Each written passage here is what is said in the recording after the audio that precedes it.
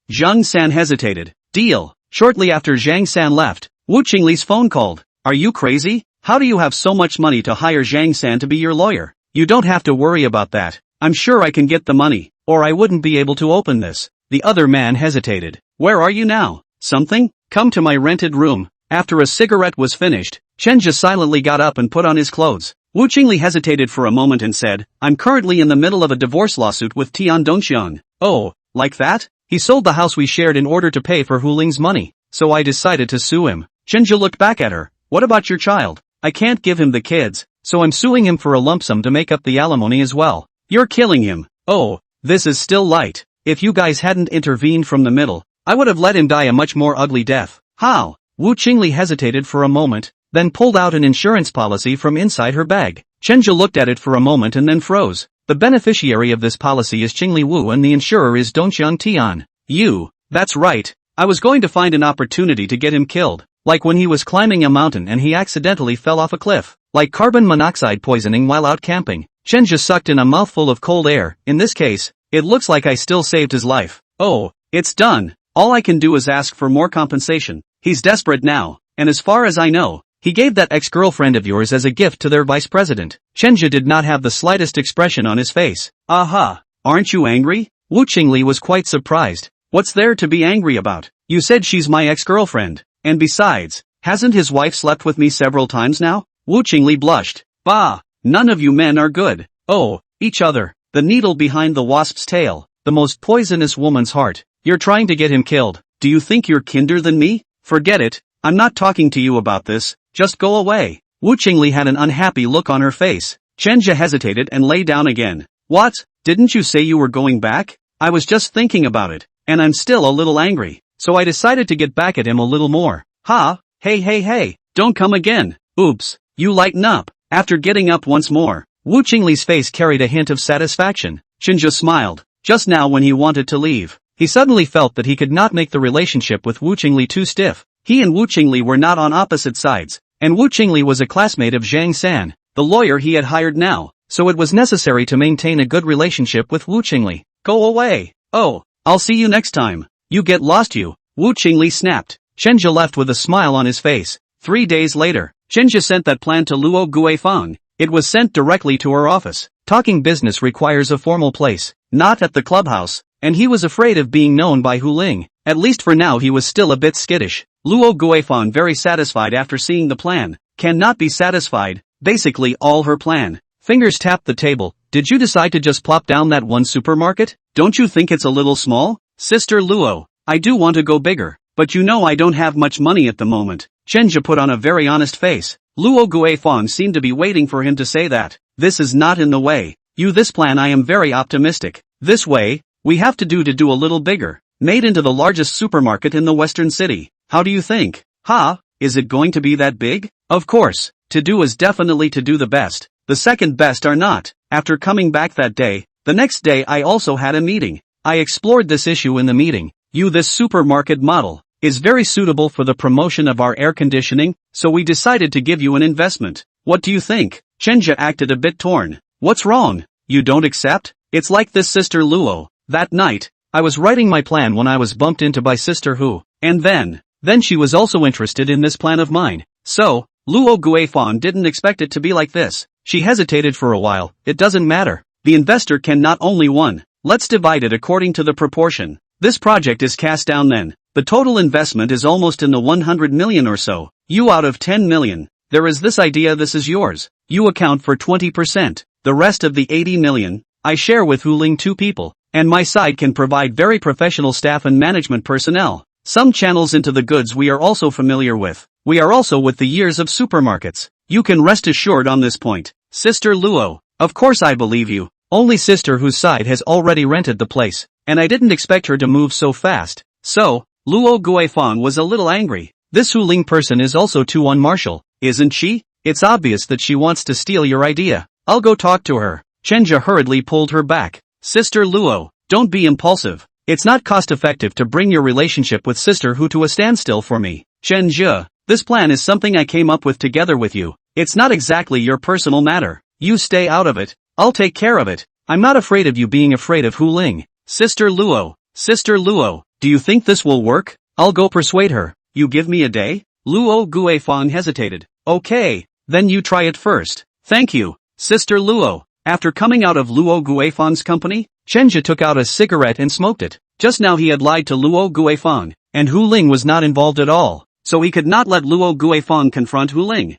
Luo Guifang's reaction was within his calculations. He's going to take a risky move now, and that's to trick both women. Chapter 71 I am an honest man. Chenja took the initiative to find Hu Ling. Hu Ling saw his copy of the plan fall into hesitation. You mean Sister Luo invited you to do this supermarket? Then do you mean you want to quit? When she said this, her tone couldn't tell if she was happy or angry. Sister Luo has this intention, but after I considered it deeply, I still think it's better to ask Sister Hu what you mean. How do you expect me to answer you? Sister Hu, you are my nobleman. I can have this income today. All rely on you. If not for you, I may still be doing a 4,000 yuan job. The platform is very important. This point I know very well. Sister Hu, let me do what I do. Hu Ling looked at him very appreciatively. Just now the plan above read, and heard Chenja said the other side wants to invest 100 million. So big temptation. If it is their own words, maybe quietly resigned. Chenja actually honestly came to ask her opinion. Really let her another high look.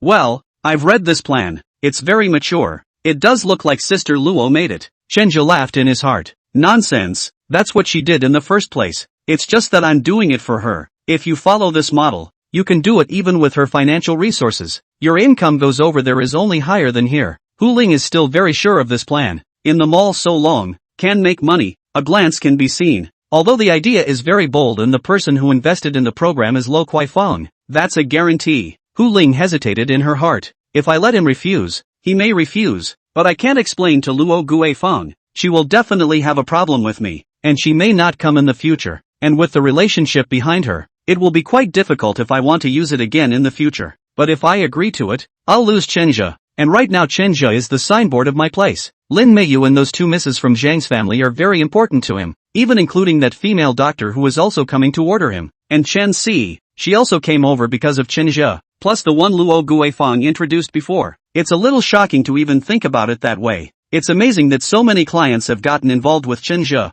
and a few of them are holding up very well. Giving up Chenja's words was impossible, but directly asking him to reject Luo Guifang's words wasn't either. Better yet, I'll stick my nose in too. After making up her mind, Hu Ling put down the plan without moving. I'm very happy that you've come over to ask my opinion. I've just looked at it. It's highly feasible. I'm actually willing to let you go out and make a go of it, but you also have to think clearly. That good opportunity is given to you. Can you grab it? Sister Hu, Luo Guifang is a capitalist. She so generous conditions to you. Certainly also hope to be able to earn value from you. You like this past is also to help her work. I suggest that let her share divided into 3. You a share of her a share. There is a share. I come. Hu Ling, are you interested too? Oh, I'm not interested. I'm only for your sake. You are after all my hand brought up. I don't want to see you take a crooked path. If I intervene, I can more or less help you a little. In the future, if Luo Guifang wants to apologize to you, it's not still have me?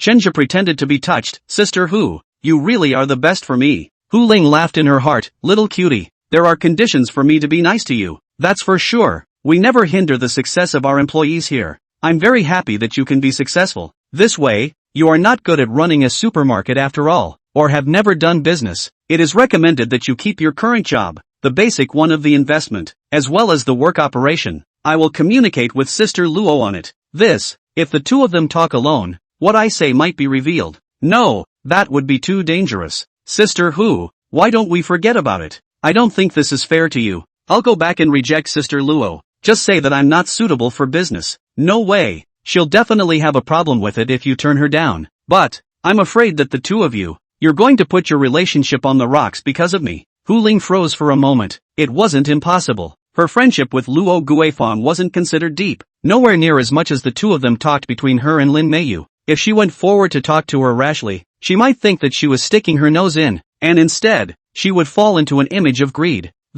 He's got a bit of a point. Seeing Hu Ling hesitate, Chenju immediately continued, Sister Hu, do you think this will work? I'll go and communicate with him. If I bring it up and want to pull you in, she won't blame you even if she objects. Hu Ling's eyes lit up. This kid's actually so considerate of me. No wonder he coaxed those customers into a frenzy.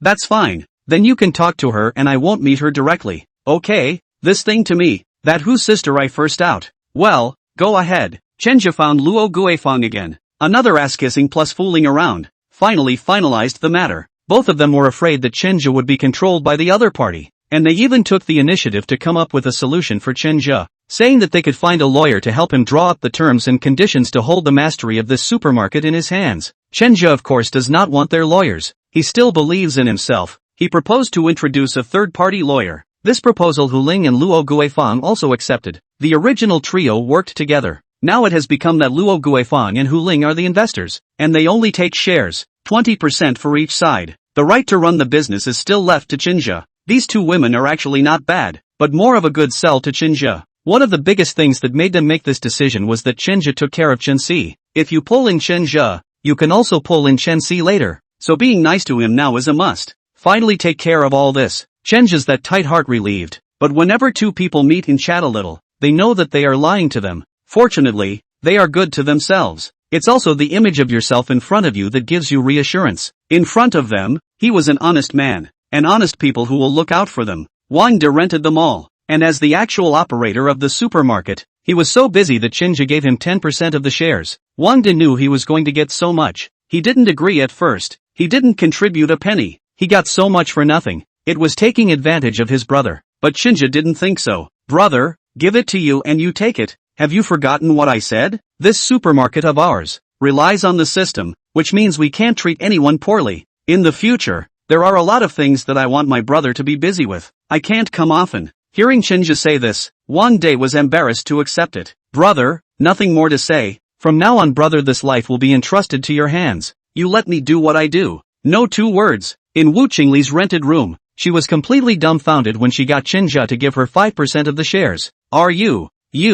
crazy? Chapter 72, the official opening of the supermarket. Compared to Wu Qingli's shock, Chenja was much more calm. I was more or less sorry to you about that house of yours, and this amounts to compensation. Wu Qingli pushed the agreement back. I can't have it. That incident wasn't strictly your business. It was that bastard Tian Dongxian who did something that wasn't personnel. I've never seen such a stupid person who lost his house in order to help his mistress. You'd better take it. Tian Dongxian probably doesn't have much money left to give you. You'll definitely be heartbroken if you fight with him in the lawsuit. Our supermarket will definitely develop well in the future. It's a guarantee for you, and you'll need the cost to train your son in the future. Wu Qingli's eyes reddened after she heard these words, and she stared blankly at Chenja, not speaking for 2 whole minutes. Why are you so stupid? It is my business to raise my son. Besides, I am not jobless. Furthermore, Tian Dongxian, that bastard green you help him to raise his son like words? Chenja shrugged. I know you have a salary, but people move upwards. After you divorce Tian Dongxian, the burden of nurturing your son is on you. Don't you want to give your son better conditions? Wu Qingli hesitated. Chenja was right. Without that bastard Tian Dongxian, raising a child on his own is difficult to give him superior conditions. Tian Dongxian green my thing, is my thing with him, and we two now, is also considered to be a super friendship relationship. You think of it as I give you it. Wu Qingli blushed. We have such a big age difference. It's impossible for us to have a result. Chenja gave a blank look in his heart. Who wants results with you? I'm just asking you to take it. I need more friends. Let's not talk about whether there are results or not. Do you want me to whore myself out for nothing? If so, then I take it back. Ugh, slow down. Perhaps the word whoring touched Wu Qingli. She immediately pushed out the agreement back. Who says I don't want it? How about I take it? Don't even want it for nothing. You think I'm a little cutie? Do you think I'm a cutie? Seeing her accept it, Chenja smiled faintly. Alright, I'll go back first. Call if anything happens. Just open the door. Before walking out, Wu Qingli then chased after him from the bedroom. At this moment, the way she looked at Chenja was different. It was a woman. Looking at her man, she pulled back her hair, wrapped her right arm around her left, and said with some embarrassment, "Thank you." Chenja nodded, then turned to leave. The reason why he would give 5% of his shares to Wu Qingli was certainly not because of feelings or anything else. The address of their supermarket is very close to Tunhai University, which needs to purchase sporting goods and school supplies every year, which is a very considerable amount. Qingli Wu is a professor there. What will she do when she has 5% of her supermarket in her hands? There is no doubt that she will do everything she can to pull all this business into the supermarket. If Chenja had directly asked her to introduce business to him without giving this 5% share, it was possible that she would have agreed, but she wouldn't have done her best. Now with that 5% share, combined with the difficulty she was now facing raising a child alone, Wu Qingli would surely do everything she could to get all that business. Chenja has already inquired. Wu Qingli is still very influential in East China Sea University. She can say something, coupled with Luo Guofeng as a counselor of East China Sea University. East China Sea University. These businesses will certainly be monopolized by themselves. That's one of the things. There is another point. Wu Qingli is a higher intellectual. Those students of hers are also talents. Introduce some talents to the supermarket. Is not it a natural thing? Supermarket renovation storm lasted more than a month. In this month's time Chenja is not nothing to do. Lin Meiyu know a lot of designers and friends in the media. During this time, Lin Meiyu had those people help him plan several warm-up events, basically radiated the corners of the business district around Xiqing district. Chen Si learned that he was going to open a supermarket, but also use their own contacts. Their celebrity boyfriends, as well as those popular idols were invited over. The same Zhang sisters also put in a great deal of effort. The Zhang Dafu Gold Store is also similarly stationed in the supermarket of Chenzhou, and put out an advertisement that on the opening day, all gold jewelry is sold at 30% off. The time came quickly to the day of the opening. The supermarket, which had originally closed down, was refreshed after redecoration, a design that was done by a friend of Lin Meiyu's and helped her out for free. This friend of hers had won many architectural design awards and her reputation resounded at home and abroad. The entirety of the Fairview Hill Clubhouse is closed for the day. All the technicians, dressed as Miss Manners, lined up at the front entrance of the supermarket. The square in front of the supermarket built a very large stage. Those star idols have taken the stage to perform. The scene is very lively.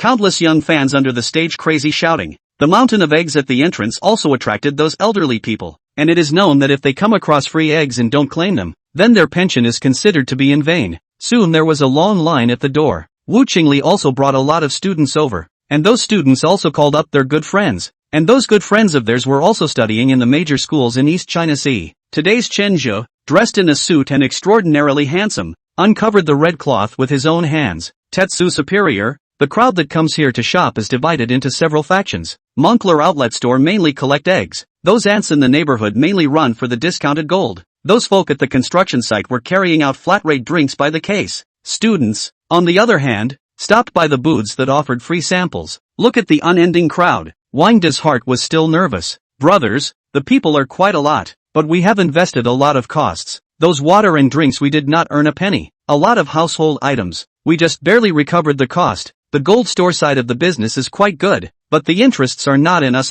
Chenja laughed. Brother Mo worry. We open today do not seek to earn money, seeking a name, and big head has not yet come. Ha, what big head? As soon as the words were asked, a group of men ran toward the appliance area, and that's not all. It didn't take long for another group of leaders to make their way towards the sporting goods and student supplies areas. The older men and women at the door who had just finished collecting their eggs suddenly poured in as well, running toward the medicine area. Those ants who had just finished purchasing gold jewelry, one by two, went back into the fresh food section. Students who had been lingering in the sampling area were again drawn to the electronics. See all those people with baskets full of stuff. Wang De froze. What's going on here? Chinja smiled. I have spoken to those girls in the Mountain River Fairview Club. They have successfully introduced customers over to buy things. The price of more than 1,000 yuan or more. They will be able to receive a free coupon of $200. According to the sale stacked upwards, the coupon applies to all commodities, also including gold. Each of them have a lot of customers on their microblogging. A person pulls a few over. The first thing you need to do is to get a good deal of money. At the same time the school side I also communicated well to their special discounts. These discounts are not reflected in the invoice. Meanwhile those grandparents at the door, I've arranged for a specialist to go over to them. What expert? Permaculturist. Ha, that's okay? That's not all. I've also lined up a number of anchors to sell massagers there in that aisle past the drugs. Chapter 73 is much better when the system governs people than when people govern people. Chenja added a lot of his own ideas when communicating with the designer. You think I'm gonna give you eggs? Actually, I want you to buy the medicine. You think I just want you to buy the medicine? I actually wanted to show you the massager. You thought I was simply going to show you the massager? That's not true. I'm telling you about health. Many old men and women originally just wanted to receive a free egg, but in the last one, both were content to take a massager to the checkout area. Students don't have a lot of money and young people have an obsession with electronics. It doesn't matter if you can't afford a few $1,000s for a cell phone. You can enter the $10 raffle, right? Getting 20 people together allows you to open a round of prizes, and one round of prizes draws a cell phone fragment worth $100. A piece of cell phone debris can be entered into another round of the sweepstakes, and so on and so forth. It doesn't matter if you don't draw in the middle. the cell phone pieces can be used as coupons, and are equally suitable for using all the products in the mall. This idea was Chenja's inspiration from inside the game's big factory. Why are those Amazons heading for the fresh food section? This is because when they are successful in purchasing gold, they will be given a credit voucher for a certain raw ingredient. It could be a fish or a pound of shrimp. When they walk into the fresh food section with this coupon, will they buy just one type of food? That's definitely going to be a good match. Chenja had previously seen a kind of thinking from inside a book. When you're selling a wool coat, you can't just sell this one wool coat. You need to tell your customers that you are not buying clothes. You are buying the warmth of your family. A caring family man thinks of his family, young and old. So that's when he thinks of buying more than just one piece, but matching it to the family. When you have a new pair of shoes, you will think that new shoes of course need to be matched with new socks. And with new socks you want to match with a new pair of pants. New pants, new socks, new shoes you have, and then next to it there is a new coat. So will you have an impulse to buy it? By the same token, all the inexpensive items have matching products placed next to them. These are where the money is made. Never talk to customers about price. Talk to customers about needs. Only accurately grasp the needs of customers, and to meet them, then the single business will naturally be successful. This experience was gained by Chenja when he served those clients. Of course, Chenja didn't want to be a crooked businessman. He named it Tetswami Folding in order to give customers a profit, only interspersed with some marketing tricks and small games to make shopping more interesting. The things sold in the mall are genuine. With the support of Luo Guifang and Hu Ling, Chenja was able to have the opportunity to pick the suppliers, those with big profits and unqualified things he would not sell. Nowadays, people are used to the cheap and junky goods that they buy from the internet, which is flooded with substandard stuff and sold to thousands of households.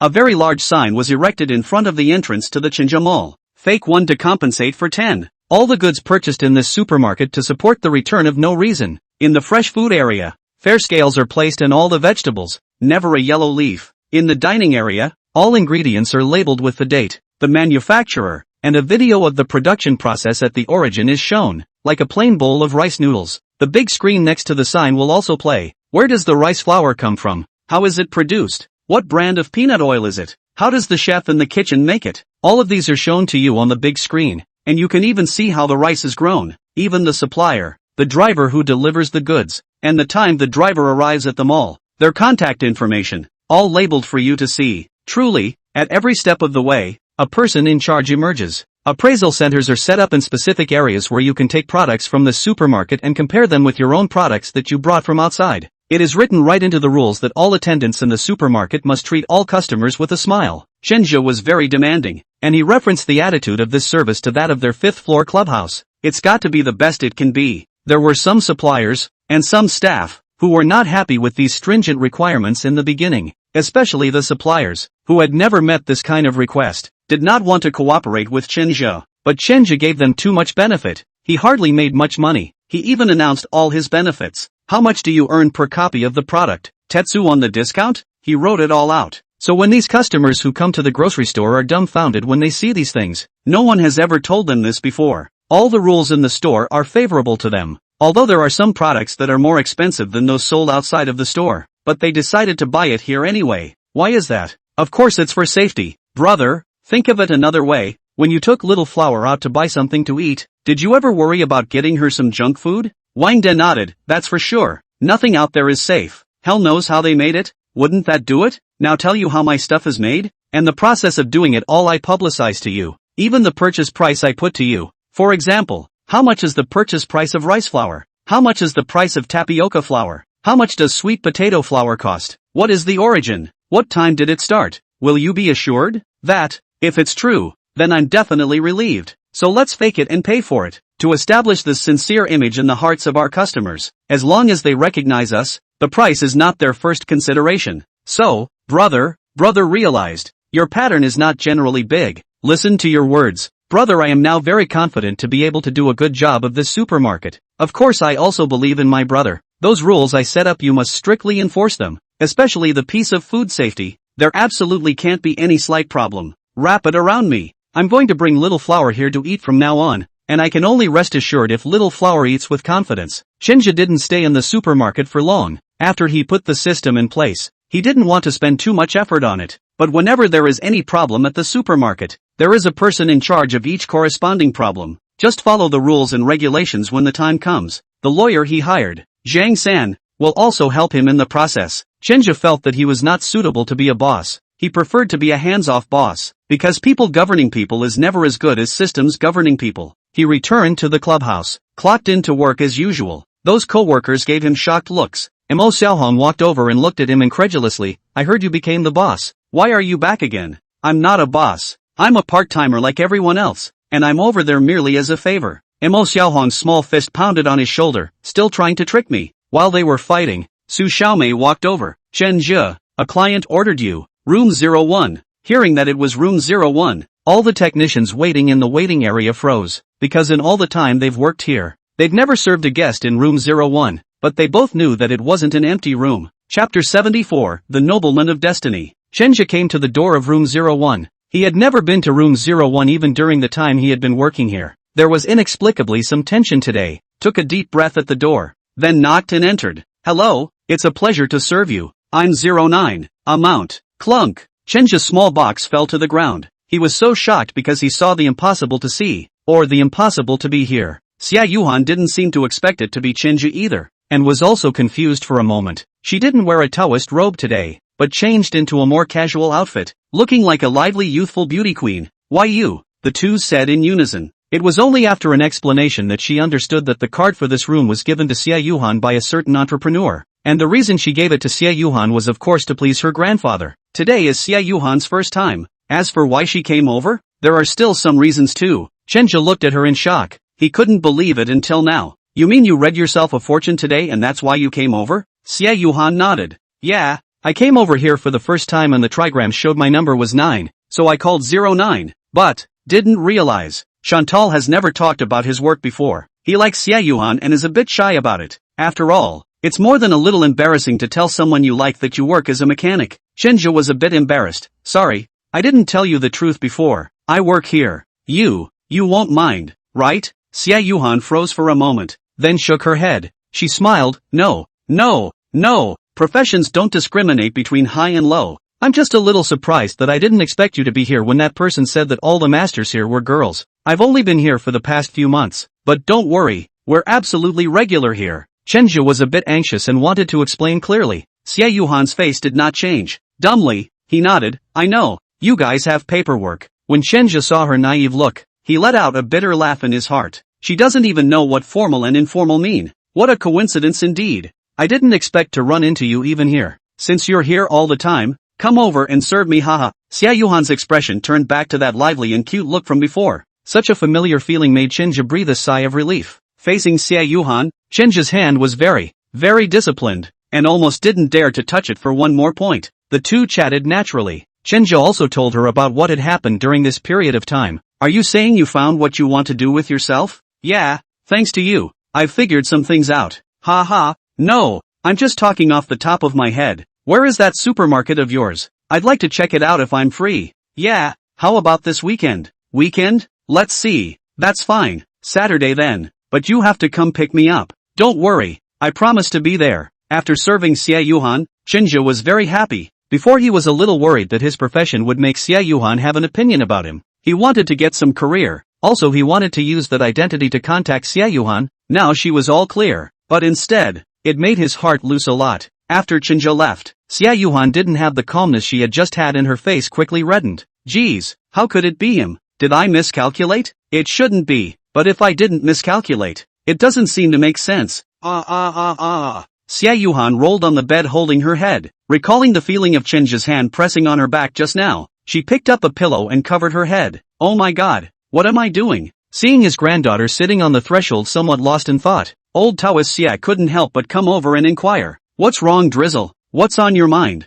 Xia Yuhan was taken aback. Grandpa, why are you walking without a sound? Old Taoist Xia stroked his goatee. I've been hanging around behind your back for half a day now. It's you who's too mesmerized by thinking about things. Tell Grandpa, what are you thinking about? Could it be thinking about that brat Chenja? Those disciples had told themselves that this guy Chenja was now hitting on his granddaughter. Old Tao Xia was a little nervous. Xia Yuhan blushed. No la. What did Grandpa say? Just look at that look on your face. Am I bull asterisk ting you? Geez, Grandpa, I was thinking about last night. Last night? Oh yes. Didn't you go out looking for your nobleman yesterday? Did you find him? Why are you stammering? Did you find it or didn't you? Xia Yuhan didn't know what to say. Grandpa, I'm not sure. How can you be unsure? You followed the method I taught you to do the math and it definitely worked out. So how can you be unsure now? Did you not learn your art well or did I not teach you well enough? Grandpa, I did run into someone. Wouldn't that be fine? Who is that person? Is it a man or a woman? Is it old or young? Is male? Young man. Yo, that's okay. Old Taoist Xia's eyes lit up. Someday you'll lead him over to me. Xia Yuhan's face blushed again. Grandpa. Or don't. What? That guy won't come over? Not. What's that? Oops, my little Rain. Why are you stammering today? That's not like you at all. Grandpa, I'm just not sure. What's not sure? Didn't you find it? But that person you've seen. Ha? Old Taoist Xia froze for a moment, then thought of a possibility. You're not talking about Chenjia, right? Xia Yuhan nodded with a reddened face. Old Taoist Xia stroked his beard. It shouldn't be since it's a nobleman. That means you've never encountered it before, right? How could it be him? That's what I thought. So I'm not sure. Well, I'll do the math. Old Taoist Xia pinched his fingers, and after he finished counting, he was a little unsure again, stroked up his beard again in thought. Grandpa, what's wrong? Confusing. Quite confusing. Before Chenjia, that boy, I have seen his face. That is the momentum of the middle-aged starting luck. Not quite in line with one of the criteria of your nobleman. But now I counted it again.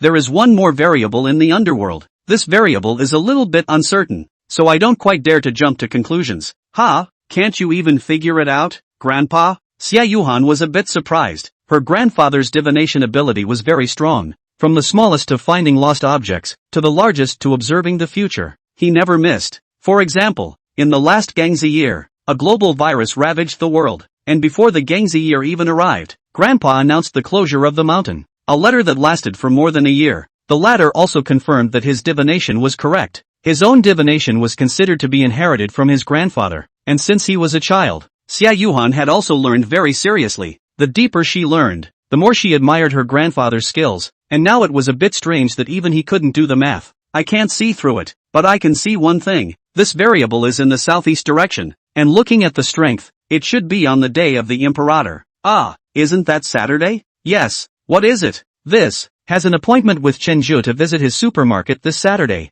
Ha, like this? Chapter 75. Old Taoist Xia wants to see Chenjia. Saturday morning on this day, Chenjia received a call from Xia Yuhan. Chenjia, can you come up to the mountain? My grandfather wants to see you for a while. Ha, to see me? Well, trouble. It works. I'm almost at the bottom of the hill. I'll go up later. Aha, okay. After hanging up the phone, Chenjia muttered in his heart, Old Taoist Xia wouldn't want to stop me. Would he? What should I do? Alas, forget it, take one step at a time. With trepidation, Chenjia took the cable car up the mountain. Just arrived at the mountain gate and found Xia Yuhan waiting for him there. Xia Yuhan had not changed her clothes, still wearing a Taoist robe. Chenjia's heart thumped. Xiao Yu, why does the Taoist master want to see me?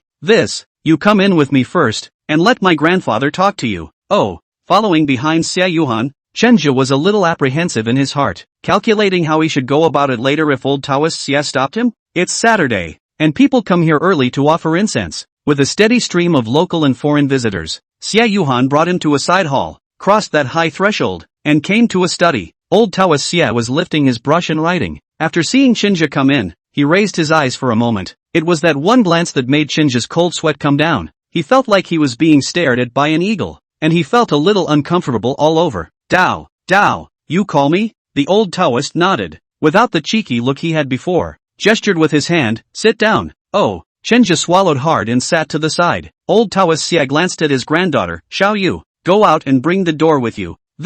Grandpa, why don't I just stay on the sidelines? Listen, old Taoist Xia's tone was somewhat serious. Then Grandpa, you don't give him a hard time. Okay, got it. Get out. Xia Yuhan went out and brought the door with her, and Chenjia was even more nervous in his heart. Today, old Taoist Xia is so serious. It seems to be a bit bad. Chenjia, Taoist master, I'm here. I'm going to ask you a few questions and you must answer me truthfully.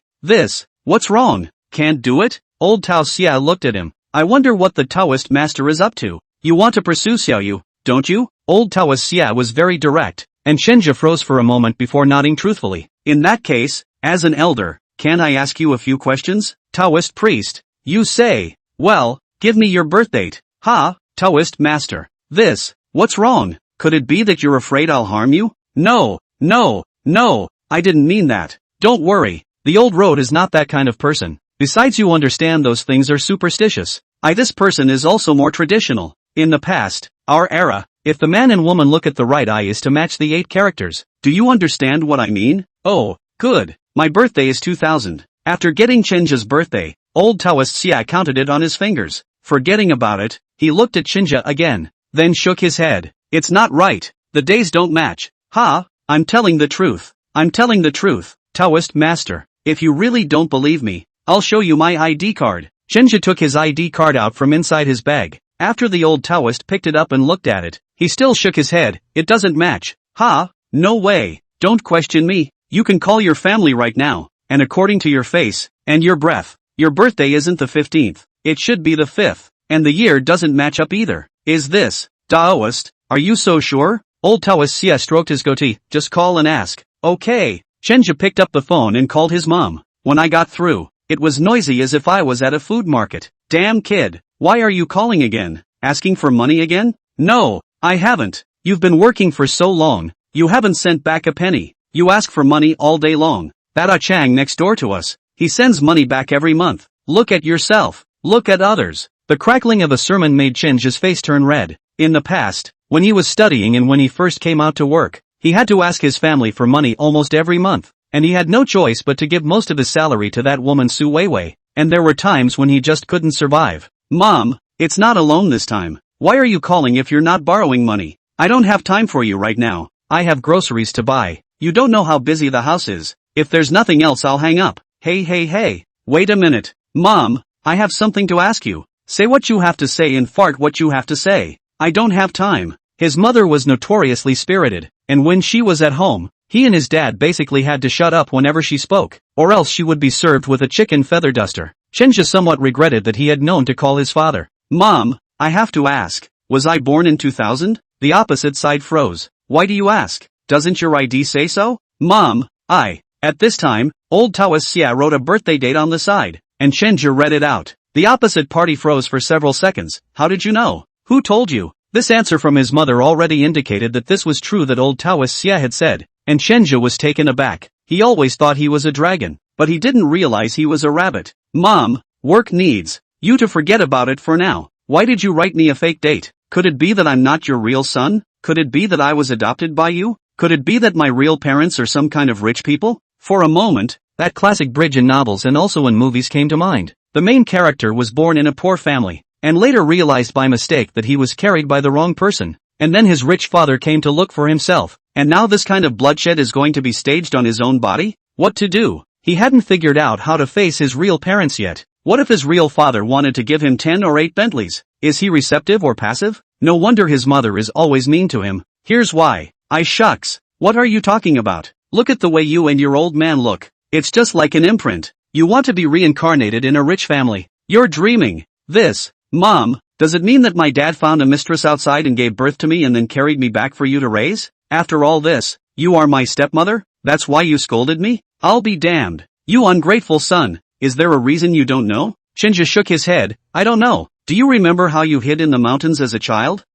Is this it? Chenja suddenly remembered that when he was like 2 or 3 years old, he followed his mother and ran away to live in the deep mountains for 10 days. And during that time, his father had been bringing them food, and still did so in the evening. Mom, it's not right. Am I not the only one in our family? The opposite side hesitated. Actually, you have a sister. Never mind. You don't bring up my sadness. What kind of job is it anyway? Need to know to your real birthday? Mom, I'm hanging up now. I'll talk to you later. Afraid that he would reveal himself if he continued, Chenja hurriedly hung up the phone, and when he looked at old Taoist Xia again, his heart was incomparably shocked. This old man's math is too accurate, isn't it? Is this guy Zhu Guliang? He actually figured out his real birth date? Xia Lao Dao laughed. Don't be too surprised. Everything can be reasoned. According to the projection can be derived from everything. If according to this birthday to calculate your future achievements is indeed very big, but that at least is also after you're 30 years of age. I am a little bit puzzled. You come to say that the course of your destiny does not should be accelerated so fast.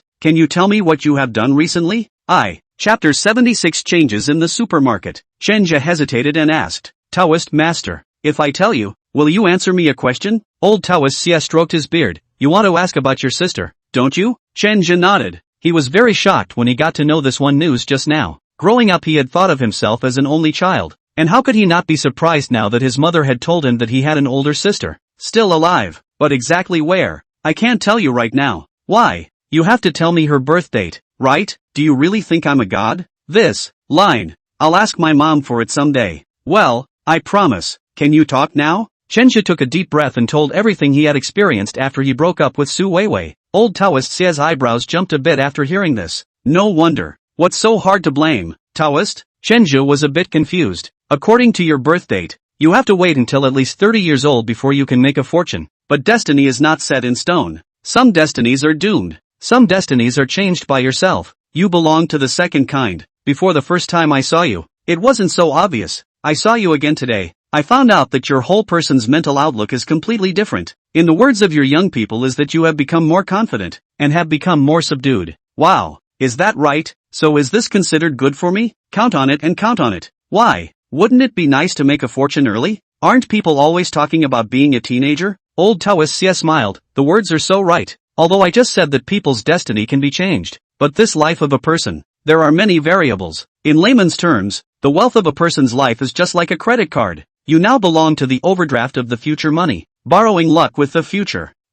Is that so? There are a lot of people who became famous at a young age, although they have reached wealth and status, but often the later years will be more difficult. Some prematurely opened the wisdom. After the success of the life will be in a daze, and then fell into a dead cycle, trapped in their own brilliant achievements inside the can't come out. Life is a roller coaster. One wave followed by a wave. A curve followed by a curve. It is not possible to all be flat. Life is a roller coaster. Wave after wave. Bend after bend. It can't be all flat. If you straighten the road in front of you strongly, then the road behind you will inevitably be more twisted. As the saying goes, a gentleman carries things by virtue. You don't have enough virtue in front of you. Can't afford to hold up the achievements in the future. Chenja listened in a daze, half understanding. Alright, let's talk here today. Don't you still have to go to the supermarket with Xiaoyu? Go! Hearing these words, Chenja's eyes lit up. Did old Taoist Xie promise him to pursue Xie Yuhan? Okay, thank you, Taoist. Chenja walked away happily. Old Taoist Xie looked at his back and fell silent. After sitting in the car, Xie Yuhan inquired about what they had just talked about amongst themselves. Chenja didn't hide it from her either, and told her about the conversation he had just had. So you have a sister? If she's still alive, why don't she live with you? Chenja thought about it for a while, and seemed to understand a little bit. Sister doesn't live with them, presumably because of him. I don't know. I'll have to ask my mom. Okay, that's fine. Let's not think about that. Come on, let's go to your supermarket and take a look. I'm quite curious. The car hadn't even driven to the supermarket yet, and from afar I could hear a lively song playing as if there was an event going on, and the closer the car got the louder it got. Chenja smiled after parking the car and said, "This is an event planned by my brother Wang. It's called Weekend Carnival Day. Isn't it quite lively?" The corner of Xie Yuhan's mouth twitched, when a gust of wind picked up and blew some sandy soil from the roadside. Chenja squinted his eyes and said, "The weather forecast said it was windy." "It said it was a small wind. How come it feels so windy here?" Xie Yuhan turned her head. Directly opposite the supermarket, two office buildings rose up. The gap in the middle of the empty just aimed at the supermarket. The whistling wind blew. Those who had just parked their cars rushed to run. "Xiaoyu, let's go too. It's a bit windy here. Let's go into the supermarket." Xie Yuhan nodded, and after entering the supermarket, the sound got louder, the music deafening. Even Chenja frowned. Why does it feel a bit noisy? Just as he entered the supermarket, Chenja pointed to his large plaque and said, "Here's what I set up. How about you take a look at it?" Xie Yuhan nodded slightly and didn't say anything. Chenja was a bit puzzled. Why does Xiaoyu feel disinterested? Is it because she's still not satisfied with my size? No, I must shock her today. It hadn't been long since they had walked in. Shelves that looked like hills in front of them were in their way. Chenja almost knocked over without looking. A waiter hurried over after seeing it and said, "Mr. Chen, you came over." Chenja pointed at this pile of shelves in front of him. "Why are these things placed here? I didn't design it this way before." "Oh, it's like this. It's Mr. Wang who told us to place it here. He said that placing these evaluated goods here can attract customers." Chenja didn't know why he felt a bit uncomfortable in his heart, but he still nodded. "Never mind. You go ahead." "Okay, Mr. Chen, Xiaoyu. This side of the first floor feels like a lot of the merchandise has been switched. Let's go to the second floor. It's a bit more spacious." Xie Yuhan nodded, then followed Chenja up to the second floor. After coming to the second floor,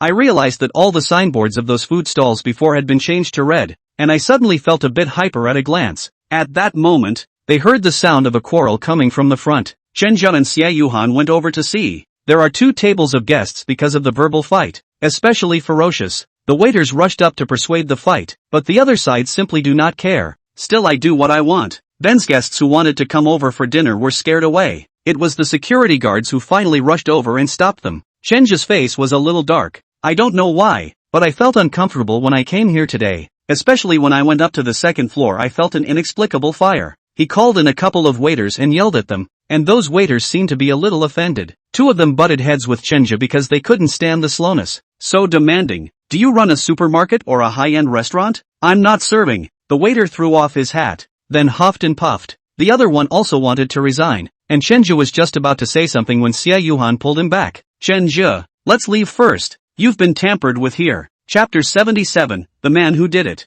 Chenja and Xie Yuhan arrived at Wang De's office and found Wang De busy and anxious. Mr. Song, let's talk about this matter again. Hello? He was a little angry after being hung up on, but he didn't lash out and could only sigh. After seeing Chenju arrive, he froze for a moment and then walked over. Seeing Xie Yuhan beside him, he laughed. Why didn't you tell me before you came? So that I could pick you up outside. Who is this? This is Taoist Master Xiao Xie, who lives in Qingyunguan. Chenji introduced Xie Yuhan to Wang De. Xie Yuhan smiled and nodded. By the way, brother Wang, what just happened to you? Wang De sighed again. Brother, I also wanted to call you just now. The thing is like this. One of our suppliers, Mr. Song, said that he wants to terminate his cooperation with us. The requirements from our side are too harsh.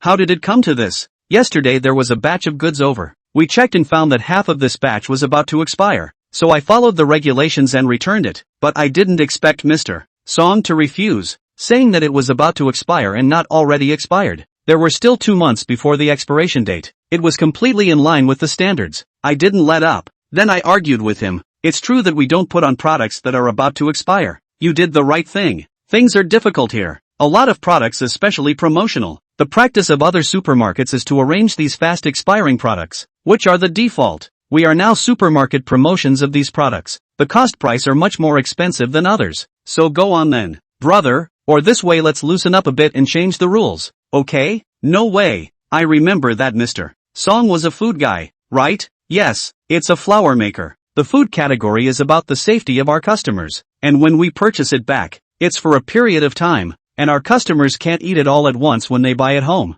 and then they have to store it for a period of time, and by then it's spoiled. But we can break it up into smaller packages and sell it, so won't they be able to eat it faster? That's true, but have you forgotten the rules we set? Unconditional returns. What do you do if a customer buys it and puts it home for a while and then brings it back? We can limit the time, like 7 days of no return. It's still not right, and I'd like to follow the requirements I set before. This, if so, that Mr. Song may not accept. His factory is the largest in this side of the Xiqing district. The variety is also the most complete, and all aspects of that hardware conditions are also over the top. If we don't make it easy for him, I'm afraid that he will really terminate the contract with us. Even if the contract is cancelled, we cannot open this mouth. If we open this mouth, in the future, what Mr. Li, Mr. Zhang came over to ask for this, and stuffed the products that are approaching the date. How to do? Do you accept or not? This. So how do we reply to him? Look at it this way. Come talk to him today by asking him to come over and talk to him face to face.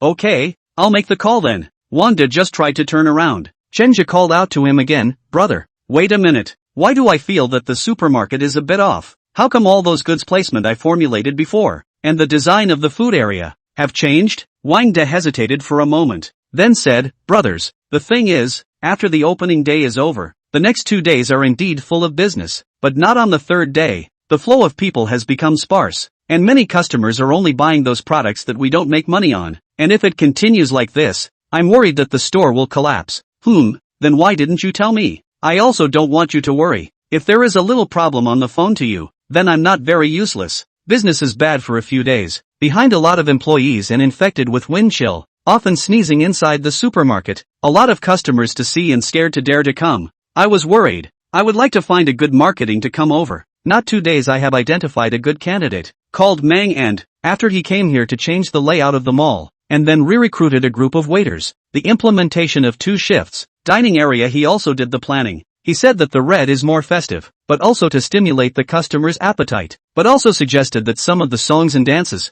right, That weekend carnival program is his proposal. You look at it. Today there are more people, right? Wang De seems to be satisfied with this Menghe. Even Shinja nodded his head after hearing this. To be able to change this situation in a short period of time was indeed a talent that he wanted to meet. Can you call him over for a chat? At this point in time, he's probably not here. He's pretty industrious and said he was going to go out and run the market for research. Shinja was just about to nod his head when Xie who was next to him, suddenly said, I found the reason.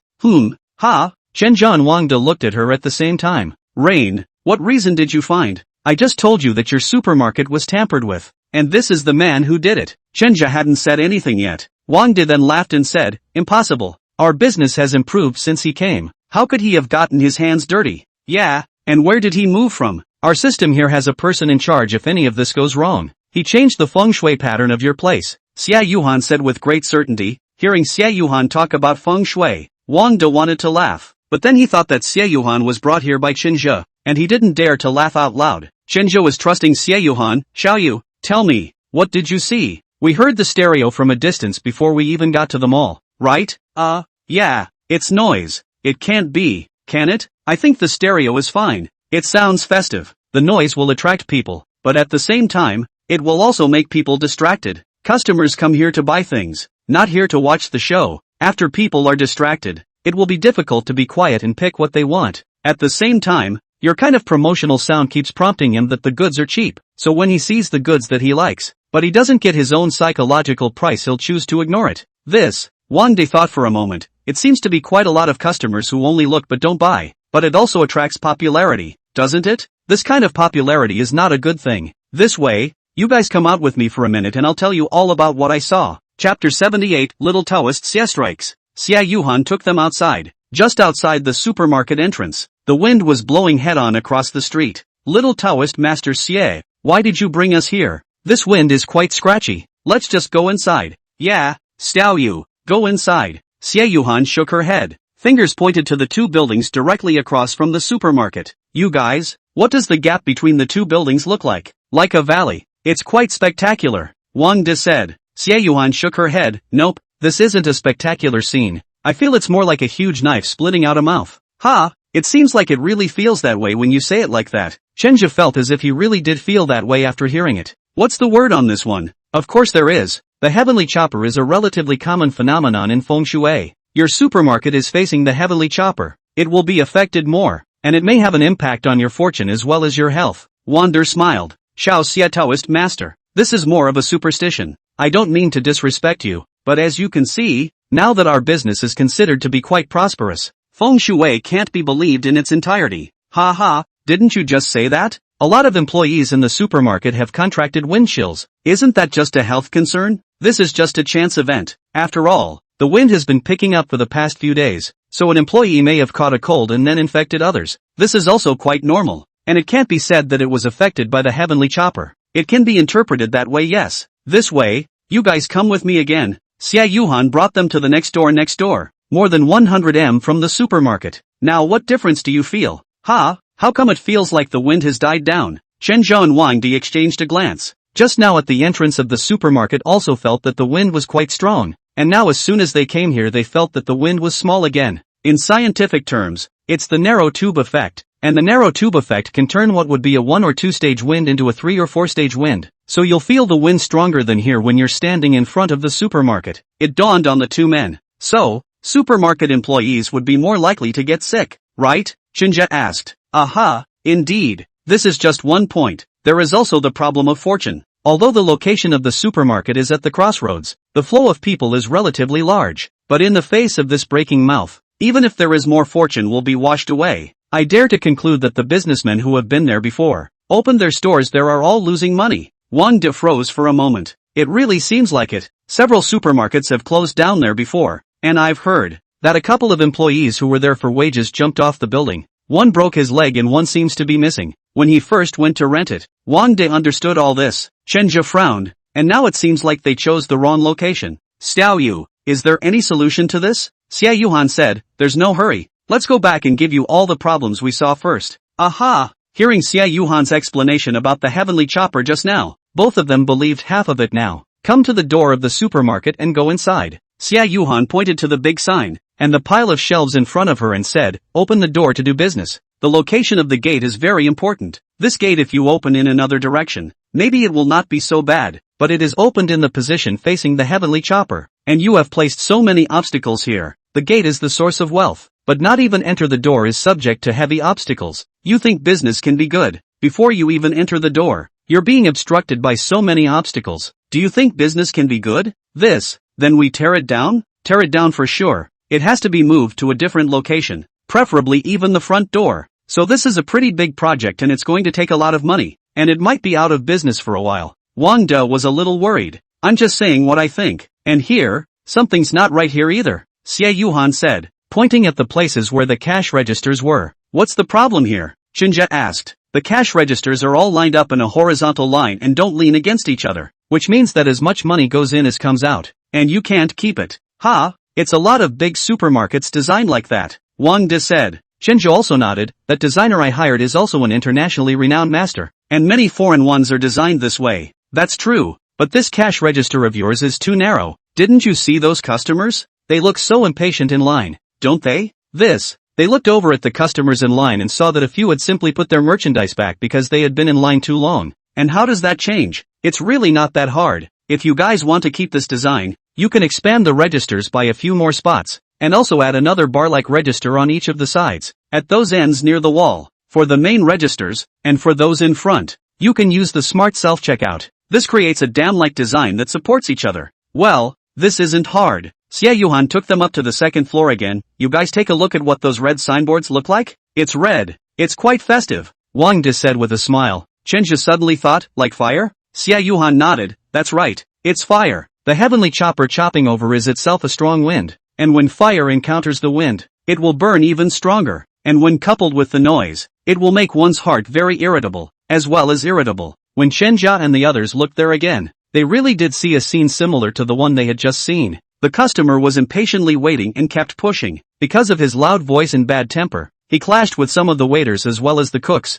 as if everyone was holding a fire in their hearts. Associating it with what Xie Yuhan said just now, both men froze. So to summarize, that person who puts goods at the door, and changes the layout of the second floor, and increases the noise, is trying to burn this supermarket with a fire, which is called anger. As the saying goes, peace makes wealth. Where is there wealth when everyone is angry? Chenjo and Wang De exchanged glances. The bills for this period of time were looked at by both of them, and it was indeed the same as what Xie Yuhan had said, that no money had been kept. The two of them were now completely convinced of Xie Yuhan. Stao Yu, go ahead. We'll do whatever you want us to do. Another supermarket in the West End. In the office, Wei Ming, Tian Dongqiang, and Meng He were laughing and drinking tea. Tian Dongqiang belongs to the one who poured the tea. Wei total this move hiya. I believe that it does not take long. That Jia on the fold will go out of business. Chenja that brat behind is Hu Ling. This kid to get down on our business is also good, but also to help us out of a mouthful of bad gas. In the days of the opening of the Tetswami folding, the business of the nearby supermarkets was greatly reduced,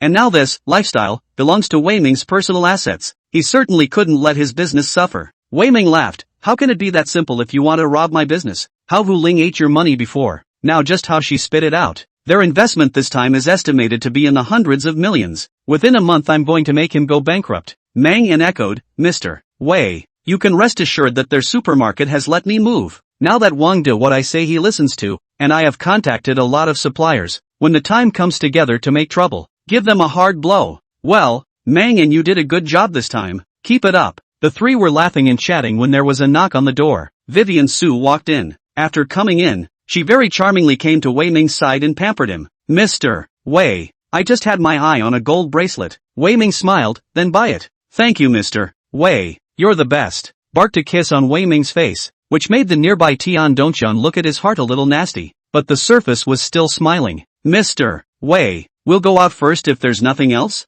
Wei Ming waved his hand. Go. The two had just left the house, and before the door had closed completely, they heard discordant voices coming from inside. Tian Dongqiang clenched his fists tightly. Meng He flirted. Minister Tian is really a ninja turtle. TSK. Mr. Meng is impressed. Chapter 79, Little Taoist Master Xie's Solution. Meng He's words made Tian Dongqiang want to hit someone when he heard them. Meng, and what do you mean? Ha ha, what can I mean? Just admire Minister Tian. Big belly. Just now that chick is quite pretty. Before in order to chase to the hand spent a lot of energy, right? Don't need you to care. Mang He, you kid, don't put on a smug face in front of me. That is, now that Mr. Wei is letting you do things, you're just smug for a few days. When Lao Zi was with Mr. Wei, you kids still don't know where you are. Oh, Minister Tian, don't be angry. What does it matter if a man gives away a few women for the sake of success? Don't you think so? Tian Dongxiang glared at him fiercely. Shut your doggy mouth. After that he turned and left.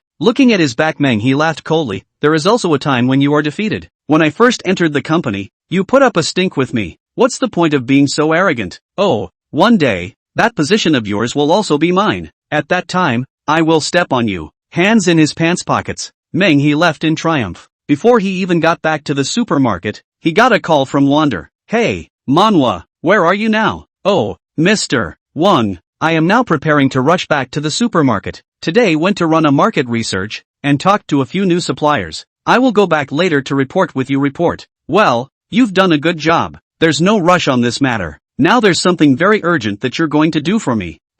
What is it? Mr. Wang, you say. You go to Changning County. I'm going to open an original vegetable supply chain. You go to visit. Mr. Wang, isn't Manager Wu in charge of this matter? I don't feel comfortable with him. Going. I trust you more. You go over there. That's fine. I'll be there tomorrow. There's no need to wait for tomorrow. You can go straight over there now. Make sure you get this thing docked. It's urgent. But it's after 3 o'clock now, and it's already late if we go to Changning County. You'll stay there for 2 days if you're late, and this thing has to be done anyway. Understand? That. Okay, then I'll go over there now. Okay, remember to call me when you get there. Yes. After hanging up the phone, Meng He was a bit puzzled. The vegetable supply chain thing, before Wang Di was mentioned to him, but he was not responsible for it? Why did he suddenly need to go there himself? Why can't you figure it out? Never mind, let's go over there then. Meng He turned the car around, then headed towards Tsang in Channing County. After Wang De hung up the phone, Chenju immediately asked, how did it go? Did you detach him?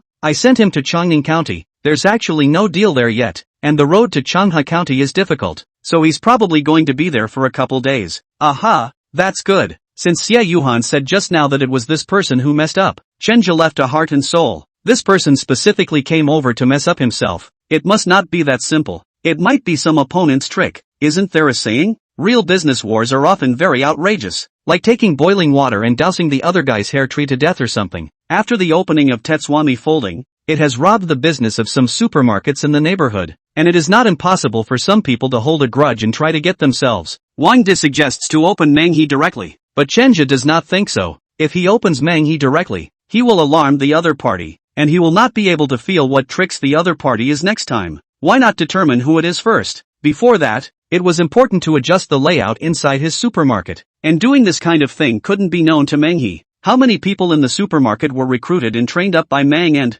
Chenja asked. I can think of about a dozen, and the two that you lost your temper with today were one of them. Understood. You sort them all out and then unify the shifts. It's best to keep them out of the supermarket for the next 2 days. Okay, I'll do it. Chenja asked Xie Yuhan, shall you look at how you want to change it? I'll listen to all of you. Xie Yuhan hesitated for a moment, then said, it might cost a bit of money. Oh, no problem. I'll change it for whatever it costs. Aha, since you're so determined, I'll tell you what I'm going to do. Chenja brought over the floor plan of the supermarket. Xie Yuhan pointed to the area in front of the square and said, the biggest problem of the supermarket now is the sky chopper. This is the root cause of all the problems. So the first solution is to solve this problem. The best way is to plant a row of tall trees in this location. The greenery has the effect of blocking the break. Taoist Master Shao Xie, but that area by the road doesn't belong to us. Even if we wanted to plant it, we couldn't. Not to mention how long would it take to communicate it down? Just that many trees alone would take time if we planted a row full of them,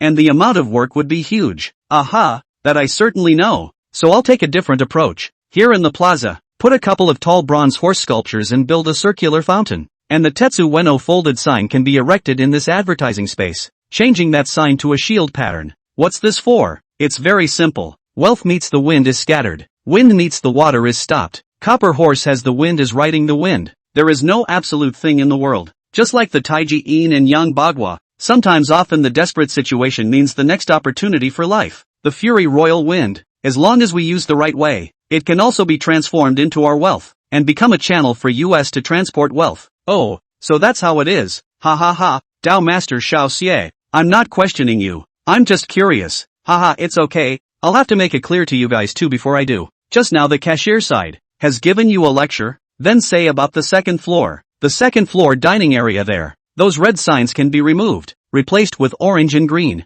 Xiao Yu, why don't you change it to blue? Blue represents water. Didn't you just say that wind stops when it meets water? Chen Zhe was a little less than understanding. No, no, no, no, the dining area is fire. If you use water to cover your head directly, won't that douse it? Green is wood. Wood begets fire. Orange is earth. Earth begets gold so that the dining area can prosper. And black is water, ha ha ha. Chen Zhe scratched his hair feeling a little embarrassed. Ha ha, I don't know much about that. Aha, it's okay, no one is born knowing. By the way, little Taoist Master Xie, then should we withdraw that stereo of ours? Didn't we just say it was a sound break? Wang De asked. It's not necessary to withdraw, but we'll have to change positions. Switch to where? Regarding the location of the fountain I mentioned just now, it would be best if you could make it look like a musical fountain, and then play some softer music. Softer music can alleviate the fury and anger, and at the same time, it can block some of the outside world's noise, especially here at the intersection, where there is still quite a lot of noise. Okay,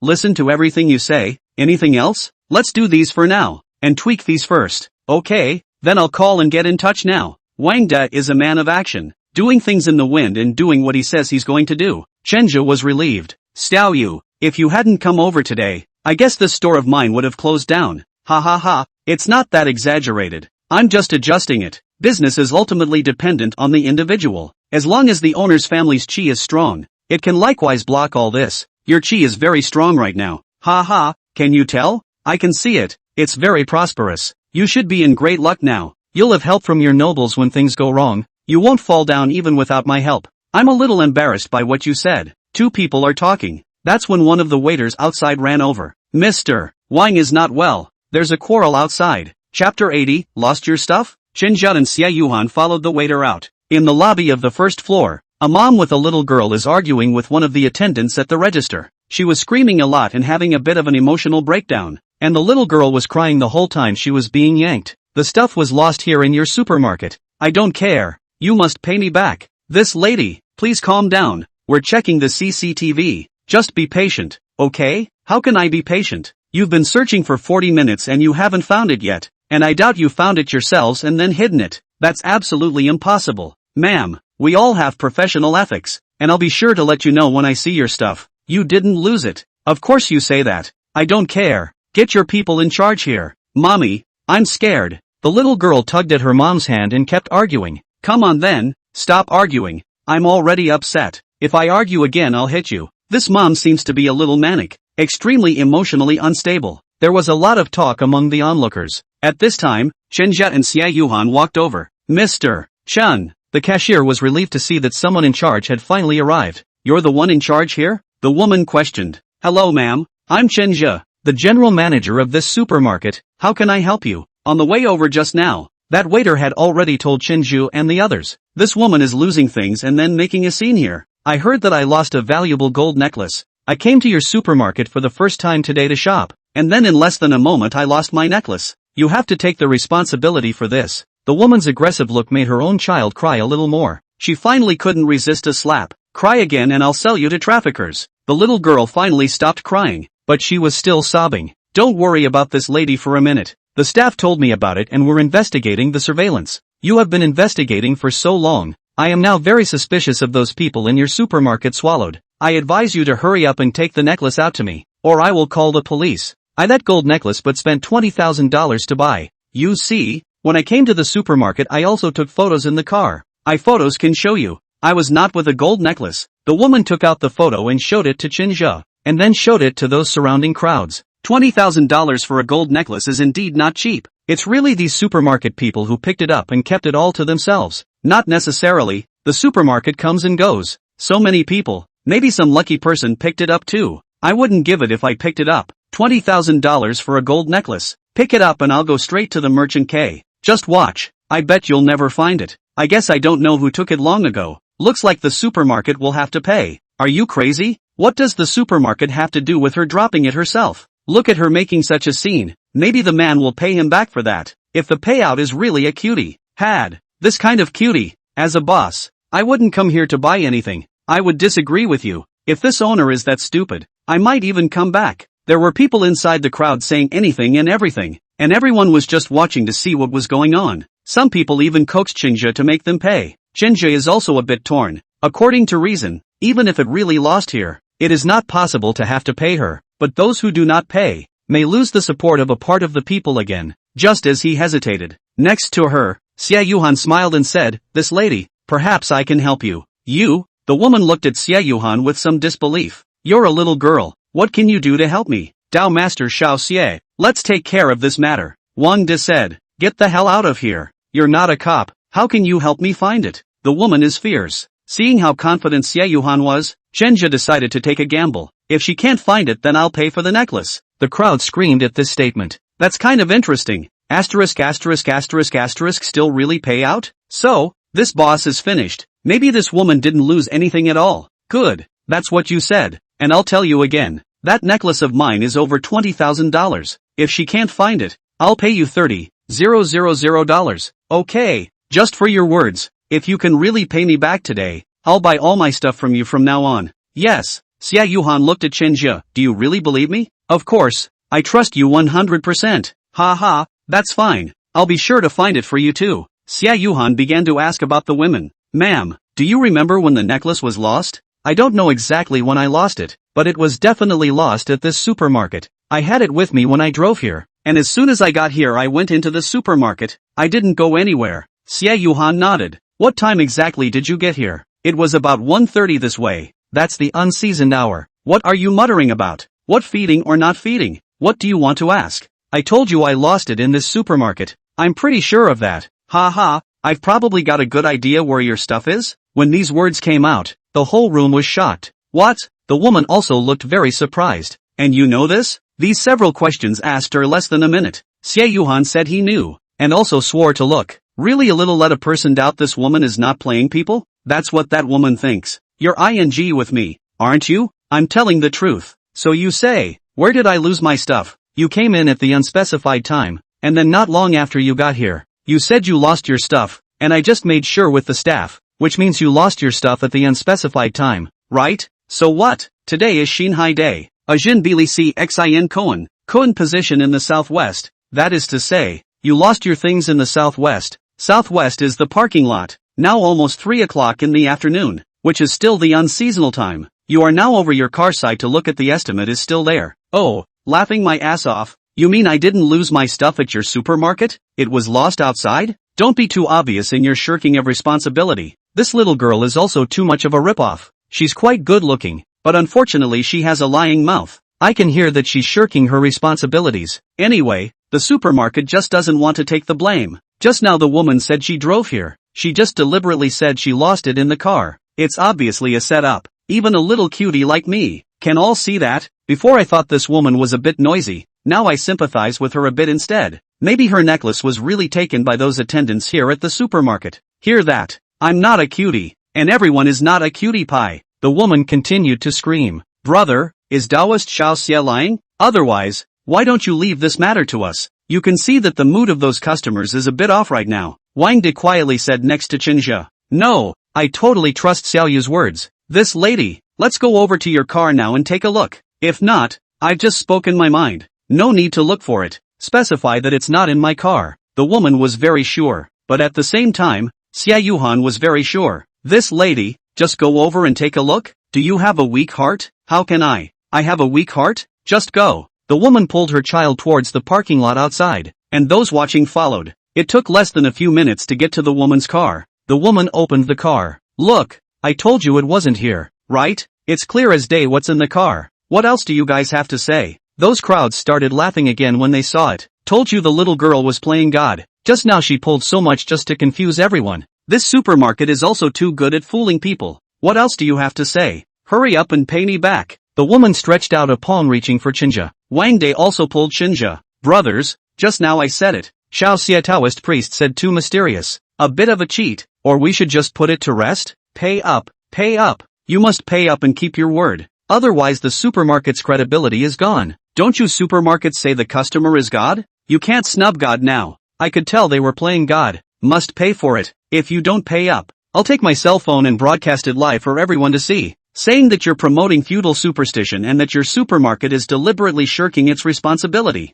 Several people had picked up their cell phones and literally turned on the live stream. Families come and see. The Tetswami Folding Supermarket is snubbing its customers and shirking its responsibilities. So don't ever come to this supermarket in the future and boycott it. Friends, today I shopped and encountered a thing. It was a very small thing. Now the supermarket is trying to fool customers, but also said what integrity management, embezzlement of the customer's necklace. Now instead of backtracking, said that people's necklaces in the car, and now the truth comes out. The car is not. Several anchors were broadcasting live, and Chenja frowned. What's with the coincidence? There just happen to be these anchors here? Brother, hurry up and deal with it. If it continues to develop, our reputation may be ruined. Chenja looked at Xie Yuhan and realized that Xie Yuhan was not in the slightest bit anxious as she squatted down and pulled the little girl's hand. Little sister, mommy's necklace is missing. It might be in the car. Can you help mommy find it? Ha ha, you guys, this little girl is fooling little girls again. So pretty looking and a mouthful of lies. It's true what they say. The prettier the woman the better she is at lying. Why are you asking her? How could she know? Are you supermarkets not honoring your word? The woman screamed again. That's when the little girl timidly said, I know where it is. She was seen climbing into the car and then pulling out a golden necklace under the cushion of the car. Mom, I found it. The whole room was shocked after the little girl took the necklace out. Even the woman's mouth couldn't close in shock. It was then that Xie Yuhan stood up and said with a smile, the body has not moved yet, and the Yin of the Cixing child is coming to invade. A holy glow seemed to emanate from her as she said this. 2 seconds later, those onlookers resounded with applause. Chapter 81, Little Taoist Master Xia bursts into flames. From asking the woman questions to finding the necklace, it took just under 8 minutes. Half of that time was spent walking, that is, from inside the mall. There was a minute or two in between when she didn't speak. If you do the serious math, this girl actually did take a minute or two to find the necklace. This is too powerful. Is this little girl a godly person? How come it's so powerful? Asterisk asterisk asterisk asterisk. Oh, I'm sorry, family, I misspoke. I didn't mean to swear, but you just saw it. Wasn't it amazing? If I hadn't been watching this whole thing, then I would have thought they were colluding. It's simply amazing. How did she know it had to be in the car? You're silly. Didn't you hear what that man called her just now? They called her Little Taoist Master Xie. This little girl is a Taoist priest. I can hear it. She was chanting under her breath just now. She must be doing a spell. Makes sense. I think so too. Asterisk asterisk asterisk asterisk. Why is the number of people in my live room rubbing up? An anchor found that his live room actually had a few thousand more people. Usually when he was live there were only a few dozen people online. Now when he saw so many people watching online, his eyes lit up. The very business-minded man immediately came over towards Xie Yuhan. Taoist Master Xiao Xie. Hello, can I interview you? Hello, Taoist Master Xiao Xie. I want to interview you too. I want it too. The crowd rioted and each of them rushed towards Xie Yuhan. Xie Yuhan was startled and took a step back, and Chenju immediately stepped forward and toppled those people back. Guys and gals, little Taoist Xie is not a star. Sorry, boss, you're too inadequate, aren't you? What's the point of hiding such a godly man and letting us get to know him? Right, you guys call her Little Shay Taoist. She must be a Taoist priest, right? I could tell just now. This little Taoist Xia looks immortal. He must be an immortal. Didn't you just call her a liar? Why are you slandering someone's innocence out of thin air? Did I ever say such a thing? I swear, you absolutely did say it. If you haven't said it, I'll be struck down by heaven. If you did, your whole family will die. Just kidding. Don't take it so seriously. Get lost. I despise people like you. The crowd got rowdy. Especially the few anchors with live cell phones rushed over. Unable to stop them, Chen Zhao and Wang De tried to stop them, but there were more and more people. Even if the security guards came over to help, there was nothing they could do. There are so many people in the neighborhood who are coming around. I was just brushing up on the live stream when I saw Taoist Master Xiao Xie. I didn't realize I was there. Little Taoist Xie, can we talk? The crowd of onlookers grew, and the frenzied ones surrounded them. Brother, what should we do? I can't hold it anymore. What kind of people are these? Why so enthusiastic? Wang De gritted his teeth as several big men topped him, making him gasp for air. Chenja wasn't any better, anywhere, and all three of them were cornered. The other security guards were dispersed by the men. Bro, why don't you call the police? I just can't carry it anymore. Call your sister's police. Is it wrong for us to want to interview Master Xie? Why can't you be reasonable? Little Taoist Xie, I'm your fan. You fake fan. Don't you come so close to me. Chenja felt that these people were all a little crazy. There were only a few anchors a moment ago, but now more and more people were holding their cell phones up to the three of them. It's like it just became an all-democracy broadcast. Everyone crackled into their cell phones and then turned their cell phone cameras on the three of them again, especially Xia Yuhan. Xia Yuhan was all confused. She stood there frozen, having no idea what was going on. Chenja saw that if this situation continued, it would probably be impossible to end. Rain, why don't you say something? What did I say? This is all you have to do is just say a few words and get rid of them. Well then, I'll give it a try. Xia Yuhan took a deep breath, then said, everyone, please calm down. If you have questions for me, one by one. Me first. A fat man squeezed over and the cell phone he was holding was about to be pointed at Xia Yuhan's face. A tall man pushed him out of the way immediately afterward. Why should you go first? I watched the whole thing. I should be first. A short guy added, who isn't? I watched the whole thing too. And I have 100,000 followers. I have more followers. I talk first. A man in the back screamed, 100,000 fans is great? I'm 200,000. I'm 300,000. I'm $500,000. Chenja was somewhat speechless. Look at those who continue to clamor. Okay, calm down. You guys think this is an auction? I'll point to a random one. Just you. Chenja pointed to the man next to him who resembled a college student wearing glasses. You first. The man pushed his glasses, then asked with a smile, Xiao Xie Daoist. I just watched the whole process of you looking for something, and I'm very impressed with you. I just had only a dozen or so viewers in my cell phone, and now there are more than 100 of them online, and they swiped the most questions to ask. If you have a boyfriend, do you have a boyfriend? A couple of the guys next to him couldn't resist kicking the guy with the glasses. Chenja's foot lifted up as well, because he couldn't help but kick as well. What kind of Thai questions are being asked? Do you want to harass little Taoist Xie? The tall guy cursed. The man with the glasses blushed a little. That's not what I'm asking, it's what those family members on the air are asking. Your family told you to go eat. Are you going or not? As soon as you come up here, you ask people if they have boyfriends. Do you know how to be polite? You? Speech stammers, still learning to be an anchor? Being said 2 sentences face and read. I think you still don't be an anchor. You go to be a crab. You read faster. Ha ha ha. A hearty laugh rang out from the crowd. The tall anchor seems to be from the north and has quite a knack for disliking people. I'll ask. The tall anchor stood out. Little Taoist Xie, what's your micro signal? Shucks. The tall anchor reaped a chorus of boos. Chenja was directly spitting out saliva. What was he doing? Prying a corner in public? Okay. 1 or 2 of you don't have any serious questions. I'm going to declare the questioning dismissed, so do what you need to do. Boss, wait a minute. I came to ask a serious question. The short guy from earlier jumped out. I'd like to ask Taoist Master Xiao Xie, how are you sure that woman's necklace was in her car just now? I did the math. Xia Yuhan said directly. Fluff. Little Taoist Master Xie, is it possible to count everything? Xia Yuan shook her head with a smile. Not necessarily. Taoist Master Xiao Xie, let me ask, if a pet is missing, can it be counted? When did your pet go missing? The man spoke up. It's been missing for 3 days. It's my cat. I've had it for a long time. It's like a son to me. What time did you lose it? I'm not really sure. I got home and it was gone. Xia Yuhan thought for a moment, then pinched her fingers. Less than a minute later, she asked, what's southeast of your house? What's there? It's a grove. Is it far from your house? There's about a 500 m. Little Taoist Master Xie, could it be there in the woods? I went there to look for it. I didn't see it. You look in low spots, like gutters, sewers, places like that. Oh, just wait, let me make a call. While this man was on the phone, all of them, as if by agreement, did not ask questions. They were also very curious to see if they could find it. Everyone held their breath. The man was the only one who was talking. Right, you ride your bike, go to that grove. You look for a ditch or something? It's just a little bit lower, so don't you hang up. A lower place? Here.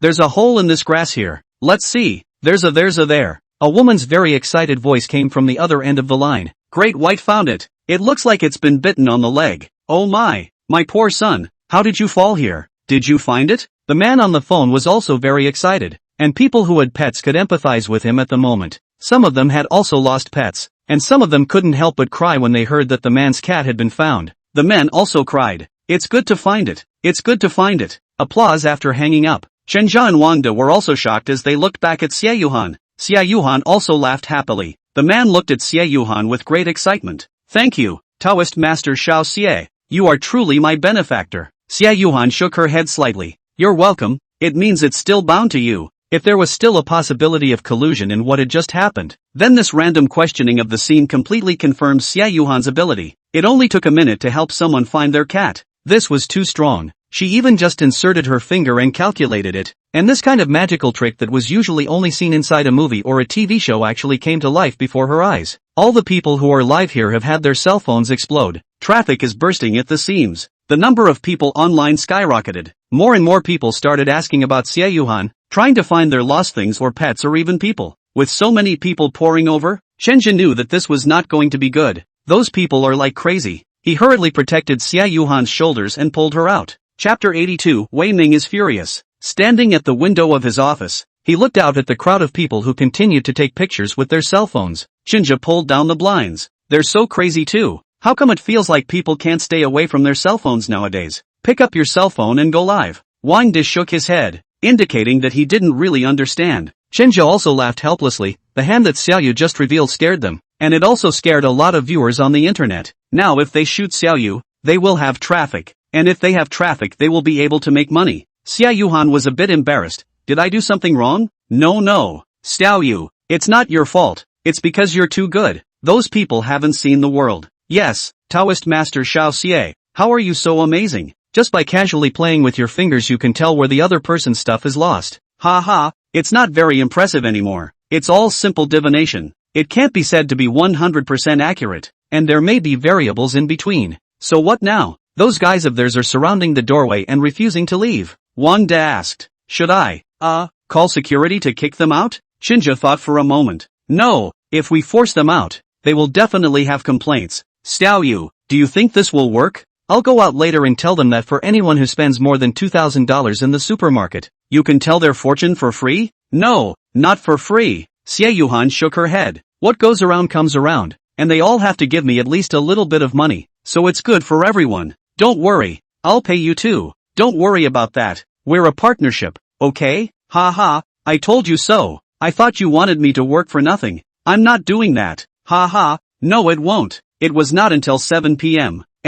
That Wei Ming, who had woken up from his sleep, got out of bed. Next to her, Su Weiwei, who was still undressed, spoke in a delicate voice. Mr. Wei, don't you want to sleep a little longer? Wei Ming laughed as he buttoned his buttons. Little wench, haven't I fed you enough? Egu. Mr. Wei, why are you talking about people like that? Oddly shy, Wei Ming got even more energized when he saw her like this. What a wave! He picked Su Weiwei's chin with his finger. Am I good or is Tian Dongqian good? Su Weiwei let out a laugh in her heart. You this physical pull down. Looks bright and shiny. The actual virtual dead. Then Tian Dongqian is not as good as Tian Dongqian, at least there is a brute force. You move a couple of times feel like dying. To say that powerful. Or Chinja that bastard fierce a little bit. If it is not for the sake of the money, I will be sleeping with your kind of old man? The heart says one thing, but the surface says another. She came over and hugged Wei Ming's arm. Egu. It must be Mr. Wei who is great. In fact, I have long since disliked Tian Dongqian.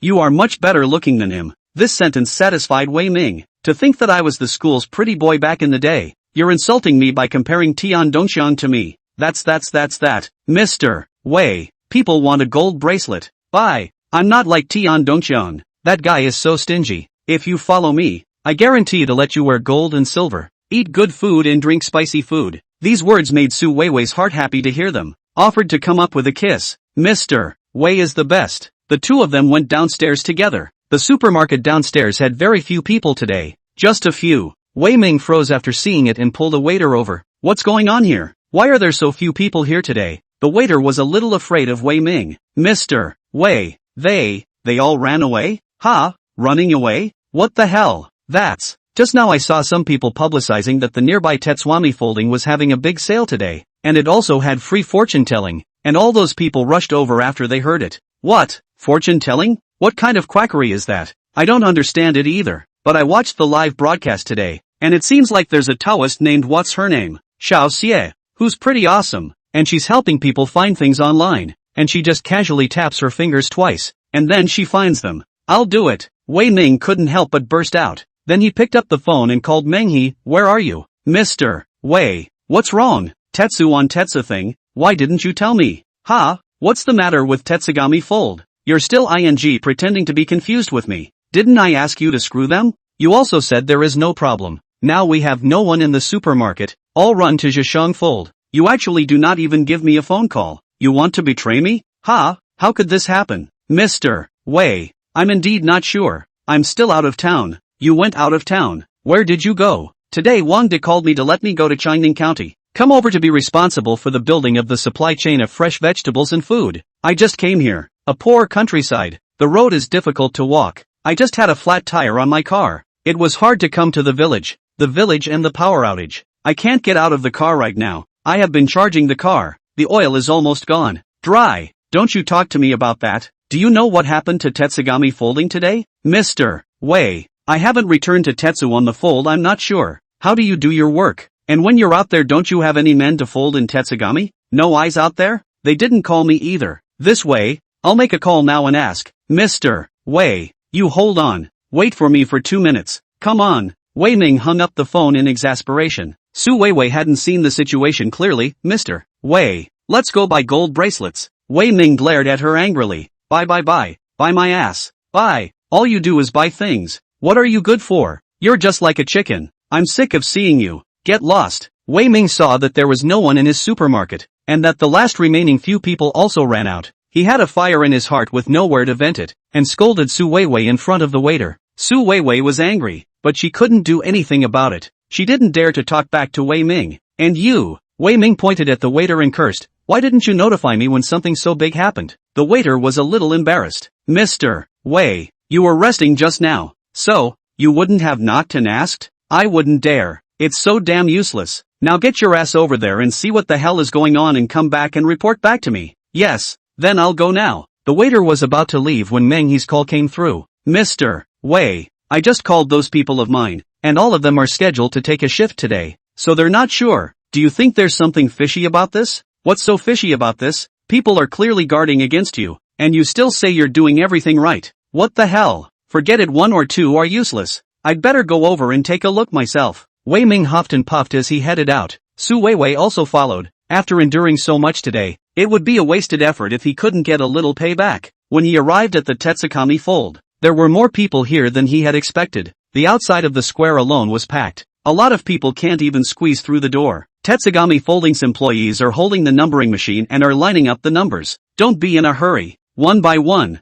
In order to ensure a shopping experience for the customers inside. So it can only be a crowd control. If you don't want to queue up, you can wait until tomorrow. The crowd is getting a little disgruntled. Why wait until tomorrow? I've traveled dozens of kilometers to come here just to meet Daoist Master Xiao Xie. I've watched today's live broadcast. It's simply divine. Me too. After I watched the live broadcast, I drove over 100 kilometers to come here. And now you won't let us in? Is this still a business? It's not fair. Know what? Everyone stay calm. I can appreciate everyone's difficulties, but there's really no way to do it today. So please be patient for a while. Wei Ming and Su Weiwei walked through the crowd and were about to push their way in. A waiter stopped them. Sir, don't cut in line. Wei Ming was on the verge of exploding with anger. What cutting in line? Do you know who I am? You hurry up and tell Chinja to get his ass out here and meet me. The waiter smiled. I'm sorry, sir, our old boss is also very busy right now. I'm afraid he doesn't have time to see you. Busy? Then go tell him that my name is Wei Ming,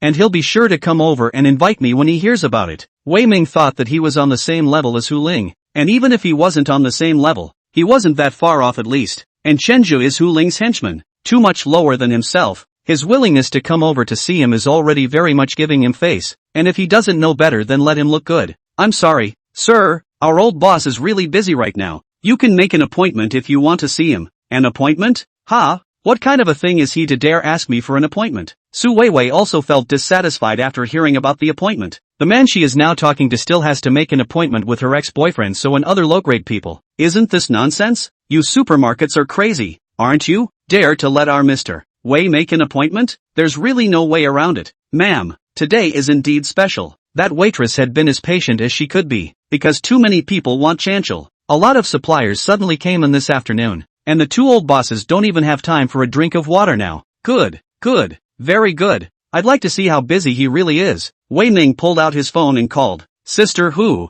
are you busy? Oh, Mr. Wei, is something wrong? Sister Hu, it's like this. Your man Shinja recently opened a supermarket, right? You also know that I also have a supermarket. As a peer and senior, I would like to chat with him, but guess what? He did not see me, also not allowed to enter. You see, this is a mess. Oh, that is indeed his fault. How can he stop Mr. Wei? This way, I'll make a phone call. Okay, trouble sister who? Not a big problem. After hanging up the phone, Wei Ming coldly looked at the waiter. Do you know what it means to be related? There will be good fruit for Chinja later, and you don't want to escape. The waiter's face changed a little, and he was a little uncertain. Not 2 minutes later, Wei Ming's phone rang. Sister who? How's it going? Well, so Wei. Then you will line up for a number as requested. What? Sister who? This. He is indeed very busy on his side. You also accommodate some. Really, can't I let him go to you in a few days to make amends to you? Do you think it's okay? Forget it. I'd better take a number then. After hanging up the phone, Wei Ming's face turned the color of pig liver. He didn't expect Hu Ling to even give him face. He shouted angrily, "Get me a number." The waitress froze for a moment, then laughed. Okay, this is your number 250. You take it. Chapter 83, The Miserable Mr. Wei. Wei Ming held a number plate in his hand, sitting on a red plastic stool, looking at the crowd of people sitting there waiting in rows and rows with him. He ate inside. Obviously, he was a high-class elitist. How could he be reduced to sitting here in line with such people? The wind was still stronger at the door, and it hurt his face a little. Look at this 250 sign in your hand. He felt like a 250 all of a sudden. Asterisk.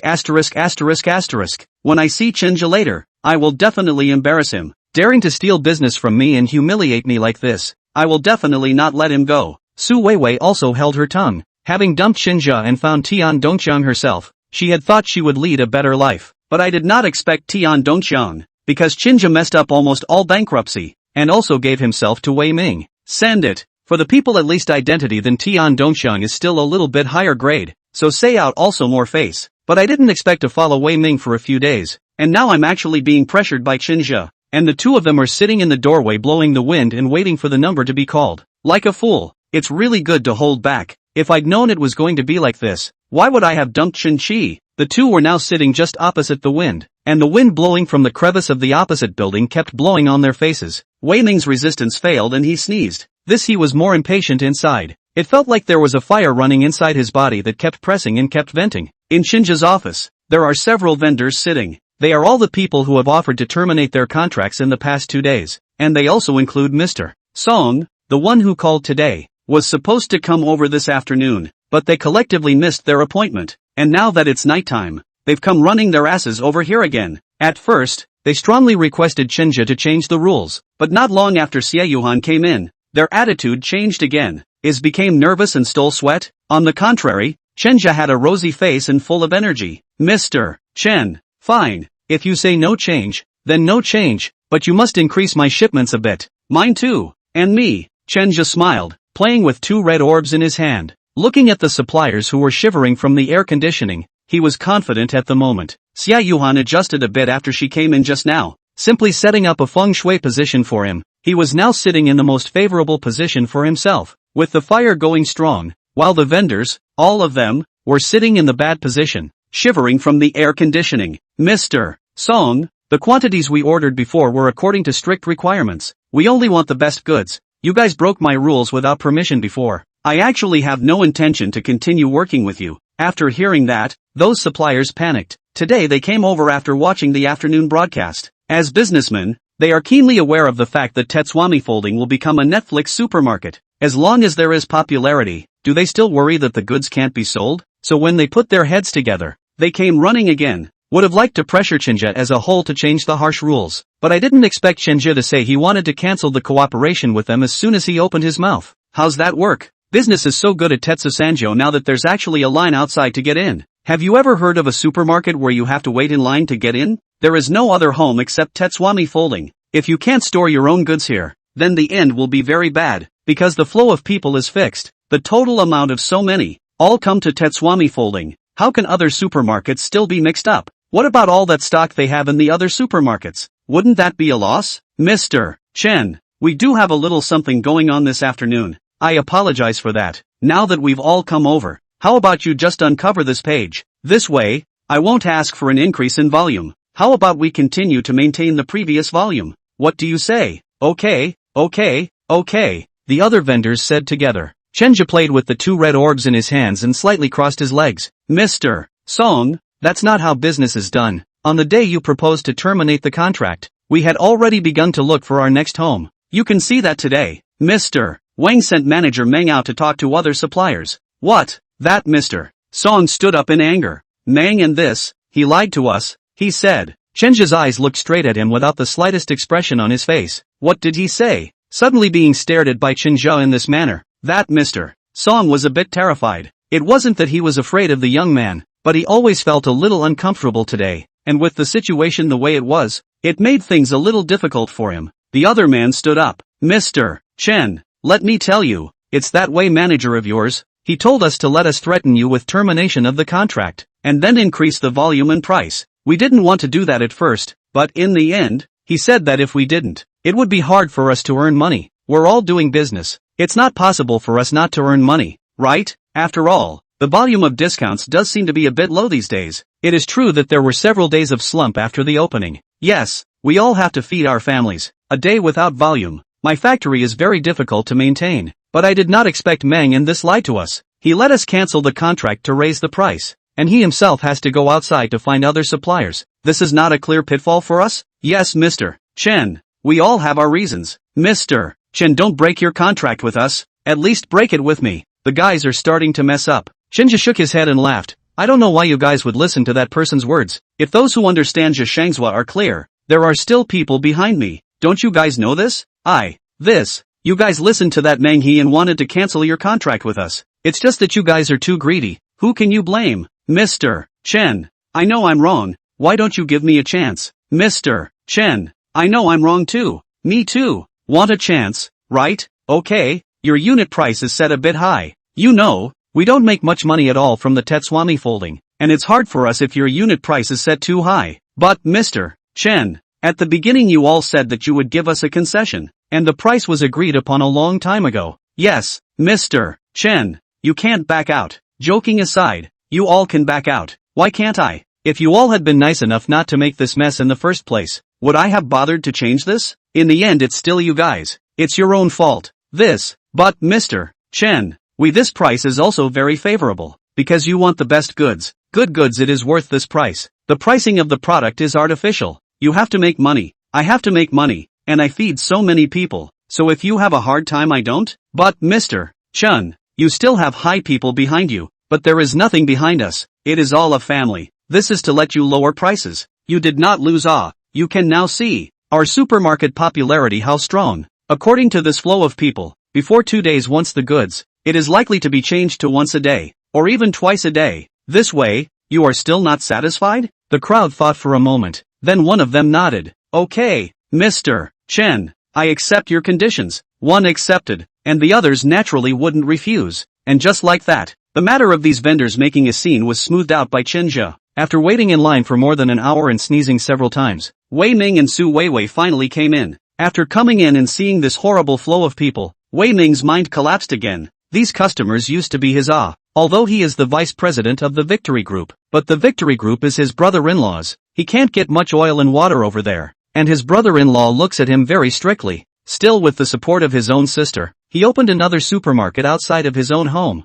which he now relies on for most of his income. Tetsugami folded his business and snatched his guests away from him. It was like taking his life. How could he not go crazy? Why do they have so many people here? Geez, it's not possible that all the customers from all the supermarkets in the neighborhood have been snatched by him, right? Su Weiwei was extremely shocked. She did not think that now Chenja change actually so big. This only with their own breakup. How long? On has so big a supermarket. God, if with him has not broken up. Now they are the boss of this big supermarket. According to Chenja's previous attitude, inside these things are not just their own choice. The thought of it made her bowels turn green. There was a table in the corner with Xia Yuhan sitting inside. There was a long line in front of her. The men were holding a settlement sheet in their hands and had an excited look on their faces. Okay, next. The man sitting in front of him was happy to leave when he got a satisfactory answer. A man in the back continues to fill in. Taoist Master Xiao Xie, my cat is also lost. Can you help me find it? Another 2 minutes passed and the man left excitedly. Wei Ming and Su Weiwei,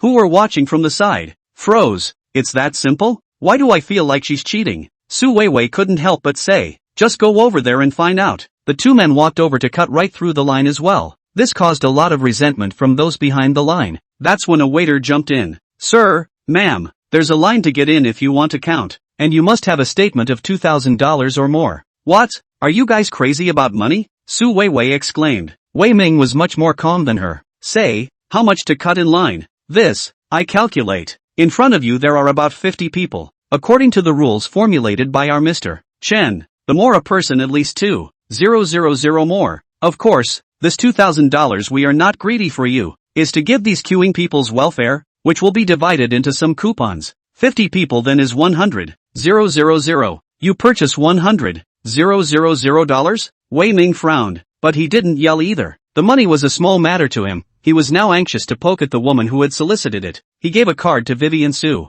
Go buy $100,000 worth of stuff. Su Weiwei's eyes lit up after receiving the card. Okay, Mr. Wei. Wei Ming sat down, his eyes looking at Xie Yuhan with a mighty gaze. I'm not looking for lost property. I want my fortune told. Can you do it? Xie Yuhan glanced at him, then smiled faintly. Yes. Chapter 84, Character Measurement. Those who have been in this line for half a day were inserted into the queue were originally a little dissatisfied, but once they heard that this person is so generous, they are also relieved. After all, they are also profitable, and one more of him is not too much. Wei Ming sat on the chair, crossing his legs, often in the upper position. He invariably has a feeling of oppression. Golden watches, high-grade suits, and polished leather shoes, all revealing a rich and noble aura. He pushed up his gold-rimmed glasses. The tiny eyes were 3 parts arrogance, 3 parts disdain, 4 parts contempt. I've seen a lot of swindlers, little girl, pretending to be a magician to fool everyone at such a young age. Looks like I have to teach you a lesson today.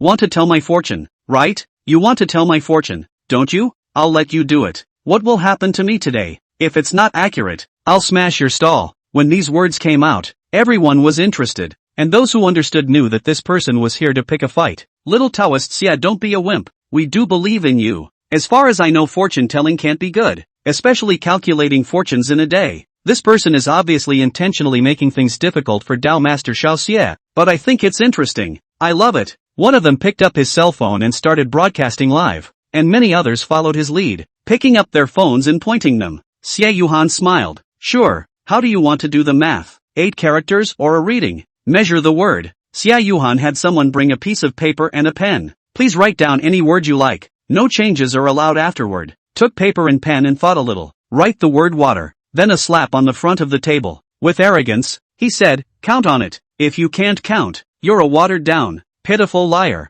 Xie Yuhan picked up the piece of paper and immediately laughed. What are you laughing at? Can't you figure it out? Ha ha. Xie Yuhan put the paper down. I've already figured out that you're not going to have much luck today, and within 10 minutes, you're going to be hurt and sick. Xie Yuhan almost counted it out in less than a minute. Everyone's in a bit of disbelief. Wei Ming, on the other hand, laughed. Liar. Do you really think you're a miracle worker? Good. I'll sit here. I won't go anywhere for the next 10 minutes. I don't believe I'll get hurt. Taoist Master Xiao Xie, aren't you being too arbitrary? He can't fulfill it if he's sitting like this. You should at least stretch it out a little longer. Right, little Taoist Xie, you're in too much of a hurry. In fact, we all believe in you. Aren't you smashing your own signboard by doing this? Yeah, little Taoist Xie, but don't be impulsive. Those in line urged Xie Yuhan. Wei Ming became even more smug. Everyone can see that you're just a water boy. You're young. You've seen too many movies, haven't you? Ha ha. Xie Yuhan didn't have any mood swings. She picked up the piece of paper and explained,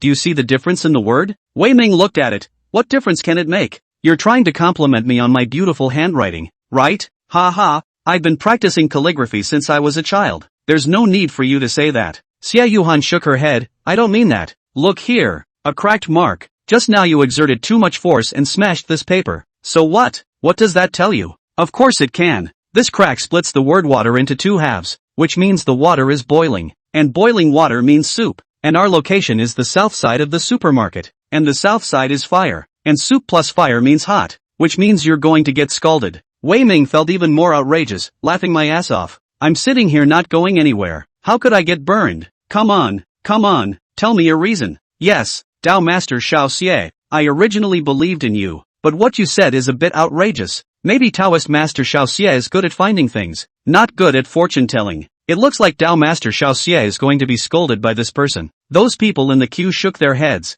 not believing what Xie Yuhan said at all. Xie Yuhan did not care, but continued, now for the 11th hour, belongs to the Jinhua, Jin for Lei on behalf of the uplifting new and impulsive. You are now in this state also just corresponds to the state. And you just crossed your legs. The man crosses his legs, is pretending to be a woman, the word red, with the base, meaning male homosexual, but just look at the look of you and the other woman over. Obviously not. The only explanation is that later let you hurt the person is this woman, and you will become unmanly after being injured. The only explanation is that the person who will make you get hurt later is this woman, and after you get hurt, you will become neither male nor female. The whole room burst out laughing at this comment. Wei Ming's face was red with rage, asterisk asterisk asterisk asterisk. Little girl, you're playing me. I have to teach you a lesson. Wei Ming was just about to get up when Su Weiwei suddenly brought over a bowl of soup. Mr. Wei, waiting anxiously, come, to drink a bowl of soup first. Bang! Wei Ming bumped into the soup Su Weiwei brought over when he got up, and the soup immediately snapped on his body, and it was in the most crucial position. In an instant, the supermarket resounded with murderous squeals and total silence. Su Weiwei also stood in place in fear, not knowing what to do. Wei Ming was the only one covering his lower body and rolling around on the ground. His head was sweating with pain. After a few seconds, the whole room gasped. God, little Taoist Master Xia is simply my God. Fulfilled, he's actually really hurt, and he's really burned. And looking at where he's burned, he really might turn into a eunuch. Shocked, adoring, everyone looked at Xia Yuhan with incredulous gazes. Xia Yuhan shrugged her shoulders. I told you long ago, but you still prefer not to believe. What can I do? Wei Ming endured the pain, gritted his teeth, and climbed up from the ground. He looked at Su Weiwei angrily. Did you conspire with them to harm me? Su Weiwei hurriedly shook her head. No, Mr. Wei. I just went to buy gold and then passed by a stall. Didn't you sneeze just now? I just thought of buying you a bowl of soup over to warm you up, but I didn't expect. The crowd laughed. So that's how it happened. It really was an outrageous coincidence. Asterisk asterisk asterisk asterisk. You really are my ing nemesis. Nothing good has ever come from being with you. Get thee out of here. Su Weiwei cried. Mr. Wei, it's really none of my business. I'm doing this for your own good. Aren't I worried about your health? Roll. Regardless of how Wei Ming cursed, Su Weiwei still assisted him. Mr. Wei, I'll take you to the hospital now. Wei Ming was so badly burnt that he couldn't walk. Finally, they didn't drive her away again, and the two of them assisted each other as they headed out the door. Wei Ming sneezed one sneeze after another. Another gasp rang out from the crowd. Getting burned and then getting sick is ridiculously accurate. The crowd began to riot again. Taoist Master Xiao Xie, help me count. Xiao Xie Taoist Master help me first. I can cut in line too. I'll go shopping now. Those people were more excited than one, and the scene could hardly be maintained. At this time Xia Yuhan said, everyone, listen to my words. Life sometimes must have. Life is not the time, do not force. You are now so anxious to fortune telling. In fact, is to force, which is not good, or to relax a little bit. Let it be. After Xia Yuhan finished her sentence, the whole place quieted down again. She was like a conductor with a baton in her hand. All these people in line were at her command. She had just been so divine that what she said was the absolute truth and no one would question it. Chen Zhe, who was standing on the second floor corridor, was also dumbfounded. He had just come out after talking about things, and when he saw Wei Ming trying to hit Xia Yuhan, he wanted to rush down, but he didn't expect that in a split second of effort, the situation immediately changed. The one who was injured turned out to be Wei Ming, while Xia Yuhan was embraced by the entire audience, and Chen Zhe felt some admiration when he looked at her like this. Today, Xia Yuhan came over to help him solve too many problems. She was like a goddess who fell from the sky and then swept away all the difficulties in front of her. Chen Zhe respected and loved her. The current Xia Yuhan was already more than just a naive and romantic little girl in his eyes, but a divine calculator who could judge people's lives and deaths just by opening her mouth. Chen Zhe let out a sigh of relief. How virtuous am I, to actually run into her? Wei Ming was on his way to the hospital when he ran into a traffic jam, and Su Weiwei's driving skills were poor, always panicking, and she got into a scuffle with someone when she tried to change lanes. Then 4 big tattooed men appeared in the other car. Wei Ming held back his anger and took the money. All he wanted to do now was rush to the hospital because he felt like his little brother was ripe for the picking. The bowl of hot soup that Su Weiwei brought over was not just hot, but also spicy. Are you a psycho? Why did you add chili to the soup? Mr. Wei, I was trying to get you warmed up as quickly as possible. Didn't you just blow a gasket? So I asked that boss to add more chili. Asterisk asterisk asterisk asterisk. Your mom really grams me. Hurry up and drive faster. Any later and I'll be hopeless. Yes. Another kick of the gas went down, but I didn't expect the car in front of me to suddenly brake sharply. Again, I dislike the ass of someone's car. Then several more men got out of the car. Wei Ming looked at Su Weiwei with despair in his eyes. Say it, how do you want to get me killed?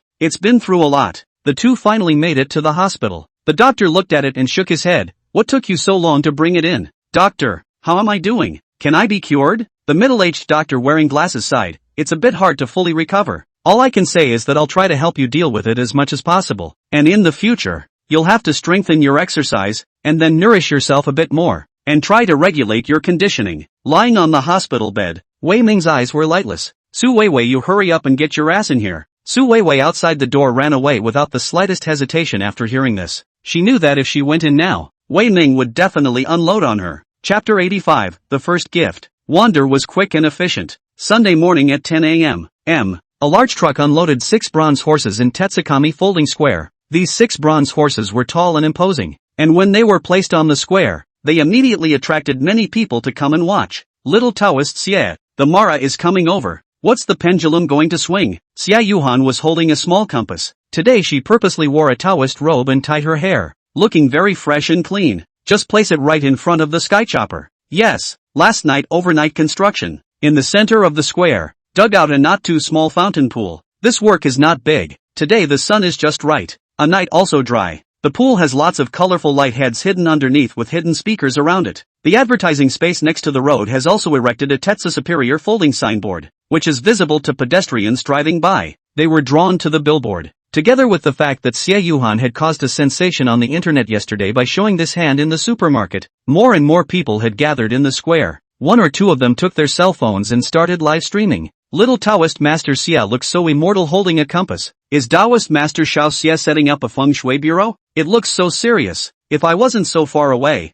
I'd more or less have to go over there and join in the fun. I watched yesterday's live broadcast. That fortune teller that won is really a god. That person doesn't know what's going on now? Do you have his account? What else? I guess it's ruined. Little Taoist Master Xia has said that he will be male or female from now on. As long as Little Taoist Master Xia says so, I believe in everything. Xia Yuhan held the compass against the time. Xiao Yu, can that red cloth be removed? Chenja pointed to the red cloth on the horse's head. Everything is set up at the site now. Xia Yuhan shook her head. Not yet. Not until 3 p.m. It's 1 o'clock. So that's 2 more hours of waiting? Yes. Why? Is there something to it? Wang De came over and asked. Horse for the afternoon. Afternoon is fire. Opposite the skychopper for the wind. The wind helps the fire. Although it can make the horse run faster, but run too fast, easy to get out of the way. Copper is gold. Gold begets water. The wind stops when it meets the water. The copper horse belongs to the 2 attributes, gold and fire. If we place in the midday, then it is the fire is even more exuberant. It is not very good. 3 p.m. after the time of Shin. Shin belongs to the gold. At this time of the day, if we place it at this hour, the gold will be more prosperous. And if the gold is prosperous, then it will generate water, which will keep on flowing. Together with the wind blowing over from the opposite side, it will form a smooth wind and rain, and the situation of the horse stepping on the shooting star, which will greatly boost the business of the supermarket. Oh, I see. Ha ha ha, I don't really understand it, but it feels like an awesome meaning. By the way, Xiao Yu, and why is the number of horses here 6 instead of 8? Wouldn't 8 steeds be better? Xia Yuhan slightly shook her head, although the 8 steeds means 8 directions to bring in wealth, but placing 6 would be better, because the Son of Heaven drives 6. I've observed the terrain around you. There are several intersections where there are large supermarkets, and your place isn't exactly great. 6 horses represent the Son of Heaven, which means that you have to dominate the 8 directions and harness the 4 seas. Upon hearing this, Shenzhou and Wang De immediately became energized. The Son of Heaven rides in 6, commanding the 8 directions and the 4 seas. What an awesome pattern. That's right, we are to be the king of this area, and even the benchmark for supermarkets in the entire East China Sea city. Shenzhou was full of confidence, and Xia Yuhan looked at him and smiled. Your heavenly court is full, the 5 senses to match, eyes black and white clear, full of essence, the hall of light. It is the sign of great fortune. Last night after going back, Grandpa told me, as long as you keep the initial heart, that will surely be twice the result with half the effort. Ha ha, I borrowed your advice. 3:15 p.m., that is, a quarter of a minute past sundown. These 6 bronze horses were officially unveiled. This piece of red cloth was uncovered by Chinja himself, and the moment it was uncovered, the wind blowing across the street suddenly parted from both sides, and those standing at the supermarket's main entrance only felt a slight vapor, which was very pleasant. Strange, why do I feel so much more comfortable? Before it felt quite windy, but now it feels like the wind is as warm and gentle as it is in spring. I know why. One man raised his hand. It's the fountain. They added fountains. The wind blowing over there slows down after it passes through the water and brings a slight vapor again. Ha, seems kind of scientific. Wander got a call from a manager. Mr. Wang, we've just finished our checkups, and the doctor said that it's not an infectious disease and there's no major problem, so we can come back to work later. A group of people were sick and hospitalized earlier because of wind chill. It's all better now. Well, then you guys can come over later. After hanging up the phone, Wang De looked at Xie Yuhan with great admiration. Little Taoist Master Xie, you are simply too godly. Once this copper horse was released, those employees' bodies got better. It works even better than a doctor. Ha ha ha, you still have to go to the doctor when you're sick, and people can't exactly believe in feng shui, though it is said so. But everyone looked at her with admiration. From the afternoon to the evening, the business of Tetswami folding never stopped, and everyone started to queue up consciously again to get a number, and they went in only after the group of people in there had finished spending money. Today Xie Yuhan wasn't in there to tell fortunes. In her words, there was no need for her to sit there now that the feng shui pattern had been changed. As expected, although many people came here for Xie Yuhan, after coming in they still focused on consumption. When sending Xie Yuhan back to Qingyun Mountain, Chenja couldn't help but ask, Xiao Yu, why don't you come down and help me? I'll give you 10% of the shares. Xie Yuhan smiled and shook her head. It's been quite a refreshing couple of days, but I don't really fit in there, and personally, I prefer the quiet. Xie Yuhan opened the door and got out of the car, and Chenja chased after him. Xiao Yu, Xie Yuhan turned her head, a breeze blew and ruffling her hair, and under the setting sun's afterglow, her flanks were warm and incomparable. What's wrong? Xie Yuhan's big eyes blinked and blinked. Chenja pulled out a small box from his pocket and handed it to Xie Yuhan. What a beautiful box. What is it? Xie Yuhan took it. Open it up. It was a small box made of goldenrod, about as big as the palm of your hand, and it was golden and extraordinarily beautiful in the light of the setting sun. Xie Yuhan nodded slightly, then opened the box. It's a very nice strand of red coral flow beads. Xie Yuhan liked it after the first sight. She picked it up and was very excited about it. Wow, are you giving this to me? Chenja nodded. I don't know whether you like it or not. Originally I wanted to give it to you last time, but I think gold and silver are a bit vulgar again. After thinking for a long time, I think the string of flowing beads is very suitable for you. I hope you like it. Xie Yuhan quickly put it on her hand. It's very exciting to look around. Thank you. I like it very much. Is it pretty? Xie Yuhan put her hand out. Chenja also laughed foolishly. Beautiful. Ha ha, don't even know if you're talking about a person or a string. All pretty. Silly. Let's see. What would be a good gift for me to give you back? You want to return the gift? No need? Why don't you use it? Grandpa said that if you accept someone's gift, you have to return it. And if you don't accept my return gift, then I don't want this string of yours, said Xie Yuhan as she was about to untie it down. Hey, I accept. Ha ha, that's more like it. What do you like? Tell me. What's the matter? Can't figure it out? It seems a little. I can't think of what I want. Well, Xie Yuhan thought for a moment. Why don't you think about what your friends have given you before? Were you happy then? Chenja thought back carefully. Suddenly I feel a little miserable, because he realized that he had lived for more than 20 years and actually had not received a single gift. He had acted as a gift giver before, and the only girlfriend he had ever talked to, Vivian Su, had never once given him anything. Seeing Chenja froze, Xie Yuhan waved her hand wearing a bracelet in front of his eyes. Hey, what are you gawking at? Can't you figure it out? I don't think I've ever gotten a gift. Xie Yuhan also froze for a moment after hearing this, then laughed out loud. Laughing my ass off. I thought I was the only one like that. I didn't realize you were like that too. I was just worried about what I'd do if I didn't deliver a gift to your heart, but now it seems I was overthinking it. Chenja shrugged. Well, I don't really have any experience with receiving gifts, and people say that the first gift a man receives is most likely from his daughter, and I don't have a daughter, so, blah. You kid, are you trying to take advantage of me?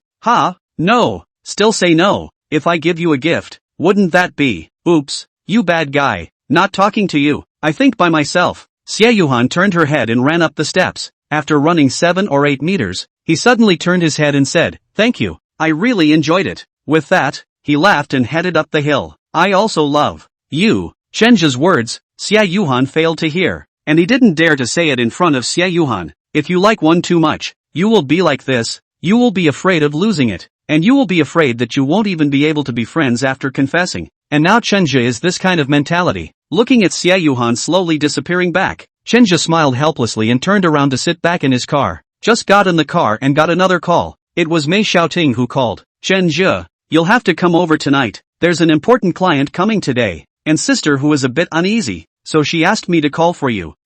Okay, I'll go back now then. Chapter 86, Guests in Room 07. Chenja returned to the clubhouse and had just changed into his work clothes when Su Xiaomei came over to call. She looked mysterious and said in Chenja's ear, "This customer is very difficult to handle. You have to be careful. In the past, when she came here, she didn't move and scolded the technician, and she was very short-tempered." Chenja smiled. Is it that much of a stretch? Exaggerated? It's not an exaggeration. Red and Sissy have both been slapped by her, and the others have had pretty much the same experience. She comes very rarely, but every time she comes over there's a mechanic who gets hurt. Chenja hesitated. Did Sister Mei and Sister Hu say anything? What can they say? Serving our customers perfectly is our aim. They just said to tell Sissy and the girls to be careful. Chenja nodded. I'll go over there first. Well, be careful. You're our ace in the hole here. Everyone's counting on you. Ha! Don't talk so heavy. I'm under a lot of pressure. Anyway, you go for it. Aha! Room 07. Chenja stood in the doorway, remembering Su Xiaomei's advice just now, and his heart became a little apprehensive. But apprehension aside, getting paid that much money in a year, what needs to be done still needs to be done. He knocked on the door and the voice of a guest came from inside. There was something sharp about that voice, a hint of seriousness in its shrillness. Chenja had some drums in his heart, and after pushing the door in, he began to introduce himself. Hello guest, I'm Technician 09 and I'm happy to serve you. Chenja's voice was sunny and warm, and by all accounts, the politeness was done properly. But this woman in the room did not say a word and surveyed Chenja with scrutinizing eyes. After 2 minutes, she spoke slowly. You're the ace mechanic here? I dare not. The guests are lifting. Oh, a big man coming to work as a mechanic. You're a real lowlife too. The woman opened her mouth with snarky words that made her heart sick to hear, especially with that look of contempt on her face, revealing all the time that she was superior. It was also fortunate that Chenja was prepared in his heart. He was still smiling. There's no such thing as a good job, and I'm just making a living. The woman stepped out of the darkness. She was about 40 years old, with short medium hair that just reached her shoulders, with good hair quality and volume. Her face was coated with a thick layer of powder, her eyeliner was drawn heavily, and her makeup was the Netflix makeup that was very popular on the internet right now, especially the one that was exaggerated with the silkworms. The proportions of the whole face are a bit off. The face seems to be filled with hyaluronic acid, and the nose looks like it's been fixed and is unreasonably high. The mouth is one of those made-to-smile lips, but it's done kind of naturally. She was wearing a skin-tone bottom and gray yoga pants. Her S-curves were outlined in a very obvious and exaggerated way, because Chenja can see that she has been plastic surgery all over her body. This kind of incongruity is like that kind of Netflix offline realism. May feel good when taking pictures, but in reality, it will give people a strange feeling. Her original base wasn't so bad though. Her height was estimated to be around 175, which was all bare height as she was now wearing a pair of cotton slippers, the equivalent of standing barefoot on the ground. She hugged her arms and continued to sneer and despise Chenja. A meal? Do you think I'd give you this meal? Is this the guest who wants to change the technician? Then I'll ask the manager to arrange it for you. Chenja also didn't want to serve this woman. Those customers in front of him had some eccentricities, but they didn't have this head-to-toe look down on people like her. Oh, aren't you an ace mechanic? What? You can't stand just this bit of gas? The woman continued to sneer. I thought how good you are. Before I came here I had some expectations. As a man, to be able to hang out on this floor and still be the #1 performer. Either you are super invincibly handsome, or you can coax a woman to be happy. Now it seems that you can't do any of the same. The woman didn't say change, but continued to scold Chenja with unpleasant words. You can hang out here, either a certain sister has taken a liking to you and wrapped you up. Huling can't be bothered to drive away. Am I right? It's not like that. Guest, I'm just serving my customers with all my heart. Just now Chenja suddenly have a feel that this woman is deliberately provoking him. Very strange. Chenja feel that she seems to like to target people, especially for him this kind of no money, no power people. Wait, how do we get the feeling? She smells like wind? Chenja also startled himself after thinking about this, because the guests who come here are either rich or noble, and carry with them an air of nobility. All of them are that kind of faint boredom after all their requests have been met. But there was a particularly mesmerizing aura about this woman beyond this sense of boredom. Chenja felt that she seemed like a mess. The idea came out and shocked itself, because how could it be possible? Anyone who can come here and sign up for membership has some rigorous background checks. For example, that previous e-commerce company that wanted to pay money to come and didn't even give it a go. If this woman in front of her was really a lady, would Hu Ling let her in? Obviously not, because it brings down other members. But the kind of temperament, She has really seems to be like some of the ladies on the first floor. It's, how to say, a windy smell. The eyes are also a bit snobby. But Huling's background check wasn't a sham, and she couldn't be miss. It was confusing, but Chinja still decided to completely put down his dignity for the time being. Oh, serving customers with heart? Good. I'd like to see how you're going to serve me. The woman turned and lay down on the massage bed.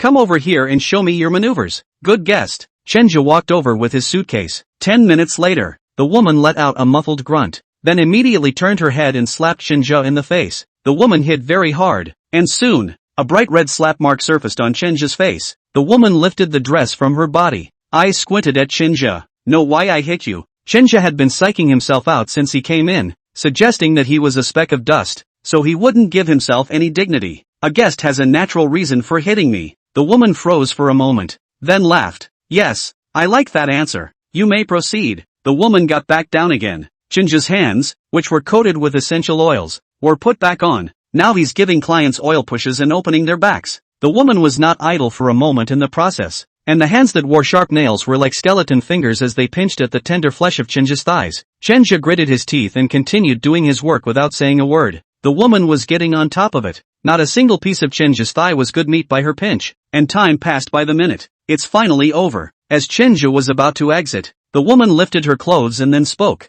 You do have a bit of yourself. Good endurance. No wonder you made it to number 1. I'll be back next time. Chinja smiled. It's good that the guests are satisfied. Retreating, Chinja picked his pride back up, and suddenly realized that his thighs were on fire, and the pain made it difficult for him to walk. A cold sweat broke out on Chinja's forehead and he couldn't help but lean himself against the wall. Su Xiaomei passed by and rushed over to support Chinja after she found him. Chinja, what's wrong with you? In the waiting area, a white massage bed, Chinja only wearing a pair of pants, lying on it, his 2 thighs, all nail marks and bruises. Several wounds are still bleeding. Can you imagine how hard that woman was just now? In front of Chinja, there were many women standing. Besides the ones who didn't go to the clock, there was Mei Xiaoting, and even Hu Ling came over. Hu Ling frowned as she watched Su Xiaomei put medicine on Chinja. The shocking wounds made her feel a bit sorry for them. She spoke slowly. Did the client in room 07 do this? Chinja nodded. I'm sorry Sister Hu, and to startle you. Well, don't be embarrassed.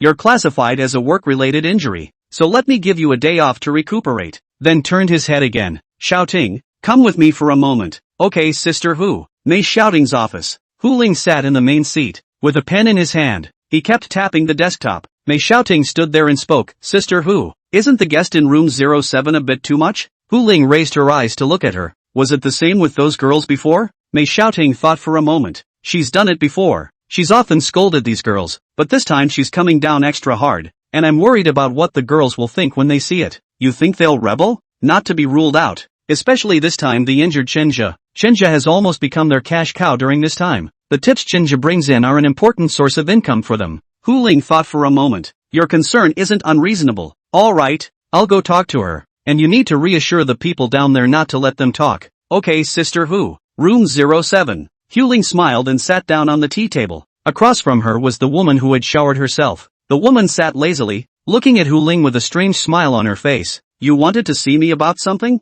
Hu Ling poured her a cup of tea. Sister Ku, why don't we just forget about it? Kojali took a sip from her teacup. What do you mean by that? Sister Ku, those are kids. There's no need to get mad at them. Don't you think? Kojali smiled, then put down her cup. Hu Ling, you were the one who said that I could do whatever I wanted with you. What? Words don't count? He. Sister Ku, I did say something like that in the beginning, but you have to think about it a little bit. After all, these kids are still young, and I'm afraid they won't be able to handle it if you go too far. TSK, Hu Ling, I didn't expect it. You're still a boss who cares about his employees. It really surprises me. Oh, doing business, my first attitude is certainly want to make customers satisfied, but the physical and mental health of the staff should also be considered. You say it is not 'cause sister? Oh, cut out these grandiose words. In my opinion you're just a blood-sucking capitalist, a pimp with no moral bottom line. Say it, is it that kid who just approached you to complain? Hu Ling came to herself so quickly. Kojali could only think of one possibility, and that was that 09 had gone to Sue. Hu Ling didn't get angry at the offensive remark she just made, and seemed to have gotten used to Kojali being this kind of person. Hu Ling shook her head. Not really, Chinja didn't sue you. It's just that he was injured and I saw it. Oh, since there was no complaint, what did you come to me so soon for?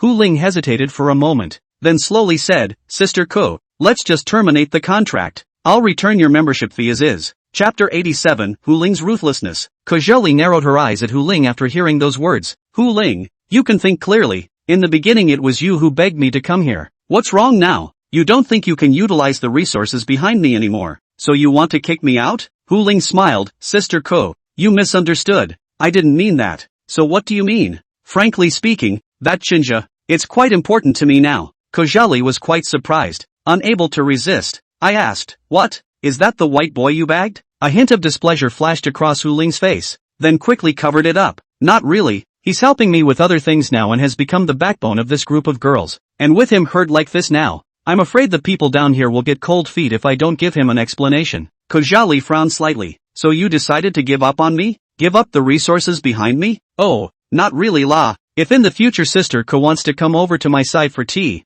I'm still always welcome. Ha, ha, ha, ha, Hu Ling, do you know what you're saying? Ko Zhili was exasperated and laughed. What do you mean come over for tea? Isn't it plainly insulting to call yourself in for tea after you've thrown yourself out? She slapped the table. The eyes looked at Hu Ling with some slight anger. Hu Ling, aren't you afraid of offending me? Hu Ling shrugged. Sister Ko, that's a serious statement. It hasn't come to that yet. What didn't come to this? Now you are already planning to drive me out the door, and still say it is not to offend me? I tell you Hu Ling, outside others are afraid of you, but I am not afraid of Ko Zhili. If I want to deal with you, it's almost like playing with an ant. You do not have the backing of the ninth master? What can you do? A broken widow and the canary of a kept man. Who do you think you are? Hu Ling's face went cold. Without saying a word a slap was thrown at Ko Zhili's face. The slap was extremely strong, and bright red slap marks immediately surfaced. Ko Zhaojin covered his face and looked at Hu Ling with an unbelievable expression. You, how dare you hit me? You, how dare you hit me? Hu Ling stood up as well. Holding her arms, she sneered, me, bitch? Ko Zhili, have you forgotten what you used to do yourself? At these words, Ko Zhili was suddenly stunned in place. You, Hu Ling continued to sneer. Others do not know. I know clearly. Your original name Kuyen, 17 years old out of society, 19 years old, did the lady, in the major nightclubs introduced, all the way to rely on men to earn the first bucket of gold in life, and then went to open a clothing store want to go ashore, but poorly operated, owed a huge debt, so then did the old job, with the identity of the boss of the clothing store, continue to hook men for you to pay off the debt. You are lucky, hooked up with those old men are willing to spend money for you, less than 2 years to pay off the debt. The business has some improvement, but the good times do not last long. Not long. Those old men's wives come to your door to smash your point, but also hit you hard, and threaten to kill you. You are afraid of running to the country of the stick to get a facelift, plastic surgery back and then hooked up with a local Donghai old rich man. The old man spent a lot of money on you, because he thinks you are pregnant with his child, but this child you know in your heart, it is not the old man's. The old man how to have this ability? This is your outside about wild man's seed. The child was born after the old man found more and more wrong, so want to find someone to do a paternity test. You're quite ruthless. Looking for that wild man ran over the old man. That wild man not long in a hiking in an accidental death. I guessed it right. This is what you did, right? Ko Zhili's eyes were horrified. I didn't. Oh, no? Of course you will say no, because there is no surveillance there. Even if others suspect you cannot confirm. After killing them both, you get a large amount of inheritance. Packaged yourself as a high class. But where will the high class receive you this kind of people of unknown origin? You simply can't blend in. So you started to hook up with old men again, and also introduced those old men to young and beautiful girls for their enjoyment. And in this way, you successfully blended into the upper class circle in Donghai City, and also relied on their connections to develop the plastic surgery industry to earn a lot of money. Ko Zhili took a step back in shock. These are her secret past. How could Hu Ling know? You scolded these young girls because these young girls remain innocent despite being in this red dust. You were extremely unbalanced in your heart. You were twisted in your mind and wanted to vent it out because people back then didn't have this kind of treatment at all. And I guess that pimp who took you on was very hard on you, wasn't he? Hu Ling's sentences were heartbreaking, causing Ko Zhili's eyes to turn angry. Hu Ling, don't talk nonsense. I'm talking nonsense? Oh, I have photos of you before you had plastic surgery, and I know some of those old men you seduced. Do you dare to let them come over and confront you? Ko Zhili was shocked. No, oh, thing. Don't think you're upper class just because you've been in the upper class for a few years. How much do you know about what I can do? The ninth master? That black boss? A guy who can't get on the stage is just a guy. You actually think he's my backstage? Ask him to come over. Ask him, Will he dare to admit it? These words were like loud thunder falling on the ground, shocking Kojali to the core. You lie. I've heard it all. Master 9 is your concubine. Shucks. Does he deserve it? I could call him right now and hear for yourself. Without saying a word, Hu Ling picked up her cell phone and dialed. The call went through the first time. Sister Hu, you're looking for me? It was indeed Master 9's voice on the phone, a voice Kojali had heard before. Hearing the other party face Hu Ling in such a respectful manner, Kojali's heart thumped. Hu Ling's tone was cold. I just wanted to ask who the hell is spreading the rumor that I'm related to you? The other guy was shocked to hear it too. Sister Hu, it's not me. How dare I? The other side of a 50 or 60-year-old person, a mouth of whose sister called very respectful. Kojali heart more apprehensive. Hu Ling directly dumped her cell phone on Kojali. In the tone of a superior command, take it, Master 9. The opposite party thought for a moment. Who are you? I'm Kojali. Kojali said carefully. Who? It's the wife of Trevor S. Chui Shiji? Hasn't he been dead for years? His wife? Oh, it's you. What's the matter? When talking to Kojali, Master 9 did not have the same respectful attitude that he had just had. Instead he was overbearing. I heard that you and Sister Hu Ling, who had that kind of relationship, Kojali said carefully. The other guy stormed out after hearing that. What son of a is trying to hurt me? Where the hell are you? I'll be right there. Hu Ling picked up the phone. Come to the clubhouse. After about 20 minutes, 7 or 8 black cars were parked under the clubhouse. A middle-aged or elderly man in a tang suit with a serious look walked in with a dozen or so minions. Hu Ling's office on the 3rd floor. Hu Ling's legs were crossed, a lady's cigarette in her hand, and in front of her knelt a woman whose prosthesis was deformed from all the beatings. It was only after careful discernment that I could see that this person was the same Kojali who was so unbeatable just now. The 9th master told his men to stop and angrily stepped forward to ask, who the hell told you such a thing? Tell me, or I'll beat you to death. Kojali was so scared that she peed her pants, begging for mercy in a heartbeat. Master 9, don't fight. I'll tell you. It's Zhang Xiao. She's the one who told me. Zhang Xiao? Wei Ming's wife? Yes. Master 9 looked to Hu Ling. Sister Hu, what should we do? Going to go get her? Hu Ling narrowed her eyes and spoke faintly. There's no rush first. Let's get this woman down. Her mouth is a bit nosy. I don't think it's appropriate for her to open her mouth again.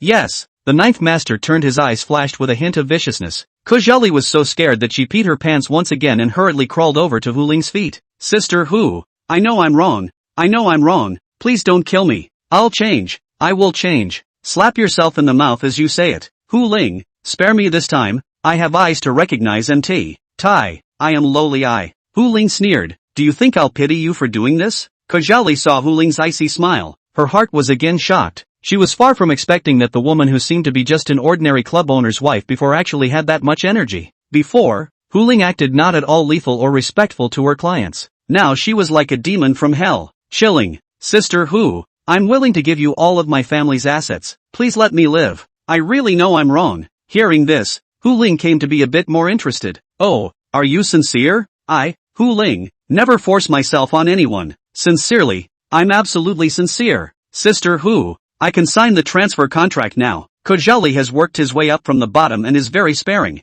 Oh, well, seeing as you're so sincere, I'll accept it reluctantly, and you can keep this cheap life of yours. Hearing this, Kojali breathed a sigh of relief. However, Hu Ling's words turned, but well, the death penalty can be waived. Living sins are hard to escape. Your mouth is still too cheap. This kind of long tongue. Or do not stay. Stay in the future for you to attract trouble. With a glance from Hu Ling, Master 9 took a pair of scissors from the side and walked towards Kojali. Kojali fainted on the ground with a mouthful of blood. Master 9 picked up the bloodied scissors and respectfully placed them on the table in front of Hu Ling. Hu Ling looked at him, her words icy cold. You are also responsible for this matter. To actually let people spread such words, you cut off your own arm. Master 9 nodded through clenched teeth, then asked his men to bring a baseball bat and slammed it down hard against his arm. The 9th master was also a man of honor, and he didn't say a word the entire time. His arm dropped. Thank you, Sister Hu. Chapter 88, Lin Meiyu's Accident. Chenja was a little puzzled the next day when he noticed the white empty sign hanging in room 07.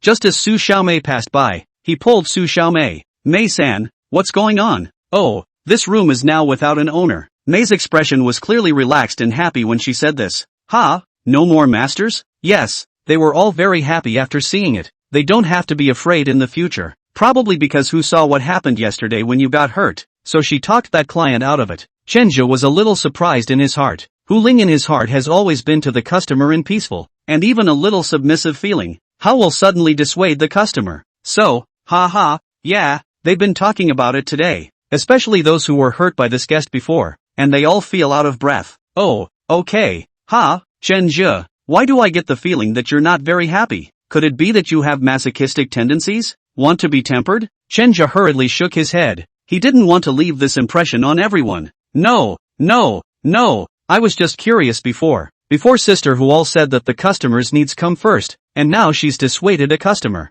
I just didn't think about it. Harm, there's nothing to think about. You're now the headliner of our place, and if something like this happens to you, if sister who doesn't show it, then these sisters underneath will have some lumps in their hearts. Su Xiaomei was quite clear in her heart. Aha, okay, I get it. Well, do a good job, sister who thinks highly of you, and of course we wish you well and hope you make lots of tips. Chinja's tips now take up a big chunk of these guys' income, so everyone wishes him well. Aha, Mei-san, I'll try my best. Aha, by the way, Sister Lin from room 03 is here. I have a feeling she's not in a very good mood today, so you should go over there later and comfort her.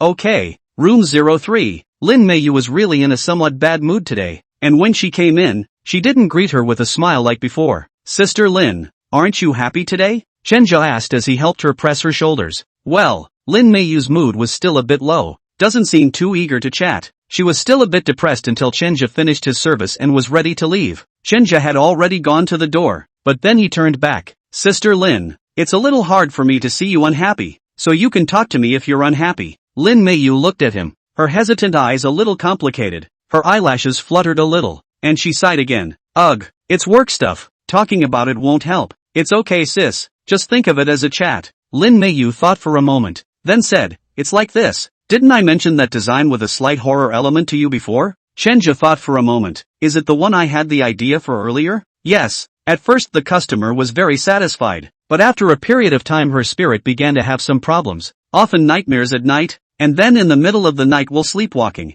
Get up and walk around in that dress. Her parents concluded that the design of the dress has a problem, and is now dealing with me. Her parents to the metaphysics of these things are more believe that it is my design to bring the disaster. It's like this. Then wouldn't I be doing you a disservice? Chenja felt a little guilty. Lin Meiyu smiled helplessly. You can't say that, although you provided the inspiration, but the design is after all my design. If there is really a problem, it is my problem. In fact, I believe in science, and don't think that there is any problem with my design, but the other side unanimously thinks that it's my design that is out of order. Is that going to pay for it? Chenja asked. Losing money is a small matter. The main thing is my reputation. If I lose money because of this kind of thing, then I don't need to mix in this circle in the future. Good things don't come out of the door, but bad things spread 1,000 miles, and now there are already some old customers who have asked me about it, and are also worried about my design. Chenja was somewhat shocked in his heart. If that's the case, because of one design, Lin Meiyu could lose her career, and the thing has something to do with myself. The inspiration for the design was provided by myself. No wonder Lin Meiyu wasn't too eager to talk about it just now. Sister Lin, is there another solution then? Lin Meiyu let out a bitter smile. The other party wants me to pay compensation and then help them catch the ghosts. How can I, a new age woman who believes in science, do this kind of thing? I'm also worried now. If I can't do it, I'll just admit it, or else they keep coming over to argue. No way, sis, you can't admit it. If you do, your reputation will be ruined. Ugh, ruin it? I've made enough money anyway, and if my reputation is ruined, then I'll consider it an early retirement. It was easy to say, but Chenja could see that Lin Meiyu was not willing to do so and was just forcing a smile. Sister Lin, see if this works. I'll recommend someone to you. What man? Little Taoist Master Xia from Chengyun Mountain. A luxurious villa estate in a house with very European architecture. Chenja, Xia Yuhan, and Lin Meiyu sat on the sofa. In front of them was a middle-aged couple probably in their 50s. The man was a bit fat, with a big belly and a big, greasy back hair. The woman wore a cheongsam, had a short wavy perm, wore a cross around her neck, and spoke in an undertone. Lin, is this the Taoist priest you invited? The middle-aged man looked at Xia Yuhan, who was wearing a Taoist robe, and looked up and down, disliking her any way he could. He didn't speak very well, and Lin Meiyu had mentioned to Chenja before that they were of Chinese descent. Yes, Mr. Zhong, this is little Taoist Master Xia from Chengyun Mountain. Lin Meiyu introduced herself. She also had some drums in her heart, because Xia Yuhan was really too young to look like a Taoist priest, but out of her trust in Chenja, She didn't say anything when she came. The middle-aged woman immediately sounded a little strange. Goo, so young, maybe not even as old as my daughter, and you're posing as a Taoist priest. You guys really don't have any respect for God at all. It said that the people in your country have no faith and are all crooks, and now it seems to be true. The woman clasped her arms, the look of contempt not hidden at all. Chenja was a bit unhappy, saying that he could but saying Xie Yuhan, he was a bit unbearable. This lady, Taoist Master Xiao Xie is a 125th generation disciple of Mount Qingyun, a formal Xianmen Taoist religion. Oh, and who are you? Wow, he's my Chinese medicine massage master. I'm worried that your love is here because of her health problems, so I asked him to come over for a bit. Lin Meiyu immediately snatched the words. The woman glanced at Chenja again, also with a look of disgust. What the heck? It's a young man again. What kind of massage master is that young? And it's still a man. Lin, don't look at our country open, but we are still very traditional. We raise our daughters to go for elite education. My daughter has never been in love now. She is going to be married to the royal family in the future. How can you arrange for a young man to come over to see her?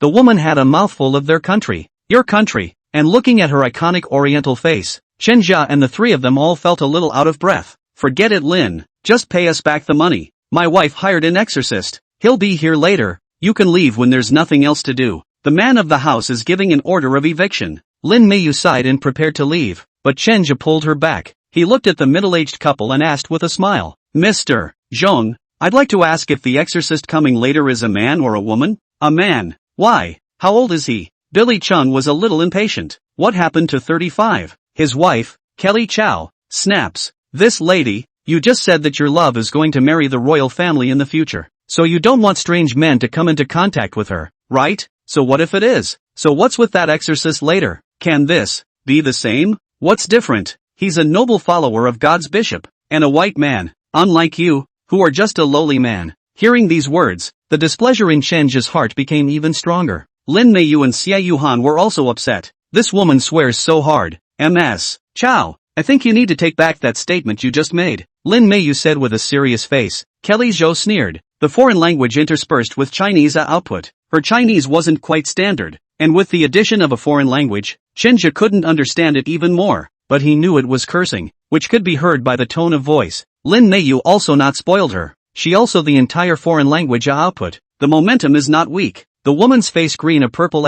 looks very angry. Finally Billy Chung interjected, defending his wife, and said sternly, Lin, I've already given you face. I hope you maintain enough decorum. You guys go out now. My lawyer will talk to you about the compensation when the time comes. Lin Meiyu was still a bit angry. Mr. Zhong, I came here to talk to you with sincerity, but you won't even let us see Miss Zhong's face, so you conclude that we can't do it. Is this your etiquette? Hearing this, Billy Chung hesitated, but his wife, Jo Kelly, immediately said, what sincerity? Bringing two hairless young men over, is that your sincerity? Xie Yuhan, who had been silent, spoke at this time. This lady, although I'm young, I've been studying Xianmen Taoism with my grandfather since I was a child, so if you don't believe me I can gift you a line right now. Oh, what a big mouth. Why do you want to tell me something? Xie Yuhan glanced at her, then said, the person you hired won't be able to arrive within an hour. Ha ha ha, laughing my ass off. I just got his message. He said he'll be here in 10 minutes.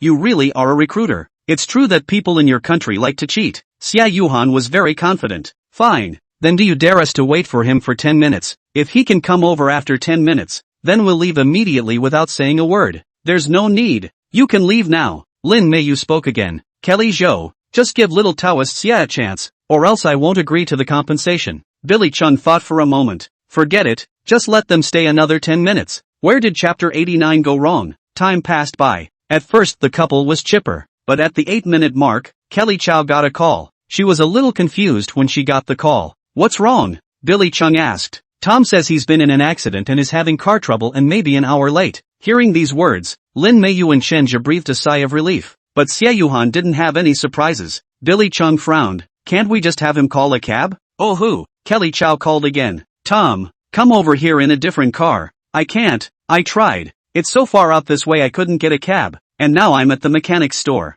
Tom, we'll send a car to pick you up. You send a location. Billy Chung grabbed the phone. If it was really an hour late, wouldn't that be exactly what that little girl said? Okay, I'll send you the location. Soon the location was sent. The two were relieved to see the location. It's not too far. Oh, I'll have someone pick him up right now. It's only 20 minutes round trip, Billy Chung said smugly. You can't count. Xia Yuhan was still chipper. No, you can't catch it. Then you're wrong. I'm calling the driver over right now. Billy Chung picked up his cell phone and dialed. After a couple of words his face changed. Somewhat shocked, he looked at Xia Yuhan. His wife, Kelly Chow, asked, Billy, what's wrong? What did the driver say? Billy Zhong swallowed and said with some disbelief, Old Wang was also in a car accident when he came back just now and is now in the hospital. What? Kelly Chow was also shocked, but she's still stubborn. If the driver can't do it, call a special car to get it. She called the butler Indiana. Old Wang, go call a car and pick up someone at this location. Yes ma'am. The butler immediately made contact and a car was quickly contacted. Ma'am, he has departed. The couple was relieved to hear this. How about, even if the driver can't go, there will still be other cars going. You can't do the math right. Lin Meiyu was worried again. At this time, Chenju instead of worrying, he trusted Xia Yuhan enough. Xia Yuhan said that if he could not arrive within an hour, he must not arrive. Sister Lin, don't worry. Chenju gave Lin Meiyu a reassuring look. Xia Yuhan laughed at this time. It's no use, if heaven wants him to arrive at noon, he must not come at the 6th hour. Oh, what noon hour and 6 o'clock? I knew he would be coming over in 20 minutes, which is less than an hour after you said. And now that the car has set out, I expect to be at his place in a few minutes. Sure enough, about 5 minutes later, Kelly Chow got a call from Tom the Exorcist. I'm getting in the car now. I'll be there in about 15 minutes. Okay Tom. After hanging up the phone, Kelly Zhou became arrogant. Well, little girl, do you have the guts to say an hour from now? Chen Zhou also went up and asked with concern. Xiao Yu, nothing will go wrong,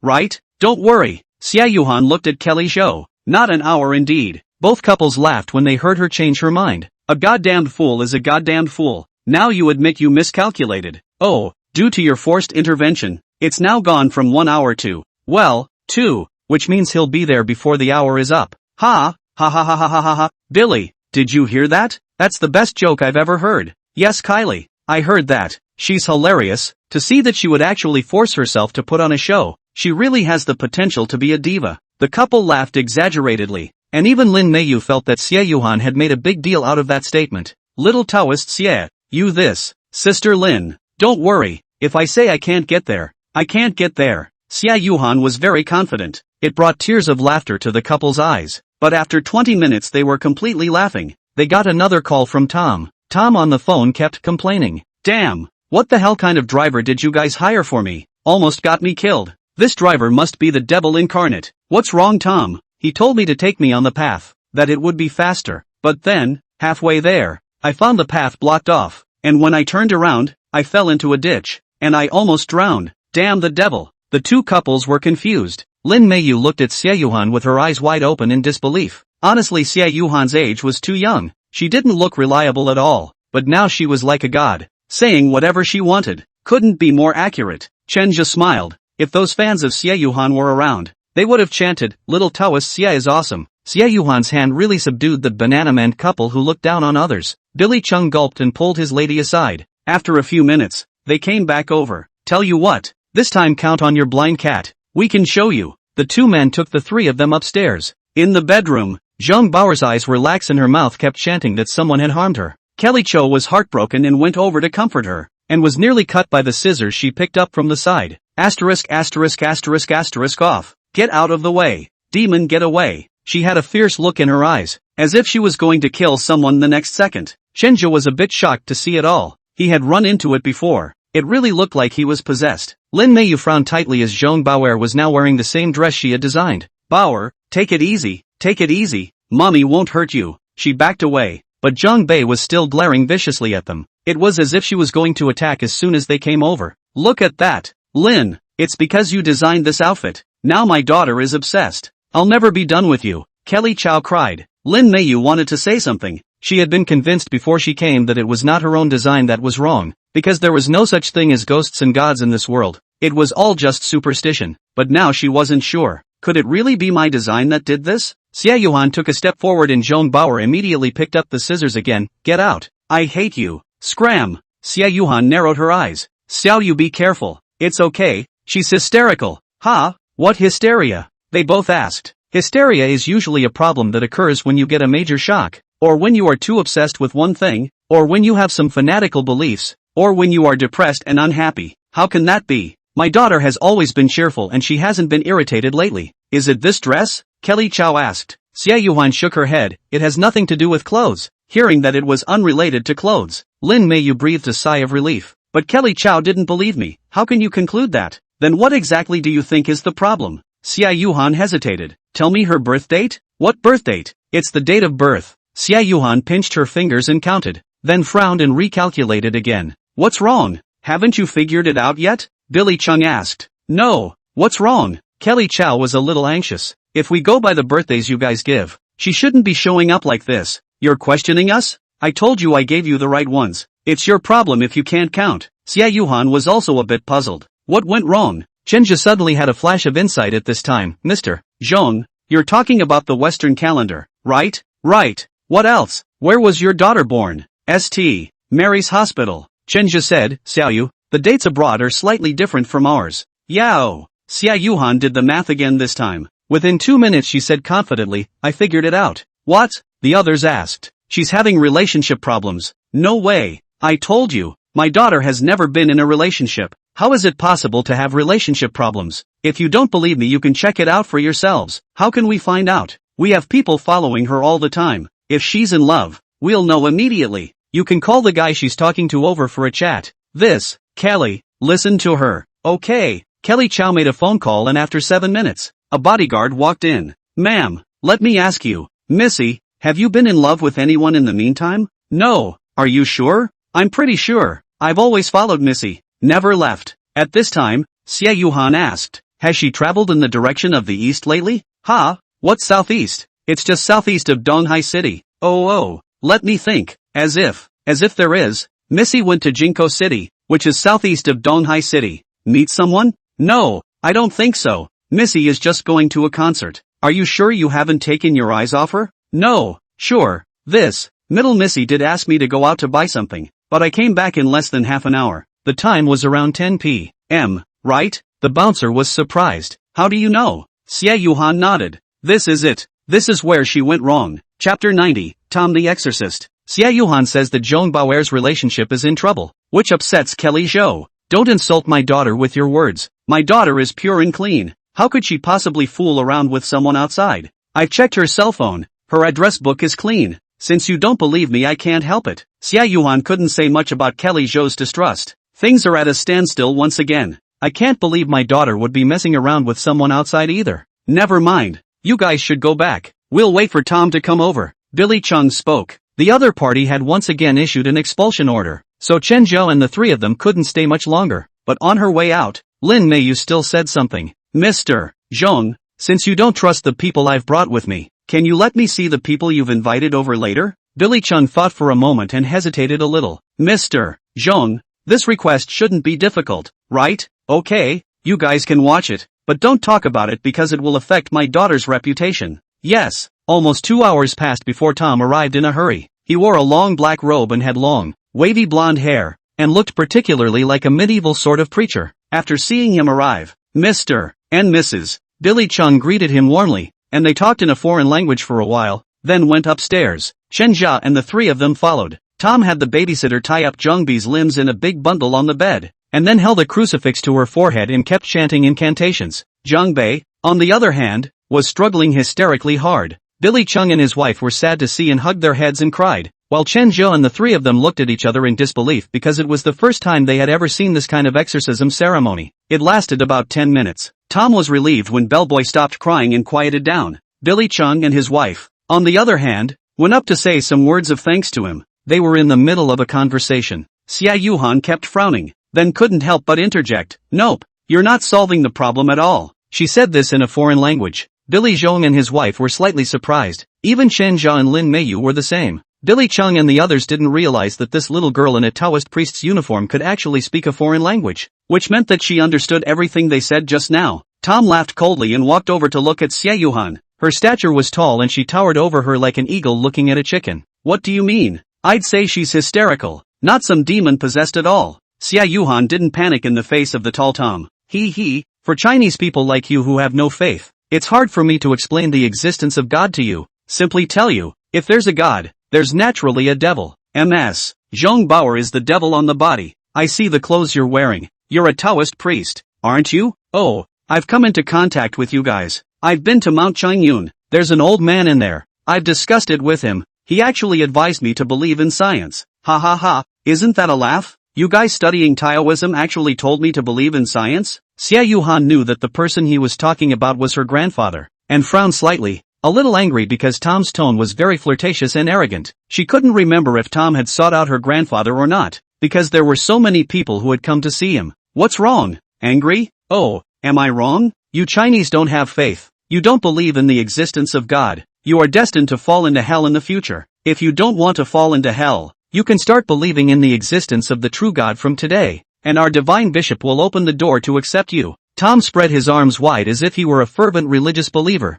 Xia Yuhan's frown deepened. Next to her, Kelly Jo saw that after her daughter had quieted down, she also came over. Tom, this little wench, who just now mouthed off that you couldn't get here in time, was doomed. You who? Did she really say that? Of course, and she swears by it, when in fact she just happened to hit the nail on the head. Didn't she, Tom? That's for sure. You as God's believers, God won't give up on you. I just hindered some time on the way. Maybe they are the ones who messed up. They are demons too. Tom pointed his finger. Billy Chung and Kelly Chow's eyes became fierce. They certainly wouldn't object if Tom said he was going to kick them out the next second. Lin Meiyu was a little angry. Your name is Tom, isn't it? What you said was outrageous. I demand you apologize to us. Joke. Apologize to you? Do you deserve it? You're just a bunch of faithless pariahs who not only don't believe in God but also denigrate the existence of God. I've been in China for several years now and I've encountered many people like you who only believe in money but not God. No matter how much effort I've made, you guys still think that money is omnipotent. If you want to get my respect, then come up with a reason.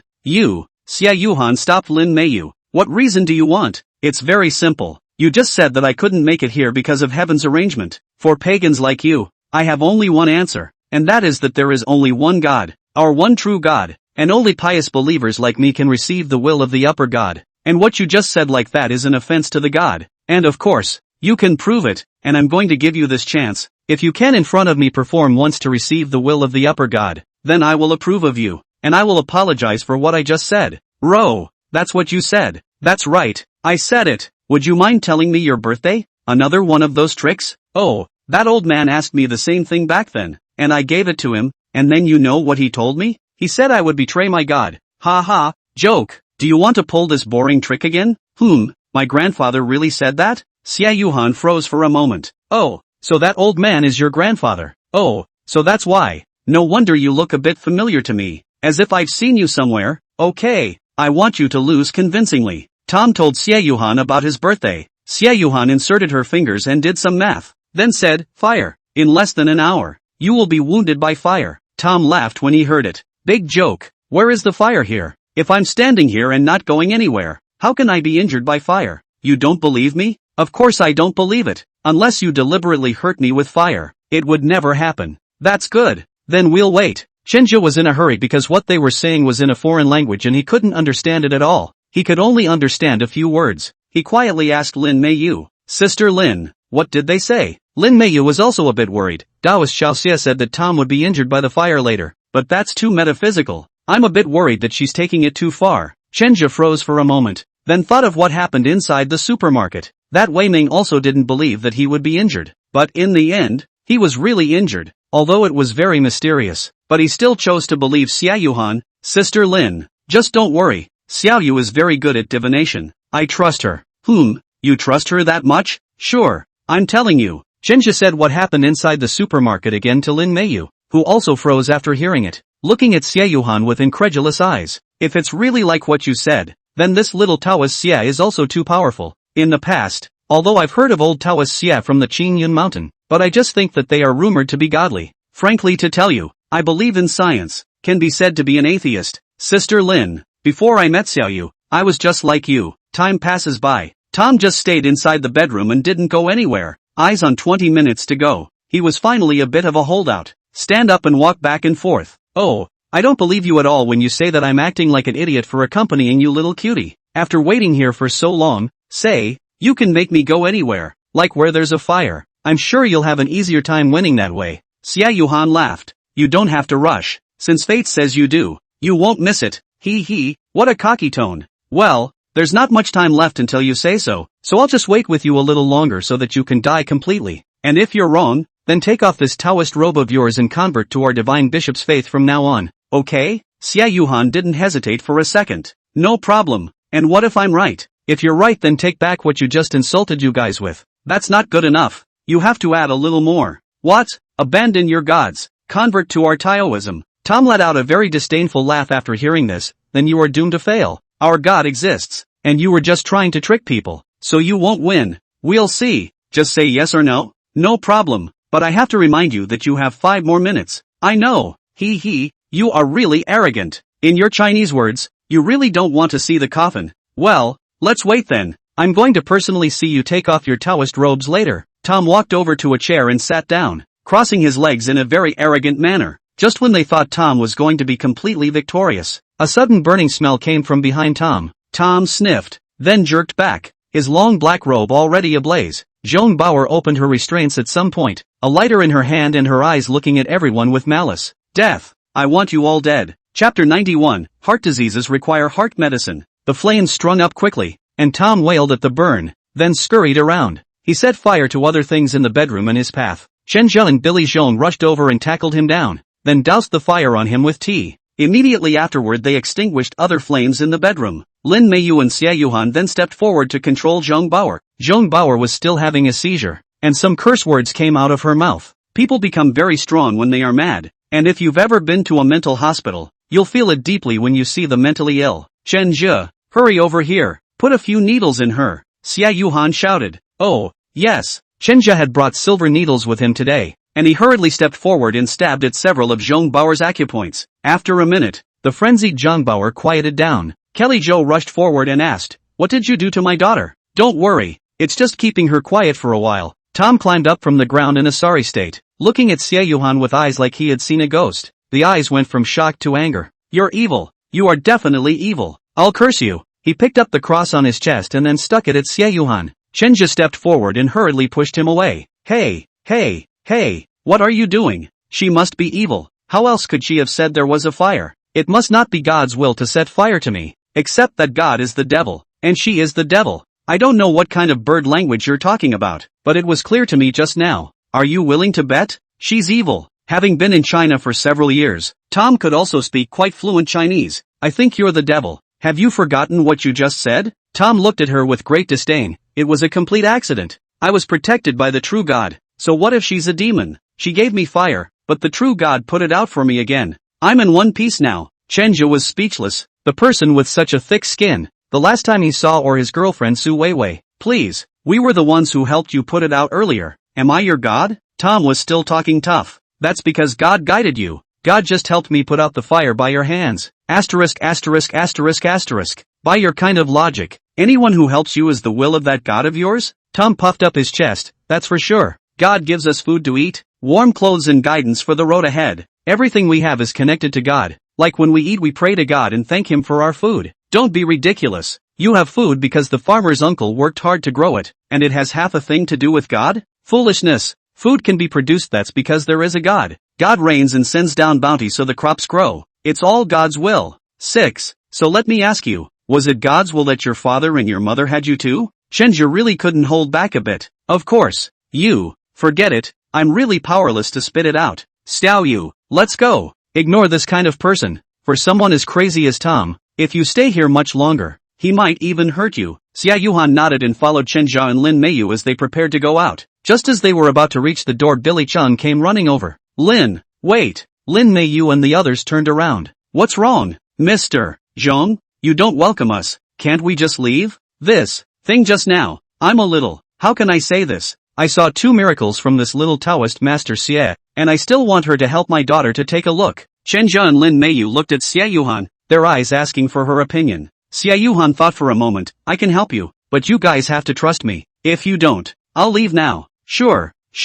I'll do whatever you say this time. It was back upstairs again with Billy Chung, and Tom was still chirping away. He said to Kelly Zhou with some madness, Kelly, you can't trust them. They're evil. Kelly Zhou was a bit embarrassed. Tom, as you saw just now, you were indeed injured, and by fire, and our daughter is still not well. So, I was injured completely because of an accident. That woman is a demon. Maybe the chanting power in me isn't strong enough. Don't worry, I'll go get my bishop here. My bishop's power is very strong. Why don't we forget it, Tom? I want that girl to look at it for us. Both times Xie Yuhan had struck, she had accurately calculated what Tom would go through. Kelly Chow had to believe it too. Tom grunted coldly after hearing that. Kelly, I will remember what you have said. You have betrayed God and I will curse you. I curse you to go to hell like the devil. Hearing this, the two Billy Chung couples were a little terrified, but then they saw their daughter's appearance or looked away. You have betrayed God and are truly incorrigible. God will punish you. With those words, Tom walked out angrily, glaring hard at Xie Yuhan as she passed by.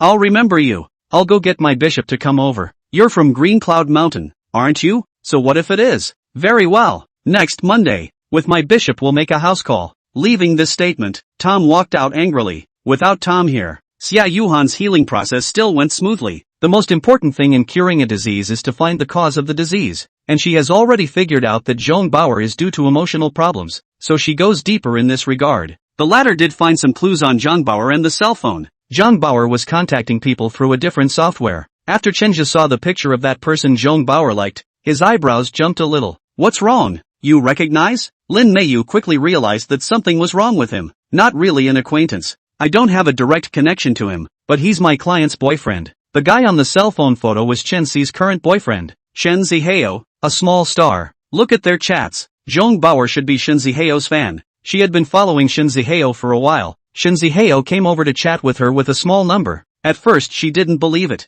Later, Shen Ziheo sent a lot of life photos over, some of which were still relatively private. The latter chat was somewhat ambiguous and continued for over a month. Shen Ziheo invites her to his concert, and then backstage at the concert the two establish a relationship. After establishing a relationship, Shen Ziheo was hot and cold towards her, and it was obvious from the chat logs that Zhong Bauer was in a very bad mood during that time, and had been sending lots and lots of messages and making lots and lots of phone calls. Later Zhong Bauer found out Shen Ziheo also had flirtations with other women. She couldn't stand it anymore, and when she questioned, she was even blackmailed by Shen Ziheo. It was probably because of this incident that Zhang Bei was so irritated that she got hysterical. After reading the chat records, Zhong Billy couple's faces are not good. Their own as the jewel of the daughter was actually so playful abandonment. Bell's teeth were gnawing at the back of his grooves. That bastard. I'm going to kill him. He actually dared to do this to Bauer. Chinja stopped Billy Chung, who was in a rage. Mr. Zhong, calm down. How do you want me to calm down? The daughter I raised like a princess was actually toyed with and abandoned by this asshole. I'm going to chop him up. Mr. Zhong, I can understand your anger, but Shen Ziheo's current girlfriend is Chen Si, the former richest woman in East China Sea. I hope you can think about it. Mr. Zhong, Chen Ji is right. It's better to think about this matter in the long run. Is this just going to let this asshole go? Billy Chung slapped the table. Of course not. The important thing now is to cure MS. Zhong first, right? What's the cure for this? Line? Xie Yuhan said it this time. A heart disease still needs a cure. For now, if you want to ease it for now, let Chinja help her with acupuncture and massage, and stabilize her heart and mind before saying anything. Mr. and Mrs. Billy Chung hesitated, then nodded. Chenja, under their watchful eyes, used his professional massage technique to help Zhong Bauer relax. This move was really effective. About half an hour later, Zhong Bauer's eyes gradually cleared. After waking up, the first person she saw was Chinja, and she was startled to see this strange man's hands on her body, and backed away. That's when her parents rushed over. Bauer, don't be afraid. It's Daddy and Mommy. Dad. Mom. Zhong Bauer cried. And when she had stabilized, she slowly told what had happened. She did have a crush on Shen Ziheo, and her parents' long and strict upbringing made her feel bad. Seeing an invitation from someone she liked, she was moved and then went to the concert. Surrendered himself backstage at the concert. But I didn't expect Shen Ziheo's attitude towards herself after that was extremely cold, which made it very difficult for her. And the things that followed were the same as the chat records above. Listening to his daughter Billy Bell's anger increased. Lin Meiyu and Chen Zhe, they also felt a bit indignant and unfair. Tell you what, Mr. Zhong, I'll make an appointment for you guys with Chen Si, and it's best if you can talk to her face to face. Third floor of the clubhouse. In Hu Ling's office, the couple, Chen Si and Billy Zhong, sat down facing each other, listening to Billy Zhong's couple's accusations. Chen Si frowned deeply, but she didn't immediately express her thoughts. In the end, Billy Chung just couldn't help himself a little. Mr. Chen, I want you to hand over that man. Chen Si hesitated and shook his head. Mr. Zhong, I can't do it. Why? Mr. and Mrs. Billy Chung were surprised. Even though he did such a stupid thing, he always had feelings with me, and this is something he did wrong, so I can help him carry it off. So you guys name a number. Chenja also did not expect Shinsi's love brain to be so heavy, which greatly exceeded his imagination. Billy Chung's hands were shaking with anger. Shinsi, you are insulting me. Do you think I'm just in it for the money? Although I'm not as rich as you, but my family's condition isn't bad. I can still take out several billions. I want that bastard to pay now. Even if you stop, it doesn't matter. Chance looked at him with his arms wrapped around him. Then you can try. Eye contact was made and the battle was on. Both look like they are not to be messed with. At this time Hu Ling, who was drinking tea next to him, spoke up. Mr. Chen, Mr. Zhong, let me say a fair word. How about it? Chapter 92. There's no one I can't protect in Donghai City.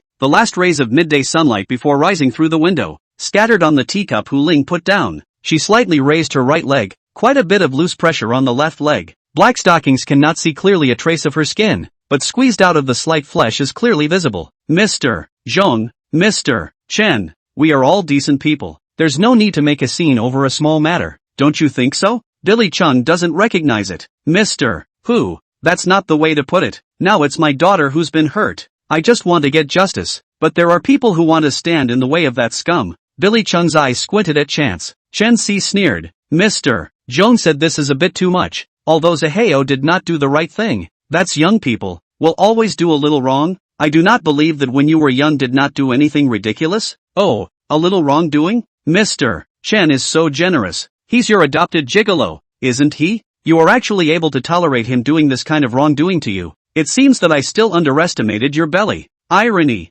Extreme irony. Chen Si was a bit exasperated. Billy Zhong, I've already given you face here in Hu Ling today. I've already promised to make compensation to you. What more do you want? Compensation? Is this something that money can compensate? Then I'll play with your daughter. Then kick her out and pay you a fortune afterward. Are you willing to do that? Billy Chung, how dare you? Chen Si clapped his hands. Everyone in Donghai City knew that she didn't have any children. And when Billy Zhong said that, he was scolding him in front of her. So what if it's bold? Billy Chung didn't wimp out either, slapping his hand to the table before standing up as well to glare at Chen Si. Hu Ling looked at the two men and raised her voice slightly. I would advise you both to keep your tempers in check. Not really wanting to see you both making a big deal out of my place. Chen Si sneered. Hu Ling, letting you be this third-party mediator is not to look down on you, but I have a bit of a good impression of Chen Jia. I can completely ignore this matter. What can you guys do to me? As the former richest woman, Chen Si's status in Donghai City was very high, and as long as she didn't want something,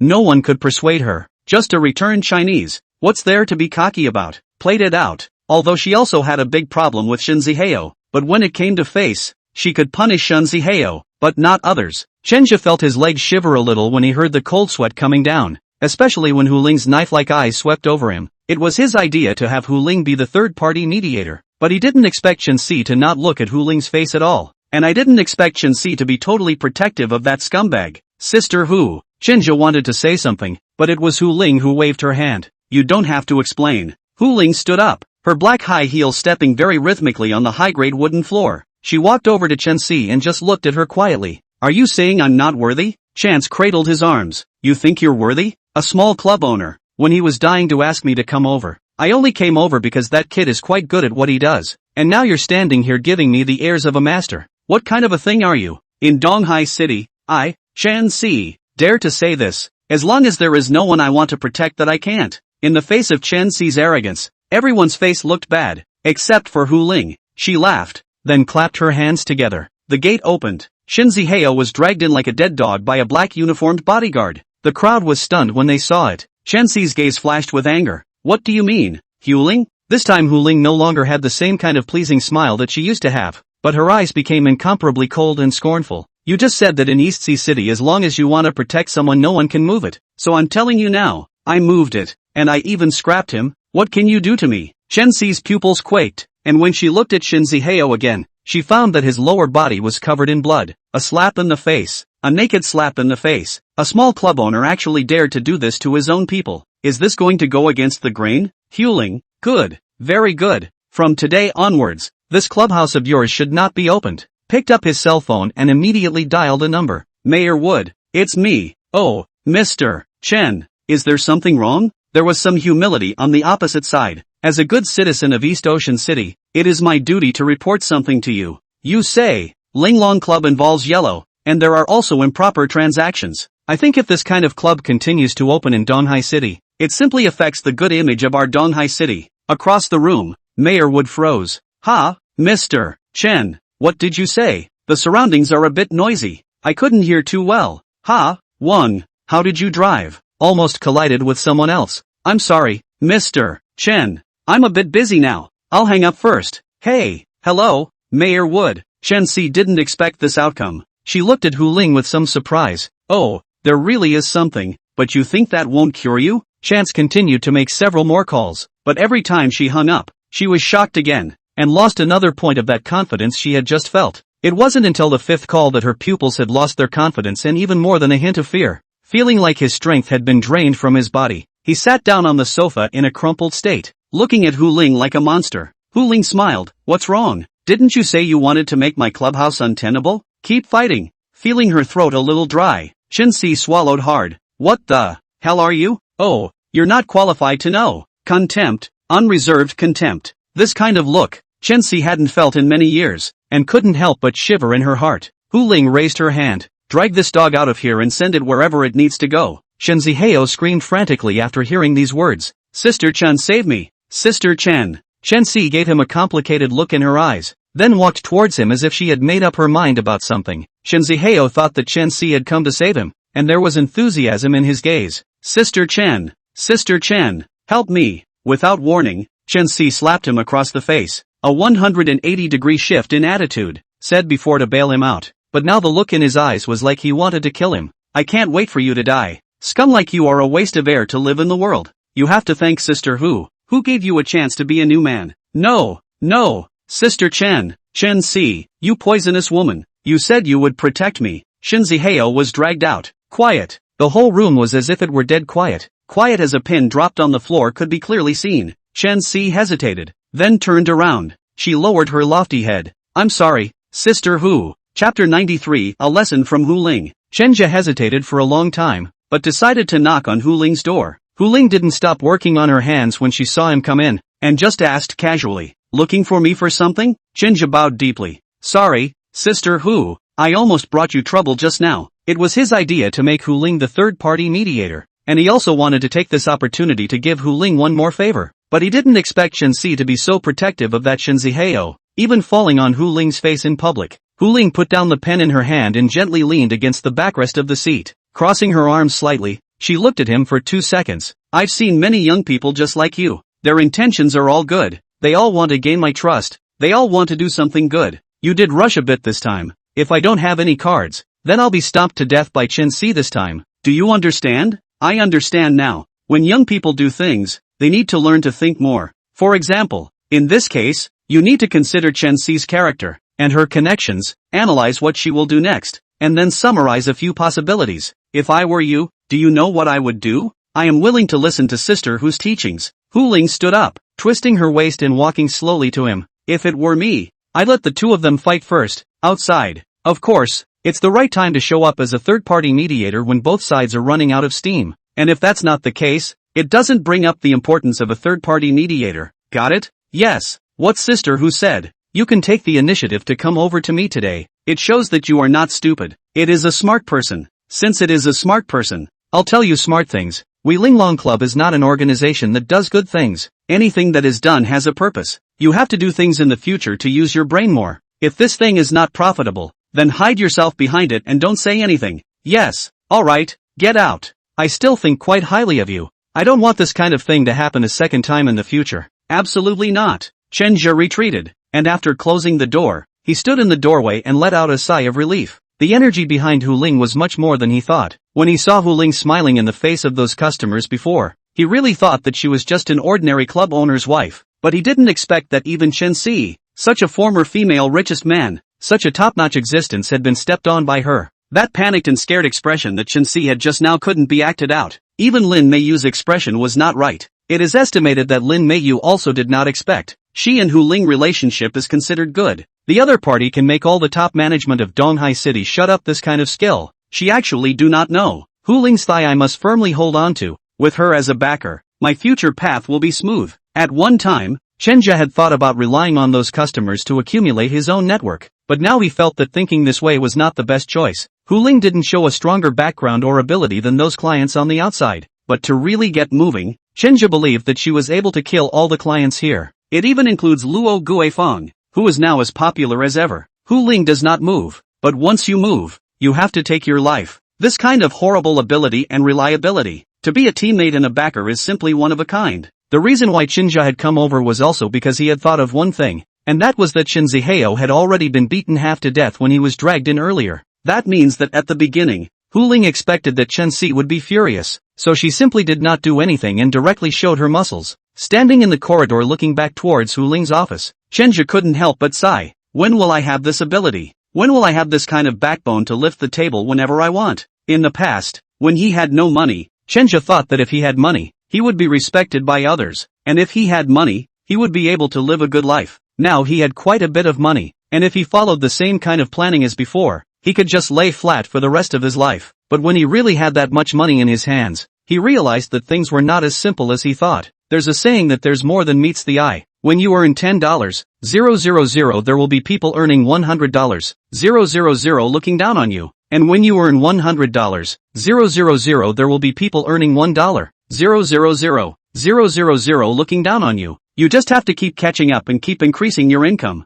But yeah, how big is a big muscle? How rich does a person have to be rich? Perhaps the best way to do this is to be like the same Hu Ling, who is hiding her clumsiness and pretending to be even less than they are within a crowd of less than they are. An analogy: when you're earning $1 million, mix in with the people earning $100,000 and tell them you only have $10,000. People reveal their entire shortcomings when they are arrogant. You are naturally invincible when you know all their flaws. Today's Hu Ling gave Chenja a very important lesson, and it can be said that it directly changed his outlook on life in the future. Chen Si asked Chenja out. In the private room of the cafe, after the waiter left, Chen Si took off her sunglasses. Chenja, I want to beg you for something. Chenja didn't immediately agree, nor did he immediately refuse. Sister Chen, tell me, if I can help, I will definitely help you. Sister who cancelled my membership today, and I want you to ask her for a favor, and the membership fee is whatever. Chenja hesitated for a moment, then shook his head. What's wrong?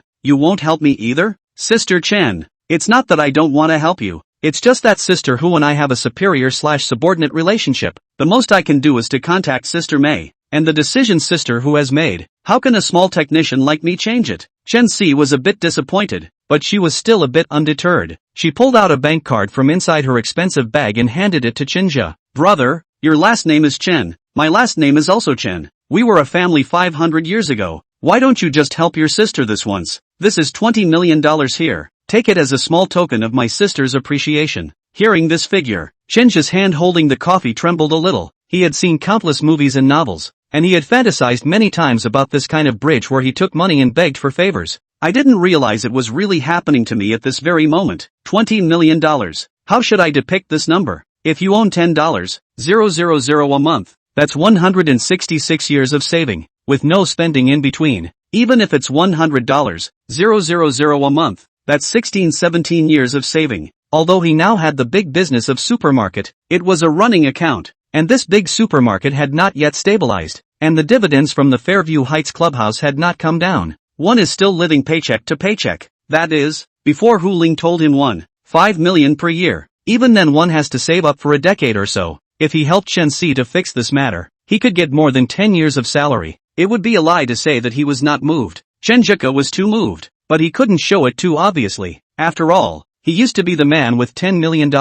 That's a bit of stamina that can still be maintained. He pushed the bank card back. Sister Chen, talking about money hurts feelings. I cherish you as a client. But, today, don't blame my brother for talking straight. Today you really don't give Sister Hu face. Yes.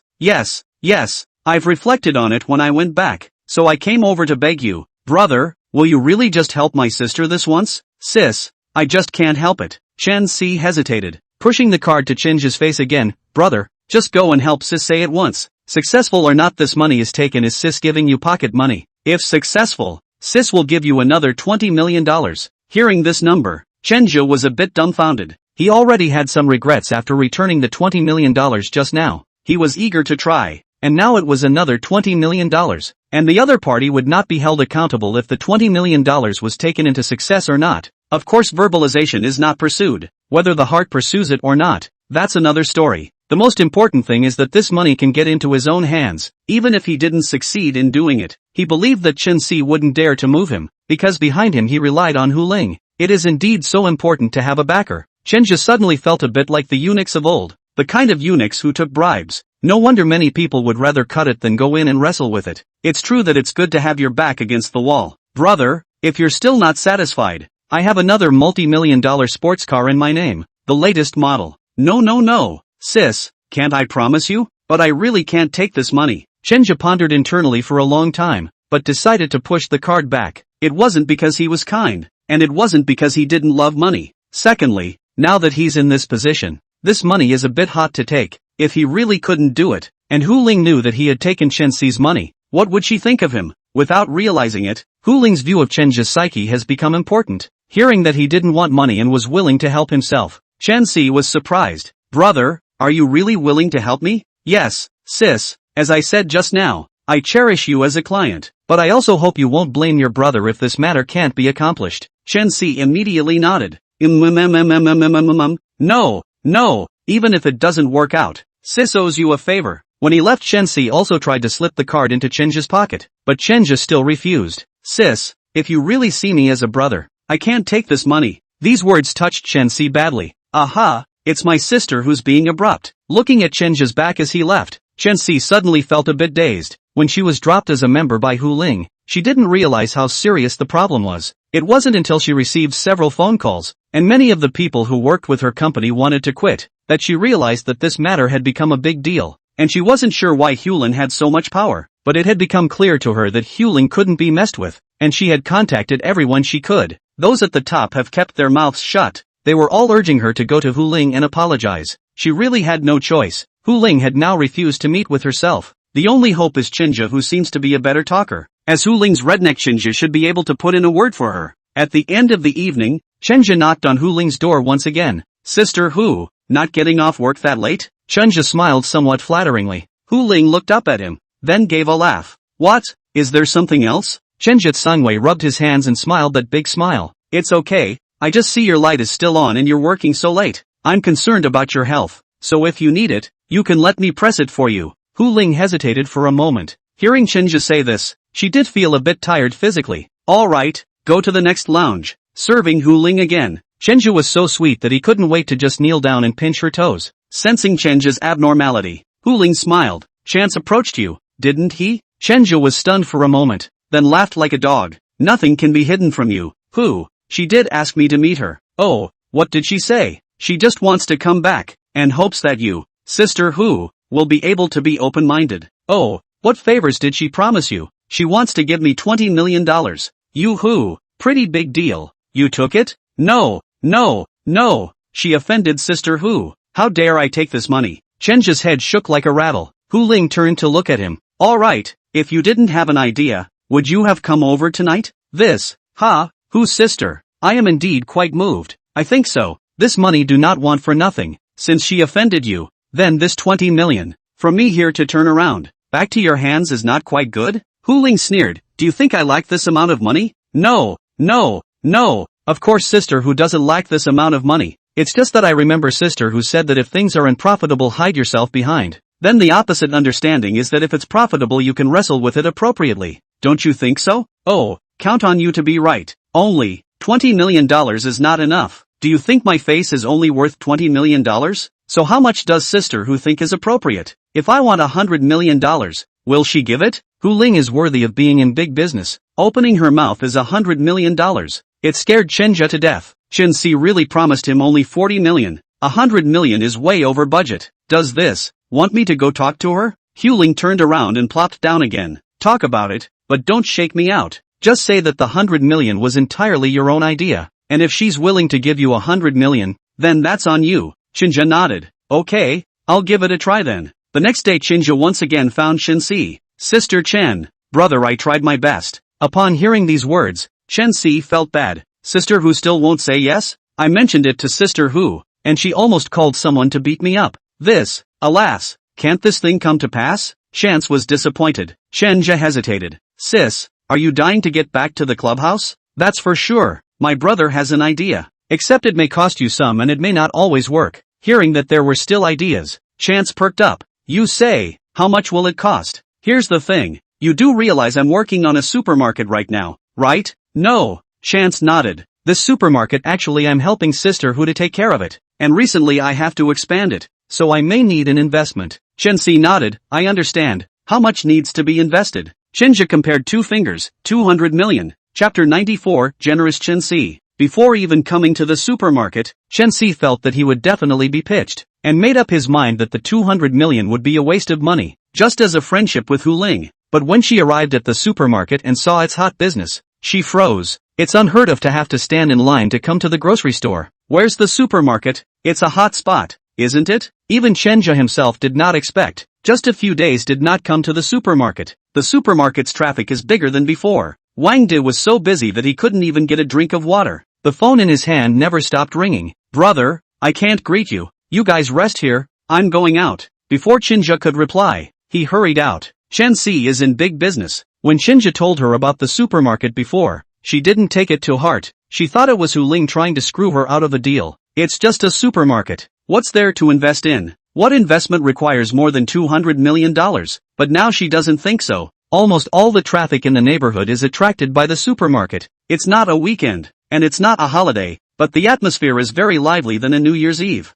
Originally, she, who had seen the world, tried to pretend to be calm, but when Chenja introduced the supermarket to her and delayed to say anything about investment, she became anxious. What poisonous eyes she has. Do we need an introduction? Isn't this a good way to make money on the side? Where is this asking her to apologize? It's asking her to invest, clearly trying to give her a cut of the money. Brother, you don't need an introduction. I'll vote. I'll vote for as much as you say. Chenja smiled. It seemed that the feng shui bureau Xiaoyu had set up for him really worked. The business of the supermarket is getting more and more prosperous, and this office has also been placed in the feng shui bureau. As long as you come to this office to talk about cooperation, there is no unsuccessful. Smooth. It's just too smooth. Pulling Chensi to the supermarket investment is not Hu Ling's idea. Chenja is intended to pull out his own shares. Like to take other people's, do not pay a little, which is put on anyone's body is difficult. Maybe he could ask Chensi for $100 million for no reason, and that would only be because of Hu Ling. If Chensi thought about it herself in the end, she would definitely blame him. But it would be different if they worked together. You come to admit your fault, and I'll even introduce you to a lucrative business. So just tell me if I'm good, right? This cooperation with Chensi is very worthwhile. Before Hu Ling and Luo Guofang, two people each took out 50 million. Each took 25% of his shares. Now Chensi only needs 5% and she dares to invest 200 million. The addition of Chensi is not just as simple as $200 million. Knowing that she is the former richest woman with countless resources behind her, especially since she has been rooted in East China Sea for many years, if she opens a branch in the future, she will be able to take care of it with a single phone call. And she is a proper local snake. Hu Ling Chenja is not very clear. It is not clear what she actually rely on to make money. It was unlikely that she had that much energy to make Chensi bow down with just a few clubs. There must be a lot more going on behind the scenes. But Luo Guifang, Chenja is still kind of clear. Her Changhua group now most rely on online sales. Brick and mortar stores are also available, but online sales now account for a larger share. Two people can say that one is a meeting house. One is engaged in online sales. On the business model, far less than the current Chensi. Chensi owns a lot of industries are entity industries. Just department stores she has several. Other also involved in real estate, internet finance, as well as the production of materials for the company. Being able to hook up with her and become partners with her would do the supermarket no harm. Previously, Wang Di had suggested opening a supermarket for online sales. He thinks the main thing now is the internet.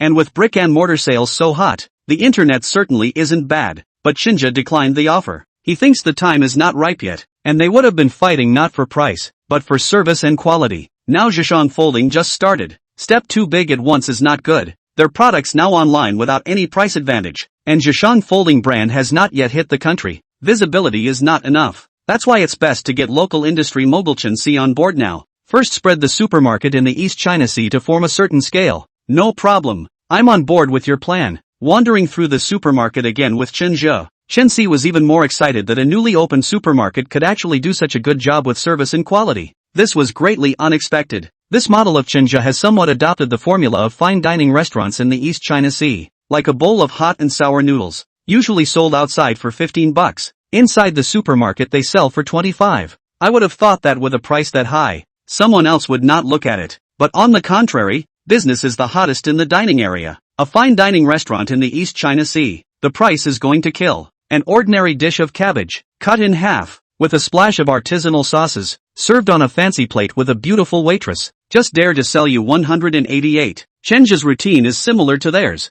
Hot and sour noodles of raw material producers all labeled for you to see. The big screen scrolling the process of raw material production, as well as transported to the site of the production process, really let you feel the bowl of powder production out is how not easy. The ingredients of those small dishes on the side were also incredibly fresh, not much worse than those upscale greens in high-end restaurants. It makes you feel comfortable and at ease with your food. Even Chen Si, who had never eaten out at that kind of low-grade restaurant, couldn't help but shiver a bowl, wiped his lips with a tissue. Chen Si sighed slightly. The world said that the treacherous business. Treacherous business? No business is not treacherous. Brother, you let my sister impressed. At first I saw you even the price of goods are marked out. I still want to scold you, eh? Now think about it, as if it is me who is right. I think that this model of yours can be spread out in the East China Sea. This side of the flow of people is not too much. Let's open the supermarket to the city center to go. Their sister has a lot of industry. The lot is randomly picked by you. As long as you look at it, there is no take it down. Chen Si said this rather stiffly because she had the backbone to do so. Chenja was happy in his heart.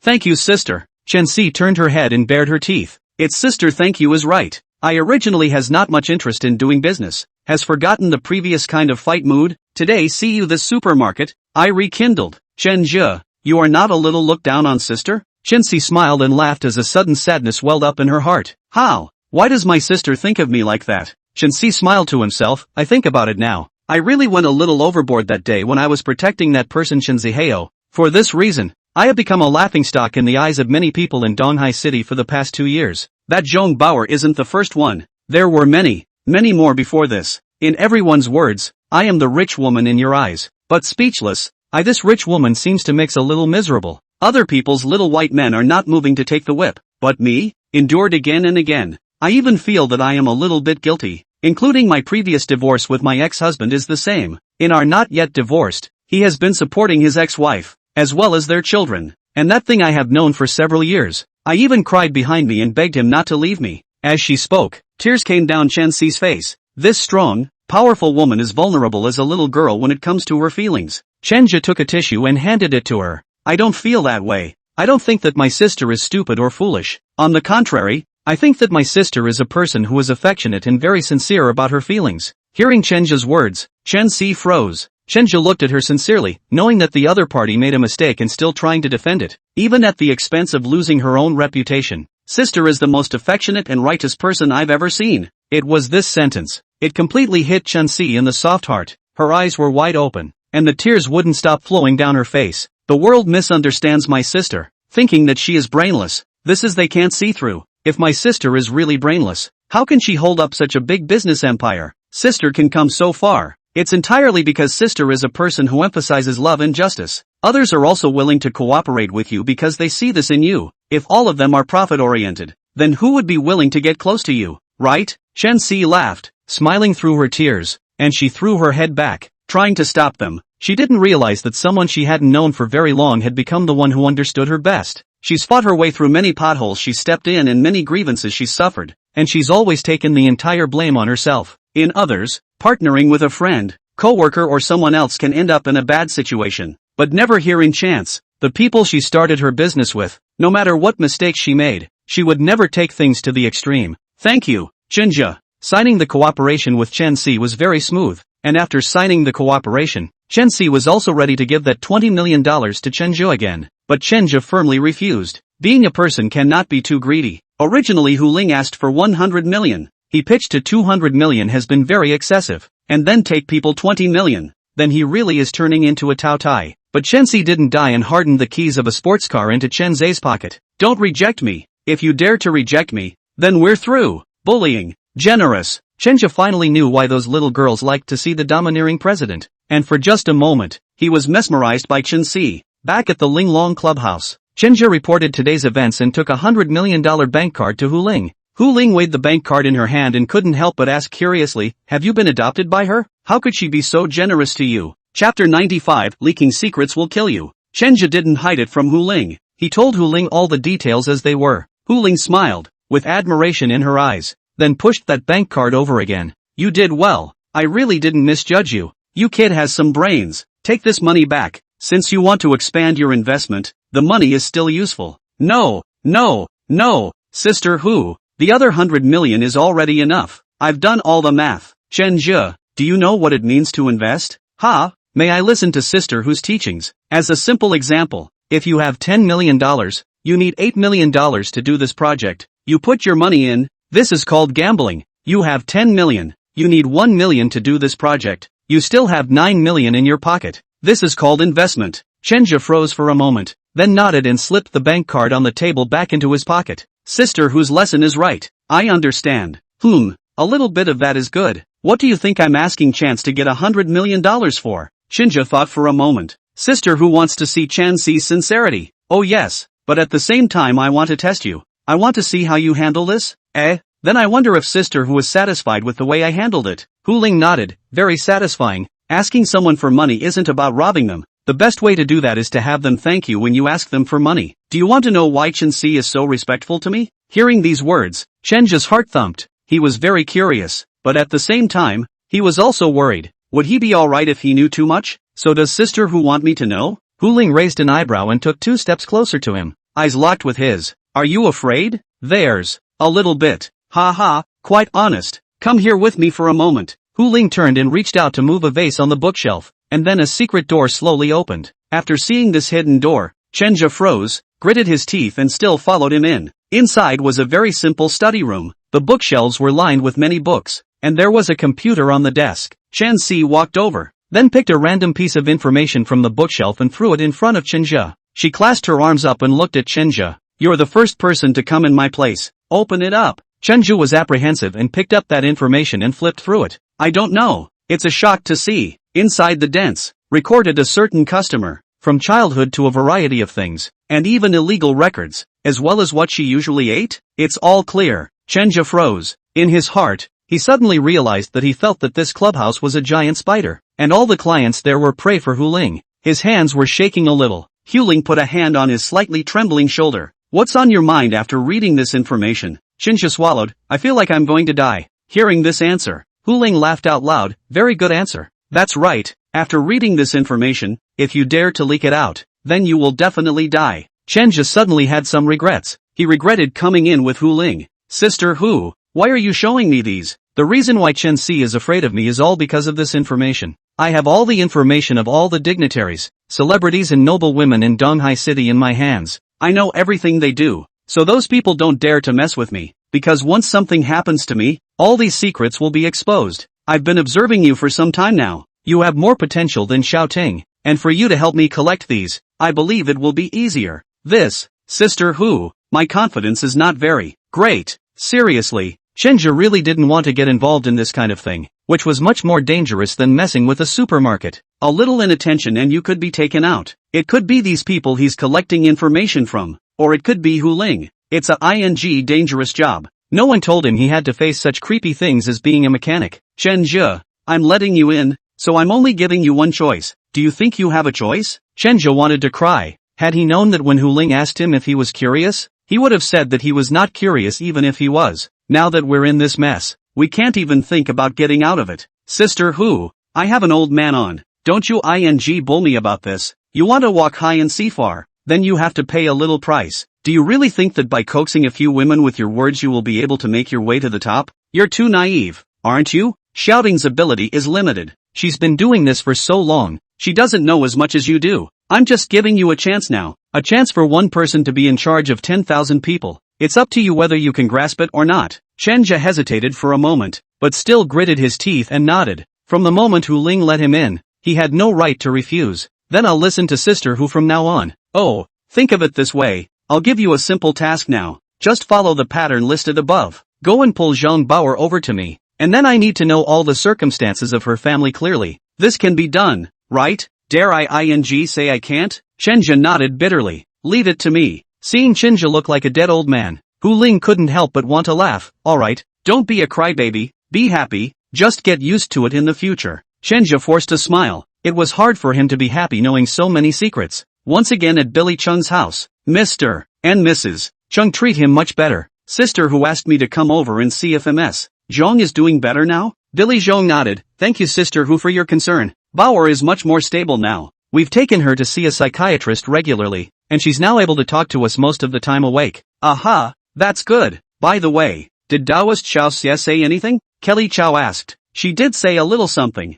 and that bit is another reason I came over today. Hearing that little Taoist Xie has something to say, both men pricked up their ears. The two hands that Xie Yuan had revealed earlier had completely subdued them. Plus, these two people were also the kind of people who believed in metaphysics more than anything else, so if Tao Master Xiao Xie had something to say, they would definitely abide by it. Xiao Xie Taoist said that although a psychiatrist can help Ms. Zhong relieve her pain, but if you want to completely eradicate it, you still need to cooperate with traditional Chinese medicine, massage and physiotherapy. I mentioned it to Sister Hu, and Sister Hu also felt it was necessary. So I came over here today and I'm also giving a gift to the two of you. Chenja handed over a golden VIP card with both hands. It is? Mr. and Mrs. Billy Chung were a little confused. This is the VIP card for the 5th floor of our Linglong Club. Our Linglong Club, all the technicians on the 5th floor, are very proficient in traditional Chinese medicine physiotherapy tuina, and we hope to be able to help Ms. Zhong restore her health. Mr. and Mrs.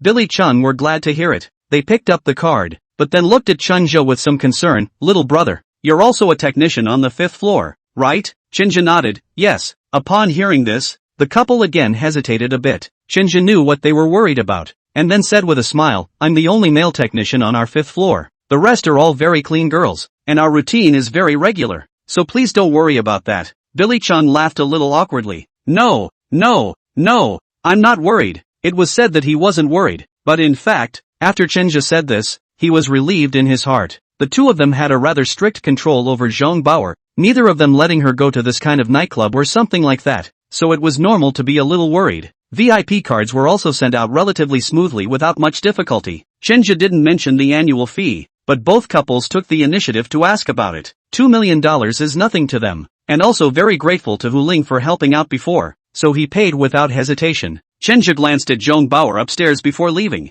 There was no noise, but the eyes were still a little dull. Better send her over there this week if you can. Leaving these words behind, Chenja left. Hu Ling had said that first impressions were important, and before Chenju and the others had already gotten some bad impressions, so now they had to make all the rules. Sure enough, when they left, Mr. and Mrs. Billy Chung didn't have the same kind of condescension they had before, and the two of them sent off with smiles on their faces. Get in this red Ferrari that chance gave you. Chenja felt something unreal in his heart. There was a time when I was lying in bed looking through pictures of car software and fantasized that I would one day be able to drive one of these luxury cars, but he also understands that this is impossible. With a salary of $4,000 and want to drive a Ferrari? It's hard to drive a domestic one, right? But when he actually got in the limo, he felt like he shouldn't be so high profile. Better go back and get a different car. This one is nice but it always feels too flashy. On the way back, very coincidentally, he saw Su Weiwei and Huang Xiaoli next to the bus stop. Huang Xiaoli also stood next to a man. This man Shinjo is also somewhat familiar with. Li Zichen, also a classmate of the university. The three people have been chatting. Because of waiting for the red light,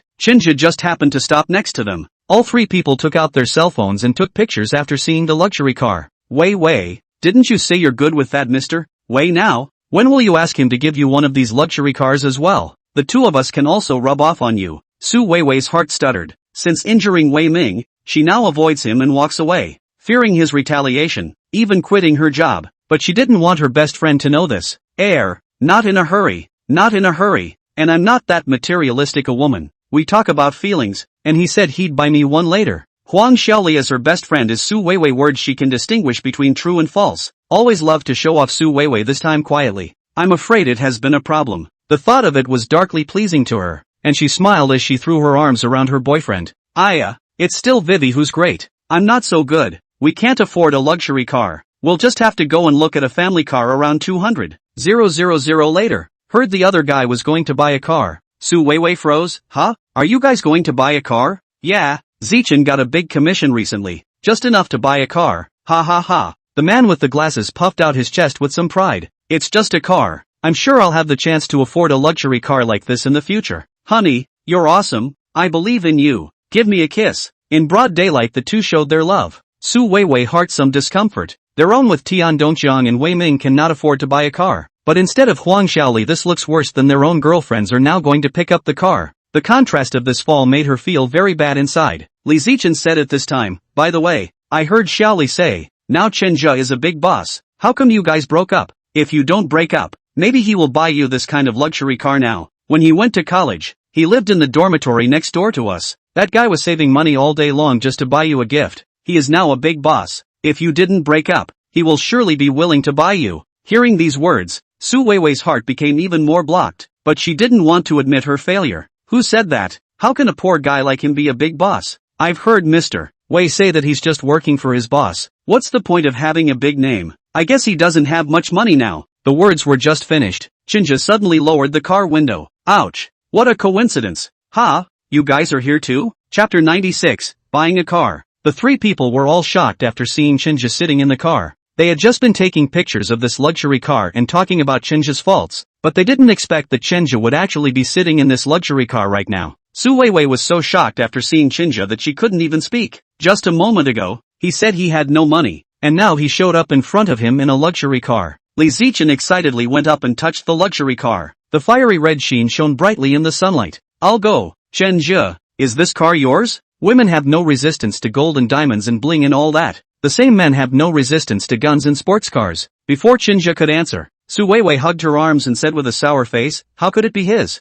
It's either a company car or a rental. Huang Xiaoli thinks it is also this possibility. This car she just checked, without a few million down. She also believed the words analyzed by Su Weiwei just now. Chenja is a part-time worker in the supermarket. A part-time worker where can afford this sports car? Chenja did not explain, but inquired, where are you guys going? Huang Xiaoli snaps, Zichen and I are going to buy a car of our own. The phrase is a bit of a connotation. Chenja is renting a car, is not having a car of his own. Of course Chenja could hear it, but he laughed it off. Not bad. What kind of car are you going to buy? We're going to get the weak car. Just the one that just came out. Li Zichen was a little excited. Yo, I saw that car too. I even went for a test drive earlier. It's really nice. It has the look of a sports car, and it's got a lot of power. Yeah. I went for a test drive too and I feel great. Li Zichen was very excited when he spoke. It seemed that he had really been following this car for a long time. Li Zichen, mixed well our floor of the dormitory estimates that you are the first to buy a car.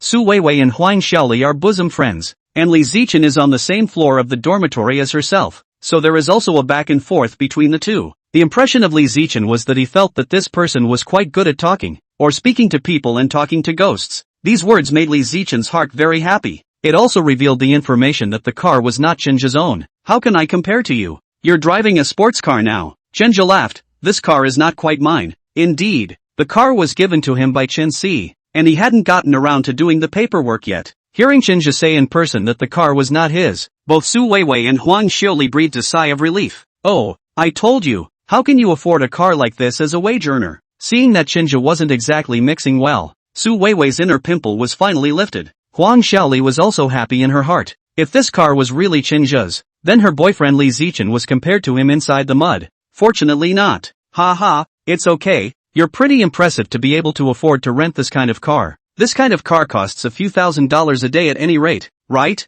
You are also really willing to give up. It seems like you're really making money. Li Zichen said. Ha, no more. It's just like they say. I'm just a part-timer. Hearing this, Huang Xiaoli asked, Chen Zhe, didn't you make a lot of money at the gold store before? You won a lot of gold, didn't you? None of that is mine. Where do I get that kind of money? Huang Xiaoli and Su Weiwei revealed an expression that said it all. What gold store? Li Zichen was a bit puzzled. It's a long story. Let's sit down and talk about it some other time. The light's green. I'm off. Chenja raised the window of the car and then drove off with a kick of the gas. He was trying to show off a little bit earlier in the day, but when the window came down, he suddenly felt childish. What was there to show off about this kind? If you have time to blow awesome with them, you might as well spend more time enriching yourself. Chenja was ready to go back to the clubhouse, but after driving for a while he remembered Xia Yuhan. Xia Yuhan had helped herself quite a bit during this time, and she hadn't been able to properly repay her. Another look at his car. It suddenly occurred to me to give this car to Xia Yuhan.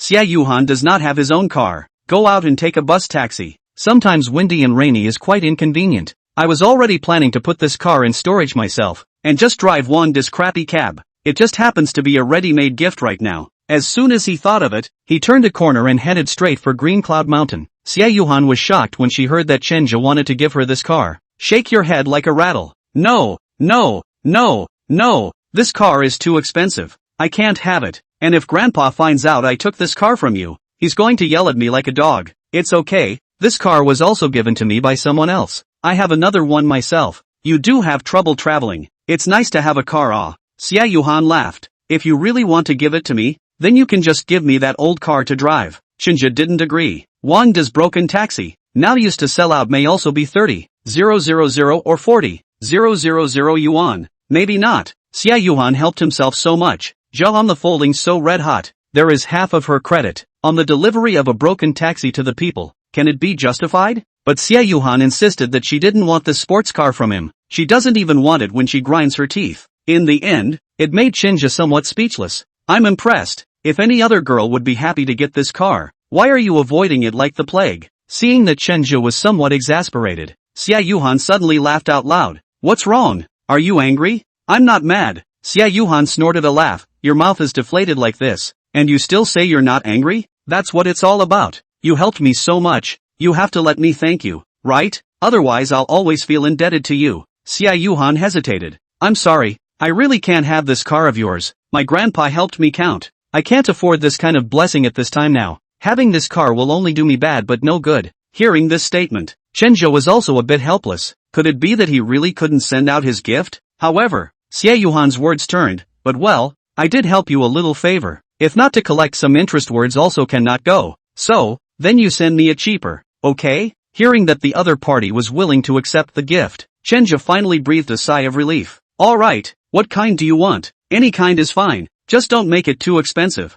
preferably purple. My lucky color today is purple. Speaking of the color purple, Chenja immediately thought of a car. That is, the magic purple from Wheat's company. Okay, leave it to me. I'll show you now. Ha, that fast? Didn't you say today's lucky color is purple? That must be the day to set it. Well, good, then I'll change. In the Wheat Auto 4S store, Li Zichen and Huang Xiaoli looked disappointed. They were told by the sales that if they wanted to order purple, they might not be able to get the car until half a year later. It's a little hard to wait 6 months. Sir, ma'am, why don't you pick another color? It will be quicker with other colors, maybe 2 or 3 months. Xiaoli, why don't we pick another color? Li Zichen inquired. I just want purple. I don't like any other color. All those internet celebrities take pictures in purple. I want to go out in a purple car too. Huang Xiaoli was stubborn and Li Zichen was in a difficult position. But on the contrary, Su Weiwei, who came with them, felt comfortable in her heart. She originally did not want to come over. Is Huang Xiaoli must pull her over. Now see, the car cannot be bought. The heart of that happy.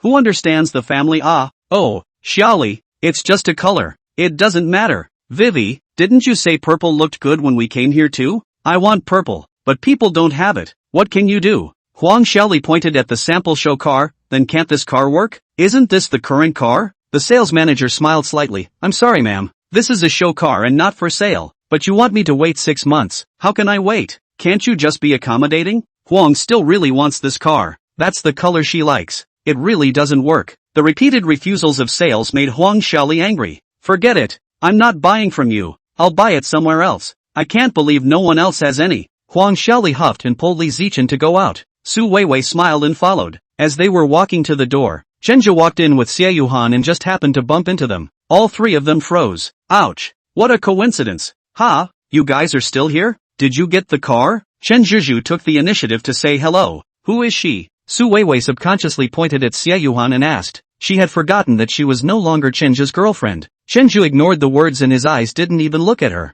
Instead looking at Li Zichen. Li Zichen, have you booked the car yet? Li Zichen shifted his gaze away from Xie Yuan and shook his head with a bitter smile. No, it's been too long to order a car here. It takes more than half a year. Chen Zhe, who is this? Oh, this is Taoist Master Xiao Xie, my friend. I brought her here to look at the car. Little Taoist Xie? I go. Is that the one who's been blowing up on the internet lately? I remember. The supermarket you work at is Zheshang Fold. And Xiao Xie Dao Chang is the one who was on fire in Zheshang Fold. Li Zichen looked a little excited because he had watched the live broadcast some time ago, when Xiao Xie Daolong's fiery popularity had rushed to the top of the list for a while. Ha ha, that would be her. By the way, what was it you said earlier about not having a car? Chenja didn't want to talk about this topic and changed the subject. Here's the thing. We tried to go for that purple one just now, and then the sales told us that we'd have to wait at least 6 months before Li Zichen could finish. A voice suddenly sounded from behind. Sounds extraordinarily enthusiastic. Mr. Chun, you're here. Mr. Chun. Chapter 97. These several Mr. Chen. Everyone still did not react. Even Chenja was the same. Until the person walked to him in front of him warmly shook hands with him. Chenja realized that it was him who was called. Why didn't you tell me in advance about Mr. Chen's big visit? Chenja was a bit puzzled by all the warm feelings he had for him. You are? That manager patted his head and said with a smile, look at me. I forgot to introduce myself in my excitement. My name is Man. I'm the store manager here. Is Mr. Chen coming over to look at cars today? Oh, yes. Come and take a look. This friend of mine said he likes a purple one, but I heard my classmates say it may take a long time to pick up the car from your side. Ha? No. You don't have to wait long. Don't you see a ready-made one here? Man brought Xinjia and the others to the purple show car. Mr. Chen, if you want it, you can drive it back today. Hearing this, Huang Xiaoli couldn't hold back. She immediately rushed over. What do you mean? The guy just now said no again? And said that this one is a show car and can't be sold. Man froze for a moment, then smiled. This lady, it's true that this show car can't be bought, but it can be gifted, and I've decided to give this car to Mr. Chen. When these words came out, several people were shocked again. They all looked at Chenja with wide eyes. Chenja, didn't you say you were just a part-timer? Su Weiwei asked. Chenja smiled. I do have a part-time job, but I can still afford this car. He looked at the man again. Mr. Ma, no merit. If you're willing to sell this car, then I'll take it. Hey, Mr. Chen, this is polite. You may not know. Our store, the rented place is Chen Si Chen's. She has explained. In the future, if you see you, just like seeing her come over in person. How do you think I can accept her money, right? So Chen Si. No wonder this boss is so polite to me. Chenja didn't expect Chen Si to be so on point as a human being in addition to being generous. The first thing he did was not to be happy and proud, but to start thinking about Chen Si's approach. Chen Si's ability to get mixed up into what she is today must have a lot to do with her as a person.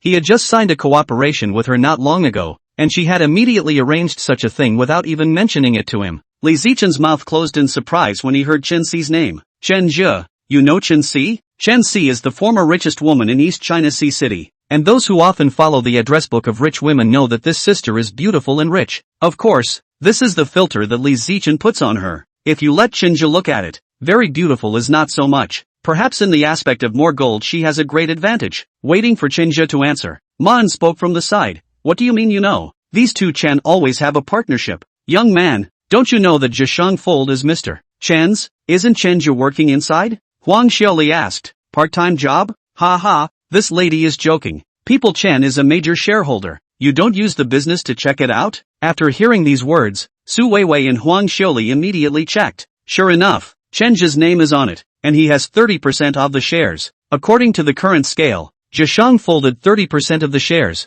Chenja is already a billionaire. They sucked in a breath of cold air when they knew this. Su Weiwei's lips were even trembling. Why hadn't they thought of checking with their cell phones in the first place? Su Weiwei was still in a bit of disbelief. He's just the guy who got pushed in front. He's got the boss behind him. Man looked at her like a little cutie, like looking at her, but in the way of their acquaintance with Chen Jie, they did not dare to show too much obviousness, but just slightly smiled and stopped talking. Mr. Chen, would you like to take a test drive? May I? What's wrong with that? I'll have someone bring the key. Man trotted off a few steps. Li Zichen seized this opportunity to look at Chenja with some excitement. I'll go. Brother, you've made a fortune and you're actually snubbing us today. It's not fair. Chenja smiled and waved his hands. Nothing. Turning her head and discussing the car with Xie Yuhan again. Xie Yuhan was quite satisfied, although she was a Taoist priest, but after all, she was also a girl, and she was also fond of pretty things. Right, I just reacted. I don't have a driver's license. Xie Yuhan suddenly thought of this, and the words were heard by Man who rushed back. It's not in the way. It's not in the way. This lady, you can feel it first later. The matter of learning to drive. My side of the package. It won't take long for this kind of trolley to learn easily. Oh, Chenja, what do you think? I'll do whatever you say. Seeing Chenja looking at Xie Yuhan with such a doting gaze, Su Weiwei's fingernails were almost stuck into her flesh. There was a time when this kind of gaze from Chenja belonged only to her, and now that she was talking to him, he actually didn't even look at himself. Chenja, don't go too far. Quite abruptly, Su Weiwei shouted. The crowd turned their eyes to her. Just a look of anger on her face, like she was going to lash out in the next second. Vivian Su, what are you doing? How long has this been going on? And you're giving me the cold shoulder like this? Didn't you swear to love me for the rest of your life before? Chenja finally understood the saying that people do laugh a little when they are speechless. You're funny, so you lied to me about everything you said before, right? Su Weiwei stepped forward and questioned. Su Weiwei, I don't want to argue with you here. It's over between us, and if you don't want me to put words in your mouth, you'd better leave. Difficult? What's unpleasant? How dare you say unpleasant things to me? What qualifications do you have? Su Weiwei was now overcome with anger. Chenja was now going to buy this woman a car, making her heart very upset. What are my qualifications? Do you want to hear what you're saying? Do you want me to shake out all your? That night I came to Donghai alone. Do you know what I saw? Standing in front of the hotel, you and Tian Dongshan passed through there without even looking at me. Su Weiwei froze. She had always thought that Chenja only found out after she saw her and Tian Dongshan sitting in the same car. She didn't expect that Chenja had found out that early. She stammered a little. This is just a test for you? You said before that you would love me no matter what happened to me, didn't you? The words were so shameless that even her best friend Huang Xiaoli felt a little flushed when she heard them from the sidelines. It was Su Weiwei who had gone a little crazy now, and she felt sorry for her for bracing herself. You always act in front of outsiders how much better you are to me, but in reality, we've been together for so long. How much money have you spent for me? It's not enough to buy this car, is it? How long have you known this woman, and you're willing to buy her a car? Aren't you sorry for me? Chenja looked at her coldly. Yes, we've been together for 3 years. These 3 years I've groveled in front of you like a dog, but in the blink of an eye you went to a room with someone who could be your uncle. Su Weiwei, you're really right for our 3 years of affection. That's because I can't see you getting ahead. I'm trying to motivate you. Motivate me? Ha ha ha. Chenja completely did not expect her to say such words, and his perception of Su Weiwei's shameless lower limit was refreshed. Isn't it? Would you be where you are today if I hadn't motivated you? If I hadn't motivated you, you'd still be getting paid $4,000 a month, wouldn't you? So according to you, I have you to thank for this? Of course you have to thank me. That's why you have to buy me a car today. I want this purple one. Having been used to being brutal to Chenju in the past, Su Weiwei did not hesitate to say this. Xia Yuhan, who was standing by this side, slightly shook her head. This young lady, what you said is not right. Chenja has today's achievements because he deserves it in his destiny, and as I look at your face, it doesn't have much to do with you. Su Weiwei really hates Xia Yuhan. If it wasn't for her, she probably wouldn't have fallen out with Wei Ming now. That day in the supermarket, Xia Yuhan told Wei Ming's fortune. The person who hurt the most was himself. You shut up. It's not your turn to talk here. You godly man. Snap. A sudden slap on Su Weiwei's face. Chenja shook off his hand and looked at her coldly. If you dare to be rude to Xiaoyu again, I will be very angry. Su Weiwei was dumbfounded by the slap. She didn't believe that Chenja, who had always favored her, would take action against her. On the day they broke up, Chenja hadn't even said anything very heavy to himself, and now he dared to beat himself up for the sake of such a woman. The more she thought about it, the more angry she became, and she grabbed at Chenja like a madman. Chenja, I'll fight you. You actually dare to hit me. Security! Security! Mine shouted, and 2 tall security guards soon arrived to pull Vivian Su to a halt. Invite this troublemaker out. We don't welcome such unqualified customers in our store. Okay, store manager. Su Weiwei's curses were getting farther and farther away. She was almost dragged out by the 2 security guards. Huang Xiaoli felt very embarrassed. She had said a lot of bad things about Chenja before, and now that she saw that Chenja was doing so well, she was embarrassed to stay here. Taking her boyfriend's hand, let's go. But I didn't expect Li Zichen to draw his hand away. Xiaoli, you go back first. I still have a few words to talk with Mr. Chen. Huang Xiaoli looked at him with wide eyes. Li Zichen, are you crazy? Can't you see how he treats us? With that you still want to kiss ass? TSK, how do you talk? Can't I say a few words to Mr. Chen? Alright, go away. It's a bit annoying. Li Zichen actually dared to say that he was annoying. It was really against the grain. Li Zichen,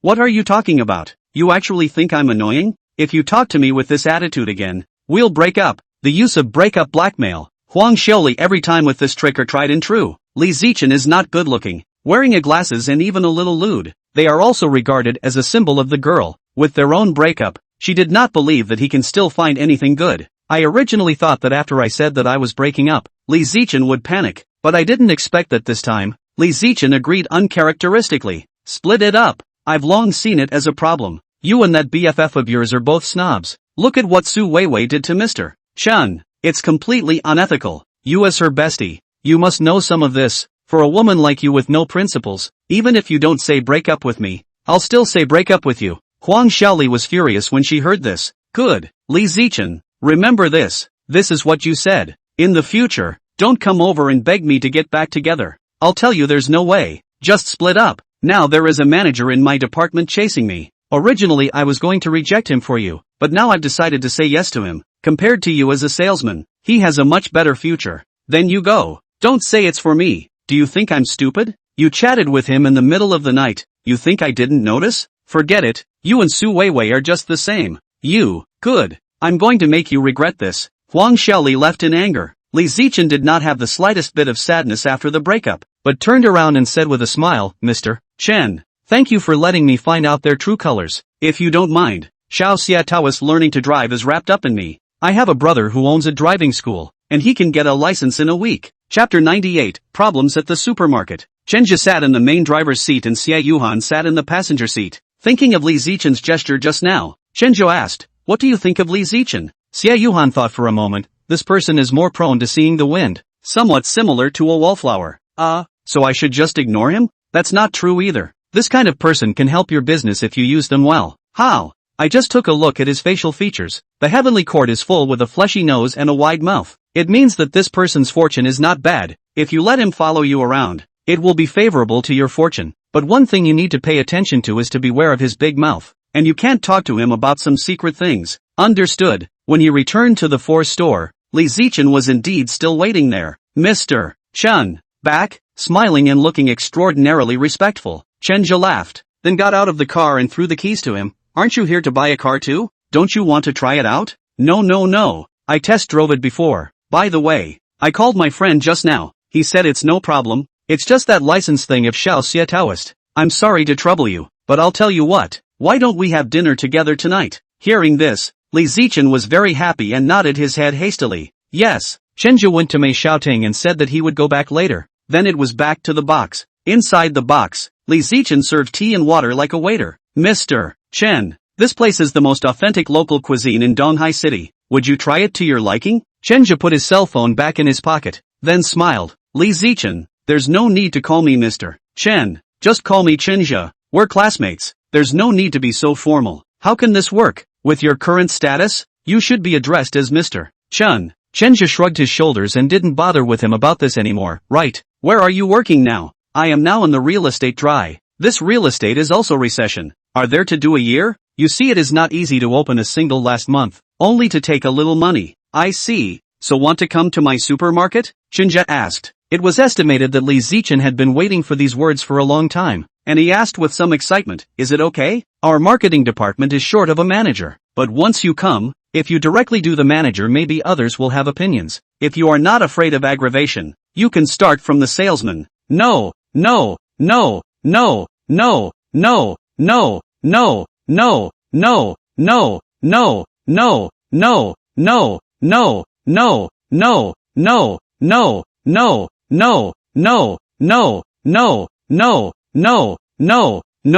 That's fine. What are you looking for in a paycheck? I have no requirements. I used to work in real estate when the base salary of 3,500. You see, to give on the line. Chenja thought for a moment. Let's do it this way. I'll give you a base salary of 8,000. How about a commission on top of that? 5 insurance and 1 gold also give you to pay all. Hearing this, Li Zichen was a bit disbelieving. Really? Well, do you think it's okay? That's too okay. I even thought 8,000 was a little high. Just give me 4,000. Chenja laughed. You're the first one to kill your salary downwards, and it's made me a little bit lost for words. Really? I do think it's a bit high. I just feel like I have a future following you. 8,000 isn't a lot of money. Moreover, Li Zichen just took 200,000 commission. 8,000 yuan he did not look at, but he did feel that follow Chenja has a future, because Chenja no Chen si, do a year of real estate. The rich have seen a lot, but the rich will not pay attention to their small transparent. Although there are a few polite will call him the manager. But where is this? What is the manager? It's just an errand boy, right? In the beginning, Li Zichen was still fantasizing when he took this job, thinking that if he came into contact with rich people every day, he would expand his horizons and everything in the future. And he also fantasized that he would have a little bit of relationship with a certain rich person. But after working for so long, he realized that no rich person wants to interact with people like him. What contacts? What recognitions? Oh, bull asterisk asterisk asterisk asterisk it. The richer the person, the more they look down on errand boys like them, so how could they still have any interaction with them? But Chenja was different. Chenja had already partnered with Chen Si and had opened such a large supermarket with no idea whose support. Chenja definitely had a way. If he could follow him, his future path would definitely be better than in the real estate company. When he saw Chenja again in the 4S store today, he figured out that a person with the same background, the same education, and the same age as him, the path of life would actually be so different. Chenja was so young to be warmly received by the owner of that 4 store, and that was because of Chen Si. He was not good enough to ask Chenja directly how he got on a rich woman, but he could learn. Understanding this, he decisively abandoned Huang Shirley because Huang Shirley and Su Weiwei had offended Chenja, so falling out with them was the best option. Now the salary is not what he desires at all. What he desires is to be able to learn a little something from Chenja. It would be life-changing if there was a chance to evening out a rich woman as well. This meal was quite exciting for Li Zichen, and his words were all about kissing Chenja's ass. Chenja is sober and does not stop him from kissing ass. The more he can kiss ass, the better. After all, a person who can kiss ass is also a talent. This dinner was quite early, and after eating, Chenja sent Xie Yuhan back to the Taoist temple. When he was ready to go back to the clubhouse, he received a call from Wang De, whose voice sounded a bit tired. Brother, there's something I need to tell you. Chenja's heart thumped. If there was nothing going on, Wang De would not have called him. Brother, say it. Several guests had a bit of an accident while dining in the dining area. It seems to be food poisoning, and they've been taken to the hospital. With a frown, he knew it wasn't going to be easy. Is there nothing wrong with the people? The person is resuscitated, but there are many reporters surrounding the ward. I guess things are going to be big. Chenja hesitated for a moment. Wait for me. I'll go over right now. Okay, I'll meet you at the supermarket office. When I arrived at the supermarket, there were already a lot of people gathered around the entrance. It's not like the old days. Those people seem to be in a bit of an emotional state today. Didn't you guys say safety first? Why is this happening? We all trusted you, so we let our kids eat here.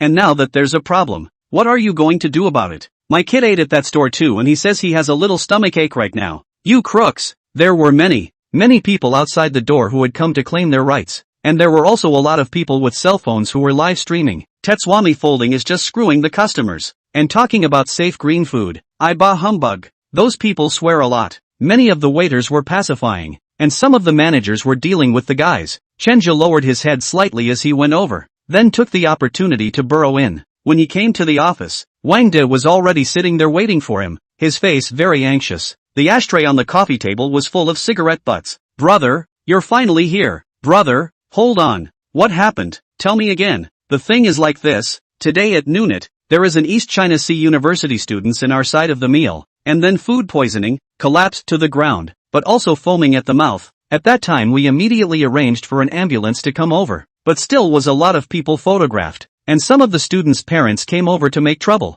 I just saw them blocking the doorway. Is there a problem with our food? Which part is it? I'm not sure exactly which part of the process, because a lot of people were eating there, and a couple of them got food poisoning. We immediately sent the food for testing and the results are still pending. Chenja nodded. You go out and pacify those family members first. I'll go to the hospital. Yes. Under the cover of the security guards, Chenja left the supermarket, and on the way he received several phone calls. There was Luo Guifeng's, Chen Si's, and Zhang Xinrui's sisters. They expressed concern, and inquired. Inside the phone, after replying one by one, Chenja finally came back to the hospital. There were even more reporters inside the hospital, and when they saw Chenja come over they rushed over with microphones raised. Mr. Chen, is there a reason for the safety problem in your supermarket? Mr. Chen, did your supermarket use substandard products and that's why your customers are showing signs of food poisoning? Mr. Chen, can you answer that? Chenja had just squeezed through the crowd when the families of those clients rushed over again. The splitting is a scolding. He could no longer run away from facing these client families. Please don't worry, everyone. The food has been sent for testing. If it's really a safety issue in our supermarket will definitely be responsible. Please rest assured. Easy for you to say. My child is still on fluids right now. And if it wasn't for the problems at your supermarket, could so many people have gotten food poisoning? That's right. You're an unscrupulous adulterer. Thanks to us trusting you so much before. All this talk about safety first is a lie. So many people are still praising your supermarket online for being good. Good. For the family scolding, Chenja can only be false apologies, and promised to compensate. The PR people in the supermarket crowded in. Mr. Chen, you're here? How are the clients doing so far? There are 3 slightly poisoned, and 2 in more serious condition. And the doctor said they need a few days of observation before they can be discharged. Aha, I see. So why don't you guys stay here and calm down the customers while I take care of a few things? Seeing that Shinja was about to leave, those family members and journalists surrounded them again. But fortunately those public relations personnel blocked them back again. Shinja left the hospital and went back to the testing facility. He was told that the results wouldn't be out for 2 hours at the latest, and all he could do was wait. That's when Mei Xiaoting's call came through. Shinja,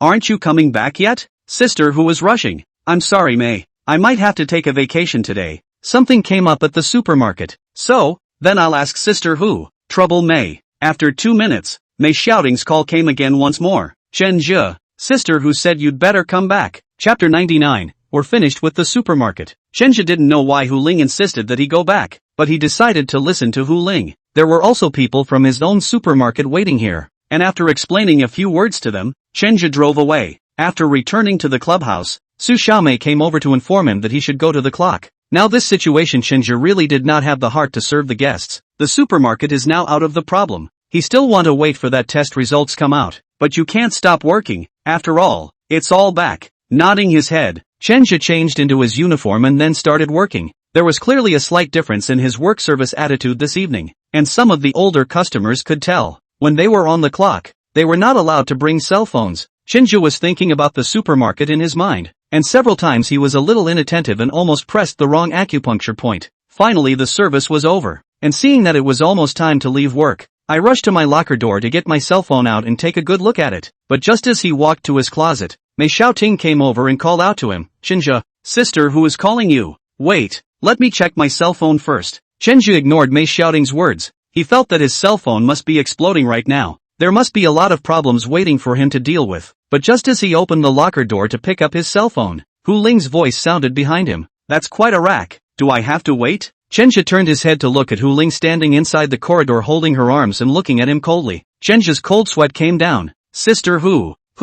Sorry, there's something going on at the supermarket. Oh, what great things can you do when a little thing makes you so anxious? Sister who? This is not a small matter. There are many people with food poisoning. So what? Hu Ling was cold and indifferent when she heard these words. People get food poisoning. Not you food poisoning, as long as you're not dead. Just calm down.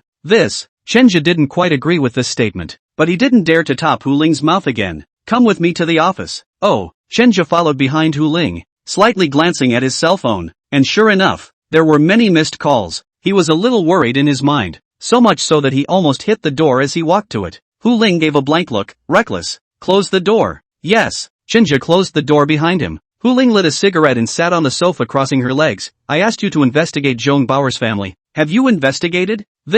I haven't had a chance to. How do you run your business? Taking everything I say for granted? Hu Ling was a little upset. Chenju explained. No sister who, because I have some things to do today. So it's your business that's more important? No, sister who, it's the supermarket. The supermarket appeared several people food poisoning, now already lying in the hospital. A lot of reporters are surrounding. And then what? I just glanced at my cell phone. There are a lot of calls coming in. I think the test results are out. I may have to respond. I'm busy with this today, so I don't have time to investigate. Ha! Hu Ling sneered. Looks like I still haven't been able to teach you. This supermarket boss you've been working as has made you forget about your job. Shenja was bitter. Sister who? This is something that happened suddenly. Hu Ling wiped out her cigarette in the ashtray, looking at him coldly. Shinja, I'm a person who doesn't really like to hear excuses. What I want to hear are results. When will you be able to hand over Zhong Bauer's situation to me? Is this going to be but a few days? I'll give you 2 days, which is Thursday at 2 p.m. I need to get accurate information.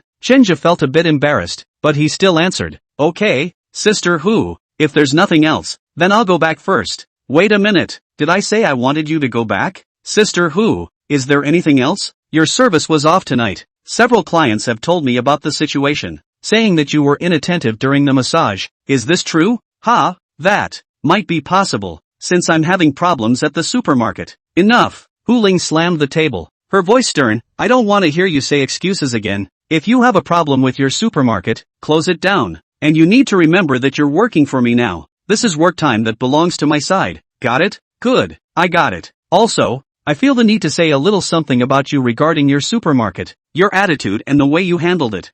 finally talking about the supermarket. Chenja perked up his ears. Do you think you handled this one the right way? I don't know. I just thought the first thing I should do is reassure the client. You can't succeed when you have this idea.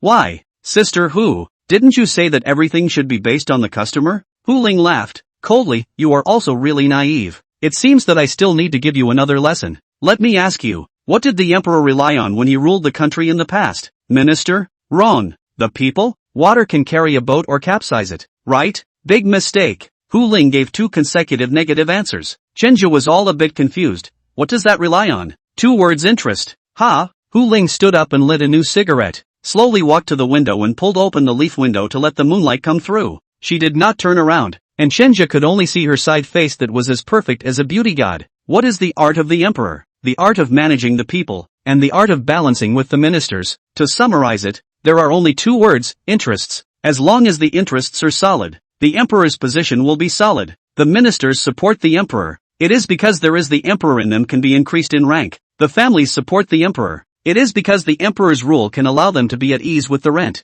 to live in peace. The people support the emperor. It is because the emperor can make them free from war, can be at ease with the cultivation of their own land. It's the same in business. As long as you have your interests tied up properly, then there's nothing wrong with your company. So tell me what you're worried about right now. I'm worried that a scandal will affect the running of the supermarkets. Oh, a scandal? Which company doesn't have scandals? As the backbone of the supermarket, the leader, do you have to personally take responsibility for any scandal that arises? This was thought to make it seem a little more honest. The so-called integrity has been shaken after there was a mass poisoning, and I bet people won't believe you no matter what comes out of that test you're doing now. This will at least give them peace of mind, right? Peace of mind? Whose heart are you going to rest? The heart of the client. Customers are the most unreliable. The most important thing you should be resting on right now should be the hearts of those employees of yours. Got it? I don't understand. Don't understand what? Isn't it a good idea to reassure customers now that something like this has happened so that employees can be reassured later? Oh, no. Customers are a group of forgetful people, and come and go. There is no fixed object. On the contrary, those employees of yours are fixed, and now that something like this has happened, you should be giving them a confidence, letting them believe that you are fully capable of solving this matter, instead of acting a bit flustered as soon as something happens. Hu Ling turned her head, her eyes looking straight at him. I didn't act flustered either, and I tried to restrain myself when I went. Oh, you're the only one who thinks that way. Your employees won't think that way. They see you come and go in a hurry. Do you think they'll think this boss is capable? Chenja suddenly woke up, as if when he left, the eyes of those employees looking at him were somewhat not quite right. Chenja, it's indeed right for you to think from the client's point of view, but the prerequisite is to ensure your own stability, and you have to show that you have absolute confidence. Just a phone call away, please. Sister Hu, enlighten me. Chenja had already sensed that Hu Ling was giving him ideas. You call Wang De right now, and no matter what the results come out to be, you pay out uniformly, and 3 times as much. If that's the case, then what if those people deliberately come to screw me over after seeing us lose money? Some people might intentionally do a trick to victimize us after seeing that there are benefits. Oh, this is the effect I want. Besides calling him to make the payout, you tell him that all the goods on the Tetsa discount will be sold at 70% off tomorrow. Food and beverage area eat out of the problem. To 1 to compensate 10. Hearing these words, Chenja was even more shocked. Hu Ling, this is too risky, isn't it? Not to mention how much we'll lose this way. Will those people still dare to buy our stuff after seeing the news? Why don't you dare? Because we have a security problem with our stuff. Oh, then you underestimate them. For the sake of profit, many people are not afraid to die. This is good. I'll listen to you. Although Chenja felt it was too risky, he trusted Hu Ling's experience. Immediately went to Wang De on the phone. Wang De seems to be waiting for this phone call for a long time. After connecting the phone, he was anxious. Brother, you finally came to the phone. I'll tell you one thing. The test results came out. There is no problem with our food.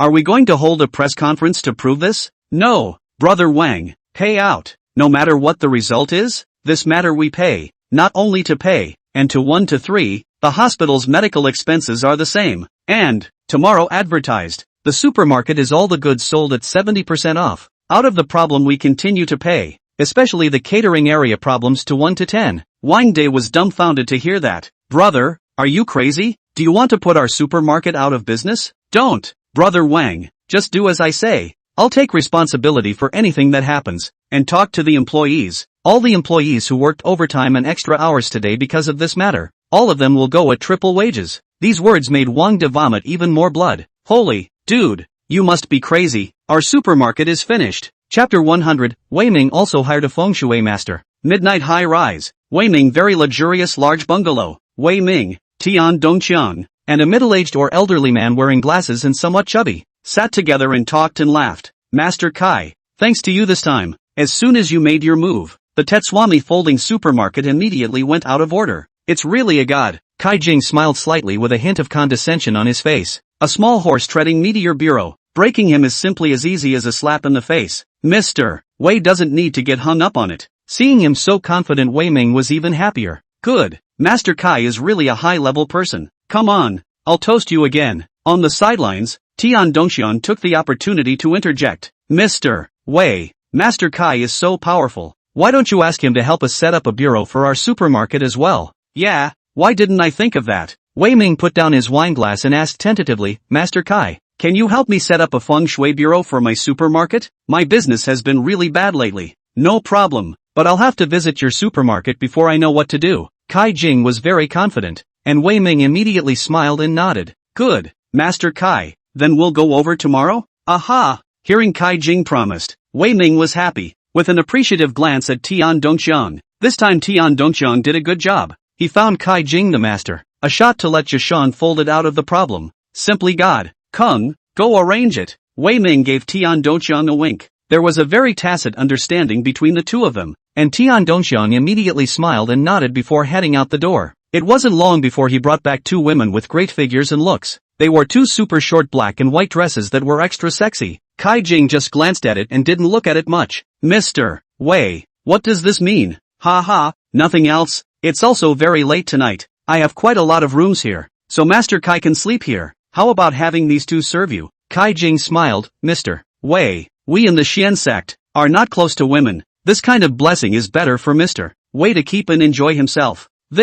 The only thing you can ask for is to send money or a woman. Since women he doesn't like, he must like money. Wei Ming gave Tian Dongqiang another wink. Tian Dongqiang went inside the room and took another box out. Then it was placed in front of Kai Jing. Kai Jing's eyes really blazed for a few minutes. Wei Ming smiled slightly. This old man really loves money. Think about it. This old man is more than 50 years old. It looks like it is not very good anymore. Even if he is given a beautiful woman, he doesn't know how to do it. Instead of just looking at it, it is more practical to get more money. But Kai Jing still had to put on a few moments of decency. Mr. Wei, what is this again? Master Kai, I'm counting on you for my supermarket. This one is a small token of appreciation. Kai Jing smiled. Since Mr. Wei is so enthusiastic, it wouldn't make sense for me not to accept. Kai Jing happily took the money. They drank for a while longer, and these two beauties who came sat next to Wei Ming and Tian Dongqiang on the left and right. Wait until the atmosphere is about right. Tian Dongqiang and Wei Ming could no longer stand it a bit, and both wanted to drag the beautiful woman beside them into the room. But when Wei Ming wanted to go in, he was pulled back by Kai Jing. Master Kai, what are you doing?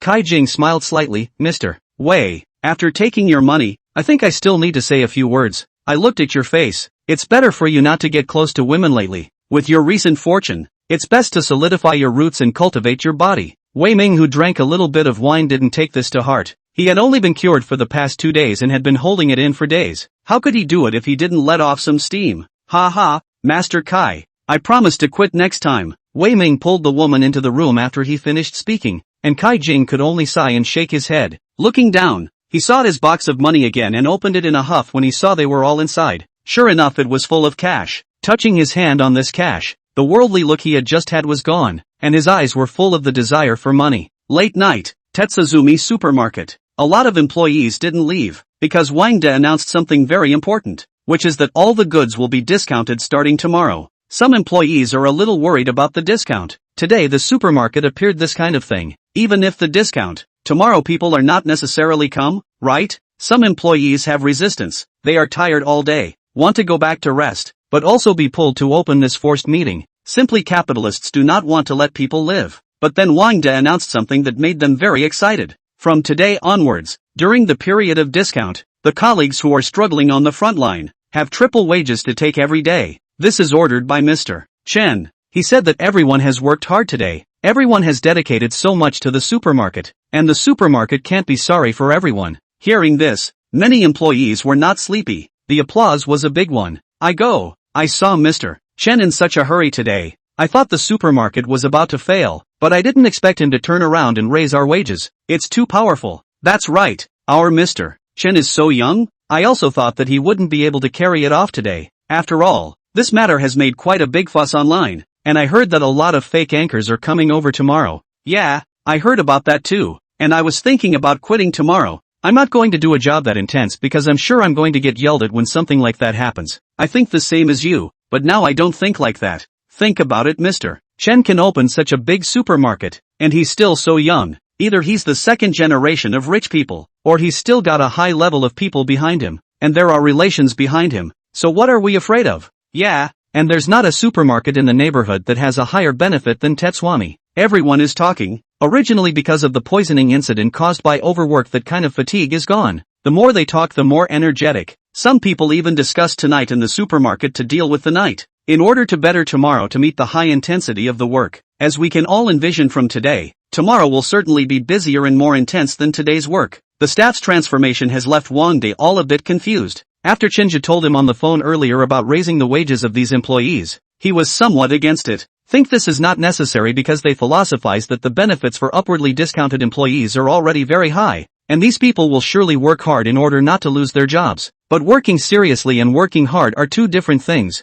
Now these employees have that kind of aura, like they want to fight for their lives. He suddenly had a flashback to when he used to just start his own business. That's what the primitive employees inside the factory looked like back then. The factories behind him closed down because all those original employees from before left or fell out with him, and with the bad economy, he scaled back a lot of employee benefits. A month before the closure of the factory, he was like crazy every day inside the factory inspection. The employees get nervous, and finally those people really cannot stand. All propose to leave. His last shipment was also returned due to product failure. Thinking back to everything in the past, Wang De's eyes are also moist. He finally understood that in order to want the horse to run fast, you must give the horse to eat grass. This truth. Every one of these people working inside the supermarket has a family to feed. Give them a little more money and they'll work for you. So simple that I can't believe I couldn't figure it out before. Wang De wiped his tears, picked up the microphone and said loudly, "Today we all work hard for a day. Later I let the kitchen to make a snack for everyone. Tomorrow we are going to implement a discount activity,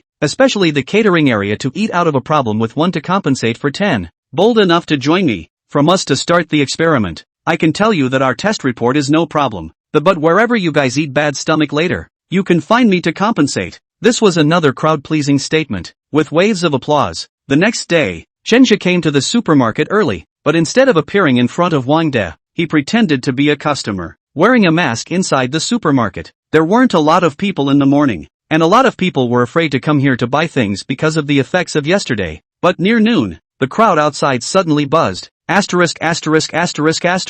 How dare you come in here to buy something? Aren't you afraid of getting a bad stomach? I'm afraid of nothing. I make over $4,000 a month. So what if I eat badly? Didn't you hear what they said? The ones who were hospitalized last night lost tens of thousands of dollars apiece. Plus this ad they're running today, 10 times the cost of a bad meal. Mind you, 10 times the medical expenses. I was afraid I wouldn't be able to eat it. The companion seemed to have the same reasoning when he heard it. You have a good point. Okay, let's both eat here today. Let's see who eats bad first. Go! Similar to this conversation Chenja heard over and over again, he is also very surprised. Huling insight into the hearts of people actually to such a point. He said that these people will not go. It really did not go. For the sake of interests, they really do anything. Today there are also a lot more anchors with live cell phones, and when they come up, they have to fight the fake, yelling like a gangster. However, those waiters were all smiling and came over to introduce them and help them lead the way. The polite service was comparable to that of a 5-star hotel, and they couldn't even get mad if they wanted to. Seeing the mental appearance of the employees, Chenja was surprised again. If they hadn't listened to Sister Who last night, they might be dead in the water today. A lot of people are flocking towards the dining area. They didn't seem to be in fear after the problems in the dining area yesterday. One by one, they ate bowl after bowl. A noonday passed, and finally one fell. But after falling down everyone was not afraid. Instead 1 or 2 eyes were glowing. The fallen one laughed out loud. "Ha, I won the lottery." He was carried away. His face was all agitated, which meant he could get tens of thousands of dollars in compensation. A few tens of thousands of dollars may be a small amount in the eyes of some, but it's still a big number in the eyes of most. Although some of the comments above the short videos are each Ferrari per capita, but in real life most people don't even have $10,000 in savings and most are living in debt. It is very rewarding for them to have such an income. It didn't take long for another one to lie down. Those guys ate more happily. It felt like they didn't care at all if it was food poisoning or not. They were even jealous that the one who fell wasn't themselves, and a couple of them tried to fake it, but they were immediately seen through by the others and given a good scolding. An anchor with a live cell phone couldn't help but say, "Families, who understands? Originally I came over to fight the vacation today, but I want to lie down so badly right now." Wei Ming's side of the supermarket, Kai Jing is helping them set up feng shui. Wei Ming also listened attentively from the sidelines. At this time, an employee came over to report, "Mr. Wei, there are signs of food poisoning over at Jishanja again." Wei Ming and Tian Dongxian laughed out loud after hearing this, and Kai Jing on the side stroked his beard. Wei Ming smiled and asked, "How is it? Are they doing bad business over there right now?" The corner of that employee's mouth twitched. "Mr. Wei, now the business of Zhishangfu is so good that it is bursting, and the crowd is almost lined up on the road." What? Chapter 101, Wu Qingli's late night call. Hearing that not only did the Zhishangfu business not decrease, but also increased, Wei Ming are angry. "How is that possible? How dare you lie to me? Food poisoning in business is booming. You're out of your mind, aren't you, Mr. Wei? It's true. Their business is really good to the point of bursting, and they even advertised that they would pay 10 times for eating a bad one and sell all products at 70% off. Asterisk. They're stupid, aren't they?" Wei Ming pushed the waiter out of the way and turned his head to look at Kai Jing. "Master Kai, could it be that they broke your game?" Kai Jing was also a bit skeptical. "It's still unclear. Let's go check it out." Yes. The three of them came to the door of Zhishangfu. Kai Jing looked and looked, his frown still not loosened. "Master Kai, did they break your feng shui bureau?" Kai Jing shook his head doubtfully. "No, they didn't break my feng shui bureau. If they broke my feng shui bureau, there shouldn't be any signs of food poisoning, so this bureau is still there." "Master Kai, if the feng shui bureau wasn't broken, then why is their business still so good?" Tian Dongxian asked with some confusion. Kai Jing frowned and counted on his fingers again, then looked at the opposite side of the skychopper. He noticed the red sign next to him. The red sign was huge and very visible. It suddenly dawned on him. "So that's it. Ha? What have you discovered, Master Kai?" Wei Ming asked. Kai Jing pointed at the red sign and said, "Have you guys seen that billboard? I see. Discount information. Before all have awe. Yeah, it's not that unusual. Nope, it wasn't like this before. Before their symbol was shield-shaped, but now it's triangular. Master Kai, isn't it just a shape change? It's nothing, right?" Wei Ming and Tian Dongxian were both puzzled. "The change would be big. I set up the 5 rats bad fortune bureau. The rat is water. Their good water was replaced by me with bad water. This bureau will destroy the supermarket's fortune and people's health. But now they set up this signboard there. The triangle is fire. Red is also fire. They set up the signboard in the south. The south is also fire. They are the horse trampled on the meteorite bureau was originally gold is more powerful, and now under the addition of the 3 fires, it has become a fire more powerful. The water and fire are mutually exclusive. Originally my water can restrain the fire, but the weak water can't restrain the strong fire, but also increase their fortune. The 5 rats bad fortune bureau then became the 5 rats fortune bureau. If I calculate correctly, all the supermarkets around the fortunes will be sucked over by them." Just after the words were finished, Wei Ming's phone rang. It was the person in charge at the supermarket who called. "Mr. Wei, hurry back here. There's no one in our supermarket." "What?" Wei Ming and the 3 of them returned to their supermarket in a hurry. Sure enough, the inside of the supermarket was empty with only waitresses, and it couldn't have been more miserable. "How come?" Kai Jing sighed. "I just said it. It's the 5 rats lucky wealth bureau. The fire is even more intense. The 5 rats will escape, but they can't escape, and after strolling around outside and coming back, they bring back the luck of all the supermarkets in the surrounding area." Master Kai, so what now? Can we undo that setup we laid before?" Kai Jing shook his head. "It's useless. This situation has become a reality. If you forcefully break it now, you'll still harm yourself instead." "Well, we can't just watch them do business while we don't do any business here, can we? What's the point of doing that?" Wei Ming was a little angry. Originally wanted to put out a feng shui bureau to make the other party get down, but did not expect the other party to jump even higher. He couldn't get rid of the air that was clogging up his heart. It's hard to hold it in. Kai Jing thought for a moment. "Mr. Wei, don't worry too much. Even though that bureau of theirs can't be broken, I can set up a bureau here to borrow those fortunes of theirs." "Master Kai, can you really do it?" "Sure." Kai Jing was confident. "Then please, Zha on the Fold supermarket, Chen Zha's office. Chen Zha poured a cup of tea for Xie Yuhan. The more he thought about it last night, the more fishy the whole thing seemed. Xie Yuhan said that he had set up a horse trading meteor bureau for him, which was to boost his supermarket business. How could the supermarket appear this way for no reason?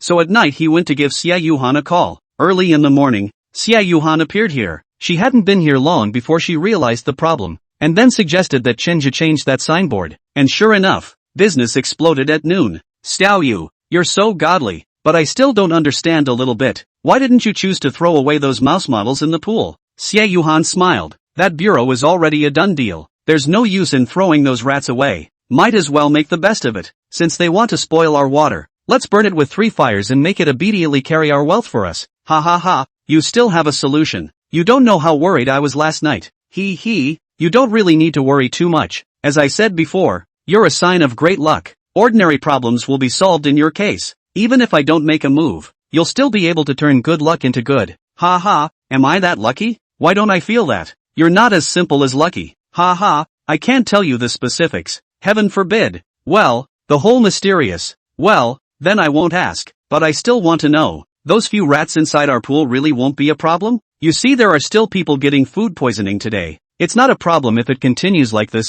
Don't worry, that pot of bad water won't last long, and under the constant burning of the 3 fires, the bad water will turn into good water. Why? For a simple example, let's say when you go out into the wilderness, you see that the water inside a wilderness puddle is dirty and undrinkable, right? Yes, you'll get sick and get an upset stomach if you drink it, but what if you boil it? Doesn't that make it okay? That's okay? Of course I can. Metaphysics is something that sometimes can't be explained by science. So just watch anyway. They stayed inside the supermarket until 5 p.m. Wang Dekai walked in. Dude, there were 5 people with food poisoning today, but they were all mild food poisoning. Nothing much, and the symptoms were even milder than the one yesterday that was the least severe yet. Chen Zha heard this sentence and thought of what Xie Yuhan had said before. It is true that the secret art of feng shui is mysterious and mysterious. It really is beyond the comprehension of the common man. Okay, how are sales going today? Brother, you're really God. Those ideas you came up with last night made our business turn over several times today. Today is the highest sales since we opened. Twice as high as the day we opened. And that's still counting up to just now. The night's not counted yet. Chen Zha was a bit surprised. He could think that today's sales would be good, but he didn't expect it to be that good. And what's the mood of the staff? Don't worry, they won more than a dry sell. Seriously, brother, this point I'm not as good as you. I used to business failure. Most likely appeared in the treatment of employees. If now to let me go back to the past, I may not make the kind of decision at that time. After chatting with Wang De for a few moments, Wang De went out and got busy again. Xie Yuhan was also ready to return to Qing Yingguan, and Chen Zha also got up to send her back. After this he returned to the clubhouse. Chance came over this evening. Brother, I was a bit worried after the accident last night. I didn't expect you to be so strong. It's really out of my expectation. Last night Shinsi was hesitant to step in and suppress those media today, but she didn't expect that Chen Zha had actually changed it all over, which made her very surprised. So she came over today to find her for a chat. It's all because of Sister Hu. Chen Zha puts it all on Hu Ling.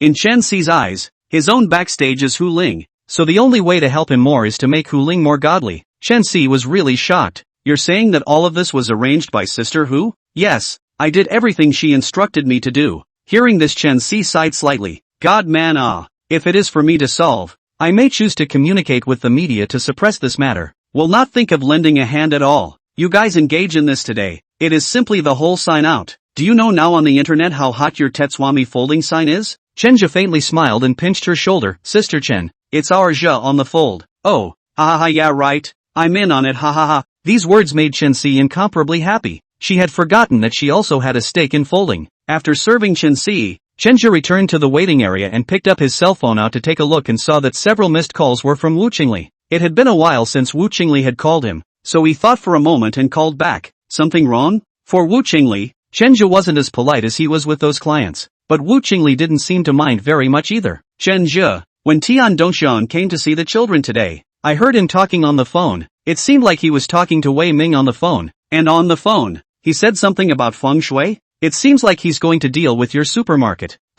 Is that him? What is it? What is he? It's okay, I know, and by the way, correction, it's not my supermarket, it's ours. Wu Qingli gave a small hum after hearing this. Thank you, with this supermarket of yours, I won't have to worry for the rest of my life. And how do you thank me? Why don't you come to the rental room for a bit? Tonight? Chenja was slightly excited in his heart. It had also been a while since he had seen Wu Qingli, and he was indeed holding back a bit. But the thought of Xie Yuhan came back to his mind, took a deep breath or refused. No go. I'm a little busy. Hang up. Chapter 102. West District, Donghai City, Rifleman's Supermarket. Seeing a steady stream of customers pouring into their supermarkets, Wei Ming excited bad. Master Kai, it's still you who has the solution. The guests are really here. Kai Jing stroked his beard and laughed somewhat smugly. He pointed to the huge cartoon cat sculpture in the distance and said, they want 5 rats to transport wealth. Then we will royal cat blocking the way. The rat belongs to the water. The cat seems to be like a tiger.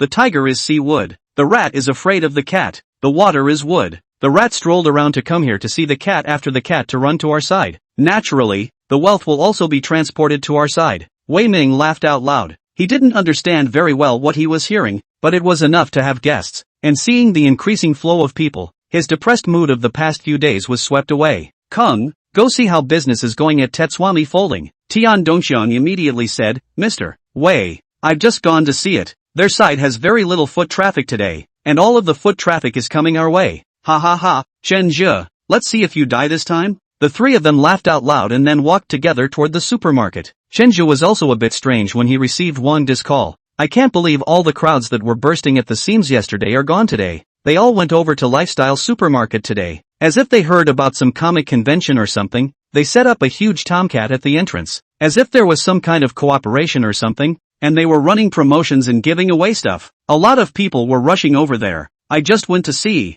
The line was all the way to the intersection. Brother, don't be in a hurry. Let me think of something. After hanging up the phone, Chenja went to call Xie Yuhan. Xiao Yu, this is the situation. Inside the phone call, Chenja said all the things that Wang De had told him. Your concern is justified. They did tamper with the feng shui. Ah, have they come to destroy our feng shui? Yes and no. They erected this fortune cat, which just happens to block the 5 rats fortune, which is supposed to carry all the surrounding fortune. That's why their business is so hot. So how are we going to crack it? I'll have to think about it. I'll tell you what, you can come over and pick me up for a bit. I'll go over there and check it out. Okay, I'm going over there now. Rifleman's Supermarket. In Wei Ming's office, Wei Ming, Tian Dongqiang, and Kai Jing were drinking tea. Master Kai, how long will this bureau of yours last? Will it do us any harm? Kai Jing smiled, put down the teacup in his hand and crossed his legs. How long it lasts depends on the Tetsuami fold. As long as they don't go and destroy that 5 rats lucky wealth bureau from before, then business will be booming on our side as always. That's not right, Master Kai. Doesn't that mean the initiative is in their hands? They can sabotage it whenever they want. Tian Dongxiang asked, and Wei Ming nodded. Yes, Master Kai. Can we play it safe? Kai Jing laughed again. They wouldn't dare. Why? Both of them were puzzled as to why Kai Jing was so confident. If the person who gave them the layout wasn't an idiot, he wouldn't have gone out of his way to destroy his own feng shui, or else he would have easily suffered a backlash. What if they do sabotage it? Is it true that we'll lose the guests on our side?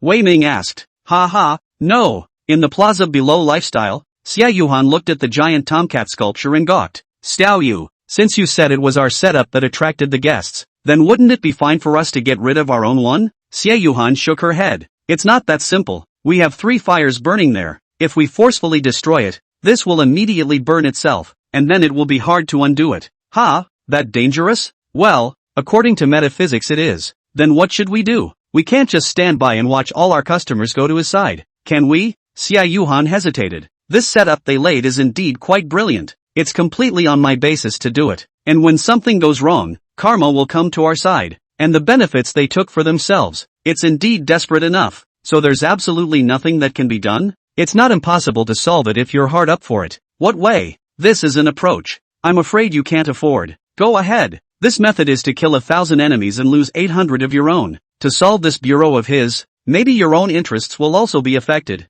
We'll see which one of you is more capable of surviving at that time. This, you tell me. The 5 rats luck and fortune bureau has become a reality. It is not possible for us to destroy it ourselves, since they have stolen all of our luck. What we can do now is, to muddy the water of that glance a little more. Since they want to steal our luck, then we can simply give him both good luck and bad luck. Ha, you mean? That's right, they put 5 rats in our pool. Let's put 4 more to form 9 rats, to make it even more powerful. And at the same time paint the color of our signboard yellow, to overcome water with earth. so that these rats will run completely. Go back to the pool next to the sculpted horse underneath the Tetsukami fold. Looking at the very small rat models under the water, Chenja was a bit puzzled. Xiao Yu, if you're going to release them, why only 4? According to what you just said, the more the better. Ha ha ha, it doesn't work that way. In this metaphysics, 9 is a big number, representing infinity. Things like rats that live in the sewers for a long time belong to Een, and once the Een energy becomes too much,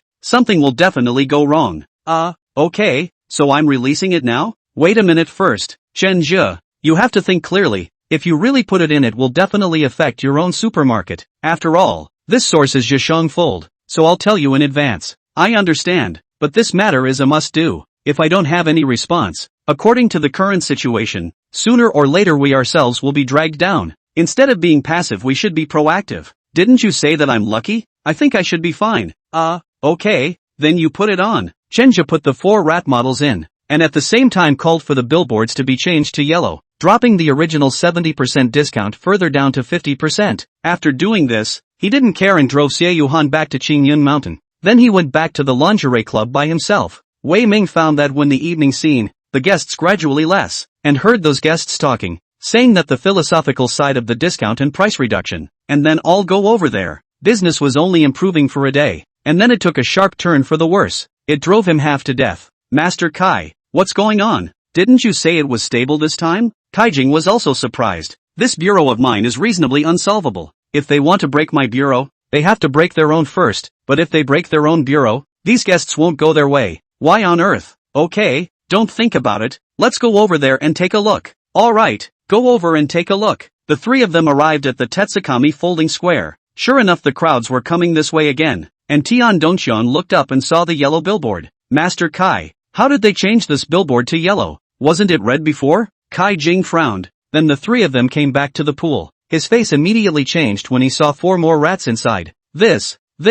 Seeing that Kai Jing's face did not look right, the 2 immediately inquired. What's wrong with Master Kai? Is there a problem? Did they break the feng shui bureau? Wei Ming asked. No, this isn't sabotage on their part. It's enhancement. They've released 4 more rats. That means the rats will keep coming our way. Isn't this good? Didn't you say rats carry wealth? Then the more rats there should be, the better. Tian Dongxian said. Words can't be said like this. The luck of a person's life is a fixed number. Just like an empty bottle has space inside, how much water can be added is fixed. This rat can smuggle, but if you transport too much, you can't afford it. Why can't you afford it? I feel like I can just afford it. Wei Ming stood up his chest. Early on, a fortune teller said that I'm a person of great wealth and prosperity. Can't I afford to take on just this bit of fortune? Kai Jing shook his head. But he's giving you both good and bad luck here. Can you handle it? Master Kai, speak clearly. What does this mean? You guys, look at that sign of his. It's yellow, right? Yeah, I said that as soon as I got here. Tian Dongxian said. What's the big deal? Before is red fire burning rats, but the rats after all belong to the water. There is a certain resistance, so they can only run.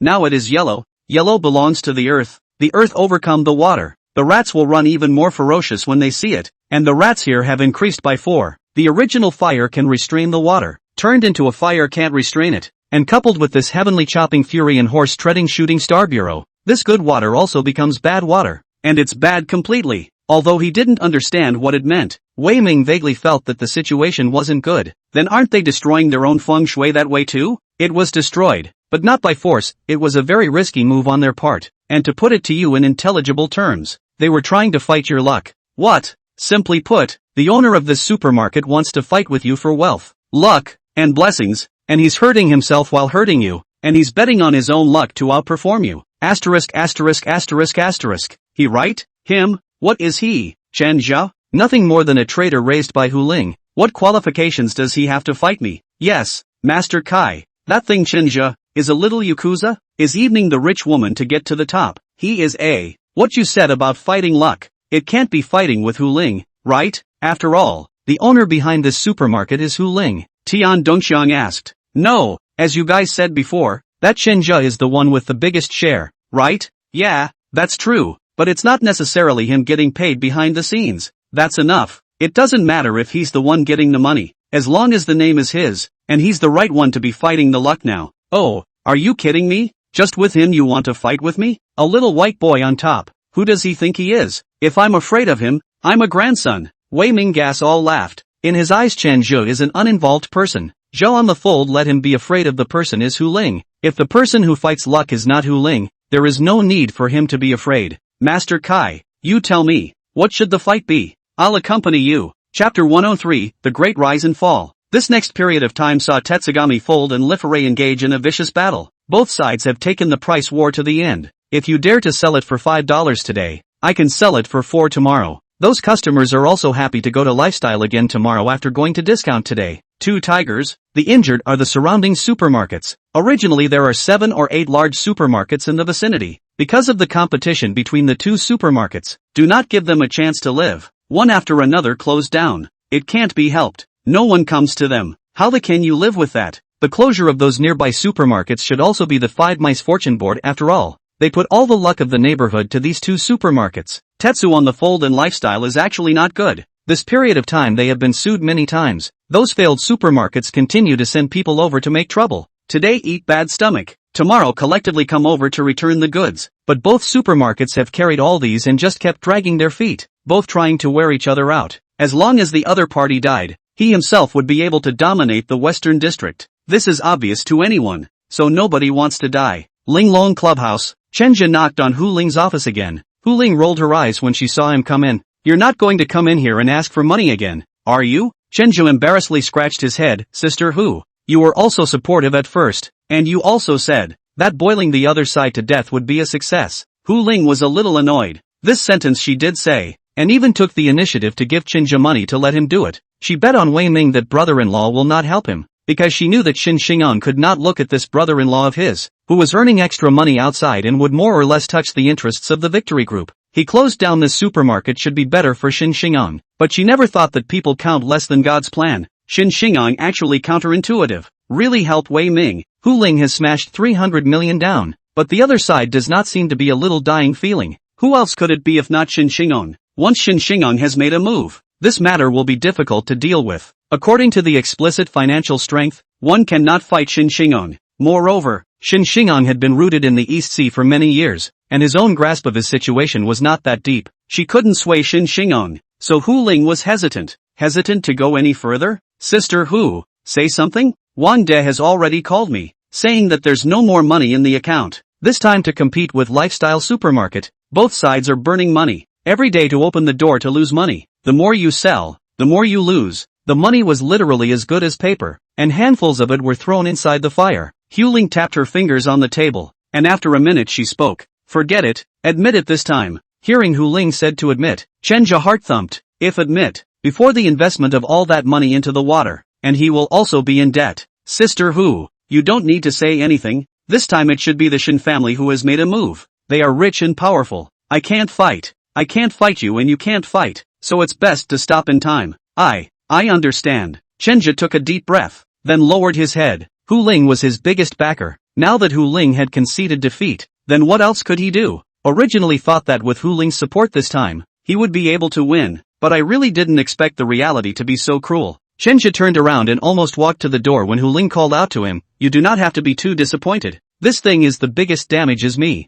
You're those debts I do not need you to pay back. I will help you deal with it. After all, this thing is my openings to support you. You later on, just go to work in peace and quiet. Chenja deeply to Hu Ling bowed a bow. Hu Ling this do has been benevolent. Perhaps they should not think so big, and should not be delusional one step to heaven. Maybe working people is their own life. After getting off work, Chenja returned to his dormitory, and just as he was lying on his bed, Xia Yuhan's phone call came over. Chenja, sorry, I may not be able to go. Tomorrow my grandfather suddenly said he wanted to go out. I have to accompany him, but you can also call me if you have anything. Chenja nodded. Aha, got it. Chenja, what's wrong with you? It feels like there's something wrong with your mood? Xia Yuhan was keenly aware of it. Chenja forced a smile. It's fine. I'm just a little tired from work today. Xiao Yu, you have a good time accompanying your grandfather out. I'll be fine. Well, are you really okay? I'm really fine. Okay, then you must remember to call me if you need anything. I'll have my cell phone on the whole time. Well, it's too late. Rest. Aha. Early in the morning, old Taoist Xia urged Xia Yuhan to go out. Xiao Yu, why are you slow? Before, you always disliked me, but now it's my turn to rush you instead. Hurry up nah, or else the car won't make it in time. Grandpa, or, why don't you go by yourself? Xia Yuhan said hesitantly. What's the matter? Don't you want to keep an old man like me company? No, Grandpa. I've got a little something left to take care of. Old Taoist Xia sighed. It has something to do with that boy Chinja, doesn't it? Xia Yuhan blushed. No, come on, no need to lie to me. Can you fool me with that little trick of yours? Xia Yuhan raised her head. Chinja has something this time because of me. If it wasn't for the feng shui bureau I set up for him, maybe he wouldn't be messing up like this right now. I was able to feel his loss last night, and maybe the supermarkets are barely holding up right now. I have a big part in this. Chinja's mood changes during this period of time. Xia Yuhan was able to clearly feel it, and last night she was disturbed because she sensed that Chinja's mood was obviously very low last night. Old Taoist Xia shook his head slightly. Xiao Yu, I've told you before, many things are predestined. You yourself are a person who has studied the Tao. Don't you see this point? Whether you show up or not, what he should experience will always be experienced. It's just the difference between earlier and later. But I don't want to see this. Xia Yuhan was a little hard to bear, always feeling that her heart was clogged. My son, Grandpa has done the math for him, and he's a lucky man. So you don't believe Grandpa? I don't. Grandfather divination has never been right. Xia Yuhan is very recognized his grandfather's ability, but when the matter concerned Chinja, she was a bit worried. Xiao Yu, you've meddled enough this time. It's time to let go. Do you know why that kid's life went through ups and downs so quickly? Is it because of me? Xia Yuhan asked. Old Taoist Xia nodded. You and his destinies are compatible. They are mutual nobles, supporting each other's image. However, you intervene too often, causing him to delay all the calamities he should have answered. But there is always a day when the calamities will be fulfilled. And with all these calamities piled up together, you know what will become of them, right? Xia Yuhan was shocked in her heart and hurriedly grabbed her grandfather's hand. Grandpa, what should we do then? Old Taoist Xia touched Xia Yuhan's head and said with a smile, hasn't Grandpa already given you a choice now? Do I have to go? Xia Yuhan doesn't really want to leave. Xiao Yu, leaving briefly is for a better encounter. If you forcefully change your fate against the heavens and keep standing next to him,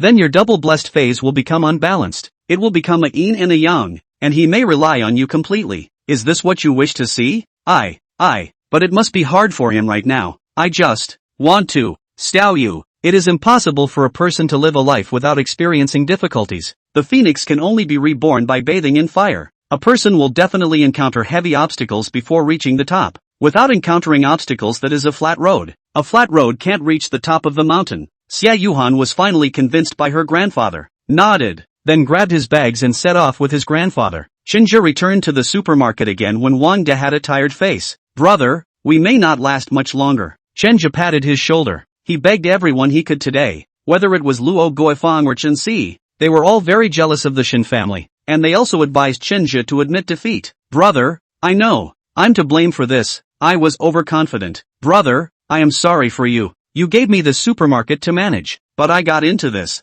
Brother, really don't blame you. You call the staffs over today, pay the rest of the month's salary. Hearing this, Wang De's heart was shaken. Brother, are you really going to give up? Brother, the situation is stronger than the people now. It's not good for anyone if we force ourselves to hold on. We might as well say goodbye to everyone while we still have breath.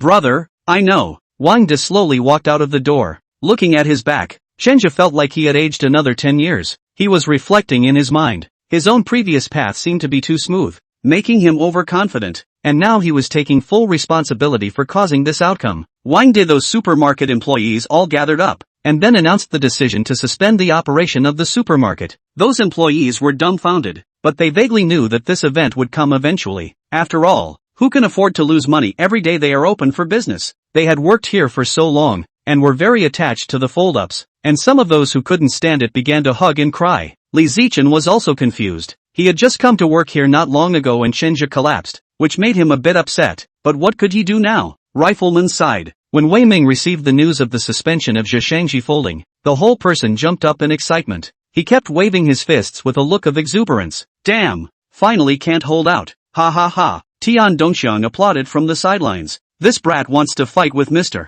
Wei. It's simply a praying mantis blocking the sniper. He doesn't know what he's doing. Wei Ming turned his head to look at Kai Jing. This is also thanks to Master Kai. Master Kai, you are truly awesome. I actually managed to think of a way to get my brother-in-law to come over and help me. He had been looking down on me before. I guess Hu Ling knew he was interfering, so he all but wimped out. Kai Jin smiled slightly as he held his glass. It's a small thing, As long as the old man makes a move, there's nothing that can't be set right. Chapter 104. Are you a man of principle? All the twists and turns come from Shin Shingong's change of heart. After the two-fight luck lasted for a period of time, Wei Ming's funds gradually cannot be maintained. He did not expect Hu Ling actually for the supermarket will make a big fuss. Just when he was in despair, Kai Jing said, Mr. Wei, you have a nobleman in your life, and that person is far away, but close at hand. Did you mean you? Not the old man, but your brother-in-law Shin Shingong. Forget it, you may not know my brother-in-law. He's totally a penny-pinching iron rooster. How could he possibly help me? Don't worry about that, Mr.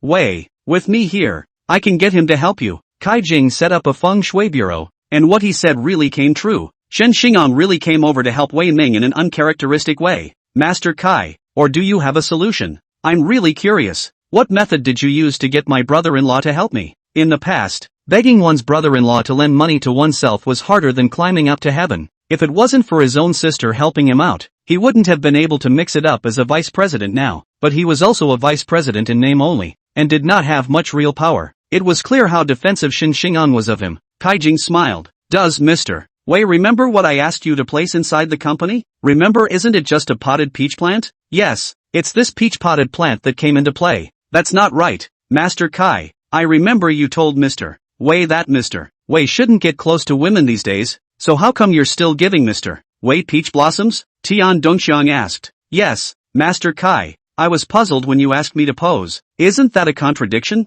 That's not a contradiction. The bottom of that potted plant is a transmigration disc. You've been walking Peach Blossom Fury for a while now. The fury will become more and more prevalent. Wei Ming interrupted after hearing this. Master Kai, you're right. Laozi was almost scalded to death by a woman some time ago, almost killing the happiness of the rest of my life. The thought of Su Weiwei made Wei Ming's teeth itch with anger. I really don't know what that has to do with anything. Isn't the fury bad for people? It's true that it's not good for people. That's why I helped you to transfer it to your brother-in-law's body. That position I've counted. And the person who's affected by placing it there isn't you. It's your brother-in-law Shin Xingong. What? Why is that? Wei Ming was a bit surprised. When I looked at your face, the sibling palace is positively prosperous, which means that you will be supported by your sister or your sister in your career. So I helped you strengthen your fortune by transferring the Peach Blossom Bane to Shin Xingong, so that he will have disputes over women, so that your sister will have enough power of speech, and she will naturally be able to help you. Ha? It's not, is it? Hold on. I'll make a call and ask. Wei Ming immediately went to call his sister. Sis, has brother-in-law been looking for a woman outside lately? The other man was silent for a moment. The tone was a little bad. Why do you ask? Sis, I just want to know. You see, he suddenly helped me this time. He must have a handle on you. Why don't you tell me? The other hesitated. What's there to say? Is this kind of thing honorable? Ming, since you know all about this matter, don't say anything to the outside world either. Do you hear me? Oh, okay sis, I know. After hanging up the phone, Wei Ming was surprised. Master Kai, you really are a god. It's true as you expected. My brother-in-law was able to help me solely because of my sister. No wonder he's so forthcoming this time. So that's how it is. Mr. Wei, although that Peach Blossom Fury is now transferred to Mr. Shin, it's only a stopgap measure. This Peach Blossom Fury will still fall on you one day after all. You must be careful. Alright, Master Kai, don't worry. I'll never go near women during this time. Knowing that Kai Jing was truly powerful, Wei Ming had more respect for him and would naturally listen to him. That's good. At 10 p.m., Chen Zhe, who was waiting to go on the clock, received a notice from Su Xiaomei. Chen Zhe, a guest ordered you. Chen Zhe picked up his own toolbox and followed Su Xiaomei out. It surprised him a bit when he arrived in room 06. The twins haven't been here for a long time. Why are they so excited to come today? Knocked on the door and walked in. Hello guest, I'm Technician 09 and I'm happy to help you. Chen Zhe thought that he would meet one of Zhang Xinrui or Zhang Xinai, but he didn't expect that it was neither. It was a guest that he had never seen before. The woman was in her mid-40s, wearing a champagne-colored satin blouse and a black wraparound skirt, with snow-white skin, a plump figure, and a head of wavy curly hair with flaming red lips. Very feminine. Folding degree of features is very high. Can be regarded as a first-eye beauty, but Chen Zhe always feel that the appearance is somewhat familiar. But it's like I've never seen this person before either. It just feels a little familiar. Seeing Chen Zhe come in, the woman pressed her left leg onto her right leg and leaned back against the sofa, her eyes measuring up. Chen Zhe felt that his eyes falling on his body was somewhat similar to scrutinizing a prisoner. He swallowed. Guest, are you still satisfied? If you are not satisfied, I can help you go for a replacement. The woman let out a laugh. then picked up a side of lady cigarettes and lit them up. You're Chenja? Chenja froze for a moment. How did she know his name? Could it be that he had really met with this woman? It didn't seem right, and he was pretty sure that he didn't have this person in his previous clientele. Yes, it's me. How does the guest know me? The woman stood up, holding her arms, a cigarette in her fingers, and walked around Chenja. There was a pause as he walked behind Chenja. Then he walked back. How old are you? I'm 25 years old. Young stick boy. Ha, no wonder Huling keeps you here. Are you his lover or which clients? The woman asked. Guest, you've misunderstood. Sister who is just my leader. And the other guests and I just have a normal relationship. Oh, not necessarily, right? Let's not talk about Huling for a moment. Let's talk about Luo Guifang and that woman Shenxi. They are willing to invest so much money in the supermarket under your name. It's not necessarily all Huling's intention, right? When these words came out, Chenja was shocked, his eyes filled with doubt. How could this woman know so much? Shenxi and Huling don't deal with each other. Luo Guifang's relationship with Huling is also average. They are willing to invest so much money in that supermarket. I've always been very curious. Today I saw you. I suddenly figured it out. Maybe the reason lies in you? I don't understand the guest. Chenja lowered his head, his brain racing. What was this woman in front of him? Why did she know so much? Luo Guifang and Shenxi are both working with the supermarket as companies under their names, so outsiders won't know that well. Are you curious about who I am? The woman saw through Chenja's thoughts at a glance. I dare not be curious about the privacy of my guests. Although Chenja had 100 doubts, there was a rule here that one could not pry into a guest's privacy in plain sight. Oh, Huling teaches quite well. Good image and attitude. A good seedling. Thanks for the compliments, guest. The woman's words changed, but don't be too happy. I came over today just to see you. And by the way, to remind you to tell you, that supermarket of yours will be completely closed. Chenja frowned slightly, but didn't show his emotions too much. Guest, can you tell me what this is about? It's simple. My last name is Wei. Wei Ming's sister. Wei Ming. Chenja finally knew what that sense of familiarity was just now. No wonder he always felt that this woman looked familiar. So it was because she looked somewhat similar to Wei Ming. So this woman came over today to warn him? I'll consider Dream Sister's offer.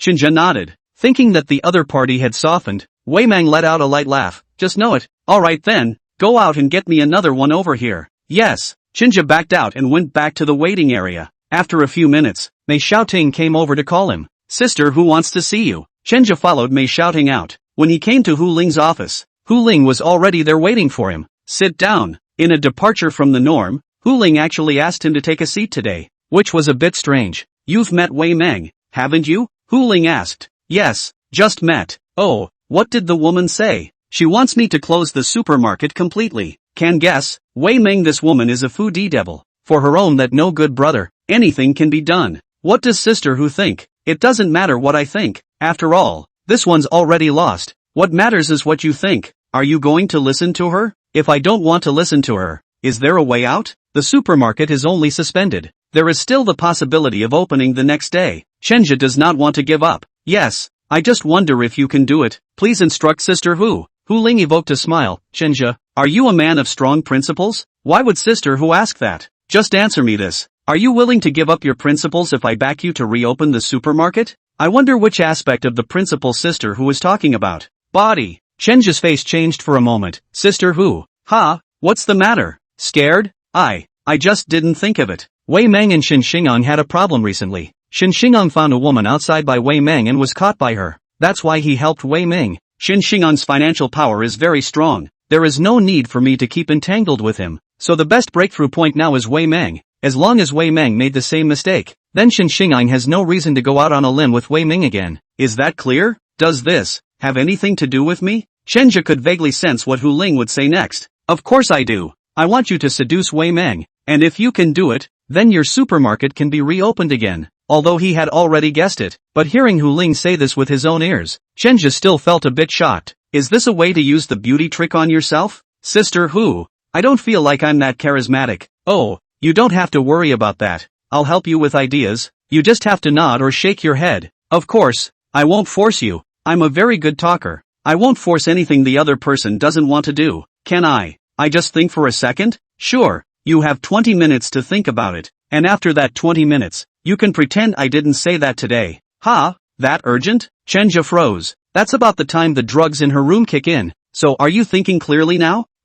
Chapter 105, Huling's Temptation. Hu Ling actually in Wei Meng's room under the drug. This is a bit subverted Chen's understanding of Hu Ling. Before Hu Ling in his impression, although a little ruthless, but also can be considered bright and open-minded. He always think that Hu Ling will not play this kind of underhanded, but now he realized that he was too naive. Hu Ling such black and white people, how can the means of clean it? What's wrong? Scared? Looking at Chen's expression, Hu Ling slightly shook her head. I thought that you were a man of great deeds, but now it seems that this is all you've accomplished. I won't force you. You go down. Chenja ultimately could not pass that hurdle in his heart. He felt that if he went to succeed in this way, he would definitely look down on himself in retrospect. Chenja retreated, standing inside the corridor looking at the door of Hu Ling's room. That a heavy and ancient door, perhaps from today onwards will be closed to him forever. He was just able to see the eyes of Hu Ling that disappointment, now that the supermarket business failed, and he did not listen to the words of Hu Ling. He may be slowly reduced to an outcast. Taking a deep breath, Chenja returned to the waiting area. Behind him he didn't have a single guest.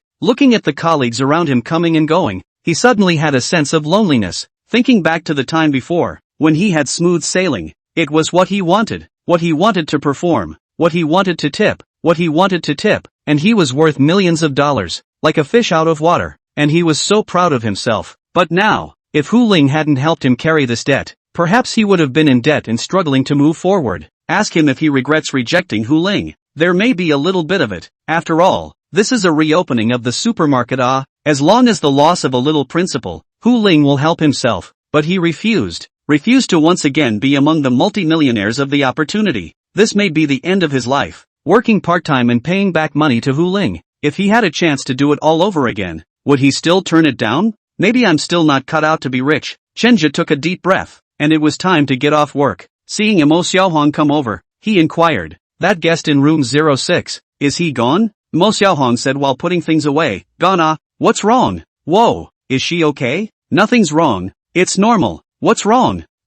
No strange behavior, or anyone else going in? Chenja was a bit surprised. There are many young masters downstairs. If you want to let Wei Meng out of the way, there are many candidates. If you do not agree, there should be other people to agree to it. How can Wei Meng leave in one piece? No, what's wrong? Chenja, see how absent-minded you are. Is it bad to be replaced for the first time? Room 06 as Chenja went in first. Went in after the change Mo Xiaohong. Mo Xiaohong thought Chenja was replaced. The heart some cannot bear. After all, this is a pin. Pin has pin pride is normal. Chenja shook his head somewhat doubtfully. No, nothing. Chenja, isn't it because of the supermarket incident that you've become a bit quiet these days? Your mood is very low. It's a world away from before. Yes? You're so close to having it written on your face. How come you don't? Wow, maybe a little. During this period of time, because of the supermarket matter, Chenja did become a bit absent-minded. Mo Xiaohong patted his shoulder. It's okay. It's not a shame to fail in business. You're already successful if you can make something that big. Don't be discouraged.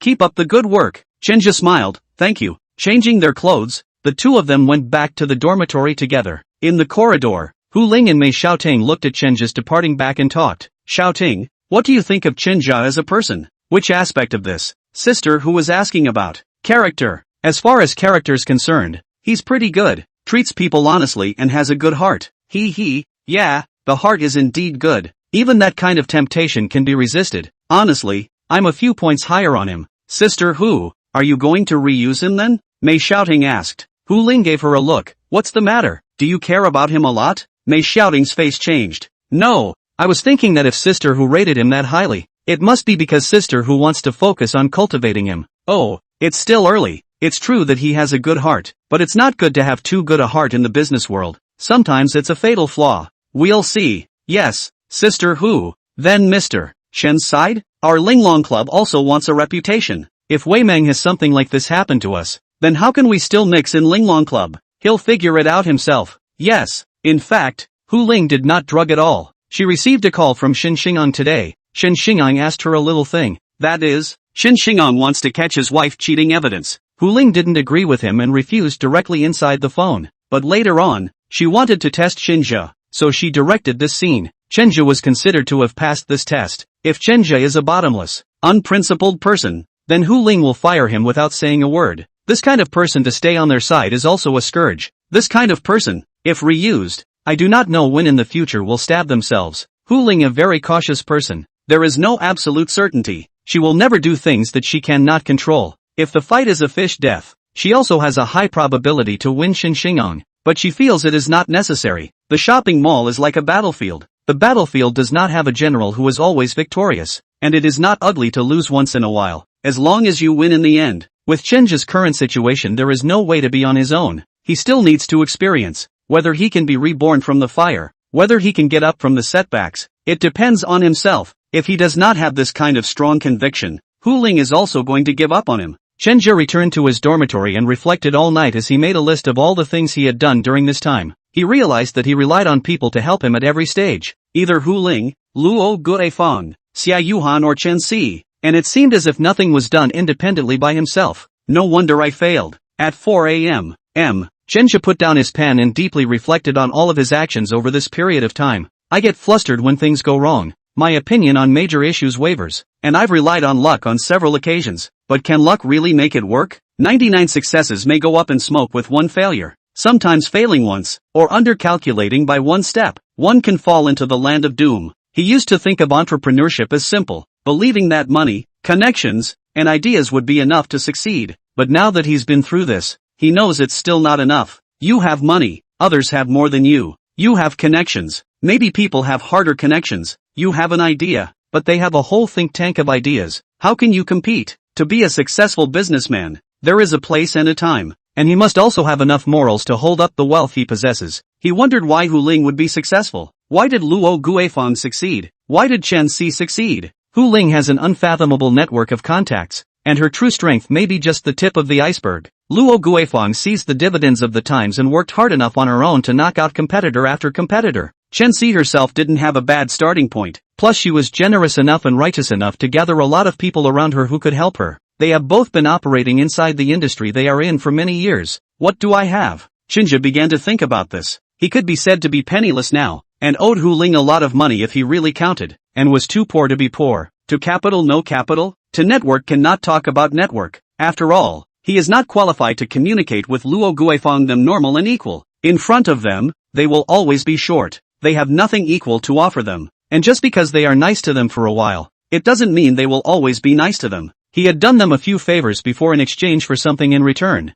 and they were already considered to be in a relationship, so it would be excessive to ask for more. That's why they wouldn't do everything they could to help themselves when they were fighting Wei Ming's luck for a change. So the root of all this is that one is not strong enough. One must be strong enough to have enough conversation capital, so as to ensure that one has a greater chance of winning in every business battle. Figuring this out, he finally stopped being anxious and grumbling about his previous failures. He figured out that maybe he was in too much of a hurry to succeed, and that some things can't be rushed. The next night when he went to work, Chenja changed his previous disheveled. The whole person became energetic, and those colleagues were a bit surprised after seeing it. Chenja, you look much better today, and your smile has changed, Cecilia Wang said. Yeah, I thought you were too devastated by the supermarket thing to stand up, but I didn't think you'd adjust so quickly. Mo Xiaohong thought that her persuasion last night had worked. Chenja had slept all day during the day today, and at the moment, he was very refreshed. Ha ha, how can this point defeat me? What's the big deal? If I fail, I'll just start all over again.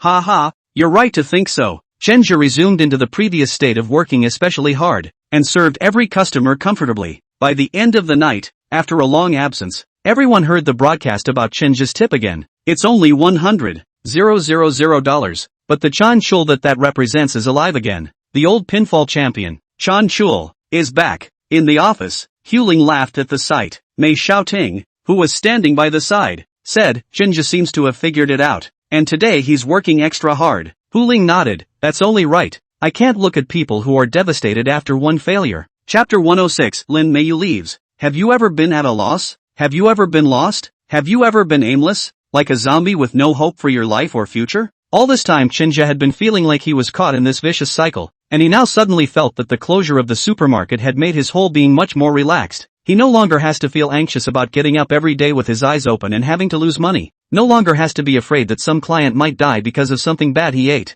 His whole being is relieved. He's in good health. He still has a job, and he continues to live. And that's good enough. Chenja's change. Lin Meiyu was the one who felt it most obviously. Chenja, I like the state you're in today. Sister Lin, you look good today too. You see? Lin Meiyu turned around and blinked at him. Can feel it. Lin Meiyu did look very good today. Her entire body glowing and full of blood. He, if you say so, then I'll believe you. Chenja, My husband is back, Lin Meiyu said slowly. Chenja's hand lurched. Before Lin Meiyu and her husband did not have a good relationship. This he knew. Now Lin Meiyu's husband came back. How could she be so happy? He came back from the west side after the whole person has changed a lot. Changed more thoughtful than before. Frankly with you I thought of divorce before, but now I figured it out. Counting me divorced and then find another person. And once again go through the feelings of the marriage. Perhaps the now is not much better. Then it is better to try to forgive. When I figured this out, I'm not so entangled. Chenja's hands were once again placed on her shoulders and kneaded them. Congratulations Sister Lin. I'm truly happy for you. Ha ha, Chenja. I had thought before that a little super friendship might happen between the two of us. Like a one-night stand or an underground romance or something like that. Chenja's hand paused again, but didn't pick up on the comment. Lin Meiyu continued, actually, I have a little bit of regret la. He betrayed me once. It's only logical that I should betray him once too. So it's only fair, don't you think so? Sister Lin, there is no absolute fairness in matters of feelings. You have a clear conscience within you. This is the best state. Lin Meiyu froze for a moment, then nodded. The two did not speak again, and waited until the service was over and Chenja was ready to leave. But Lin Meiyu did not call out to him. Usually, after the service was over, Lin Meiyu would ask Chenja to hold her and sleep for a while, but not today. Watching the door slowly close, Lin Meiyu had mixed feelings inside. She had actually thought about indulging once today, but Chenja's words made her hesitate. Oh, ask your heart? When Lin Meiyu left, she left Chenja a generous tip and also left him a message. Chenja, I'm going to leave the East Sea, so if it's fateful, maybe I'll see you again. It turned out that those words tonight were saying goodbye. No wonder she said it so bluntly. Chenja sighed slightly and stood in front of the window, his fingers slightly ruffling the blinds to look outside. Lin Meiyu's husband, a very elegant and handsome middle-aged man, carrying something in his hand was waiting for her. Lin Meiyu went up to him and hugged him, and the two kissed passionately as the sky drizzled and closed the car door, the red taillights flickering and fading away. Chenja smiled, feeling relieved. There were many times when he and Lin Meiyu had the opportunity to break through the moral bottom line, but both of them did not do such a thing. Lin Meiyu was a person with moral principles, and so was he. Everyone in the Linglong society came and went, and the pair of sisters in room 06 also left, replaced by Wei Meng. 03 room Lin Meiyu, his most loyal old customer also left. Say all not lost is false, but Chenja Moore is blessed. Because of his encounter with Lin Meiyu, he had the opportunity to enter the Linglong clubhouse, and had the chance to come into contact with so many people he might not have come into contact with in his life. There's also the chance that once more than $10 million have flowed inside your own bank card. He was grateful to Lin Meiyu, and if he had known that that side would be the last time they would see each other, he would have really wanted to say, thank you. I thank her for having been here and wish her the best in the future. He didn't send a message, because at the moment all the words were not speaking. Maybe like Lin Meiyu said, maybe there will be a chance to see each other one day. With Lin Meiyu gone, room 03 was empty, and that meant fresh blood. In the past, most of the clients were contacted by Hu Ling herself. Now there was an opportunity handed to Chenja. Hu Ling put the box belonging to Lin Meiyu's information on the lock, and then turned around, threw out a piece of information from the drawer, threw it in front of Chenja, the president of the wonderful group. Fu Xiehong, age 42, divorced, with a son called Gu Chaoming, in the East China Sea University to attend school. Gu Chaoming arrogant and domineering, relying on the wealth of his family, wantonly in the school. I would arrange for someone to have a conflict with him, beat him up. You take this opportunity to get close to him. Fu Xiehong loves this son of his, then you see the opportunity to act. Understand?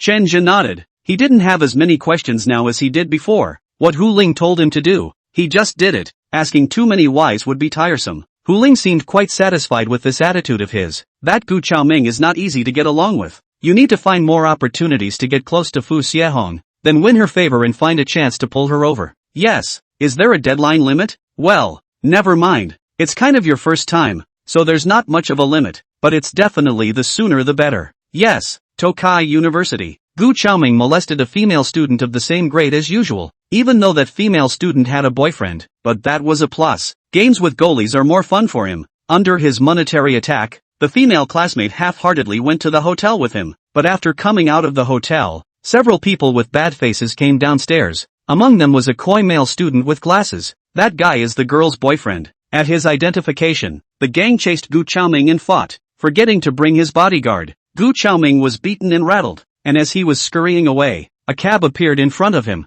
This cab driver is naturally Chenja. Hurry up and get up here. Gu Chaoming didn't know Chenja, But the situation was critical, so she naturally wouldn't refuse. Immediately jumped on it. Chenja drove the car out with a kick of the gas. The men chased them a long way. But where can 2 feet catch up with a car? Gradually pulling away. After feeling safe, Gu Chaoming breathed a sigh of relief and then inquired, "Who are you?" "Gu Xiao. I'm also a student of East Sea University. I've seen you before." "HM? Is there a student as old as you at Tunhai University?" "Shinja is 25 years old and has some social experience, doesn't look like a student." "Ah, repeaters." Gu Chaoming smiled, then lay down on the back seat. "You're quite eye-catching. Just report my name if anyone bullies you in East Sea University in the future." "Thank you, Gu Xiao." The corners of Chenja's mouth hooked into a smile, then drove Gu Chaoming back to school. He didn't go back to Linglong Club for the next 2 days, and always found opportunities to appear in front of Gu Chaoming without thinking. Another time to send Gu Chaoming and the woman he hooked up with at the bar home. Gu Chaoming and the woman in revealing clothes nibbled on the back seat, and when the drywood met the blazing fire, the two people couldn't stop it. Chenja drove the car to no man's land and very sensibly got out to smoke. It was about 10 minutes past. Gu Chaoming huffed his pants and stepped down from the car. Coming to Chenja's face, "Get me a cigarette." Chenja respectfully handed over the cigarettes, and Gu Chaoming took a deep drag, then glanced at the woman in the car. "Do you want to try it too? This woman is quite a?" he asked tentatively. Chenja laughed. "I wouldn't dare to even look at Xiao Gu's woman more than once." Gu Chaoming's eyes glanced over him, not seeing any desire in his eyes. He laughed, then dropped his cigarette on the ground and stomped on it. "You're good. Send that woman home after you take me back later." "Yes." Chenja first sent Gu Chaoming back, and saw Fu Xiehong at the door from afar. Fu Xiehong came out with a worried face and looked at his son. "Why did you come back so late? Why are you drinking again?" She had the nanny help Gu Chaoming inside and then walked towards Chenja with an unkind face. "I want you to stay away from my son in the future. It's people like you that bring him down." "Madam, Gu Xiao is very smart. I don't think Madam needs to worry too much." Fu Xiehong was wearing a nightgown holding up her arms. That voluptuous figure could barely be hidden under the pressure of her arms. She looked at Chenja with a look of contempt. "My son is smart, but you people are worse." She took another look at the woman in the back seat of the car. Her eyes were filled with disgust as a passerby. She was able to smell some strange smell emanating from the back seat of the car. She frowned and stared coldly at Chenja. "I don't want to see you again. I heard the bodyguard say that you are always hanging out with my son these days. Do you have some purpose?" Fu Xiehong has been bringing up her son alone for many years after her divorce, and there are always some unsuspecting people around her who deliberately approach her son, and her inner vigilance is very strong. Chenja smiled, then handed over a business card. Looking at this golden business card, Fu Xiehong froze and took a look. His brows furrowed. "Linglong Clubhouse? What do you mean? Are you from Linglong Clubhouse?" "Yes, Mr. Fu, our sister who learned that during this period of time, someone might be unfavorable to your son, so she asked me to secretly observe more." Fu Xiehong's pupils shrunk. She knew about her son being beaten 2 days ago, and she sent people to look for that group at the first time after she learned about it, but she couldn't find them no matter how she looked for them. "What do you mean?" Fu Xiehong looked at Chenja warily. "Sister who would like to make an appointment with Mr. Fu." She said that the ones who beat up Gu Xiao had explained some things and wanted to talk to Mr. Fu in detail face to face. Fu Xiehong hesitated. "I know. I'll contact her." Chapter 107, Fixing Fu Xiehong. Chenja sent the woman back home, and the woman threw up a lot in the car. Frowning, he took the car to the cleaners again. "By the time I got this done and got back to my dorm, it was 1 a.m. Imo Xiaohong had just finished blowing her hair, and after coming out and seeing Chenja, she asked, "Chenja, where have you been these past few days? Why don't you see anyone?" "I took 2 days off." Chenja lied. He realized that he had changed. Now he loved to lie a little, and subconsciously. "Ha ha ha, so are you still taking tomorrow off? You don't want to take time off. Your tips have been much lower lately." "Aha, I don't think I'll be invited tomorrow." 12 noon. The sun was very high today. Cars were streaming down the road. The heat wave was baking the earth, and the only tree on the side of the road that could provide shade was stinking from several stray dogs that had peed on it several times. Chenja covered his nose and walked by. Originally he planned to sleep a little more today, but Hu Ling's phone call woke him up again. Fu Xiehong came over. Unlike the heat outside, Linglong Club's 3rd floor, Hu Ling's office inside the air conditioning cool, dim lighting, the ground lying on the 3 gangster-like men, looks beaten enough, nose and face swollen. Fu Xiehong sat on the sofa and crossed her legs. The eyes were full of indifference. "Say, why did you beat my son?" The 3 men kneeled down and begged for forgiveness, all saying that they had gotten into this situation because Gu Chaoming had stolen their girlfriends. Fu Xiehong frowned. She knew her son's virtue. He did do such things. Waved his hand for the men to be taken down. Hu Ling, who was sitting by the side, smiled. "Sister Hong, Don't be angry. The body is the capital of the revolution. Too much anger is not good for the body. Looking at the tea that Hu Ling poured over, Fu Xiehong didn't drink it the first time, but instead looked at Hu Ling. Hu Ling, this time is too much of a coincidence, isn't it? My son was beaten up and your people showed up? Would there be such a coincidence in this world? Of course it wasn't that coincidental. Those people were premeditated. And as Sister Hong knows, the people under me are more mixed, so I have more ears. And when I knew that they were going to deal with your excellency, I asked someone to go over and take a look. You could have just called me. You don't think I can handle something like this? Fu Xiehong said. Of course Sister Hong can handle it, but there is a saying that you are not afraid of thieves stealing, but you are afraid of thieves thinking of you. Your excellency has offended a lot of people. Sister Hong can solve it once, but can you solve it every time? Fu Xiehong was silent. All these years in order to wipe the son's ass for himself, it really was mentally strained, some heart failure. Slowly, he exhaled. So, did you call me over here with a good idea? Oh, I can't talk about good ideas. I do have a bit of a suggestion. It's up to you, Sister Red, to decide what you think. You say, to say something that offends Sister Hong, a great deal of the reason why your son will become like this is out of his own body. He doesn't have anyone around him who can restrain him well. It's fine to mess with some city folk, but if one day he messes with some people that even you, Sister Hong,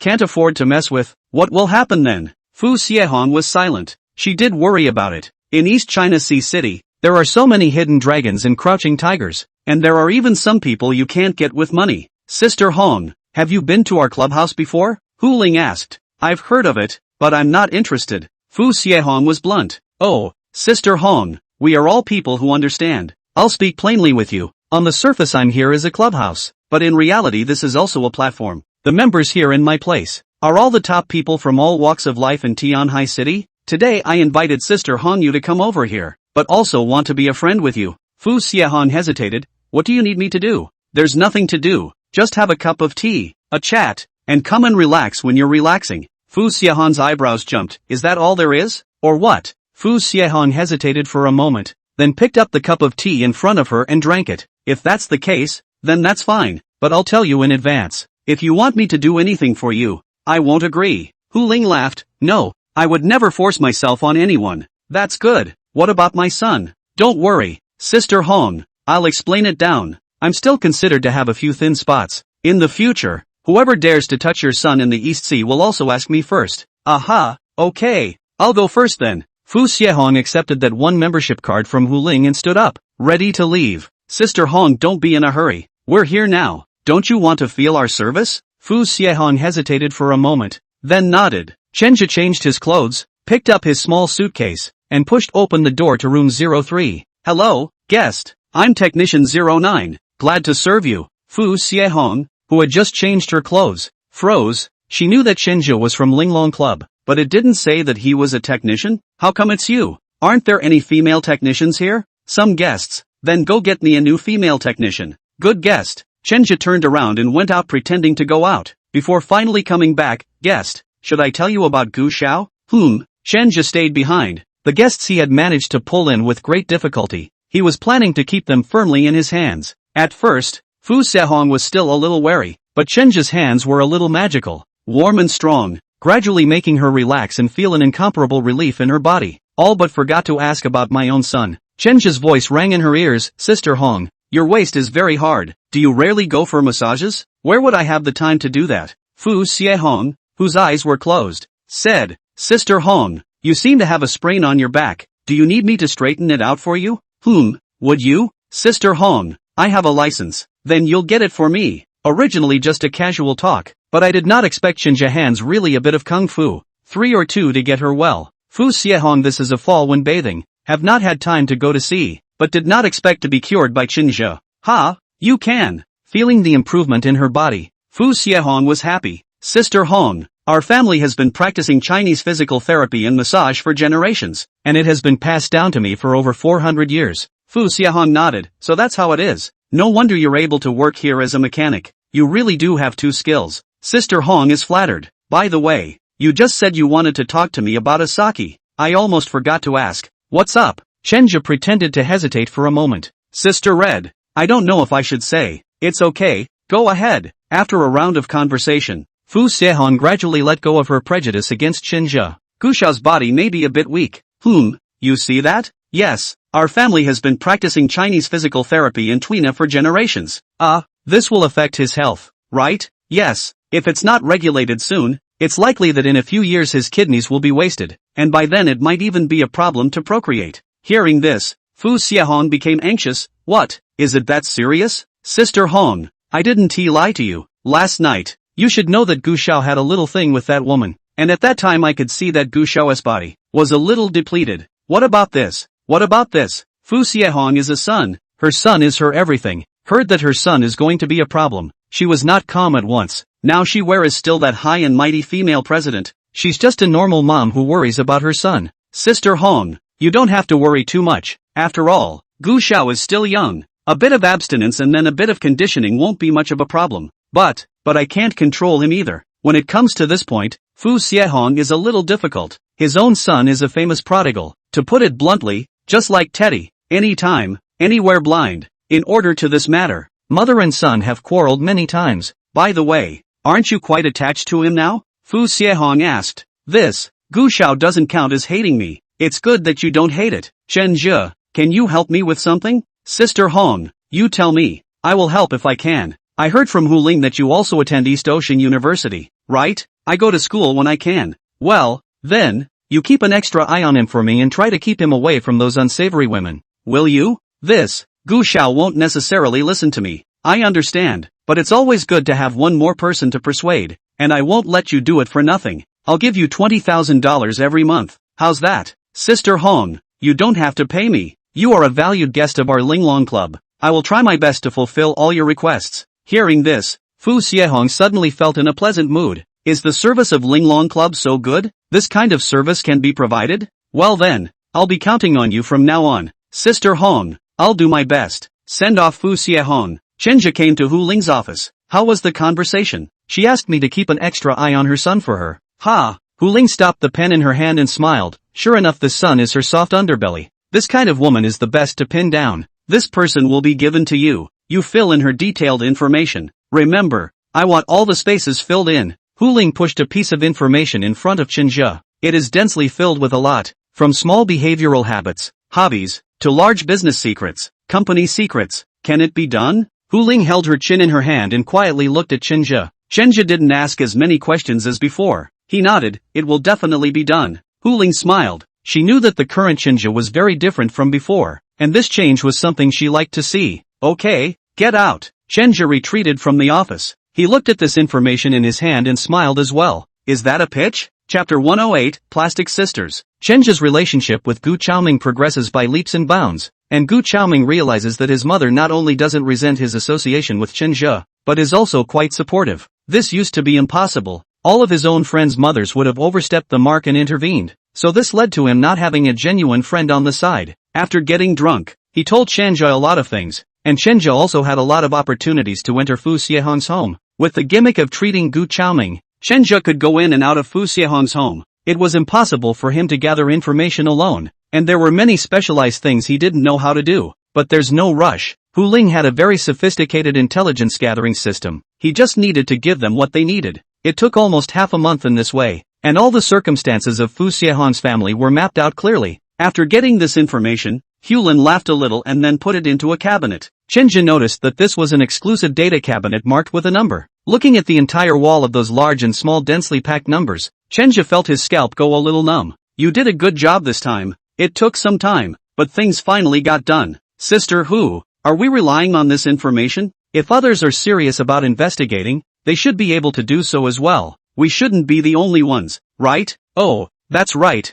The information is of little use on its own. So, then why did you go through the trouble of collecting these? Hu Ling hesitated for a moment, then flung out another piece of information. You match this profile with Fu Xiehong's and see what you find. After picking it up and carefully comparing it, it didn't feel like there was anything wrong with it. As he wondered, he suddenly saw the same name appear in both profiles. Is this? Hu Ling nodded. This person they associated with had committed a small offense. On its own it's not a big deal, but if you add this piece of information. Hu Ling took out another piece of information. Chenja looked at it again carefully, and immediately broke out into a cold sweat. Look at Fu Xiehong or look at another information alone is not strange. Can only be said to be a little more detailed information. Contact the other one. Then,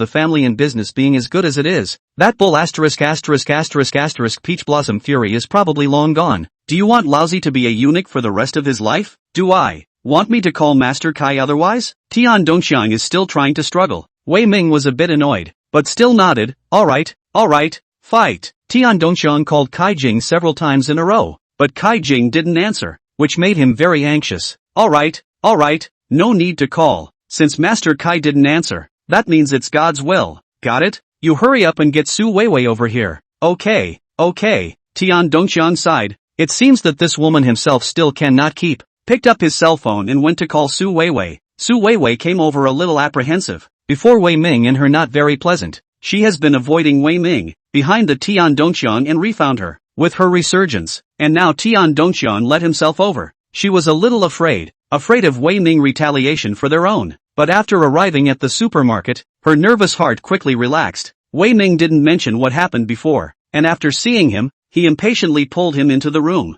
Tian Dongxiang sighed, then went out and closed the door behind him. Standing in the doorway is really the more you think about it, the more you suffocate, continuously being green twice by Wei Ming. A man cannot stand it a little. Huang Xiaoli received a call from Su Weiwei. When she arrived at the supermarket, Su Weiwei was picking out gold. She froze at times. Vivi, are you rich? Su Weiwei didn't work during this time, although I heard that she got back together with Tian Dongxiang. But that Tian Dongxiang person was already a bit stingy. How could he give her so much money to buy gold? Su Weiwei smiled. Which one do you fancy? I'll give it to you today. Vivi, did you really get rich? A good friend is not as good as herself. Huang Xiaoli heart is not good, but living too much better than herself, she is even more bad. Mr. Wei told me to pick whatever I want. We are good sisters. There is a share for me and naturally there is a share for you. Do you want it or not? If not, forget it. Pull Huang Xiaoli over. Naturally, in order to show off in front of her, This period of time Huang Xiuli refound a boyfriend. I heard that it is the department manager. Monthly salary of several tens of thousands of dollars. Every day to call and chat with themselves. Chatting about how their boyfriends how generous. Then before that Li Zichen's too much better. The more Su Weiwei heard, the more uncomfortable she became in her heart. So when she had a good time, she made sure to get that discomfort back. Weiwei, you've made up with Mr. Wei again? What about Tian Dongxian? Su Weiwei snorted coldly. What can he do? He's just a dog under Mr. Wei. Just now when Mr. Wei and I were having a quickie inside the room, he just stood at the door and didn't dare to utter a word. Asterisk asterisk asterisk asterisk are you guys playing that hard to get? So you're kind of a mutual lover between the two of them now? Of course not. With Mr. Wei, how can I still look at Tian Dongxian? This old stingy guy is just trying to whore me out for nothing, compared to Mr. Wei who is much more generous. Also, by the way, do you still see Chinja during this time? Oh, what are you asking him for? Didn't his supermarket go out of business? That Li Zichen went to work at his supermarket before and now he's unemployed. I'm super tempted to laugh when I think about it, ha. Well, count him out. Both of them are no good. The moment I found out that his supermarket was closing down, I made a point of buying several bottles of red wine to celebrate. Me too, ha ha ha. This kid shouldn't be able to get up in this life. It's so cool. He doesn't look at how much he weighs. Dare to fight with Mr. Wei. He's really tired of living. Exactly. Xiaoli, do you think this looks good on me? Su Weiwei asked as she picked up a bracelet. It's nice to look at, but this bracelet costs $30,000. Is Mr. Wei willing to buy it for you? Cut. You underestimate Mr. Wei's style, don't you? Let's not talk about 30,000. What about 300,000? Just now in the room he promised to buy me a car. Holy, really? Huang Xiaoli was genuinely surprised, and seeing that Su Weiwei didn't look like she was lying, her jealousy twitched hard. Vivi, it's still your good fortune to have a boyfriend and he's willing to buy you a car. Ha ha, you're not so bad. Isn't your boyfriend the department manager? A few tens of thousands of dollars a month. If you save up for half a year you can buy a car. Alas, you think too much. He is always talking about what financial management and so on. Only willing to give me $3,000 a month. Say it out of fear that you will laugh. Before talking to Li Zichen that idiot, he has 200,000 commission. Are willing to give me $30,000. Oh, look at you. Do you still want to go back to him? This. Huang Xiuli's face changed. Asterisk asterisk asterisk asterisk don't tell me you really think so? Oh, we are good girlfriends. I'm not afraid to tell you. Last night I secretly dated him. Chapter 109, Chenja has changed. Hearing this, Su Weiwei, who was picking out gold, froze. I'll go. How did you hook up with him again? Huang Xiaoli looked around and found that no one was paying attention to their conversation, then whispered, a few days ago, I was about to go to his house after dinner with this boyfriend now, but he wouldn't let me go. He must come to my place. You also know that my rented room is very small. I don't want to be there. But in the end I really couldn't argue with him, and then he came to my rented room, and after we were done, he then went to take a shower. I checked his cell phone only to find out that he has a wife and child. Didn't you know that before? I don't know. So you didn't break up with him? Ugh, what's the point of splitting? I didn't expect to marry him in the first place. It's easier to be with him at work and there's a little bit of money every month, but it's really too little. It's not even enough for me to buy clothes. So you and Li Zichen are sneaking around again? Well, last night after my boyfriend left, Li Zichen called me, should be a little drunk, on the phone a cry said what Chinja lied to him and so on, said he is now very regrettable. I did not want to take care of him. The back of his hair what epilepsy said that he wanted to go to find a lady. I'm speechless. This ing money spent on the lady. It would be better to spend it on me. Su Weiwei nodded, and then I had him come downstairs to me, and the guy should have been holding it in for a long time too, tossing me around all night. Did pay you? Gave $5,000. Well, this is too little, right? But it's okay. It's too much better than that dog thing Chinja before, giving me $3,000 a month, coming 3 or 4 times a month, tossing me around for a long time every time. I'm thinking about it now. The old lady lost a lot of money. Ha ha, that's not a minion, said what girlfriend? In fact, to put it bluntly is not want to spend money just, in the past in the school time, I still slightly believe in love. Now bull asterisk asterisk asterisk asterisk. Men do not have a good thing. All day long in the head is to think of white sleep. I feel the same way. That's why I didn't give Chinja the doggy a good face when he came before. You do the math. 3,000 a month. He has to come to 3 or 4 lays a month. A trip of 45 back, accounting for 250 each time. I now realize that I'm really a 250. Huang Xiaoli covered her mouth and laughed. Ha ha, when you put it like that, it really feels like you're losing money. It was, so you think I feel guilty about breaking up with him? I don't feel guilty at all, but when he got rich, he really pissed me off. Luckily, he's broke now. God has an eye for that. The two had been chatting, completely oblivious to the fact that there was another person standing beside them at that moment. Chenja came over to Lifestyle today to see how they were doing. He's still not quite dead, and he still wants to be able to reopen his Tetsugami fold one day, so he would basically come to Leaf to visit every once in a while. Knowing the enemy and knowing yourself is the only way to win 100 battles, isn't it? I didn't expect to come over here today and actually be able to run into this odd couple. Originally, when listening to them, Chenja was a little angry, but as he listened, the depression in his heart suddenly subsided. Yeah, it seems like there's no point in being sad yourself if there's no love in your heart. 250 at a time does seem so much cheaper than out there, but this is Vivian Su's algorithm. He really spends a lot more than that. Money is not the point. It's the heart and the time and his love that counts. Of course now Su Weiwei counted all of these clear words will also be fine, since she is ruthless to such a point. No principle to such a point. That Chenja is also not polite. You guys seem to be talking about me? Chenja's sudden outburst startled the two women. Chenja, why are you over here? Su Weiwei asked in surprise. Chenja changed his previous indifference and playfully smiled, just came over to buy some gold. Su Weiwei sneered, are you kidding? Aren't you broke? You still have money to spend? Oh, who told you I was broke? Chenja didn't admit it. Oh, who needs to say that? The whole world knows now. Huang Xiaoli helped out. The contemptuous and disgusted tone of the two women didn't make Chenja angry, realizing that after he figured it out, these two women were no longer human beings in front of him, but rather two pawns. Since they are pawns, they will naturally have their uses. It's true that my supermarket is temporarily closed, but that doesn't mean I'm out of money. The two women looked at each other as if that was right. Many bankrupt people would still have cash in their hands. So how much money do you have now? Su Weiwei asked, holding her arms. Why don't you guess? Chenja did not answer directly. I don't have the heart to guess. I don't want to talk to you right now. You better leave. If you don't, I'll call security. I told you this supermarket is my boyfriend. TSK, Su Weiwei. Wei Ming cannot be considered your boyfriend. Perhaps he will stand up for you, but he cannot help me. I talked to you today, is to see once we are boyfriend and girlfriend on the basis of, to you to wake up.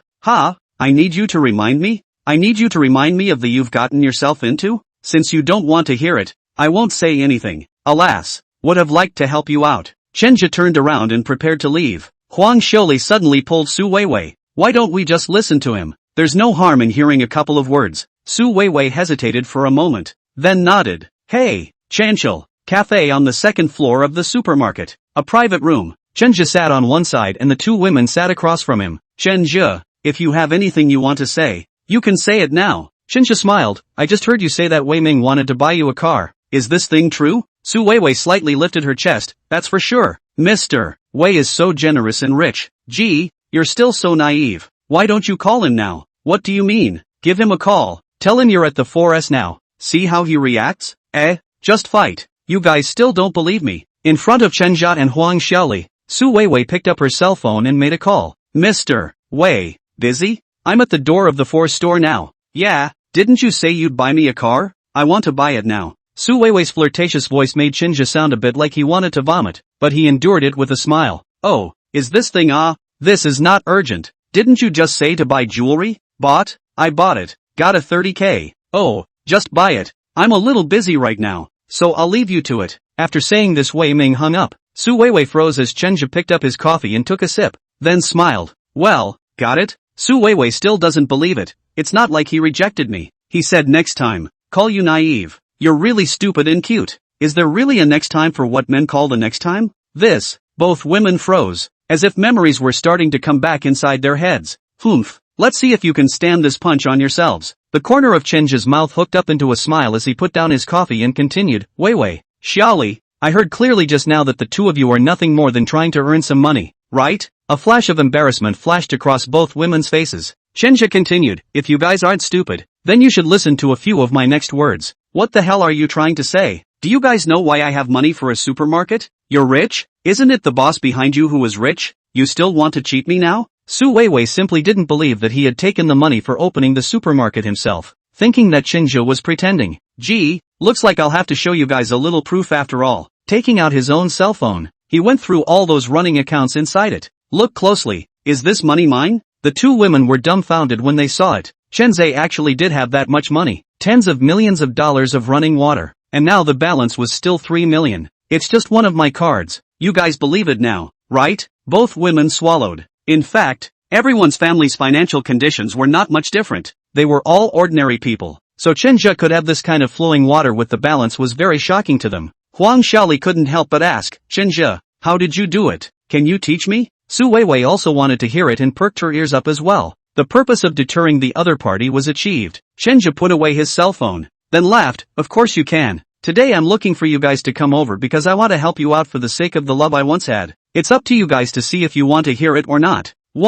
I want to, Huang Xiaoli said without hesitation. I want to. Su Weiwei's face was a little embarrassed, but she still said it. Just now inside the phone Wei Ming's voice that pushed back. She also heard it. Buy her this bracelet can be, but really buy her a car. This is impossible. So she was very curious to know how Chenja had so much money. Since you guys want to know, then I'll say it. Getting rich is just 2 words. Platform. You can't get rich now because your pattern is only limited to the dead end of relying on men. But real wealth can't rely on men. It depends on the platform. What platform? The two women asked in unison. Good question. I'll introduce the platform to you now. Chapter 110. People are selfish. The heat from the surface of the coffee slowly diminished and the room was quiet. Both of them were thinking about what Chenja had just said. Su Weiwei couldn't help but glance at Chenja again. She was hesitant. Her relationship with Wei Ming had just changed for the better. She should have a lot of pocket money next. Chenja's words, if she had said them a second before he sunbathed his balance, she would have thought that it was stirring up trouble. But now she was thinking the same thing. Wei Ming is already married. It's impossible to marry me. According to his current situation, perhaps it won't be long before he kicks me away again like before. But Chenja should hate me. He shouldn't be able to help me right. Huang Xiaoli's reply was faster than Su Weiwei's. Chenja, what is the platform you are talking about? It shouldn't be something illegal. If that's the case, I can't do it. Huang Xiaoli is the kind of browser tweet writer, often composing some messy articles. Invariably there will be some conspiracy theories. She is worried about Chenja pit her. Oh, Xiaoli, that's definitely not going to happen. But it might be a bit of a moral violation. But I promise you it certainly won't be against the law. Morality? Now that Huang Xiaoli has a foot in both worlds, there's basically no morality left. So tell me, I'm helping my boss now. You should also know that the boss behind me is very capable. That supermarket is what she got up. I'm just acting as the front man. Both women nodded. This was the same as what they expected. How could a backgroundless one like Chenja become big and strong all at once? Do you guys know why the boss trusts me? Why?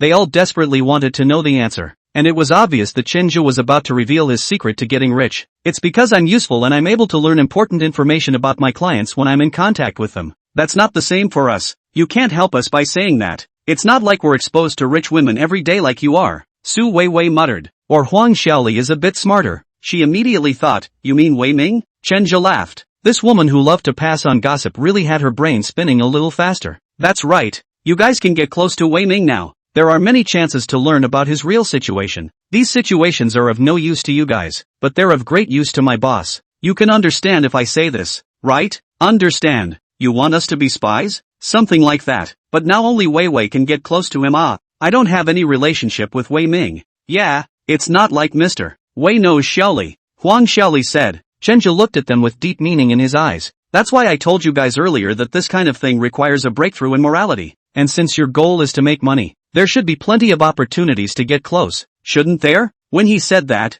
the two women understood. Su Weiwei was a little upset. Chenja, do you have to be so disgusting? Could it be that you want Xiaoli to go with me to seduce Mr. Wei? This kind of thing is not good enough for you to think of. You're too cheap, right? To put it bluntly, I used to be your girlfriend. So what? You all said that was before. Now I'm just telling you guys a method. Do or don't do it. You guys consider it yourselves. If you want to get rich and change your class completely, then I suggest you guys still listen to me. If you just want to make a little bit of money and add a little bit of pocket money, then you guys can just pretend that you haven't heard what I said today. Oomph, that's a nice thing to say. I can't believe you're so kind as to help me. Su Weiwei hugged her arms, her eyes disgusted. Huang Xiaoli, who was sitting next to him, pondered. Chenja didn't push them. He stood up and left a sentence. You can give me a call when you've thought about it. I've already pulled you out of the blacklist. Chenja, aren't you afraid that I'll go and tell Mr. Wei? If I tell Mr. Wei about this, I believe that you will die an ugly death. Chenja was not worried about Su Weiwei's threats. He turned his head to look at the two women.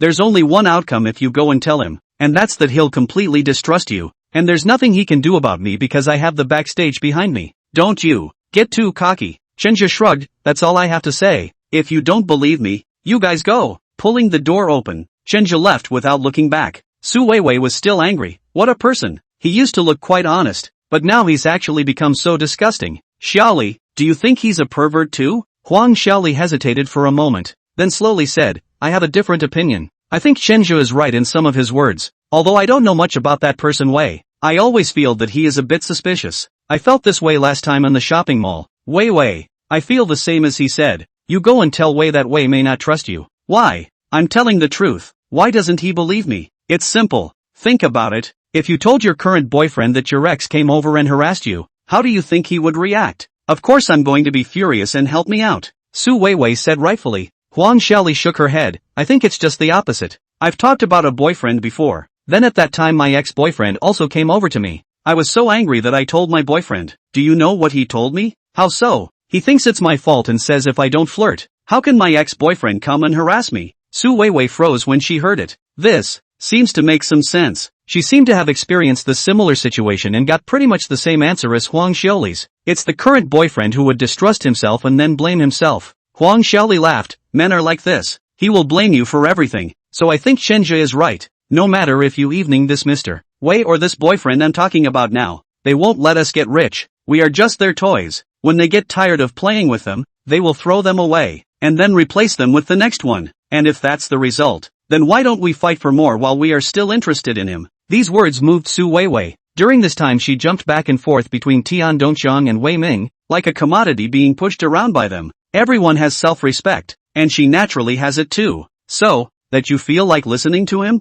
Su Weiwei asked. I see you. We're friends, no matter what. We're also your boyfriend. If you don't say yes, there's nothing I can do about it. The fact that Huang Xiaoli said that meant she was already saying yes. I think that you should have a bit of an advantage if you and I are combined. After all, having two women at once is something every man likes, isn't it?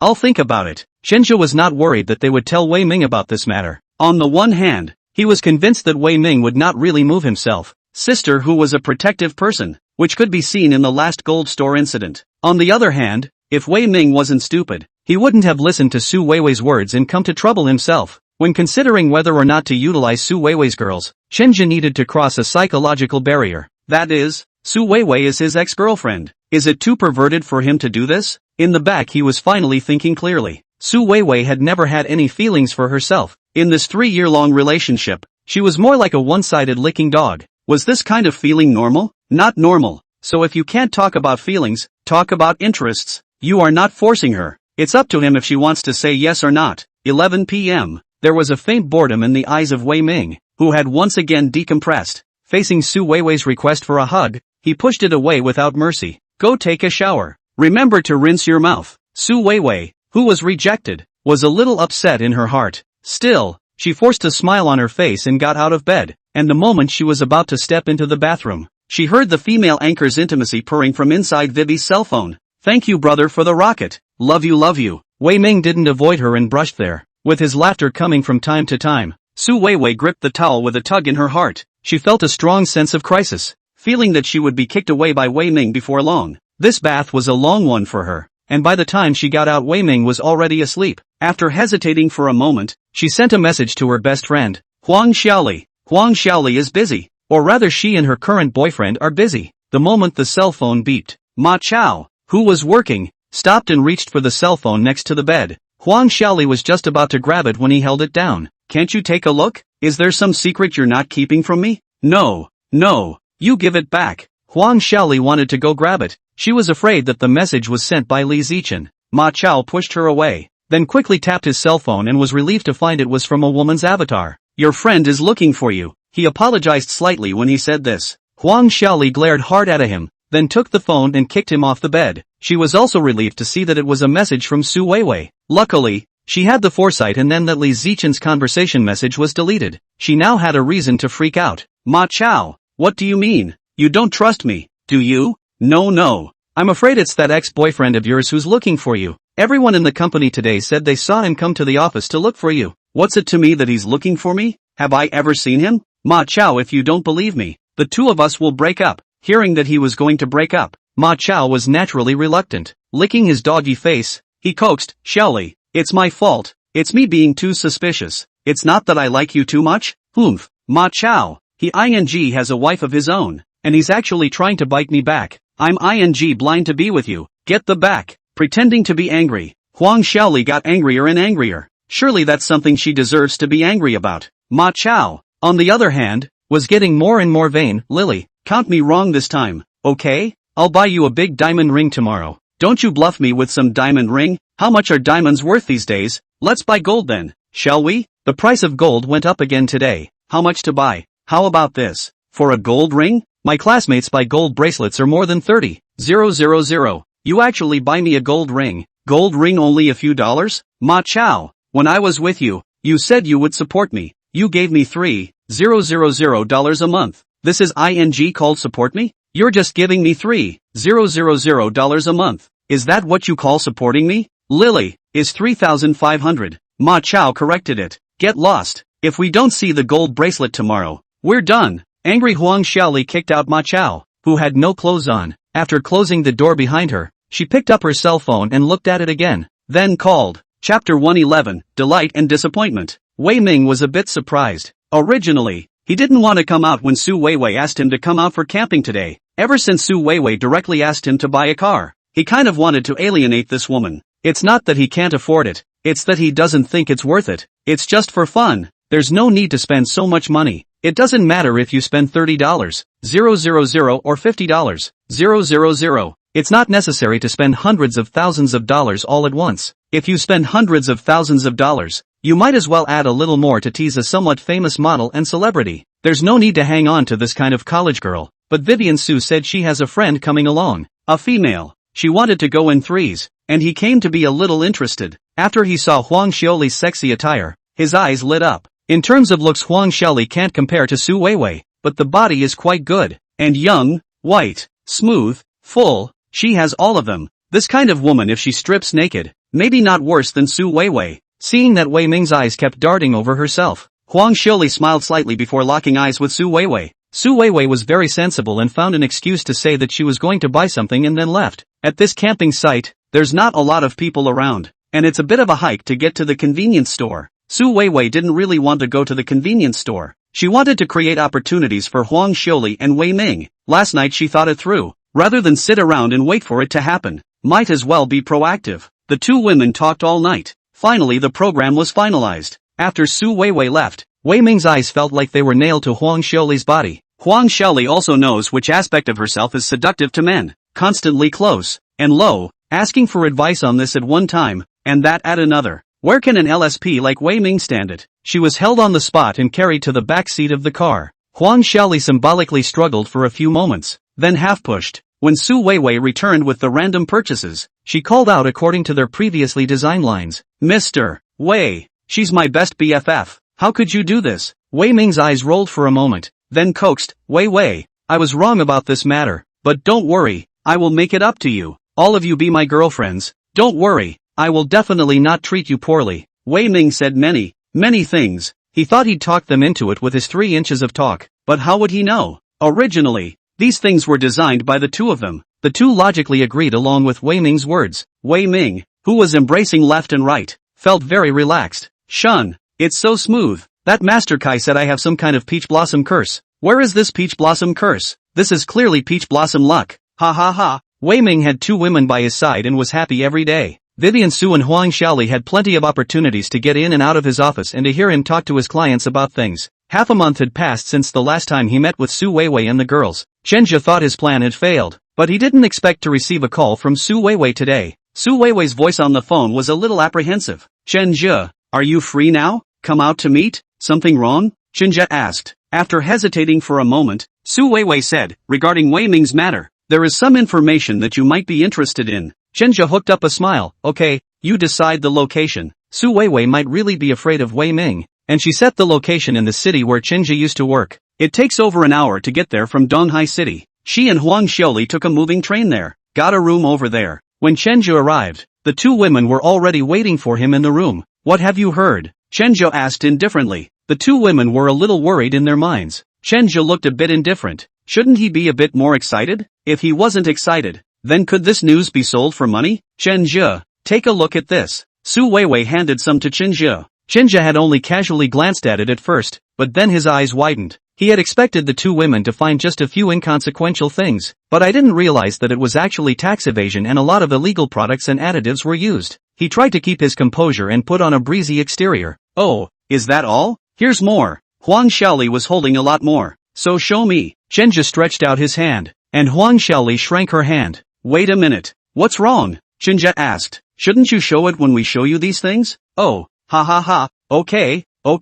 how much do you guys want? Hearing Chenja talk about money, the two women breathed a sigh of relief. Huang Xiaoli held out 2 fingers. 2 million. Hearing this amount, Chenja's face did not change much. Money, I can afford it, but I'm not sure if this information of yours is worth that much. I should at least read it first, right? This, okay, then you can only look at it and not take it away. At least you can't take it away until you pay for it. Okay, we're all old classmates. Can't you trust me? Chenja took the information and flipped through it, and without looking at it, he was shocked. There are not only some dirty things in it from Wei Ming's supermarket, but also some from Victory Group, illegal bidding, gifts and bribes. Chenja's fingers trembled slightly when he saw this. The information he took may not have been of much use, and he went to report it, and he probably wouldn't have succeeded in his own strength. He can't, but Hu Ling can. $2 million to buy all this was worth every penny. But he didn't show this excitement and just said flatly, these things aren't much use. How can? Huang Xiaoli called out. These are the evidence of Wei Ming's crimes. With these you can bring down his supermarket and your supermarket will come to life. Won't it? He, Xiaoli you think too naive. I'm just a commoner. You want me to take this information to report? Aren't you asking me to die? This, you still have your boss behind you let your boss to report Chenja shook his head. You don't understand the tout here. Although my boss has a beef with Wei Ming, but you know what? Wei Ming is the brother-in-law of the chairman of the Victory Group. With this relationship in place, it's impossible for our boss to put him to death. The two women panicked. Chenja, then aren't you screwing us over? Vivian Su was angry. What pits you guys? You said before that you let us go to be spies, but now that we took the information, you said that this information cannot be used. If Wei Ming found out, do you want us both to die? As she spoke, Huang Xiaoli was trembling. Oh, you guys don't be anxious. I didn't say it's completely useless, only that this information is indeed a little bit different from what I want. But you guys don't have to worry, since I promised you. Of course, I will also fulfill my promise. This way, I give you 1 million. You one can take 500,000. With this money, you can go to another city. What? Only $1 million? Do you know how wary we were when we took this information? Huang Xiaoli and Su Weiwei were not satisfied with this amount. And how much do you want? At least 1.8 million, Vivian Su said. No way. You can't be worth that much money with all this information. Chenja, what do you want? We're all scared right now. The two women of course afraid, when they want to do this thing did not have this feeling, but when they really get the information, see the information inside the heart of the content of the fear. If Wei Ming will not find someone to do away with them, it's not impossible. The two people have been with Wei Ming for this half a month, and have seen Wei Ming's ruthless tactics several times. They came out today with the intention of taking the money and walking away. Already afraid to go back to East Ocean City, Chenja pretended to be hesitant, agreeing too quickly and appearing to be too fake. At this time, Huang Xiaoli pulled Su Weiwei aside and whispered a few words. When they turned back again, Chenja saw a scene that left him speechless. Both women took off the dress they were wearing and stripped down to nothing. Chenja, for the sake of once being classmates, the two of us will accompany you for once. Just give us more money. We really don't dare to go back to Donghai now. Seeing two women really scared like that, Chenja also stopped procrastinating. He pretended to sigh. Alright, after all, we're still in love. The two women were happy to hear this and wanted to go up and hug Chenja, but he was ruthlessly pushed away by Chenja. Don't come any closer. I recently quit Don't with me. The two women froze. The same thought bubbled up in their minds. Has he been spending too much time with rich women lately? He can't do it anymore? Chenja transferred $1.8 million to them. Buy out this profile. After the two women got the money, they took their suitcases and ran away. They were short-sighted and couldn't see through the huge benefits behind this information. There's 900,000 each, and that's enough to keep them excited for a long time. After all, at their previous salaries, the $900,000 would have taken almost 10 years to save. Don't think you can make a lot of money by being a big shot. Big money is rich, but they are not fools. The general status of the woman. Spend a few thousand or tens of thousands of dollars to get the hand will not stay for a long time. Online those evening rich and powerful move millions, tens of millions, hundreds of millions of dollars to take? How many of them are real? How many women have that kind of tact? After returning to the clubhouse, Chenja found Hu Ling at the first opportunity. I originally thought that Hu Ling would be happy after seeing the information, but I didn't expect her face to be expressionless. Chenja was a bit flustered. Sister Hu, isn't this information useless? Hu Ling looked at him with her arms wrapped around her and just looked at him for 10 seconds. Useful, yes, but do you think I don't have this information? Chenja was dumbfounded when he heard this. The information he spent so much money and time to get. Hu Ling here itself. Hu Ling pulled out a lady's cigarette and lit the fire, gently inhaling and exhaling smoke. I've had these things for a long time. The reason I delayed getting him was Shin Xingong. I think you've got the focus wrong, but I'm quite relieved. I've been collecting information about Wei Ming for a period of time, and I've spent some effort. I didn't think that you'd be able to get it out in just a short period of time. It seems that I wasn't wrong about you before, and that you do indeed have the talent to do so. Chapter 112, What kind of person is Hu Ling? Spent $1.8 million on a few sheets of almost useless information, and got just one. I don't know if it was an appreciative remark from Hu Ling. This seemed like a stupid thing to outsiders, but Chenja always felt that it wasn't that simple. What went wrong? He always felt a little weird about it. He always felt that there was something wrong with Hu Ling's expression just now, but he couldn't tell where it was wrong. He smoked several cigarettes downstairs before going upstairs, and just opened the door of his dormitory, when he suddenly heard the voices of Wang Cici and another colleague coming from the next room. If you don't want this dress, give it to me. Who says I don't want it? I saw this dress you didn't even put away, and I thought you said you had the exact same color? So what if there is? Can't you have the same one if you have it? The color is the same but the style is different, so don't move mine and I'll put it away later. Chenja suddenly froze, as if it was a flash of light. He suddenly figured out what the problem was. If the information he brought was really useless, then with Hu Ling's character, she would have thrown it in the trash after reading it. But Hu Ling didn't. Hu Ling put the information he brought on top of those that should have been locked inside the cabinet. So it's not that he's bringing in useless ones, it's that Hu Ling is defending him. I'll go. Why didn't I think of that? With Hu Ling's redundant personality, there's no way she'd trust me so easily. But Hu Ling doesn't trust me because of which point? Is it because she's afraid that the information I took is fake? Or do you think I will betray her? No. After she read the information, she apparently laughed a little. If the information was fake, then she would have had other expressions, but she just said it was not bad. So the root of the problem really lies on Shin Xingong's side? Is Hu Ling really afraid of Shin Xingong? Before the confrontation with Wei Ming, because of Shin Xingong's intervention, Hu Ling withdrew. Obviously she did not want to start a conflict with Shin Xingong, but Hu Ling is not even afraid of Chen Si, the former richest woman. Chen Si's money should be quite a lot, and he has not heard that Shin Xingong is the richest man in the East China Sea. Is Hu Ling really afraid of comparing money with Shin Xingong? Not necessarily, right? Then if it's not because of the money, then it's... Chen Zhou's pupils shrunk and thought of a possibility. Could it be because of Wei Ming? Is she acting like she's backing down just to pull Wei Ming over? Is this necessary? No. It seems like it's possible. She's done this kind of thing before. She deliberately acted like she wasn't that powerful. Whether it was Chen Si or Zhong Bauer, she was trying to be polite and invite people over. She showed me the information and told me that the business behind the business is networking, and that the net that opens up is related to the pain points of each customer, utilizing the pain points to make them succumb. But if that's the case, why don't you just invite those old bosses? But if so, why not just invite the bosses? Instead, why not invite their wives and daughters? Wouldn't those bosses have more decision-making power? Chenja's head is trying to burst. Can't even figure out why would take such a big detour? It's obviously a straight road. Why? Why did she have to take such a big detour? He had seen some power dramas before, similar to Hu Ling. This kind of situation.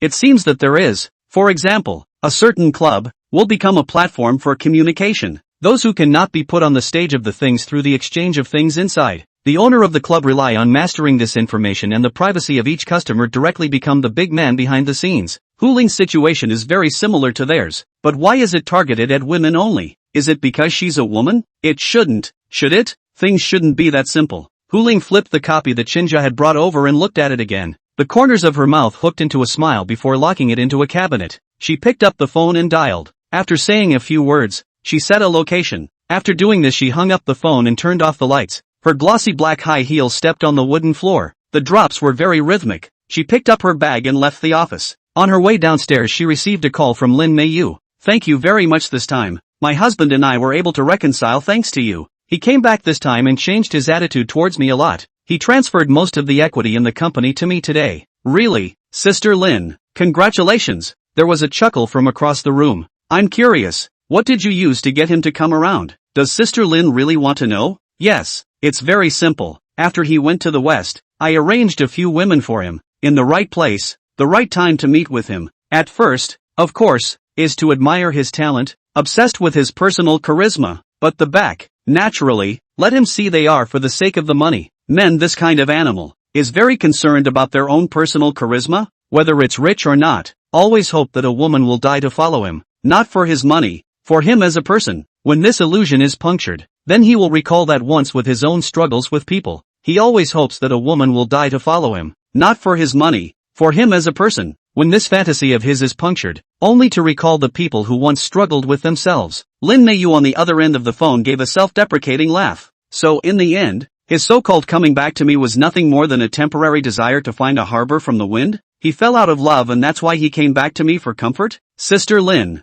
men are realistic. We've discussed this many times, haven't we? Oh yeah. It's just that for a moment I still couldn't quite believe it. But now that I'm sober, I'd like to ask you one more question. Don't worry, those women are physically clean. I had them all checked. Well, that's fine. Just got over here and ready to go over and get settled. Well, Sister Lin, take care. Thanks. Contact later. The headlights came on. The bodyguard's car in front opened the way, followed by a car containing bodyguards as well, with Hu Ling driving her own car in the middle, slowly leaving the underground parking lot. In the morning, Shenju went to give Xia Yuhan a call. Xiao Yu, let me ask you a question. If there is no birth year, month and day, can you help me calculate a person's whereabouts? Xia Yuhan was confused for a moment. This, Shenju, you have to believe in science. Divination is not omnipotent. This is not a radar, and cannot lock a person's location. Not to mention that you do not even have the year of birth. Shenju also felt that it was a bit whimsical, and he was just asking by chance. Oh, since there's no way, then forget it. What's the matter? Ran into something hard? That? No, just wanted to test you. Chantal lied. A mature man has to learn to lie. Not to mention that he feels that this lie is a good-intentioned lie. Hu Ling's matter. Xia Yuhan still do not know too much is good. Ha ha, have you ever tested someone like this? Do you really think I'm an immortal? Ha ha, I probably read too many novels. Ha, by the way, when are you coming back? Maybe these days, my grandfather hasn't had enough. Voiceover, Xiao Yu, what are you doing in your room? Come out now. Coming. Shenju, I won't talk to you for now. Grandpa is calling me, so I'll be in touch when I get back. Yes. After hanging up the phone, Shenju was hesitating. He wanted to know more about Hu Ling. Hu Ling didn't come to the office every day, and he wondered where Hu Ling went the rest of the time. What kind of boss did you have? He's dying to find out. Directly ask Mei Xiaoting. Hu Ling's address is very dangerous. For Hu Ling, this person is very cautious. If she knows that she has ever inquired about her address, will she have other ideas about herself? After hesitating for a long time, Shenju still gave up. A private room in a beauty parlor. A mechanic slowly backed away. Zhang Xiuxiu ripped the mask off her face and saw Hu Ling on the sofa. Sister Hu? She asked with some uncertainty. Zhang Xiuxiu hadn't met Hu Ling. She was here because she received a phone call last night. A person who called herself sister who said she had something very important to talk to her about. It was about her husband Wei Ming. She also specifically asked herself not to tell Wei Ming about this matter. She did not want to promise her, but the other party told her a secret. That secret even Wei Ming did not know. That is, she once had a miscarriage, and that child is not Wei Ming's. She panicked instantly. Her heart was apprehensive when she came over today. Hu Ling took off her sunglasses and smiled. Don't be so nervous. I asked you out today because I have something good to tell you. I won't harm you. Zheng Xiuxiu was wary. I don't believe you. You said you wouldn't harm me, but you threatened me with that incident. Oh, it's not a threat. It's just a way to convince you that what I say to you next is important. Young was silent for a moment. What are you trying to say? Are you going to divorce your husband? Hu Ling asked. One sentence provoked Zheng Xiuxiu. Her eyes became angry. You are my husband's mistress, right? You want to use this matter to force me to divorce him? Oh, you're overthinking it. I told you I have no animosity towards you. I came here to help you. Just tell me, do you want a divorce from your husband? No way. There's no way I'm divorcing Wei Ming. I won't cheapen you stinking women. You vixens. Young was so emotional that the person who had seemed so quiet started to freak out as if she had been touched against her will. Hu Ling wasn't fazed by her emotions. I'm satisfied with your answer. Young froze. What? Hu Ling threw out a piece of information from inside her bag and threw it in front of Zheng Xiuxiu. Zheng Xiuxiu picked it up and looked at it. Her face changed drastically. This is the dirty things inside her husband Wei Ming's company. She knows a little bit, but not much, and this is very comprehensively documented. She looked at Hu Ling in surprise, her eyes changing from the anger she had felt a moment ago to fear. What the hell do you want? If I hand over this information, your husband will immediately lose his family's money, and even go to jail. I'm not too happy to see the hard work of the enterprise ruined, so I think so, since a business leader cannot be, then change a knot on the line? I think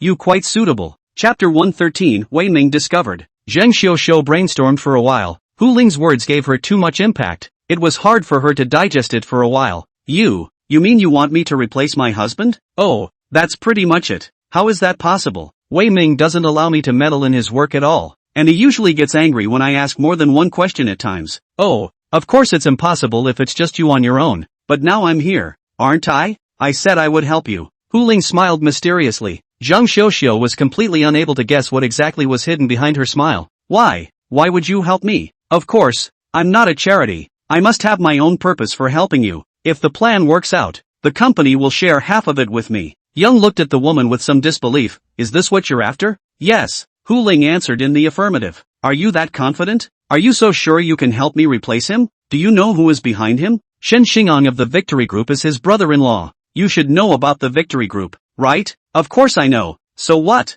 Since you know, then you should understand that what you just said cannot possibly succeed. Although Shen Xingong despises Wei Ming, but Wei Ming's sister, Wei Meng, is a Fu Di demon. How could she possibly stand by and watch me seize power without doing anything? I naturally have my ways of dealing with her. You just have to agree to work with me. I need to see your sincerity. I need to see what you can do. No, you're not qualified. As long as you don't agree, I'll immediately tell Wei Ming about that bit of yours. I don't even have a choice for you in this matter. I've come over today to inform you. Don't you want to understand? Facing such strong words from Hu Ling, Zheng Xiuxiu opened her mouth and couldn't say a word in half a day. Yes, as long as Hu Ling shakes out that secret of hers, she will die for sure. So the only way for her is to cooperate with this woman. Taking a deep breath, Yun nodded. Okay. Hu Ling looked at her watch. In order to come over to say these words to you, I wasted an hour. From today onwards, you just wait for me to notify on the line. I let you how to do what you have to do. Listen to me. We developed together. Do not listen to my. And you should be clear. Young's face was ugly, but he was forced to nod. No. Xiqing District, Lifestyle Supermarket, Wei Ming's office. He was in a foul mood. He picked up his cell phone and kept dialing, but the call remained unanswered on the other end. He slammed his cell phone on the table in anger. Asterisk. What the? Neither one of them can get through on the phone. It's a ING conspiracy, isn't it? Tian Dongqiang, who had just come in, couldn't help but take a step back when he saw how angry he looked. Wei Ming immediately called out after seeing him. Kung, come here for a second. Ready to slip out. Tendoqiang turned his head and smiled. Mr. Wei, what do you want? Let me ask you, do you know where Vivian Su went? This I don't know? Can't she get through on the phone? I've called 7 or 8 times and it's been unanswered. Has this woman been abducted? I don't think so, right? Why don't I hit it? Well, you call on your own cell phone. Okay. Tian Dongqiang picked up his cell phone and dialed Su Weiwei's number. Just like Wei Ming, he couldn't get through, and after several attempts, the two men finally sensed that something was wrong. Mr. Wei, the situation is not right. Will you go to her house immediately and see if she's home? Wei Ming ordered. Yes. Half an hour later, Wei Ming received a call from Tian Dongqiang. The tone of Tian Dongqiang on the other end of the phone was a bit anxious. Mr. Wei, the landlord said that Su Weiwei has backed out of the lease. What?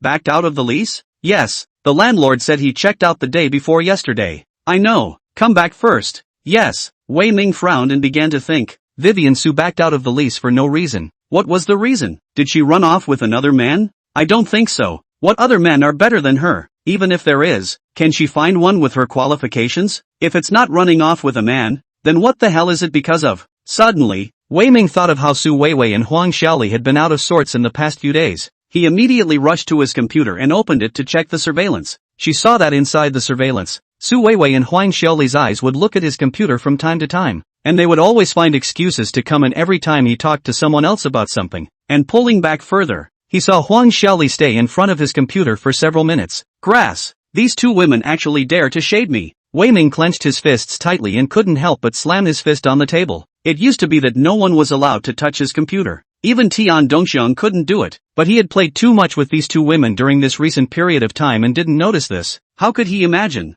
These two female college students who had only been out of society for a short while were actually able to do this kind of thing. His eyes were red and he was furious. Those things in his computer would be disastrous if someone else knew about them. Extreme anger and also fear filled his heart. His chest rose and fell rapidly as he reached out and picked up a nearby three-legged golden toad and slammed it to the ground. Sons of ES. Don't let me find you guys. If I let me find you guys, you'll die a horrible death. Same time. Somewhere in the west. In a hotel. Su Weiwei sneezed hard. So many missed calls on her cell phone made her feel scared. Xiaoli, do you think Wei Ming will find us? I don't think so, right? He shouldn't be able to find us if we're hiding that far away. So will he be looking for our families? Don't worry. Didn't we call them out yesterday? Yesterday both called their parents and gave them a sum of money to go on a trip. Su Weiwei's information was easy to find out, as she had left her identity information at the Victory Group's branch office, and could be found out as soon as she checked. But I'm still a little worried. Should I call and ask? I think it's better not to use it. Even if Wei Ming knows that we stole his information, he wouldn't dare to report it to the police, and it wouldn't be good for him if those things of his were exposed. But, at this time, Su Weiwei's phone rang, and when they heard it ring, the two of them got nervous. It's my mom's phone. Do you think I should answer it? Huang Xiaoli was also a little worried. After hesitating for a moment, Su Weiwei still answered. Mom, what's wrong? Something wrong? Oh, nothing much. It's just that the old side of the family suddenly called us, saying something about something at home, and asked me and your father to go back. We just came out not long ago, and I think it's quite fun out there, and I don't want to go back yet. But your father is worried about what's going on in the family, so I'm calling to ask for your opinion on whether or not you think we should go back? Never go back to. Vivian Su screamed. She was scared. Vivi, what's wrong? Did something happen? Why do you sound out of sorts? I am fine. There is nothing wrong. You do not need to go back. Remember, never go back. Understand? Okay. By the way, the old family side asked about you. Said that your company called. You are not working over there in the East China Sea now? Yes, I've resigned. That company was bad. They were always harassing me. Mom, from now on don't answer any calls they make. Got it? Okay. There was an unfamiliar caller just now, and I was afraid it was a scam call, so I told your dad not to answer it. Aha, that's good. And remember to never answer unfamiliar callers, and don't answer your home phone. Vivi, did you commit something outside? Mom is always a little apprehensive in her heart. It's okay Mom, I'm fine, you don't have to worry. But, Mom wanted to ask before, how do you have money for us to come out and travel? Wei, don't do anything bad outside. Geez, Mom, I know. Okay, let's not talk to you. Anyway, you guys don't go back and don't answer strangers' calls. Got it? Ugh. Well, I'll talk to your dad. After hanging up the phone, Su Weiwei's cold sweat came down, anxious and crying. Xiaoli, what should we do? Those people are calling my hometown. It must be Wei Ming's doing. Huang Xiaoli also frowned. Vivi, you don't have to worry. Aren't your parents still safe? Whoops. I should have known that I wouldn't have listened to that bastard Chinja. Now it's making me feel like I'm on the run. This life is too horrible. Huang Xiaoli also had some regrets, but then she thought about those balances inside her cell phone, and she calmed down. Tell you what, let's give Chinja a call and ask about the situation. Aha, yes. Chinja received a call from Su Weiwei, who had just woken up from a nap at this time. As soon as he connected, Su Weiwei on the other end of the phone burst into tears, followed by a flurry of accusations. Chinja, you bastard, you've caused me a lot of trouble. Now Wei Ming's calls are coming to my house. You're killing us. The corner of Chenja's mouth curled into a smile. This thing he had expected. After the two people escaped, Wei Ming reacted to the fact that he would definitely take action. To be honest, he had wanted to let Su Weiwei die on her own, but it seems that now is not the right time. It wouldn't be good for him if Su Weiwei and the girls were caught by Wei Ming now. You guys don't have to worry first. Wei Ming he won't dare to come in the open. How about this? I'll go over the situation for you guys first. No problem? Well, you must find a way to keep us. If we are caught by Wei Ming, I will be the first to shake you out. Su Weiwei's threats were of little use to Chinja. He was different from Su Weiwei and Huang Xiaoli. He had Hu Ling as a backer. Hu Ling had received his information and naturally would not watch him die. Don't worry, I understand. Just wait for my call. Aha. Chapter 114, 1,000 Miles of Searching. Chenja came to Lifestyle Supermarket. Lifestyle Supermarket business is still as good as before, but there is one thing that is very strange. That is, those staff frequently change the goods on the shelves. The scramble looks very anxious. Seeing them in such a state, Chenja knew that Wei Ming had indeed found out that his information had been stolen, and that he was now hastily replacing his goods just to prevent someone from actually coming over to check. It's pretty fast. Chenja thought to himself. Tian Dochun's voice sounded from behind. Chancho? What are you doing here? Chenja turned his head and found Wei Ming and Tian Dongcheng and another old man standing there looking at him coldly. He kept his composure and smiled. Can't you come and buy something? Tian Dongcheng snorted coldly. Buy something? Is it that easy? Why else do you think I came here? Who knows what bad thoughts you have in mind? Maybe you're thinking of coming over here to wreak havoc. Tian Dongcheng, do you think I'm you? All you know is sabotage all day long. Kid, you talk to me politely. In the old man's territory. Egu, your turf? I thought it was Mr. Wei's turf, but it turns out it's yours? This way. Tian Dochung's face changed as he quickly glanced at Wei Ming, and after noticing that Wei Ming didn't react much, he breathed a sigh of relief. You want to stir up trouble with these little tricks of yours? No wonder you lost. It's really childish. Oh, of course I'm not as mature as you. Minister Tian, I've heard that you gave away your girlfriend for the sake of your career. When these words came out, the two people, Tian Dongcheng and Wei Ming, changed their faces. Tian Dongcheng, who had warned the cuckold several times, was even more furious. Kid, don't you want to live? So what if I don't want to live? His mom stole my girlfriend and gave her away. Is he a ING man? Tian Dongcheng, I couldn't get through to Wei Wei's phone for the past 2 days. I just came over to ask you, did you abduct her? Tian Dongcheng and Wei Ming looked at each other. Originally, they had suspected that Su Weiwei had something to do with Chenja, such as Chenja had told them to come over to steal the information, but now that Chenja was making a fuss here, it was obvious that it wasn't him. Tian Dongcheng, you must give me an explanation. The woman that I cherish as a treasure has been toyed with by you like this. If you don't give me an explanation, I won't be finished with you today. Chenja looked like the kind of person who was overwhelmed by a lost love. At the moment he wanted to rush over and grab and hit Tian Dongcheng. Kai Jing spoke up next to Wei Ming. Mr. Wei, don't pay any attention to him. Let's just deal with our own business. Wei Ming nodded, then told the security guards to drag Chenja out. Chenja, who was thrown out by the security guard, stood up and patted his clothes, and continued to stand in the doorway and cursed, just like a man in love. What he conveyed was probably that his girlfriend had been abducted by them and her whereabouts were now unknown, and he was coming over to seek justice. He was swearing a lot there and screaming to go to the police. Wei Ming frowned and told the security guard to drag Chenja to the security room again. He glared viciously at Chenja. Kid, don't things up for me. I can't reach Vivian Su either, and I suspect you're the one who hit it. Wei Ming, are you talking like a human being? Was Su Weiwei with me or with you during this time? Now that she's gone, you're actually relying on me. Well, since you say so, let's go to the police. Right now. Speaking of calling the police, Wei Ming's brows frowned even more. He was now afraid of this. He was to find Su Weiwei and the girls no less, but he couldn't let the public find them. If the public found out the information in their hands, then it would be disastrous. I don't have time to care about you. Not me anyway. If you dare to mess with me again, I will definitely not let you go. Don't think you have Hu Ling backing you up. What's the big deal? If you piss me off, even if Hu Ling comes in person, she won't be able to protect you. Understand? Chenja shut up and didn't say anything, and it seemed to Wei Ming that he was intimidated by himself. He sneered, then told the security guard to let go of Chenja. Get lost. Dead lickers. Su Weiwei had abandoned Chenja, and Chenja was still so attached to her. In Wei Ming's eyes, Chenja was an uncompromising dead-licking dog,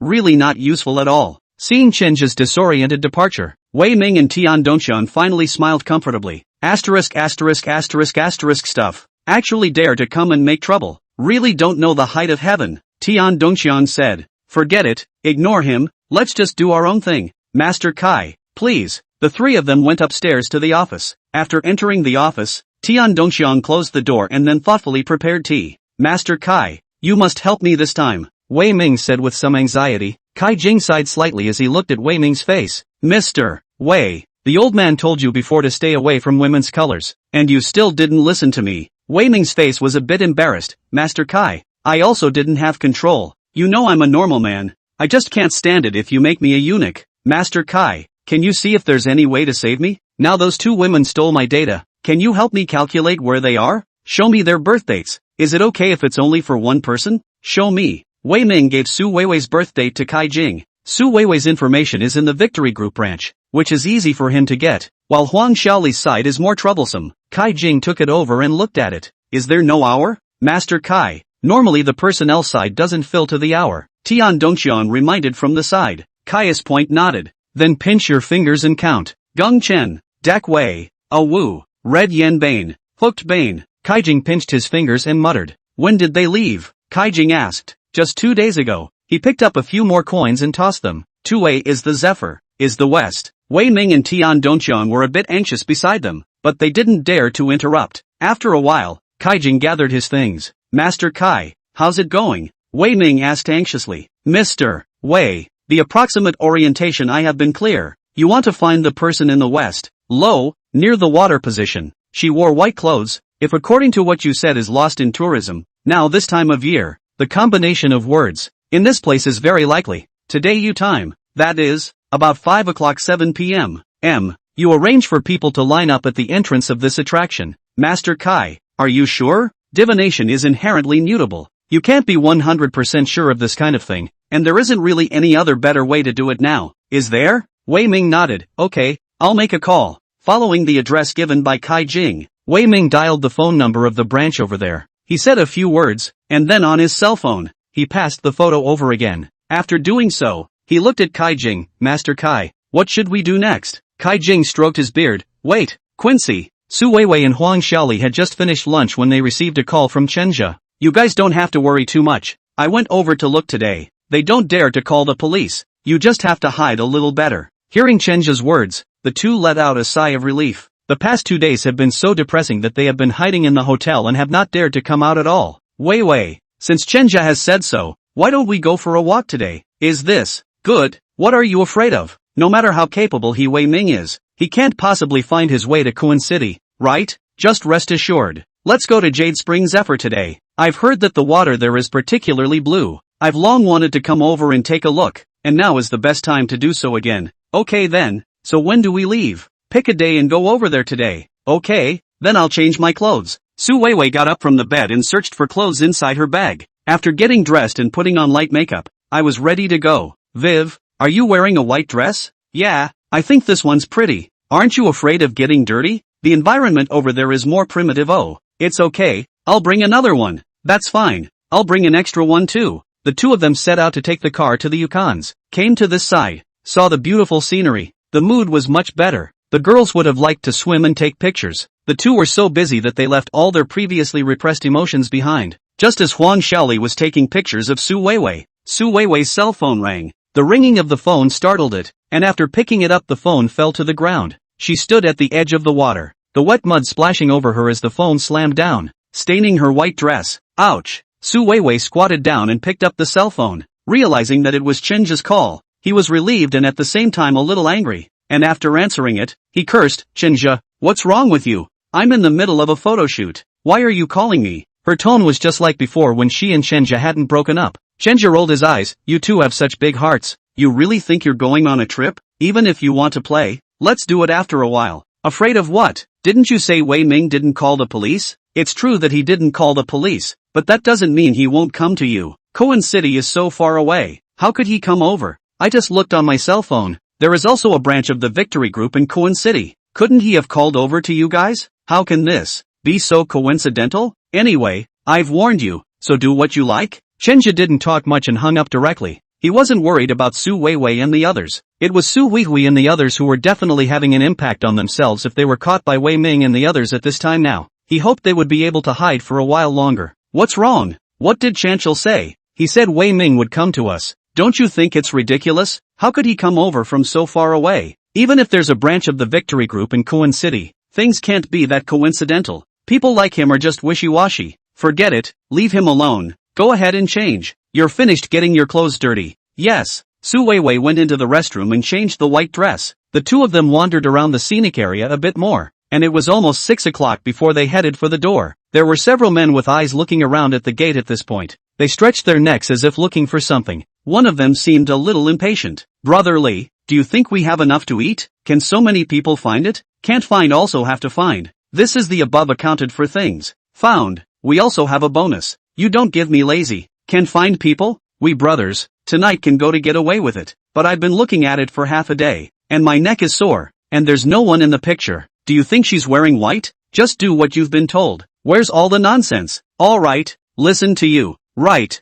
I'll go buy a pack of cigarettes first. I'm out of cigarettes. Okay, go early and come back early. The man nodded, then headed toward a convenience store not far across the street. Boss, buy a pack of cigarettes. Have a pack of bonus clusters. The man had just pulled out his cell phone and was ready to pay when two girls came alongside. "Boss, give me a grilled sausage. I'm starving." "Okay, wait a minute." The owner was about to get the grilled sausages when the man couldn't help but glance at the two women. "It's kinda pretty," licked his lips, got his cigarettes and left. After walking out for a while, he realized something was wrong. There was a woman who looked very familiar just now. His pupils constricted as he picked up his phone and opened that photo to look at it again and again. Asterisk asterisk asterisk asterisk. It's her. Chapter 115, Change of Heart. The man immediately turned around and ran towards the convenience store. When he returned to the convenience store, he found that the two women were no longer there. "Boss, where is everyone?" the man asked eagerly. The owner gave him a somewhat puzzled look. "Who are you looking for?" "Just the two women who were just here buying sausages." "Where did they go?" "Gone." "Which way did it go?" "How do I know?" "Do you have any surveillance?" "Show me." "Why should I show you?" The owner was a little upset at the man's rudeness. "Do you give a? What? Want to make a move?" The convenience store owner, a large man in his 40s and 5 feet 85 inches tall, heard the man's tone of voice and rolled up his sleeves. "Want to do it, do you? Come on." The man took a step back. Although he was young, his body was no match for this big man, and he would definitely be at a disadvantage if he fought. He immediately dialed the phone to call the guys from earlier together. The big boss got a little scared even after he saw them coming. "What do you guys do?" "Boss, don't be afraid. We are just asking you about someone. Just now by sausage, where did those two women go?" The question was asked by the one in the lead. They went east, like they said they were going to the bus stop." "Thanks, boss." After getting a reply from the boss, a few people quickly ran towards the bus stop. Looking at the backs of the men, the big boss spat. Asterisk asterisk asterisk asterisk. "I'm not going to tell you. You want to molest a good woman in broad daylight, after my consent?" Su Weiwei and the girls were heading west to get a taxi, and the boss intentionally said the wrong direction, so these people couldn't find it no matter how they looked for it. "Boss, what to do? What else can I do?" "Call." Wei Ming almost jumped after receiving the call. "What? You guys are saying people showed up but you didn't catch them?" "I'm sorry, Mr. Wei, they're not wearing white, so, grass. Don't you know how to be flexible? I don't know what you guys do for a living. One by one, you're both useless. Keep looking." "Yes." Wei Ming hung up the phone and then looked at Kai Jing. "Master Kai, the place you counted is right, but they said the clothes they wore weren't white. As I've said before, there are variations in everything, and it's hard for you to be 100% accurate. Can you start another fortune? Calculate again?" Kai Jing shook his head. "All things are not permitted if you count too much, and since you are sure they are in that place, you will just keep looking in that place." "Ugh, okay, at least it sets the direction." Wei Ming was a little disappointed, but it was not without gain. At least he knew that Su Weiwei these two women were in Kuan City. Zhang Xiuxiu had just finished dinner and remembered what Hu Ling had told her. The nanny was cleaning up the dishes when the door to the room opened and Wei Ming walked in. Zhang Xiuxiu was a little surprised. It had been several days since I had seen Wei Ming come home. "What was wrong today? Has Amin eaten yet?" Young asked as he stood up. In this family, she played the role of a good wife and mother. At least in Wei Ming's eyes she was this image. Wei Ming didn't reply to her words. He just sat on his butt in the chair like a grandpa, reached up and tugged on the tie that locked his neck, then shouted at the nanny, "Get me a glass of water." "Okay, boss." Zhang Xiuxiu didn't get much angry at Wei Ming for not answering her question, as if she was already used to it. As usual, she took the initiative to come over and take Wei Ming's jacket and hang it up. "Are you tired? Do you want me to run water for your bath?" This time Wei Ming finally replied back. He gave a hum. His frown still not loosened. Zhang Xiuxiu came to the bathroom and helped him put on the bathwater and prepared a change of clothes. Wei Ming came to the bathroom, took off the clothes on his body and threw them into the basket before lying down into the bathtub. The water filled up after he laid in, and standing next to him, Zhang Xiuxiu picked up the basket of dirty clothes and said softly, "I'll help you go wash it." "Aha." The answer to her was also just one word. "Get out of the bathroom." Young picked up the ball of dirty clothes and sniffed it, not smelling any other woman's perfume, and the corner of her mouth curled up into a smile. According to past habits, as long as there is no other woman's perfume on the clothes, then it is possible to share the bed with one's husband tonight. As a wife, Zhang Xiuxiu's bottom line is already very low. As long as her husband can come back, then she doesn't ask too many questions. Since marrying Wei Ming, Zhang Xiuxiu spends half of her time alone, which is why she can't help but have an affair with her fitness trainer. But when she got pregnant unexpectedly, she was scared. If Wei Ming knew about this, then she would definitely end up in a miserable situation. But if she didn't go out and find a man, she was living a miserable life. After all, at her age, it was the time when a woman's energy was at its peak. Widowhood days are too difficult. Today Wei Ming can come back, and does not carry the perfume smell of other women, finally able to have a normal once. Right. With this expectation, Zheng Xiu put all that unpleasantness from today's meeting with Hu Ling behind her, and she somewhat happily went to wash Wei Ming's clothes, waiting for anything until after tonight. Wei Ming had just gotten into bed when he realized that his wife's hand had touched him. He frowned and slapped Young's hand away. Don't with me, I'm tired. It was a little hard for Zheng Xiu to hear this. Ming, we've been a long time. Are you bored you? Forget it, sleep by yourself. I'm going to the study. Wei Ming picked up the pillow and walked out without the slightest hesitation. Seeing the door slammed heavily shut, Zheng Xiu's eyes reddened and tears flowed uncontrollably. Her hands gripped the bedsheets tightly and she gritted her teeth. At this moment, she was filled with suppressed anger inside. She wanted to vent completely. Wei Ming, you are not a man. You're not a man. Wei Ming, who was in the study, sneezed. Asterisk.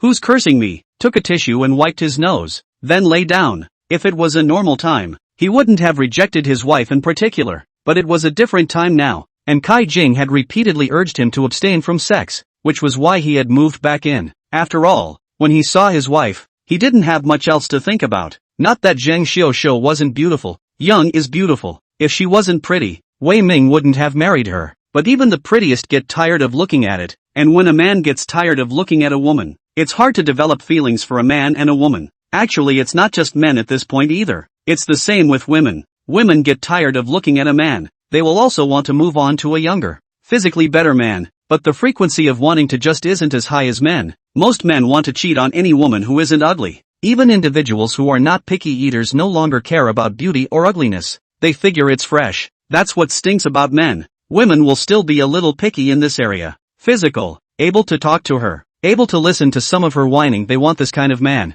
So often some of the people who serve female clients will be more likely to be the ones these middle-aged women cheat on. But proportionally, the majority of cheating in this society is still predominantly male after all. Whoever is in control of the economy is in control of the conversation. In a patriarchal society, they have that advantage. Spent the night in torment. When she got up in the morning, Zheng practiced her smile in front of the mirror several times before she dared to go out and send Wei Ming away to work. After Wei Ming left, Zheng Xiu couldn't help but call her old fitness trainer. The two chatted for 10 minutes. Zheng Xiu was in a much better mood, changed into a pretty dress, grabbed her keys as well as her backpack and headed out the door. Hu Ling receives a phone call from the informant who was keeping an eye on Zheng Xiu calling. Sister Hu, Zheng Xiu met with a man and they're going to a hotel now. Stop her and teach the man a lesson. Yes, the well-built fitness instructor had just gotten a room when a man dressed in black squeezed his neck from behind and let him out. Standing next to him, Young was terrified, thinking it was her husband looking for someone to come over.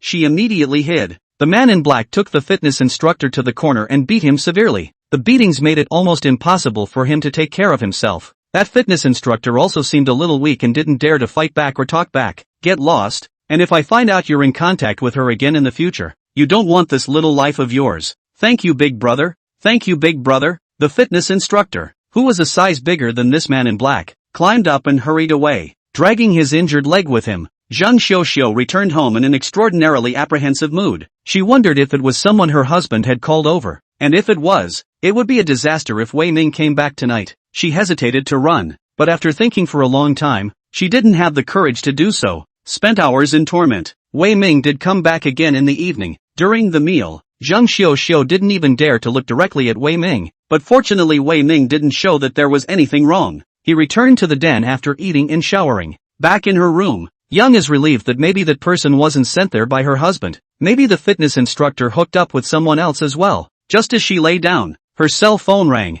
Hu Ling's voice came from the opposite side. Sister Zhang, it's safe to go home, right? Zheng Xiu's eyes widened like a thief. Is it you who did this? Chapter 116, Reopening of the Supermarket. Hu Ling's plaintive laugh came through.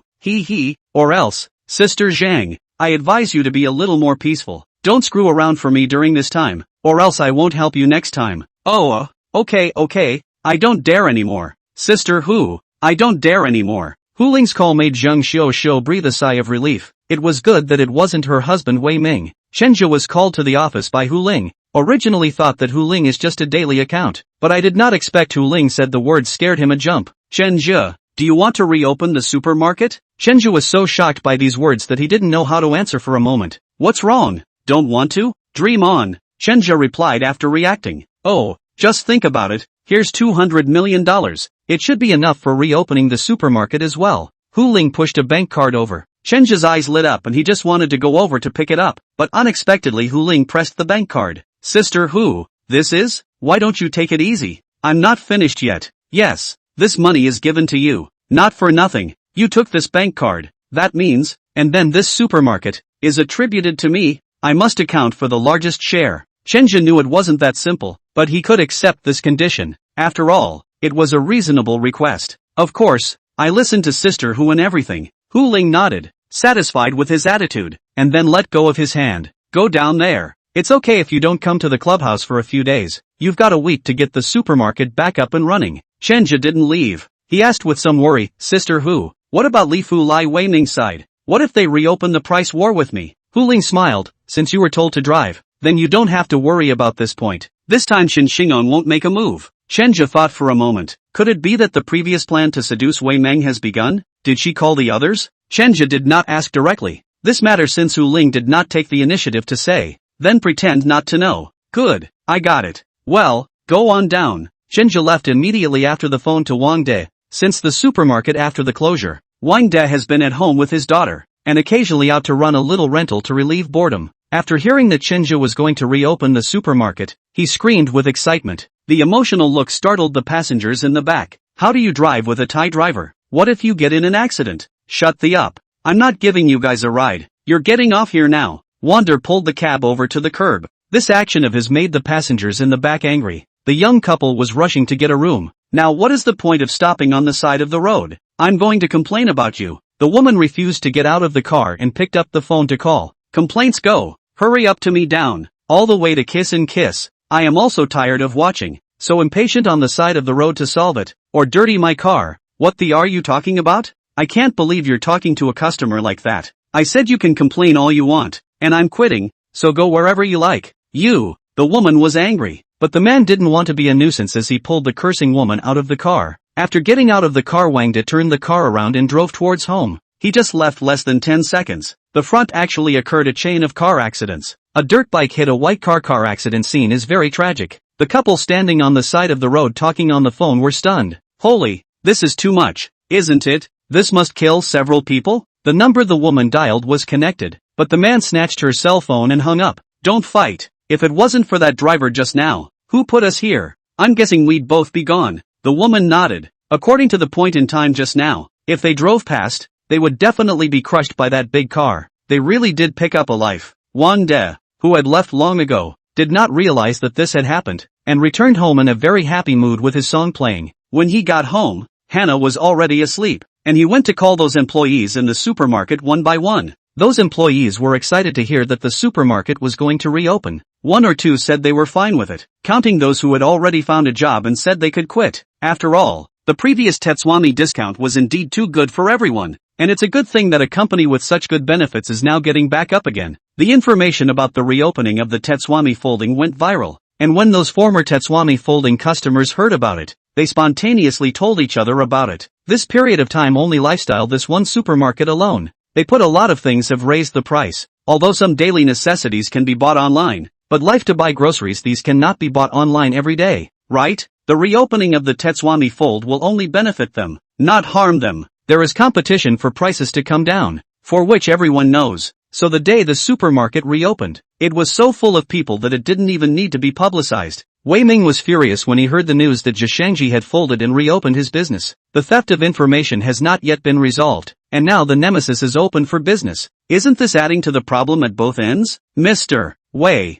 should we talk to Mr. Shen? Zhishang Fold's business this time is definitely supported by Hu Ling behind it. We can't beat it with just our words. Wei Ming nodded, then went to call his brother-in-law, Shen Xingong. But I didn't expect Shen Xingong to not answer his own phone at all, and after several consecutive calls, he was actually blacked out by the other party. He was dumbfounded, felt something was wrong, and went to call his sister Wei Meng again. Sister, you have to help me this time. Zhishang Fold is back in business again. It should be Hu Ling's idea. I just called my brother-in-law and he didn't answer my call. Without my brother-in-law's help, I can't beat Hu Ling. Wei Meng on the other end of the phone didn't speak immediately, and Wei Ming could only hear her breathing. Sis, what's wrong with you? Say something. Wei Meng sighed. Ah Ming, You don't have to care about this matter. Let them open. I've talked to your brother-in-law. He won't interfere in this matter. What? Wei Ming was shocked. Sis, you can't just see death and save me. If I didn't have the help of my brother-in-law, my supermarket would have closed down sooner or later. Ah Ming, this matter ends here. Even if the supermarket closes down, aren't you still the vice president of Victory Group? You won't be starved. Sis, how can you say such things? How did you promise me in front of mom and dad? You said that as long as I have something, you will definitely help me. How much money do I get at Victory Group? Leafly is my life. It's not like you don't know that. Wei Ming was emotional, but Wei Meng still didn't agree with him. Ah Ming, my sister has indulged you many times before. Have I helped you with less? If it wasn't for me, would you have been able to become the vice president of Victory Group? What do you mean? Sis, do you mean you don't care about me? I didn't say I don't care about you. Anyway, this matter ends here, and you don't go against Tu Ling. That's all I have to say. I'm hanging up now. Sis, toodaloo. The sound of Wei Meng hanging up came from the other end of the phone, and Wei Ming angrily slammed the phone to the ground again. Asterisk. Everyone's against me. Mr. Wei, calm down. Why don't I call Master Kai over? Okay, you hurry up and get him on the phone. The old man's supermarket must not go down. Okay, I'll fight now. Lingering clubhouse. After Wei Meng hung up the phone, she looked at Hu Ling who was at the side. Are you satisfied this time? Hu Ling smiled. Sister Meng, I'm doing this for your own good. A brother can't be as close as a son, can he? Your son is about to graduate from college, right? What you want now should be how to support your son to the top. Shin obviously has two hearts. He and outside that little 3 son has more than 2 years old. Shin has always been dissatisfied with you to support your younger brother Wei Ming, before he backed off a step. But if you force him this time, he is likely to divorce you. By then, your son will be difficult. Wei Meng took a deep breath and looked at the photo on the table. In the photo was a 2-year-old boy. The sight of that childish face made her angry. Originally, I thought my husband was just cheating on me, but I didn't realize that the illegitimate child had gotten out, and this was a big deal. If Shin Xingang really divorces himself and goes to marry that person, then in the future will his son still be able to inherit the Victory Group? It's hard. Wei Meng looked at Hu Ling with some dissatisfaction. It said that Sister Hu of Linglong Clubhouse is 8-sided, friendly, and righteous. Now it seems that I'm afraid that she's just a serpentine woman who only threatens others. Hu Ling wasn't angered by her remark. Sister Meng, you can misunderstand Sister Me. I truly think about you. Otherwise I wouldn't have invited you over to my Linglong Club, wouldn't I? Oh, sincerely? If you were sincere for me, you wouldn't have forced me to give up my brother. You're doing it for your own benefit. Hu Ling shook her head. Then you are very wrong. Sister Meng, think about it. If you continue to help that incompetent brother of yours, you and your son's fate will really be good? I'm afraid not. Wei Ming's ambition is high and talent is low. He can't be utilized. He will drag down your son after dragging you as his sister. I think it's better to take advantage of the long pain than the short pain. Wouldn't it be better to take advantage of the opportunity now to make a clean break with him? I'm not as cold-blooded as you are. Wei Meng was clearly shaken. Oh, Sister Meng, I know that you value family, but you have to choose between your son and your brother. If you choose your brother, then it will be difficult for your son to inherit the Victory Group in the future. I can put my words here. If you show any support for your brother this time, Mr. Shin will surely file for a divorce with you. Our relationship as a couple is not as fragile as you think. Is that so? But last night, Mr. Shin had already quietly picked up people from out of town. Don't you know that? What? Wei Meng was shocked. She kind of couldn't believe that Shin Xingan would be so desperate to himself. She had been married to him for more than 20 years, and he was actually going to do this? If Sister Dream doesn't believe me, I can take you over there right now to take a look. 2:30 p.m. Outside the door of a villa, there were 2 women standing. In the courtyard of the villa, a young woman was playing with a 2-year-old child in her arms, holding the very same child in the photo. Standing in the doorway, Wei Meng clenched her fists tightly. She wanted to rush in and tear that woman and that child apart, but reason told her not to do so. To do so would be to hasten the end of her marriage to Shin Xingang. Dream sister, you know now that what I said is true, right? Hu Ling, I promise you, you and I will join forces. I will make Shin Xingang regret it. Chapter 117. After waiting in the office for a long time, Kai Jing finally arrived in a hurry. After seeing Kai Jing come in, Wei Ming immediately got up. Master Kai, you have to help me this time. Tetswami Folding is back in business, and this time my brother-in-law isn't going to help me. Mr. Wei, don't be in a hurry. I just heard from Minister Tian. How can I not be anxious? With my current capital I simply can't beat Hu Ling, and if my brother-in-law and my sister don't make a move, my supermarket will definitely close down. As his biggest money bag, Wei Ming definitely couldn't accept it if lifestyle closed down. Master Kai, can you come up with an idea? Set up another feng shui bureau for me. Kai Jing shook his head. Mr. Wei, layout requires timing. It's impossible to just say layout. What then? I can't just watch my supermarket go out of business, can I? This, Master Kai, think of something. I treated you well. This, Mr. Wei, why don't we go over and take a look first? To where? To Tetsugami Fold? Yes, okay, Kung, let's go over there together. Okay, Mr. Wei, Tetsugami Folding Square. Today is the first day of the reopening of Tetsugami Folding, and the square is almost full of people, many of whom are lining up to get into the supermarket, and one or two of them look incredibly excited. Damn, these are my customers. Wei Ming really wanted to vomit blood when he saw this kind of scene, and inside his mind, he recalled the kind of horrible diversion ability that Zhishang Fold had in the past, and his heart became more and more anxious. Master Kai, do you see the problem? Kai Jing murmured with his mouth, so it's like this. What's it like? Wei Ming and Tian Dongxiang asked together. Alas, Kai Jing sighed, feeling embarrassed. Master Kai, do you want to die in a hurry? Just say what you have to say. Why are you stuttering? Wei Ming was jumping up and down in anxiety. You guys look to the right of it. Kai Jing hand, pointing to the right-hand side of the Zhishang Folding Gate out. That is a construction site. Now seems to be in the process of demolition of what? The site fenced off. Master Kai, what are you showing us this for? I was always puzzled before as to why Tetsugami Fold was able to come back from the dead. When I came here I understood. So it's like this. Master Kai, what kind? Is there anything about this site? Tian Dongxiang asked from the sidelines. Zhishang's sits in the north facing the south. The right-hand side is his white tiger position. Left blue dragon, right white tiger. Blue dragon main life. White tiger main kill. Originally the two sides of the building is the same height. But you see this construction site. It is obvious to demolish the building that is higher. If that building is demolished then it will become the blue dragon position is higher. The blue dragon position suppresses the white tiger position. The life suppressed the kill. The no wonder they are alive. Master Kai, I don't have time to listen to you talk about this right now. Just tell me what you can do to deal with him. Wei Ming was impatient now. How could he have the time to listen to Kai Jing talk about these things he couldn't understand? The way is simple. But can this matter be accomplished? It can only depend on you. Mr. Wei, you say, if you have the ability to get the people on this site to stop demolishing the building and have them in turn raise the building, then the matter is resolved. What? That's it? Yes, we just need to continue to raise the white tiger position, which is the main killer, and strongly suppress the green dragon position, then all the problems will be solved. Wei Ming hesitated as he looked at the tall building with some uncertainty. How can it be so easy to ask people to stop the project and raise the building in return? But there is no other way at the moment. Even the most difficult things have to be tried. Ah Chang, write down this person in charge's phone number for me, and I'll communicate with him when I get back. Yes, back to Liverpool. Wei Ming immediately called that person in charge. Oh, Mr. Wei this thing is very difficult to do that place is an addition to the illegal building. There is a directive from above. It must be demolished. Can't we communicate anymore? Mr. Wei, that landlord has communicated many times, but there is no way the above simply ignore, are in accordance with the rules. By the way, Mr. Wei, what do you care about this matter? You don't need to know that. Do you know who the leader is who runs the place? Director Li Fulai of the Urban Planning Bureau. Okay, I get it.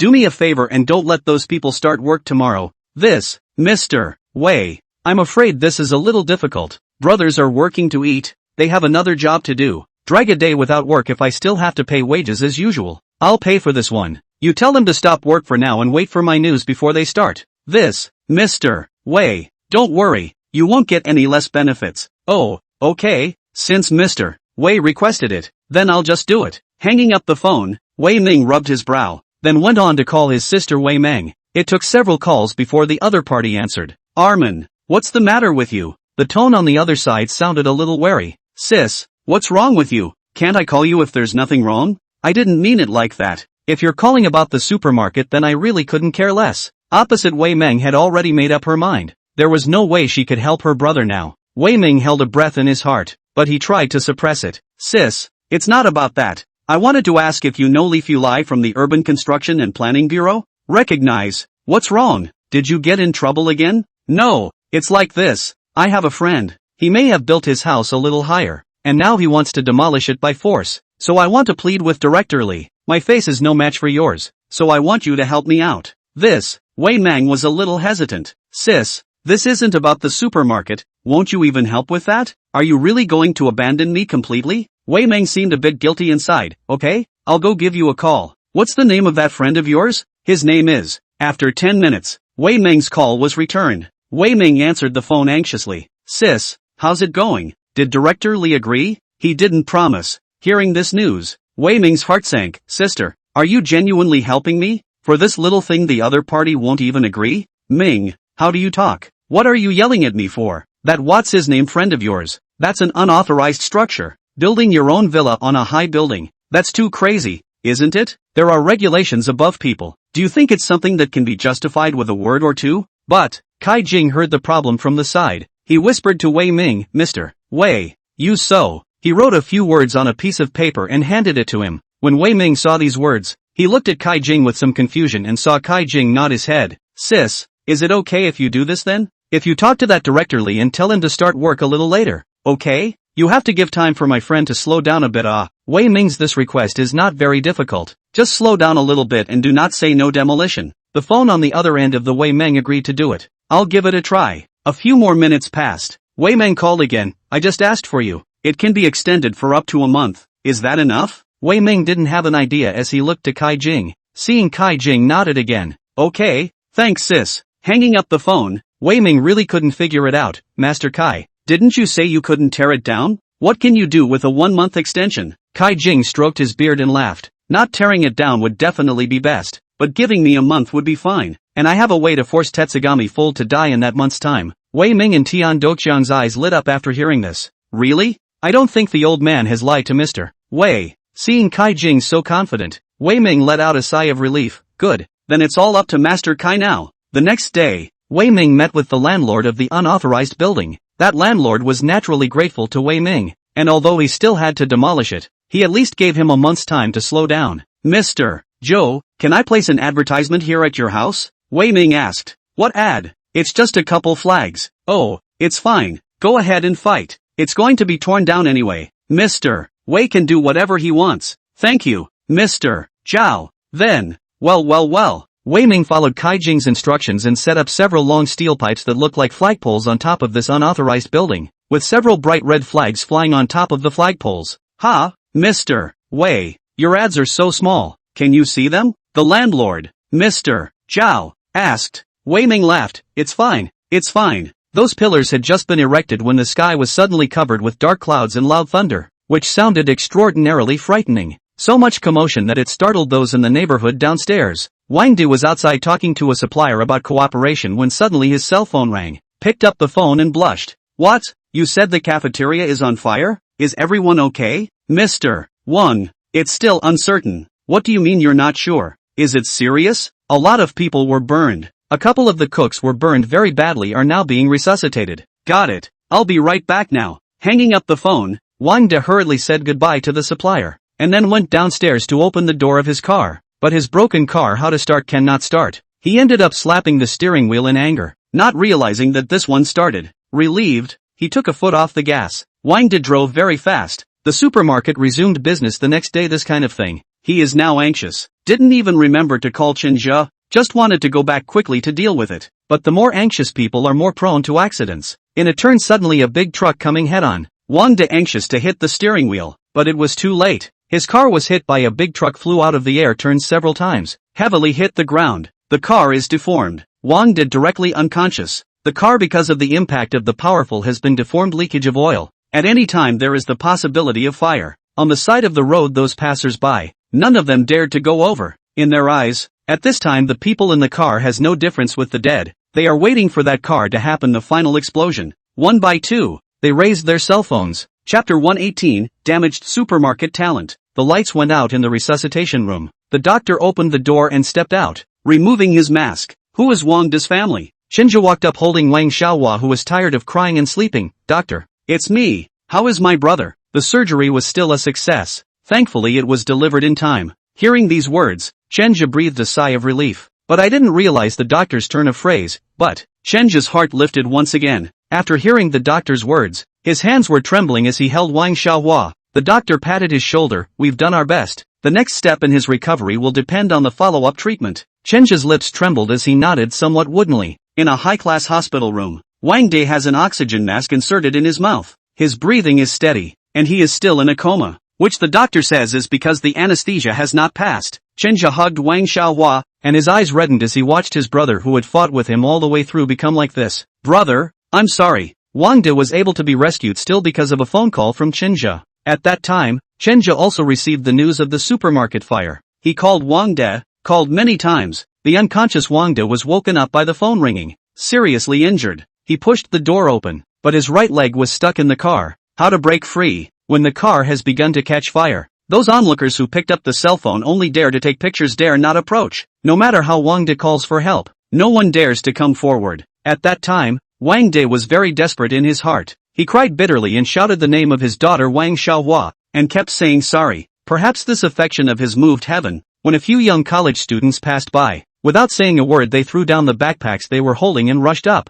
before the car completely caught fire. Relying on brute force, he pulled Wang De back from the ghost. That's what saved Wang De's life. Someone once criticized college students as wastes, saying that they did not have strong bodies, did not have great ambitions, and would only lie equal to death, with a bunch of bad habits. And that in this very utilitarian society, the fledgling ones were described as being like a bunch of assholes. But when it came down to it, they were braver than any other group. Some profit-oriented middle-aged people will only pick up their cell phones and watch coldly when they see others in distress. There may be good people among them, but they do not have the courage. They don't have the courage to come forward. Only the young people dare. Perhaps they have been smoothed out by those old-timers with files, but the flame in their hearts is not so quickly extinguished. So, young people are the future. Chenja is quite similar to them. When Zhang Xinrui was forced by thugs, he also rushed up with a hot blood. At the time, he was thinking more about saving the girl in front of him as well. But he would be afraid of the aftermath. What if he did die? So Chenja admired those college students who saved Wang De. There were 5 of them, and he gave $500,000 to each of them. At first these young people refused to accept it, but in the end, under Chenja's persuasion, he also accepted it. Listen to my brother's words. Do not care about those outside the praise banner is not important. Those are floating clouds. The money you should take. Do good things, do not ask for return of the psychology is right, but a little bit of return is not there. After the good thing there is who to do? You have not graduated. Do not know the cruelty of society. Brother, this money is not much, but can give you a little time. After you graduated, looking for a job is not good. At least there is a little savings can support themselves for a period of time. In this period of time, you can go to find their own dreams. Once Chenja, in the graduation time is very confused, but in the confusion also had their own dreams. But the dream always have to look at the reality. Do not work, no food. No food also talk about what dreams. Chenja thought from their perspective, so those college students were very receptive to his advice. Spending more than $2 million for Wang De is nothing. Wang De is his own brother. Besides, Wang De was running around for the supermarket before he got into a car accident. This is money he will take as a matter of course. It's not the money he cares about. It's Wang De as a person. Waited over 2 hours. Wang De's eyelashes finally fluttered. He slowly opened his eyes, the blinding light entering his eyeballs through the narrow slits in his eyes causing him some pain. But even more painful was the pain coming from his body. He felt pain all over his body, and this pain made him clearer and clearer. And after opening his eyes, he saw Chenja holding his daughter Wang Xiaohua sitting aside. Brother, you're awake? Are you thirsty? Wang De nodded. Enduring the pain, her eyes looked lovingly at her daughter. Is little flower asleep? She's been asleep for a while now, and just woke up again, and I coaxed her a little more. Chenja placed Wang Xiaohua on the accompanying bed next to him and then covered him with a quilt. Brother, let me get you a glass of water. Well, by the way bro, something happened at the supermarket. Wang De finally remembered this. He was in a hurry. Dude,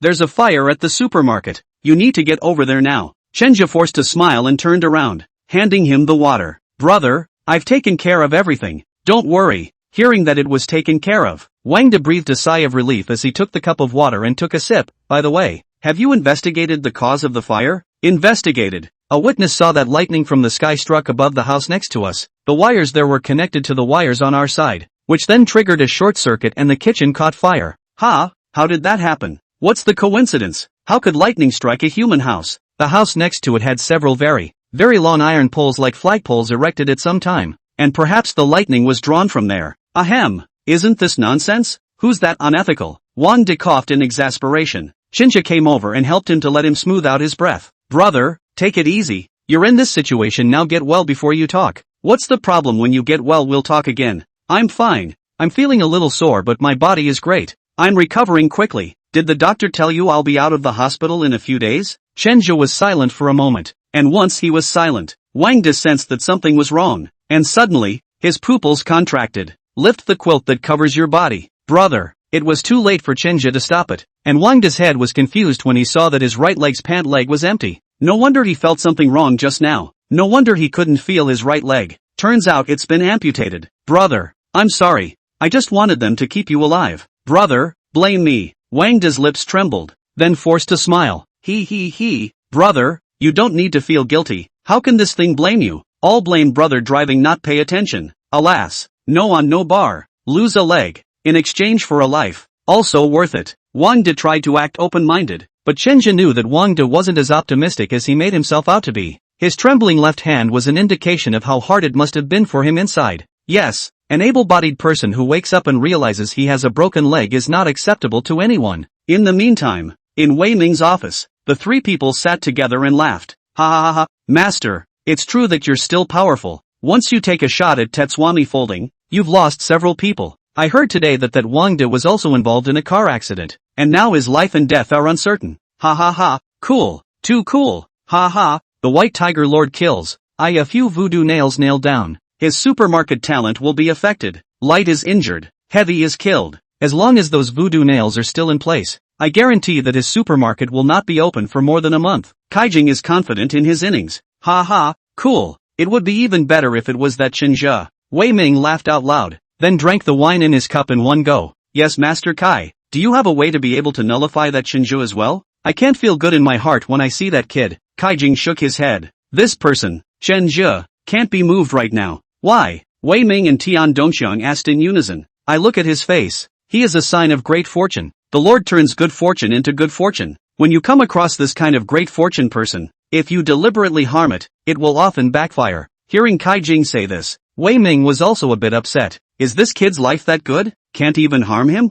Kaijing had nodded. For this kind of person who has great luck, harming him would be equivalent to going against heaven. Mr. Wei should not think about it. Wei Ming was still a bit reluctant. Then can we break his great fortune? Kaijing paused for a moment. Wei Ming and Tian Dongxiang's eyes lit up. These two people were not stupid. They could see that Kaijing had a way. Alas, to break his great fortune is not out of the question. Only, I have to lose some mean virtue. Master Kai, if you can do it, the money is fine. Wei Ming seduced. He knew that Kaijing loved money. Give money, he will definitely have a way. Kaijing really hesitated. Okay, since it is Wei's request, then the old man had to agree. To break his great luck, the best way is to move a little bit on his ancestral tomb. He can do great luck. It shows that there is an ancestor blessing. We only need to destroy the feng shui of his ancestral tomb. He will surely go bad luck. As long as he went bad luck.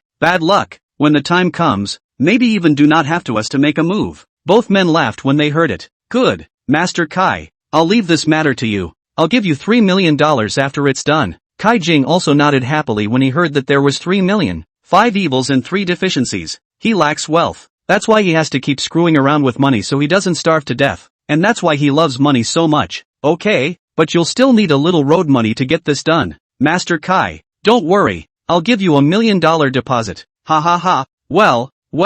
The three laughed again and then began to discuss how they should go about implementing it. Chenja left a few people at the hospital to take care of those who were injured, then returned to the supermarket himself. The fire did not affect the business much and was extinguished shortly after it started. That's why the crowds are still so high today. On the way to the office, every employee who saw him greeted him. Opening the door, he walked into his office, pushed the window open, and saw several flagpoles standing high above the building next door. And the more he looked, the more uncomfortable he felt. It always felt like these flagpoles were trying to stick into his heart. There was something vaguely unsettling in his mind. Chapter 119, Kaijing goes to Chenja's old home. Kaijing and his own disciple Mo Xiaohao arrived in Chenja's hometown. This is a relatively remote township, surrounded by rolling hills. The town is here as if isolated from the world. Master, I've already asked around. Chenja's father, Chen Shifu, has a massage parlor in town. We'll follow the navigation there later. Sitting in the back seat, Chase nodded. Yes, a store with an old sign at the end of a small town street. It's written on it, Chen's massage parlor. There's also a sign in front of the door with yellow letters on a red background. Acupuncture 50.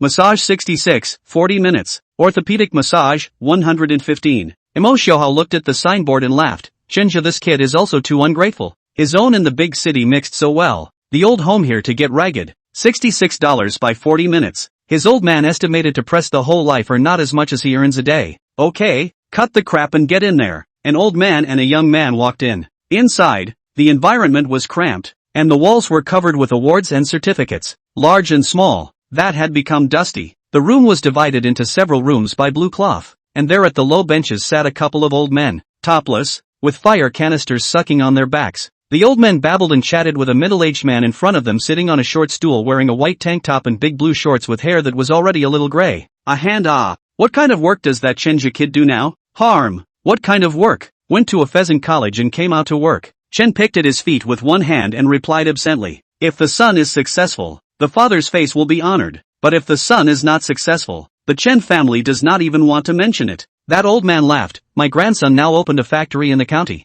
The business is doing okay. In fact, you can call your son to come back. My grandson said, the big city is not so good to mix. It is better to come back earlier. Back to the county if I can ask my grandson to introduce him to a job. To help out in the factory. To play the screws for a month also have 3,500. Chen Shoujian smiled and didn't say anything. At this time, a middle-aged woman walked in the door and passed by Kai Jing and Imo Xiaohao. Her voice was quite loud. Uncle Lin, my son is a college student no matter what. How can he come back to play screws? The person speaking was Chenja's mother, Su Liping. The old man smiled disbelievingly. College students aren't worth much nowadays. My grandson said, nowadays society is all about experience and ability. He has several college students in his factory now hitting the screws. What's there to be ashamed of? Su Liping grunted and wanted to continue, but next to her, Chen Yifan hurriedly said, alright, go and cook dinner. I'm starving. The woman gave him a blank look. Eat, eat, eat, just know how to eat. It's not because of you? When it wasn't because you told your son to enroll in that what a piece of crap computer science major. Maybe he can even get along a little better now. Chen Yushu didn't want to argue with his wife. His eyes looked at the Kai Jing master and disciple standing in the doorway at this time. Are you two having a massage or acupuncture? Imo Xiaohao was just about to speak when Kai Jing held out his hand to stop him. Press it for me. Okay, this way please. Chen patted the white massage bed next to him with one hand, and Kai Jing took his coat off and walked over. Seeing that there was a guest, Su Liping stopped saying anything and walked into the kitchen with the dishes. Chen quickly rubbed his hands together to warm himself with one hand and put his hands on Kai Jing's shoulders for him. Uncle, you guys are from out of town, right? Caius Point nodded. From over the East Sea. The one in the room looked to him when he heard it was from the East Ocean. Chen Shishou also brightened up. Dong Hai. Ah, big city. Are you here for traveling or visiting family? At this time Imo Xiaohao very tacitly said from the side, my master is a feng shui master, and came over to help people with feng shui. Hearing that Kai Jing was a feng shui master, Chen Shuji and those old men all carried surprise. Gu, so it's the feng shui master. First time I've seen it. How is it? Is my force okay? Aha, you're very professional. Chen Yushu's massage technique was really good. He casually pressed a few times, and Kai Jing felt soothed all over. Two people are talking. The nearby Lambert, who was cupping, interjected. This gentleman, you are a feng shui master. Do you know how to tell fortunes? Lin Bo was a dozen years older than Kai Jing, but he used honorifics because of the other party's status. After all, in their town, very few people could afford the name of feng shui master, not to mention those who came from the big city of East China Sea. Kai Jing smiled, then looked over at him. Of course. Lambert asked again, are the charges expensive? When he asked this, everyone looked at Kai Jing with bated breath. It was obvious that they were curious about this question as well. At this time, Imo Xiaohao interjected, my master is a man of real ability, and charges more than 6 figures for a fortune-telling. Limbo was startled when he heard it. 6 figures? Wouldn't that be on the order of 100,000? That's natural. Imo Xiaohao was very proud.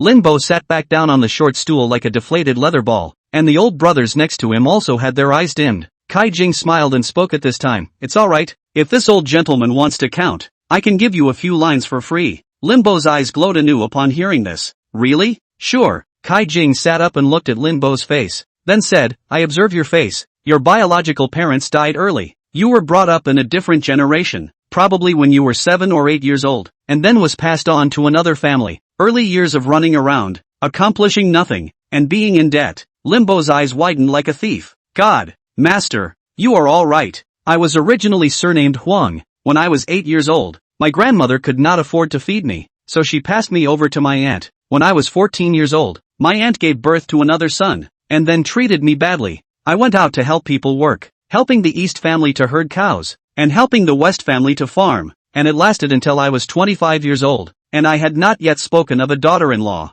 and I wanted a daughter-in-law too much, so I borrowed money to go to a small business, but at that time, the era does not allow to do this kind of. I did not earn a penny not to say, but also owed a lot of debt. Everyone was surprised to hear that, because we were all neighbors, and they had more or less heard about Linbo. Kai Jing smiled and continued. You had a little luck in your middle age and got a son. Your son's ability is okay, life is getting rich. Then your grandson. Your grandson is more capable than your son. Old brother, you are blessed in your later years. Linbo laughed out loud. Thank you, master. Thank you, master. Then what calamity will my grandson encounter? Kai Jing said, this will have to look at his birthdate. Seeing how accurate his math was, Linbo reported his grandson's birthdate without saying a word. Kai Jing did some math, then said, there are no major calamities, but you tell him to pay more attention to the fire, or he might commit a lawsuit. Okay, I'll call him right away. Without saying a word, he took out his old man's cell phone and called his grandson. He urged his grandson to be careful about fire prevention, and the person on the other side of the room didn't seem to be listening and hung up after a couple of words. A little embarrassed, Lambert continued to dial again. Grandpa, don't listen to the nonsense of the people outside. You were just tricked into buying healthcare products by people last month. Have you forgotten about this matter? No, listen to me. This is a real master. You kid must listen to me. Grandpa, what really master? I don't believe this. You'd better not worry about it. I'm hanging up. Lambert's grandson hung up again, and another look of embarrassment crossed Lambert's face. After about 10 minutes, Lambert's cell phone rang. He picked up the phone and screamed anxiously on the other side. Grandpa, really start a fire. Just now there was an employee, because of improper operation, lit a fire, and now it's all burned to someone else's plant. I may have to pay for it. Is the master who told your fortune just now still around? The voice of Linbo's old man's machine was externalized, and everyone present froze when they heard it, with only Kai Jing's master and disciple remaining calm. Master, you're divine. There's a real fire. Maestro, can you save my grandson? Linbo was so anxious he was on his knees. There is no need to hurry. He has this calamity in his life. It is not in his way. There is a noble person at his side who can help him. This, master, really? Wouldn't you just have him look for it? Well. Linbo hurriedly told Chen Yifan to remove his fire pot, then hurried out the door. When the old men saw how accurate Kai Jing's math was, they came up to him and wanted him to do the math for them. Next to him, Chen Yifan did the same. He also wanted Kai Jing to help him count, so he kicked the old men out. Guys, we're closed for the day. Y'all go back. One hand. You can't do this. Yeah, one hand. You boys want to eat alone? Regardless of what those old men said, Chen Shuji still pushed them out the door. After launching off, he turned his head and said with a flattering face, Master, you must help me. You help my son to tell his fortune. Do you calculate whether he has a future or not? Kai Jing and Mo Xiaohao looked at each other. They had done so much work before just for these words from Chen Shoshu. Oh, Master Chen, there's no need to rush. Me coming here today means we're destined to be together. If there's anything you want to ask, I'll know it all. I'll say it all. Chen Yui instantly felt like he had hit the jackpot. Thank you, Master. Thank you, Maestro. After asking for Chen's birthdate, Kai Jing carefully calculated it. Counting, he frowned. Ha! When they saw him frowning, the couple in Chen's first hand tensed. Master, what's wrong? Kai Jing looked at them. Your son's destiny is very hard. Is a rare life of the unicorn, the main worship of the evil to turn good luck, easy to noble people to carry. In ancient times, then, can also be called a person under the people? 10,000 people on. Hearing him say that, both husband and wife, Chan one hand, were happy, but Kai Jing's words turned. But when I just came in, I heard you say that your son is now working flat, without the slightest improvement. It should not be.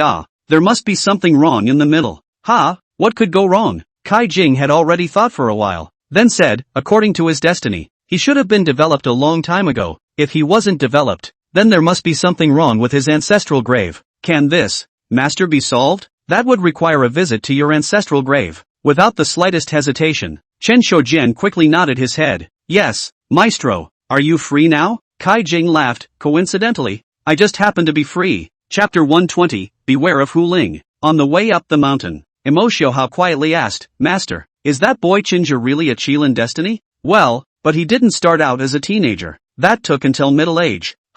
so that makes a little different from what he is now? I'm also puzzled. That kid is clearly showing signs of great luck now, and will be able to soar in less than 2 years. So I'm a bit puzzled, and it's still necessary to visit his ancestral tomb to know. Oh, several people arrived at the Chun family's ancestral tomb. Chen Yifan said, "This is my father's grave. Master, can you see if there's anything going on?" At the first sight of coming here, Kai Jing could already see the problem. The feng shui here is not considered very good. It can only be said to be moderate, and the reason that can make Shinja's sudden fortune is the piece of paddy field in front. Master Chen, how did this location turn into water? No more farming? Kai Jing asked. Wow, it's like this. A few months ago, the upstream reservoir was diverted, and there was a tributary to our side, and this field is mine, and I can't grow rice when it's flooded with water every day. So then I converted the paddy into a fish pond, and raised some fish and shrimp in it. Kai Jing stroked his goatee. So that's how it is. No wonder this kid has suddenly made a fortune. It turns out that it's really the reason for the ancestral grave. Master Chen,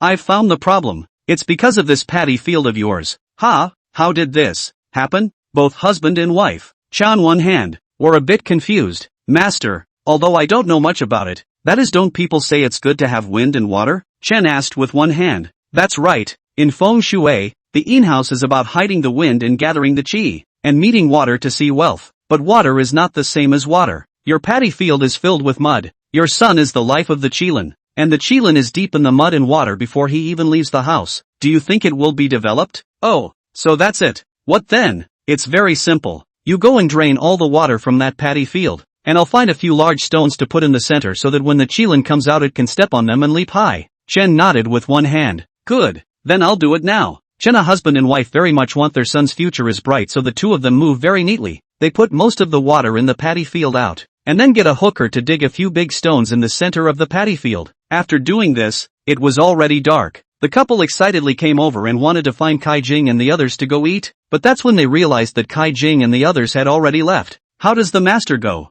Su Liping asked. It is said that the godman is a man of God, so perhaps the master doesn't want us to thank him. You have a point. So should we talk to our son? Why are you telling him this? The master said it must not be expressed, and such things are like birthdays. They don't work if you say them. Okay, then listen to you. On the way back to Donghai City, Imo Xiaohao laughed heartily. Master, those two country bumpkins really thought that we were helping their son to change his destiny against all odds. They really are stupid. Kai Jing, who was sitting on the back seat, laughed. It's not that easy for the poor to cross the class. That kid does have a bit of luck. The mediocre ancestral grave turned into a green ox drinking water bureau because of the diversion of the river. Now that the water has dried up, the green ox drinking water bureau has turned into a Tarzan. It's hard for the kid not to die. Ha ha, it's still you, master, who is powerful, just casually striking out and breaking this kid's great fortune. It's just a trivial matter. Our Yinyang clan has chopped countless dragon veins from ancient times until now. What's there to be happy about this trivial matter? Yes, it's still master who's great. Imo Xiaohao, driving back to look at his master, forgot to look at the road.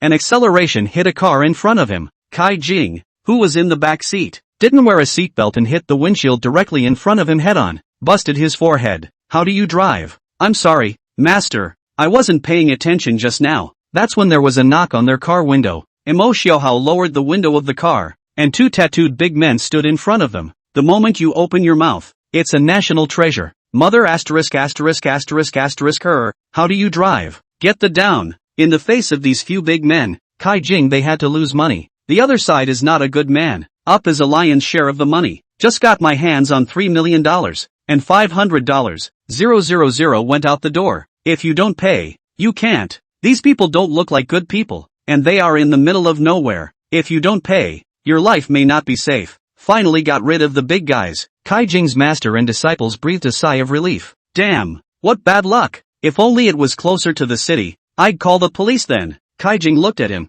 then sighed. Forget it, let it be a breakthrough. I'm destined to keep no money as my life lacks wealth. Master, can't life be changed? Imo Xiaohao asked. Alas, we can help people change their lives, but we can't change our own. Ahau, I'm putting this money here with you now. You have to keep it well for master. Imo Xiaohao's eyes lit up after hearing this. Yes, master, I'll make sure to keep it safe for you. Kai Jing really transferred the rest of the 2.5 million, and received a text message alert on his cell phone that the account had arrived. Imo Xiaohao was very excited in his heart. Old thing, after saddling up for you for so long, you're finally willing to give me the money for safekeeping. Seeing the happy look on his disciple's face, he sneered inwardly. Live so many years, experienced how much wind and rain, have seen the kind of people have. Emo Shiohao, this little mind, how can he not know? The reason why he would give the money to Emo Shiohao was because this money really couldn't be put on his own body, and if he put it on his body, it would be gone in no time. Emo Shiohao's 5 evils and 3 deficiencies violate his destiny. It is a short-lived ghost. Let him help himself to save money the best.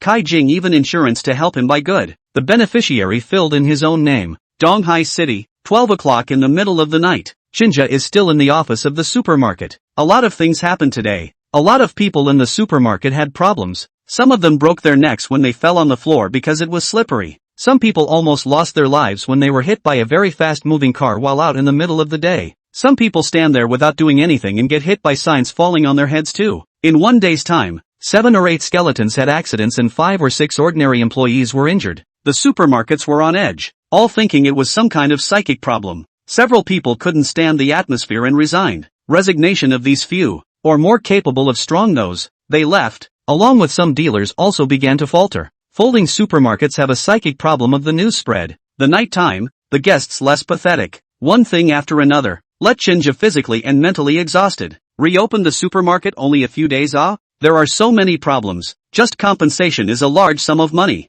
I thought 200 million would be enough, but now that I've done the math, I may still be in the red. He was a little embarrassed to call Hu Ling. Instead of calling Hu Ling, he called him. Sleeping? Not yet. Sister Hu, is something wrong? I've heard that a lot of things have happened in the supermarket these days. Can't even manage a supermarket? Hu Ling's tone was somewhat questioning. I'm sorry, Sister Hu, there's not much to say. It is indeed your own fault for not being able to manage a supermarket. I don't want to hear sorry. I want results. And if you can't, I'll get someone to come and replace you. Shinja to Hu Ling is not joking. This kind of thing she can do. In Hu Ling's eyes there is no friendship to speak of. There are only interests. I know Hu Ling. I'll do it right. I'll give you a week. After a week, I want to see the supermarket restored to its former self. If you can't do it, don't blame me for being ruthless then. Good. Hanging up the phone, Shinja lay on the sofa, his eyes looking through the window to the several flagpoles outside that were like spears, and the more he looked, the more he suffocated in his heart. He picked up his cell phone and went to call Xie Yuhan.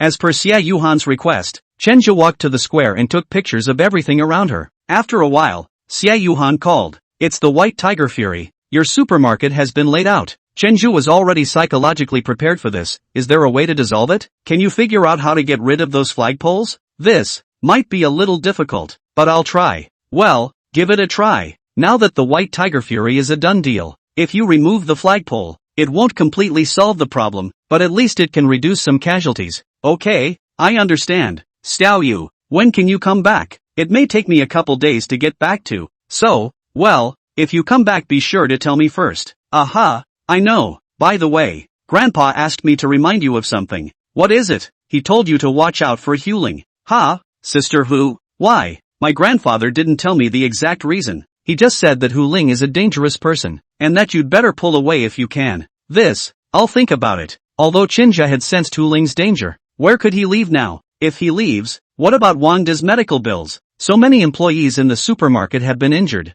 If another person comes over, will that person be able to take care of all this? Shinja was now unable to pull himself away. At 1 a.m., Shinja turned off all the lights and prepared to leave the supermarket. He does not have a car now. Shensi sent him the one he sold a long time ago. Wang Da's cab was also destroyed in the accident. He walked to the side of the road ready to take a taxi. A person staggered past him, this time just in front of a car driving over the eye is about to hit. Shinja quick eyes and hands to pull the person back. The two men collapsed together on the side of the road as the car passed by their feet. Big brother, are you okay? Shinja patted the man and found that the man was covered in alcohol, spoke with a big tongue, and was already a bit unconscious. Chapter 121. Zhao Rui opened his eyes in a daze. The blurred figures in front of me kept overlapping. He pointed his finger at Shinja. I know you. You are the boss of Zheshang Fold, right? Shinja was slightly surprised. Big brother, how do you know me? Zhao Rui drunkenly laughed. I am your neighbor. Neighbor? Nah, I live there. Zhao Rui pointed to the tall building next to him.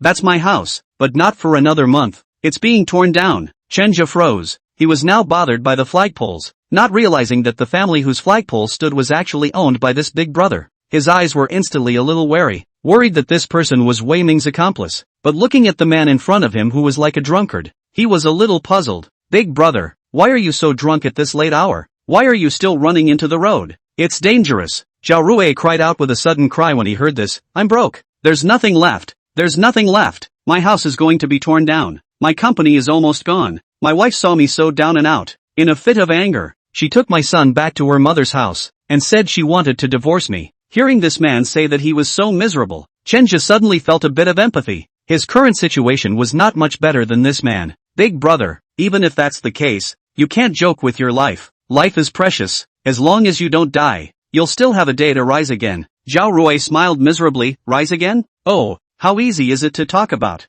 I'm already almost 50. 50 knows the fate of heaven. There's no possibility of turning over in my life anymore. The more Zhao Rui said, the more sad. The more he said, the more impulsive. Struggling to get up and to run to the road again. Chenja hurriedly pulled him back again and repeatedly pulled him back several times before Zhao Rui stabilized a bit. Mr. Chen, you are a good person. You don't have to take care of me. I live more painful than death. I used to have a family fortune. My career is flourishing. Wherever I go, I am surrounded by people, with groups of close friends and a wide network of contacts. But now, I'm in trouble, and I can't believe that there is not even a single one around me to lend a helping hand. And after the bankruptcy, after the liquidation, may not even be able to find a serious job. Oh, you know what this means? It is easy to go from frugality to extravagance, but difficult to go from extravagance to frugality. To make a person accustomed to a life of abundance and to make him frugal again is indeed worse than killing him. Big brother, although I can't fully understand you, but I have a brother beside me. He used to be a multi-millionaire. The factory closed down behind him, and he was forced to drive a taxi, but he didn't give up on himself, and he continues to live tenaciously. So I think that as long as a person doesn't give up on himself, then all things won't be capped.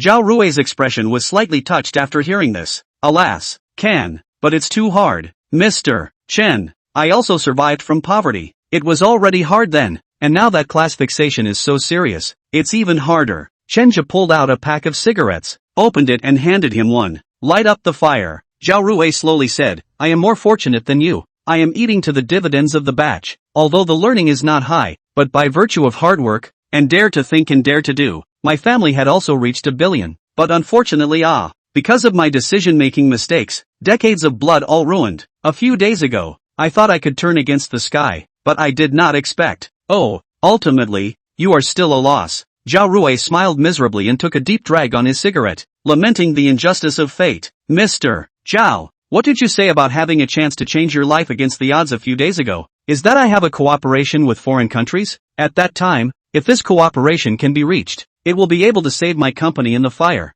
Our company is to do infrastructure. Before has been negotiated. Foreign that project by us to do. But 2 days ago, the person in charge of that foreign country suddenly temporary change of heart. Looking for another one. I pray all the preparations for the work have gone down the drain. Alas, I really is too unlucky. Chenja suddenly looked toward the flagpoles on the high building, and he vaguely felt a little relationship with these flagpoles. Mr. Zhao, there's something I don't know if I should say or not. Go ahead. Mr. Chen, have you ever considered that your failure to negotiate might be due to other issues? What's the problem? Feng Shui. Oh, Mr. Chen is joking. I believe in feng shui at my age is still understandable. Mr. Chen, you are so young, you should be a college student. How can you also say such things? Chenja smiled. I used to disbelieve it as well, but now I don't dare to say so. To be frank with you, Zhao, my situation is not much better than yours. You should also know that a lot of things have happened to me since I've reopened my business. Zhao Rui nodded. I've heard of it, but what does it have to do with feng shui? Have you seen those flagpoles at your house? Does this have anything to do with that, you say? I've had a high-ranking person look at them, and those flagpoles are called voodoo spikes, and as long as those flagpoles are still standing there, then my supermarket will have frequent accidents. Zhao Rui was a little surprised and a little disbelieving. Mr. Chen, what you're saying is too evil, isn't it? What can these few pillars do? It doesn't have much to do with your supermarket's business, does it? Mr. Zhao, this feng shui bureau affects me as much as it affects you. Haven't you noticed that you've gotten worse after these flagpoles were erected? After Chenja reminded him of this, Zhao Rui's pupils suddenly contracted. It seems like this. After these flagpoles went up, I couldn't sleep well. I had nightmares all night. My wife said she was the same way. And the day after the flagpoles went up, I failed in my negotiations and had all sorts of debtors come to my door. The more Zhao Rui thought about it, the more alarmed he became. And when he looked at those flagpoles again, his eyes were tinged with fear. Mr. Zhao, I don't need to guess to know that those flagpoles must have been erected by Wei Ming of Lifestyle, who asked someone to erect them, right? Zhao Rui nodded. Indeed, he and I are rivals, and he wants to put me to death. That's why he set up this feng shui bureau, and he used your home as the centerpiece of the feng shui bureau, and that's what dragged you into this. The more Zhao Rui heard, the angrier he became. I said how he was so kind. I don't know him at all, and he offered to come over and say he'd help me delay for a month. So that's the bad idea, Mr. Zhao. So the immediate solution is to get those flagpoles down as soon as possible. So it's better for you and for me. Zhao Rui nodded. Mr. Chen, you saved me. I trust you. I'll call someone to put down those flagpoles now. Knowing that because of these several flagpoles affect themselves, Zhao Rui cannot wait a moment. Immediately called a few people. They would have been to do infrastructure. Those flagpoles dismantled quickly. Less than 2 hours on the complete dismantling. After dismantling it, Chenju and Zhao Rui both felt a sigh of relief in their hearts. Zhao Rui shook Chenju's hand and said, Mr. Chen, it's really great that I met you tonight. I really feel much more comfortable now. That palpitating feeling is gone. It seems that it's really these flagpoles that are at work. Mr. Zhao, we're neighbors. It's important to help each other. Zhao Rui nodded. Mr. Chen, you're right. It's all my fault. It's me who listened to Wei Ming's words. Originally thought he was simply playing a few advertisements. But I didn't expect that this pussy was trying to harm the old man. I only hate my current financial strength and ability is insufficient. Otherwise I absolutely want this to look good. Mr. Zhao, there's a saying that it's never too late for a gentleman to take revenge. You'll get your chance. Zhao Rui sighed slightly. That's what I said. But I'm now. Before the words were finished, Zhao Rui's phone rang. When I picked up my cell phone, it was actually a multinational number. His eyes lit up and he immediately picked it up. The more he listened, the more excited he became, finally reassuring him. After hanging up the phone, he excitedly held Chenju's hand. Mr. Chen, you're divine. Just now that person in charge from abroad called me and said that this company they are looking for now, the work done is not qualified, but still decided to intend to give us the project, and promised to pay half of the deposit. My company is saved. Zhao Rui's mood was very excited, and his whole body glowed up. Chenju could feel his excitement and could understand it. After all, 1 second he was thinking of dying, and the next he was in the dark. Congratulations, Mr. Zhao. It's you who is lucky. Zhao Rui laughed out loud. Mr. Chen, we are destined to be together. Let's not call each other anything. If you don't mind, we can become brothers. What do you think? Chenju did not refuse. Zhao Rui, this person is a person of temperament. Officer Windy, he also very much appreciate. Sure, but I have a brother above me. Zhao Rui waved his hand. Not in the way. The three of us together to worship. The ancient Lu Guanzhang 3 people peach garden to be righteous. And now there are us Chen Zhao. By the way, what is the surname of that brother of yours? 3 a.m. Donghai City People's Hospital. In the VIP ward, Wang De looked at Chenju holding a statue of Guan Airmaster. With a smiling fat man standing next to him, the corners of his mouth twitched. These two men came over late at night looking to tie the knot. And it's 3 a.m. They didn't think of themselves as disabled, or even as human beings. Noon the next day, Kaijing came to LaFleur's office. As soon as he entered the door he swore, Mr. Wei, now you don't have to worry. Chenju's ancestral tomb feng shui has been destroyed by me. He no longer has the ability to fight with you in the future. You can rest easy. Kaijing came over to take credit, and wanted to get a little more money from Wei Ming. But I didn't expect Wei Ming's face to be dark, and I couldn't see any excitement at all. Mr. Wei, what are you doing? Wei Ming hummed. Master Kai, you may not know, today Zheshang Folding shipments are extremely large, and those flagpoles have also been put down by Zhao Rui. The Zheshang Folding's business is now a hot mess. Ha, how could it be so sudden? It shouldn't be. Wei Ming hummed. You ask me, who do I ask? You swore before that you could fix Zheshangju within a month. Now well, instead of getting him down, you also did him a big favor. Zhao Rui that colluded with Chenju, and I heard that he took a big project abroad, and all of the daily necessities were all procured in Zheshangju. Are you satisfied? Chapter 122. Tetswami folds the office. Chenju Zhao Rui handed over the purchase order. Are a little surprised. Big brother, do we need that much? The three of them tied the knot last night, with Zhao Rui being a little older, followed by Wang De, and then Chenju. According to his age, Chenju naturally called Zhao Rui big brother. Hey brother, this is still a small amount. This is only the first purchase. We are going to the place where productivity is extremely low. The people over there are lazy. There is not much of a factory. The factories are all opened by people from our country to go over there, so we usually bring our own supplies. This project is going to last for several years, and we will be coming over to make purchases one after another later on. Chenju hesitated for a moment, then pushed that purchase order to him. Big brother, I can introduce you to factories. I can't do things like middlemen making a difference in price. Zhao Rui laughed. Third brother, how can you call this earning a price difference? Not to mention the fact that there is a wide range of goods up there. I have to go around to purchase them. Just the quality and safety piece. Without your supermarket as an endorsement. Even if you introduce the factories to me,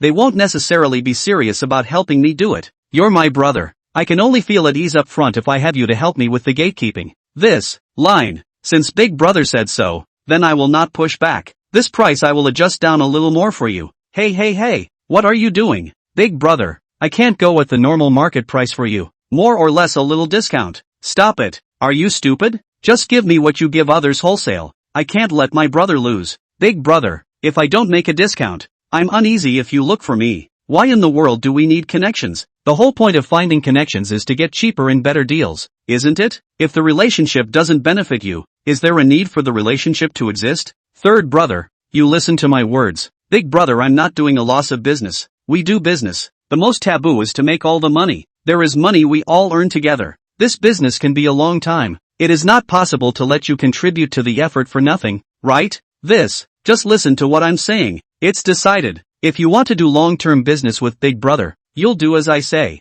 Seeing how determined Zhao Rui was, Chen Jin nodded. Okay, I'll just listen to Big Brother. Well, that's right. I'll be departing in a few days. I can't go anywhere all this time being dragged by that house of mine. I don't want to now. Tear it down as much as you like. It's better for people to look ahead. Aha, it would be nice for Big Brother to think that way. I'll go back first if it's okay. The company still has a lot of things waiting for me to deal with. I'll probably be very busy for a while and won't be coming over for a while. When you go to the hospital to visit the oldest too, say goodbye for me. Okay, I got it. Sent off Zhao Rui. Chen's heart soothed a lot. Originally thought that the road ahead are dark, but did not expect life gave him unexpected results. There were no accidents at the supermarket today, and some of those employees who had been injured earlier had returned to work. According to this situation now, it seems that it won't be long before the previous kind of business flourish can be restored, and Hu Ling won't be able to replace him. When there is joy on one side, there is naturally sorrow on the other. At this moment, Wei Ming's three people standing outside of the Tetswami Folding Plaza had a gloomy face. Mr. Wei, what should we do?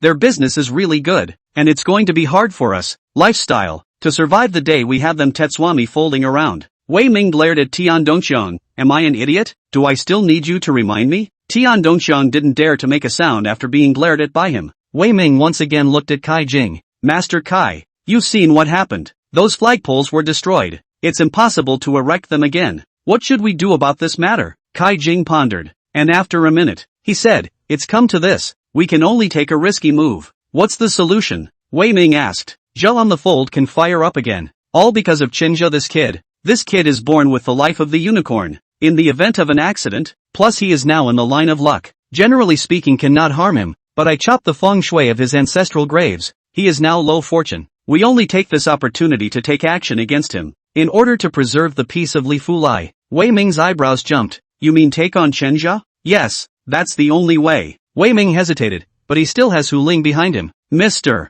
Wei, you can't be afraid to do things. If you don't take this opportunity to eradicate him now, you'll only end up seeing lifestyle heading towards closure. Kai Jing was not a kind person, and he was so skillful in stating this plan obviously hadn't done it before. Mr. Wei, I think Master Kai is right. Things can't be tolerated at this point. Wei Ming nodded. Good, let's go back and discuss it. Chenja stayed at the supermarket until very late these days. The supermarket has just taken off. There are still a lot of backbones inside the company who are still in the hospital, and there is no way for Wang Di to be around to help him, and a lot of things have to be decided in person. Fortunately, Hu Ling allowed him not to go to work at the clubhouse during this period of time. Otherwise he would be busy at both ends and really couldn't make it. Alas, really I can't rely on myself alone. It seems that I still need to recruit some manpower. Chenja took a cab and got in to go back. The next second after he left, a man's figure stepped out of the darkness. He picked up the phone and called. The target is already in the car. Copy that. Alongside a deserted stretch of highway was parked a large truck, which appeared to be in trouble and was being repaired by a man with tools. If anyone had bothered to look,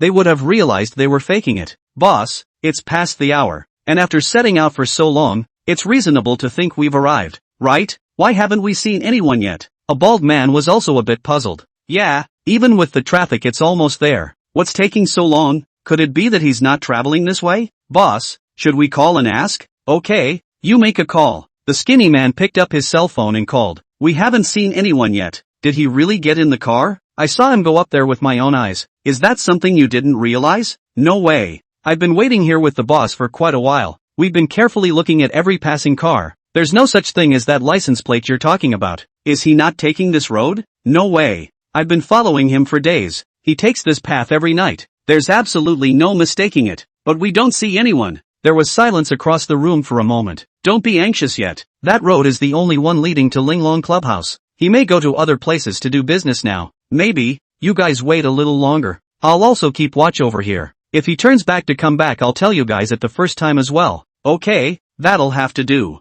Hanging up the phone, the two men had to sit next to each other and wait it out. At their feet was a barricade of stopped cars that could puncture their tires with a single fling. Late night 1 o'clock. In a rented room, a man and a woman are frantically flipping out. After the sounds of the room quieted down, Chenja got up and put on his clothes as per usual. The reason he came over tonight was because he received a call from Wu Qingli, in which Chenju expressed his desire to find a few more people to work in the supermarket. It just so happened that Wu Qingli had a few good candidates to recommend to him, so the two met. It's still in the same rental room that Qingli Wu rented. Wu Qingli, who was half lying on the bed without clothes, looked at Chenja, who was already dressed, and complained a little in her heart. Is it necessary to leave in such a hurry? Do you have anyone waiting for you at home? Chenja smiled. There's no one waiting for me, but I'm not used to spending the night outside. After all, I have to go to work tomorrow, and you have to go to work too, don't you? Besides, don't you have a son waiting for you at home? Wu Qingli gave him a blank look. To say work? It's not far to your supermarket from here.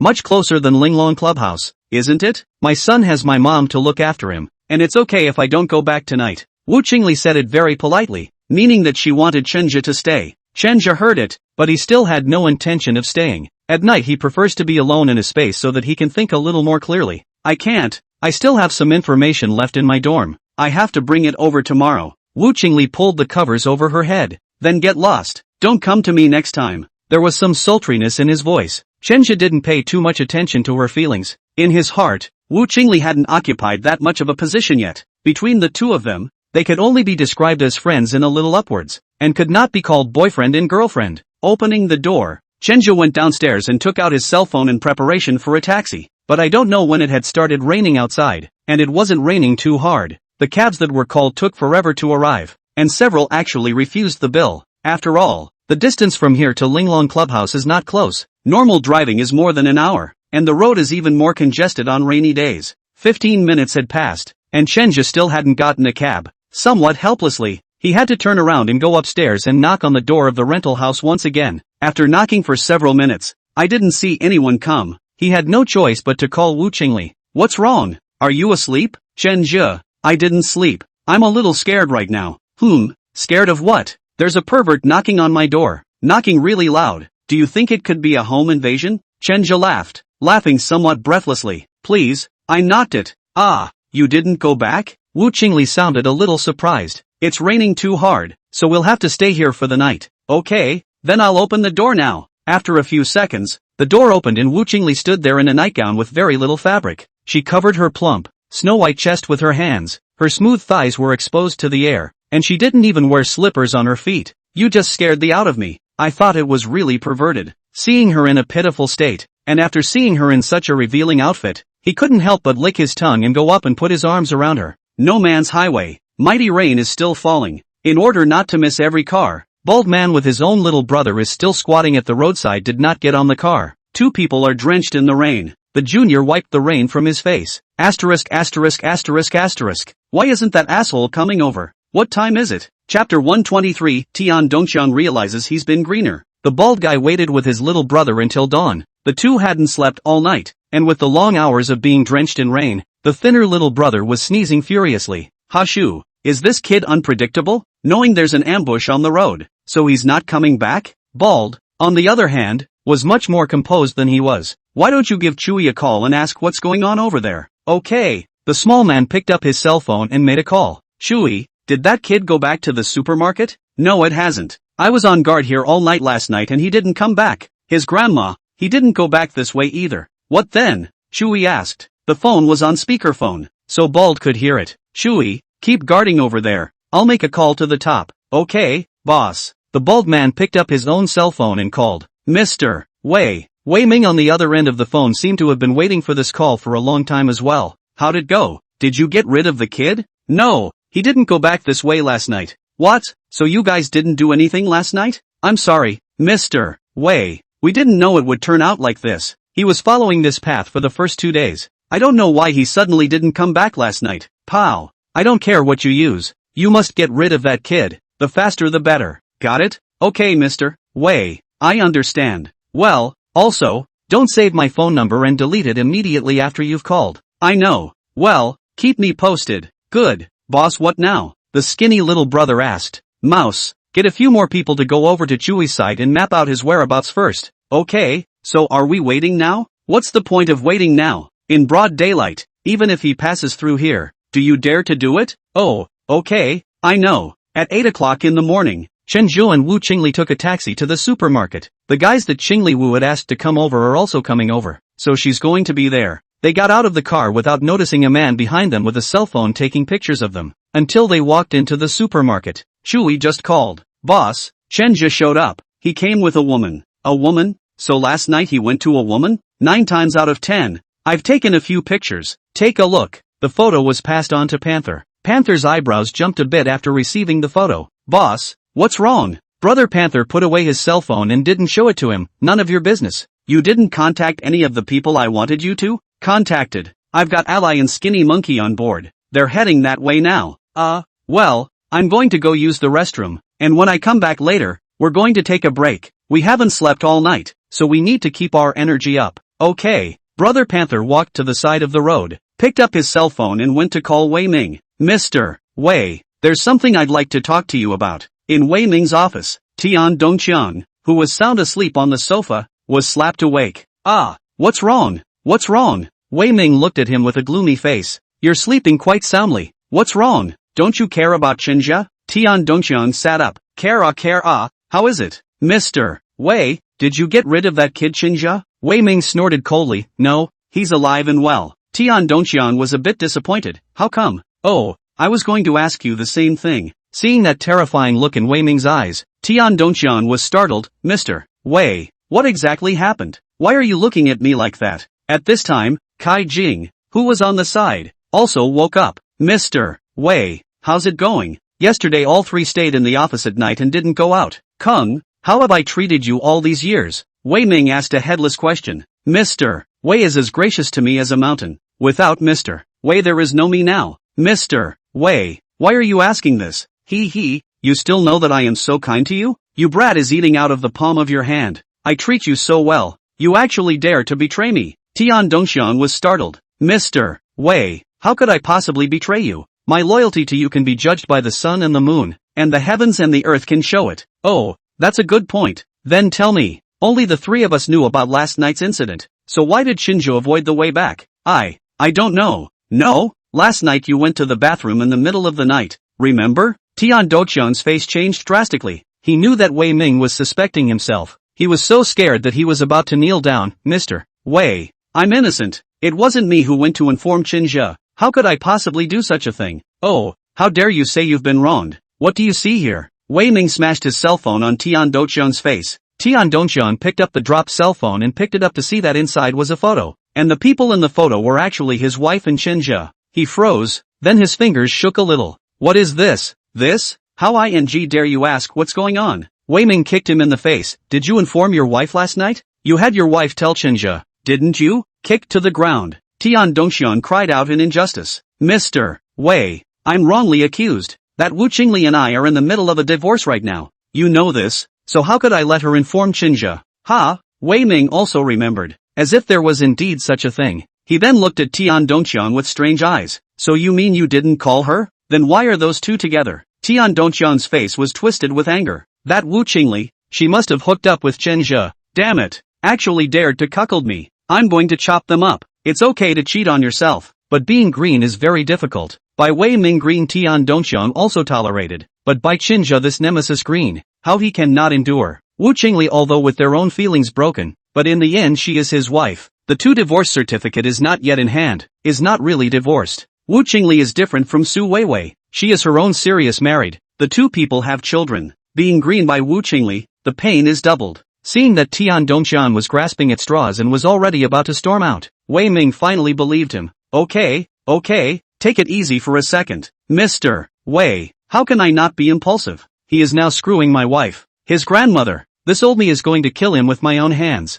Seeing Tian Dongxian impulsively trying to run out, Wei Ming and Kai Jing hurriedly pulled him back. When Tian Dongxian goes out like this, isn't this just spooking the snakes? Chinja will definitely be wary knowing he's being secretly photographed. Is this thing still a success? Calm down. Don't ruin my big deal. That kid will die sooner or later. If you make any accidents for me before then, I'll never forgive you. Tian Dongxian was subdued by Wei Ming and could only ruthlessly bite his teeth and sit on the sofa with his head down. Come on, we're getting divorced anyway. If you get screwed, you get screwed. There's plenty of women. Don't ruin it for me because of one woman. But Mr. Wei, this breath is really hard for me to endure. Can't help it if you can't help it. Didn't you greenlight him in the first place? This is kind of even. This, Mr. Wei, cannot be counted like this. Wife and girlfriend can be the same. What's different? It's all women. And you can't waste that kind of energy on women if you want to achieve great things. Tian Dongxian heart suffocated. How he thought did not expect. His wife will actually hook up with Chenja this kid. He thought of his good-shaped wife Chenja pressed under the body, constantly playing with.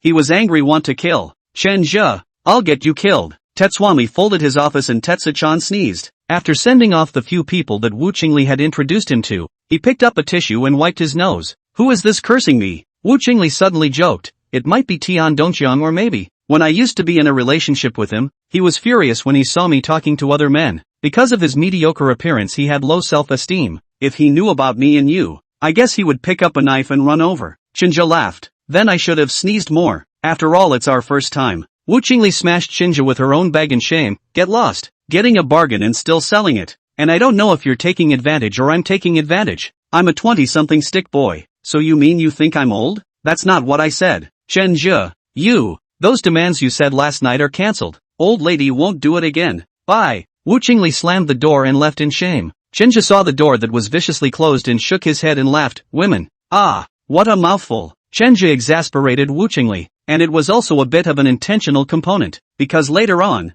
Xia Yuhan was going to come over, and he didn't want these two women to collide together. Suddenly he felt a little scummy, but just as soon as the thought occurred he slapped himself hard. How can I be called scum? I'm just a little emotional. It's normal. While Chenja was self-hypnotizing, there was a knock on the office door. Opening the door, Xia Yuhan came. Xia Yuhan was still so cute. She was wearing a very ordinary white t-shirt, a pair of black loose pants, and white sneakers on her feet. On other girls, it might be considered a very plain, or even a little bit of earthy dress, but here in Xia Yuhan's case, it looked so fresh. What's wrong? Do I look weird? Seeing Chenja staring straight at himself, Xia Yuhan asked with some confusion. Chenja swallowed and blushed a little. No, not surprisingly. By the way, what's this in your hand? It was only then that Chenja realized that she was holding something in her hand. A small box. Xia Yuhan handed him the small box. Here, it's a gift I brought you. Ha, mine? Somewhat surprised, he picked it up and opened it to see that it was a black hand rope, which was very delicately woven,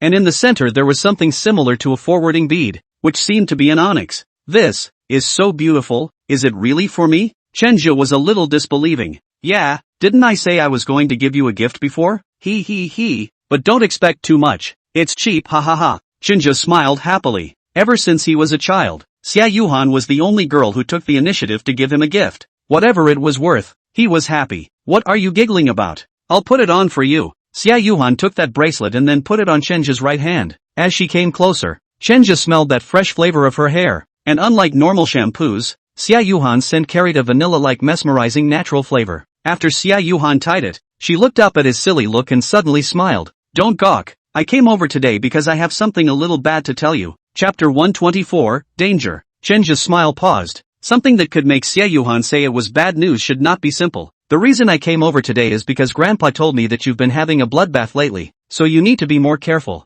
Chenja smiled a little unnaturally. Xiao Yu, don't scare me. Are you saying something will happen to me? Xia Yuhan nodded seriously. Isn't this what you guys said about me being lucky in the face of misfortune? I should be able to dodge it, right? I just took a look at your face, and there is indeed a hint of dimness in the Hall of Seals, and turning good fortune into good fortune is not absolute, so it's better for you to be careful. Oh, did it say what I was due to? Was it a car accident or a fire or a flood? Xia Yuhan hesitated for a moment and didn't seem too eager to speak. What's wrong? Didn't figure it out? It's Peach Blossom. As soon as he heard the Peach Blossom, Chenja cold sweater down. Xia Yuhan and her grandfather will be fortune-telling. That is not to say that he and Wu Qingli thinks they also counted out? If Xia Yuhan knew that he was playing with such flowers, how could he still be friends in the future? A feeling of inferiority immediately arose in Chenja's heart. Facing a girl as pure as Xia Yuhan, he really seemed too nasty. Stao Yu. Me. What's wrong? What are you trying to say? Chenja finally did not have the courage to say what he did with Wu Qingli. He remembered the words Wu Qingli said when she left just now. What he did with Wu Qingli was known by Tian Dongxiang. Would he take a knife and cut himself? It's really possible when you think about it seriously. So the bloodbath is out here? Chenja was still thinking about things in his mind, and Xia Yuhan had already walked to the window. That one voodoo nail you were talking about before was standing there, right? Seeing that Chenja did not reply, she asked again. Oh, yes. Chenja then reacted. What's wrong with you? Aren't you being scared? You don't have to worry too much. My grandfather said that although you have a bloodbath, it can be avoided, as long as you don't contact girls during this period of time. Chenja suddenly swore. Don't worry, I definitely won't. Xia Yuhan froze for a moment, then covered her mouth and snorted. What's wrong with you? Seeing you in a cold sweat you seem to be frightened. I thought you were quite bold before. I didn't expect you to be so timid. Chenja grabbed his hair and laughed awkwardly. I would be scared too. After all individuals are afraid of death. Ha ha, what do you say? I seem to have done it wrong. In fact, my grandfather told me not to remind you in that much detail, and now it seems to have really scared you. Chenja smiled bitterly. He would be startled because he was worried that his affair with Wu Qingli would be discovered by Xia Yuhan, and if that was the case, then it would really be better to die. Xia Yuhan didn't stay here with Chenja for long. She had learned to drive now, driving the wheat car Chenja had given her. Seeing Xia Yuhan leave, Chenja's heart became apprehensive and he couldn't help but look around. He was really a little worried that Tian Dongxiang would suddenly jump out somewhere and stab himself to death with a knife. In this society, love killings are very common, and with so many people coming and going in the square, Chenja always felt that there were several pairs of sneaky eyes staring at him. It's that feeling that there are always unruly people trying to harm me. Every person who passed by him and put his hand inside the pocket of his pants, Chenja felt if there was a dagger hidden inside. It's so dangerous out there. Better go back to your room and stay there. Chenja ran towards his office without thinking. Several men in the square looked at each other. Shui, why do I get the feeling this guy found us?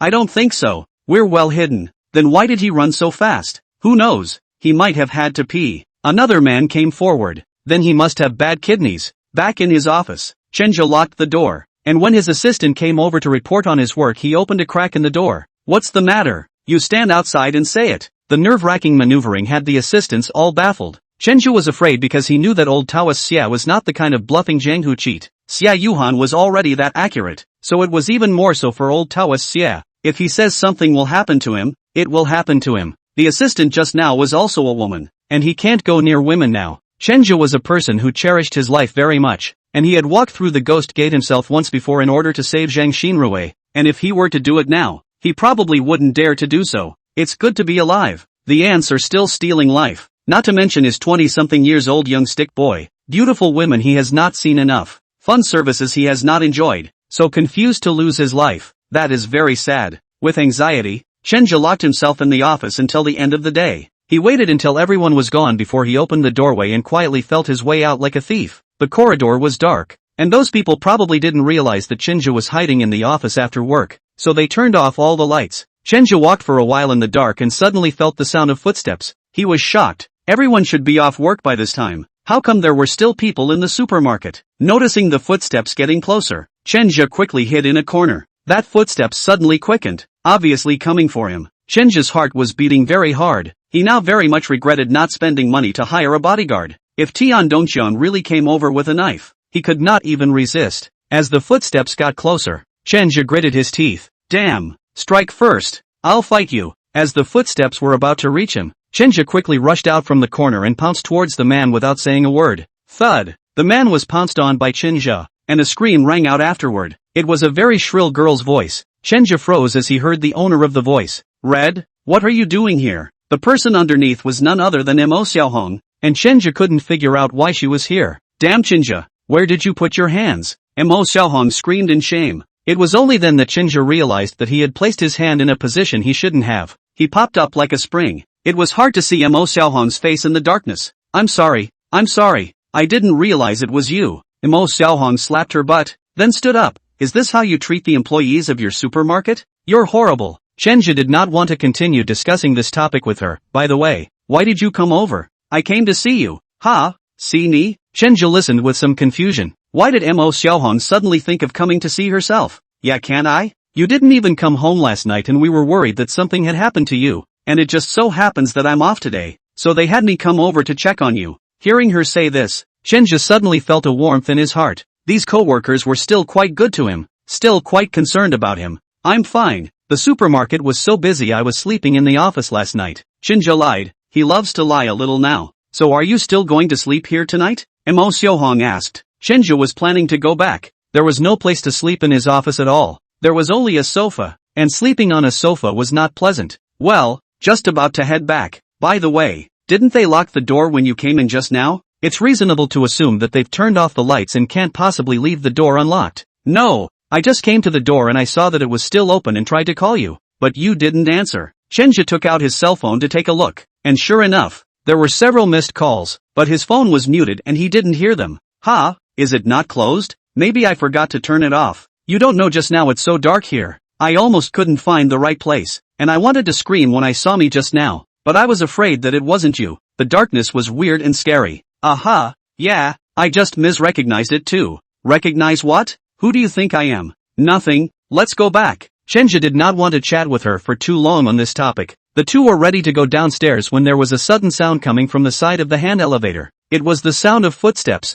and it seemed like there was more than one person. Hey, do you still have employees who aren't off duty? Mo Xiaohong had just made a sound when Chenja suddenly covered her mouth nervously before pulling her around the corner. Mo Xiaohong, who had suddenly been immobilized by Chenja, blushed red and was just about to struggle when Chenja's voice rang in her ears. Don't talk, it might be bad. As soon as she heard that it might be a bad guy, Mo Xiaohong immediately stopped moving and let Chenja hold her soft body. Chenja was also overly nervous, and he hadn't even realized his dead-covered mouth by now until those footsteps were far away. Chenja breathed a sigh of relief before realizing that Mo Xiaohong had almost suffocated. He let go of his hand in a hurry, and Mo Xiaohong gasped for air. Almost suffocated me. What's wrong with you? Are they really bad people? I'm not sure, but it's a strong possibility. I suspected it just now. You came in and didn't lock the door. It could have been one of those bad guys who pried it open. Stay quiet later. We'll call the police. Yes. Mo Xiaohong was also scared when she heard it was a bad guy. Chenja picked up his cell phone and was just about to call the police when he suddenly heard a shout from the distance. Boss, there's a bright light over there. That kid is over there. The footsteps intensified, as if several people were rushing this way. Oh no,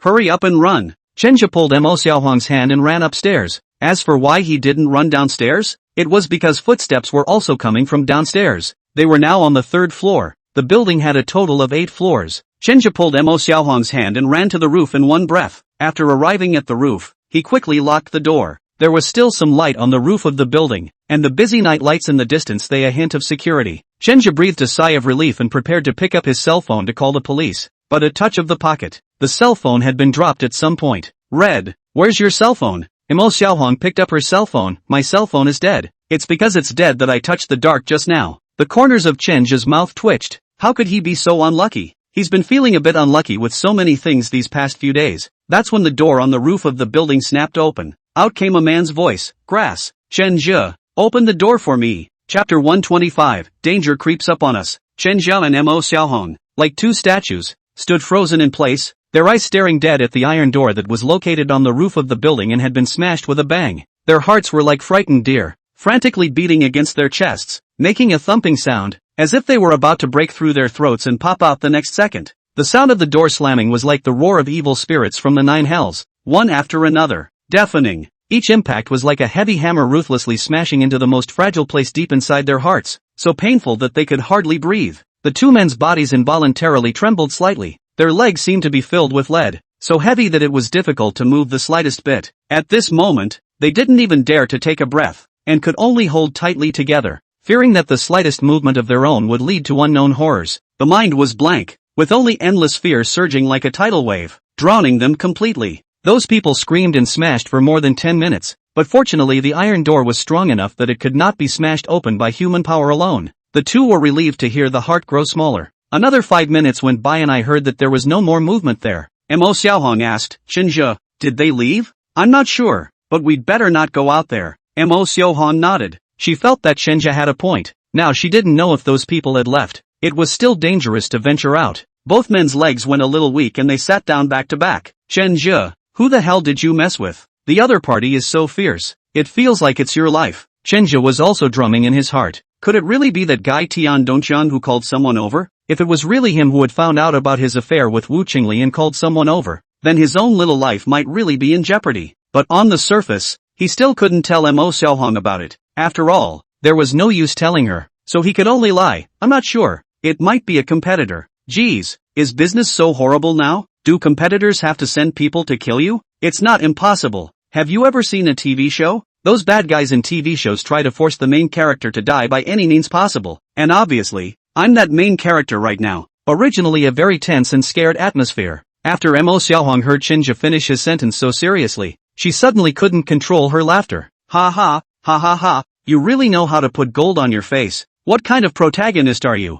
Don't think I haven't read the novels. Usually the protagonist is the destiny of the heavens. Imposing. As soon as the scene is blessed with magic treasures. What kind of system?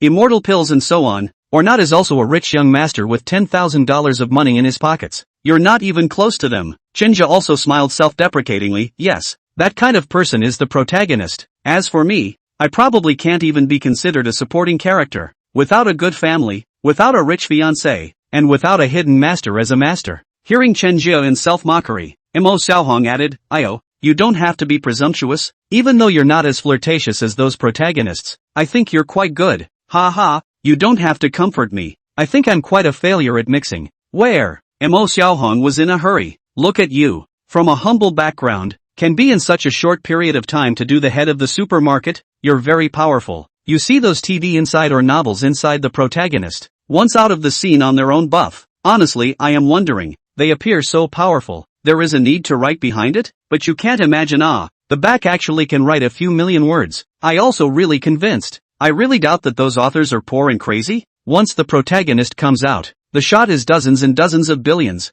I read a book before that was even more exaggerated. The protagonist came up and spent 100 billion to redeem himself to an old woman. Chenja froze. Asterisk asterisk asterisk asterisk, are you women's channels that fierce? Ha ha ha. Yeah, what's the name of that novel now? I want to think about it. Well yes, it seems to be called What Bully President in Love with Fast Menopausal Me. Listen to it. This name it decent? Mo Xiaohong spat madly, causing the originally tense atmosphere to quickly ease down. Chenja covered his stomach and laughed out loud. I'm convinced. I'll have to go check it out some other day. I want to see what the mental state of an author who can write this kind of text is like. Ha ha ha, you have to see it. But well, what do we do now? Mo Xiaohong's words brought the emotions back. Yeah, what now? We'll just have to wait and wait for them to leave on their own. Chenja said helplessly. After a few minutes, the sound of the iron door banging came again, accompanied by a raspy male voice. Chenja, you hurry up and open the door for me. If you don't open the door, I'll burn your supermarket with a fire. Hearing this, Chenja was nervous. Who the hell are you guys? Oh, you don't need to know who we are. You kid offended someone. You have to pay the price. You'd better open the door now. I'm going to count to 3. If you don't open the door, I'll light a fire and burn your supermarket immediately. How dare you? I've called the police now. If you know what's good for you, you should leave now. Ha ha ha, you kid bluffing me? You left your cell phone on the stairs. Where did you get a cell phone to call the police? Chenja froze, actually so unlucky that they picked up the phone. I'm going to start counting now. 3, 2, Chenja is very nervous. Now open the door to go as a death. But if you do not open the door, your supermarket will be gone. No matter how to choose, you will lose a lot. Wait, Mo Xiaohong's voice rang out. The opposite side apparently froze as well. Why is there a woman? Scared, aren't you? I've got my cell phone here and I've called the police. They'll be here soon. Boss, what to do? Panther hesitated. Why is there a woman in there? By the way, I think I remember. When we were prying the door open,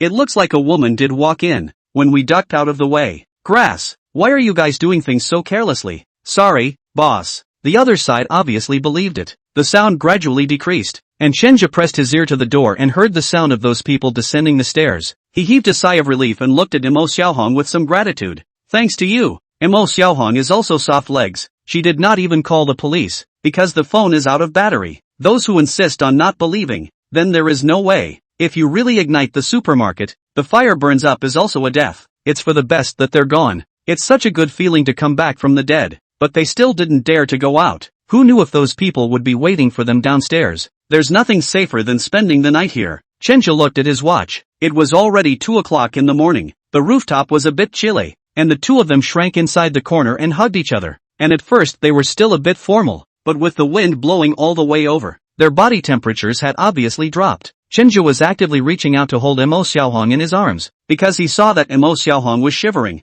Mo Xiaohong was not wearing much, and she was still in shorts. A pair of beautiful legs were exposed in the air, and goosebumps were rising. Do you think we'll freeze to death? Mo Xiaohong asked with trembling lips. Chenja laughed. Don't be silly. It's not winter yet. It's just the beginning of fall. Let's carry on. We'll be able to pass this night. Mo Xiaohong shrunk her head and burrowed into Chenja's arms, trying to find a warmer place. Chenja, on the other hand, took off his jacket and covered her legs, and his big hands kept rubbing her arms, trying his best to give her more warmth. Time passed by. Both of them had some drowsiness. Mo Xiaohong didn't know when she had already fallen asleep. Just as Chenja was about to fall asleep as well, the iron door slammed again. Snap! This time the iron door slammed louder. Chenja, you actually dared to lie to me. You didn't call the police at all. If you really called the police, an hour has passed. It's impossible that the police didn't come. Now the police didn't come. That means you didn't call the police at all. Ha ha, don't need to think about it. It must be that your cell phone is out of battery or you don't have a cell phone. You hurry up and open the door for me obediently. The two were awakened by a knock on the door. Hearing that it was the gang that had gone and returned, fear rose in his heart. Sure enough, they still can't be fooled. These guys are very subtle and seem to be really professional. Are you going to open it? If you don't, I'll really set it on fire. Chenja thought for a moment and slowly said, I bet you don't dare to set the fire. Ha ha, old me with a few lives on my body. Killing and setting things on fire is just a routine for me. Ha, then you can put it on now. You really think I wouldn't dare? Try it then. As long as you dare to set a fire, you won't be able to escape. We have installed fire alarms in this supermarket. As long as there's a little bit of fire, immediately the alarm will ring. Before you can wait for the fire to burn, the firefighters will be the first to arrive here. Brother Bao hesitated again because he knew that what Chenja said was true. He'd come to touchpoint this supermarket several times, and he had a way of removing the alarm from the front door. But the fire alarm was hard to remove. He was slow to set the fire. For that same reason, after hesitating for a long time, he decided to give up on this operation. It was too risky after all. I waited for 10 minutes without hearing the sound continue. Chenja heaved a sigh of relief. Chenja, did they leave? It should be. Mo Xiaohong was finally relieved. Scared the hell out of me. Why didn't you just say that earlier? They probably wouldn't have returned again if they'd known there was a fire alarm earlier. Chenja smiled helplessly. I was lying to them. We had a problem with the fire alarm and it's still being repaired. There's nothing I can do if they do start a fire. Ha! Chapter 126, Mei Xiaoting's heartfelt words. Just now, Chenja was gambling that the other party was not really an outlaw. The other party was only taking money to do the job, and definitely would not fight with himself to the death. Luckily, he had gambled right, and the men left, and the two spent the night on the rooftop, not daring to come down until the sun came up. When she came to the office and her cell phone was just charged, Mo Xiaohong saw a lot of missed calls. It's Sissy Wang and the girls calling. She called back. The other party picked up immediately. Hong, where are you? Why haven't you answered your phone all night? I'm here in Shinja. Before the words were finished, Wang Cici screamed. Red, were you two together last night? Yeah, but, seriously? You guys slept together last night? Wang Cici was very shocked, and the voices of other co-workers came from her side. It should be that they also heard Wang Cici's words. Mo Xiaohong hurriedly explained, Cici, things aren't like this. Oops, I can't explain it over the phone. I'll go back and talk to you guys again. Chenja's cell phone is gone. It should have been taken by those people. He intends to go back with Mo Xiaohong. Now this situation is no longer their own, can handle law, or must seek the blessing. The two of them took a taxi back to the Linglong Club together, because it was still early. Hu Ling wouldn't come over that quickly, so Chenja still returned to his dormitory first to catch up on his sleep. I barely slept last night on the rooftop and was in a constant state of fear. The sleep lasted until high noon, when he was awakened by a knock on the door, and when he opened it there were already several female co-workers standing outside. Mo Xiaohong had already told them about last night's incident, so the gazes they looked at Chenja were all extremely worried. Chenja,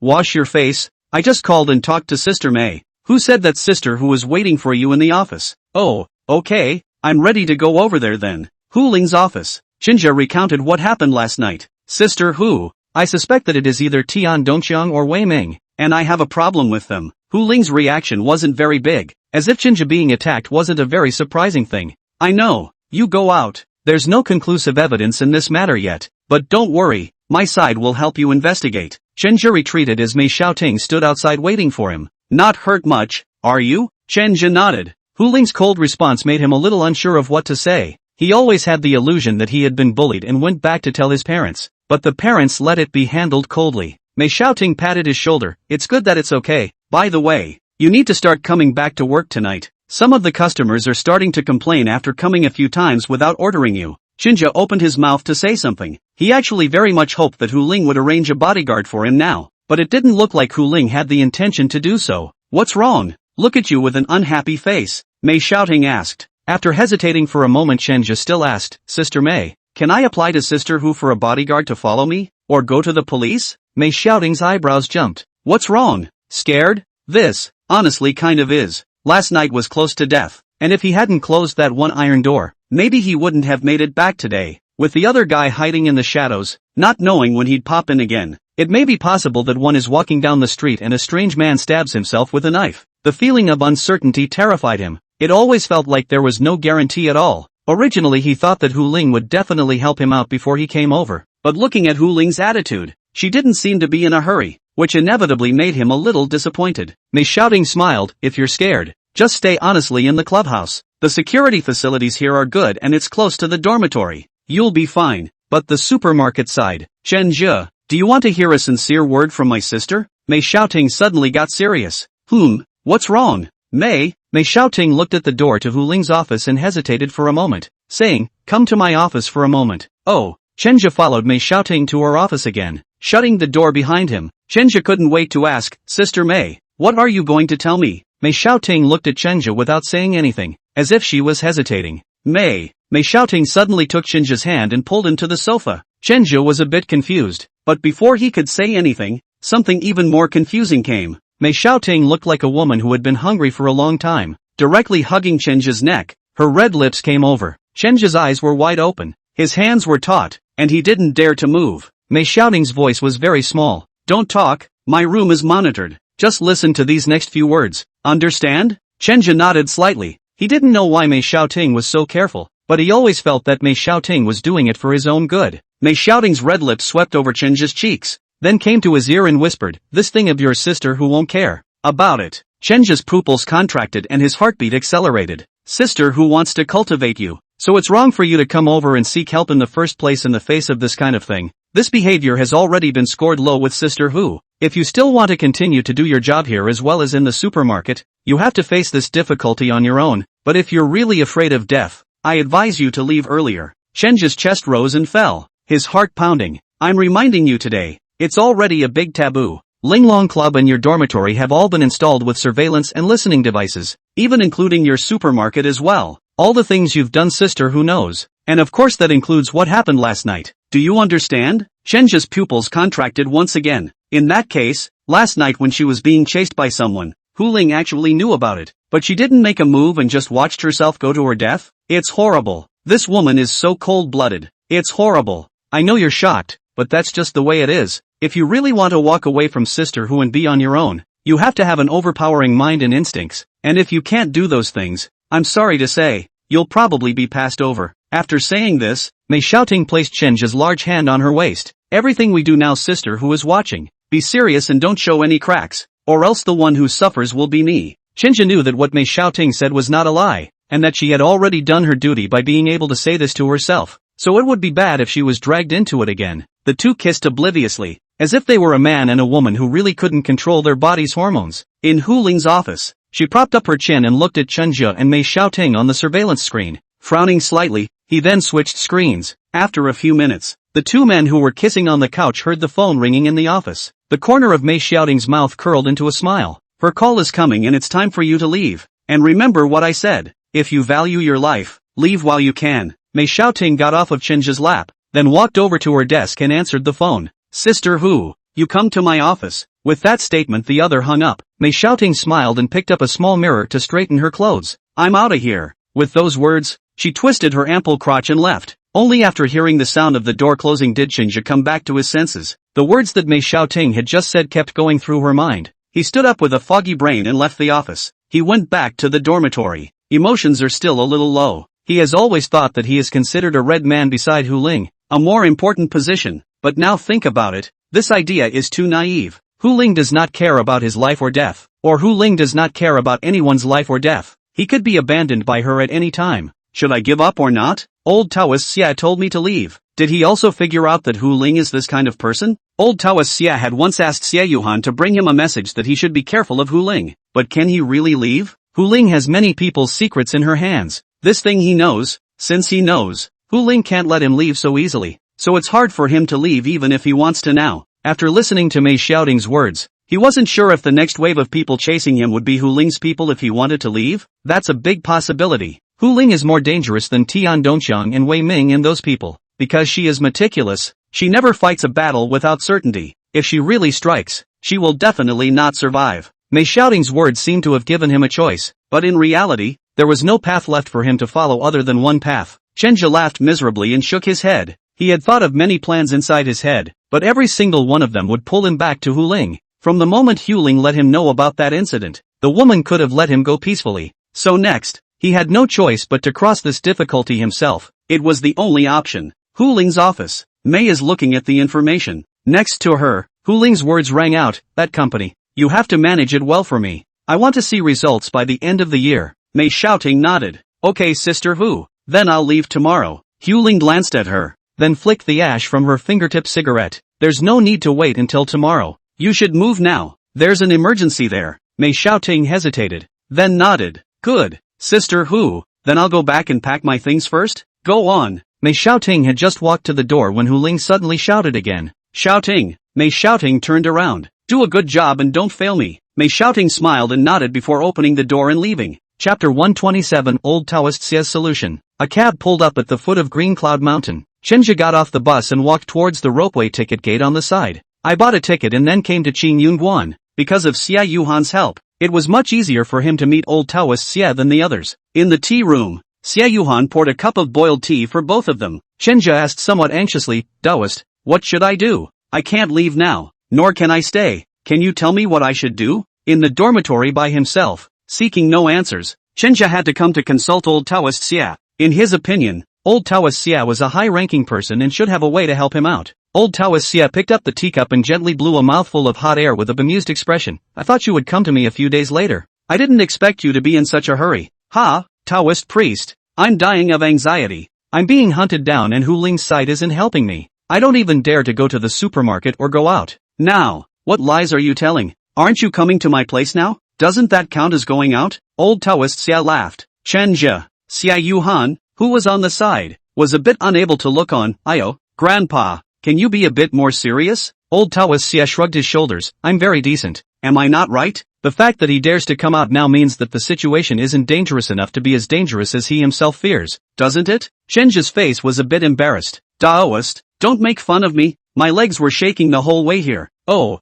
since you're so scared, why don't you call the police? Wouldn't it be fine to have the police close to protect you? Chenja shook his head. I've thought about it, but it won't work. I realized that I can't prove that those people came to plot against me at all. And even if they went to investigate, they could only qualify this as a burglary, robbery, or something like that. So you thought of coming to me when you thought of it? Old Taoist Xia asked. Chenja was a little embarrassed, but there was nothing he could do. He could only think of this one right now. Taoist master, please show me the way. Young man, to tell you the truth, if you want me to help you get rid of Hu Ling, that's something I can't do. Xia Laodao's sentence was like a pot of cold water, directly poured on Chenja's head, making him somewhat unable to react. Reasonably speaking, Xia Laodao's connections were not worse than Hu Ling. He knew so many bosses. So many bosses came over to ask for a meeting. As long as he said a word, perhaps Hu Ling could let herself go, right? Xia Yuhan also said at the side, Grandpa, just help Chenja this once. He is my best friend. Old Taoist Xia glared at his granddaughter.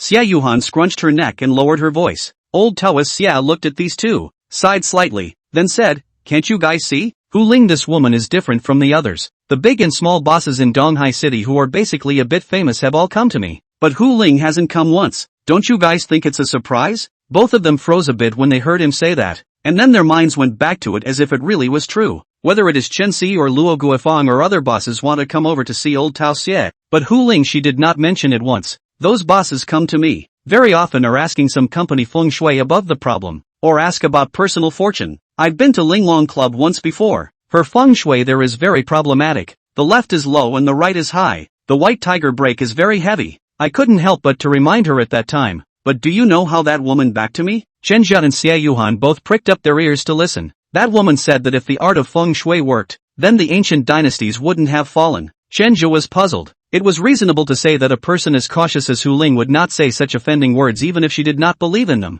After all, she had some clients. For example, Chen Si and Luo Guifan both believed in feng shui, and others might still. Wasn't she afraid that those clients would have a problem with her refuting old Taoist Xia like this? Grandpa, is that really what she said? Xie Yuhan asked. Can I lie to you guys? Then she really doesn't believe in feng shui? Xie Yuhan asked again. If she really doesn't believe in feng shui, she wouldn't have been able to set up this kind of bureau. Xiao Yu, you've been to Linglong Club, can't you even tell from the Emperor's White Tiger Bureau? Xie Yuhan froze for a moment, then was a bit vain. I didn't pay much attention. Old Tao Xia knocked her on the head. To learn the art, although the art of feng shui is not what we Taoists are best at, it has been passed down from our ancestors and naturally has its reasoning. Xia Yuhan nodded. Grandpa, I know. Old Taoist Xia once again looked at Chen Jia. I heard Xiao Yu say that some time ago. Your supermarket was also set up by someone with the White Tiger Fury. You should also understand about the power of the White Tiger Fury. Chen Jia nodded. Because of the White Tiger Fury's bureau, it almost made it impossible for his supermarket to survive. And his own brother Wang De might have lost a leg because of it. But Taoist master, if you say that we Linglong will have all White Tiger Fury, then why is our business still so good? The White Tiger is the main killing. The White Tiger exuberance is talent loss. But this is not absolute. The tiger is the most masculine and rigid thing. Nature fierce, like to kill. But if this is a woman in charge of the words, the situation will be different. The woman is a yin and a yang, each other. The white tiger not only will not bring her harm, but also will help her majesty. The result of this is just the loss of some talents. Hu Ling, this kind of people will not care at all. This result is nothing more than the loss of some talents. People like Hu Ling won't care at all. The reason why I reminded you to leave before is because if you continue to stay there, your unicorn destiny won't be able to carry this ferocious white tiger as usual. Chen Jia's cold sweat came down. He thought back to Mei Xiaoting's remark. Mei Xiaoting told him that if he couldn't pass Hu Ling's test he would be passed over. Meaning that he wasn't the first?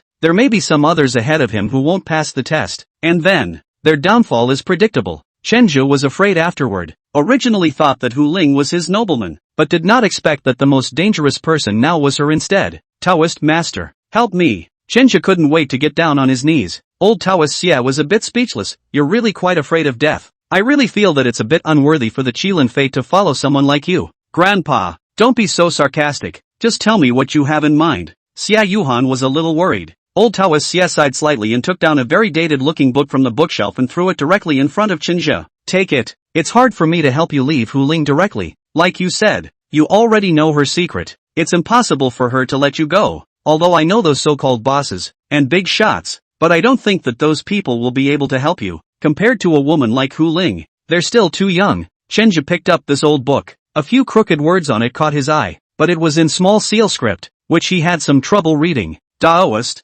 this is written by the first generation of Mr. Gigu. Named Longitudinal and Horizontal Split, it is considered to be the most perfect version that has been compiled by the later generations. As long as you comprehend this book, then you will be able to seek a sliver of life. The corner of Chen Jia's mouth twitched. After half a day, Xia Laodao's solution was to let him read. What was the difference between this and doing things on the spur of the moment? This book he more or less heard of. Short video above blowing powerful, but the actual use of this is really so cow? Seeing Chen Jia with this look of disappointment, old Taoist Xia became a little angry. What's wrong? Are you looking down on me? No, Master Dao. This is a bit too perfunctory of you, isn't it? I feel like you're playing me. Old Taoist Xia blew his beard in anger. What are you talking about? This is the wisdom of our ancestors. Do you know what it means to use the world as a chessboard and the king of the country as a pawn? The art of vertical and horizontal, whether ancient or modern, is very scary. Master Dao, I know. I'm just starting to learn now. And I'm not always learning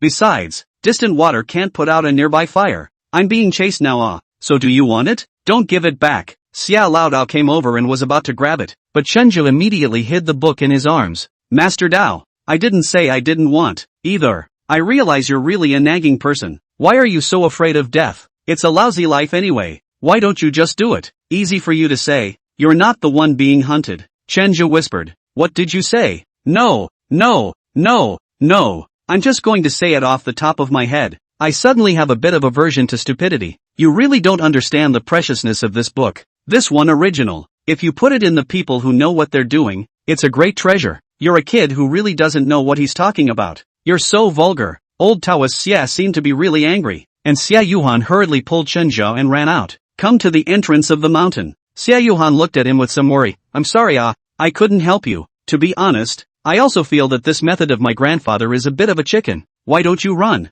Leave Linglong Clubhouse. Leave East Sea. Chenja shook his head. I can't leave. If I leave, they'll go after my parents as well. Whether it's those people chasing me or Hu Ling, they won't let my parents go. I can only stay.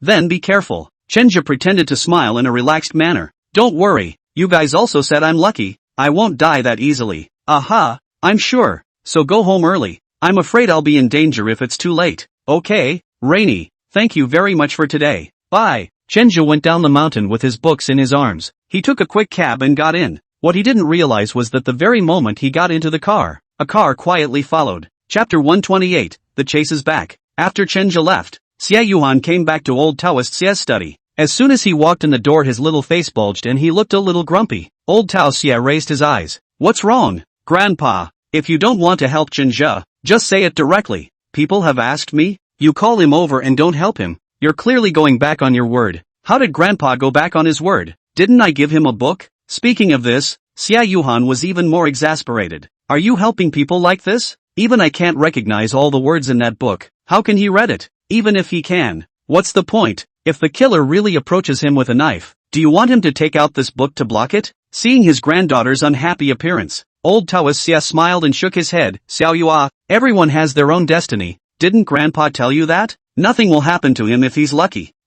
Don't. You're just overly worried and haven't learned to be sensible. I'm not. Still saying no. Your face is red like this? Xiao Yua, Grandpa can tell you. Although this kid looks honest, but in reality the peach blossom luck is strong. You don't get in too deep. Ouch. Grandpa, where are you going with this? We're just friends. Xia Yuhan defended. Old Taoist Xia stroked his beard. It's best if you're an ordinary friend. Xiao Yu, Grandpa wants you to dive into cultivation. You're very talented. Don't be too obsessed with your feelings, okay? I told you I didn't have any. Oh, about his things. You do not interfere too much. The master led into the door. Practice in each person. From the other hand, Hu Ling did it right. To grow must go through the storm. Cannot be anything. Will help him to block. In this way he is not growing. You are also the same. Grandpa cannot keep you for life. By the time I'm not in the... Grandpa, you're not allowed to say such things. Aren't you pursuing immortality? Why are you saying such demoralizing words? Xia Old Tao stroked his beard and laughed. The art of longevity. As if the way of the universe, countless predecessors penetrate a lifetime can only slightly understand the skin. Even if such as Sanfeng ancestor talent people, penetrate a trace, able to touch the threshold of 100 years, but with the way of the universe compared to the small as if it were dust.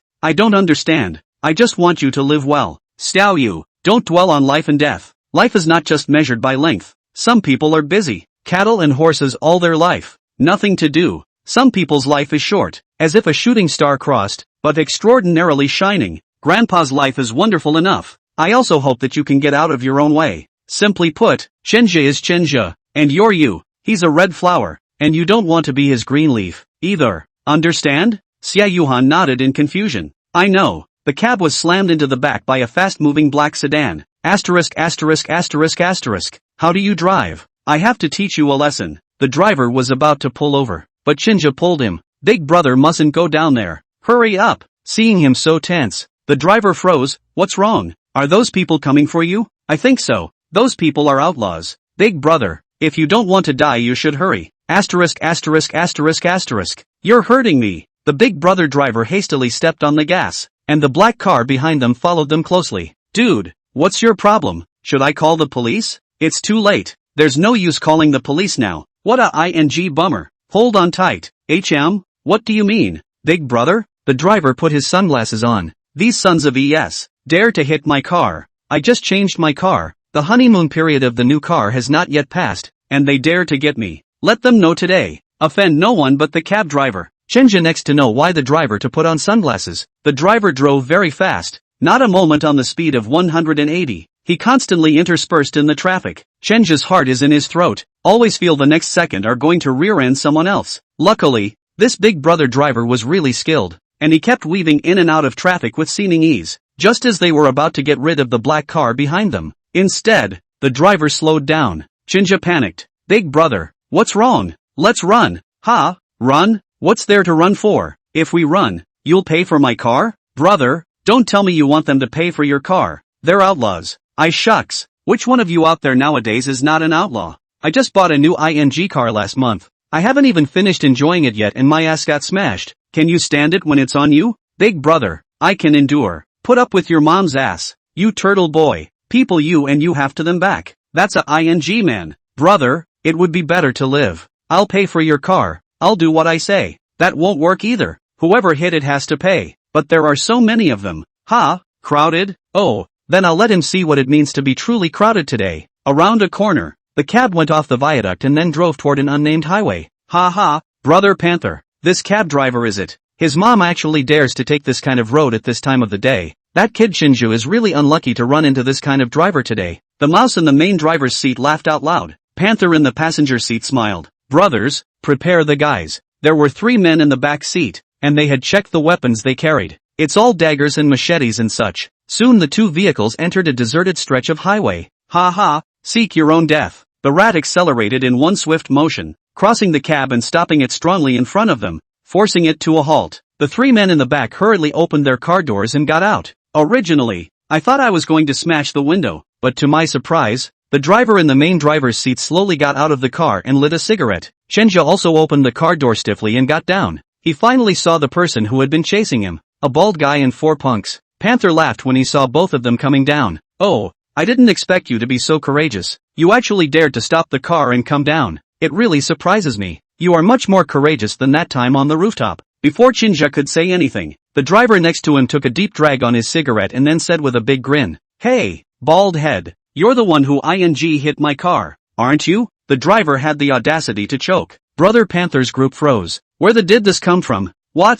Do you still want me to pay for your car? The rat with dyed yellow hair was arrogant with a dagger. The driver laughed. If you hit my car, you have to pay for it. What? No? Ha ha, compensation? Fine. I'll compensate you for a cut, so you can see the red and remember to be smart in your next life. They want to kill Chenja. The driver standing next to him will naturally not let go. Killing 1 is also killing. 2 is also killing. For them, there is not much difference. The rat rushed up with his dagger in his hand. He was quick and looked like he hadn't been in many fights. Just when everyone thought he was about to end the driver with this cut, something magical happened. The driver had hidden a very long lock behind his back at some point, and at the critical moment drew it out and jerked it hard on the rat's head. The skinny rat's head buzzed with blood as he fell to the ground in convulsions from the lock. Brother Panther's gaze was sharp and his eyes were ruthless. Drop your cigarette on the floor. Asterisk. Dare to play sneak attack. Brothers together. The other 3 grabbed the weapons in their hands and rushed up, and just as Chenja felt that his life was close, the sound of a car rumbling suddenly came from behind them. Immediately afterward, cab after cab appeared at the intersection, a dozen of them, arriving instantly. The door to the main driver's side of the cab opened, and a dozen or so large, menacing-looking men with a long lock in each hand. Brother Panther's group was confused. The driver smiled. What's wrong? Wasn't it more people? Now ING see who has more people. The 3 men backed up next to Panther again. Boss, what to do? Brother Panther looked at the dozen or so people. His eyes contained anger. But now in this situation, if they really want to fight, they are definitely not their opponents. Take the rats and let's go. The 3 men dragged the rat from the floor and were ready to leave. But the dozen or so drivers had already surrounded their car. Bald head, what the do you mean? I said pay up. Me, car. Brother Bao locked eyes with him. He was carrying several lives on his back, and he didn't expect that this driver would not fall against him. He clenched his fists tightly, then grunted, Chewy, pay him back, boss, compensation. Yes, Chewy pulled out a handful of bills from his body, about $10,000 or so, and flung them directly onto the ground. You're ING right you? That driver drew up his own slipper and flung Chewy straight in the mouth. Pick it up for me. Chewy, who had been viciously shaken, was so angry that he wanted to kill someone, but when he saw the dozen or so people behind the driver, he suppressed his anger. He glared hard at the driver. then knelt down and picked up the money. Brother Panther narrowed his eyes at the driver. Do you dare to give your name? The driver laughed. What? Want to get back at me? No problem. Ninth Circle 12th youngster, known as the Cross River Dragon. Su Kai. Panther pondered inside his head for a moment. He didn't seem to have heard of that name before. I remember. The mountains and the waters have met. This matter is not over today. They dragged the rat to the car and took off with a kick of the gas. Seeing these people leave, Chenja breathed a sigh of relief, which was considered a blessing in misfortune. Thank you, Brother Su. Thanks to you guys today. The reason for this incident today is me. I'll treat everyone to a meal. How about it? Ha ha, well said. But my last name isn't Su. My last name is Zhang. Chenja. Chapter 129, Zhanghu Righteousness. Chenja brought the dozen or so drivers to the entrance of a 5-star hotel. Zhang Kai froze slightly. Bro, are you sure you want to treat yourself here? Spending here isn't cheap. Brother Zhang, you guys saved my life. The money is just a small token. Zhang Kai patted Chenja's shoulder with great bravado. Ha ha ha, that's enough fun. Then we are also not polite. The first time we come to spend money in a place like this, we won't be merciful. It's okay, Brother Zhang. Feel free to order whatever you want. The 5-star hotel's private room is not so good to book. Fortunately, Chenja is a bit of a network. He went to Chensi a phone, because this hotel is Chensi's. Chensi didn't say anything and just set him up. Inside the large private room, a dozen plainly dressed drivers sat down somewhat apprehensively. Their eyes were fixed on the better-looking waiters serving the food. Their mouths kept gulping, just like what Zhang Kai had said. They hadn't seen much of the world. Waiting for those waiters to exit before Zhang Kai asked, Brother, you wouldn't be some rich second generation, would you? Brother Zhang is joking. Do I look like a rich kid? Zhang Kai sized up what Chenja was wearing, shook his head. Unlike, you are similar to us, are like a beggar, but it's hard to say. Some rich second generation just like to pretend to be a pig, is to pretend to be poor. Novels I have read, there are such bridges in it. Chenja shook his head and laughed, not continuing to explain. A misunderstanding is a misunderstanding. By the way, Brother Zhang, you offended those people today. Will you be in trouble? Harm. What are you afraid of? We're all dead. If they want to come and retaliate, just come. Whoever frowns is a grandson. Zhang Kai's words are bold, showing the righteousness of the Jianghu, which Chenja very much admired. Zhang Kai and the dozen or so people were all around 30 years old, quite a bit older than himself, and at their age they could still be so hot-blooded. Chenja really found it unbelievable. Zhang, you're really smart. You lied to him and said your name was Su Kai. He wouldn't necessarily be able to find you even if he looked for you like that. Zhang Kai, who had drunk 2 cups, continued, ha ha ha, brother, there really is such a person as Su Kai. Ha? Chenja froze for a moment with his wineglass in his hand. One of the people next to him laughed and said that Su Kai is our nemesis. Back when we were racing, this kid was always looking for trouble with Zhang, and I heard later that this kid left the country. Really ing people than people. Angry people. The same our mixed racing circle. Why this kid can go abroad to race, and we can only drive a cab. Don't you ing complain. They have money, do you? Their dad owns a company. What does your dad do? Your dad fixes bicycles. Can you compare? Zhang Kai drank a cup and said, brothers, this dozen of my buddies when I was a fleet of cars. I tell you, our technology is not worse than anyone else, but there is no way to get out of the way. Su Kai that originally I was running the back of the relationship because of his old man, hard to skim me out of the race, and directly ruled that my race results are not qualified, and then this kid out of the country, had, his grandmother's, this breath-old son held for more than 10 years. After finishing this sip of wine, Zhang Kai recalled the past, when they were a dozen people, the age of 20 or so, because of a common hobby and then set up a very simple fleet. Zhang Kai is the best technology inside that one, but also their leader. The dozen people with a dream want to break out of a world. However, the ideal is very plump. The reality is very cruel. The dozen or so of them are from very ordinary backgrounds. None of the family savings is more than $500,000. Keep in mind that racing is very costly, even if it's a substandard race car. Bitter support for more than a year. This dozen people are all in debt. Each person's credit card or something to jacked up. There is no way. In order to live, do a lot of work. And finally Zhang Kai began to run a cab. 1 or 2 again to bring them together. Zhang Kai is a righteous person, although he is all in debt, but he prioritized to help other brothers to pay. He drove the money earned, leaving only the basic living expenses, the rest of all to them. The debt is huge, and after paying it off for so long, Zhang Kai is the only one who still owes money now. He was also the only one who didn't have a family. Chenja was dumbfounded after hearing this, looking at Zhang Kai incredulously. This man is too righteous,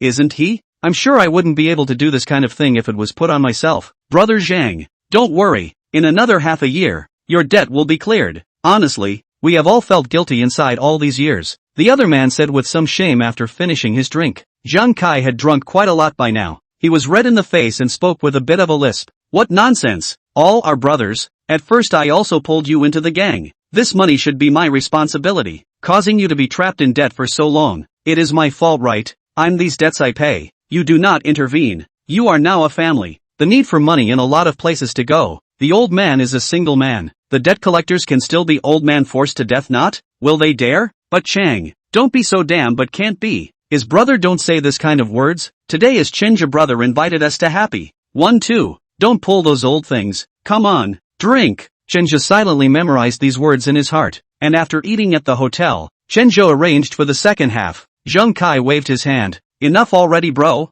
Don't break the bank. Chenja smiled. The second half is going to a foot bath. Are you guys sure you don't want to go? Those drivers' eyes lit up after hearing this, especially Zhang Kai, who was about to engrave the word want to go on his brain. No driver can say no to a good foot bath after a drink. So, the dozen or so people set off in a big way. Of course, it can't be a drunk driver. They took a taxi. After all, there are millions of roads. Safety is the first one. The Fairview Clubhouse. A beautiful waitress came over and said, Mr. Chen, it's all arranged for you. Do you want to pick 2 technicians on your side as well? Chenja waved his hand. No, just prepare a tea room for me. And by the way, remember to put all those people on my tab. Okay, Mr. Chen, to go to a foot bath, it is definitely better to prioritize your own store so that you can arrange it. Chenja rested inside the tea room for more than an hour. The waiter then came over and knocked on the door. Mr. Chen, those friends of yours are done serving. Is there anything else you need? Well, that's fine. I'll be out now. After the foot bath, those drivers were 1 or 2 in high spirits. The smell of alcohol had dissipated a lot. Brother, it's so on point. Your arrangement today is so on point. I just heard that pretty girl call you Mr. Chen. It's not possible that this store is all yours, right? Ha ha, it's just a bit of a share. As long as everyone is happy. Those people's gazes towards Chinja became very admiring. Young, in his 20s, he can go in and out of 5-star hotels and owns a footbath club. It's simply awesome. Seriously, I sure don't believe you if you're not rich. Zhang Kai sighed. I'm really not. Brother Zhang, this is my business card. If you have any problems in the future, you can come over and find me. Chenja shoved a business card and a bank card into Zhang Kai's hand. There's $1 million in this bank card, and it's a repayment for saving Zhang Kai's life. Zhang Kai was looking at the business card at first. Tetsu on folding supermarket. UING on folding supermarket. Zhang Kai voice are a little broken. Simply did not expect this young boy in front of him is actually Zhishang Fold, that big fire supermarket boss. Some shares.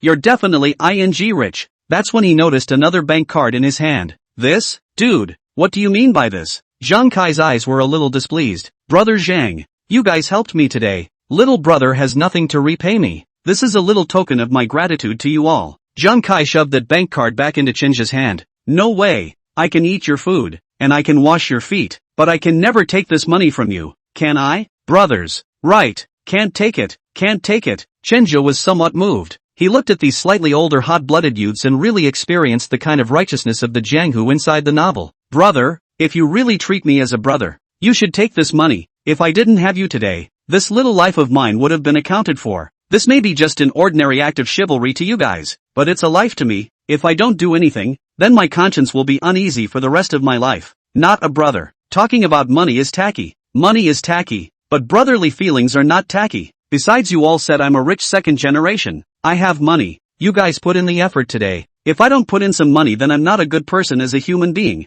This, Brother Zhang, don't reject it. There isn't much money in there. Just take it as a little token of my appreciation for everyone and accept the money, okay? Zhang Kai hesitated for a moment, then nodded. Brothers, no more words. What's going on? Give the brothers a word and go through fire. Ha ha, yes. They exchanged contact information. Zhang Kai and the gang left. Soon after leaving, Zhang Kai and the others went to a bank. Although they said they didn't want any money, but they really shoved the bank card into their hands. They still wanted to know how much money was in it. When they saw that the number inside the bank card was $1 million, their open hands shook a little. Asterisk. 110 million. Brother Zhang, isn't this a bit much money? Yes, Brother Zhang, can I take this money? Open took a deep breath. Well, surely not. It must be returned. He picked up his business card and dialed Chenja's number. Brother, you're giving too much money for this. Where are you? We'll send the money back to you. Brother Zhang. No need. Today during the meal, I heard that you still have some debts. I can't help with other favors. I hope to help you remove this debt. If you refuse me, let's not be brothers. Zhang Kai's cell phone was on amplification, and Shenjia's voice could be heard by a dozen of them. What do you mean by righteousness? In the past, they thought that shouting to fight and kill, and supporting their brothers, this is called righteousness. Now they know another thing. Putting out real money is more than ing righteous. Brother Zhang, what should we do? Zhang Kai hung up the phone and drew out a cigarette with a trembling hand. Don't say anything. Shenjia brother is righteous. We brothers can't be greedy for other people's cheap. From today onwards, you guys don't go to work? That group of people is expected to come back to look for Shenjia brother's trouble. We mustn't let them get away with it. Good. Chapter 130, Mei Xiaoting's departure. Shenjia did not know what Zhang Kai and the others thought. He gave Zhang Kai so much money. On the one hand, his own heart is indeed grateful to Zhang Kai. On the other hand, he also learned something from Chen Si. Chen Si, this woman is a bit of love brain, but she is generous. Shenjia felt that the reason why Chen Si has such an achievement today must be unrelated to her habits. In the time that he had come to Linglong Club, there were 3 women who could be said to have had a great influence on him in terms of how he handled himself. The first is Chen Si, who is generous and even gives up her face sometimes. The second one is Luo Guifang. Luo Guifang is very hardworking, the kind of person who is very practical and has a very good plan. The third one is Hu Ling, and one of the most important. Hu Ling is low-key, but this person is like the Antarctic iceberg. Exposed on the surface of the sea is only the tip of her iceberg. More things are hidden in the seawater. Is puzzling. It was easy to imitate and learn from the first 2. Just need to have a little bit of brains on their own. But Hu Ling, this ability of hers to be able to grasp people in her hands and play with them at any time, could she really learn it herself? Returning to Linglong Clubhouse, Shenjia changed out of his clothes, put on his uniform, and sat in the waiting area. Luo Guifang and Chen Si haven't come for a while. Those 2 big ladies of Zhao family and Lin Meiyu left. Shenjia suddenly quieted down. He used to be a lot of people ordering, but now that his old customers are not there, he is busy with the supermarket this time. He doesn't have the heart to expand new customers. He also started to be a cold bench, until almost the end of the day. His only client of the night was still introduced by Mo Xiaohong. 2 clients came together and were put in the same room. One of these 2 clients is an acquaintance of Mo's, and Mo pulls him together on the clock. After the 2 of them went in, there was a customer who was a bit upset when she saw that it was Shenjia who was serving her, but she also maintained the most basic courtesy and didn't switch. She just instructed Shenjia not to move so much. Fortunately, Shenjia's massage technique was good enough. He conquered this client with his technique, and the client who was served relaxed. The 2 clients chatted while he and Mo Xiaohong helped them press their feet. The customer who was being served by Mo asked, "Shirley, I heard that your husband has recently started some new business?" Shirley Ho smiled, "Not really a new business. Not much different from before." Woman laughed, "No way? Wasn't your husband on a variety show? I saw that program is quite hot. It's called Divorce in Progress, right? You read it? Watched a little bit of it. There's quite a lot of pop-ups and good traffic, so it should pop."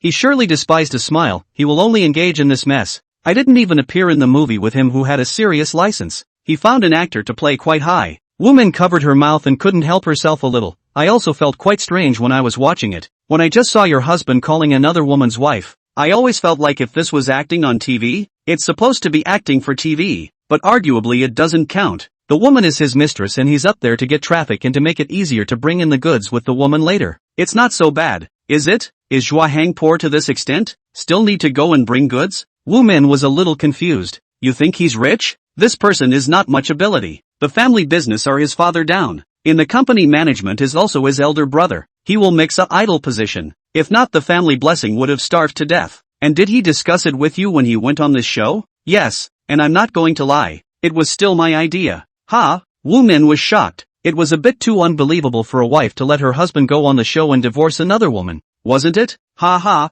Surprised. Ha, kind of ha. How did you come up with that? He Shueli hesitated for a moment, then said, people still have to count on a little. Once his father died, the company will belong to his big brother. When I follow him can only receive a little dole. I don't want to live this kind of life. Relying on him is not possible anymore. It's better for me to give him an idea. He has been spending money with that mistress of his. I was very angry before, but after listening to Hu Ling's words, I figured it out. What did she tell you? Wu Min was a little curious. She said that men are just things outside the body. The only thing that's right is to keep the money firmly in your hands. She helped me to contact this program. Originally I thought she let me on, but I didn't expect her to say, let that lover be on it, so that lover can make money with this guy, and then I'll open a company to receive their benefits. Woman's mouth opened wide after hearing that. Is this doable? I, a person of course cannot do. Are Hu Ling introduced to me? She found another person with Chua Hang their partnership, and then that the company's last holding is hidden in my name,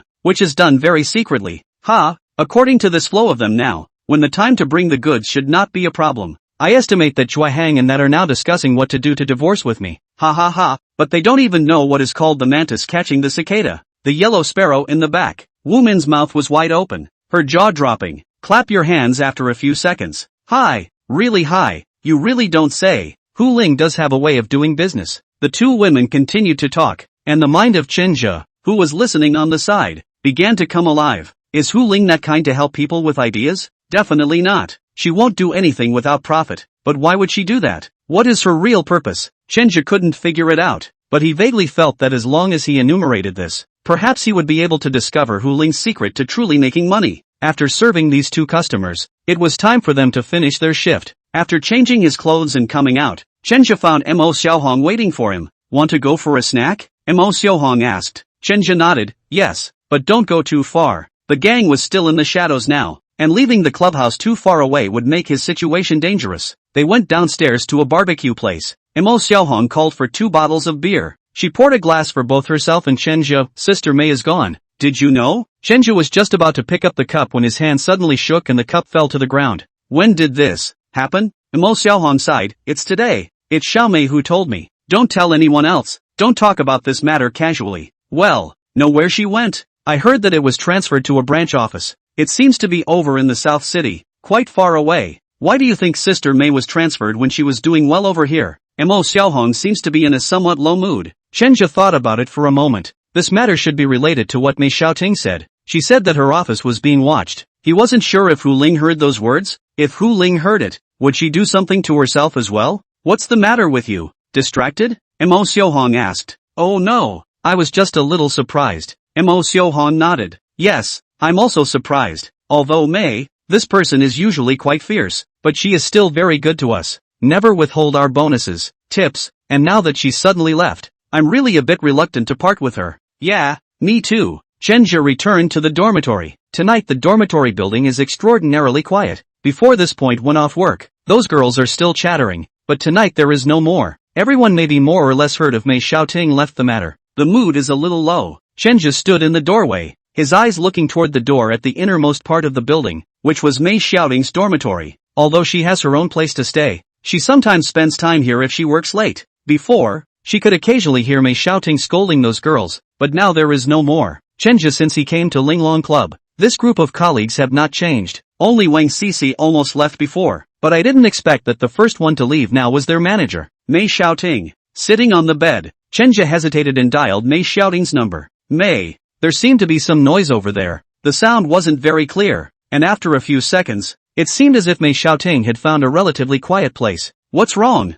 I'm at work. Sister Mei, won't you be at Linglong Clubhouse from now on? Chen Jia asked with some sadness. Yes, I'm in the south side now, and I'm managing the bar now. The sound that Chen Jia heard just now was none other than the deafening music coming from the bar. Will you come back later? Chen Jia asked. The opposite side hesitated. The odds are it won't. As soon as he heard that Mei Xiaoting wouldn't be coming back in the future, everything related to Mei Xiaoting flashed inside Chen Jia's mind. Being caught with her in room 06, being taken care of by her when she was in the hospital to go to the bathroom, being criticized by her when she did something wrong, and the kiss between the two of them when she finally left. I don't know why, the more I think about it, the harder it is in Chen Jia's heart. He should not be in love with Mei Xiaoting. After all, the two are years apart, and the time they have known is not long, but he will always want to see her again, and even if he leaves, he must say goodbye. It's a bit overwhelming to leave so quietly. His desire to see Mei Xiaoting grew stronger and stronger, and he couldn't help but ask, Sister Mei, which place are you in now? The opposite side laughed. What,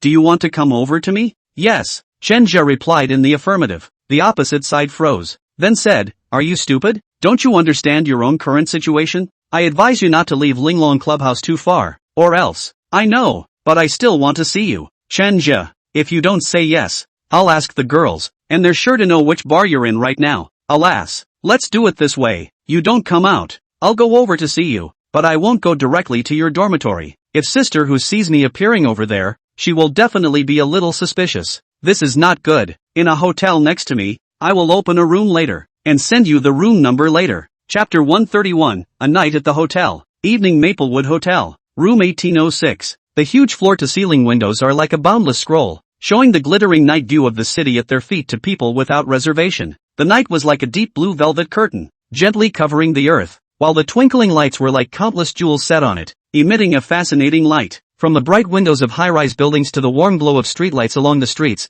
from the flowing ribbons of light formed by the endless stream of vehicles to the colorful transformation of neon signs. In the dim light, Mei Xiaoting, who was wearing a white shirt, a black wrapped skirt, and black bright oily stockings, stretched out her slender jade hand to unravel the pill head that had originally been plaited in a very regular manner, and her wavy hair was like a seaweed hanging over her beautiful straight shoulders. She shifted slightly, and the hair was very softly regulated to the right side, revealing her snow-white swan neck. Mei Xiaoting itself is very beautiful. At this moment she has the unique kind of young woman flavor, and strong woman temperament combined to the fullest, like a rose with thorns, in the temptation of others at the same time, but also let a person feel afraid to easily touch. She took off the 5 centimeters high-heeled shoes, leisurely sitting on the sofa by the balcony, kneading her ankles, one leg gently resting on the other leg, forming an elegant arc. The posture is not only not frivolous, but more set off her careless spontaneity and self-confidence. Every move exudes a fascinating charm. People cannot move their eyes. You're a real pain in the ass, making me make a special trip over here so late at night. My legs are killing me. Although the words have the meaning of blame, but Chenja did not feel her tone of voice has any upset, but a little bit of pampering meaning in it. He very sensibly squatted in front of Mei Xiaoting and very naturally took over her calf and started kneading it. Mei, who told you to leave without telling me? Mei Xiaoting lightly grunted and reached out to hit Chenja on the shoulder. You boys be gentle. Don't push so hard. I'm not a forceful person. The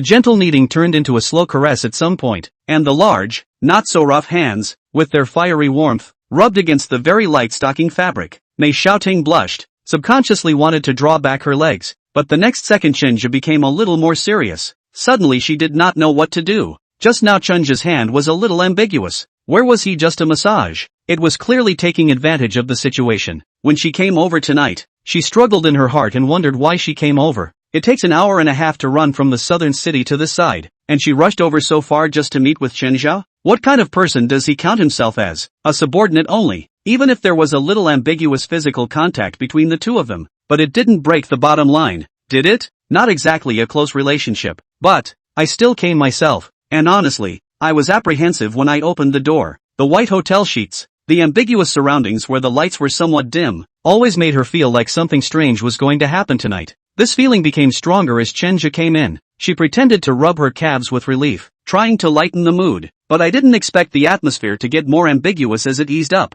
I do not know when. Chenja's hand has actually been placed on their thighs. She was startled, just wanted to push away, but it was too late. Chenja at this time has pressed up, without saying, very violently violated their red lips. Well, Chenja. Mei Xiaoting pushed him away with force and saw some confusion in Chenja's eyes. She coughed softly and began to change the topic. What do you want to see me for? I've already told you what needs to be said. I can't help you in this matter. The thing she was talking about was Chenja being hunted down. Having been hunted for 2 days, Chenja suddenly felt that he wasn't so scared anymore. Mei, tell me honestly, the reason why you left Linglong Club is because of the office. Mei Xiaoting looked at the somewhat guilty Chenja and sighed slightly. Sister who is a very suspicious person. Beside her, she can't have two subordinates who are very close to each other. It will make her uneasy. The reason why she would let me leave. It can be said that she expressed an attitude. What attitude? Chenja pursued. That is that she wants to give you a chance. Chenja, if you intend to stay, then be sure to do a good job.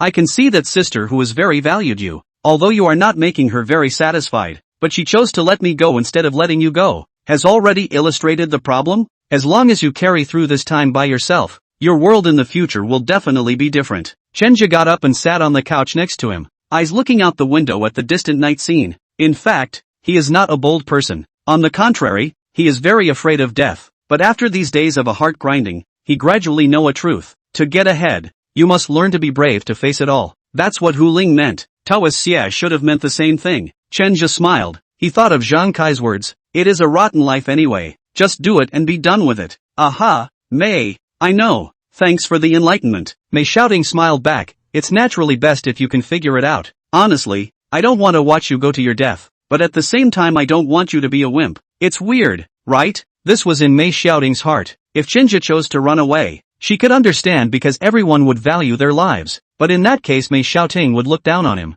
Women appreciate a strong man always, not a dick that hides behind him all the time. Chen Zhe, who had figured it out, stood up. When a person's thoughts open up, all his mental outlook changes. Mei Xiaoting saw confidence in his eyes. Confident men inherently carry a sense of handsomeness. Looking at Chen Zhe's well-defined side face, for a moment she was a bit mesmerized. Chen Zhe turned his head and looked at Mei Xiaoting with a burning gaze. Something blunt and revealing was said. Sister Mei, honestly, I came over tonight. I thought a lot on the way here. When I saw you again, I had an impulse in my heart. An impulse to take you for myself. To crush you under my body. To have you fiercely, but your words made me feel that I was very naive. And I'm sorry for my rude behavior just now. Mei Xiaoting coughed softly, the redness on her face not fading. She picked up a cigarette on the side and smoked one, holding it in her mouth. Then I started to light it, but I don't know if there's no oxygen or it's broken. I can't get the lighter to light. Chen Zhe half-kneeled, pulled out his own lighter, and snapped it on fire. Through the firelight, Mei Xiaoting saw Chen Zhe's sizzling eyes. For a moment his mind was in turmoil. Not to mention Chen Zhe, she herself had thought about this kind of thing. Just now it was hard to control some of it, but Chen Zhe said it bluntly again. Late at night in a hotel, a man and a woman alone in a room. Mei Xiaoting is also a human being and she has her own feelings and desires. She was struggling inside, not knowing what to do. After a few seconds, as if she had made a decision, she took a sharp drag on her cigarette, not exhaling the smoke. Cupping Chen Zhe's face with both hands, he directly printed on it. Chen Zhe felt a wave of smoke penetrate his mouth and reach his heart and lungs. Originally, he thought he would suffocate, but he didn't. On the contrary, he felt as if his 7 meridians and 8 veins had been opened, and that soothing feeling went straight to the sky. He very decisively picked up Mei Xiaoting on the sofa in one arm and then headed towards the large white bed on one side. Mei Xiaoting left once more. She didn't choose to spend the night here, and she only left Chen Zhe with one sentence. If you carry through, we'll meet again in the future. And if you don't, then today will be the last time. Chen Zhe didn't spend the night in the hotel either. He got up and dressed and left as well. It's a night of two familiar people, exploring each other's unfamiliar bodies with affection but not much. More passion. The kind of passion that can wash over you in an instant. This passion made Chen Zhe's spirit so high that he couldn't sleep for a long time. Back to the dorms. He picked up the old book on the table next to him that old Taoist Xia had given him. Words he couldn't even read though. But modern people have ways of doing this, and cell phone translations are very convenient. Mr. Gigu's art of splicing had been heard of by Chen Zhe before. To put it bluntly, Chen Zhe would have categorized these books as success stories at that time. How can you read a book and have your life changed? Originally he had looked at it with a critical eye, but as he watched, time passed by, and he didn't even notice that it was dawn outside. Xiqing District. Chen Zhe's office at Zheshangshir Supermarket. 7 a.m.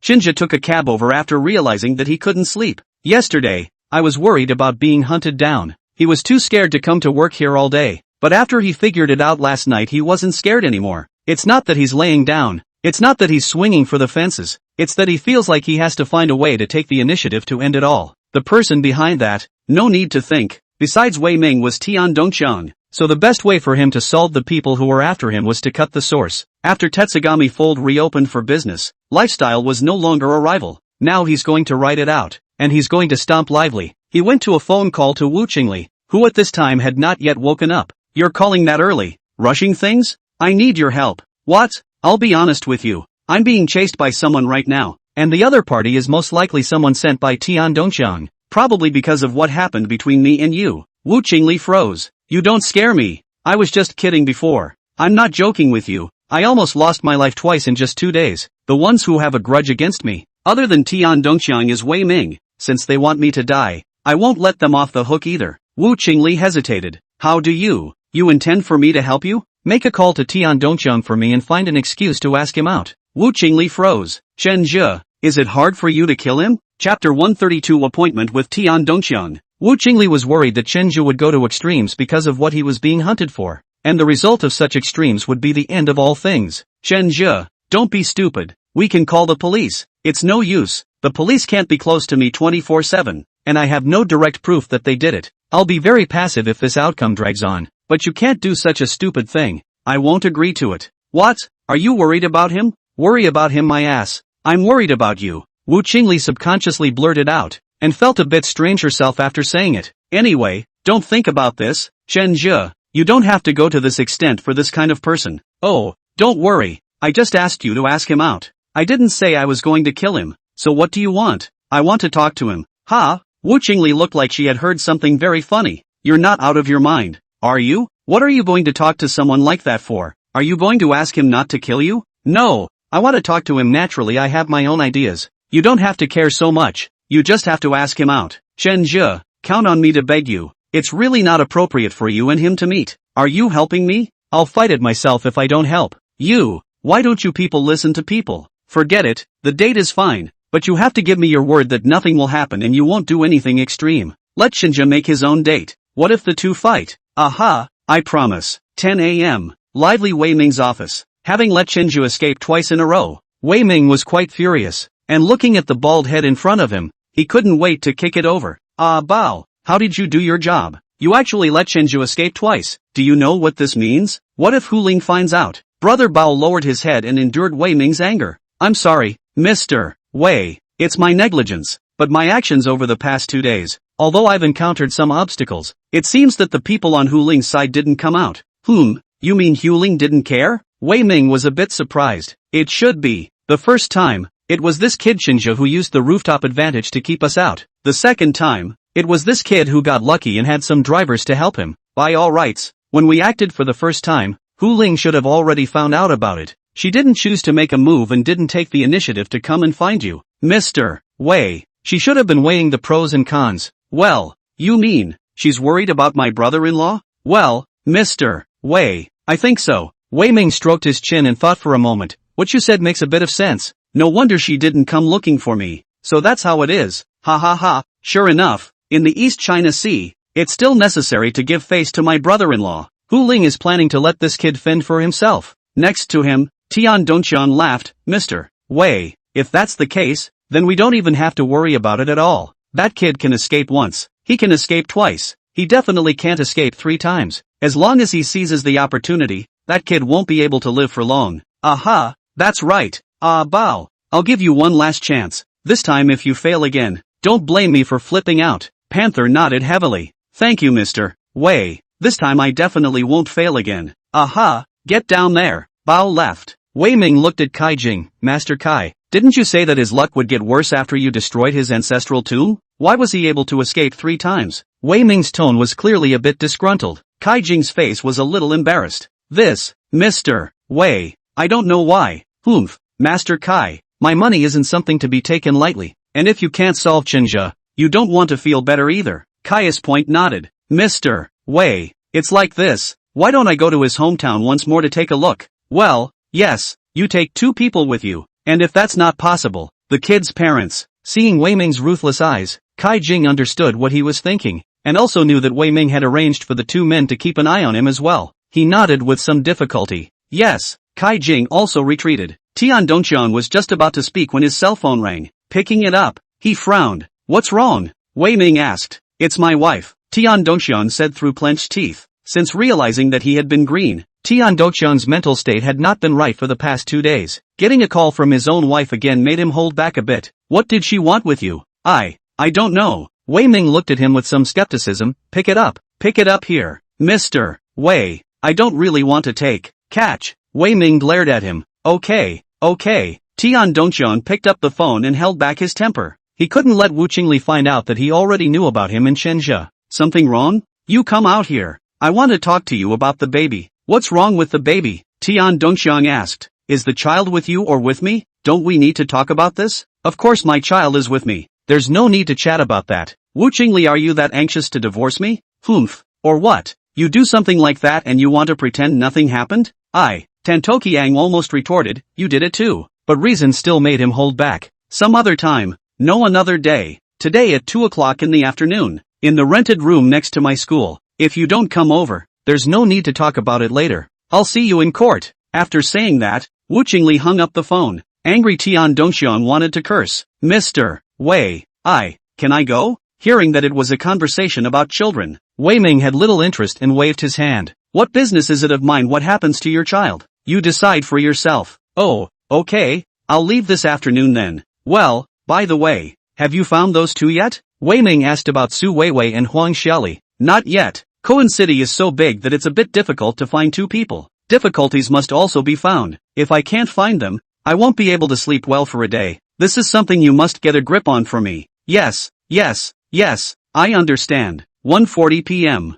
Tian Dongxian drove $100,000 plus Toyota to the downstairs of Wu Qingli's rental house. After parking the car, he went upstairs. He knew this place. In the past, Wu Qingli would sleep here when it was too late to help her students with their tuition. Going up the stairs, Tian Dongxian knocked on the door. After a few minutes, the door to the room opened. Wu Qingli wore a relatively cool nightgown, and the moment she opened the door she took another jacket from a nearby hanger and put it over her body. Seeing Wu Qingli again, Tian Dongxian that eyes red as if to kill. In front of the eyes of this beautifully shaped woman, this charming, elegant and sensible woman, can actually give him a cuckold. This breath he really cannot endure, but do not endure also have to endure, now exposed him to know this matter. Then by the time Qinjia died, Wu Qingli will think of his head. Wu Qingli has a good classmate is a lawyer. A little trouble. Wu Qingli walked to the side of the sofa in her slippers and sat down. Tell me, what are your conditions if my son is mine? Tian Dongxian grunted and pulled out a stool and sat down as well. There's nothing to say. There's no way I'm going to give you my son. I advise you to die. That's my old Tian family's seed. You don't want to take it away. Wu Qingli smiled coldly. Oh, are you so sure it's your old Tian family? Tian Dongxian's pupils shook as his tightly clenched fists burst with veins. Damn it, Wu Qingli, what do you mean? Wu Qingli looked at him with straight eyes, without the slightest bit of fear. I don't mean anything. It was just the day. It was pretty crowded. Tian Dongxian heard this sentence as if struck by lightning. The whole person stayed in place. Open mouth could not say a word. Since knowing that Wu Qingli cheated, he also worried about his son's identity, but that was only in his own mind. And now that it came out of Wu Qingli's mouth, isn't that a confirmation that his son is not his? A cheating woman saying her son isn't his is 90% believable, almost to the point of not having to get a paternity test. Tian Dongxian was burning with rage. His entire body was about to explode with anger. He copied the stool next to him and was about to smash it towards Wu Qingli. He has completely lost his mind. He is in his middle age. He has a bunch of debts. He has sold his car. He has sold his house. His wife is cheating on him and divorcing him. And his son is not his own. Each of these things is enough to destroy his sanity, let alone all of them put together. Wu Qingli, I'm going to kill you. The stool didn't smash down, not because Tian Dongxian was kind, and not because Wu Qingli dodged, but because someone behind him was holding onto the stool. Tian Dongxian snapped back. After seeing Qinjia standing at the back, people were dumbfounded. You? Why are you here? Qinjia smiled and looked at him. What's wrong? Curious? Tian Dongxian was furious. Yeah, you pair of dogs asked me out on purpose. You just cheated on me here, didn't you? Wu Qingli deliberately revealed the strawberry marks on her neck. That's right, we were on a roll just now. Seeing Wu Qingli's shameless look, Tian Dongxian was so angry that his breath almost didn't come up. Covering his chest he almost collapsed. Qinjia snatched his chair over, then said, alright, don't be angry with him. What if he dies of anger later? Wu Qingli snorted coldly and crossed her legs. Qinjia sat on the sofa, and Tian Dongxian, his face pale, also pulled up a stool to sit. He glared fiercely at Qinjia.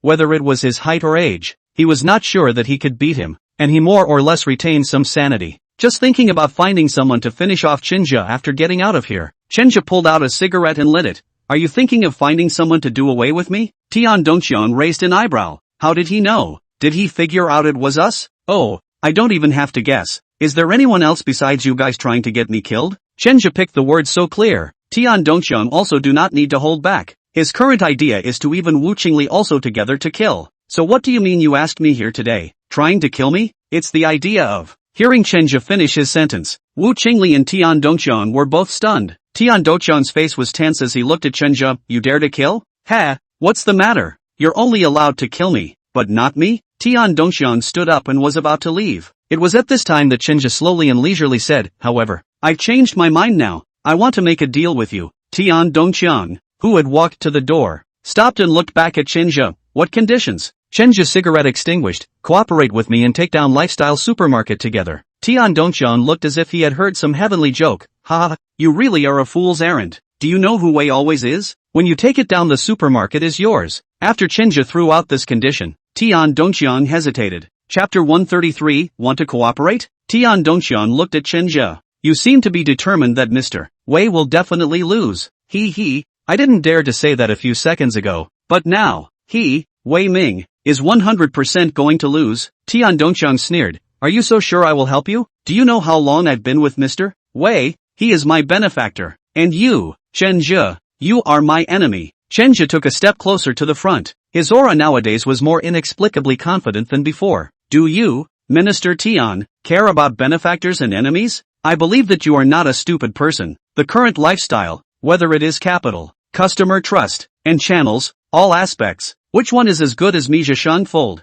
The reason why I closed the store before is nothing but because of Xin Xingang's reason. There is Xin Xingang meddling, sister who took a step back, but this time the initiative to open the business is sister whose proposal, which is equivalent to saying that I don't need to worry about Xin Xingang's problem anymore. He Wei Ming is not fighting with me, but with sister who. Tian Dongxiang's face had changed a bit, which he could certainly see. See, Wei Ming could also see. You guys are looking for killers to deal with me. It's not useful at all. Even if I die, there will be another person to come and take over Tetsugami Folding. What you guys are doing is useless. There's only one thing that will happen to you. You'll be swallowed up by Tetsugami Folding or declare its closure. Chenju spoke constantly close. The height of the two men is a bit different. Chenju is half a head taller than Tian Dongxiang. He spoke with a strong bottom, very oppressive. Tian Dongxiang couldn't help but take several steps backward, directly leaning against the wall. Chenju didn't pause, continued, you put all your hopes on Wei Ming. You think as long as Wei Ming doesn't fall, you'll be able to sit comfortably in your position as Minister Tian.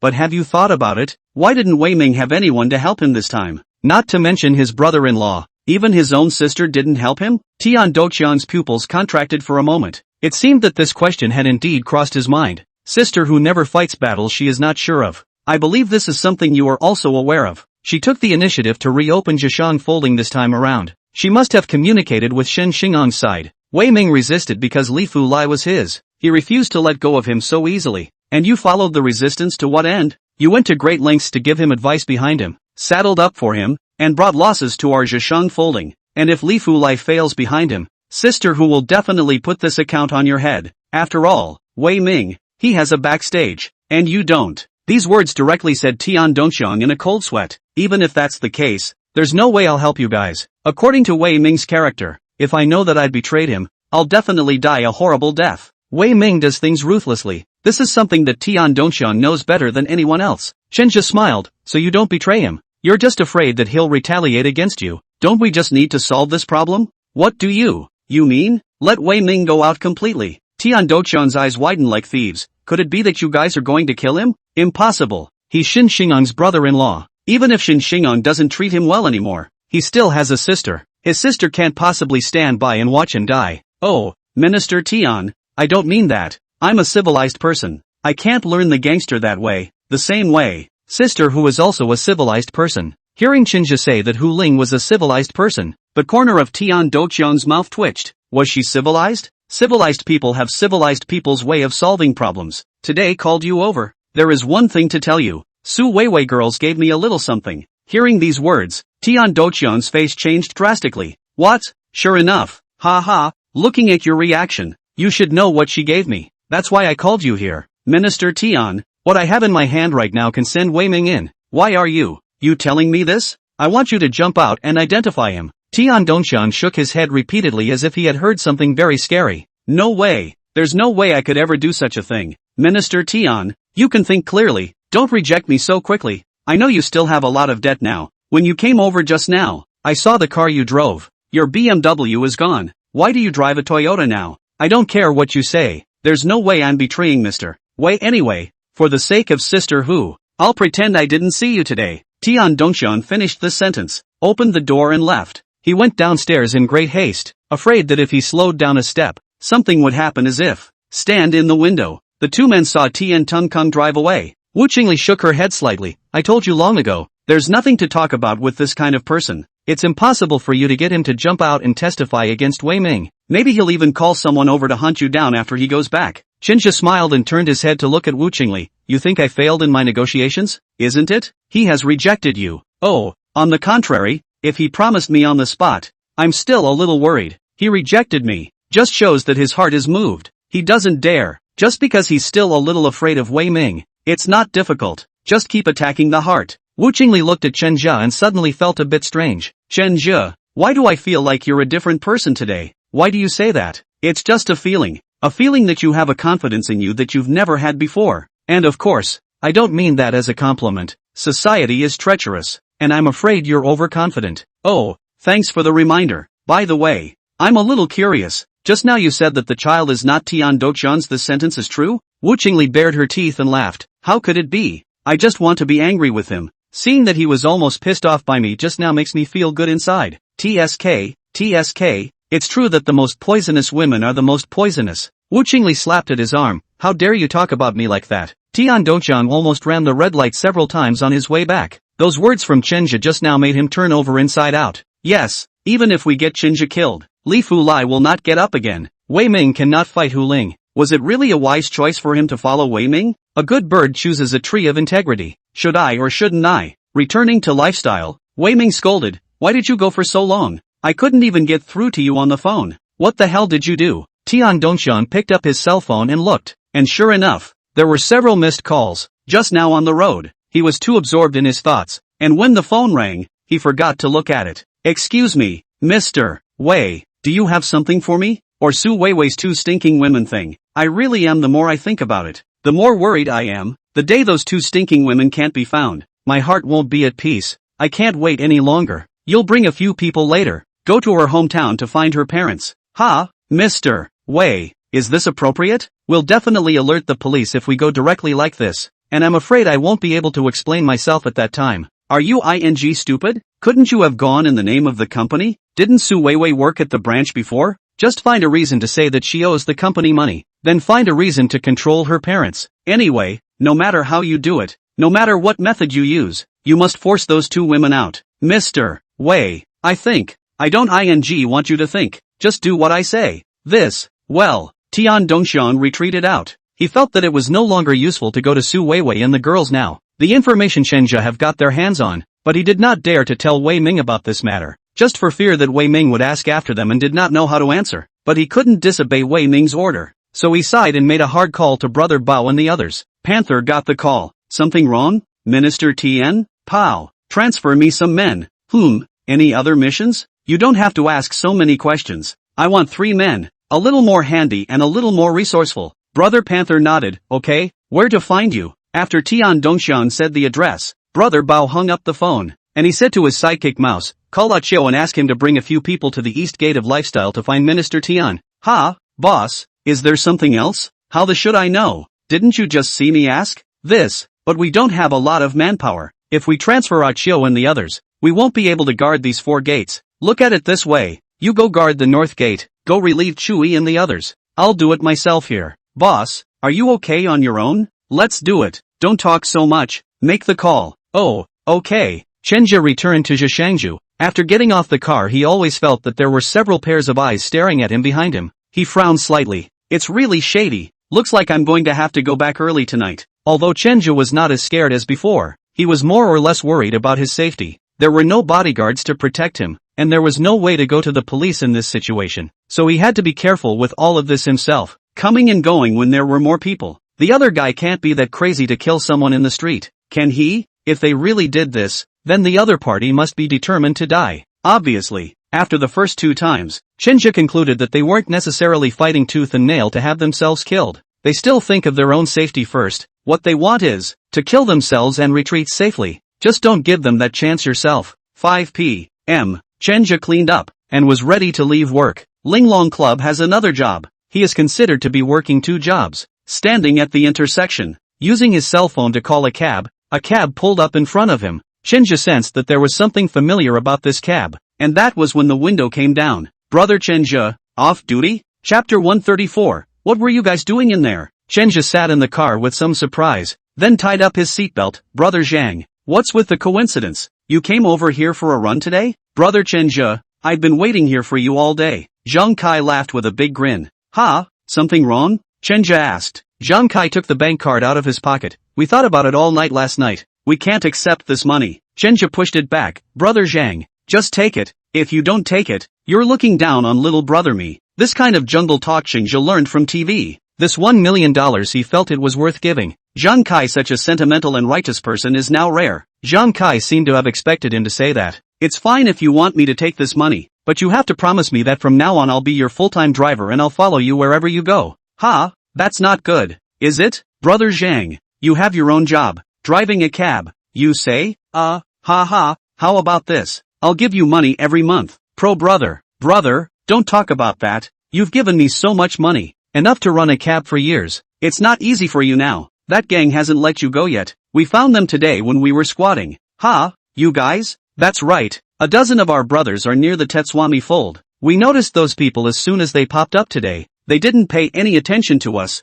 and when you came out just now, they were already following us. Zhang Kai pointed to the two people under the billboard who were holding newspapers and deliberately covering them up. See, they've already chased you to your doorstep. This gang is too arrogant. Why don't we just call the police? Chenja hesitated. Not for a while. Dude, are you sure? Well, they won't admit it if you call the police now. We have no direct evidence. Zhang Kai nodded. Okay, listen to you, but promise me that we'll keep you safe from now on. Brother Zhang. Thank you. Chenju at this time also no longer refused. This group of people have now bold to such a point, dare to come directly to the door of his supermarket to block. With Zhang Kai and the others protecting, Chenju was indeed much more at ease. Hu Ling had not assigned herself a bodyguard, and now because of fate, she had Zhang Kai and a dozen of them to protect her, which could be said to be a blessing in misfortune. The car started slowly and the car drove off. It wasn't long before they saw another car following behind them. Zhang Kai picked up his cell phone and dialed. All watch out. They're following. Brother Zhang, we have a dozen cars behind them. Don't worry. Good. Tell everyone to be careful. Yes. Chenja looked into the rearview mirror and saw that the cars behind him were lined up. Boss, why do I feel something is wrong? I always feel like those cabs behind us are following us. The rat who was driving said. Brother Panther nodded. His brow furrowed. Could it be those guys from yesterday? You mean the cabbies? Who else but them? Mouse gritted his teeth hard. Damn. I'm still a little shaken up from that asshole knocking me around yesterday. And now he actually dares to come over and cause trouble. Brother Panther, what should we do? Panther hesitated. There are too many people on the other side, so let's call it a day. Ha, forget it again? Brother Bao, what about Mr. Wei's side? How can I explain? Just say it. Is it hard for you to do it the hard way? Well, at the fork in an intersection. Mouse drove off. Chenju and Zhang Kai both breathed a sigh of relief when they saw them leave in the rearview mirror. Count on them to know what's good for them. Zhang Kai laughed. Brother Zhang, you guys saved my life again today, Chinja said. Self brothers, let's not talk about this. From now on we'll protect you all the way. I've made a deal with my brothers. As long as those people don't leave, we'll follow you all the way. Chenja was touched in his heart. It was really his luck to meet a righteous person like Zhang Kai. In front of Linglong Clubhouse, Zhang Kai parked his car. Somewhat shocked, he looked at Chinja. Older brother, don't tell me that this Linglong Clubhouse is also yours? Chenja smiled and shook his head. No, I'm not that good. I work over here at night. Oh, it's not, is it, bro? You work 2 jobs? Zhang Kai was in a bit of disbelief. Chenja is the boss of Zheshang Fold, and someone of this status actually needs another job? Yeah, brother, you should be a shareholder, right? You have shares in the Fairview River Club. You have shares in Tetswami Folding. You also said you have shares in it. And now Linglong Club, you should have shares in it as well, right? That's not really there, purely part-time. Seriously? Zhang Kai still felt hard to believe. Dude, you're a manager here? No, I work here as a mechanic. Chenja was very honest and didn't hide it. Hearing this, Zhang Kai covered his stomach and laughed. Older brother, don't tease. You are a big boss. How can you be a mechanic here? You can say it like it's true even when you're joking. It's too fake. Who can believe it? Chenja was somewhat helpless. I really do work here as a mechanic. Seeing that Chenja didn't look like he was telling a lie, Zhang Kai flirted. This shouldn't be considered your job. It counts as your hobby, right? No wonder you didn't let anyone serve you last night. It turns out that you like to serve others. Old brother, your hobby is a bit special, but it's a real effort. You're also too rolled up. You're so rich, and you still do so much work. How do you let us live? Chenja knew that even if he explained anymore, the other party would not believe him, so he simply did not explain. For the sake of life, it's okay to be tired. You're pulling your punches. How much money can you make as a mechanic? I think you're doing it for the female clients. I see. Do you have a lot of female clients in particular? You can tell? Of course. Brother, you're so handsome. Those rich women will surely rush to order your clock. Listen to my advice. Be moderate. Zhang Kai obviously misunderstood and thought that Chenja was working as an irregular mechanic. Chenja already didn't want to explain anymore. He knew that with Zhang Kai's thoughts he could only think of some of these. He is not clear at all. The real rich women want to find a white boy then, will not go to this kind of club to find inside. The entertainment circle inside there are a large number of young handsome fresh meat for them to choose. The fitness circle there are also a lot of Netroots V is also in their garden. They just need to hook a finger. There will be a large number of 25 years old under the age of the young and strong young man will flock to the past. When he worked inside the clubhouse, he would sometimes hear clients on the phone with their mistresses. And one client didn't even shy away from video calling her lover in front of him. The young fresh meat inside the video, although not really famous, Chenja had also seen his dramas online. He also hears clients talk about this amongst themselves. Those rich women, apart from lusting after beauty, will care about each other's occupation.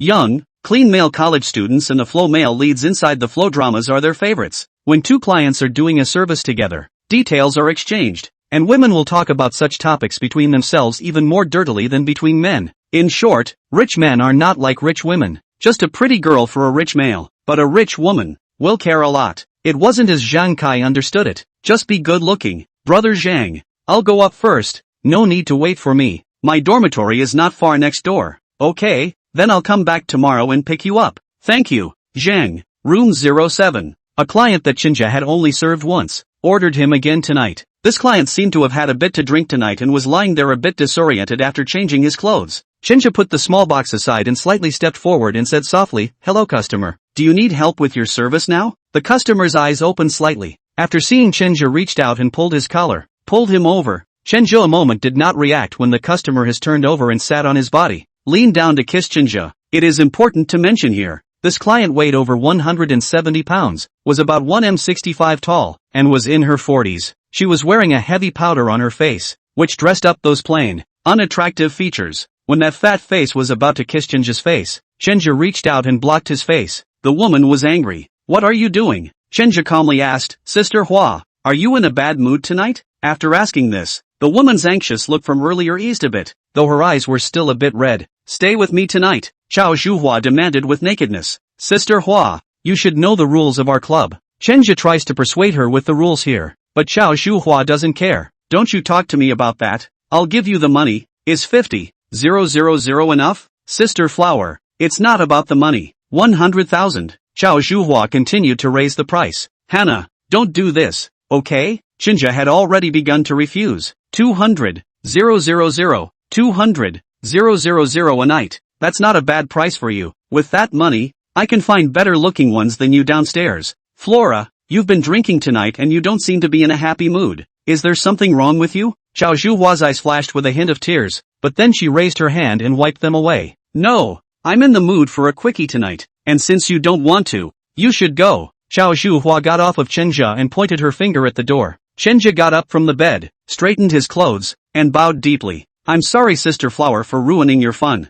Get lost." Chao Zhuhua didn't seem to want to listen to Chenja anymore. Chenja retreated. At this time Wang Cici passed by him. "Huh? What's wrong? Been replaced by a guest?" Chenja had only just come out of the waiting area, so it was reasonable to say that the service didn't end that quickly. Chenja was somewhat helpless and smiled. "Yeah, are you going to the bell?" Wang Cici nodded. "Room 03. Hearing that it was room 03, Chenja's heart thumped. Room 03 was originally Lin Meiyu's and the one he went to most often, but now things were different and it had been replaced with Wei Meng. "No more talking to you. I'm going over there." "Aha." Wang Cici was about to leave when she suddenly saw a lipstick mark on Chenja's collar. She looked at Chenja somewhat oddly, and then at the door behind him. "What were you guys doing in there?" Chapter 135, The New Manager. Wang Cici's kind of look was a misunderstanding at first glance. Chenja just wanted to explain, but at this time, Su Xiaomei urged from the front, "Cici, you shouldn't keep the guests waiting for too long." "Oh, yes." Wang Cici walked away with her own small suitcase. She turned back 3 steps at a time,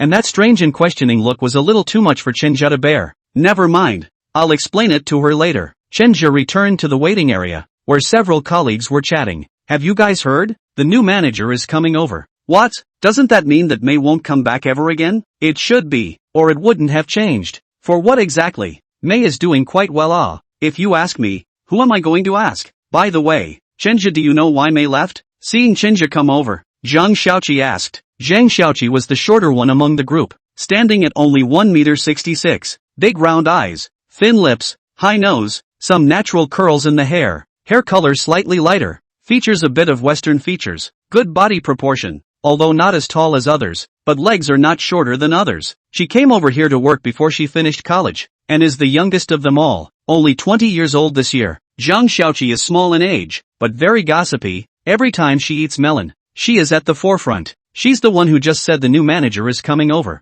I am not sure. Chenja put his own case away and sat down. In fact, Chenja is clear, but Mei Xiaoting told him that this matter cannot be said outside, just as a normal work handover. Ugh, even though Mei is a bit mean sometimes, I think she's pretty good. When my brother came over to ask me for money in the past, she was the one who helped me block it back. This matter Zhang Xiaoqi had said many times before. Her brother was a dozen years older than her. He should have gotten into the habit of gambling with some bad friends, and every now and then he would come over to Zhang Xiaoqi to ask for money. Zhang Xiaoqi also suffered from this, although her salary is relatively high, but the bottomless pit of gambling where can be filled. Once when Zhang Xiaoqi's brother came over to ask her for money, he was bumped into by Mei Xiaoting, who went up and criticized her, finally scolding Zhang Xiaoqi's brother for not being able to lift his head, and since then her brother has never come over to harass her. Something like this is deeply felt by other female co-workers. Let's go see Sister Hu. Begged Sister Hu to transfer Sister Mei back? Zhang Xiaoqi suggested. Sure, when do we go? Count me in.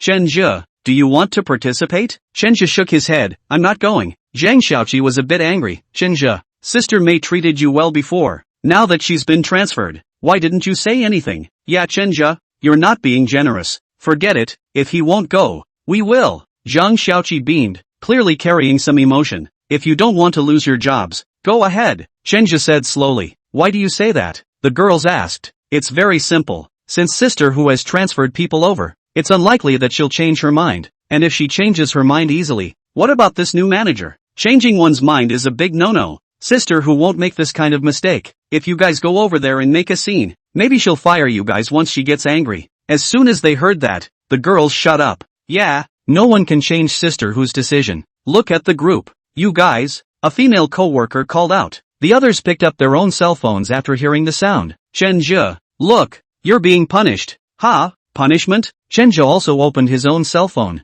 It was their work group, and this person who sent the message was Su Xiaomei. Su Xiaomei is now the assistant manager. No, 09 technician Chen Zhe was complained one time, accumulated one time in a month, deducted 3 days salary plus performance. Special statement, when the month accumulates more than 3 complaints, including 3 times, will be treated as dismissal, no longer employed, and the person who quarrels with the guests will be dismissed on the spot and the month's salary will be deducted. There is also a documentation form below. Clicking on it, all the names of the technicians on the 5th floor were on it, and in addition to Chen Zhe, there were people who also had one complaint, including Zhang Xiaoqi. Everyone was confused when they saw the message. It was just then that Su Xiaomei walked over. Zhang Xiaoqi immediately came over and asked, Sister Xiaomei, what is this message about? When she asked, everyone's eyes looked at Su Xiaomei, including Chen Zhe. Su Xiaomei sighed slightly. This is what the new manager told me to send. Ha, how can that be? 3 complaints and you're fired. There was no such rule before. I'm not sure. I was informed on short notice. No way. I'm going to get that manager. Zhang Xiaoqi was a little angry. Su Xiaomei pulled her back. I'd advise you not to go over there. She's talking to who right now? Zhang Xiaoqi was anxious. Sister Xiaomei, you know, that complaint I made wasn't my fault at all. My entire service was fine, and they didn't have any dissatisfaction on their faces, so I don't know who couldn't think of anything else to complain about me. Xiaoqi, don't be in a hurry. It's not even 3 times yet. Su Xiaomei advised. How can I not be in a hurry? I don't even know why I was complained about. I don't even know. Who knows when the next time will be? Maybe some customer will look at me and complain about me, and I won't even know how I'll lose my job by then. Like Zhang Xiaoqi, the others were just as upset. Chen Zhe was also a bit worried, but he was a bit more emotionally stable than them. At least he knew why he was being complained about. It should be the guest in room 07. Honestly, it wasn't his fault. The club had already stipulated that he couldn't have anything to do with the guests, and he was following the club's rules, so it was really a bit harsh if he was complained about even that. After a while, several female co-workers came back from the bell as well. They froze even after they took their cell phones. Some of them were relieved to see that they hadn't been complained about, but some of them almost fainted when they saw that they had been complained about twice. There were 2 people who were complained about twice. One is Sissy Wang, one is Zhou Yutong. Wang Sisi had almost been dismissed before, and hadn't been at ease for long. When she encountered this rule again, she almost lost her breath, and her legs were a bit weak. Eyes red, she looked at Su Xiaomei. Xiaomei, what the hell is this for? Su Xiaomei was in a difficult situation. It wasn't her intention, but she was in charge of sending the message and she always felt sorry for them. Let's not get overly hung up on this. Just think about it and do a good job in the future and we'll be fine. How can you do it right? 3 times that month and I'm at 2 now. The person who spoke was Jo Yutong. She, like Cecilia Wang, was fired for one complaint short of being fired. It was almost as if a sharp blade was hanging over their heads. This feeling that it was going to fall at any moment was too scary. I said it just now, that we'd go find Sister Who together. And you guys still won't listen to me. Zhang Xiaoqi said. Donnie, I'm coming with you. Jo Yutong said. Are you guys going or not? She turned back to the guys. Wang Cici nodded. The others still hesitated. They wanted to go, but they were afraid of Sister Who. Besides, some of them hadn't been complained about yet and weren't as nervous as Zhang Xiaoqi and Jo Yutong. Well, none of you are going, are you? Okay, then we'll go. Zhang Xiaoqi, Jo Yutong and Wang Cici resolutely walked towards the manager's office despite Su Xiaomei's obstruction. Chenja looked at their backs and hesitated for a moment to follow them as well. Zhang Xiaoqi knocked on the door of the manager's office. Come in, a cool female voice rang out. The men opened the door and walked in. Inside, there were 2 women sitting on the sofa. One was Hu Ling, the other, should be the manager who just came today. Chenja observed this new manager. She looks cool and lonely, wearing a gray OL uniform. Sitting on the sofa cannot see clearly height, but look at the shoulders should be about the same height as Hu Ling. Looking around 30 years old, she held her arms, her left leg pressed against her right, and her gaze was cold as she looked at the few of them. It's business hours, what are you guys doing here? Sister Hu, I'm here to see you. Zhang Xiaoqi didn't look at that manager, but directly at Hu Ling. Hu Ling didn't say anything and poured herself a cup of tea. Seeing that Hu Ling didn't say anything, Zhang Xiaoqi was a bit anxious. Sister Hu, this isn't fair. The new rules that came out aren't fair. We're requesting that you transfer Sister Mei back. Hu Ling just raised her eyes and looked at her. Still not speaking, Chenja secretly felt bad after seeing Hu Ling's eyes. Today was definitely not a good time to come over and talk. He rushed forward to pull Zhang Xiaoqi. Xiaoqi, don't talk nonsense. Zhang Xiaoqi broke away from his hand. I didn't talk nonsense. Do you guys think this is fair? Being complained about 3 times gets you fired, and you can't even know the reason for the complaint, like the one I had. I still can't figure out who complained about me. Xiaoqi is right. Sister Hu, things can't be done this way. If customers just complain, then how can we do our job? Jo Yutong followed suit. Chenja covered his forehead. He shouldn't have come with these people. Hu Ling's eyes squinted at Jo Yutong. You're teaching me things? By this look from Hu Ling, Jo Yutong also felt scared. No, Sister Hu, I just think, you don't get your paycheck this month. Any comments? Hearing that she didn't have any salary this month, Jo Yutong almost jumped. Chenja pulled her back with a quick eye. A tight squeeze on her hand meant for him to stop talking. Hu Ling's words scared everyone, and everyone dared not speak again. Zhang Xiaoqi, just now the manager asked you something. Why didn't you answer? Hu Ling asked, narrowing her eyes. Hu Ling's oppression was so strong that Zhang Xiaoqi couldn't say a word with her mouth open for half a day. It was still Chenja who spoke up. I'm sorry, Sister Hu. I'm sorry, manager. Xiaoqi and Yutong were a bit impulsive just now because they both like Sister Mei very much. They might be a bit unable to accept it for a while. After Chenja finished his sentence, that new manager raised his eyebrows. Hu Ling tapped her fingers on the desktop as if she was thinking about something. Chenja knew that he would upset these 2 people after saying this, especially this new manager. Mentioning the previous manager in front of her was a clear sign of disrespect. But Chenja was betting. He was betting that Hu Ling would give Mei Xiaoting a face. But seeing that Hu Ling was hesitating, Chenja was a little unsure. Would she give it? Chapter 136 Psychological Game with Yang Yun.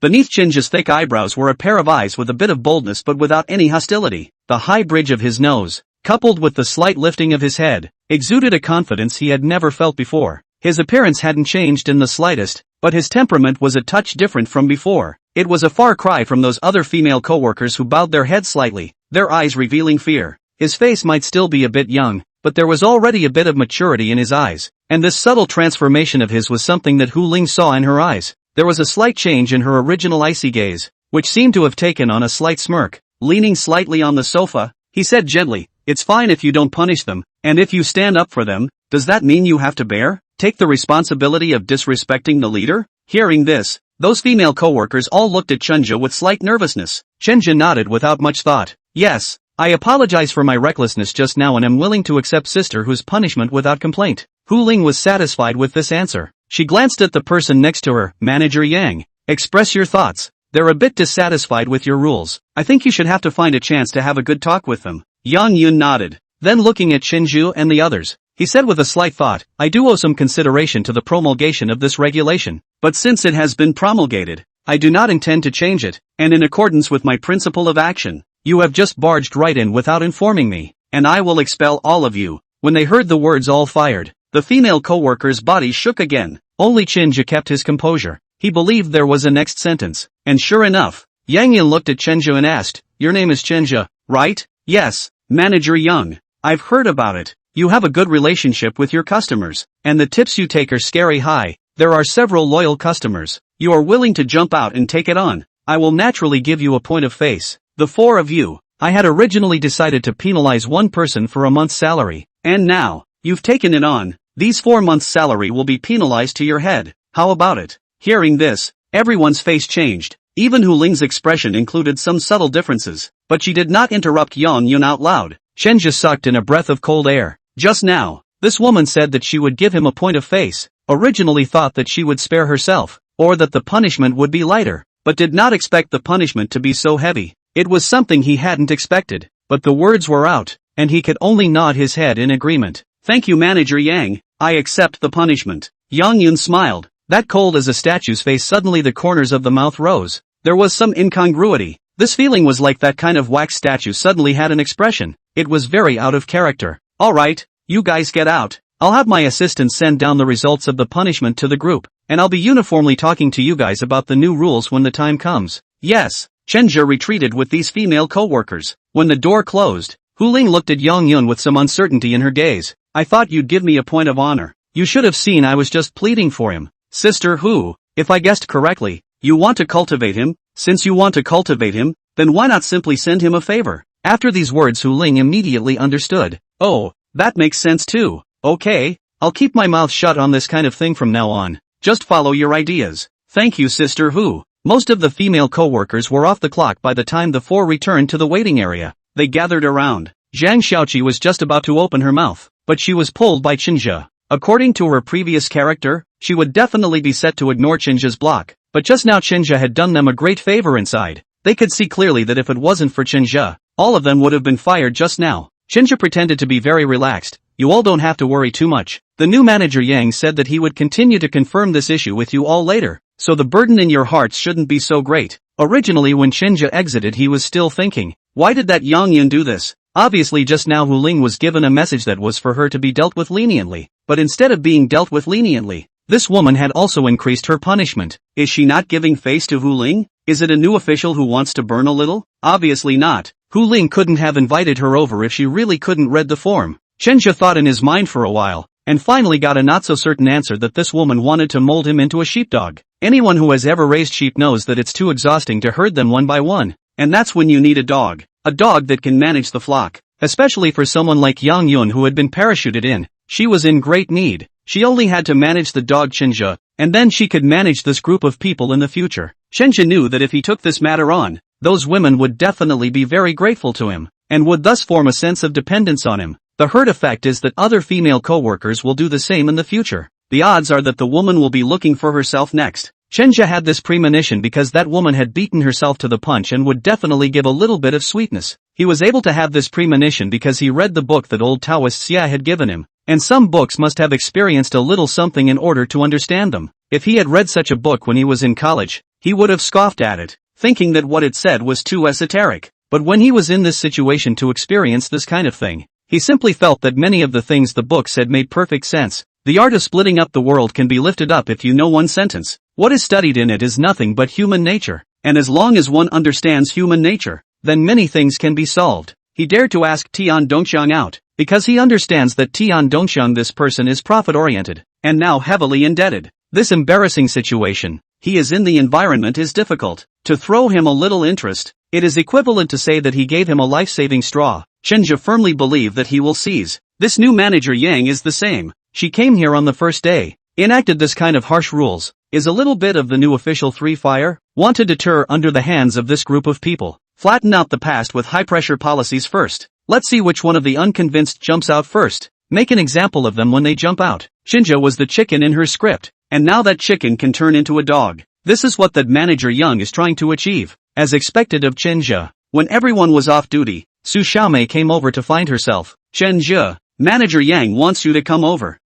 Okay. Aren't you nervous? Su Xiaomei asked. Why should I be nervous? You've been fined 4 months' wages, and I saw her look a little pale when I came out just now, so I'd advise you to be more careful later. Chenju was able to appreciate her concern. The co-workers here were all nice to him. Most of them didn't have any hookups. They were all relatively simple-minded girls. Thank you, Mei-san. Chenju arrived at the manager's office, and Su Xiaomei, who had come with him, knocked on the door. Manager Yang, Chenja has arrived. Come in. Opened the door and went in. Hu Ling was no longer here. The sofa only sat Yang Yun alone. She did not have the habit of smoking, because Chenja noticed that the cigarette butt left by Hu Ling here just now had been cleaned up. The office had been sprayed with air freshener. After Su Xiaomei brought Chenju over, she backed out and closed the door behind her. Sit down. Yang Yun pointed to the seat next to her, and Chenja nodded and walked over, sitting down naturally. Yang Yun looked at him, angry that you were fined 4 months' salary? Chenja shook his head slightly. It's us who don't know the rules and are the ones who should be punished. I have no reason to be angry. Yang Yun's eyebrows jumped. I heard from Sister Hu that you and Mei are very close, right?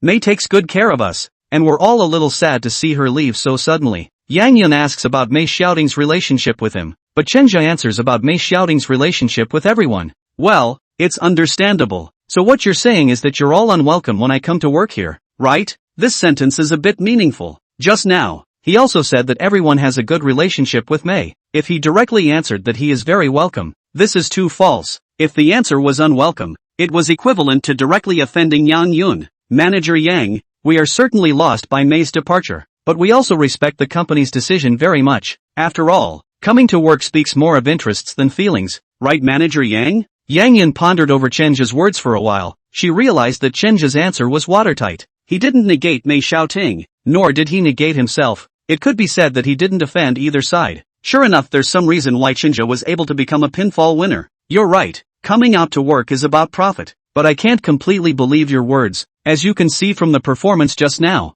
many of them don't obey me. A general who is not obeyed by his soldiers can't fight well. It will affect the overall interest. Don't you think so? Every word Yang Yun said was digging a trap, all leading Chenja to say the next sentence. And Chenja naturally knew what she wanted to hear. He can't speak ill of those co-workers now. It's not good for anyone. Manager Yang, I'm sure this is just a momentary thing. When they can understand Manager Yang's good intentions, they'll understand. Yang Yun hesitated for a moment. She dug a hole for Chenja. Chenja also dug a hole for her. What do you mean by good intentions? The good intentions of the leaders are nothing more than a pie, or real benefits. Obviously Chenja was talking about this latter one. He's making a deal. Presumably the hidden meaning is, it's okay to want us to do it your way. You have to give relative benefits. Yang Yun picked up her cell phone, opened the form inside the group, and put a red X on Chenja's punishment. Just now it's just for show. I've seriously thought about it. Punishing you for 4 months' salary is really a bit heavy, but I can't afford not to do so. And now I'm going to promise you privately that you won't really be able to carry out these penalties, but you can't tell them about it. Yang Yun was granting favors and gave a little sweetness after hitting a stick, but Chen Zhe felt that this sweetness was still a little small. To ask him to be a dog, he should have to give a little more to be sincere enough. Manager Yang, this is my voluntary punishment. I respect the company's decision, and I also respect your decision. There is no need to withdraw it. Yang Yun's expression finally changed rather drastically. After freezing for a moment, she smiled. Don't reject it so quickly first. I haven't finished yet. From today onwards, the tips you take, the company will give you additional bonuses according to the relative proportion. That is to say, the more the guys take, the more the company subsidizes you. Yang Yun had already given to her sincerity, and next Chenja knew it was time for him to show his loyalty. Thank you, Manager Yang. I thank you on behalf of everyone. Don't worry, I will assist you in the future and will convey your rules and requirements in full. Chapter 137. Before going to work the next night, Yang Yun called a meeting. She still had an unsmiling look, standing there with some sense of intimidation.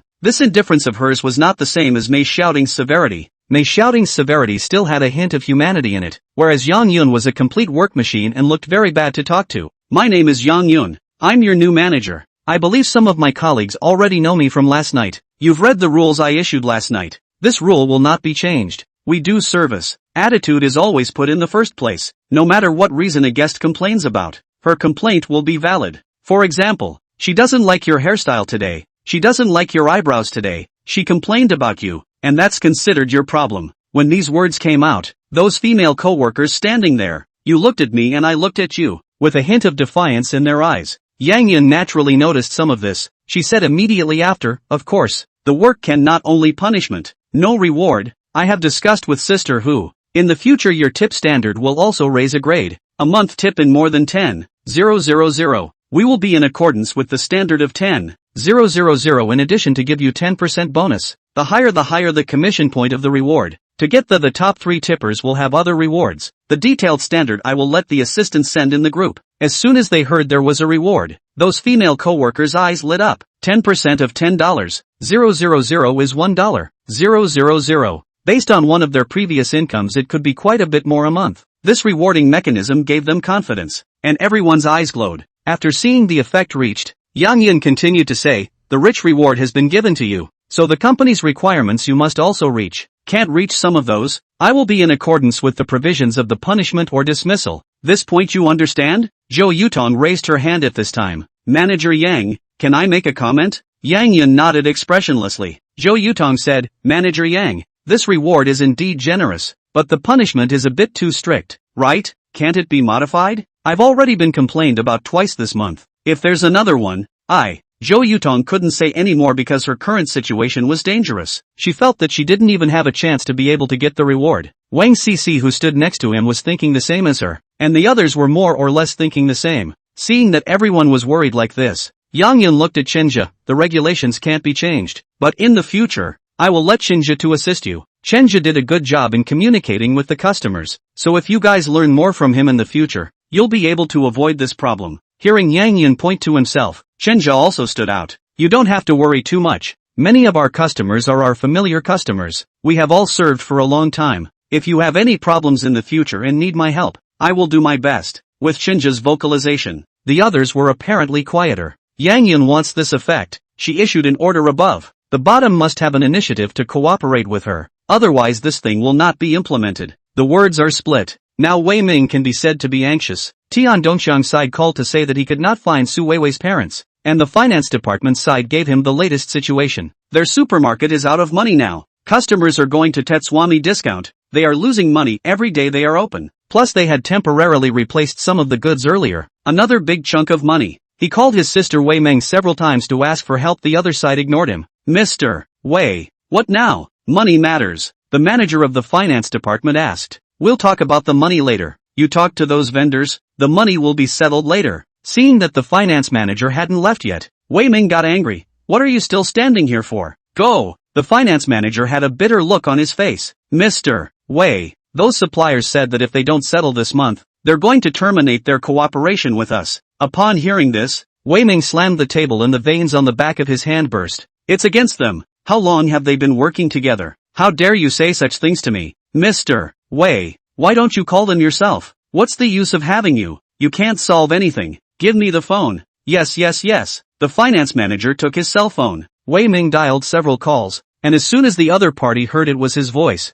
they either hung up or made excuses that they were busy. They don't even want to talk about it. Wei Ming slammed his cell phone on the ground, and the finance manager had a heartbreaking look on his face. It was his new cell phone, but he didn't dare to get angry with Wei Ming, so he could only swallow the pent-up anger. Damn! At first 1 or 2 of them came to my door to flatter me. Good. Now that I'm in trouble, they actually all came over to throw stones at me. Good. Very good. If my supermarket doesn't survive, you guys won't be able to live it up either. Wei Ming let the finance manager out and then closed the door as he picked up his cell phone and made a call. Pow! Do a few things for me. 10 p.m. Hu Ling's office. With a cigarette in her left hand and a cell phone in her right, she leaned back slightly in her own boss chair, habitually resting her leg on the other side with a very bland expression. A man's voice came from inside the phone. Sister Hu, those suppliers called just now, and Wei Ming sent someone to terrorize them. The corner of Hu Ling's mouth hooked up into a one-track smile. What an idiot. Want us to go help? No, you tell those vendors to keep the recorded evidence and ignore the rest. Yes. 11 p.m. Wei Ming returned home tiredly, and his wife,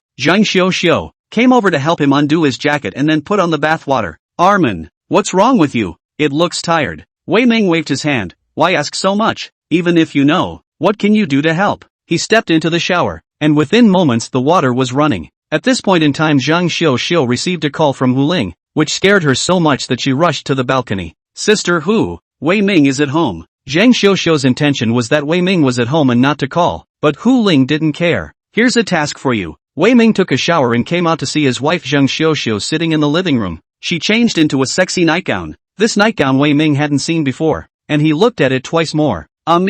Yang stood up expectantly and looked at her husband. Wei Ming knows what is in her mind, but he is not in that mood at all right now. Not to mention that Kai Jing wants him to abstain from sex. Let's just talk about Zhang Xiuxiu. The two of them have been married for so many years. He has long since lost any feelings for Zhang Xiuxiu. What for? It's been a long time since we. Sure enough, Young asked to be in the same room with him. Are you annoyed? Don't you know I'm very tired from work right now? As a wife, can't you sympathize with your own husband? All you think about is this all day long. Young was lost straight away like this, and there was a wave of resentment in his heart. But still, he tried to control his expression. Ming, you can tell me if you're having a hard time. We're married, aren't we? I told you can't help me with my favor. How do you know I can't help if you don't tell me? Okay, so I'll say it. I'm having a hard time with the supermarket and I need a ton of money. At least $50 million.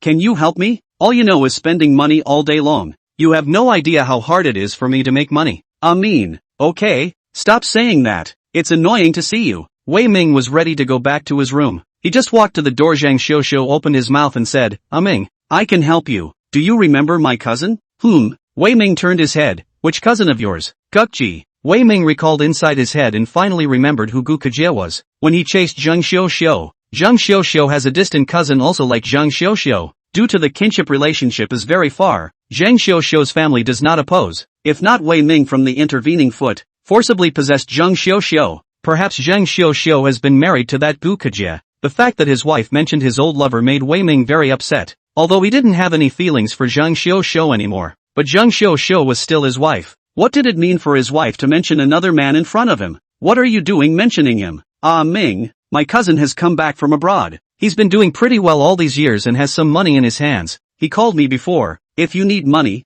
I can help you borrow it. Wei Ming hesitated. Did he ask to sleep with you or anything? Zhang Xiuxiu shook her head. Where are you thinking? I'm related to him.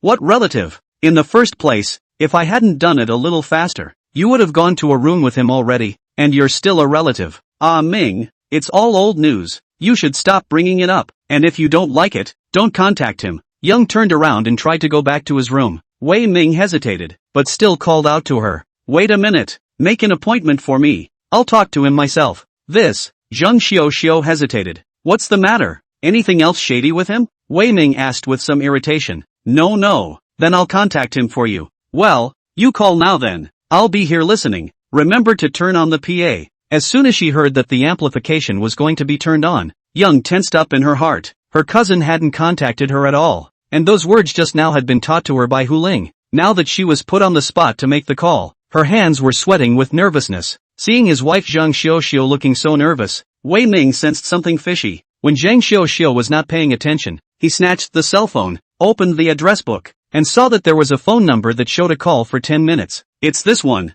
isn't it? He clicked dial directly, scaring Young so much that he didn't dare to speak. She now had to pray that Hu Ling didn't answer the phone, or else everything would be revealed. It rang for a minute and the other person hadn't answered. Wei Ming had to hang up. What do you mean, not picking up? Wei Ming looked at his wife questioningly, his eyes full of skepticism. His eyes are fierce and suspicious. If his wife doesn't give him a satisfactory reply, his slap will soon land on her face. He's probably sleeping. Sleep my ass off. How long has it been since you guys hung up? How can he be asleep that fast? Come on, is there something going on between you two?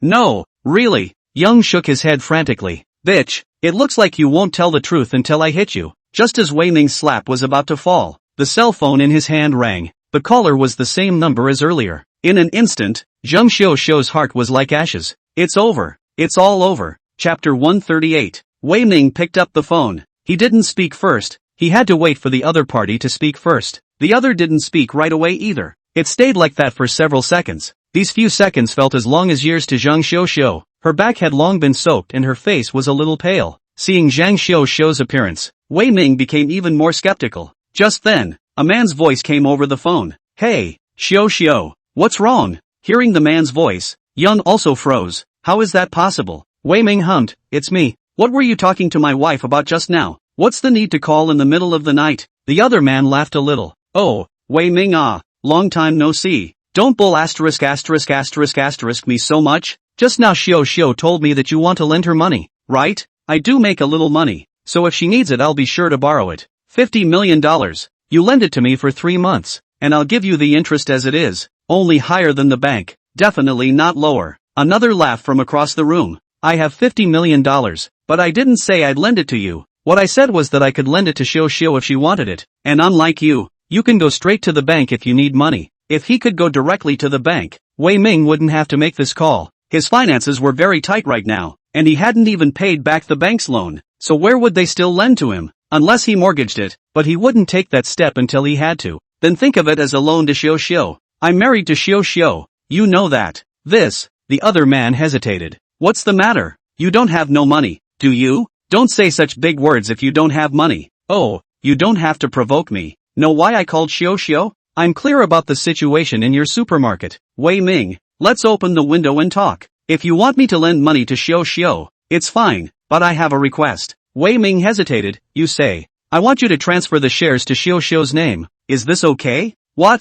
What do you mean? Wei Ming was a bit emotional when he heard this. I don't mean anything else. I just want Xiao to live well. That's all. If you don't say yes, just forget I said it. Your supermarket won't last much longer. That's something I can see. The bank can see it as well. If you want your supermarket to survive, you only have to say yes to me. And right now I'm the only one who's willing to lend you the money. Wei Ming clenched his fists as he was torn. You want her to get the shares and the two of you to double up, don't you? Oh, Wei Ming, don't think so badly of people. Do you think everyone is like you? I truly love Xiao. I don't need to think about it to know that with your character. You are definitely not good to Xiao. Now you will only treat her well if you have the shares in her hands. Of course, you can also not agree to me. Anyway, by the time your supermarket closes down, you won't have any qualifications to compete with me. These words spoke to Wei Ming's pain point. He took a deep breath and then looked at his wife. I'll think about it. Okay, I'm telling you I don't have much time. I'm leaving the country the day after tomorrow, so you'd better figure it out in the meantime.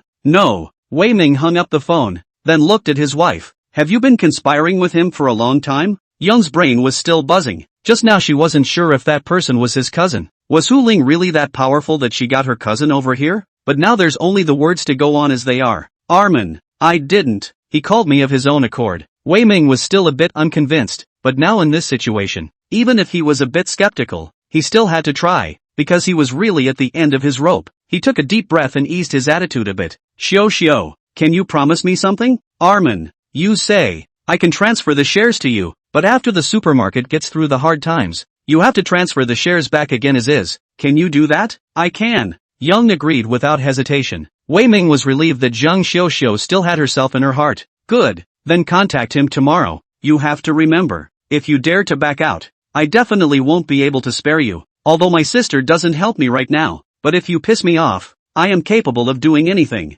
Young nodded in fear as she saw his somewhat hideous face. I know. Well, let's sleep together tonight as a reward for you. Young nodded and then the two of them walked into the room together. 9 a.m.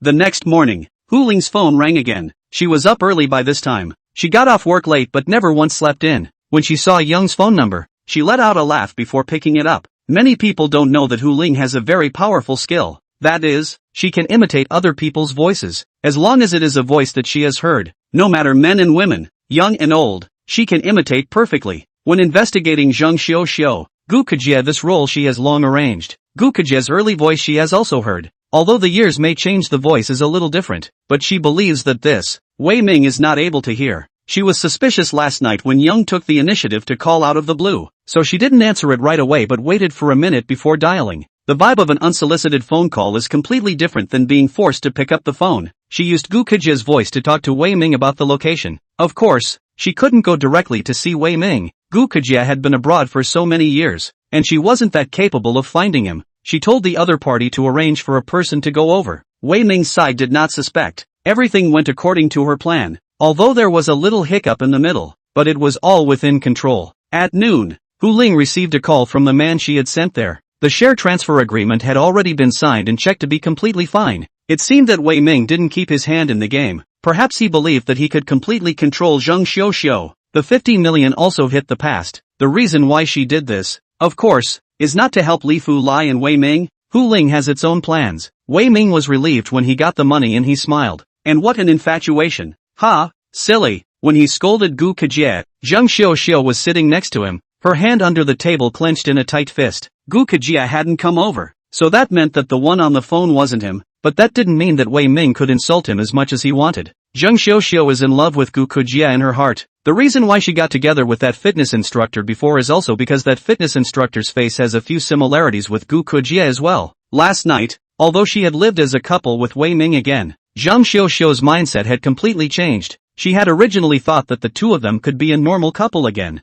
but the moment the share transfer agreement was signed, a wave of revenge ignited in her heart. It is terrible for a woman to have thoughts of revenge, and Zheng Xiuxiu wanted to return all the grievances she had suffered over the years to Wei Ming. Wei Ming, you can't be complacent for long. Tian Dongqian was still in Su Weiwei's old town, and after having breakfast with the few people he brought over, he made an excuse to go to the restroom. Coming around the corner and looking left and right, he saw that no one was paying attention to him and started dialing the phone. I'm at Vivian Su's hometown now. Tian Dongqian was calling Chenjo on the phone. He thought clearly on the day he came. Even if he really found Su Weiwei's parents, he could not solve any problems, because now all the evidence is on Chenja's side. Chenja has the support of Hu Lin. Wei Ming cannot win. On last night someone called him, saying that there are other moves on the side of the supplier, and he knew that the time is almost too late, so he is going to stand in line. Chenja was not surprised to receive a call from Tian Dongqian. So did you find them? No, I heard it's not back yet. So what do you mean you're giving me this call? Chenja asked. Tian Dongqian hesitated. Does what you told me before still count? Oh,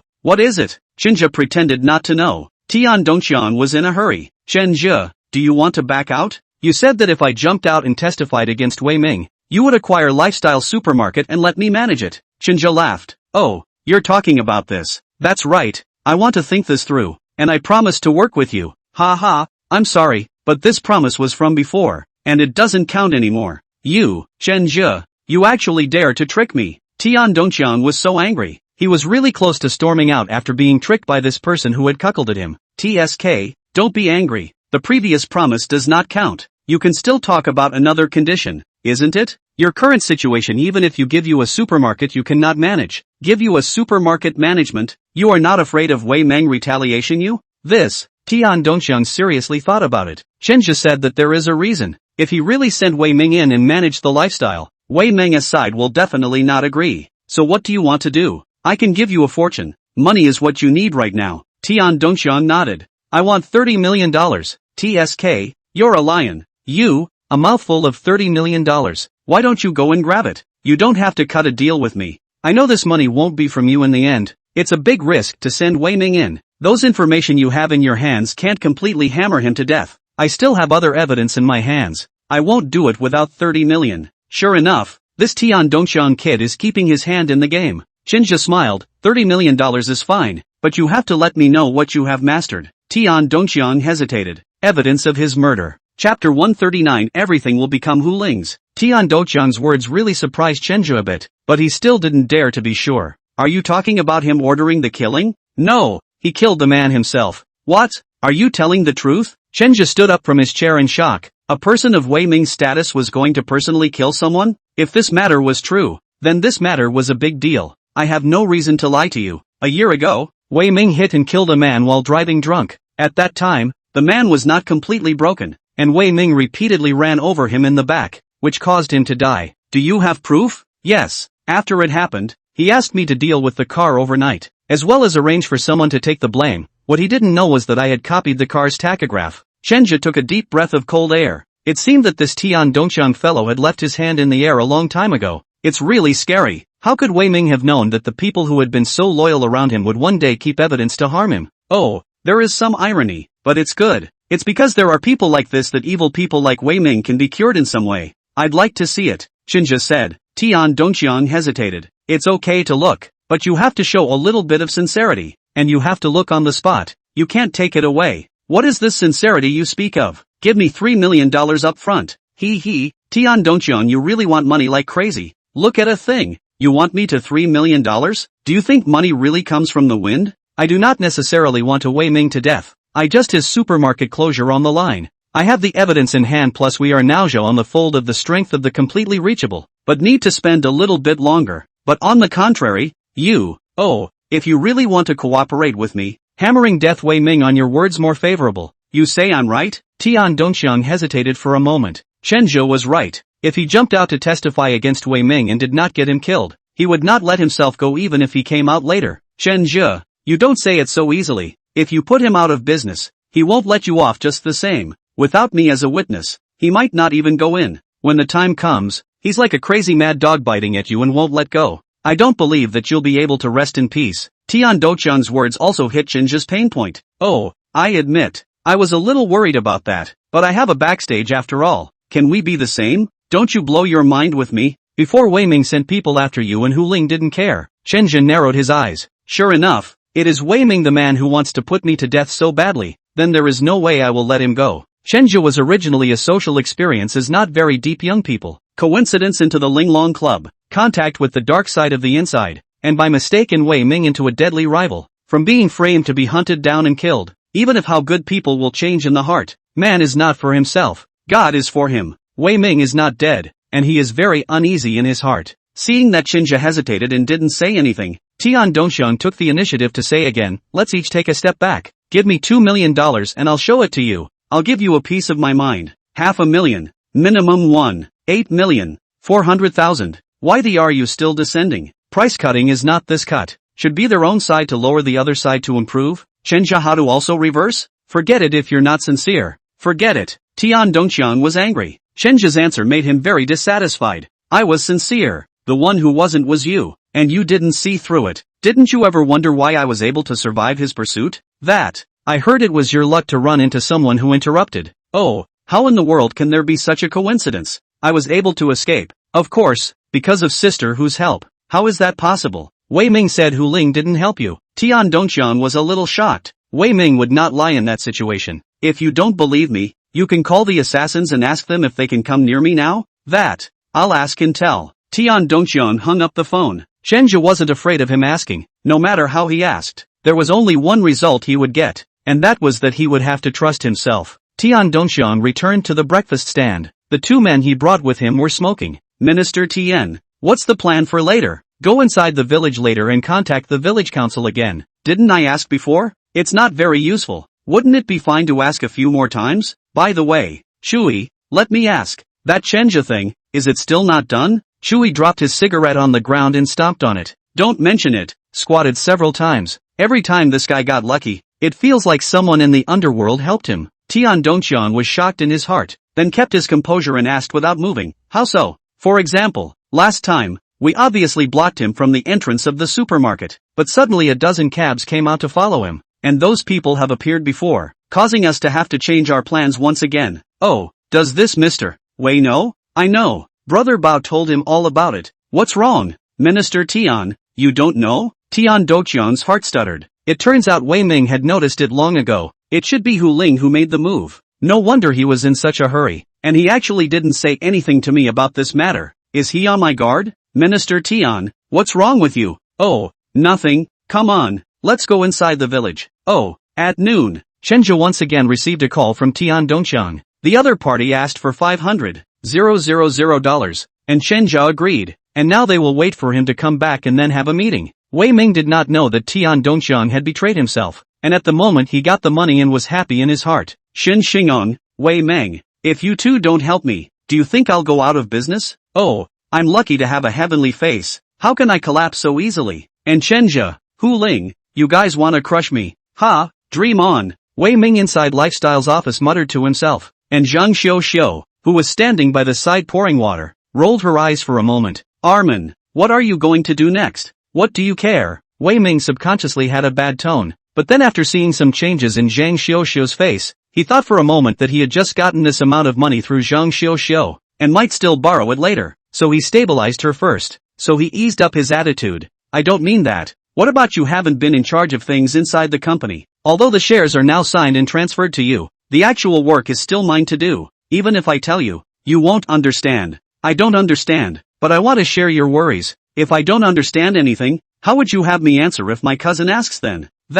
You have a point. The money was borrowed by Zhang Xiu, and if Gu Kujia asked about it later, not knowing anything about it would indeed make people suspicious. Okay, then I'll tell you what I'm going to do. Wei Ming tells Young all about his next plans, and Young asks to enter the company at this point. Wei Ming originally didn't want to agree, but because of Gu Kujie, he could only nod his head. Soon he held a meeting, and Zhang Xiu served as the vice president, but in fact this vice president had already held all the shares of Lifestyle. The corner of Hu Ling's mouth curled up into a smile when she received Zhang Xiu's call. Well done. You familiarize yourself with it as soon as possible. It won't be long before this supermarket is yours. Okay, Sister Hu, I'll try my best. After hanging up the phone, Hu Ling smiled and shook her head. There are quite a lot of naive people in this world. Chenja received a call from Hu Ling. It was very rare for Hu Ling to call him during the day, or to receive a call from Hu Ling was very rare, because usually Hu Ling would only call him to the office when it was time to work. Without any nonsense, Hu Ling opened her mouth and said directly, "Don't suppress Leafly lately," and returned some customers to them.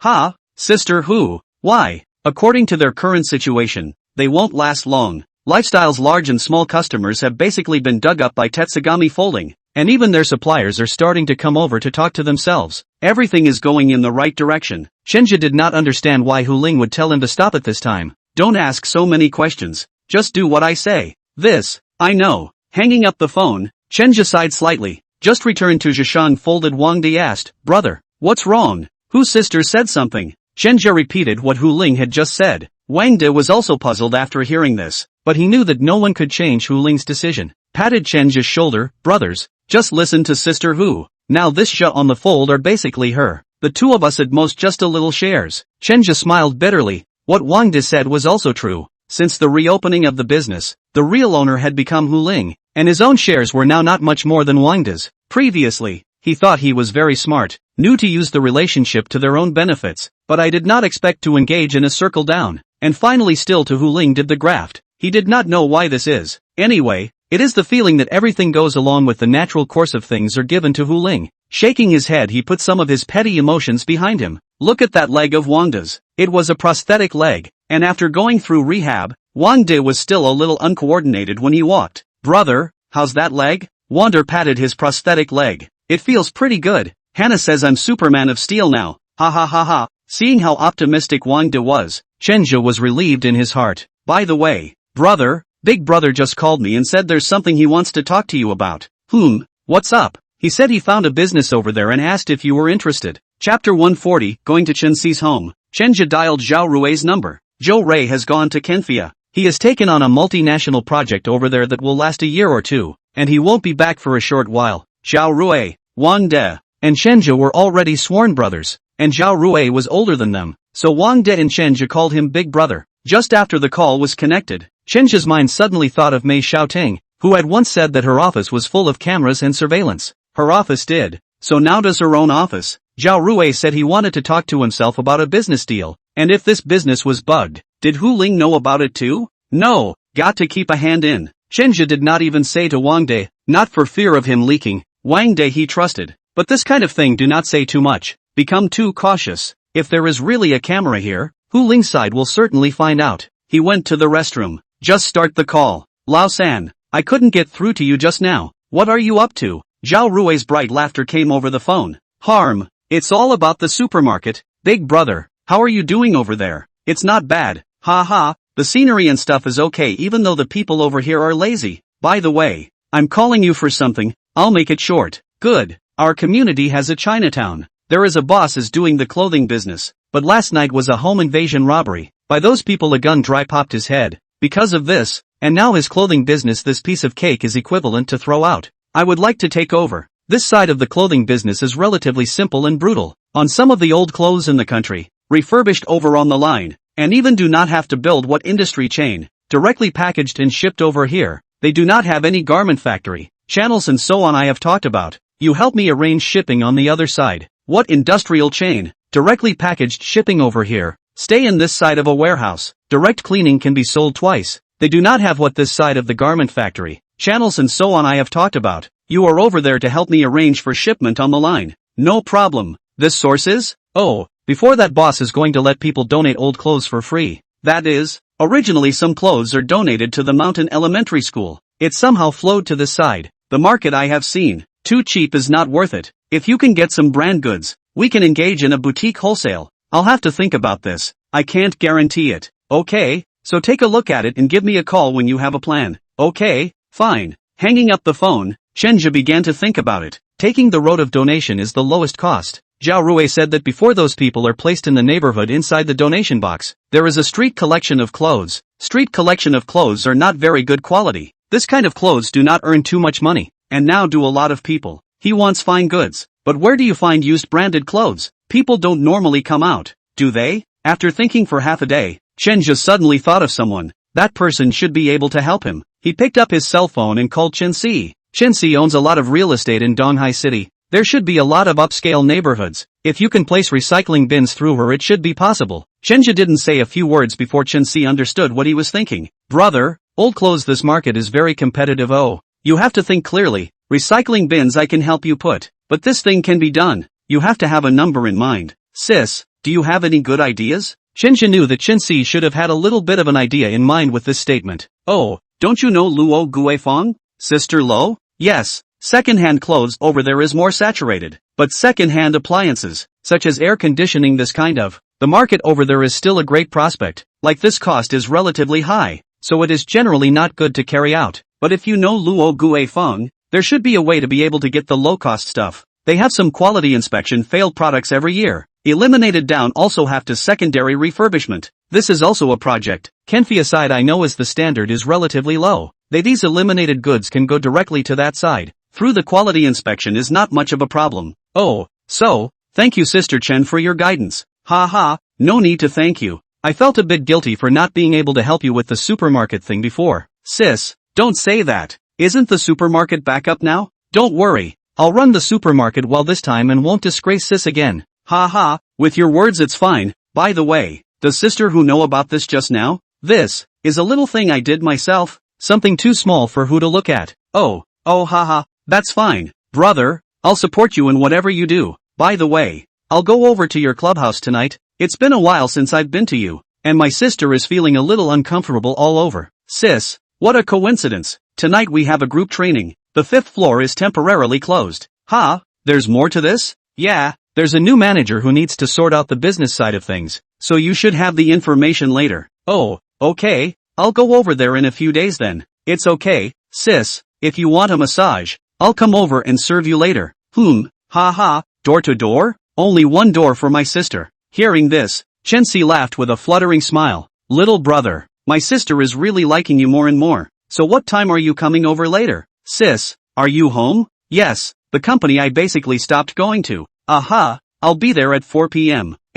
Sharp, is that okay? Okay, then sis take a shower and wait for you. The other party smiled and hung up the phone. Shinja so proactive is also a bit of a cheap but also the meaning of the good. Chen Si is willing to help him. He cannot be ungrateful. The other party said that in a few days you can come over. But people since the offer, it is best to immediately do it for others. This is a good service attitude. Hanging up this phone immediately went to Luo Guifang again. When the other party heard that it was Chen Si's idea, he didn't hesitate for anything and nodded his head in agreement as well. The reason why Chinja didn't talk about himself, that was because he felt that if he used Chen Si's name to talk about it, the probability of this matter succeeding would be higher. It's like an online segment. When I went for an interview, I ran into the boss inside the elevator and asked him how to get to the office for the interview. After going to the office and then telling the guy who interviewed him that the old boss had called him over. This kind of unclear words will be self-referential to the other person. Although Luo Guifang had a good relationship with herself, it was far less than Chen Si's fame. Who's Chen Si? The former richest woman in the East China Sea. Can her words be wrong?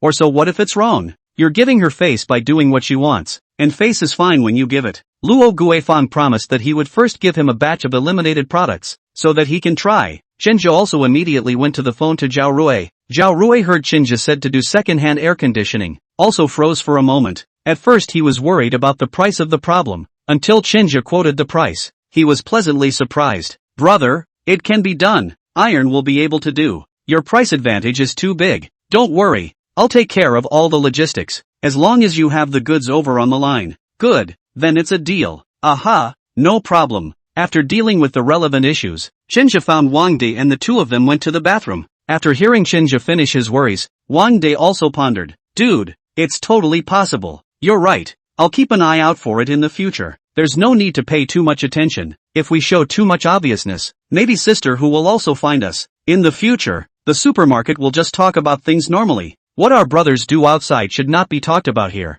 Okay, I understand. At 4 p.m., Chenja came to Chen Si's villa as promised. The second time over, he will still be shocked by the splendor of this villa. Too big, too rich. This is the kind of novels inside the boss lived in the place. Their own life must be to live on this kind of place. The first time he came, When he just sat on that bed of Chensi, Chenja felt that if he was allowed to sleep here for one night, he could live 1 year less, but now his thoughts were gradually changing. He wanted to be able to become Chensi, or even surpass someone with Chensi's kind of wealth. The handsome butler, still in formal attire, drove over in his golf cart to take him there. The first time I came here, Chance was cold. The second time she came over, Chensi was much more enthusiastic, and just after opening the door, she couldn't wait to come out and take Chenja's arm. She wore a silk nightgown, without any clothes inside, and when she crossed Chenja's arm, Chenja was able to feel her body completely. Really good.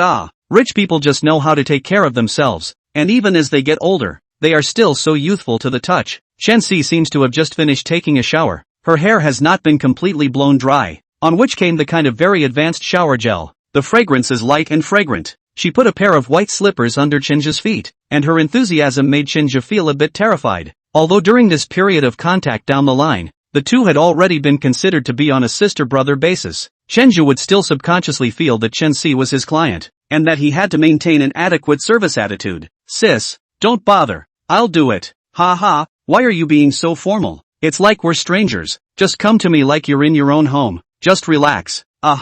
Okay. Sister Chen, are you tired? Now, would you like to start serving you now? Chensi leaned on the sofa, holding a TV remote control in her hand, and snapped on the TV. At the same time the lights in the hall dimmed. There's no need to rush. Come over and watch a movie with me. I'm bored out of my mind. Chenja nodded, then walked over and sat down. He sat at some distance from Chensi, and the movie began to play. A more somewhat dated movie, still in black and white, and Chensi leaned up slightly, resting her head on his thigh. Why are you so far away from me? Afraid I'll eat you? This intimate behavior of Chensi made Chenja feel a little nervous in his body and sat up straight all of a sudden. After Chensi felt his nervousness, she snorted and laughed. Little brother, you can't help it. Chapter 141, A Little Talent is for Pleasing Women. Seeing Chenja's face redden with nervousness, Chensi thought it was very funny, but the more Chenja was like this, the more she liked it. Middle-aged men like pure girls, and why wouldn't middle-aged women like pure boys? Chenja's shyness brought Chensi back to her younger days in a flash,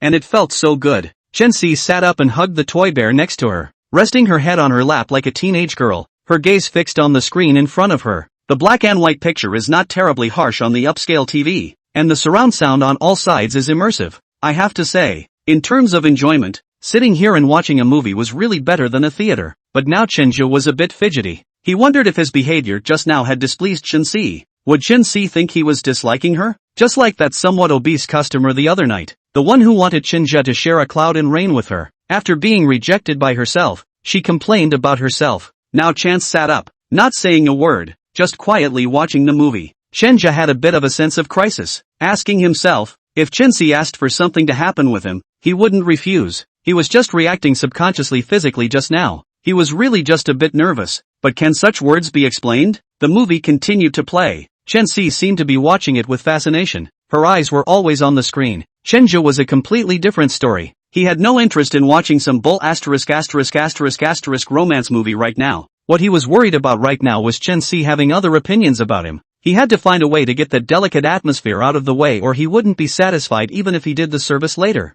What exactly is the solution? Just as Chen Zhe was thinking, time was also passing by the minute, and the movie playing on the screen was nearing the end. At this time, he saw a piano next to him, and finally had an idea. Chen Xi stretched, her dimpled figure on display. Well, it's been a long time since I've watched a movie in peace. Let's go. Help me massage. She stood up and put on her white slippers to prepare to go to the bedroom. Chenja followed him and stood up, then deliberately passed by the piano. Sister Chen, this piano of yours is beautiful. Chance smiled. It's not bad, is it? Paid quite a bit of money for it, but it's been sitting here eating dust. Speaking of this piano again evoked a trace of her memories. This piano was bought for Shinziheo. That scum originally thought he was studying art and would play so little, but only after getting on it did she realize how bad his level really was. Chenja pressed a few keys. The tone is spot on. Sitting himself down, he placed his long, strong fingers on the keys. Chen Si was slightly stunned. You can play? I took a little bit of lessons when I was in college, and I hadn't seen an instrument that good at the time. Chen Si smiled and sat down against Chenja. You just give it a go. Chenja nodded, and his fingers began to wander over the keys. Chen Si was dumbfounded. Chen played the very same theme song of the movie she had just watched. Soul breaks the blue bridge, friendship lasts forever. Chenja played very emotional, and professional level is not inferior to the kind of learning art. Chensi counted heard many times live performance, but she felt that this time more able to touch her heart. Under the soft light, Chenjo is wearing a white shirt that looks like it's glowing, slightly covered with broken hair just over his bright eyes, high nose and long eyelashes, and his eyes are incomparably focused and deep. Chenjo's exposed arm was very powerful, able to clearly see the distribution of the muscles, and his slender fingers were like flowing water, rigid with softness, soft with strength. Chensi's eyes never left Chenjo, probably because she had just watched that movie and the plot and it was still haunting her heart. At the moment it was as if she was the female lead in the play and Chenjo was the male lead. The more she looked, the more she felt infatuated. Her body couldn't help but take the initiative to move closer. Her lips moved slightly, feeling a little dry, and licked her lips with her tongue again. It just so happened that at this time Chenjo turned his face to look at her, and the four eyes were opposite each other, sinking those deep eyes as if they were like a sea of stars that sucked her in. Chensi raised his head slightly, and in the next second, Chenjo printed up without hesitation as if he had received an order. The piano was still making sounds, but it wasn't Chenjo playing anymore. It was the cat that Chensi had, which jumped onto the piano and stomped on it 1 foot at a time. Cat purred, wide-eyed. He watched as Chenjo picked up Chensi and went to the bedroom. Everything falls into place. There was no holding back and it all happened in a very romantic setting. The bed. Chensi looked at Chenjo with that infatuated look in her eyes. She originally had a heavy love brain, and just now Chenjo took her down directly with that one hit. She buried her head in Chenjo's chest with a happy smile on her face. At 6 p.m., when Chenjo left, Chensi reluctantly sent him to the gate step by step. Middle-aged women, especially those who have endured hurt feelings, they never ask each other to be responsible, and so did Chensi, who did not ask Chenjo to be her boyfriend. Just watch him leave as normal friends would. The person who came to pick up Chenjo was Zhang Kai, who saw that Chensi had been waving goodbye, and was envious in his heart. Brother, you are really lucky. This is a real rich woman. I'm convinced. I'm really convinced. Women want to find someone to rely on. Why wouldn't a man want to find a rich woman? Whether they're 20 or 40, they've all had this thought. The difference is that Zhang Kai is thinking about it and Chenjo is already doing it. Brother Zhang, don't talk nonsense. This is my client. Our relationship is pure. Hearing these words, Zhang Kai really wanted to stop the car and drag Chenjo out to give him a hard beating. What kind of purity is this? The pretty rich woman's eyes were almost on Chenjo's body just now, and Zhang Kai dared to swear that if the two of them hadn't done anything in there just now, then he would be willing to jump off a building. This kind of words he did not say out, just helplessly smiled. People are more angry than people. If they are a few years younger, maybe they can also be like Chenjo evening a rich woman. Evening commute. Yang Yun announced the content of today's training. Sister Hu and I will be receiving your services later, and we will grade you on our standards out of 10.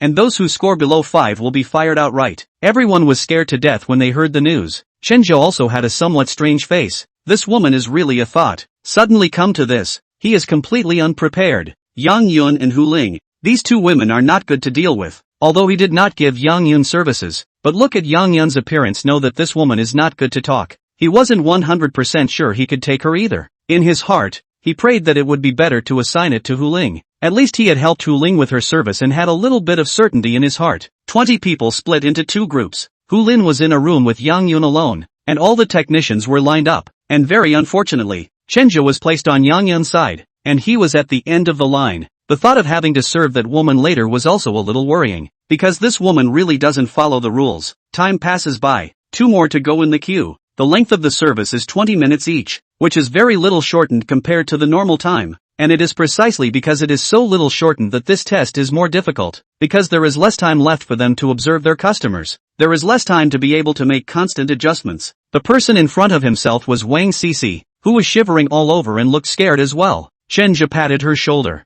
Relax, she's a human being, not a monster. Just play normally and pay more attention to her reactions. But I'm still scared. I've already been complained about twice, and if I fail this test again then I'll be out of a job. Don't put so much pressure on yourself. Since she scheduled the test, it means he'll give you a chance. Just behave normally. Really? When have I ever lied to you?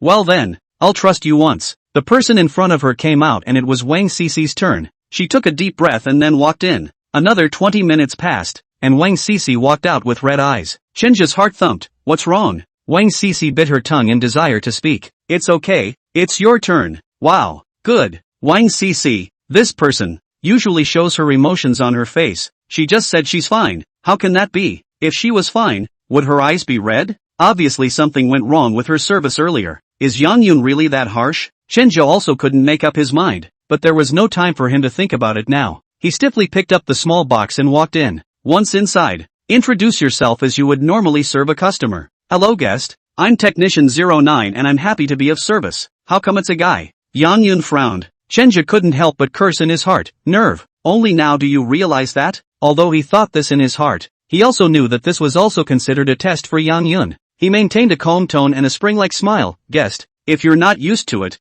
I'll help you change to a female technician. Is that okay with you? Yang Yun's expression changed slightly for a moment, and although it was only for a moment, Chenja felt that there was just a little bit of dissatisfaction in that moment. Finished? Can't say that. He knew that the statement had just been wrong and had to be salvaged. Guest, the other technicians are on the clock right now. You may need to wait a few more minutes. Do you think this is okay? I'll introduce you to my services in these few minutes. Aha. Yang Yun's low and short voice came out, very cold and emotionless. Chenja began to really get into character, quickly analyzing Yang Yun as a type of client. Reticent, few words, unaccustomed to men, disliked to show affection, half-reclining movements, arms on his chest seemed somewhat guarded. The fact that her eyes were focused on her phone and not looking at him meant that she was a little displeased with herself or didn't care about what she said next. She didn't take offense to the weight she had just uttered, proving that she had plenty of time, and that she had come here for pleasure, not specifically for a massage. She doesn't take massage seriously, so the mood should be on that aspect of the pastime. Guest,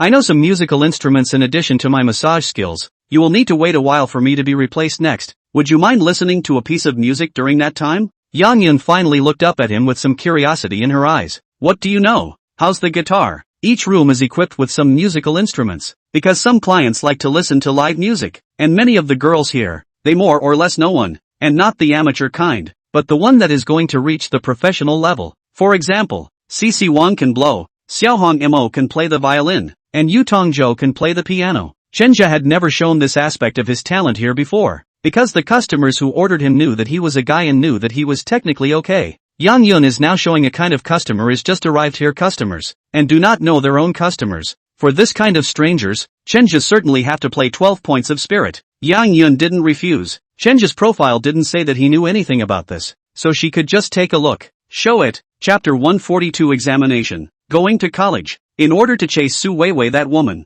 Chenja has put in a lot of effort. Quite a literary atmosphere of the guitar, as well as a symbol of elegance of the piano. He has gone to learn. The actual tuition paid. Yang Yun hadn't reacted much when the guitar strings sounded. After all, she'd seen a lot of these and it wasn't going to be much of a surprise. But when the prelude became more and more familiar, Yang Yun's expression had a slight change, and there was a hint of anticipation in the indifference of her eyes. Until Chenja opened his mouth. The voice with the timbre robe-like voice directly captured her. Chenja's skills weren't very good, but the tone was very special, and the most special thing was this one song, which she was very familiar with, and even loved. As her expression became focused, her eyes revealing surprise, Yang Yun's subtle changes did not escape Chenja's eyes. It is difficult to win with skill. It is okay to cheat a little girl, but it is still not easy to cheat this kind of woman in her 30s or so. The reason why he chose the guitar just now is because only the guitar can lead to the song that he is going to sing next. A song that belonged to Yang Yun's era. This was a song that had a very high level of film and television transmission in that era.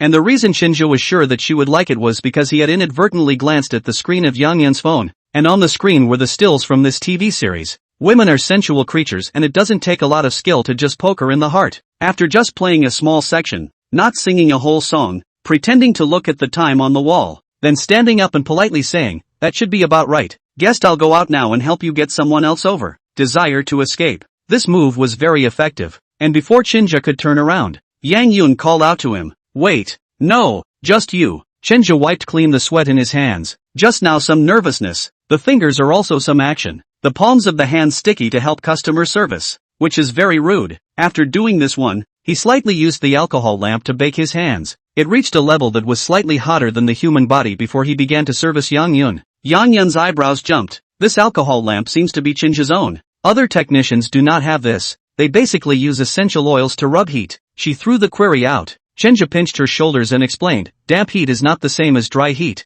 In the prelude to the massage, going over it with dry heat will allow the body's qi and blood to be better stimulated. And at this time, with the essential oil to assist, the effect will play better. Oh, like this. Each technician's massage techniques are somewhat different, compared to those before the female technician. Chenja, every time you press down, the force and accuracy are very much in place. He will not even ask you if this force is appropriate. Instead, like a doctor, go over the physical aspects with you patiently. A lot of massage technicians tell you that pain is right. Pain means through. In fact, not. Press the right position. Is not to feel very painful, but feel very cool. Now Yang Yun is this feeling. No wonder. No wonder he's a pin-up. With that skill you can indeed have repeat customers. Chenja was completely carrying Yang Yun during the massage, and he also believed that it was impossible to get a low score if he went on like this, and he had the confidence to do so. But Yang Yun's inexplicable action made him difficult. Yang Yun's hand was placed on his leg at an unknown time. It looked like it was eating him up. The next one was even more excessive. She turned around and put Chenja's hand on her stomach. Her face was very flirtatious. Stay with me tonight.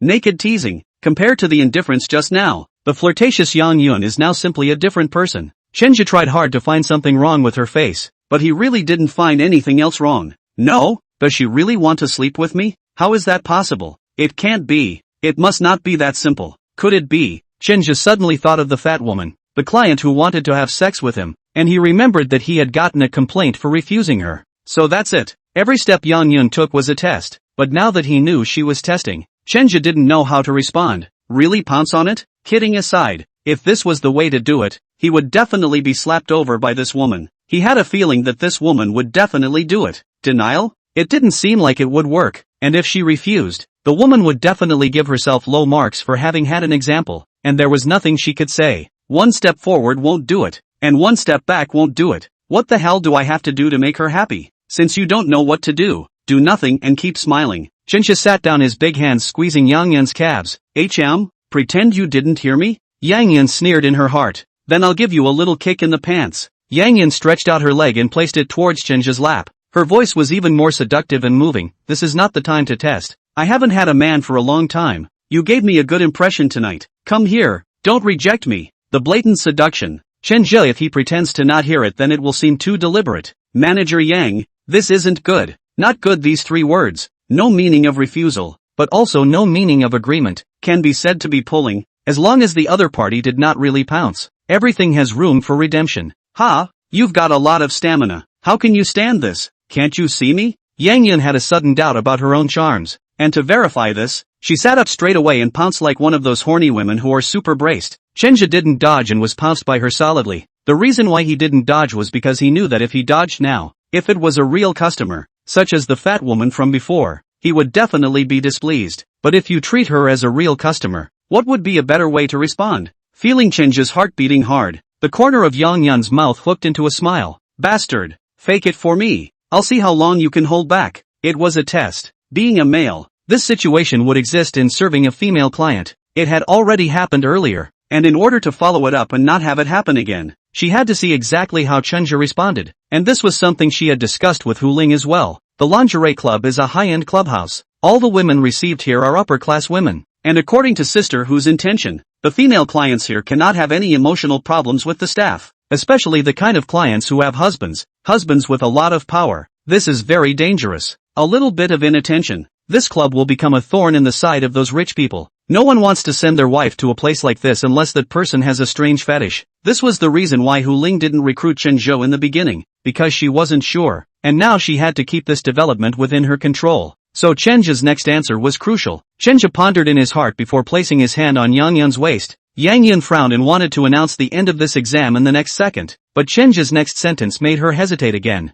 Sister Yang, according to the regulations, I can't provide this kind of service. I'm very glad that you can look up to me. If you have any bitterness in your heart, we can talk. My body is not worth much. Your delicate body is the noble one. I don't want to defile you. SS. This kid is too good at talking, isn't he? It's embarrassing to use force on him when you raise yourself that high all at once. No way. We can't let him pass that easily. Yang Yun had already substituted herself into her role, and she had positioned herself as a lonely young woman. A woman who was very eager for caresses. You don't have to say that. I need it now, and if you don't give it to me, I'll file a complaint. Sister Yang, do you think this will work? I have an ancestral technique that can slow down your stress and soothe your body and mind. I don't want it. I want you. Yang Yun started to become a bit unreasonable. She thought Chenja had run out of options.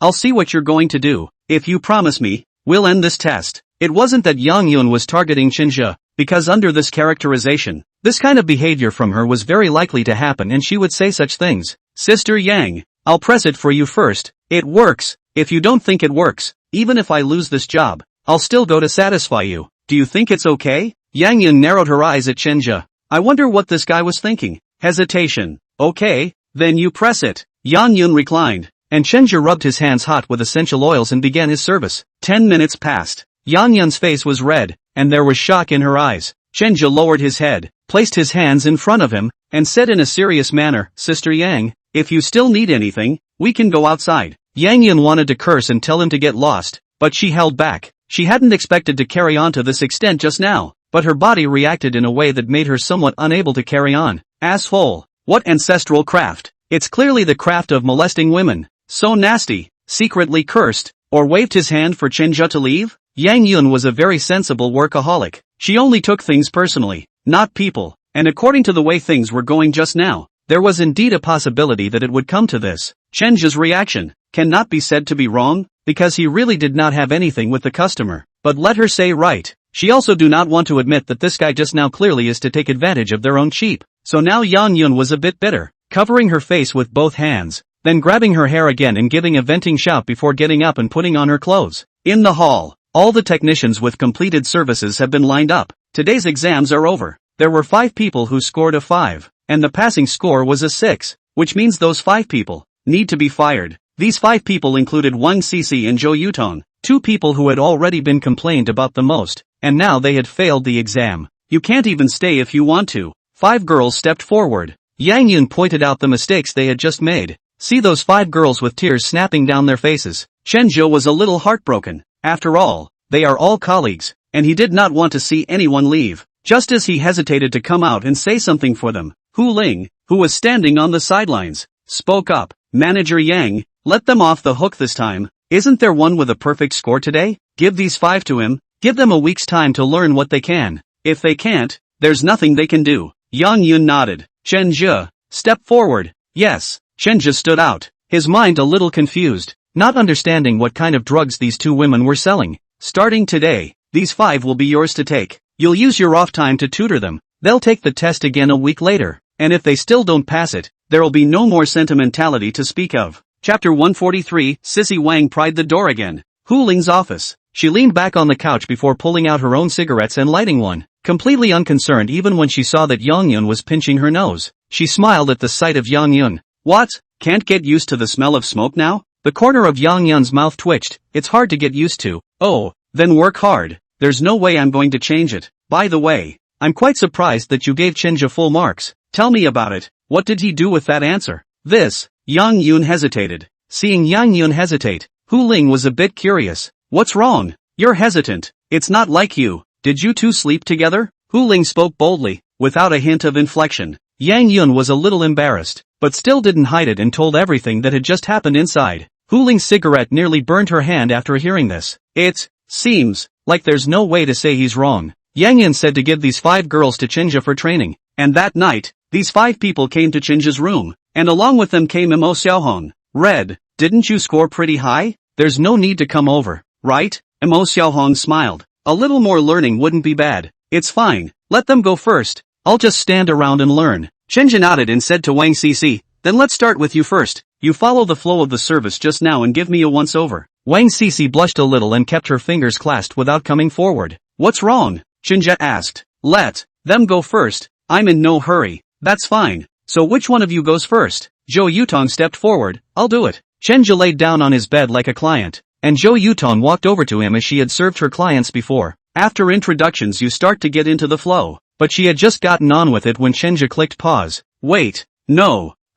What's wrong? Zhou Yutong was a bit confused, and the others were also a bit confused. Chenja pointed at her hands. Your hands aren't even washed. And when you smiled just now, the fake smile was obvious. No need to be so harsh, right? My hands are clean. Look. She held out her white hands for him to examine, then added, I just smiled showing 8 teeth. How is that wrong? Chenja shook his head. Not showing 8 teeth is a standard smile. Your mouth smiles but your eyes don't, which can give people a false sense of security. And your hands aren't warmed. I feel a little cold when your hands touch my skin. This is how I used to do it. So you got a complaint. So, what's it going to be? Chenja sat up. Come over and lie down. I'll show you guys how it works. Zhou Yutong obediently went over to lie down. Chenja gave her a once-over according to his own process. He went over every action, Very patient and really treating Jo Yutong as his client. You have to be clear. We are in the service industry. The customer's slightest expression we are observing carefully. Some customers are educated. She won't poke her face even if she herself is unhappy, but her subtle expression won't lie.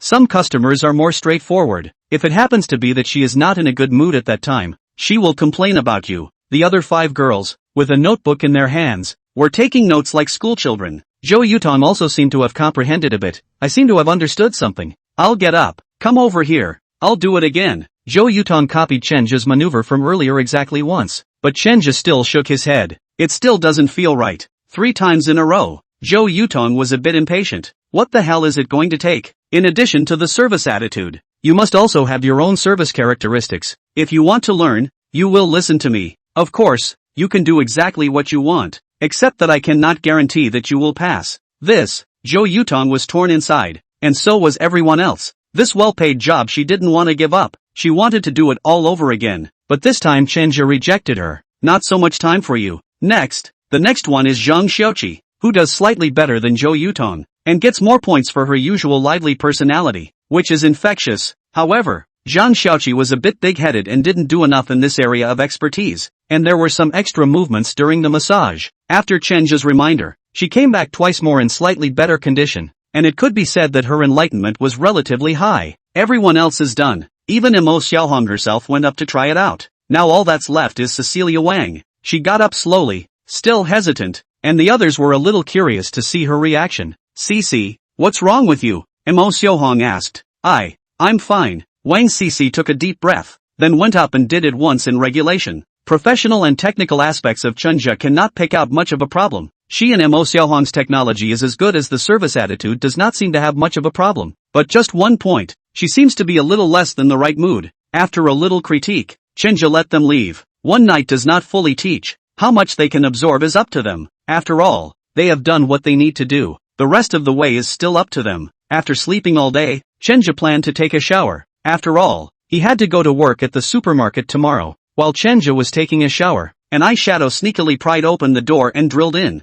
Chenja would not bring clothes in when he took a bath. This was his habit. He liked to come out and put on clothes again. When she took a towel and came out while wiping her head, Wang Cici, who was sitting on the bed, her entire body froze, tried to shout and realized he couldn't make any sound. Asterisk asterisk asterisk asterisk. How did you get in here? Chenja hurriedly blocked himself with a towel. Wang Cici's little face burned. Swallowing, I would like to ask you one more question. You go out first. I'll change. Oh, Wang Cici turned her body around and didn't walk out. You change it. I'm not looking. Chenja. 1 minute later, Chenja quickly put on his clothes. The blush on Wang Cici's face hadn't faded yet. The scene just now was too much of an impact on her. Chenja was a bit embarrassed. Why did you come in without knocking? Never mind. What's the matter? Chenja, I have a question for you. You say, are you going to say it or not? Do you want to rush me to death? Wang Cici lowered her head. When I was serving Manager Young tonight, she touched me. Just touch it. What's the big deal?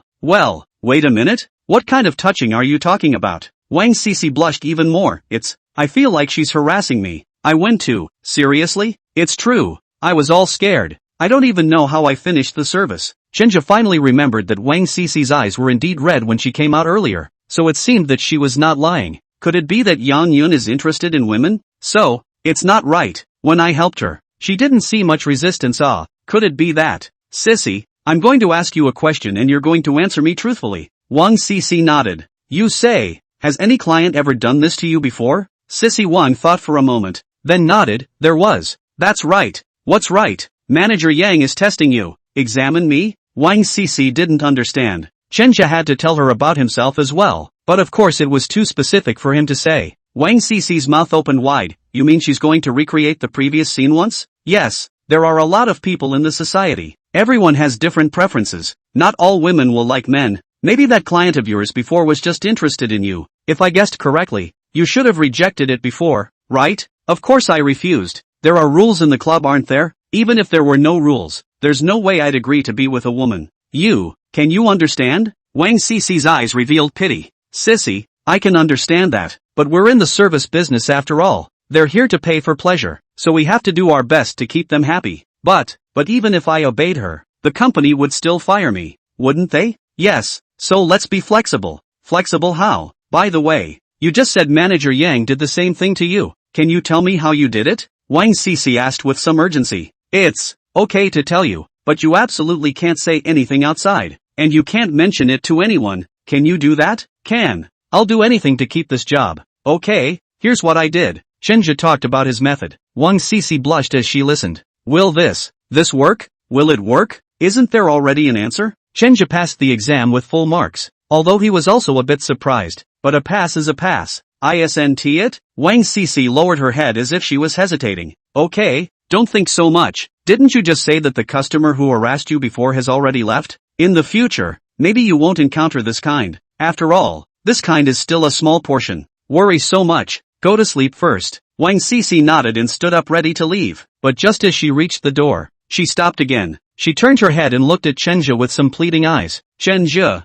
can you teach me that ancestral technique of yours? Chapter 144, Wei Ming's Arrest. Chenja eventually did not teach this technique to Wang Cece. Not that he was hiding it, but because if he taught Wang Cece, what if other people came over and asked him to teach them as well? This will create a trend, and in time the formal establishments will become informal. So he found a reason to decline. After a week of training, those few people finally passed Yang Yun's test and were able to deliver. During this time, Wei Ming was excited to see the improvement of his supermarket business. He called Tian Dongqiang, wanting to inquire about the current progress of Su Weiwei and the girls, but several calls didn't go through. There was some confusion, but the matter was not of the utmost importance at the moment. Although he still couldn't find Su Weiwei and the girls, but he wasn't too worried. After all, they hadn't exploded for so long. Those two women shouldn't dare. They should be clear when he sent someone to their old home to find them. They should be a sufficient deterrent. Everything is going in the right direction, and those original customers of his supermarket have come back. Wei Ming again began to consider letting his wife Zhang Xiuxiu transfer the equity back to himself. I didn't expect to be rejected by Young.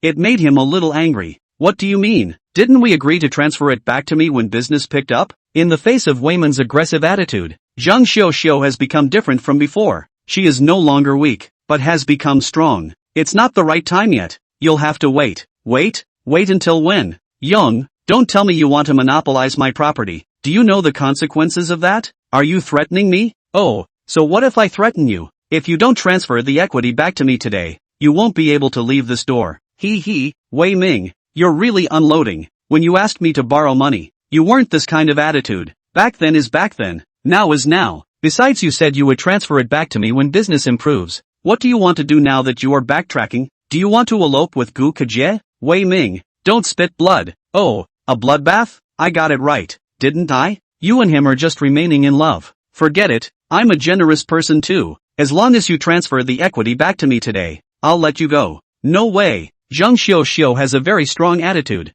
Bitch, you're tired of living, aren't you? I've been talking to you, but you're not going to listen, are you? Wei Ming pulled on Zhang Xiuxiu's hair and slapped it down without mercy. He seemed to want to vent all the depression he had been feeling during this time on Zhang Xiuxiu's body. While he was violently beating Young, he completely failed to notice that there was a camera in the corner that recorded the entire situation. That night Young was in the hospital. She was so beaten that she couldn't even speak. Wei Ming was already under police control, and when the police rushed through the door, he had no idea what was going on until a paper lawsuit was laid out in front of him, and he was completely shocked. What?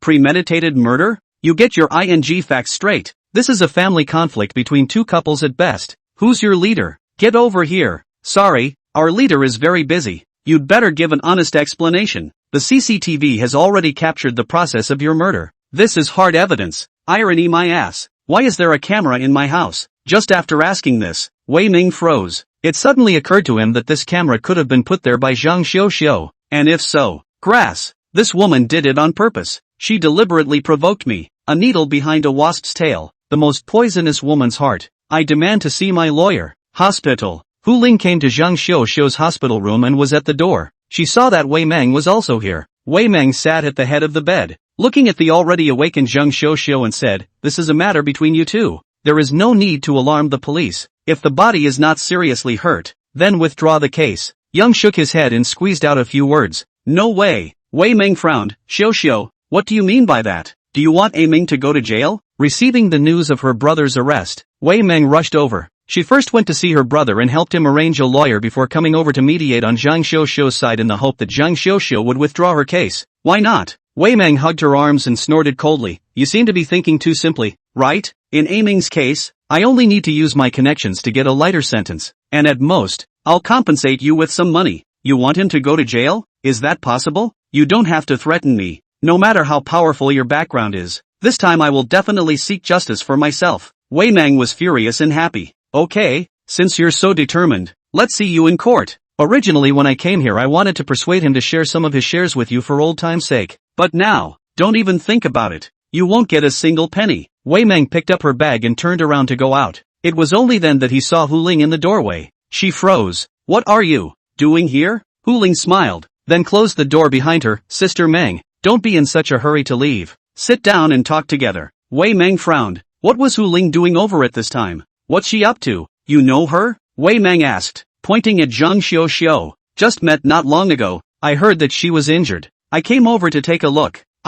You say Wei Meng is also really cruel. How could he do such a thing? Wei Meng suddenly frowned, feeling that things were not that simple. Hu Ling, don't tell me that you ordered Zhang Xiao to do this. Originally, a cooperation had been reached between the two of them, and Wei Meng felt that their relationship should be a bit closer. But now that she saw Hu Ling come over to see Zhang Xiao, she felt that things were not as simple as she thought. His own brother had just finished domestically abusing Young on one foot, and the police came to his door the next, and according to his own brother, he didn't call the police at all, and Young didn't call the police either. Then who else called the police? In this case, unless there is a person who knows in advance that there will be domestic violence, and maybe the domestic violence thing was planned, the only person who could do such a thing was the woman in front of her. Oh, Dream Sister, you're so smart. You guessed right. Hu Ling smiled like a fox, not hiding anything at all. Wei Meng's face was horrified. Hu Ling, why did you set out to frame my brother? Sister Dream, look at what you're saying. What do you mean I set him up? It's obviously him being more impulsive,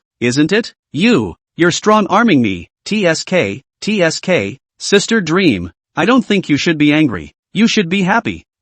Happy? Would you be happy if I took your brother in? I'm looking out for you. Hu Ling continued to say incomprehensible words. The more Wei Meng heard, the more angry she became. What kind of consideration for her was this? Dream Sister, the reason I'm trying to get your brother locked up is because I'm doing you a favor. I'm getting you out of this mess, so I have you to thank for this? Wei Meng angry chest heaving. Before her brother asked her to borrow money to help her, she did not help. The heart already has some guilt. Now her brother is almost in jail. She cannot possibly listen to Hu Ling's words again. Ugh, why don't you believe me? Forget it, I'd better show you something. Hu Ling took out a cell phone from inside her bag, and inside the folder she found a file and opened the video to play it. The video footage shows a man driving a car. This angle is from a car recorder. The car is driving shakily and the man in the car seems to have been drinking. It wasn't long before there was a bang and the car hit someone. The person in the car came down to look at it, and at this time, Wei Meng and Zhang Xiao got a good look at the person's face, and both of them were surprised, because that person was none other than Wei Meng.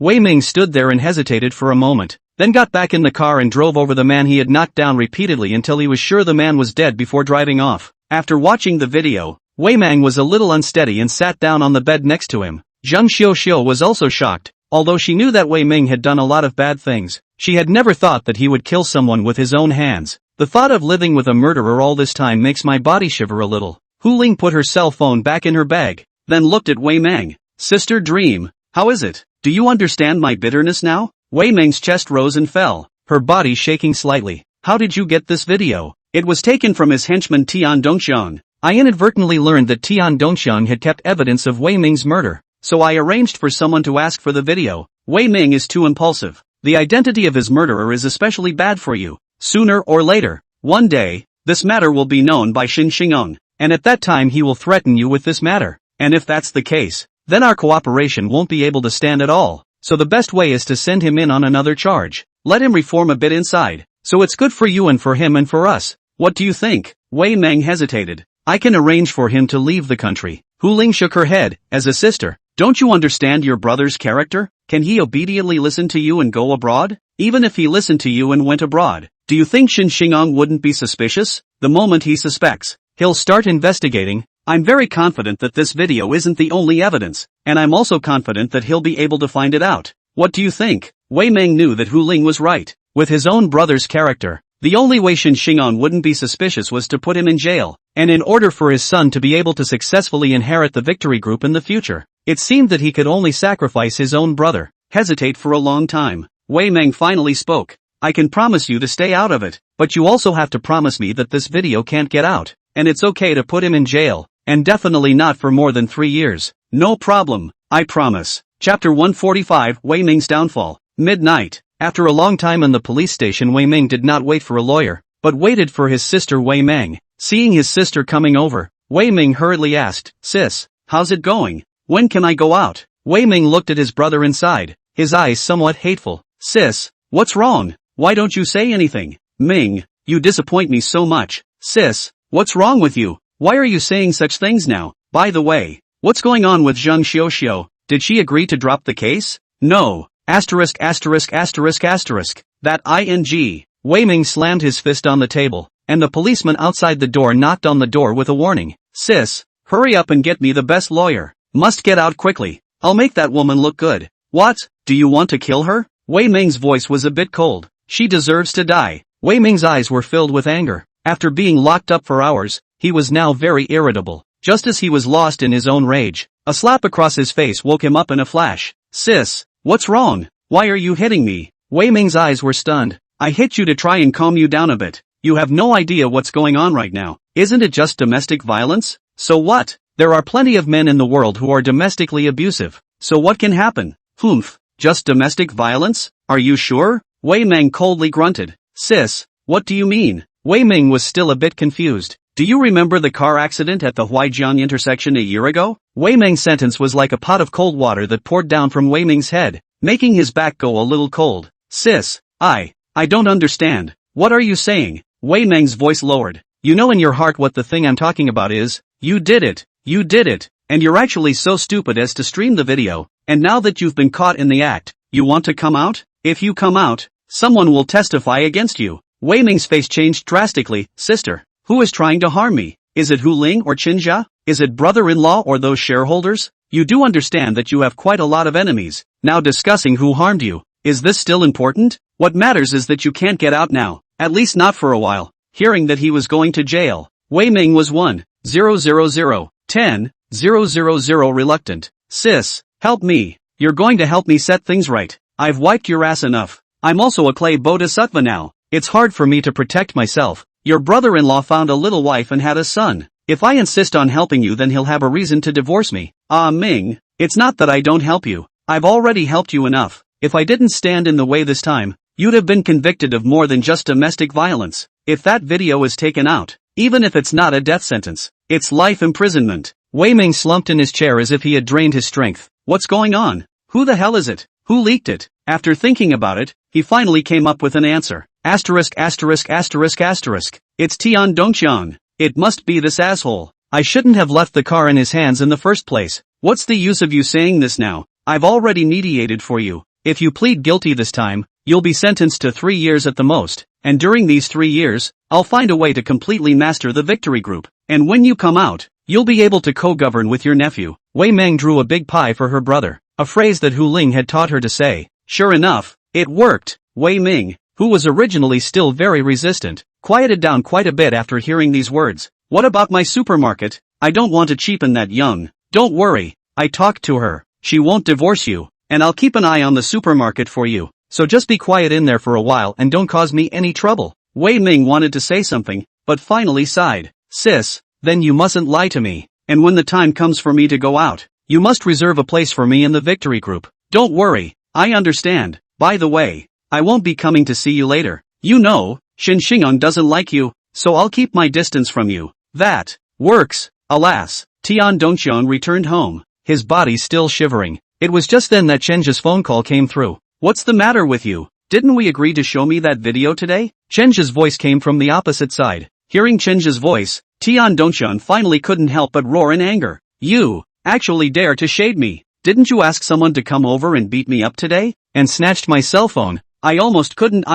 come back." Chenjia froze. "What? You said your cell phone was robbed? Don't pretend. You guys already grabbed the cell phone with that video on it. What do you want to do now that you're calling? I told you rabbits bite when they're anxious." Hearing that Tian Dongqian's cell phone had been robbed, Chenjia was vaguely uneasy in his heart. "Do you recognize that group? Could they be Wei Ming's people?" "No, I know all his people. Those people mentioned your name when they came, and now you're pretending? I trusted you so much before. I didn't think you'd give me a penny. If it's not Wei Ming, then it's Hu Ling. Oops. Chenja hung up the phone directly. He felt the danger. Wei Ming murder thing. Before he was in his own Zheshang folding office when he talked to Tian Dongxiang on the phone. Perhaps Hu Ling is that time to know. She had snatched the video without a word, so she would definitely have an opinion of herself for not informing her about it in advance. Chenja had no time to think and immediately went to call Hu Ling. After ringing twice, the other person finally answered. Why are you calling me so late? Hu Ling's voice was flat, as if nothing had happened. Sister Hu,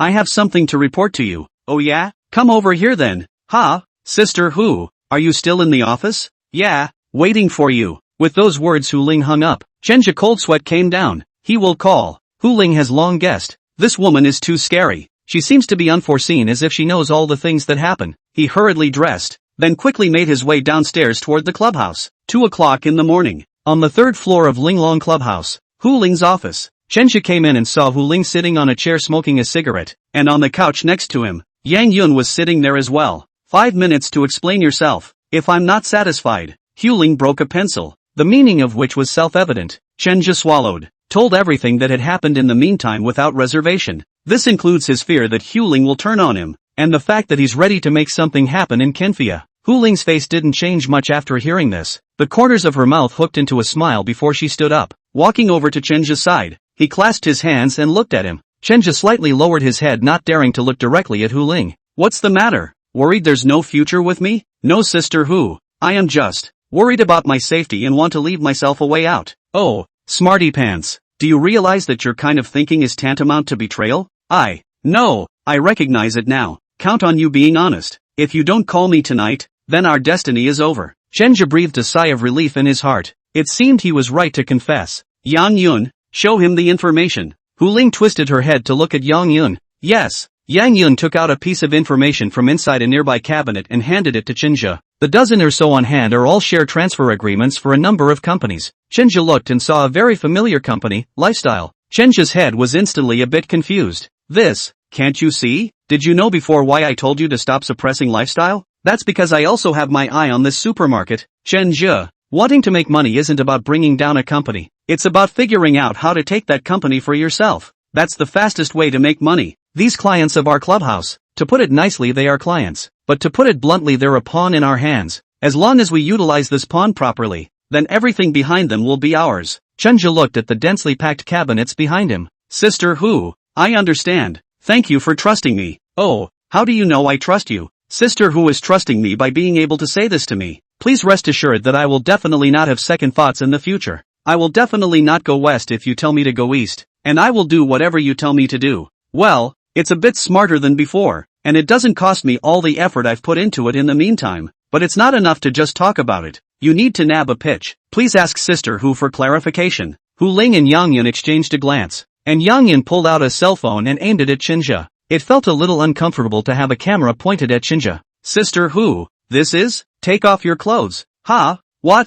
I asked you to undress. Do I need to repeat myself a second time? So the offer is a nude photo of yourself? It's really kind of mean. But Chenja no longer had a second way out, gritted his teeth, nodded, and then stripped off his clothes. Hu Ling and Yang Yun glanced at each other as if they both saw a hint of surprise in each other's eyes. After a few minutes, Yang Yun gave an okay sign. Chenja put his clothes back on with some humiliation. Come on, don't squirm. From today onwards, you're joining my think tank. Be happy, you'll get more than you think in the future. Chenja nodded like a little girl who had just been bullied. But after coming out of Hu Ling's office, Chenja's gaze became calm, completely lacking the sense of shame that he had just felt inside. Hu Ling wanted to control everything, but she neglected to realize that when a person's dignity is completely trampled on, people will go to two extremes. One is to be submissive, completely submissive, and shilling for her so-called superiority. A kind of resentment that is completely hidden in the bottom of the heart, in order to be able to return this humiliation 100-fold someday. Chenja, on the other hand, belongs to the second type. Chapter 146, First Mission. What Hu Ling needs is for others to submit to her completely, whether it is lying in wait or completely reduced to a lackey to be driven by others. No matter which mentality, the immediate must do just one thing, that is to do it all. It was that no matter which request Hu Ling made, Chenja had to convince himself that he must do it, and not only must he do it, but he must do it to the best of his ability. Hu Ling treats him as a dog leg, as a pawn, to be reused to get more power and more assets. Then this dog leg of his must be the thickest one. Earlier Mei Xiaoting said she wasn't qualified. At that time Chenja didn't understand, now he understood. He now seemed to have qualifications. And the person who also had such qualifications was Yang Yun. Yang Yun threw a piece of information in front of Chenja. This is the fat woman from room 07. The one who tried to force Chenja to sleep with her before. Here's a task for you. In 1 month's time, we want at least 30% of her company. Can you do it? Chenja didn't even look at it carefully and nodded as he took the information. Yang Yun sneered, don't you even look at it? Just that confident? For what has to be done? I can no longer fit difficulties and impossibilities in my head except for plans and strategies. Oh, okay, since you're so confident, then go ahead. Money and resources and manpower. We'll give it to you. Whatever you need, just mention it. Okay, Manager Young. Chenja retreated. He behaved respectfully, and there was no nonsense or a hint of resistance during the entire conversation. After he went out, a dark door in the wall opened and Hu Ling stepped out of it. Sister Hu, it looks like he has completely submitted to us. Hu Ling smiled. Does he have any other choice but to conquer? Cultivate him well. This kid still has talent. And also, give that old man Kai Jing a call. Tell him not to leave Donghai recently. There are other things he can use him for. Okay. It was only after Chenja came out that he seriously went to study that woman's profile. This woman is called Feng Dongmei. This year 45 years old. Married. Is a cosmetic company, Daya International, boss. Her husband is called Xuanan. Is her company's vice president? The two-marriage relationship. Feng Dongmei has always been in a strong position. She has been looking for countless small boyfriends over the years. For Feng Dongmei's derailment, Xuanan is aware of it. Once he also resisted, looking for a small girlfriend, but less than a week, was Feng Dongmei found out. The two people end up miserable. Xuanan's male function was abolished. His little girlfriend was scratched face. Since then no one in the East China Sea to see her again. It's easy to see from this profile that the breakthrough here is her husband. Xuanan, an internet product exchange dinner. Chen Zhe, dressed in a suit, attended the event as a representative of Tetsugami Folding. Originally, there was no internet business in Tetsugami Folding, but in order to get to know Xuanan, he purposely added this department. Makeup products were a big piece of cake in the internet commerce, and Daya International, as the top 3 cosmetic companies in East China Sea City, Xuanan was welcomed by many people as soon as he appeared. Whether it was a netizen model or a representative of some new industry companies, all of them surrounded Xuanan to offer their attentions. Xuanan is elegant looking, wearing a gold glasses sisu, very swimming in this group of people. Unlike those who were in a hurry to go up and hand over their business cards, Chenja didn't gather around, but took a cell phone and dialed a number. About half an hour later, Xuanan finished dealing with those people, then walked to a corner and took a deep breath, picking up a nearby glass of wine to enjoy a moment of peace. Chenja sat next to him and didn't talk to him, when his cell phone suddenly rang. Picking it up, the movement seemed to be a bit evasive, but in the evasiveness there was a mastery of proportion, so that his conversation could be heard by Xuanan. Don't you look for me. I told you I wasn't sick. I just couldn't get a hard-on for a while, and I'm so young, how can I possibly have a stomach? A woman's voice came from inside the phone. You need to stop avoiding me. You've been like this 3 times. When it comes down to it, you're useless. What do you want me to do? Can we still go on living together? There's no need to say so much. I've found you an old Chinese doctor. It's very effective. Many people who have seen him have all said good things. Just trust me for once. I'm not going. I told you I'm not sick. Chen Zhe was very determined. If you don't go, we'll break up. It's up to you. With that statement the other hung up. Chen Zhe sighed, then picked up the wine next to him and drank it. Xuanan, who was next to him, noticed him and his eyes moved slightly. 2 minutes later, Xuanan took the initiative to strike up a conversation. What's wrong? Had a fight with your girlfriend? Chen Zhe sighed, alas, don't mention it. These things are too hurtful to self-esteem. Xuanan was interested and continued to strike up a conversation. Brother, I heard a little bit of what you just said. It's not that bad, right? You are so young. Chen Zhe was about to speak inside again. Alas, this matter is unlucky to say the least. It's okay, just have a little chat with my brother. Maybe he can even enlighten you. The thing is like this. Some time ago, I went to climb the mountain, and then accidentally fell. The following, below was hit. Since then, I'm a little not able to. Because of this thing, my girlfriend has been resentful of me. Xuanan's heart was touched after hearing this, because he can't now either. He sympathized with Chen Zhe's experience, and it was as if he had met a confidant. Dude, if you can't, just go see it. I've seen multiple ones privately. None of them work. They all say what? Chen Zhe took another sip of wine, tears in his eyes, as if he was somewhat drunk. Say I'm wasted. Ha, that's serious? Xuanan was a little happy in his heart. He was 40 or 50 years old. Even without that one experience, He was not very useful anymore. But how old was this young man? If he can't make it, won't he be more unlucky than himself? People have this mentality that when they are having a bad time they blame God, and when they see another person having a worse time than they are, he feels lucky. Xuanan patted Chenji's shoulder. Brother, look forward. Difficulties are only temporary. You're so young. You'll be fine. After saying this, Xuanan stood up in a happy mood, then walked to the crowd to continue socializing with others. Chenji smiled and finished the wine in his glass. The purpose of coming here tonight had been achieved, to briefly interact with Xuanan and leave an impression on him without being too deliberate. It's the second meeting that counts. He just made that phone call to customer service. Hu Ling and a group of people are specializing in customer service. There are men and women, will play different roles. Just now the phone inside the woman played as his girlfriend. After the dinner was over, Chenji did not return to Linglong Clubhouse, but rather returned to his office in Jisheng Fold. During the time of the mission, he didn't need to go back to work every day. It was 9:30 p.m. when I got back to Tetswami Folding, and Wang De had not yet gotten off work. Bro, you were not in favor of conducting online business before. Why are you so positive this time? Chenji didn't tell him the truth. Brother, the internet is the trend. Your previous decision was right. We still need to go in that direction in the future. Ha ha ha, it's good that you want to understand. By the way, I've researched it. I'll have someone build a webcast room. How about the name 70% off preferred? No problem. It's your call on this one. Okay, by the way, there's also news coming from Big Brother's side. The first batch of goods has arrived, and the sales are pretty good, especially the air conditioner piece. It's simply sold out over there. Really? Before Zhao Rui asked him to collect some old clothes to sell over there, Chenji had put recycling bins in many upscale neighborhoods through Chen Xi's connections and received a little bit of goods. But at Chen Xi's suggestion, he also got a batch of low-priced air conditioners through Luo Guifeng. And before that, he wasn't very confident, because that part of Kempia was very poor. Could they really afford to buy air conditioners? It's true. Now that the batch of air conditioners are almost sold out, Big Brother asked me to ask when you can send another batch over? Chenji nodded. I'll make a call and ask. Chenji went to call Luo Guifeng. When Luo Guifeng heard that the batch was almost sold out, she was also a bit surprised. Is the market that good over there? Luo Guifeng asked. Yes, Sister Luo. I didn't expect it either. I heard that although they are poor over there, there is still a group of rich people, or the middle class, and they still have a high demand for this. Well, that's it. I know. Send over the purchase order and I'll have someone down there take care of it. Okay. After hanging up the phone, Chenji sent over the prepared purchase order. I really didn't expect that originally Big Brother wanted to sell old clothes, but now he's selling them as air conditioners. Ha ha.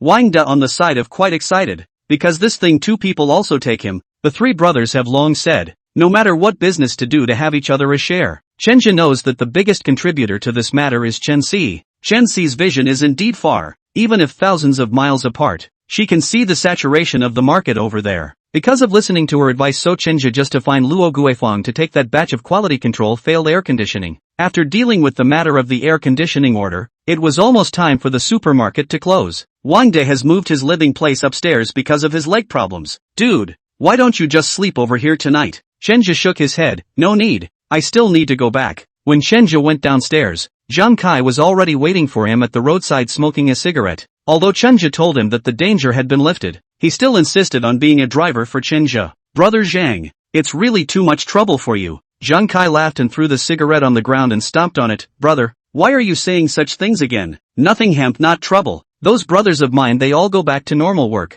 I'm a bachelor. The debt is also finished. The piece of this second half of my life is given by you. You have to let me do something for you. Zhang Kai is a very righteous person. Chenji told him many times that he didn't need him to take it, but he was still very persistent. Chenji looked at Zhang Kai and hesitated for a few seconds before saying, Brother Zhang, how about you do something for me then? Chapter 147, The Same People at the End of the World? Third day, 8 p.m. At the entrance of a five-star hotel, the drunken Xuanan slightly pushed away the crowd that came over to assist him, walking a little wobbly, but trying to stay awake. Guys, there's no need for a ride. My driver is right out front, so everyone go back. Hearing him say that, the men waved goodbye to him. Xuanan hiccuped, picked up the phone and dialed the driver. Hey, come pick me up, Mr. Shui. The car suddenly broke down. I'm not over there right now. I didn't expect you to come out so soon. What? What's the situation? The tire is flat. I'm at the repair station. What bad luck. Forget it, you don't have to come over.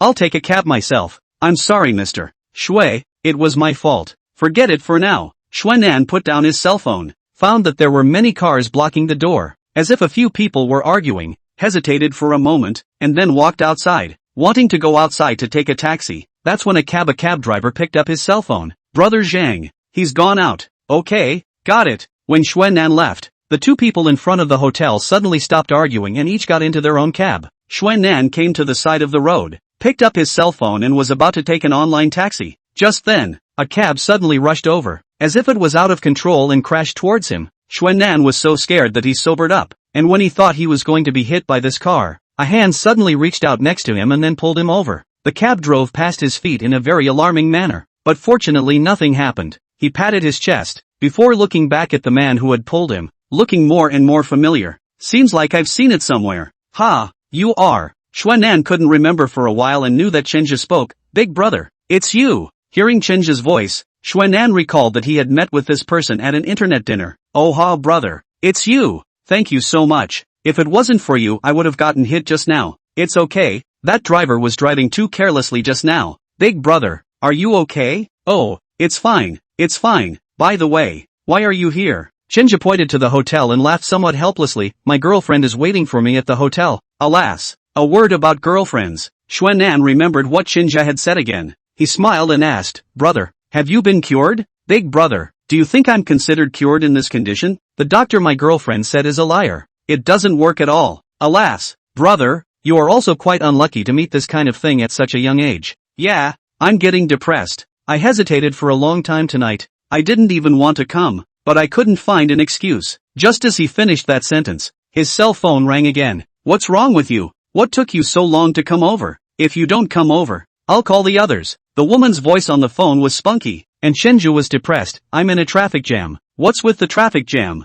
I've been waiting for you for more than an hour, and I'm telling you, if you don't come in 10 minutes, I'm going to call someone else. I'm telling you Chenja, I can do this kind of thing. Chenja also got angry. You dare to cuckold me? What's there to be afraid of? You can't make it, but you won't allow me to find another man? That's a joke. I'll call the others right now. I'm telling you, we're splitting up. Don't pester me again. Vivian, the other party has hung up the phone. Chenja angry and smashed the phone again. At the sight of the whole witness Xuanan rushed over to comfort. This feeling he understands too much. Now Chenja is like a replica of himself. The man's function is not working, but also by their own object of betrayal. It's too bad. Dude, what's up? Chenja wiped his eyes. Big brother, I'm fine. You don't need to care about me. Go back. How can I go back with you like this? I heard everything just now. Brother, you're too miserable. Go, let's find a place to have a drink. Chenja pretended that he didn't want to go, but although he took advantage of the alcohol to pull him over, they arrived at a tavern.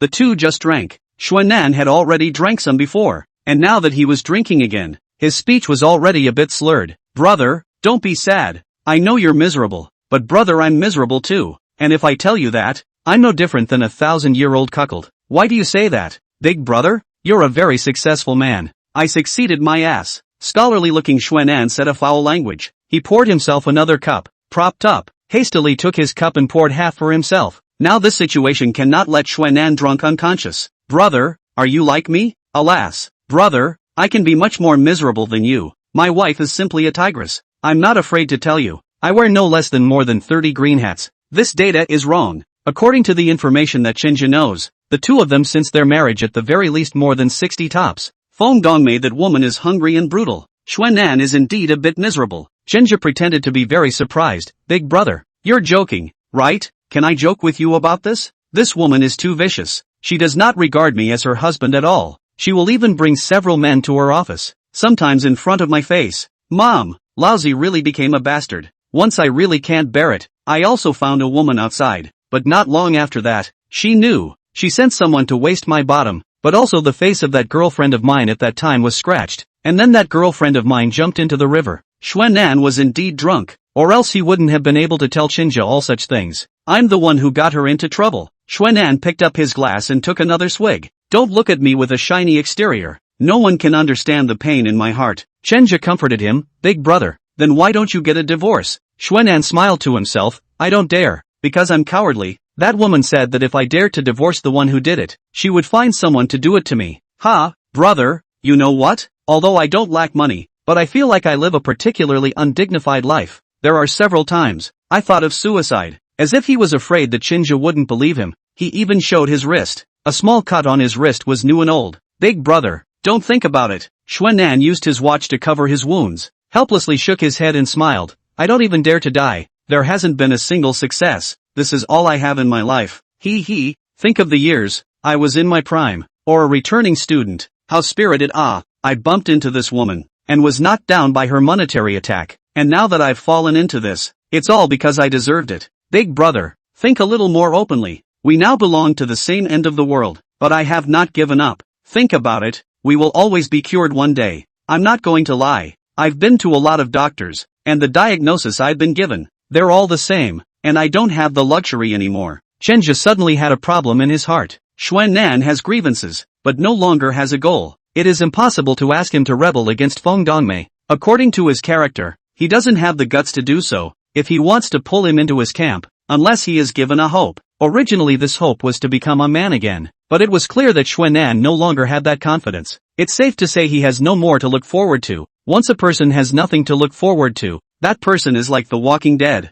unless one can be found to cure him, or give him hope. Big brother, let's not give up. I have an appointment with an old Chinese doctor tomorrow. I'm going to check it out. Do you want to come along? Xuanan hesitated or shook his head, because he had experienced this kind of thing too many times, and he didn't want to hear people sentence him to death again. Forget it, man. I'm not going. You're on your own. After finishing their drinks, the two exchanged business cards and said their goodbyes. Zhang Kai drove over in a cab. Dude, did it work out? It's not even close. You guys didn't have a successful chat? Ugh, there's a hard problem to solve. Forget it, go back and think about it. Oh, good. Chenja sat in the car, and Zhang Kai asked again, how was my driving skill just now? Ha, Zhang, you have a great technique and a very good grasp. That's for sure. I was a racer back in the day. For Chenja's affirmation, Zhang Kai was very happy. Chenja returned to his dormitory and picked up the book that old Taoist Xia had given him and studied it again. Is falsehood a falsehood? A falsehood a falsehood?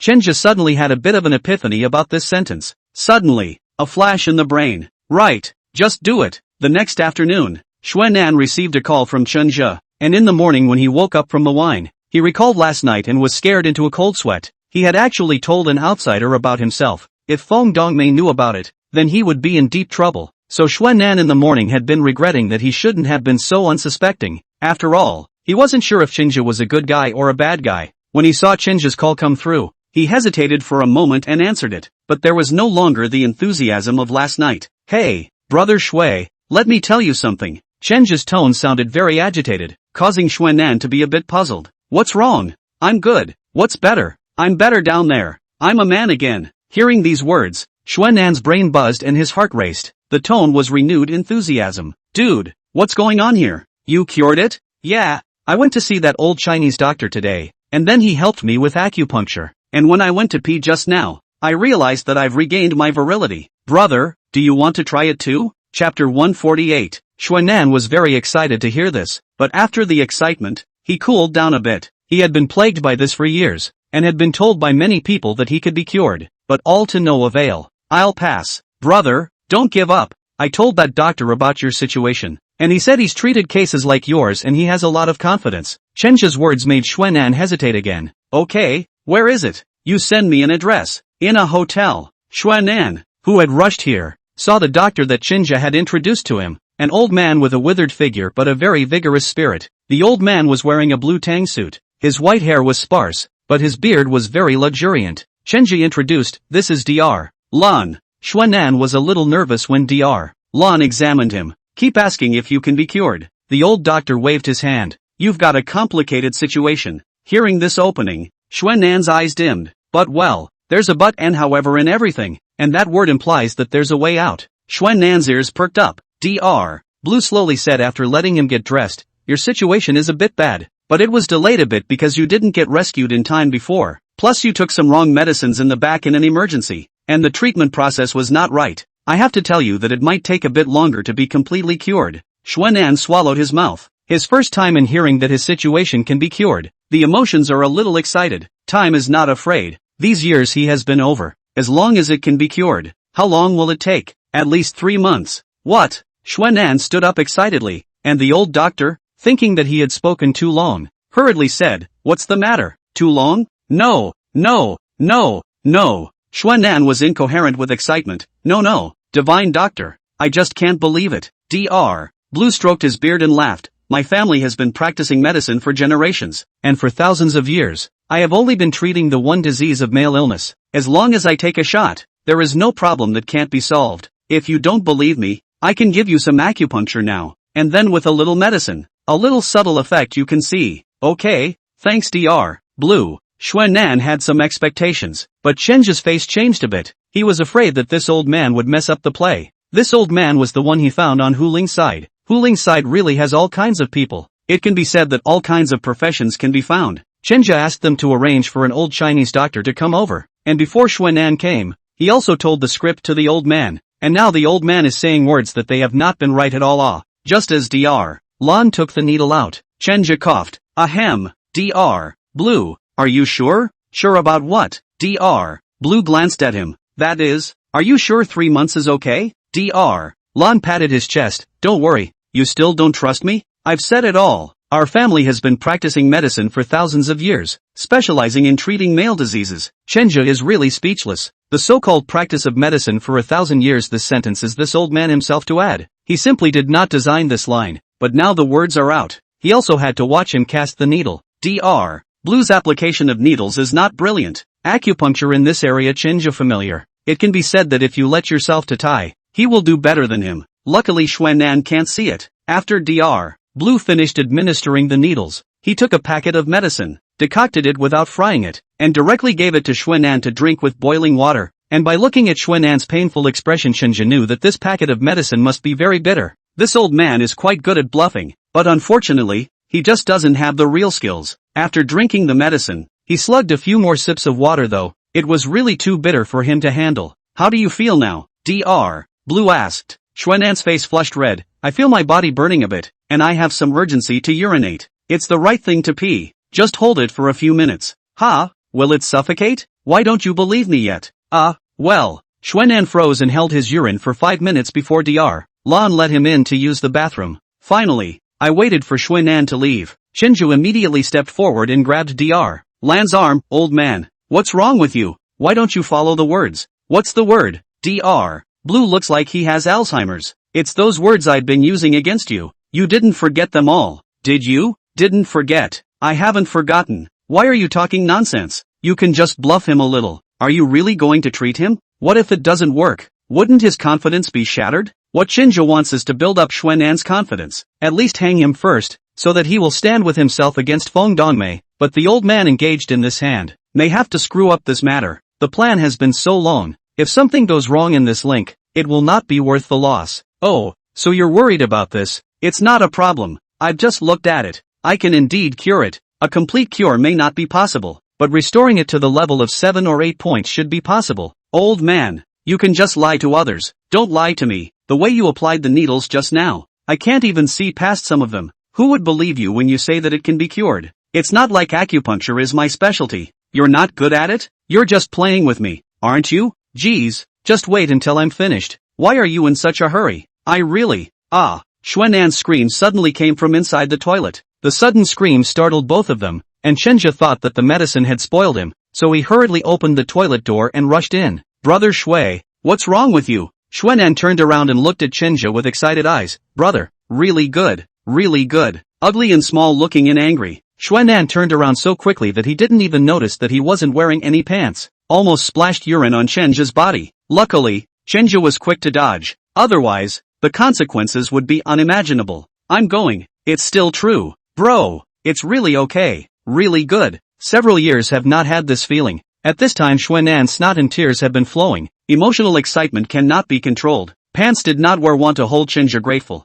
Luckily, Chenja pushed him away with one hand. Shui, put your pants on first. Chenja quickly flashed out, then closed the door behind him. Dr. Blue stroked his beard and looked at him with a smile, looking as if he had expected it. Well, I said I can cure it, right? I'll go. Are you really a doctor? Crap, the license to practice medicine is all there. Like a fake. Okay. Chapter 149 Pay to Work? After several years, finally seeing himself show off once again, although it was only for a short minute or two, it was already enough to move Xuanan badly. This packet of medicine is for you. It's a course of treatment. Soak a cup a day while you consolidate. Thank you, divine doctor. Thank you, divine doctor. How much is the consultation fee? Dr. Blue glanced at Chenja. No need. You're Mr. Chen's friend. I won't take a penny for helping Mr. Chen's friend. This sentence Chenja heard comfortably in his heart. The lines are finally back on track. He just wants Xuanan to thank himself so that he can continue the next work. There was no surprise. Xuanan hugged Chenju as if he was treating him as a regenerative parent. In fact,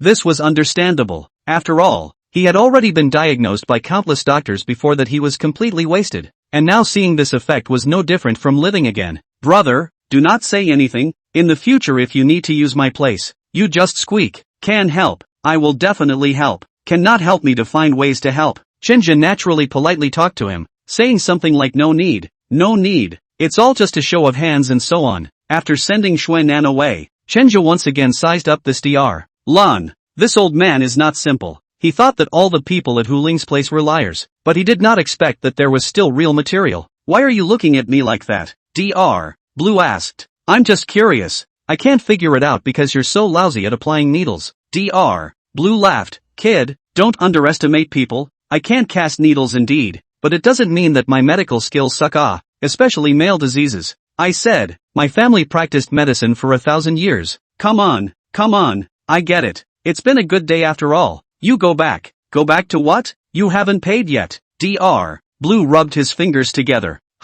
Didn't you say you didn't need any money? And it was Sister who told you to come over. When did I say I don't need money? Even if Sister who called, this is still payable. What?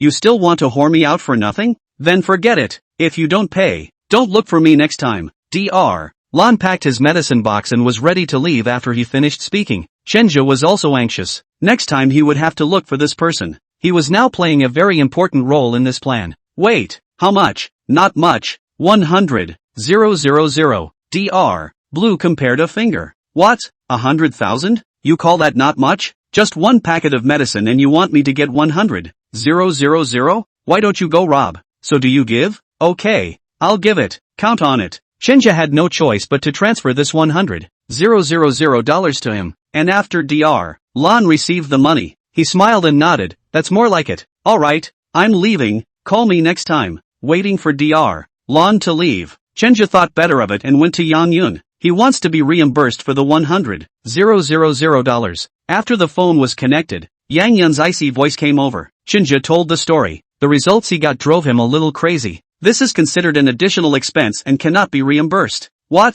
Didn't you say you'd give money to people and people to people? Words don't count? When I say give money, it's the permissible extent of commercial warfare, like if you're making a takeover, or the stock market or something like that operates, like this one where you're shaking people down, and the money has to cover itself.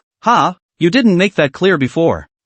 You didn't ask either? And also particularly suavely said he was full of nothing but plans and methods. By the way, there's also that customer service paycheck that you have to pay. I could hear that Yang Yun was quite happy to say this. In the end, there was no way out. Chenja could only swallow the bitter water in his stomach. Hu Ling is really an iron rooster. Joe Pickpocket, what's the difference between yourself and paying to work? Cursing her darkly, he had to accept the reality in front of him. Now he knew that the people on Sheikh Huling's side were asking for their own money. Xuanan returned home at night, just opened the door. He heard a movement coming from the bedroom. He clenched his fists tightly. If it was in the past, he would have treated it as if nothing had happened and turned away. However, now that his body has the hope of recovery, he is even more hateful to Feng Dongmei, and his heart vaguely generates a thought of wanting to take revenge. After 10 minutes, the door to the room opened, and a young man wearing only a pair of pants walked out, and he did not panic when he saw Xuanan. Obviously it was not the first time he had come here. He came next to Xuanan and didn't look at him squarely, pouring himself a glass of water,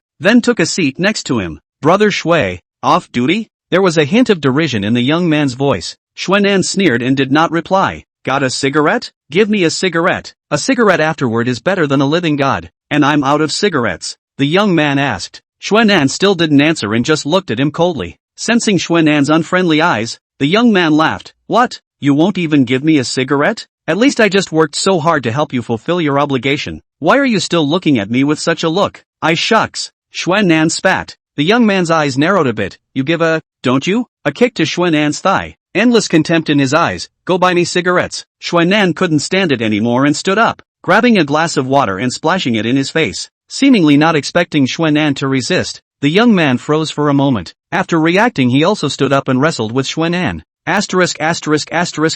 You. How dare you splash old me with water? You're tired of living, aren't you? Xuanan, who was nearly 50 years old, was not a match for this youngster at all, and was wrestled to the ground within a few moments, before being doused headlong by the tea inside the teapot that he had picked up. I'll be damned. How dare you fight me with these two? Old man, be fierce again. Xuanan, who was pinned down, glared viciously at the young man, his eyes filled with anger. The young man slapped him across the face. How dare you stare? One slap, two slaps. It wasn't until he had slapped Xuanan's face and swollen it that Feng Dongmei, who heard the sound, slowly walked out of the bedroom. She wasn't surprised to see the two fighting, as if she had seen it coming, sitting on the couch like a queen watching them fight. After a few minutes she didn't think it was much fun before she spoke slowly. Come on, don't hit him. How is he going to get to work tomorrow if he breaks it? It took the young man who got the order to get off Xuanan's body. When he got up he didn't forget to spit on him. Old thing, give your face no face. Returning to the sofa, he leaned against Feng Dongmei's side, again with the expression of a good little brother. Sister Feng, it was him who provoked me just now. Feng Dongmei nodded. I know, and I don't blame you. Are you rested yet? Let's go into the room. Yes. The young man helped Feng Dongmei stand up, and when he entered the room he even turned back and made a smug face at Xuanan. Xuanan, who was lying on the floor, struggled to get up and drew a few paper towels from the coffee table to wipe his face. The eyes looked viciously toward the bedroom. He vowed that one day, he would return today's humiliation 100-fold. Chapter 150, The Miserable Middle-Aged Man. 1 a.m. Chen Zhe, who was ready to go to bed, received a phone call, and he was a little surprised to see this number, because this is Xuanan calling. Why are you calling me so late? Click to answer. Xuanan's drunken voice then came from inside the phone. Dude, is there an interruption? Nothing, brother Shui. What's wrong? Why are you drinking again? Ha ha, happy to drink. The mouth said happy, but the voice is clearly in the sobbing, which puts Chen Zhehole will not. How to drink and drink also cried it. Instantly he sensed a difference in the atmosphere. Xuanan should be out of sorts above his emotions. Brother Shui, where are you? I'm on the river. What? Why did you run to the river? It's nighttime. How dangerous. Wait, I'll be right there. 20 minutes later, on the bridge by the river, Chenja got out of the car. In the wind of the night, on the edge of this bridge, Chenja saw a middle-aged man in a messy suit, holding a bottle in his hand, sitting right next to the railing, his feet swaying dangerously. That person was no other than Xuanan. There weren't many cars left at this point, and even if one occasionally drove by, it didn't stop. Chenja carefully walked over and pulled Xuanan down by his clothes when he wasn't looking. Xuanan, who had fallen to the ground, simply lay down and didn't get up. Seeing that it was Chenja, he forced a smile. Dude, I'm so sorry to have you out at this hour. Even when he was drunk, the well-mannered Xuanan still tried to maintain a gentle and elegant image. Brother Shui, what's wrong? Something on your mind? This sentence seems to have touched Xuanan, who instantly tensed up. A middle-aged man, lying on the ground and crying. Chenja didn't scoff, but quietly sat on the ground and waited for him to finish venting his emotions. 5 minutes passed. Xuanan's mood finally stabilized a bit. He sat up, his eyes vacant as he looked off into the distance at the river. Brother, I'm sorry to make you laugh, seeing me in this sorry state. I once heard a saying that men don't shed tears, they just don't get to the sad part. Brother Shui is a very successful man in my eyes. The occasional venting doesn't affect your image in my mind. Xuanan froze for a moment, then turned her head, her eyes red, and looked at Chenja. After a few dozen seconds, he suddenly laughed again, as if laughing at himself. In fact, I'm a very big failure. I have a failed marriage, a failed life. I married such a woman. 4 decades, not treating me as a human being at all, humiliating me completely. Deep down I have low self-esteem. In front of outsiders, I try to pretend to be a successful person, but do you see the injury on my face? Chenja nodded. It was beaten by that stinking woman's adulterer. I came home, saw them messing around, couldn't help but lose my temper, and then I got a beating in return. Honestly, at that moment I really wanted to be ruthless and go to the kitchen and take a knife and stab them both to death, but I'm cowardly. I don't even dare to kill a chicken. I don't dare to. Chenja was still listening and didn't interrupt. Because I have low self-esteem and cowardice, I haven't had a single genuine friend for so many years. I've been thinking a lot tonight, but when I think about it, I can't believe that I can only call you. LOL. Thank you Shui for treating me like a friend. The same way I consider you my true friend, so I came out when you called. Xuanan looked at Chenja and nodded gratefully. Thanks, I really appreciate it. Man, it's kind of hard for you to let a wimpy middle-aged man out to blow off steam with you. Xuan'an's mood eased a bit. Brother Shui, although we've only known each other for a few days, and I don't know you very well, but can I allow my brother to say a word? Xuan'an nodded. You're trying to persuade me to make up my mind to divorce her, aren't you? No, divorce won't solve everything. She's made a habit of abusing and humiliating you, and I'm afraid it won't be that easy for you to get a divorce. You're right, that's the case. Alas, why don't you think of it differently? Shui, like taking her company over? Xuan'an froze, his heart shocked. This can't be done,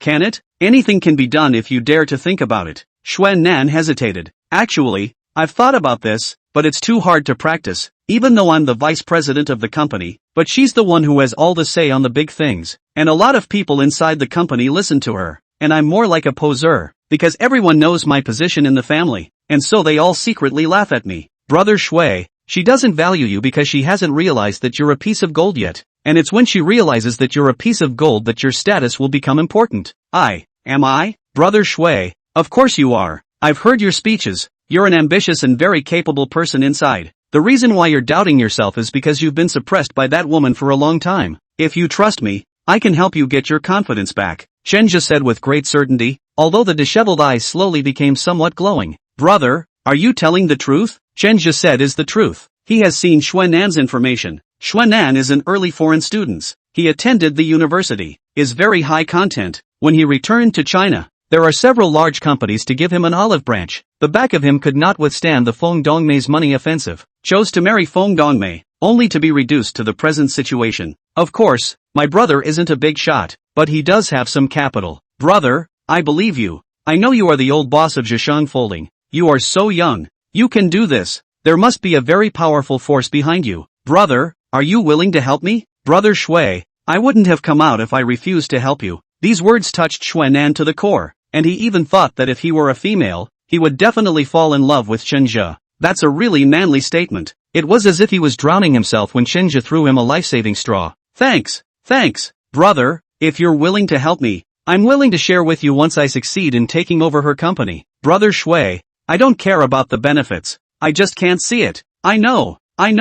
Brother, you are so righteous. Shenja sent Xuan'an to the hotel. He definitely didn't want to go home in his current situation. After settling him down, it was already after 3 am when Shenja returned to the dormitory. After less than 3 hours of sleep, he crawled back up. Last night's conversation had sped up his original progress. He's in high spirits today and ready for a big day. Chapter 151, Laying Out Daya International. Shenja used Hu Ling's relationship to find several large orders for Daya International, and the buttresses were all Xuan'an, and just this one operation. Feng Dongmei was a little puzzled. She came to Xuan'an's office and saw that Xuan'an was receiving one of the partners. That customer was from a large foreign factory. Before Feng Dongmei had been trying to cooperate with the other party, but they didn't even bother with her. She was very surprised that Xuan'an was actually able to invite the other party. When she was told that people were coming over, she was a little disbelieving, which is why she came over to see for herself. Ms. Maria, this is our general manager Feng, and my lover. Xuan'an very politely introduced Feng Dongmei. The foreign customer went forward to shake hands with Feng Dongmei. Feng Dongmei seemed flattered. A few years earlier, her company development is not very good. Want to find a foreign big brand cooperation, so it went to foreign countries, then looking for this brand, but was perfunctorily dismissed. Feng Dongmei enthusiastically exchanged handshakes with the other party, who extremely praised Xuan'an, and he also revealed a message that he went to college with Xuan'an. This news made Feng Dongmei feel a little surprised. With this relationship, this cooperation should be stable. By the time that foreign collaborator left, the way she looked at Xuan'an had changed. Good job. It's your classmate, why didn't you say so earlier? The company had plans to want to work with them before. Xuan'an revealed a bitter smile. Actually, I said that, but no one was even paying attention to listen at that time. Xuan'an in the end did not say. Feng Dongmei also forgot. After all, ignoring Xuan'an, this kind of thing is considered common inside the company. She married Xuan'an that moment. Xuan'an's image and his education attracted countless beautiful young women. On this point, Feng Dongmei very mind. So when the company completely do not give Xuan'an face, she wants to Xuan'an completely for himself. Xuan'an all the dignity are stepped on the soles of the feet, so that no one can afford to look up to him. A man, no matter how handsome, how much to talk about, once his identity status does not work, those crazy bees and butterflies will also be deterred. The effect is obvious, and sure enough after she PUAs Xuan'an everywhere in the company, many young girls look down on Xuan'an and naturally won't be willing to come near him. Feng Dongmei inner is inferior. Their body appearance and education are not worthy of Xuanan. Only completely degrade him. She can achieve the balance of the heart. Xuanan, in her so many years of suppression, gradually lost the charm and confidence that a man should have. In the conjugal life, completely unable to meet the requirements of Feng Dongmei, so Feng Dongmei began to look for men outside. This kind of thing once started to get out of hand, which also led to Xuanan's status as getting lower and lower. Those who know the specifics of the woman will not be close to him, but there is an exception to the rule. A few years ago, Xuanan and just came to the company internship not long after the college students hooked up. The matter was quickly known by the Feng Dongmei. She was furious. After so many years of defense and worry, things still happened. She angrily sent someone to waste Xuanan,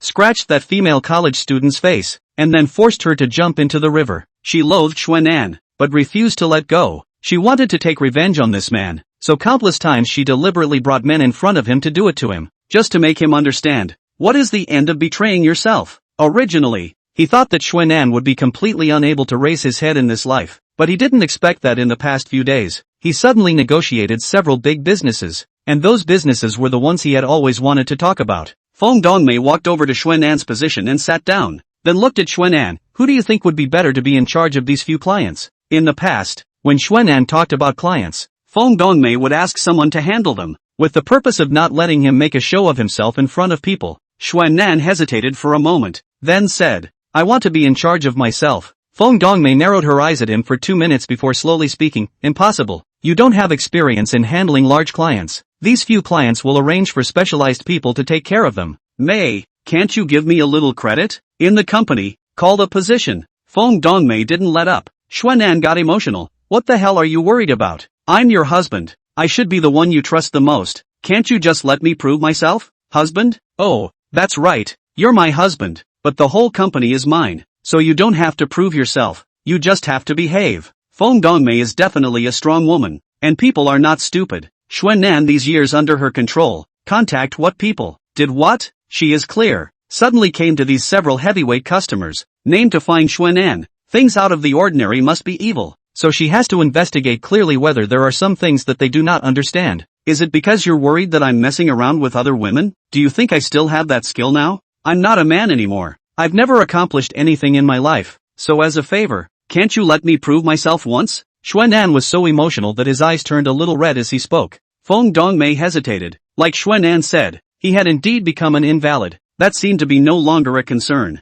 But what about the others? Like wanting to roll money out or something? So she still didn't let up, still deciding to give those clients to someone else and put the authenticity in place before she did. You're overthinking this. Let's leave it at that. You don't have to prove yourself. If you're really bored, you can go find yourself a hobby. Fishing, rubbing mahjong are fine. Or don't go to work at all. I'll have the money to support you. After saying this, Feng Dongmei twisted her obese body and left. When she left, Xuanan put away all the emotions he had just felt. This was something he had expected. He expected Feng Dongmei to not trust herself that easily. Picked up his cell phone and went to give Chenjia a call. Dude, it's just like we thought. She's supposed to be following up on the authenticity of those clients now. Is this okay? Chenjia's voice came from the other end of the phone. Oh, don't worry, brother Shui. The clients are all real. She can't investigate them anyway. That's good. But I'm also worried. What if the client does sign a contract with them? Wouldn't it be cheaper for them? It's not that simple. The clients are all real. But people come over here to make money, not for charity. Just be quiet and watch. There will come a day when she comes begging for you.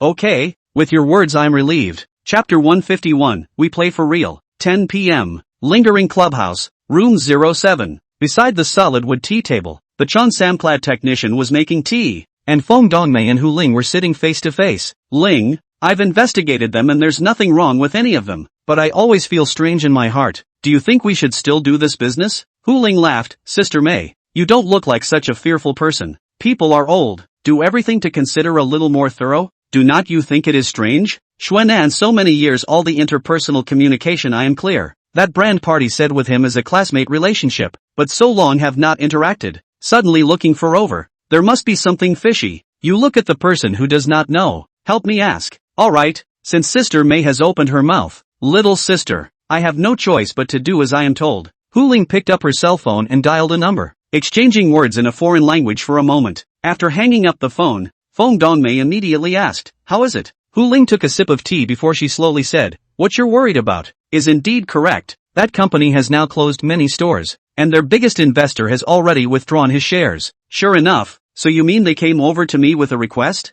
Exactly. It's a good thing I kept my eyes peeled and offered such a high price. If it was that stupid bastard Xuanan, he might have agreed with his ass. He's too eager to get ahead. He's always trying to prove himself. He doesn't even know how deep the water in here is. Oh, after all, you have suppressed him for so many years. It's normal for him to be a little emotional. Now that you know the real situation, what are you going to do? To refuse to cooperate? Feng Dongmei laughed. Cooperation or can cooperate. Now I know the real situation. The initiative is in my hands. They are, after all, a big brand. With them to cooperate or in my favor, only the price. Well, you know, it's still Sister Mei who knows how to do business. Little sister, I can't compare to her no matter what. Hu Ling complimented her. Feng Dongmei was also very swell. Ling, no need to say that. Sometimes business is too big. People are also very troublesome. I still envy you. Just open a clubhouse. It's quite good to keep it simple. Pulling a few contacts and selling news. It doesn't use much cost. Hu Ling laughed and complimented the other party a few more times, and also put herself in a very low position, making Feng Dongmei feel like she herself was the protagonist. After sending Feng Dongmei away, Hu Ling returned to her office and found Chenja waiting at the door early. Hu Ling clasped her arms and looked at him with a smiling face. What brings you here?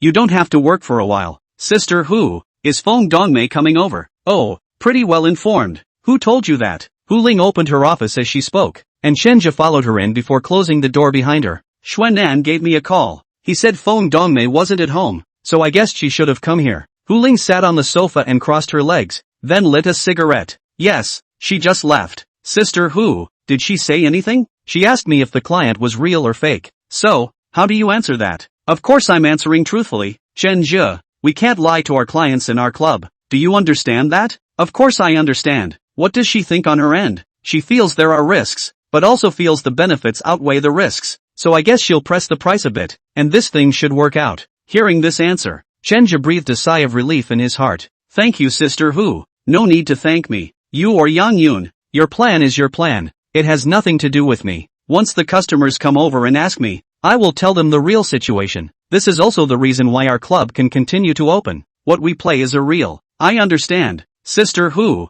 if there's nothing else, I'll leave first. Wait, there's one more thing. As Chenja was about to leave, Hu Ling called out to him again and he turned back to ask, any orders? Sister Hu, I've heard that your air conditioners sell well in Kenfijia. Is that true? It's still okay. If Sister Hu sees fit, I'll send over the share transfer agreement tomorrow. Hu Ling laughed. What? Do you think I'm a Tao Tai? Eating everything in one go. I didn't mean that. Everything I have today is from Sister Hu. If it wasn't for Sister Hu, I'd still be getting a $4,000 salary a month. Hu Ling nodded, satisfied with this attitude of Chenja. It's good to have this kind of realization. Don't worry, I'm just asking. I'm not interested in your little business. I just want to remind you, which side is heavier and which side is lighter. You have to distinguish yourself a little bit. Hu Ling didn't want Chenja to have to delay his own big event because of his little business. I understand. Sister Hu, I'll leave everything to Wang Di tomorrow, and I won't ask about things over there from now on. Hu Ling didn't ask Chenja to do this, but Chenja thought he had to. He had to give Hu Ling a piece of his mind, because Hu Ling had asked for it.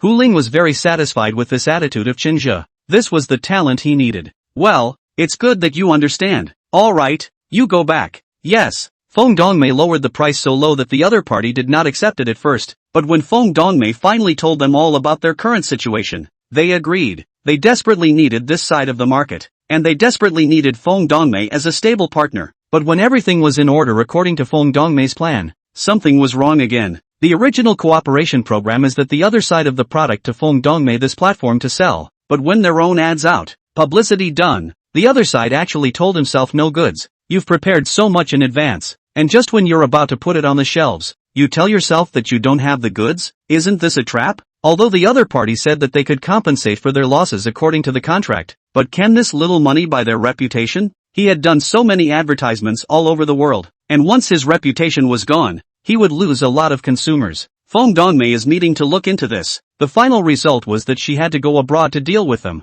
But who to send? The people she had here were good at the domestic market, but when it came to foreign countries, none of them had much experience. In the end, the most suitable person to go abroad was Xuanan, who had studied abroad, was a classmate of the head of the brand, and was familiar with the foreign environment. Although Feng Dongmei didn't want to send him, but now that she had invested so much, she couldn't make any mistakes. There was no way around it, so she could only turn her gaze to Xuanan. Go ahead and make the trip. Chapter 152. Xuanan's status increased. After receiving Xuanan's call and determining that he could go abroad, Chenja breathed a sigh of relief. His original plan was not for Xuanan to work with the other party in the country. Xuanan was too restricted inside the company, and if he wanted him to become important inside the company, he had to pull out. With no one abroad and some real power, this is the best way to go. Brother Shui, you mustn't be in a hurry when you go abroad. Everything must go according to plan. Aha, I get it. Man, thanks really. You're welcome. Where have we been? This is just part of the plan. You don't know. Being able to leave Fengdongmei is already the greatest success for me. Got it. When are you leaving? I have a flight tonight. That fast? Yeah,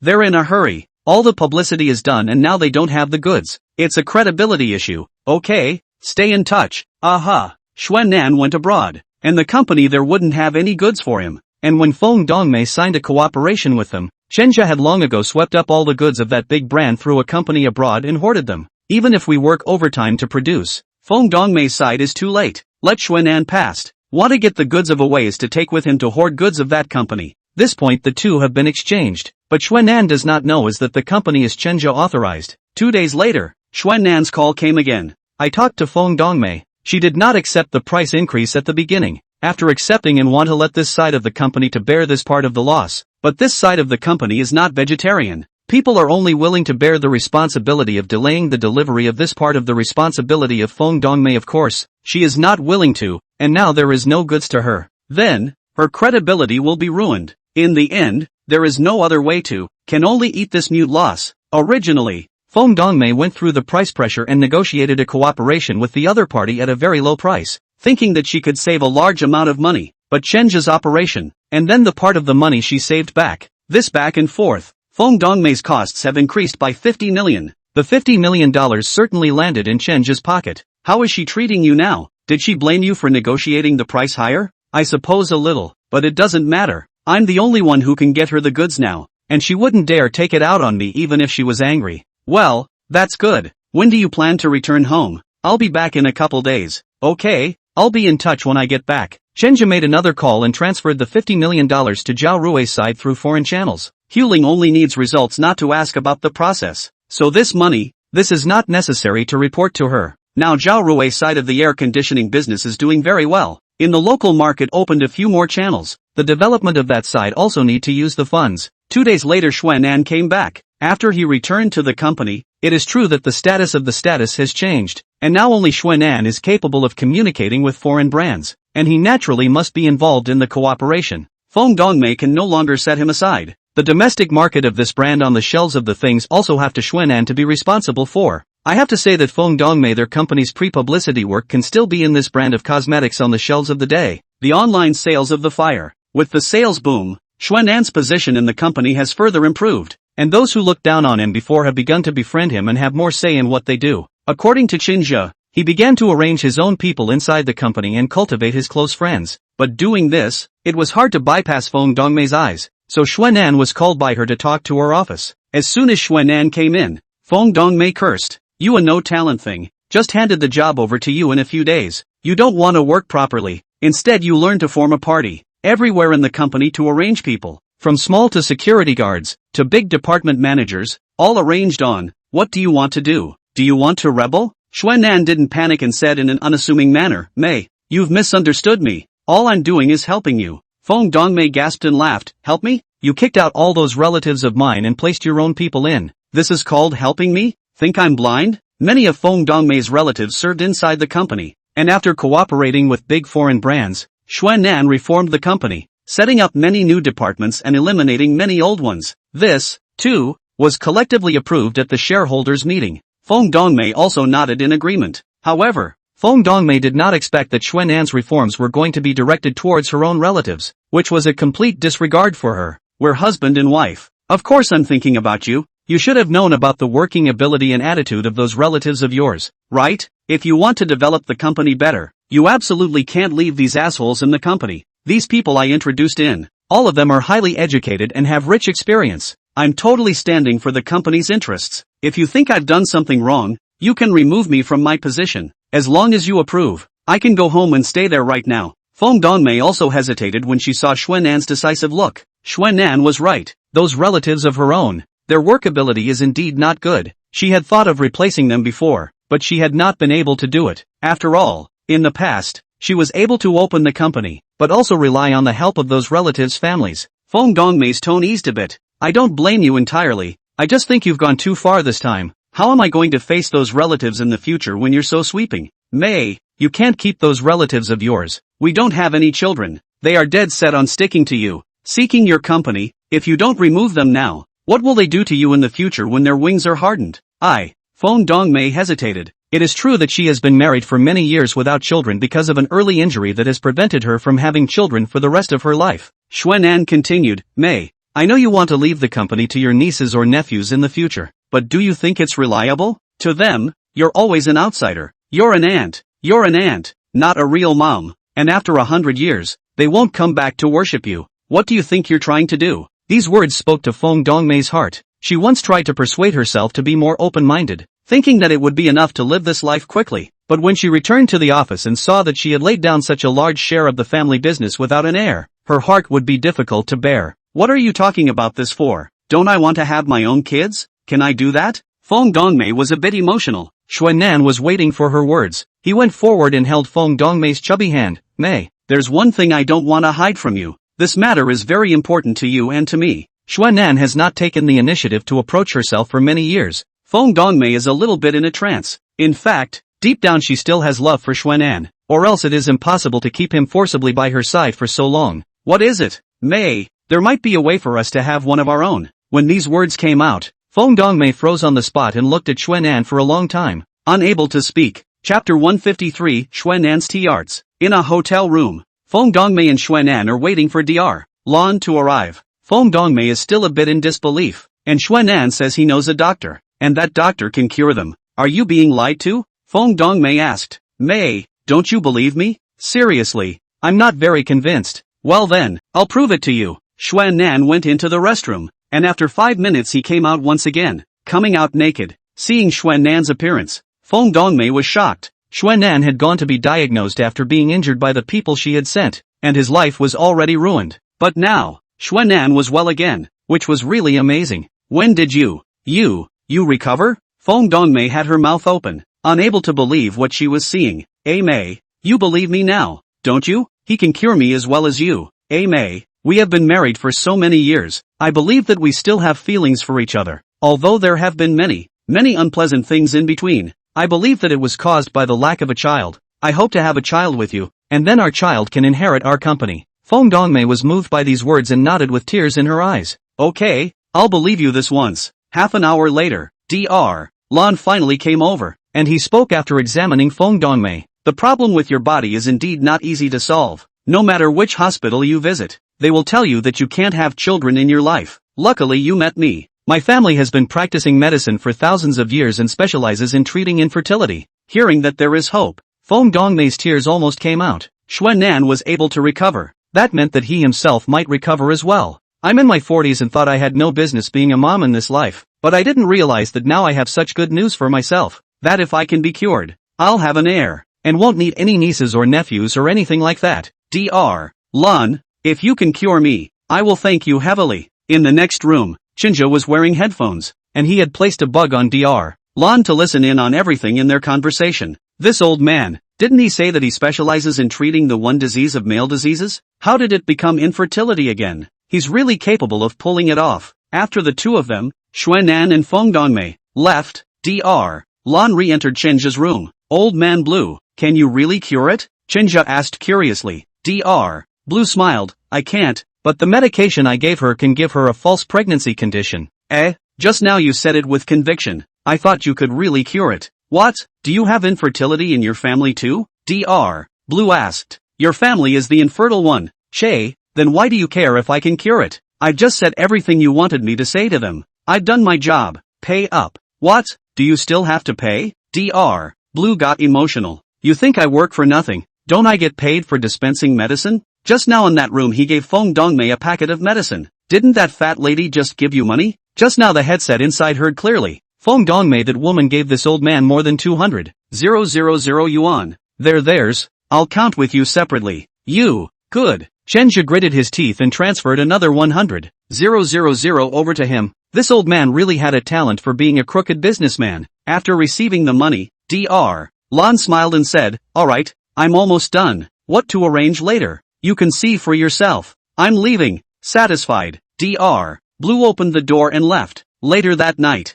Xuanan watched a small movie inside the toilet for a long time before he restrutted and then went into the bedroom. And 2 minutes later, under Feng Dongmei's grudging gaze, he hurriedly got up and put on his pants. "Mei, I'm going to take a shower." Feng Dongmei rolled her eyes. The battle just now was over before it even started for her. It was true that she still couldn't compare to the young fresh meat, but inwardly she was talking herself out of it. Never mind, it's good to have kids. Because of this hope, Feng Dongmei abandoned her personal feelings for the first time, and then touched her stomach full of compassion. In the bathroom, Xuanan frantically rinsed his body. He felt that another intimate contact with Feng Dongmei was a great test for himself. Just now he was so disgusted that he didn't want to spend more time with that woman for 1 minute and 1 second. But Chenja had told him that in order to complete his plan to take over the company, then he had to regain Feng Dongmei's love. And he was willing to do anything, no matter how disgusting, in order to get his revenge. The two shared a room for a week. This week, Xuanan all the time with love eyes looking at Feng Dongmei. Gradually, Feng Dongmei was touched by him. The relationship between the two rose to an unprecedented level of intimacy, sticking to each other at all times, both at home and at work. Feng Dongmei cupped Xuanan's old handsome face with the marks of age in her fat hands. "Nan, you weren't mad at me for doing this to you before, were you?"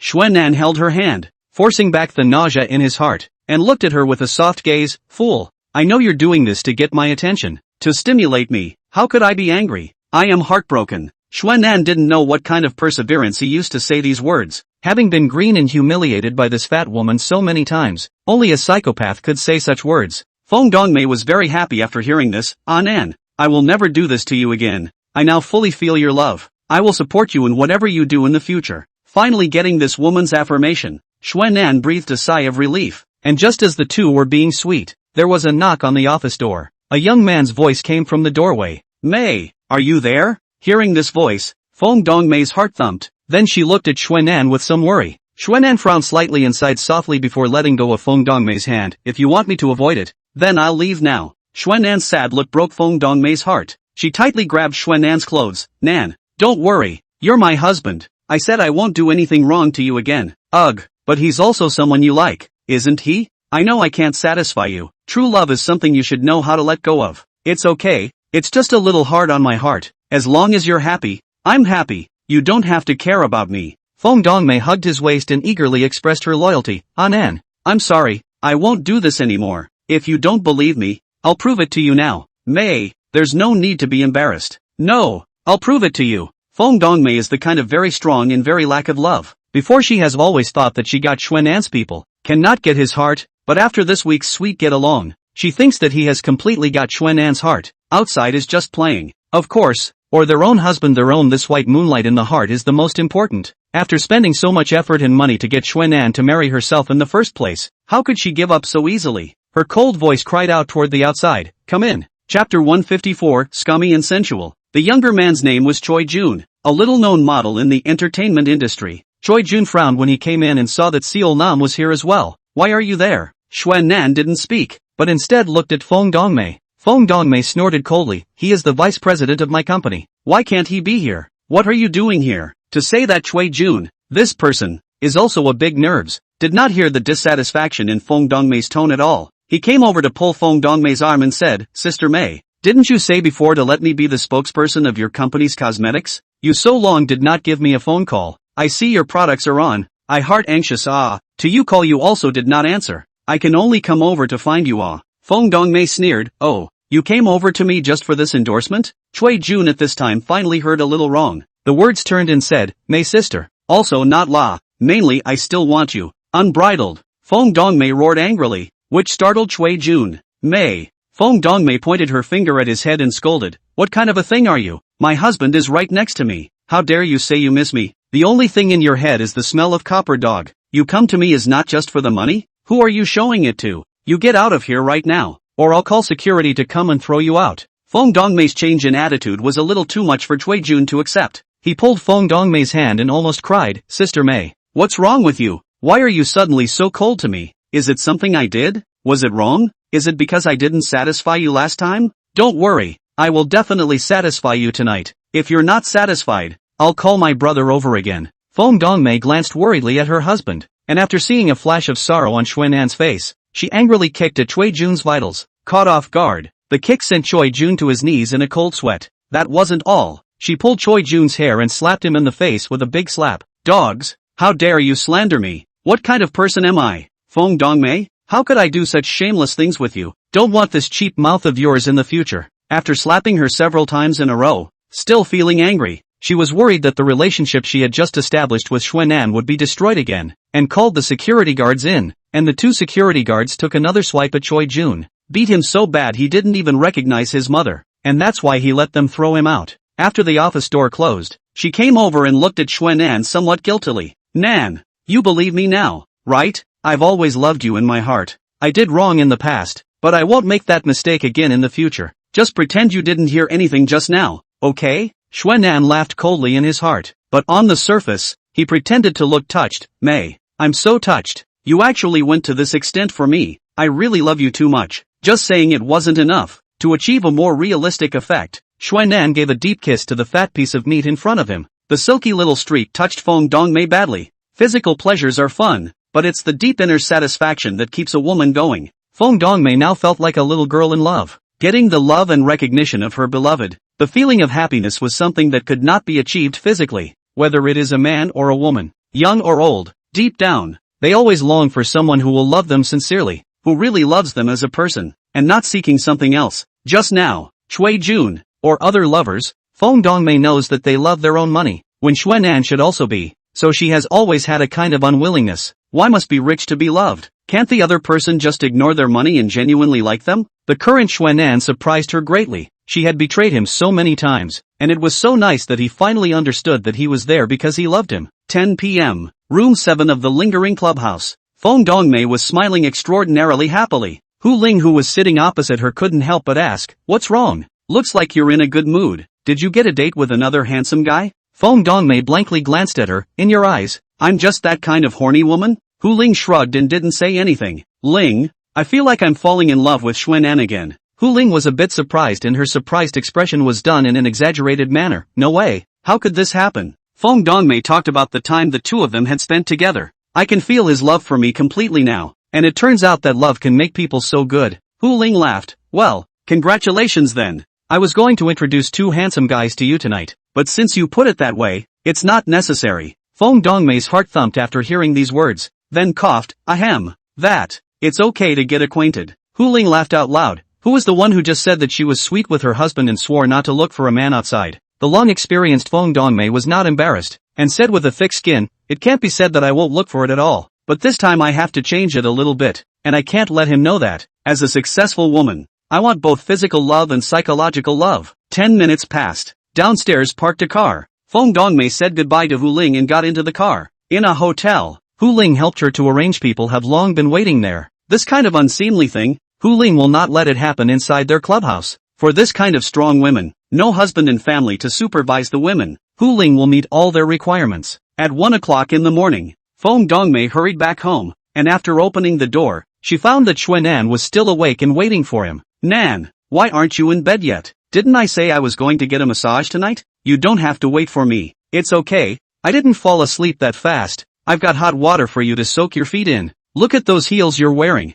Your feet must be tired, right? Nan, no need." Fong Dongmei suddenly felt very guilty. Just now she was having a quickie with someone inside the hotel, and when she came home her husband even prepared foot washing water for herself. What a badass woman yourself. But, also exciting. Fong Dongmei sat on the sofa. Xuan'an brought over a basin of foot washing water and placed it at her feet. Personally taking off her shoes and stockings, Fong Dongmei was a bit vain, because she realized that the stocking had a hole in it at some point, and it should have been torn by that little handsome guy just now. But Xuan'an didn't seem to notice and helped her fold it and put it aside. Gently press her feet while washing them. "You're running around all day long all for the sake of the company. It's really tiring. I hope we can have a child as soon as possible, so that we can help you share some of it in the future." Fong Dongmei was touched by these words and her eyes turned a little red. She admitted that she was a little bit of a scum, but no matter what, she was a human being, and it seemed that she was really too much for Xuan'an, so she emotionally spoke out. "Nan, you're too good to me. I want to transfer half of the company to you. Chapter 155, Feng Dongmei's Change of Heart.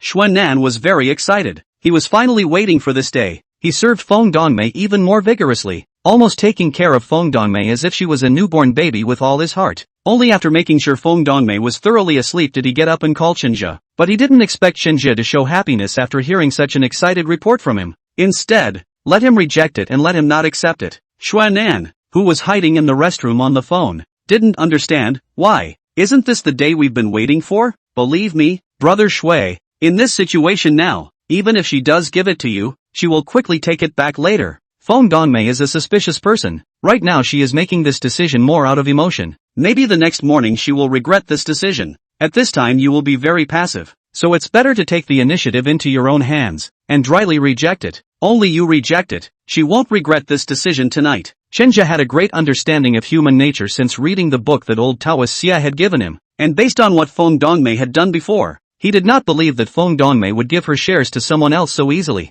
Xuan hesitated. If you refuse this time, will you get that chance next time? Feng Dongmei took the initiative to say that she wanted to transfer half of the equity to herself, which was a rare opportunity that Xuan did not want to give up. Brother Shui, do you want her entire company or just this half of the shares? If you only want this half of the shares, then the matter will end here. And brother wishes you well. Xuan once again hesitated, his eyes looking in the direction of the bedroom, his mind recalling the things Feng Dongmei had done to him, and finally he gritted his teeth. Dude, I hear you. I'll turn her down. Brother Shui, your decision is wise, and you'll be glad you made it later. I was actually confused just now. Compared to the money, what I actually want more is to get back at this woman instead of accepting this half of the gift and continuing to be her slave. Yes, you're right. The early morning sunlight dotted through the curtains and scattered on the wooden floor of the bedroom. Feng Dongmei did not open her eyes, but she was already awake. She was a little remorseful for making the commitment last night under some guilt, and she heard Xuan getting up and getting dressed, and inside her head she was thinking about how to go about dragging this thing out. Just when she hadn't figured it out,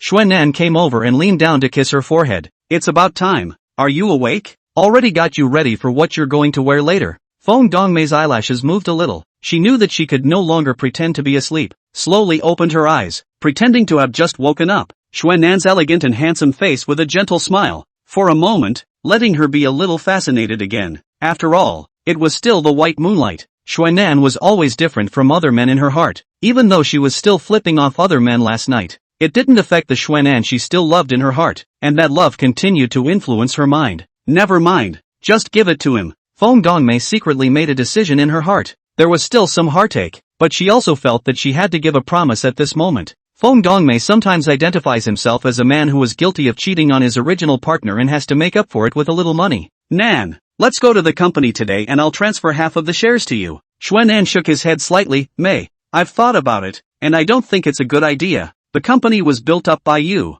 I'm just acting as your husband. I don't have the right to own it all. Xuan refused. He actually refused? Feng Dongmei was surprised. Clearly last night Xuan's face could still see excitement, which proved that he was thirsty for this share. How come he woke up in denial? Feng Dongmei, who couldn't figure it out for a while, was a bit flustered. She even felt that Xuan didn't accept his gift. Was he trying to separate from himself? No, can't let that happen. She has just fallen in love with Xuan again. Even if this man has no money, she is willing to support him for the rest of his life, wanting to keep him by her side for the rest of her life. This is her exclusive thing. She does not want to see Xuan's side where other people appear. Feng Dongmei's chubby hands clutched Xuan's sleeves. Nan, what's wrong? Why are you refusing to accept it? Is it because I did something wrong? Xuan placed his hand on the back of her hand and gently stroked it. In his heart, he felt that this kind of behavior was very disgusting, but for the sake of his own vengeance, he had to endure this kind of vomit-inducing behavior. May, you didn't do anything wrong.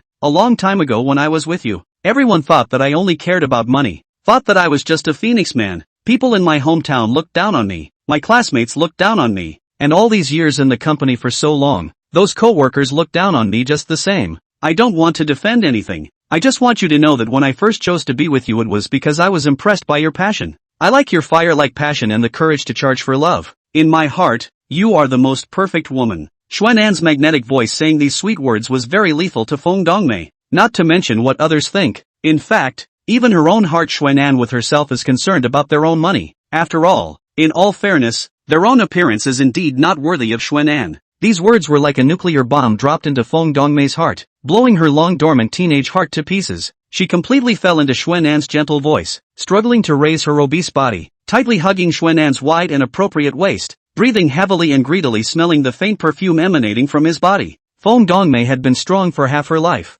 and her tears suddenly flowed down in an indisputable manner all of a sudden. Nan, why are you saying this to me now? Why did you wait until now to say it? Feng Dongmei firmly believed in her heart that if these words had been said to her when she was a young girl in the throes of love, then she could never have betrayed Xuan'an in her life, nor could she have suppressed him at every turn. Compared to Feng Dongmei's excited performance, Xuan'an's heart was incomparably calm at this moment. He thought he would be embarrassed to say such disgusting things, but he didn't realize that when he put his ego aside, he had the talent to be able to devote himself to this kind of actor role. In the end, Feng Dongmei was still very strong and transferred half of the shares to him. This decision caused a shock in the company. The employees were privately discussing it. Many people looked up at Xuan'an with different eyes, and the ones who often chewed his tongue before couldn't help but still gossip a little, saying bad things about Xuan'an behind his back. It is nothing more than a rich woman on the side of the top of this kind of ugly words. Before this kind of words, Feng Dongmei, even if you hear it, will not be punished, only as if you cannot hear. And even sometimes she will contribute to this kind of thing happens. After all, she wanted Xuan'an to always remember exactly how she got to where she was today. But now it's different. She can't stand the fact that the man she loves is being denigrated.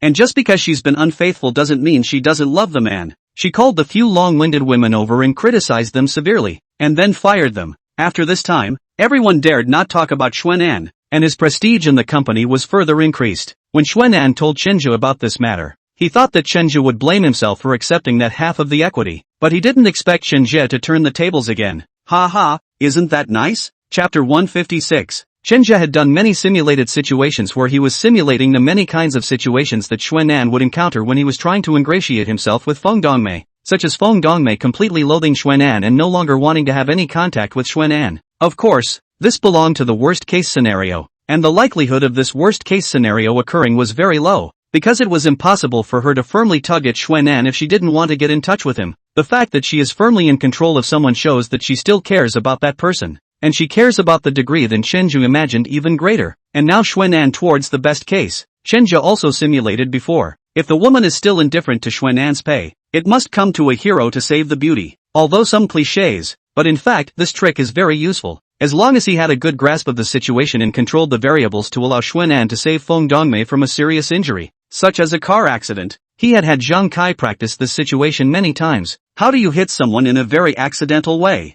And at what speed can you make sure they don't die? Chenju even had Xuan'an go for a medical checkup so that he could rule out heart disease as some accidental disease, and also used a dummy that weighed the same as Feng Dongmei's weight for Xuan'an to test. Although such seems to be useless now, it's always good to keep an extra hand in the game. Things have progressed to this stage. Feng Dongmei can also be pregnant. After Feng Dongmei took the packet of pills given by Dr. Lan, she began to experience false pregnancies, and Chenju paid off one of the doctors at the hospital to have Xuan'an take Feng Dongmei for a checkup. Learning that she was pregnant, Feng Dongmei was very excited. She wanted to tell the good news to all the people, but this behavior was stopped by Xuan'an, joking, "This kind of can tell others? In case she has a good friend who is a doctor and comes over to check it out, won't it be a lie?" He told Feng Dongmei about the doctor's orders, which was a very reasonable reason, which was nothing more than the fact that she would be prone to miscarriage when she was older, and asked her to not be so agitated yet for fear of affecting the fetus. And one more thing, which was that he was afraid that those relatives might have other ideas after knowing that she was pregnant.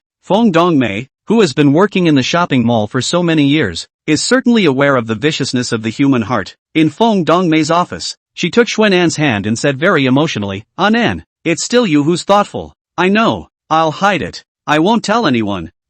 It's best if you think so. I was just worried that you were getting too excited. And of course, I am. May, this is our first child, and I am now the happiest man in the world." Seeing Xuan'an's happy look, Feng Dongmei suddenly felt a little weak. She was actually not sure whose child this was, because she did not do any safety measures that night with those two handsome guys introduced by Hu Ling. She was used to this, and since she couldn't get pregnant, she used to have sex with others unprotected. Feng Dongmei's eyes rolled, not daring to look directly into Xuan'an's passionate eyes. Her eyes drifted out the window, then said, "Right, Nan, go get something from my car. One of my seals seems to have been put in the car." "Ha, is it urgent?" "Yeah, can you go get it for me?" Xuan'an tenderly touched Feng Dongmei's head. "Baby, of course there's no problem. Now this sweet talk of Xuan'an's was coming out of his mouth without any pre-shake at all. When a person is used to lying, there is no need to have any draft. Feng Dongmei was very flattered. After being married for so many years, she realized that the current Xuan'an was what she wanted, but it was a pity that it was so long late. See Xuan'an go out. Feng Dongmei picked up her cell phone and made a call. The call was made to Hu Ling, who quickly picked up the phone on her end. Her voice was lazy, as if she had just woken up, and contrary to her leisure, the current Feng Dongmei was nervous. Ling,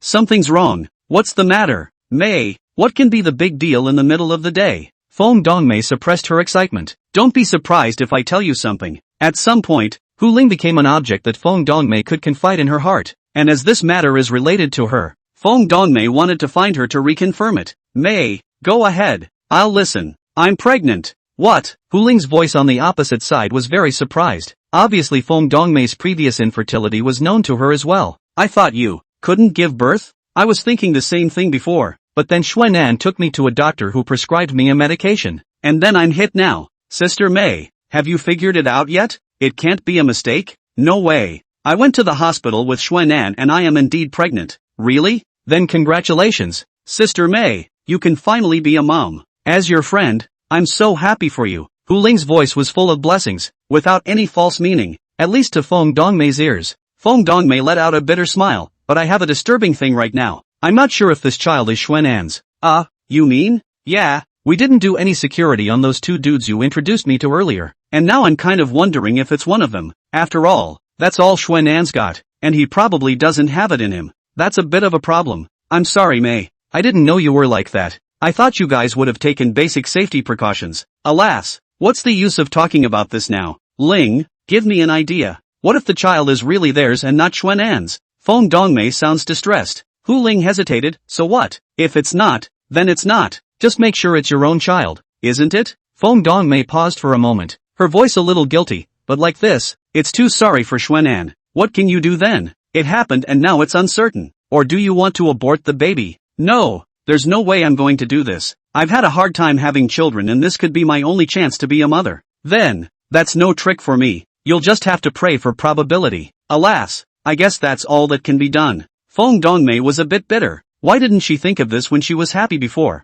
Mei, if you're really a little guilty, just make it up to him again. Hu Ling said. How can I make up for it? I've transferred some of my shares to him. Do I have to transfer all of them to him? Of course you can't do that, but you can give him the presidency. You're pregnant now and not fit for hard work. It just so happens that he's not trying to prove himself. Feng Dongmei's eyes lit up. Yao, why didn't I think of that? Ling, you're so right. Okay, I'll do it. Thanks. Hu Ling hung up the phone, then looked at Chenja who was standing in front of her. The corner of her mouth hooked up in a smile, her hands propped up on her chin, and she laughed a little meaningfully. You kid, this thing was originally given to you to do, but now it's good. Instead I become the most important part. You have to pay me. Chapter 157, Feng Dongmei's lust again. Chenja had already taken Hu Ling into consideration when he was laying out the plan, and the two young handsome men that Hu Ling had arranged were naturally within the plan, and they had made a very accurate judgment of Feng Dongmei's character, who was addicted to male sex and had a suspicious character, and at the same time,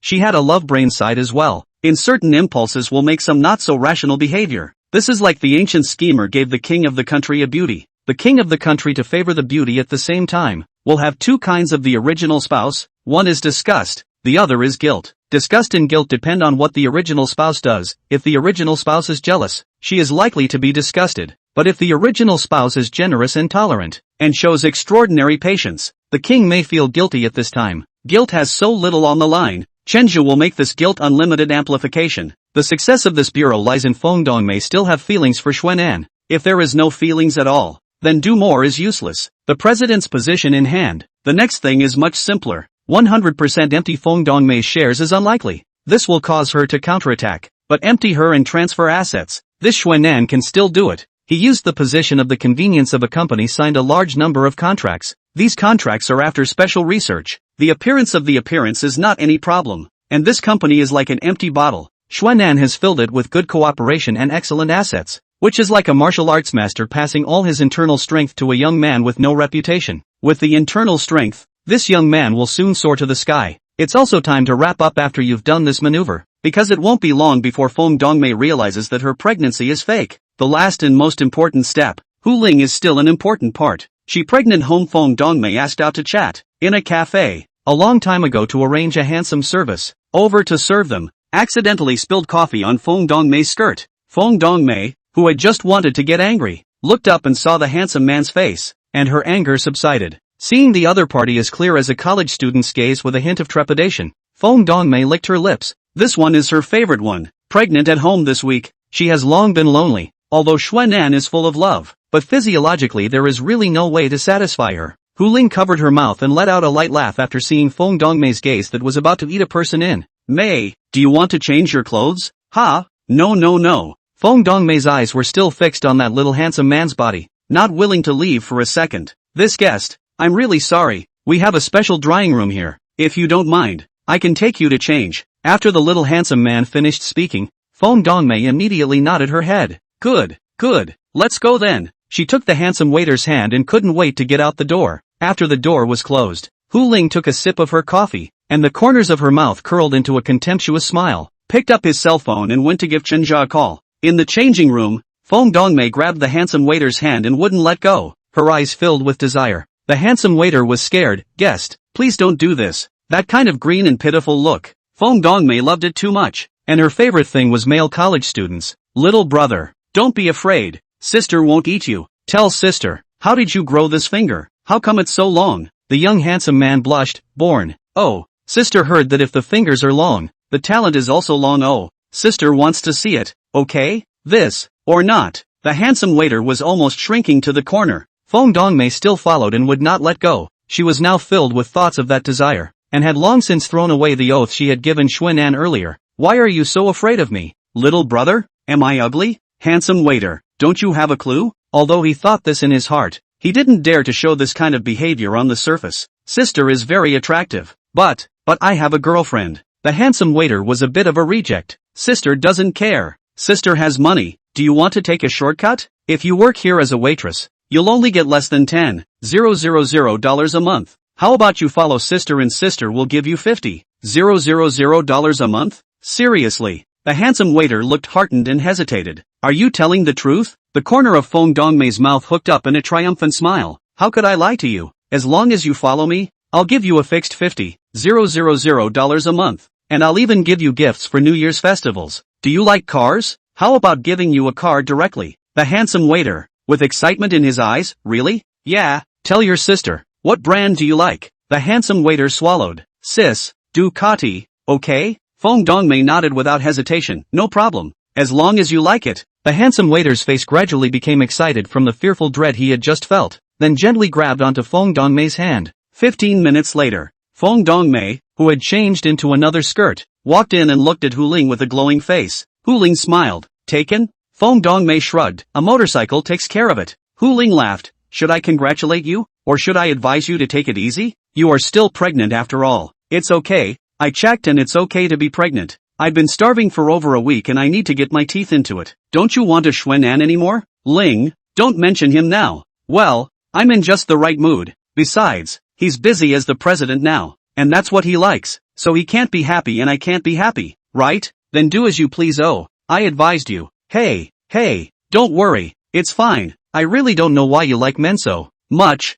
Hu Ling said with a sigh. I don't understand why you don't like men. Seriously, Ling, I haven't seen you get close to a man or even a woman for so long. What are you thinking? Don't tell me you're still a yellow girl now. Hu Ling smiled. What? No? Feng Dongmei shook her head very sadly. As a good best friend, I'd still advise you to get to know it. You'll find yourself opening up a new world. I'm really not interested. Then whatever. I'm going to go. The little hottie is waiting for me. Feng Dongmei picked up her bag. You pay attention. Hu Ling repeatedly hinted and emphasized. But Feng Dongmei didn't care. Don't worry. I have my measure. Feng Dongmei twisted her obese body and went out. An hour later, in a hotel, blood stained the white sheets, and sitting on the bed, Feng Dongmei was disheveled and dull-eyed. The little handsome man half kneeling next to him cringed. How did this happen? Clearly have been very careful. Just when she was in a trance, the door was kicked open. Xuanan walked in with an angry face, and when he saw the scene, he was struck by lightning. Pointing her finger at Feng Dongmei,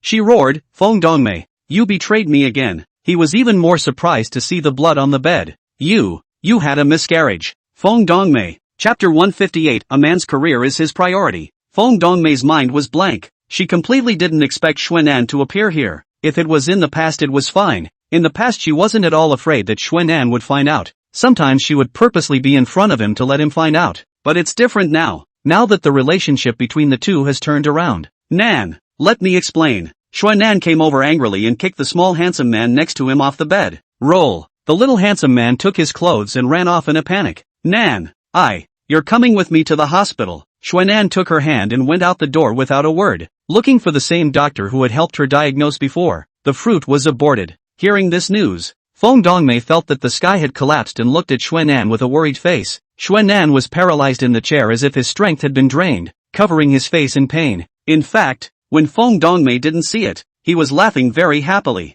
Seeing Xuanan's shoulders twitching, Feng Dongmei guiltily came over and comforted, Nan, I'm sorry. Xuanan looked up fiercely. In his eyes were tears that had been brewing long ago. May, I don't want to blame you for cheating on me. It's all my fault for not being able to satisfy you, but you should have never gotten rid of the baby. I'm so sad right now, and I don't know how I'm going to face you. Feng Dongmei's tears were already coming down, hugging Xuanan's shoulders. Nan, don't be like this. I'm wrong. I'm really wrong. I'll definitely change. I swear, this time it's for real. Xuanan pushed her away. Let's get a divorce. I can't take it anymore. Afraid that he would laugh if he walked too slowly, Xuanan hurriedly left, leaving Feng Dongmei alone in the wind. Hu Ling received a phone call from Feng Dongmei, and on the phone Feng Dongmei cried and said what happened. Hu Ling consoled and blamed. Look, I told you a long time ago, didn't I? To be careful. Be careful. Why did you still make such a thing? Ling, I know I'm wrong. What should I do now? Xuanan wants to divorce me. He's for real this time. Ugh. I don't know what to do. What do you call this office? A few more words of comfort on the phone before Hu Ling hung up, then looked at the handsome little man in front of him. The eyes went from sympathetic a moment ago to cold again. Get out of here. Go as far away as you can. And don't let me see you here again. The little handsome man nodded. The reason why Feng Dongmei was bleeding just now was because he had broken the blood pack he had prepared long ago. This was all arranged by Hu Ling. Of course. I understand. Sister Hu, I will go far away. Well, go on. The money will be on your card when you leave here. Thank you, Sister Hu. Thank you, Sister Hu. The little handsome man had just left when Chenja walked in. Sister Hu. Hu Ling nodded, crossed her legs and lit another cigarette, gently exhaled a mouthful of smoke and looked at him. You've done a good job this time. Quite efficient. How's the closing arrangement? Don't worry, Sister Hu. I've already prepared a lawyer for Xuanan. The marriage can be divorced, and the shares in his hands will be resold to us later. Well, that's good. Feng Dongmei's personal ability is still quite strong. Don't let her know that we set her up. All I want is just the shares. Understood. Under the arrangement of lawyer Chen Zhe, Xuanan divorced Feng Dongmei as he wished. After the divorce, perhaps because Feng Dongmei also felt that it was her own fault, and did not dwell too much on the shares, although Xuanan resold his shares, but she had no way to stop it. The shares Hu Ling wanted were transferred to the company she owned. As expected, Chen Zhe's mission was perfectly accomplished this time. After a week, Feng Dongmei once again came to Linglong Clubhouse, her eyes revealing sorrow and dishevelment, not yet out of the shadow of divorce. Hu Ling comforted her. Sister May, think about it. At least you're a free agent now and you don't have to worry about anything in the future. Feng Dongmei laughed bitterly. So what if I'm a free agent? I do not feel happy. Originally I and he should have a better future, but because of my reasons, now the marriage is also divorced. The property is also missing half. What in the end I figure. There was some guilt in Hu Ling's eyes. Putting her hand on Feng Dongmei's hand, Sister May, I am also responsible for this matter. If I had known I shouldn't have asked you out. Feng Dongmei shook her head. How can this matter be blamed cannot be blamed on your head? I know that you are looking at my loneliness. Want to tell me to come out to take a break. It is my own control cannot be controlled. Hu Ling heart smiled. Chenja, this kid with this trick is indeed brilliant. This woman did not suspect himself in the slightest. This is the best. Accounted for her company's shares, but also let her help themselves to make money. This kind of business is comfortable. Sister May, don't think so much. You are a capable person. Instead of spending time on men, you should focus on your own career. Little sister, I have a few business orders here. Do you want to take a look at them? What business? Hu Ling really introduced a few good clients to Feng Dongmei this time. Of course she had to introduce the good ones. After all, now she has half of the company herself. You can't even lose yourself. Feng Dongmei making money means you can make money too, right? The success of this mission meant that Chenja had truly entered Hu Ling's think tank, and he had learned a lot of things about the many people in this think tank, all of whom, just like himself, Utilized means to seize shares in other companies. In this area, it was just him and Yang Yun, and he didn't know any of the other intelligent core. But through conversation, he knew that people like them still existed elsewhere. Shinja's status has changed. He is no longer a technician, but is ready to be transferred to a competent manager elsewhere. The place he's going to is the North District, which is 20 kilometers away from the East District. Knowing that Shinja will soon be transferred, other colleagues are reluctant to part. The people who were most upset were Mo Xiaohong and Wang Cc. The two women are interested in Shinja, which Shinja himself can see, is that now his heart is difficult to load down the children's personal feelings. He even favorites Xie Yuhan do not take the initiative to contact. There was a time when he was torn. He was torn about what his true feelings towards Xie Yuhan were, but after enduring being hunted down, threatened, and oppressed, that thought in his heart of wanting to become stronger grew stronger and stronger. And when a person is truly committed to a cause, it's very difficult to spare one's heart for the personal feelings of children and daughters. He went to give Xie Yuhan a call and said that he was leaving the East End. Xie Yuhan's side of the reaction also has some subtle. Shinja can obviously feel that Xie Yuhan seems to be a little different from the previous time when they just met, though the voice was still as good as ever. It was obvious that a period of no contact had added a touch of strangeness between the two. After thinking about it, Shinja is also somewhat relieved. Xie Yuhan is learning the Tao. There is a huge gap between himself and her itself, in that he can also feel that Xie Lao Dao is preventing the two of them from getting close. Forget it, don't think about it. A man should spend more time on his career. North End, here I come. Chapter 159, Linglong Clubhouse in the Eastern District. Shinja sat in the back seat, the front driving Zhang Kai gushing about his youthful glory deeds, although Shinja is smiling and nodding, but he is completely unable to listen to. His hand on the side of the panda pillow Wang Cc bought for him, his thumb rubbing the white fluffy hair that remains a touch of red. That was left by Mo Xiaohong. Last night the night was too dark, the behavior was too hasty, and I was going to throw it away, but when I thought about it later, it was sent to him by Wang Cc, so it seemed a little bad to throw it away like this. The tape of memories rewinds to last night. Shinja drove his newly purchased car back, a car he was going to use in the Northern District. The large SUV was very roomy in the back and super functional, and the girls who drove the Porsche found it quite a novelty and came up to try it out. Wang Cc bought a panda pillow, a gift for Shinja. The inside of the panda pillow hidden some of the girl's heart. Mo Xiaohong is the last to go up. She hoped that Shinja to take her alone to slip around. Shinja all the way around the corner. From the street alley turned to the road avenue. From the road avenue and on the viaduct. Through the viaduct and came to the countryside. In a campground, Mo Xiaohong, who had long been mentally prepared, pounced. Girl's main initiative or not. It depends on whether you have charm. Charm sometimes is not necessarily a handsome face, not necessarily the temptation of money. More often than not,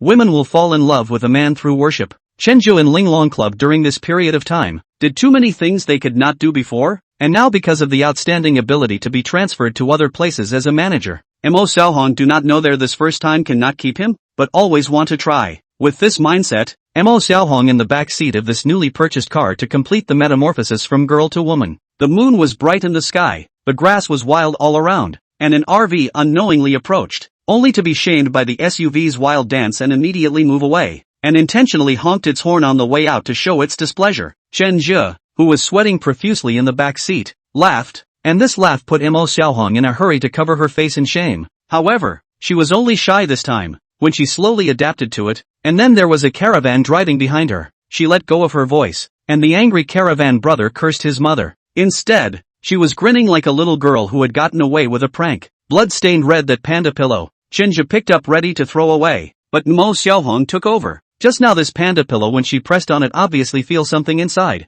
Pull open the zipper behind the panda to see. It is a small box. The box contains a watch. Next to the watch was a small slip of paper, which had been carefully cut and was not of the randomly torn off variety. Open the interior light of the car to take a look. Above is Wang Cic's handwriting, which tells a girl from hate to accept and then to like a heart journey. The piece of paper silenced the two men. Mo Xiaohong tucked the box back in and pretended to laugh easily. We didn't even see it, did we? Shenjie hesitated and nodded. Wang Cici was interested in him. He could actually feel it in his heart. Of course Mo Xiaohong was the same. These two women chose a different way. Wang Cici, who cared about face, chose a hidden love letter. She put the love letter in a gift, put the gift in a bear. This kind of secretive approach should be romantic in her opinion. Mo Xiaohong, who had a big personality, chose a more direct method, color seduction. However, Shenjie has already decided clearly in his heart. For him now, feelings will only hinder his progress. although it sounds cold and heartless, but in reality it is like this. He even gave up the most heartfelt Xiaoyuhan, not to take the initiative to contact. How could he be seduced by two girls, Mo Xiaohong and Wang Cici? When Wang Cici gave him the bear, her eyes hinted at it, and Chenja got on it and felt it, knowing long ago that there was something inside. When having sex with Mo Xiaohong, also intentionally took that little bear over to mix a little. The purpose is to let Mo Xiaohong himself to find out. Mo Xiaohong face really appeared complex color. She pretended to be relaxed and said that she just wanted to feel something between a man and a woman, so that Chenja should not take it to heart. The relationship that would have formed a love triangle was turned into a psychological confrontation between the two girls by Chenja. No matter which one he unilaterally rejected, the situation would become bad. It would be better to let them digest it on their own. In this way, no matter which side of Wang Cici and Mo Xiaohong took the initiative to confess to him, he would have a reason to find the other side to use as an excuse. The recollection was interrupted by the sound of opening. "Dude, we're here." Chenja put the bear aside and drove down. Standing in front of him was the Linglong Clubhouse in the North District. Although with the general decoration is similar to their own in the East District when the Linglong Club, but the details still have some subtle changes. The East District is inclined to elegance. The North District this side is more inclined to the golden splendor. There are a lot of big industrial factories on this side of the North District, and the parking spaces in front of their stores are filled with big and small luxury cars, of which Cadillacs make up 1/3. Zhang Kai also saw this scene after he parked his car and lit a cigarette, then smiled. "I've long heard that there are a lot of tycoons in the North District, especially those who drive Cadillacs, and now I see that it's really true. The king of the bath is really not a cover."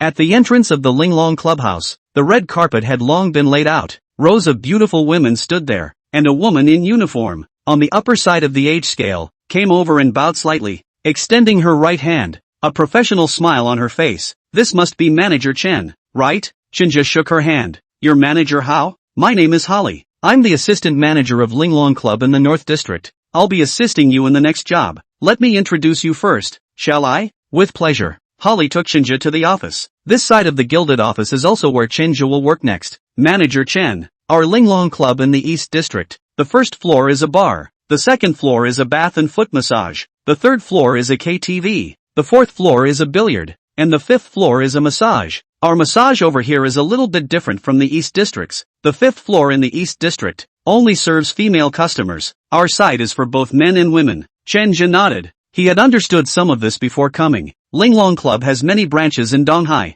and the services of each store have some slight differences. It's simply normal for massage to serve a male clientele. As Chenja wanted to ask a few more questions, there was a knock on the office door. A waiter walked in. "Manager, it's bad. Two guests on the fifth floor got into a fight." Hearing that it was the customers on the fifth floor who were in conflict, Holly frowned. The identity of those customers on the fifth floor were not simple. None of them were offended by her. "Manager Chen, sit down for a while. I'll go take a look." Chenja had just arrived and wasn't quite familiar with it yet, so Holly planned to settle the matter herself. Chenja also stood up. "I'll go take a look as well." Chapter 160. The office is located on the fourth floor and it only takes one floor to get to the fifth floor. Chenja and Holly just came to the fifth floor. Far away from the sound of two men in the corridor, they cursed very bad. The voice sounds like a little drink. Their tone was brutal. No one was convinced, and the security guards standing next to them didn't dare to stop them. Presumably they all knew their identity background. "Who the hell are you? When I was here, your family hadn't even moved here yet. You want to play rough with me? Do you believe I'll teach you a lesson for your father?"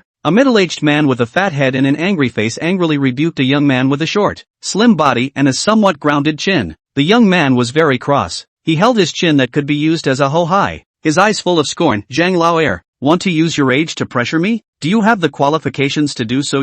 When you approached my father for financing last year, you behaved like a grandson, lined up like this. I'm still your father." Zhang Yuan was enraged by Li Tianji's words and slapped down with a big slap. Being heavily slapped, Li Tianji of course didn't suffer from him. The two then wrestled. One has the advantage of size, the other has the advantage of age, and for a while it was a tough fight. In the end, there is no way. Holly called security to force the two to separate. She went forward and accompanied her smile. "Mr. Zhang, Mr. Li, what's going on today? Making a scene like this?" Zhang Yuan spat out a mouthful of blood. "Manager Hao, you're here just in time to judge. I have an appointment with number 8 tonight, right?" Holly smiled and nodded. "Yes, but this kid," without saying a word, rushed inside my room and took my mechanic away. "Damn it, think I'm made of clay?" At this time, Chenja also noticed that there was also a young technician in uniform standing on the side. and her looks were very beautiful. Working in the clubhouse, he knew that a girl who could take number 8 was basically a headliner. So this thing was quickly analyzed.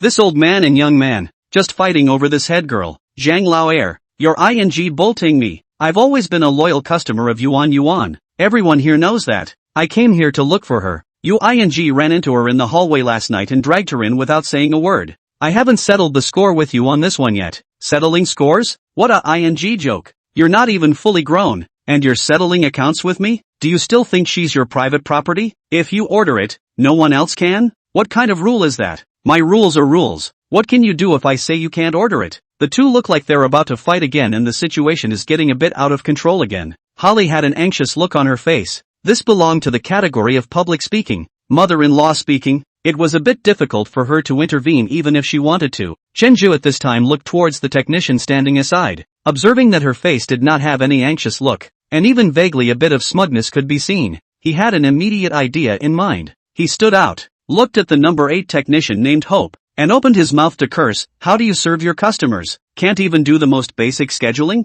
Suddenly a man jumped out. It confused that no. 8 technician Yuan Yuan, as well as Li Tianji and Zhang Yuan. Before Yuan Yuan could speak, Li Tianji and Zhang Yuan cursed in unison. Who the hell are you? Chenja looks young and doesn't look like a rich kid. Where did he come from? Holly also didn't know why Chenja suddenly spoke out, but as a subordinate she still introduced Chenja for him. Mr. Zhang, Mr. Li, this is our new manager Chen. His first day here today. So what if it's the manager? Who are you to scold Hope? Li Tianji walked up to Chenja with his waist crossed and looked at him with his chin held high. He was about 1.65 m, while Chenja was 1.81 m, a head taller than him. Although it was, his aura was sufficient, as if he was going to make a move the next time Chenja said something wrong. Zhang Yuan, who was standing next to him, was also a bit displeased with Chenja, but he was not as unreasonable as Li Tianji. This manager Chen, it's none of Yuan Yuan's business. It's indeed wrong for you to scold someone like that without any reason. Chenja smiled in his heart. This move he used was to divert the conflict, transferring the conflict to himself. The two of them are now in a situation where he and Holly can't be persuaded, so he doesn't intend to solve their problems, but rather find a way to solve this source first. The two guests. I'm really a bit sorry. It's because of our bad training. This technician didn't organize her time well, which led to a conflict between the two of you. I've decided to fire her now, and this will definitely not happen again in the future. Hearing that Hope is going to be fired, not only were the three of them confused, even Holly was a little confused. This Hope is the head technician here. Most of the people here come here for her. If she is fired, how can we do business on this floor? She pulled Chenja's hand and whispered, Manager Chen, is this matter something to reconsider? Chenja pretended to be angry and glared at her. What are you considering? Can't you see that the guests are already fighting over her? Is the guest or her important? Seeing that Chenja was so serious, Yuan Yuan finally became anxious. She had a resigned look on her face. Manager Chen, I didn't do anything wrong. Seeing that Yuan Yuan was about to cry in the next second, Li Tianchi rushed over to comfort her. Yuan Yuan, don't cry. Dismissal is dismissal. Why don't you just quit and follow me in the future? I can guarantee that you'll have a better life than you do now. Zhang Yuan was also anxious. Why should I follow you? If you want to follow me, you should follow me. Don't you have a fiancé? What can I do with you? There's a yellow woman in your family too. What can you do with you? I've long wanted to divorce that yellow-faced woman of mine. Hope, don't be afraid. I'll divorce her later and I'll marry you. These two men said faithfully, but in this kind of place to stay a long time Hope simply do not believe. Before she believed it, lost very badly, with them for a month or two, was tired of being played with. The estimate will be abandoned. It pays well to work here. She's not that stupid, so she wants to keep the job. Manager Chen, don't fire me. My family's life depends on me. Hope was already crying as she spoke. She knew too well how to win a man's sympathy. Sure enough, when Li Tianji and Zhang Yuan saw him crying, they panicked a bit and looked at Chenja angrily at the same time. It's all you. What are you getting involved in? You made Hope's cry. Chenja smiled at the corner of his mouth with a calm expression. Our Linglong Club is like this. Everything is based on customer satisfaction, and now that the customer is not satisfied, I can only fire her. Hearing these words, Li Tianji and Zhang Yuan looked at each other, resisting the urge to punch each other. Then shake hands, pretend to be very familiar. Are we angry? Nope, right, old Chang? Yeah, not mad at all. We were just messing around. I've been studying comedy lately. I was just trying to get in the mood with Li just now. Holly again confused. Two people just fought, are bruised and swollen, and now turn around and say in the play, this ing cheat 3-year-old children? Chenja's purpose was achieved, and he smiled in his heart. but he still had to do all the acting. He spoke after a minute or two as if he'd been hesitating for a long time. Tell you what, it's fine if you don't get fired, but you'll have to let me personally retrain you before you can continue to serve customers. Chapter 161, The Pride of the Champion of Sales. Hearing that Chenja wants to personally train, Li Tianji and Zhang Yuan hate their teeth, but they can't be bothered to have a fit. Just don't fire Yuan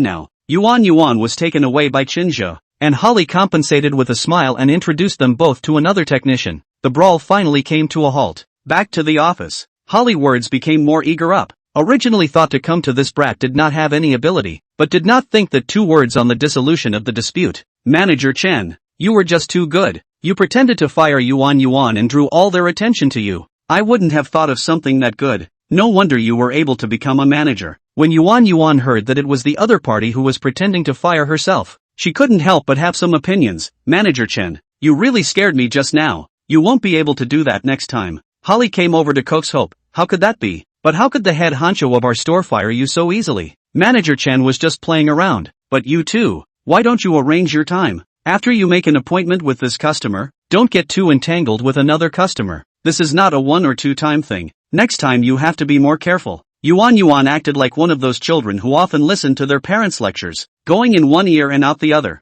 Her tone was all perfunctory. I know, sisterly. I know. You've said it many times. What can I do? Who let them all come to me? Then it's normal that sometimes the schedule doesn't work out, isn't it? You're right, but let's try to adjust. Okay, got it. I'll be out if there's nothing else. Yuan turned around and was about to go out, but the moment she turned around, Chen Zhe, who was sitting in his office chair, slapped his hand on the table. Did I tell you to get out? His voice was so loud that it startled both women. Yuan covered her plump chest and let out a somewhat opinionated cry. What are you being mean about? If you don't go out, then don't go out. Just say whatever you want. I'm here to work, not to be a slave. With her many clients, Yuan has no fear of her co-workers or the leadership. She can act pitifully in front of her clients, but when she returns to her co-workers, she will show her true form, and the pride and contempt in her eyes will make people look at her in an unpleasant way. Holly had said her before, but after a few times, she simply pretended to be sick and didn't go to work. She was the headliner here, and if she didn't go to work, she would lose a lot of customers, and there was no way to do it. And in the end, the one who was soft was still Holly. In this way, Holly in her heart there is no prestige.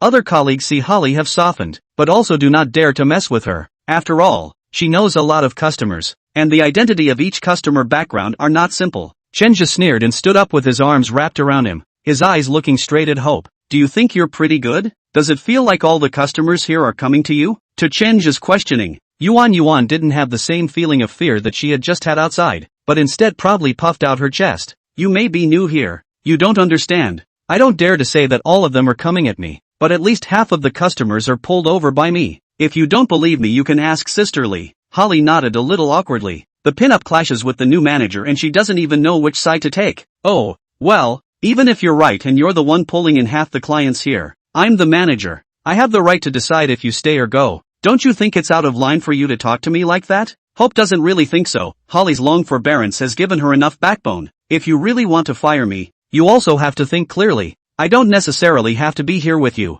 The opposite side of the Earthly Paradise Club is also hiring, and I can guarantee that if I leave, you guys will definitely lose a lot of customers here. Hope has this bottom line because someone from there sent someone over to talk to her, promising her a higher salary, and she was hesitant to go there. Even though the salary there was high, the service there seemed to be a little more scrubby, and she didn't go there because of that consideration. But if this new manager really wanted to fire her, then there was nothing she could do. Holly was a little scared after hearing that. Opposite Heaven on Earth was their biggest competitor, and it would be a big loss if their headliner actually went over there. Manager Chen, you can't fire Yuan. Just give me face. Chenja didn't intend to fire Yuan. After all, the facts were in front of him. A large portion of the customers here came because of her, but Chenja also didn't intend to continue to fuel this kind of flames of hers, so he intended to frustrate the other party. I don't like to fire people. You think you're a pin, right? It just so happens that I was a pinfall champion in the East End before, so dare me to have a match with you? Hearing Chenja's words, both women froze. This point they really do not know, but Holly know one thing, that is, the east side of the service are female customers. Maybe Chenja before the sale of the champion, but the customers here are mostly male. He is impossible to win. He lost the face of how much. He has no face. If he is not going to find their own trouble? Considering this, Holly politely said, "Manager, do you want to reconsider? We have more male customers here." Yuan also reacted after she froze. "Huh, right, I advise you to think it over. If you really compete with me, I'm not afraid of you. I'm afraid of someone who won't admit when they lose. I didn't say I wanted to compare myself to you. I'm the manager now. You're not worthy of comparing yourself to me yet. I'm going to find a mechanic here to compare myself to you. That's fair too. Is that okay?" Hope laughed. What was the level of the technicians here? One knew exactly. Good. What are you going to compare? Compare tips. 10-day limit. Whoever gets the most tips wins. No problem, but I'll add one more condition. If I win, the tip has to be all mine. The tipping rules at the lingerie club are all the same, which is that a portion of the tip will be taken out and divided equally amongst the others. Something Hope had been annoyed about before. She felt like she was the one who had been paying the guys off. No problem. If I'm the one who wins, then you'll do whatever I tell you to do. No talking back. Yuan covered her chest and gave Chenja a strange look with her eyes. This guy shouldn't be trying to figure out my body? But he can't win. Okay. No problem. The agreement was reached in this way. The sight of Howley somewhat helplessly covered her forehead. She was already worrying about whether Chenju would give himself small shoes after losing at that time. The evening of the 5th floor of these technicians all off work. Holly called them up. There are a total of more than 30 technicians. Each person body appearance is first class. Can be mixed on the 5th floor. There is no difference in appearance. In order to not let Chenja lose so ugly, Holly deliberately introduced him to those few girls who have good performance. Chenja took a look at them. They did have good looks, but if he was letting them win, it wouldn't exactly convince Yuan, so he picked the one with the bottom of the performance ladder. An innocent-looking girl with a bit of a timid look in her eyes. After Yuan and Holly saw the person Chenja picked, one was mad with joy and the other was worried. Holly came over and pulled Chenja a little. "Manager Chen, do you want to reconsider?" Chenja was confident in himself. "No, she's it." Chenja walked up to the girl. "Your name is Xiao Dingdong, right?" The girl timidly looked at Chenja, nodded and did not speak. Chenja frowned slightly. "Why don't you answer me?" Xiao Dingdong had a difficult look on his face. At this time, Holly walked over and said to Chenja with some embarrassment, "Manager Chen, Xiao Dingdong is a mute. She can't speak." Chenja. Chapter 162, The Little Mute. Chenja thought that the one he had chosen was also an arrogant master, but he never expected that Xiao Dingdong was actually a mute. "What's going on here?" Chenja asked. "Manager, the thing is like this. Dingdong the first day to come to go to the 2nd floor foot bath. The first day of work was almost beaten. After I went over to ask the reason, which realized that she is a mute. I originally wanted to persuade her to go back. After all,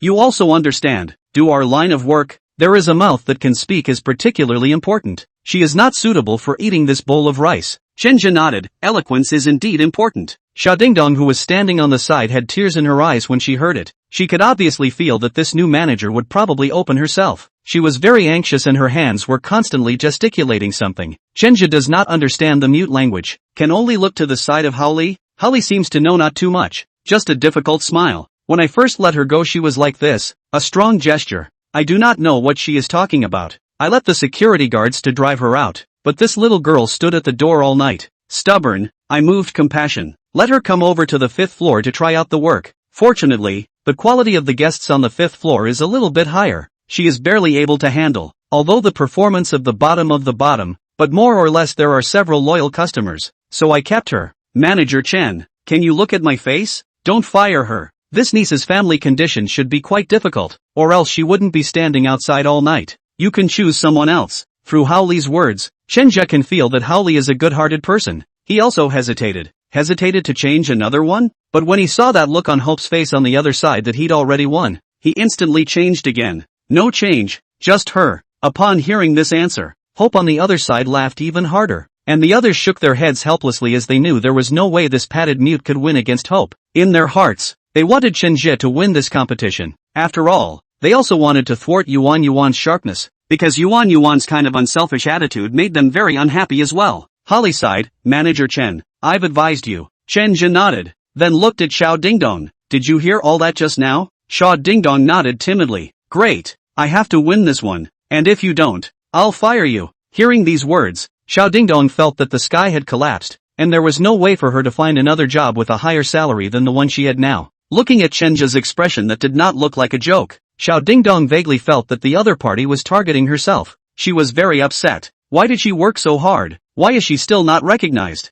Hear that? Chenja emphasizes once more, and in the face of his aggressive tone, The others, even Hope, feel that Chen Shul is going too far. Manager Chen, Ding Dong is a mute. Isn't it too unreasonable for you to want her to win over Yuan Yuan? Yeah, Manager Chen, you're obviously making things difficult for people. It's not easy for Ding Dong to find a job. Can't you have a little compassion? Manager Chen, I can take Ding Dong's place in the competition against Hope. Although my performance is not as good as Hope's, I'm so much better than Ding Dong. The words of those co-workers were transmitted word for word into Xiao Ding Dong's ears. In the past she was the most despised and bullied one. She never thought that these co-workers would come out to help her at this time. She had tears in her eyes, and she looked to be touched. But Shinja still didn't let her go. Xiao Ding Dong, don't look at them, look at me. They are just sympathizing with you being mute. They are pitying you being disabled. But I am a cold-blooded person. I am a person who only looks at the performance. Your performance is not up to the standard with me. If you want to continue to do your job here, you have to show a little bit of real skill. Sympathy and pity can't support you for the rest of your life. Understand? Shinja's words were very excessive. Disabled, mute, pitiful and sympathetic. Every word was like a sharp blade into Xiao Dingdong's heart. Each of these words was like a sharp blade plunging into Xiao Dingdong's heart, wanting to dig her tiny heart into pieces. Holly felt compelled to stand up for Xiao Dingdong. Manager Chen, your words are too much. Xiao Dingdong was recruited by me. If you want to fire her, there's no need to beat around the bush. You can just bring it up. Is it fun for you to insult people like this? Right, Manager Chen. You're discriminating like this. Do you have any sympathy at all? Manager Chen, I feel like I'm already talking badly enough, but I didn't expect you to talk even worse than me. Those female co-workers one by two verbally attacked. The more they talked, the more excited they became. And the original Q had already surrounded Chenjia in a circle. What are you doing? Trying to rebel, are you? Whoever says one more word, I'll fire her. Chenjia roared, and the original chattering voices suddenly quieted down again. But Chenjia was still able to sense dissatisfaction in their eyes. Chenjia laughed in his heart. Just now he was thinking about how he could make this little mute win. Using the normal method, it's basically unlikely to win a pin against Hope, and to do so you have to saber rattle. And with Xiao Dingdong's disability, she's definitely going to be bullied amongst the group. But at the same time there will be people like Holly who have a good heart and take pity on her. So he himself must play the role of a villain at this moment. And only if he is a total villain and stirs up everyone's resentment will they unite. They will do everything they can to make Xiao Dingdong win in order to beat the evil man that he is. Xiao Dingdong felt so many people support her. Her heart touched a great deal. She is also the kind of people in her bones. Although she has been discriminated against, has been subjected to the cold eye, so that she has become a bit of coy, but her nature is not like this. If she is really a coward, then she should now stay at home and wait for the disabled person's subsidy, instead of in the cold night, standing alone outside waiting for a night, just to beg for a job. She should have stayed at home and waited for the disability allowance, instead of standing outside in the cold night, waiting all night, just to beg for a job.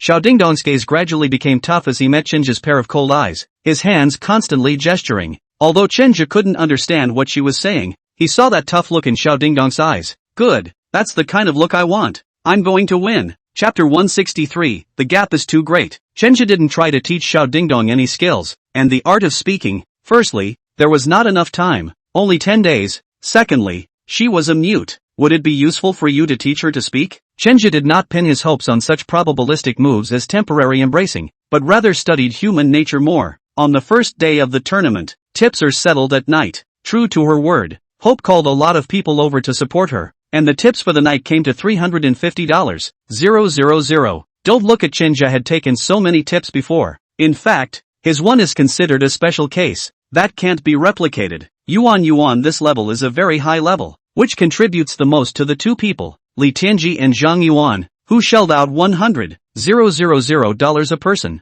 That's $200,000 for the two of them combined. It takes a lot of gumption to shell out $100,000 to reward a mechanic in a pure green establishment like this. She exceeded second place by a lot at this level, which was only $10,000. And Ding Dong Sha, who was competing against her, was miserable, earning 0 in tips for the night. Yes, she's the only 0 duck egg, and at this level, she has no business being here. When Holly announced tonight's results, she looked at Xiao Dingdong with a very sympathetic look. How was this going to win? One was 0 and the other was 350. 000. Hope's tips for one night could top her tips for years. There was no need to compare anymore. And as more and more sympathetic glances were directed at her, Xiao Dingdong's face reddened rapidly. and she pressed her head down so low that her fingernails were digging blood out of her own hands. Yuan smiled disdainfully from the side. Manager Chen, do you think there's still a need to compare? The result is already obvious, isn't it? Chenja knew that the result of the first day would be miserable, but he did not expect it to be so miserable. This niece really is not a loyal customer. It seems that what Holly said before is still a little water. This ninny's track record sucks, and while tip income doesn't count towards the company's revenue, it's the standard by which to judge how good a technician is, and a technician who is popular with the guests receives more spending money, and receiving more tips means that this client will be solid, and there's something of a sunk cost effect there. It's hard for a person to give up when they put more and more into it. With Xiao Dingdong's level, it might only be suitable to work in the foot bath department on the second floor, and it's probably not a good idea to go there. The foot bath on the second floor is a bit of a scrub, and if she could really stay there, she wouldn't have to be kicked out by the customers on her first day of work. Either way, Xiao Dingdong doesn't fit in here. The score of 0 tips made Holly lose face. She glanced at Xiao Dingdong with some hatred and finally sighed before looking at Chenja. Manager Chen, maybe Dingdong is too nervous. Her few loyal customers didn't show up. Let's wait and see later, okay? Holly, this heart is still quite kind. She does not want to open up Xiao Dingdong, hope to give her more to fight for a while. At the same time her eyes implied look to the other technicians, the kind of eyes with her to get along with a long time of technicians naturally know. Hope smiled, sisterly. I'm not afraid of hitting her when I say it. A few of her so-called loyal customers learned that she's going to compete with me and took the initiative to send me a message saying that they won't be coming over in the next few days. Yuan's proud and complacent look made the others look at her with fire in their hearts, and Holly didn't look too good either. Looking more sympathetically at Xiao Dingdong, Xiao Dingdong did not even dare to raise her head. She was a complete and utter loss. The confidence that she had just picked up yesterday was mercilessly shattered by this sentence. Chenja wasn't much surprised, and he didn't pin his hopes on those few so-called loyal customers. Xiao Dingdong does need to get some training though. I thought she had a client or two before, but now it seems she's completely poor at it. Xiao Dingdong, don't leave after work later. Come over to my office for a while. Chenja left these words and went back to his office. After she left, the other technicians came forward to comfort Xiao Dingdong, whispering, Dingdong, don't be afraid. I told those clients of mine tonight to come over tomorrow and support you. Yeah, Dingdong, you mustn't give up. I told my client that too. In the face of so many people to send over the comfort, Xiao Dingdong, although very touched, but still very sad, at the same time in the heart also completely denied their own. The gap is too big. Where can she compare? Holly stepped forward and patted her shoulder, sighing, don't be too upset. Maybe you really aren't suited for this job, but don't worry, if you get fired, I'll find you another one. From now on you'll just go to work in peace. This venue isn't suitable for you. Go over there first, and bear with him if he scolds you. Holly's intention was good, but Xiao Dingdong's heart was even harder to hear, and she walked towards Chenja's office with her head down and lost in thought. When she arrived at the office, Chenja had already changed his clothes and was lying on a massage bed. There was a small room in his office where he stayed temporarily and did not go to the dormitory the company had arranged for him. Hearing Xiao Dingdong come in, Chenja said without lifting his head, come over here and press it for me. Let me see how you serve your customers. Xiao Dingdong froze for a moment, thinking that the first thing she would say when she came in was that she would be scolded, but she didn't expect Chenja to ask her to massage him. She nodded, then walked straight over and placed her hands on Chenja's shoulders, following the service process. But the service hadn't gone on for 10 minutes before Chenja got up and called it off, feeling that there was no point in continuing. Seeing Xiao Dingdong timidly standing aside with his head lowered, he sternly set his face. What's that look on your face? Do I owe you money? Xiao Dingdong lowered his head and shook it, while nervously picking his fingers. Raise your head up and look at me, Chenju ordered. In the way of his majesty, Xiao Dingdong still raised his head. Xiao Dingdong's looks are actually quite good looking, belonging to that kind of small family gentle type. Just between the eyebrows, there is always a touch of sadness cannot be melted, although not to the bitter and hateful, but this kind of expression always gives a kind of depressing atmosphere. The clients are here to have fun. Who are you making that face all day long? Can't you smile a little? Xiao Dingdong really wanted to curse in her heart. She was like this now. Where could she still laugh? She can't even keep her job anymore, so it's not bad if she doesn't cry. Although this was in her heart, against all odds, she still forced a smile, but her smile was not happy, and it could even be said that the smile was a little hard to see. Looking at her facial muscles twitching, it was clear that the girl rarely smiled. Chenja can understand that this is the impact of her disability, but Chenja does not intend to pity her.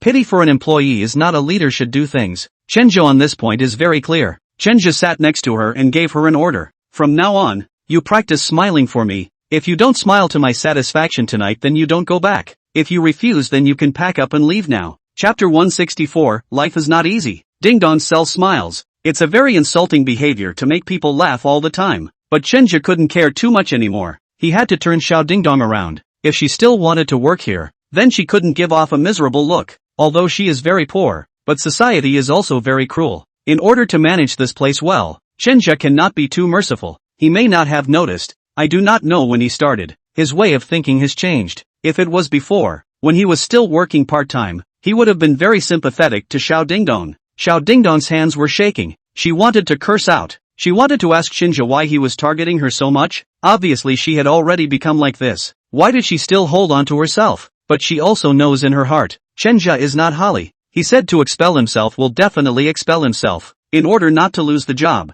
Xiao Dingdong propped up a smile against his will. You're smiling so hard. Your facial muscles are stiff. Your smile is scarier than a wax statue. Re-smile. Xiao Dingdong held back his temper and laughed again, but this time it was even harder than the last. No way. Seeing you smile like that gives me nightmares at night. Keep smiling. No way. No way. Like a ghost. Go on. No way. After an hour, Xiao Dingdong finally broke down. Bean-sized beads of tears kept falling, squatting on the ground and crying with a wow. Mute people also can cry out. Although their voices are not quite the same as normal people's voices, will be with some hoarseness, but this is the first time since Chenja came here to hear her voice. He subconsciously is not to feel pity for her, but feel that this cry of hers is much better than those laughs before. After reacting to this thought of his, he was also shocked by himself. When did he become such an unsympathetic person? Although he was questioning himself in his heart, he still didn't try to comfort Xiao Dingdong, but sat quietly and watched her cry. The crying continued for 10 minutes and gradually decreased. Crouching on the ground,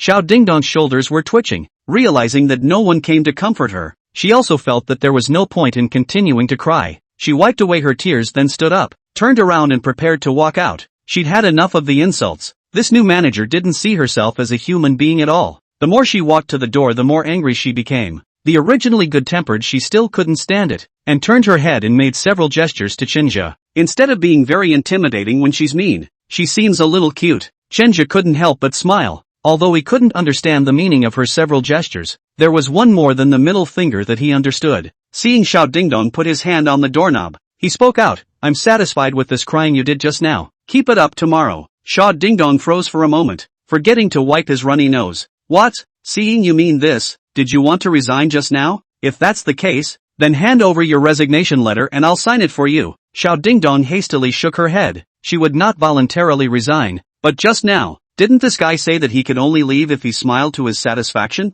Go back first. Keep coming over after work tomorrow, but be prepared to write me a letter of resignation if you really can't take it. Xiao Dingdong clenched his teeth, then shook his head very firmly. Ask her to resign voluntarily. Don't even think about it. The door slammed shut, and the girl finally turned her temper into a muffled thud. Time came to the next day. The next night, Xiao Dingdong inexplicably a lot more point her people. In fact, it is not inexplicable. These people are other co-workers to push her over. With some trepidation, she did the service in a disciplined manner, and those customers did not express satisfaction or dissatisfaction, as if it were routine, after the service was over, and then offered to tip. Tonight Xiao Dingdong's score was finally not 0. She took home over 50,000 in tips, but while she got more, her other co-workers got a lot less. Anyone with eyes could see that the overall tip wasn't much. It was just shifted to her. Tonight, Hope didn't get as much as she did last night, but she did get 100,000, and she smiled coldly and condescendingly, looking down on everyone in her eyes, including Chenja, who was standing on the sidelines. Manager Chen, Dingdong is much better tonight, isn't he? Holly tries to put in a good word for Xiao Dingdong, trying to dissuade Chenja from firing her. Chenja nodded and didn't say anything before turning around and heading back to his office. It didn't take long for Xiao Dingdong to come over on his own. After opening the door, he saw Chenja sitting there. She had psychologized herself many times before she came, but she was still a little scared when she saw Chenja's serious face. You should know that tonight's results are not your strength. Chenja opened the door and said. Xiao Dingdong nodded somewhat sheepishly. I'm quite happy to see that you can be united, but you have to be clear that this kind of charity is not permanent. If you don't want to live on people's charity, then show your own strength and use your sincerity to keep your customers. Hearing the words, Xiao Dingdong raised his head. No one has ever said these words to her. Others will only look at themselves with that kind of sympathy or pity or disgust. Never a person to treat her as an ordinary person. The original Chen Jia to her so bad, she should hate him only right, but she actually feel inexplicably relieved.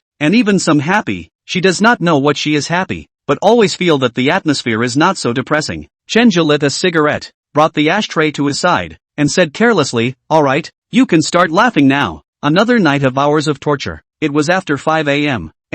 When Chenja put her back, Xiao Dingdong felt like she couldn't move her mouth. This manager was a torturing pervert. Day 3 of the tournament still had some unsolicited clients coming through, but today wasn't as high as yesterday's tip of only $30,000. That night she still came inside Chenja's company to practice her smile. Day 4, Day 5, all of them. She didn't find the exercise at all effective because her tips kept going down and so did her customers, and she felt like this was the sick manager's kinky fetish, purely for the purpose of torture. The time came to the 6th day. When she came to Chenja's office again as she had done before, Chenja kicked her out. Xiao Dingdong was still a little confused as Chenja stood in the doorway looking at her. "Okay, you don't have to come over later." Xiao Dingdong was in a hurry, thinking that Chenja was planning to really fire himself. She was anxious and kept changing her hand gestures, as fast as a Naruto ceiling. "Come on, stop gesticulating. I can't read, don't you realize?" From the 3rd day on, those customers weren't pushed over by them, which means that from the 3rd day on, you were the one who actually kept the customers and got the tips on your own.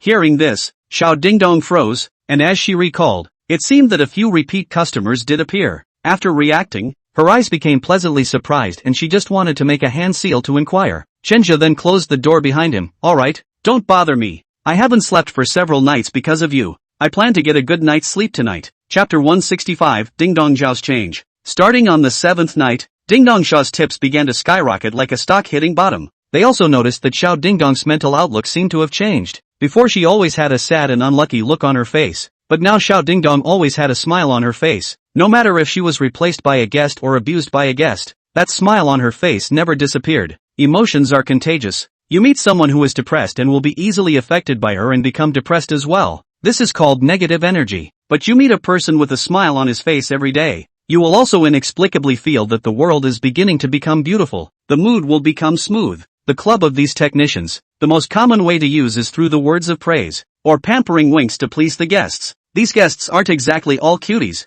They can clearly tell that you're coming over to impress him, and they also know that you're coming wearing a mask, so they're all playing along with each other. Hope's biggest advantage is that she can grasp men's psychology very precisely, knowing what words she says, what actions she does will make them happy, and when she can make them pay. For example, the average girl, when asking a man for money, will always say that she lacks something. Today I want a bag. Tomorrow I want a new outfit. Actually, none of this is what men want to hear. Girls are saying these things, the men will be in the heart of the calculation, calculating whether you are worth the price. Once he feels that the other side of the demand beyond the psychological price, he will find ways to refuse. Yuan's approach is different from theirs. She doesn't ask men for money. Like Zhang Yuan, she advises him to come to places like this less often, not to spend his mind on himself, that he doesn't deserve him in his position, and tells him to get along with his wife more often, so that the family can be in harmony. After he loses this fight, he won't be working here, and will probably go back to the countryside, to his hometown,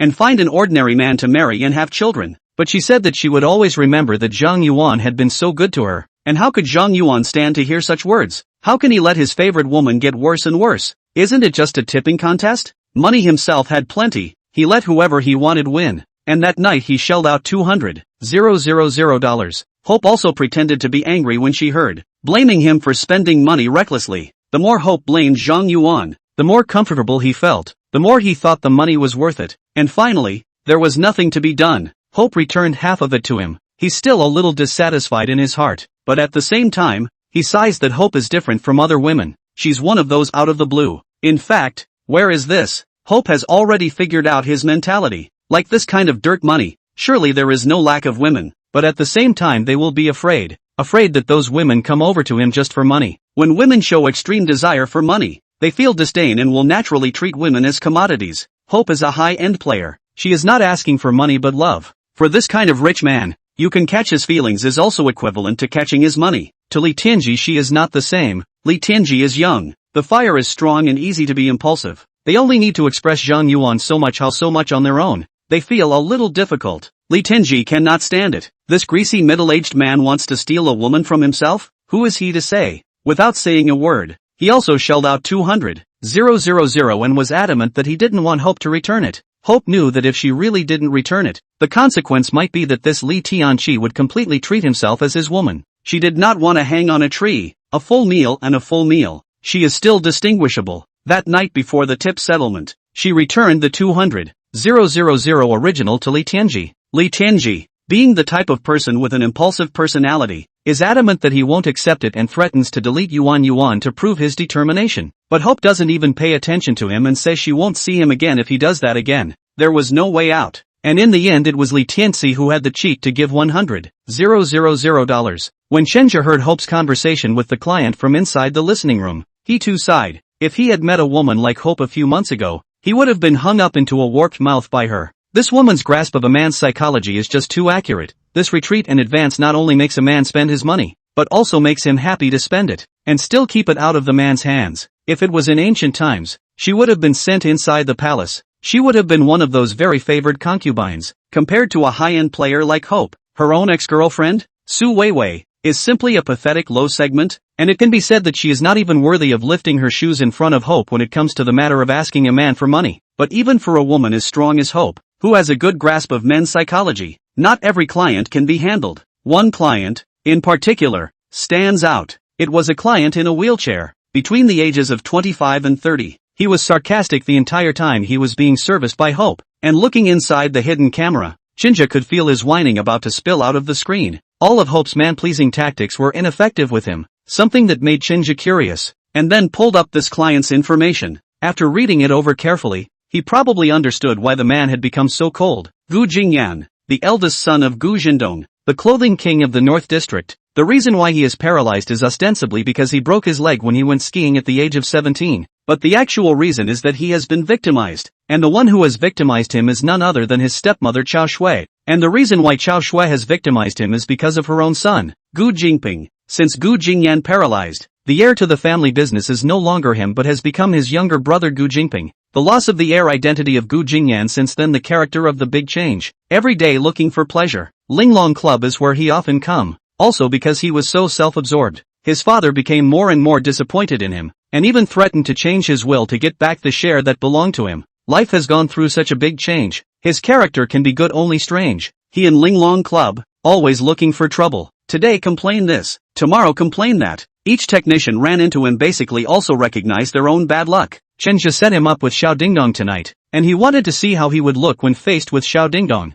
who was also disabled. On the surveillance screen, he saw Xiao Dingdong enter the room, and Gu Jingyan grunted coldly after seeing Xiao Dingdong. I can't believe you arranged a mute for me to come here. Is there no one left in your Linglong Club? In the face of Gu Jingyan's outburst of sarcasm, Xiao Dingdong still maintained her smile and used her own electronic dialogue board to ask the other party if she wanted to change the technician. Gu Jingyan hesitated and didn't choose to change. He rarely changed technicians. It could be said that his greatest pleasure in coming here was to troll these women. What? You dumbasses don't want to serve a cripple like me, do you? Xiao Dingdong hurriedly was shaking her head. She had heard of this man before and knew that he was the type that liked to pick fights the most. Today was the first time she had served him. She was a little nervous. Seeing that Xiao Dingdong was a bit flustered, Gu Jingyan sneered, since you're not, come over here. Let me see what qualifications you, a mute, have to stay here? Chapter 166, A Guest with a Vicious Mouth. Xiao Dingdong had just gotten on with the massage when Gu Jingyan's sarcastic words came. Your place is also really ridiculous. Actually recruiting a mute to come here. Aren't you claiming to be a high-end clubhouse? Is a high-end clubhouse just your kind of goods? Xiao Dingdong had no waves inside. After being scolded by that new manager for so many days before, she had long been immune to such words. When Gu Jingyan saw that the other party still maintained his smile, he was a little dissatisfied in his heart. You mute is really cheap. Scolding you like this and you can still laugh. Really have no dignity at all for the sake of money. He originally thought that his words were already very heavy, and the other party should be more or less a bit emotional. But he didn't expect Xiao Dingdong to keep the same smile and seriously press his hand. Gu Jingyan frowned as he wondered if his attack power was too low. Do you work here and go out and sleep with men a lot? That should be the case. You must have gotten in through the back door to stay here as a mute. Are you screwing your new manager? I heard your new manager is a guy. How good is he in bed? In the office cubicle, Chenja's mouth twitched. Eat melon to eat on their own. This dead cripple is really too disrespectful. Not to mention the lack of a little bit of elegance to the woman, but also particularly gossip. When he and Xiao Dingdong together? Don't rumor, okay? Seeing that Xiao Dingdong still didn't react, Gu Jingyan got a little anxious. Often when he attacked other technicians with such words, they would more or less retort. Is it just because she's mute that she can't argue back? She's mute, she's not deaf, and she doesn't look like a cutie. Yikes. In the past, his attacks would be responded to, but now Gu Jingyan felt like he had punched on cotton, which made him very frustrated, and put his heart on the line. His big hand touched on Xiao Dingdong's thigh, and Xiao Dingdong finally reacted. She stood up and bowed, and then wrote a no on her electronic board. After seeing Xiao Dingdong react, Gu Jingyan smiled. What do you mean you can't? If other women can touch it, why can't you? What's the matter? Are you noble? If you're noble, why are you still selling?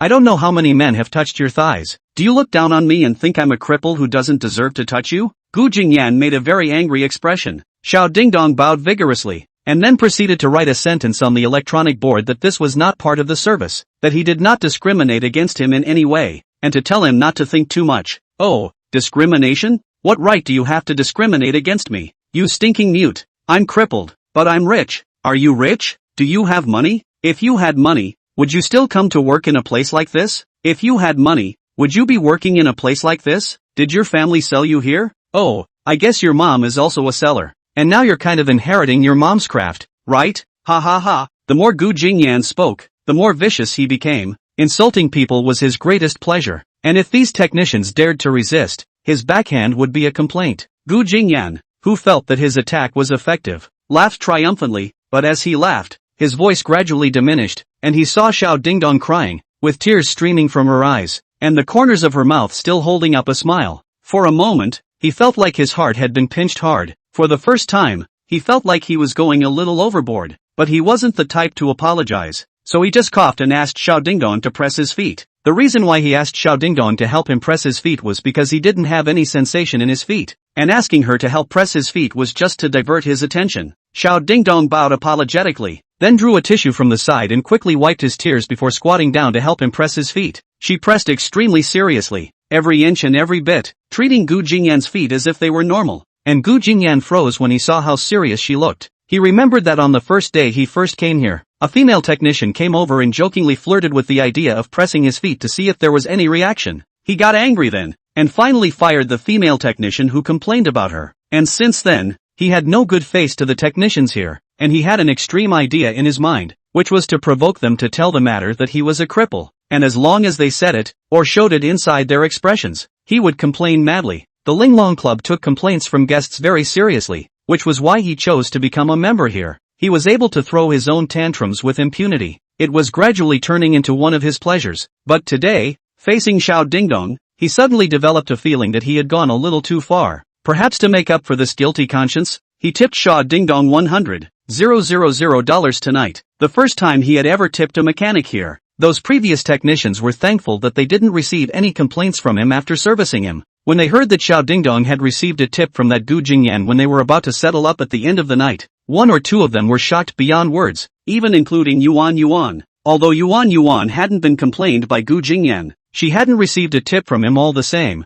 which gave the ever-so-conceited her some emotions, especially when she saw Holly praising Xiao Dingdong with some pride. She got up in a conspiratorial manner. Some people don't choose to go for the rubbing for the sake of tips, for the sake of winning. We don't do this kind of service on this floor, and if someone does, I still hope that you'll be a bit more restrained, and don't affect us when the time comes. Her words were intentionally said to Xiao Dingdong, and everyone could hear them. Hope, why are you saying such things? Are you jealous because you saw Dingdong surpass you tonight? A female co-worker said. Yuan grunted, I'm almost 700,000 now. How much is she? Even with this tonight, it's not even 200,000. Am I jealous? I'm worried that she's ruining our reputation. If word gets out that we're for sale, how will you let those customers look at us then? Hope is a high-end player, playing with emotions. If she makes her clients feel that they are still out for sale at this level as well, those of her clients who play with their emotions will abandon her. After all, she packages herself as a woman out of the muck, and that's the persona she sets up.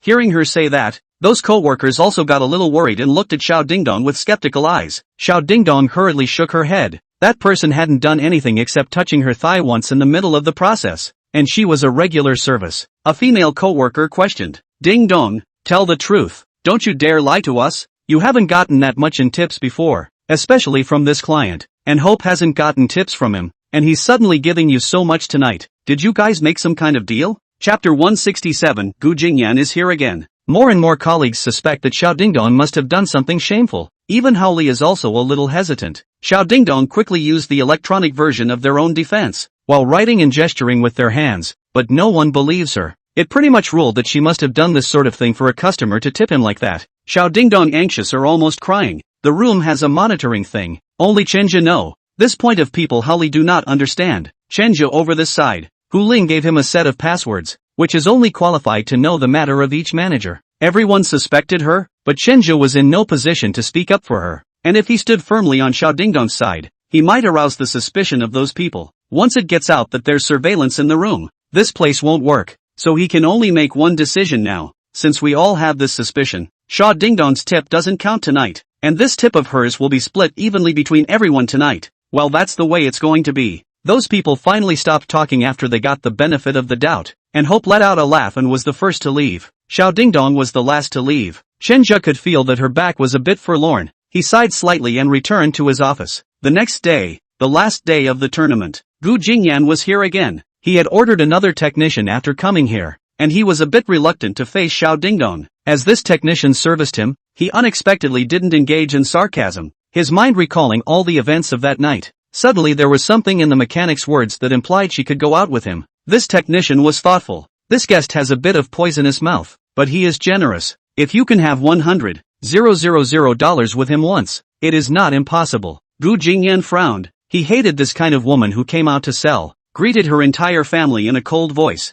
The vitriol just didn't stop. Then this mechanic was a little too much to handle. Then he retorted, "Guest, I don't know where I offended you, but didn't you do that with Xiao Dingdong too?" And also gave her a tip of 100,000 yuan. Ha, what Dingdong Shaw? Wow, you say the mute's name is Shaw Dingdong? She told you that? No. She said no, but we all think she lied. That Xiao Dingdong must be trying to win Hope. What do you mean? Gu Jingyan asked with a frown. Under his duress, the mechanic blurts out about Xiao Dingdong and Hope's match. After hearing that it was, Gu Jingyan smiled. The technician continued, "Guest, my body is no worse than Xiao Dingdong's. If you wish." She wanted to market herself a little more. She wanted to have as generous and loyal a clientele as Hope. Gu Jingyan had no interest in her at all, and even despised her greatly. Roll. You go out and get that Xiao Dingdong over here. Guests, me. Being switched in the middle of the day was a humiliating thing, and by a dummy like Xiao Dingdong. That mechanic had a bad taste in his mouth. Scram!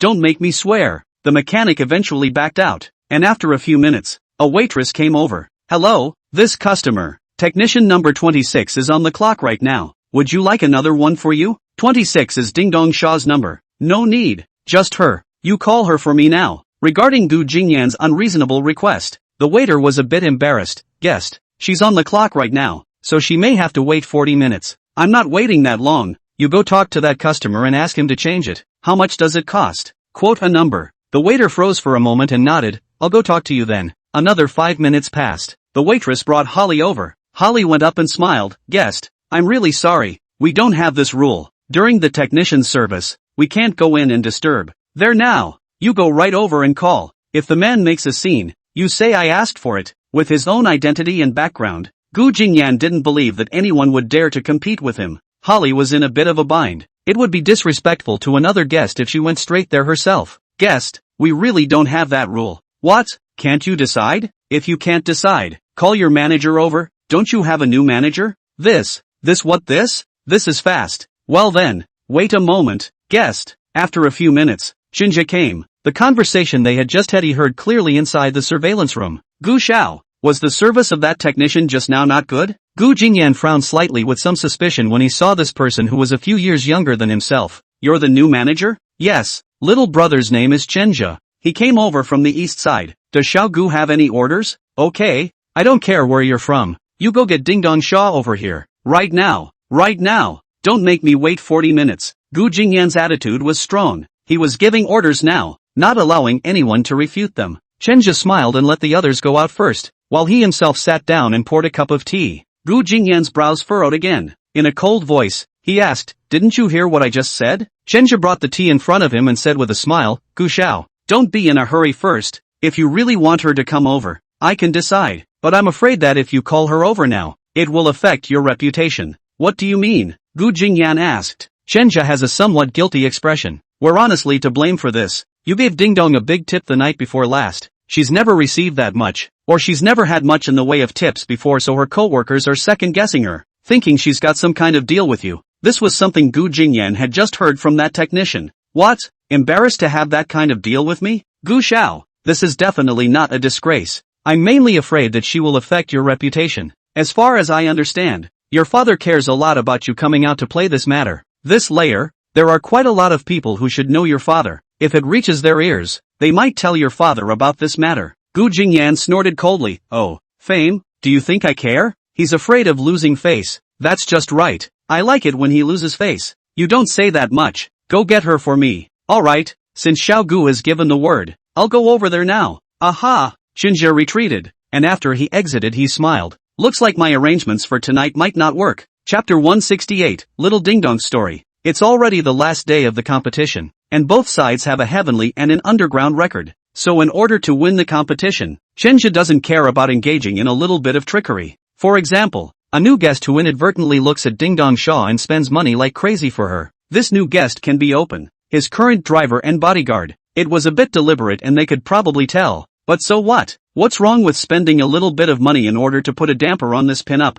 There was no rule that said you couldn't cheat either. One had the ability and the funds to do so, and doing things honestly only suited his old self, not the current one. But now it looked like things might take a turn for the worse, and this Gu Jingyan might surprise him in a different way. That customer who changed in the middle of the day, to say that it is not difficult to move him, he does not have to. Xiao Dingdong cannot be. He arranged two for him, the time to add a little longer. He was not happy enough. Xiao Dingdong knocked on the door of Gu Jingyan's room again, and after opening the door and seeing Gu Jingyan sitting on the massage bed, for a moment she became a bit formal. There was still something in her heart about the day before yesterday. Why are you still standing there? Come here. Gu Jingyan spoke out. Xiao Dingdong walked over. Because she was misunderstood for selling her sex to seduce this customer, she was a little less eager to approach him now, but just as she approached, Gu Jingyan reached out and pulled her hand to pull her over. Such an abrupt and rude action startled her and she pushed it away in a panic before standing up. This look of hers made Gu Jingyan laugh. What?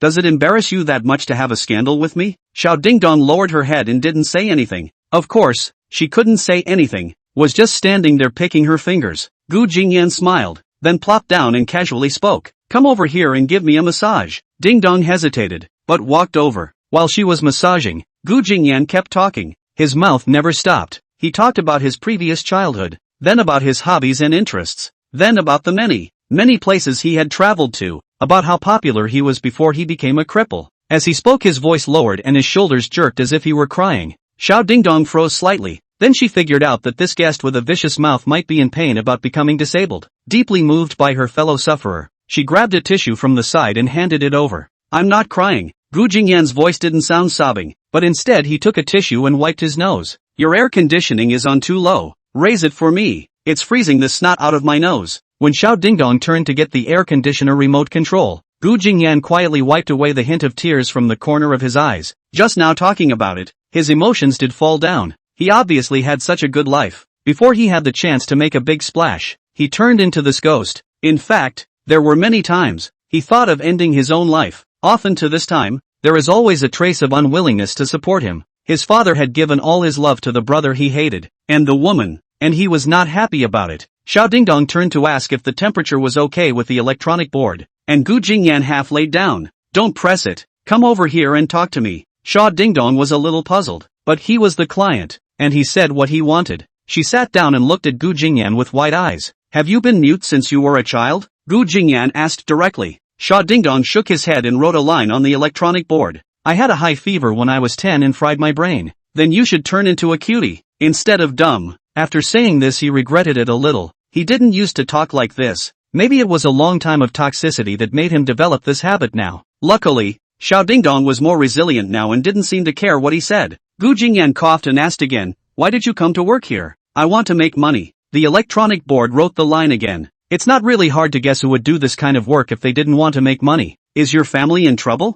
My father is dead. My mother is seriously ill. And I have a younger brother to support. A sick and dying father is seriously ill mom. A young brother and a helpless her. Oh, is this a uniform word? I asked 10 people and 9 told me so. Gu Jingyan was still venomous, and he wasn't the kind of person who just trusted people. Xiao Dingdong was silent. These words were scripted in others, but this was something that really happened to him. Okay, so tell your story. I don't really want to talk about it. That's an order. And if you don't tell me, I'll file a complaint against you. Using complaints to scare people was what Gu Jingyan was best at. Xiao Dingdong bit his lip, then wrote down his story. The electronic pen landed on the electronic plate, ringing very rhythmically, and Gu Jingyan seemed really interested, drinking tea while looking at what she had written. I was born in the southwest of the countryside, where the mountains stretch. My father is a local farmer, 40 years old. From the hands of traffickers to buy my mother over. My mother was only 20 years old. She was a little mentally disturbed. She often run away, but also often caught.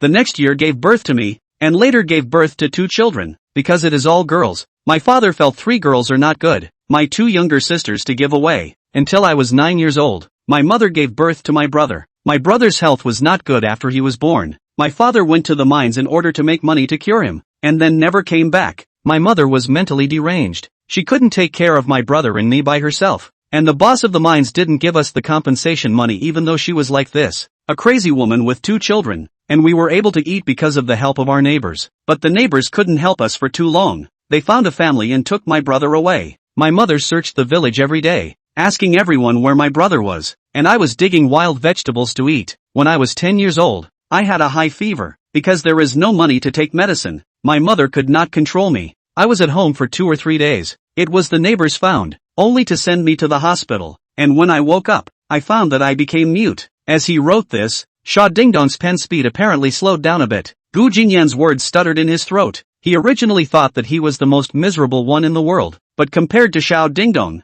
he couldn't be too happy. It was hard for him to imagine that such people existed in the world. Going digging for wild vegetables to survive at the age of 10? What was he doing when he was 10? It seemed like he was collecting very expensive Legos for his 10th birthday. At that time, my own parents were not divorced. My parents were in love and my family was happy. Chapter 169, Shared Memories. At Gu Jingyan's eye gesture, Xiao Dingdong didn't stop the pen in her own hand. It seemed like it was also the first time she told people her story. If it were anyone else, she probably wouldn't have said so much. But the customer in front of her was still a bit special. He shared some of the same experiences as herself, and rather than selling herself, she was more likely to be exchanging information about her condition with the other person. The year after I became mute, some outsiders carrying machines came to the village. I realized later that they came to film a program. They selected our backward mountainous area, and sent some rich children from the city over for a transformation exchange. They came to my house at first, probably introduced by the village chief, but after the exchange, I heard them say that my house was in such a bad situation that it didn't have the conditions at all, and then they picked the family next door. That's a good friend of mine. Her name is Cici. Cici got the chance to go to live in the city for a while.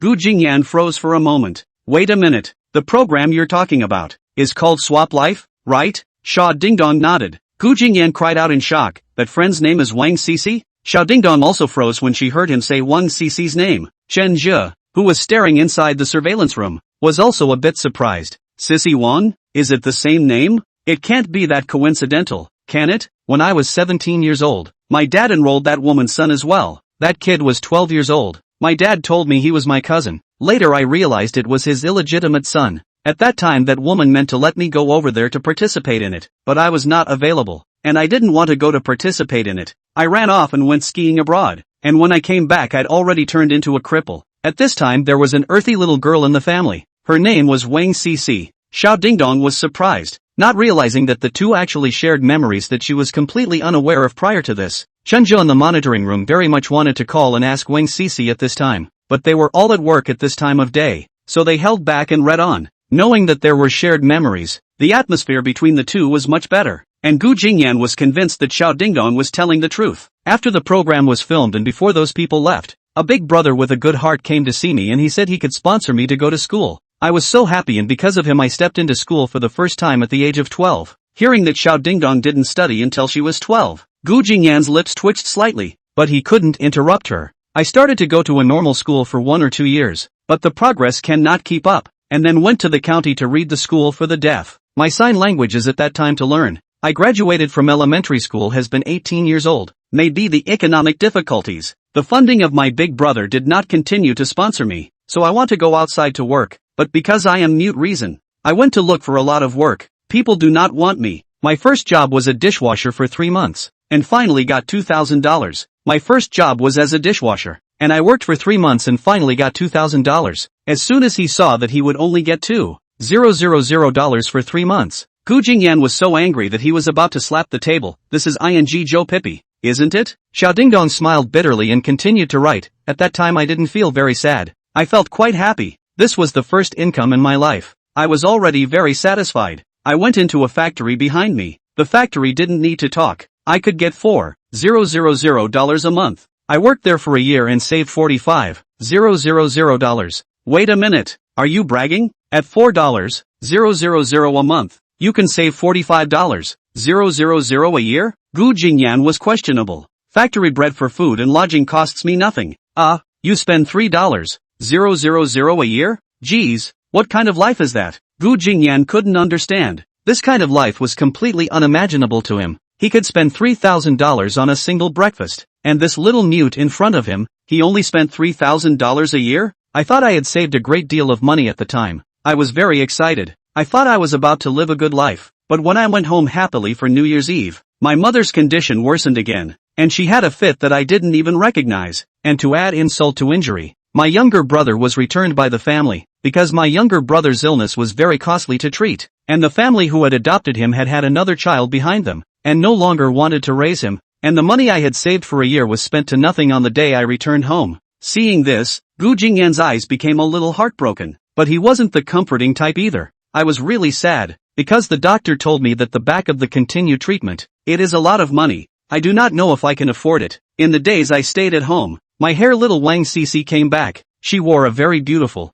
drive a car is also very good. I heard that also in the county to buy a suite of rooms, the same age, she can earn so much more money than I am very envious. I went over to her and asked her how she could earn so much money. What did she say? She was reluctant to tell me at first, but I was in great need of money, so I kept pestering her, and in the end she got tired of being pestered by me and told me that she was working at the Linglong Club, and specifically instructed me not to tell anyone else, and that I would like her to take me there, and she said that there was no way that I would be able to work there in my condition. Gu Jingyan was a bit saddened. Before he also felt that Xiao Dingdong was not qualified to work here. I'm not convinced, because I really want to earn money. I came to the East China Sea alone. I do not want to go to the factory inside the labor. I really need a lot of money. After coming to the East China Sea, I asked around, came to the Linglong Club. The interview. I told a lie. I said I have a bad throat. The last period of time cannot speak. I just applied for the job. I was very happy, but also a little afraid. After a month of training,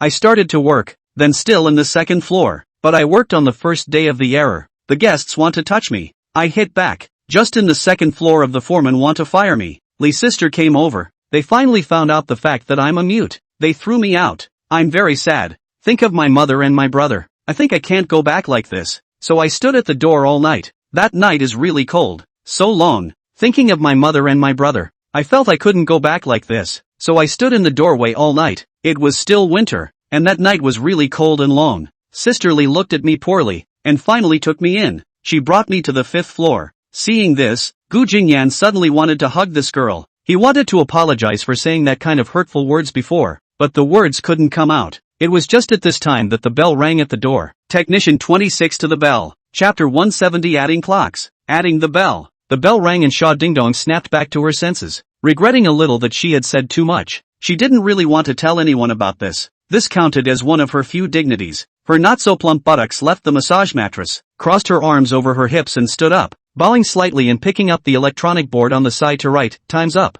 I'm going to go now. You rest for a while." Her movements flowed without the slightest delay. After all, she had practiced this simple move many times before. It was only when she was almost at the door that Gu Jingyan, who had reacted, called out to her, "Slow down. I want extra bells. You don't have to serve anyone else tonight. You can just stay with me tonight." Gu Jingyan, this prodigal son, this poisonous man, in this moment, this second, had a strong possessive desire for Xiao Dingdong. The thought of her going to massage someone else later made him feel a little bad. Xiao Dingdong didn't think about it that much. It's good for customers to add bells, which means his commission will be higher. You don't have to do anything, just keep me company. I like to hear about you. Having just had that little bit of shared memories, the two people's relationship instantly became a lot closer. Xiao Dingdong was not as nervous as before. She snorted a smile, somewhat unable to hold it back. Wrote a sentence on the electronic board. "Do you take me for a storyteller?" I don't know if it was an illusion. Gu Jingyan felt that this smile of Xiao Dingdong now looked much better than before. It always felt like it was a smile from the heart, and being able to make someone with a fake smile give out a smile from the heart,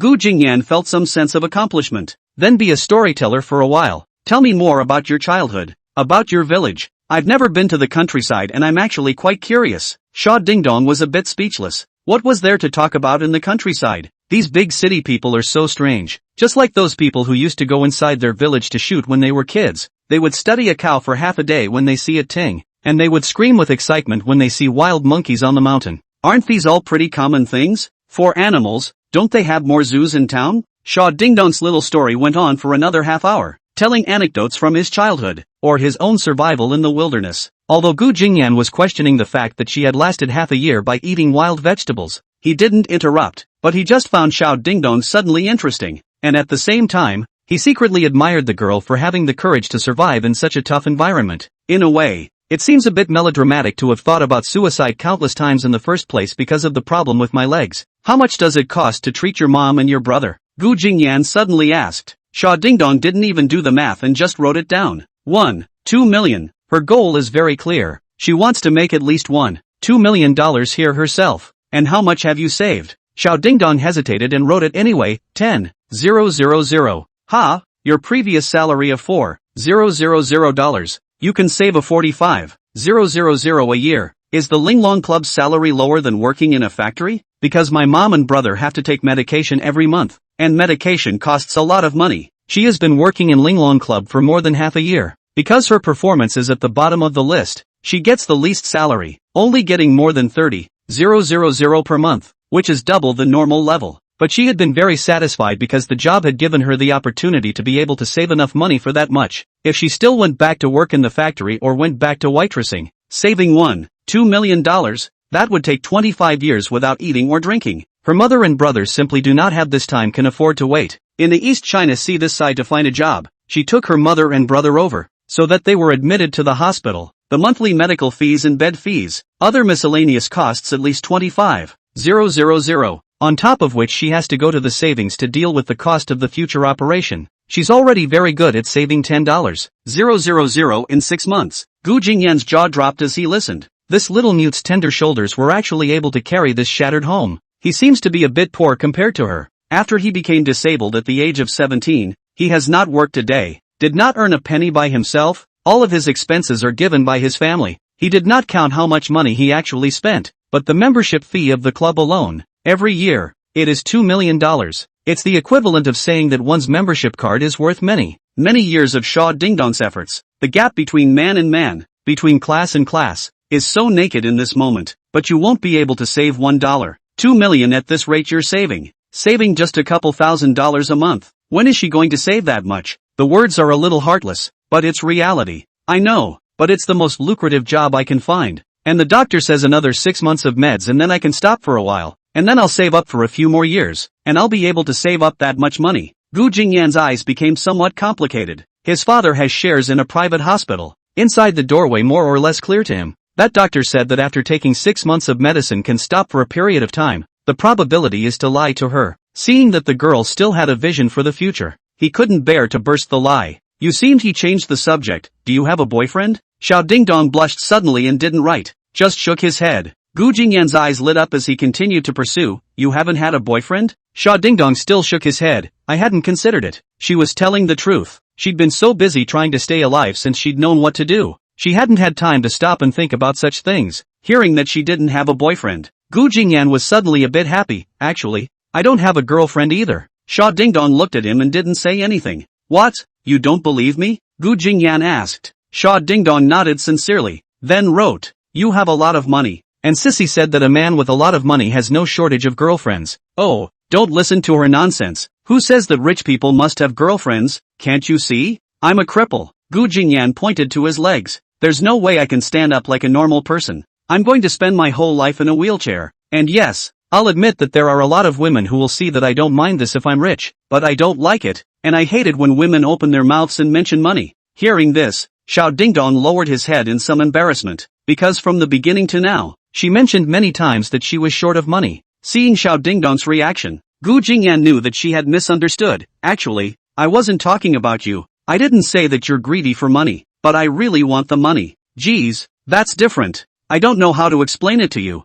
Talking about feeling you know? Sha Dingdong shook his head and wrote 2 words, I don't get it. Chapter 171 Gu Jingyan who speaks out of his heart. Chenja let out a few antly smiles as he stared at the screen in the monitoring room. This seemingly prodigal and venomous nobleman has his innocent side. Apparently Xiao Dingdong, the little mute girl with a soft exterior and a strong interior, got his fancy. He kept adding clocks until the end of his shift. As he was nearing the end of his shift, he asked the question that Chanchel wanted him to ask the most. Did you have a game with your co-worker? Xiao Dingdong nodded, an uneasy look appearing on her face as she spoke. Gu Jingyan could see her uneasiness. How much of a gap is there between you and her now? 750. 000. What if you lose? I'll be fired if I lose. After writing this sentence, Xiao Dingdong's body was trembling a little. Tonight was the last day. That new manager Chen had said that he would fire himself if he lost. Without her own job, her mother and brother's medical bills would have to be cut off. And she'd almost forgotten that just now as she talked. Gu Jingyan was a bit torn.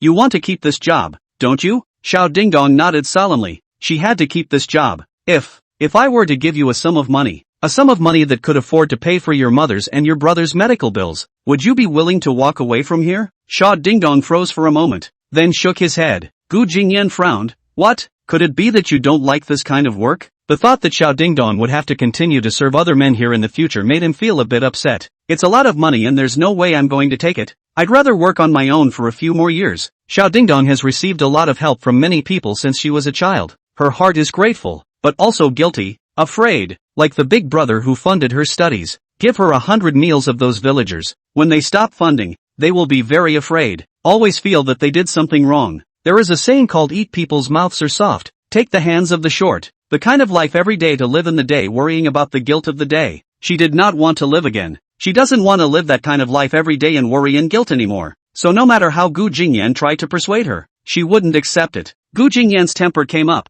Don't listen no matter how you say it. How can you be like this? Forget it. Whatever. You go out. Gu Jingyan was a bit moody, and Xiao Dingdong stood up and nodded before picking up her own small suitcase and heading out the door. The moment the door was closed, Gu Jingyan's heart was empty, and he stared blankly at the door for several minutes. Chenju inside the company sighed, surely it still doesn't work? It seems like I'm still too idealistic. As soon as he thought that he would be announcing the results later, after losing to that woman, Yuan, Chenju was mentally thinking of ways to deal with it. Before he could think of anything else, there was a knock on the office door, and Chenju exited the surveillance room before walking out. The knocker was a waiter. Manager, the guest in room 55 says he wants to see you, and he seems pretty anxious. In room 55. Chenja sat next to the tea table with Gu Jingyan who had changed his clothes. Manager Chen, the thing about Xiao Dingdong, the one about the competition, would you really fire her if she lost? Chenja smiled, of course, words spoken cannot be taken back. Isn't there any wiggle room? I'm kinda used to this mechanic now. I still come over here to order her, and now that you fired her, what am I going to do when I come over later? Gu Xiao, if that's the case, I cannot fire her. I'll transfer her to the second floor and I'll call her up again when you come over. Gu Jingyan's eyes went wide, then he slapped his hand on the table. No way. The second floor of your Linglong clubhouse is some kind of pandemonium. Do you think I don't know? I want you to not fire her and continue to keep her here. I am afraid that it is a little difficult. If I do not count on my words this time, then I will not be able to manage this clubhouse in the future. I will not be able to manage this clubhouse. And in the future, the boss will open me, and I will have to leave if she does not leave. Gu Jingyan hesitated. Chenja has already made his attitude clear, and he will have little effect if he continues to force it. Tell you what, how much is she short of winning? I'll make it up to her. That's always good, right? Chenja smiled from ear to ear. Gu Xiao is atmospheric. Don't smile so happily. I also have a condition. I want her to serve only me from now on. Can it be done? Chenja hesitated. Gu Xiao, I'm afraid this is a bit difficult. What's so difficult about that? You have so many technicians here. It's not that bad for her, mainly because there's no such rule. Wouldn't you just make this rule? What's the big deal? Gu Xiao, this opening can't be opened. If this opening is opened, then many guests will quarrel. For example, that Yuan who is the most popular one in our place. A lot of guests have to order her when they come here. If she's being monopolized by a single guest, then the other guests will definitely be unhappy. What then? I can't spend all that money and have to watch her serve someone else, can I? I'm not doing such a stupid thing. I have an idea. I wonder if Gu Xiao wants to listen to it. You say, if Gu Xiao genuinely wants Dingdong to serve only you. I've done some math and figured out that it's basically $10,000 a day to charter her. What? 10,000 a day? Why don't you go grab it? When he heard that it cost $10,000 a day, Gu Jingyan was about to jump up and down. But of course, that was an adjective because he was crippled and he couldn't jump up and down. Gu Xiao, don't be in a hurry, just hear me out first. Gu Jingyan suppressed his anger. Kid, don't go too far. I'm rich, but I'm not a little cutie. If you think of me as a little cutie, then you're wrong. Gu Xiao, our clubhouse is for the sake of our guests. How could we treat you like a little cutie? 10,000 a day. That's what it's claimed to the public. I won't actually charge you. Understand? Gu Jingyan's attitude eased a lot when he heard this. That's more like it. Oh, Gu Xiao, I can actually hear that you like ding dong, right? Gu Jingyan coughed and didn't acknowledge it. Can't say I like it. Why do you ask? So I misunderstood. If that's the case, then just now the words as I did not say. Then 10,000 per day still counts. Oi. What's wrong with you? Didn't we just agree that it's just a cover? Gu Xiao, I'm looking out for Ding Dong. If you really like her, I don't mind opening this up for you guys. If you just want to play with Ding Dong, then I think it's better to forget about it. This girl is quite difficult. Gu Jingyan froze slightly. He originally thought that Chinja was just a person who saw money, a person who would only use power to oppress people. He didn't realize that he still had a sentimental side, and would actually think about Xiao Dingdong. Ahem. Actually, well, I do have a bit of a thing for her, so you know, I'm personally possessive. Can you understand if I say that? Ha. Understand. I will go to arrange for you. By the way, tip this thing. This doesn't bother me. This money will be given. This money will be given to her, right? Yes, the tips are all on the heads of those who win this time, and the company won't take them. Well, that'll do. Chapter 172. The result of the competition is out. The time finally came to announce the results of the race. Hope held her head high and looked proudly at the crowd. Next thing she knew, she was going to win. She was going to get all the tips and she was going to be able to punch this new manager in the face. She wanted this arrogant manager to bow down in front of her and apologize to herself. And the thought of Chinja's smelly face apologizing to her made Yuan smile happily. The girls were lining up for a meeting at the moment, and Hope's laugh was abrupt. Chen Zhe, who was standing in front and was talking, put his hand behind his back and looked at her. Number 8, what are you laughing at? Hope coughed and didn't show any fear. It's just a joke that suddenly came to mind. Manager, hurry up and announce the results. It's late. I'm a bit sleepy. I want to go back to bed. TSK, looks like you can't wait. You think you're going to win?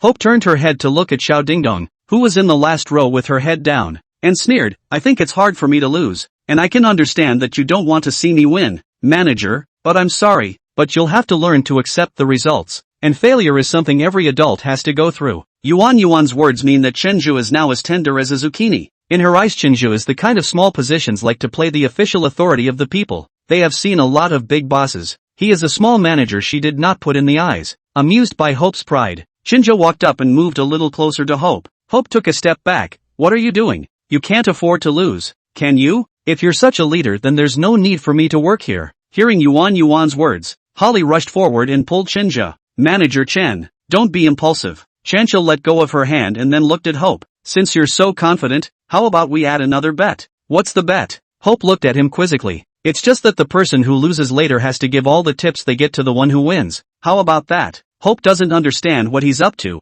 He's bluffing when he's clearly winning in this situation? Seeing Hope hesitate, Chenja added, what's wrong? Don't dare? Hope was aroused by the words. Oh, what's there to be afraid of? I am feeling sad for Xiao Dingdong. Other people push all the clients to her. She is so hard to get the tip of $100,000, which is a big amount of money for her. You ask her, is she willing to give me that money? Chenja looked toward Xiao Dingdong. Xiao Dingdong's eyes were all nervous and she kept picking at her hands. But I don't know why. Seeing that certain look in Chenja's eyes, she ghostly nodded. At this nod of her head, the others sighed. Holly was even more hateful and said directly, why are you so stupid? You won't even have a job if you lose. And if you can't even take this little tip, then you have nothing. Hope laughed when she heard that. See? You're doing her a disservice. I advise you to think clearly. Chenja smiled back. I've thought it over. Have you thought it over? Do you accept the bet you just made? Oh, I'm fine with that. Hope is confident in herself. She has almost 900,000 now. A number Xiao Dingdong can't even begin to catch up with. When she wins, her $100,000 or so will be her own. Well, make up a round number of more than $1 million. Just think about it and be happy. Ha, good. Then I will now announce the result of the contest. For this tipping contest, no, 8 Wu Yuan, 940,000 000. Hope wasn't surprised to hear the number, as tips were settled daily and it was a number she kept in mind. I won then, didn't I? Ha ha, Hope laughed happily. Oh, don't you worry, there's more to come. Shaw ding dong. Chenja purposely paused for 10 seconds or so, drawing all the eyes of the people who had brought him here. Only Xiao Dingdong did not dare to look at him, because she is how much he also has a number in his heart. She has been some regret why just now will ghostly promise Chenja. They do not have this job. More than 100,000 is indeed very important to themselves. Shaw Dingdong, $2,115,000. Everyone couldn't believe their ears when they heard that number. Ha, are you kidding me? Did you say 2 extra zeros? Not to mention that Hope doesn't believe it. No one else does either. Xiao Dingdong raised his head and looked at Chenja with wide eyes. What number did he just hear?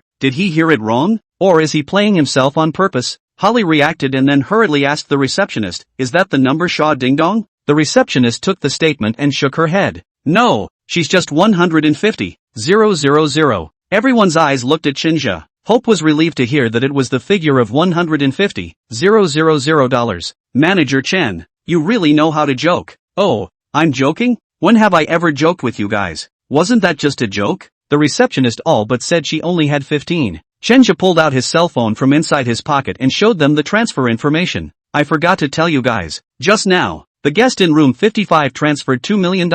And there's a note here. A tip for technician 26. Xiao Dingdong. Hope's pupils dilated and she grabbed her phone to read it. The name of the person who transferred the money was indeed Gu Jingyan. And the number was indeed 2 million. Plus the 150,000 was indeed 15 million. After seeing the result, her entire body was dumbfounded. Don't say she was dumbfounded. All the people here were dumbfounded. Xiao Dingdong couldn't close her mouth with it open. That poisonous customer, that customer who liked to taunt her, actually gave herself a tip of $2 million. Oh my god, what kind of astronomical figure is this? Impossible, absolutely impossible. This must be cheating. Hope is cracking up. She can't accept this defeat. Chenja took his cell phone back. Who said that just now? Said adults have to learn to accept the consequences. What? You just said something you're afraid to admit? No, this isn't real. She must be cheating. Acknowledgement of failure means that they have to lose this more than 900,000 yuan, which is also a great deal of money for themselves. This is she exhausted all the feelings. All the old customers have been pleasing to once, only to have this figure, the previous pavement of the feelings of all the use up, and then want to take the figure has been impossible, and now a sentence to let themselves all lose, is a person will go crazy. She angrily pointed at Xiao Dingdong. You cheated, didn't you? Did you sleep with that guest? You became his mistress, right? That's why he took so much money out to help you? Everyone else was thinking the same thing, and they also felt that Xiao Dingdong must have paid for something. Xiao Dingdong kept shaking his head and kept using sign language to show that he wasn't doing that, but Hope didn't believe it at all. She stepped forward and grabbed Xiao Dingdong's arm, her frantic look squeezing Xiao Dingdong raw. Say, you cheated, didn't you? You sold yourself to win, didn't you? Xiao Dingdong wanted to argue, but she couldn't say anything and could only shake her head frantically. Chenja rushed forward to separate the two. Angrily, she shouted, Wu Yuan, are you crazy? If you keep acting like a shrew, I'll fire you right now. Chapter 173, going to be pissed off. In the face of Chenja's threat of dismissal, Wu Yuan was also on top of her anger. She looked at Chenja furiously. Dismissal is dismissal. Do you think I really want to work under you? Don't think I can't survive without you. There are many places that want me. Any of them will pay me more than here. Wu Yuan pushes Chenja away and is about to leave when Holly steps forward and pulls her. Hope, don't be impulsive. Wu Yuan pulled away from her hand. Sisterly, leave me alone. I just can't stand him. Everything should be spoken properly. Don't be too hasty. Manager Chen, you also say a word. Yuan is at least our top seller. Everything should be given a face. Sisterly, I've given her face, but she doesn't cherish it. What can I do? Manager Chen,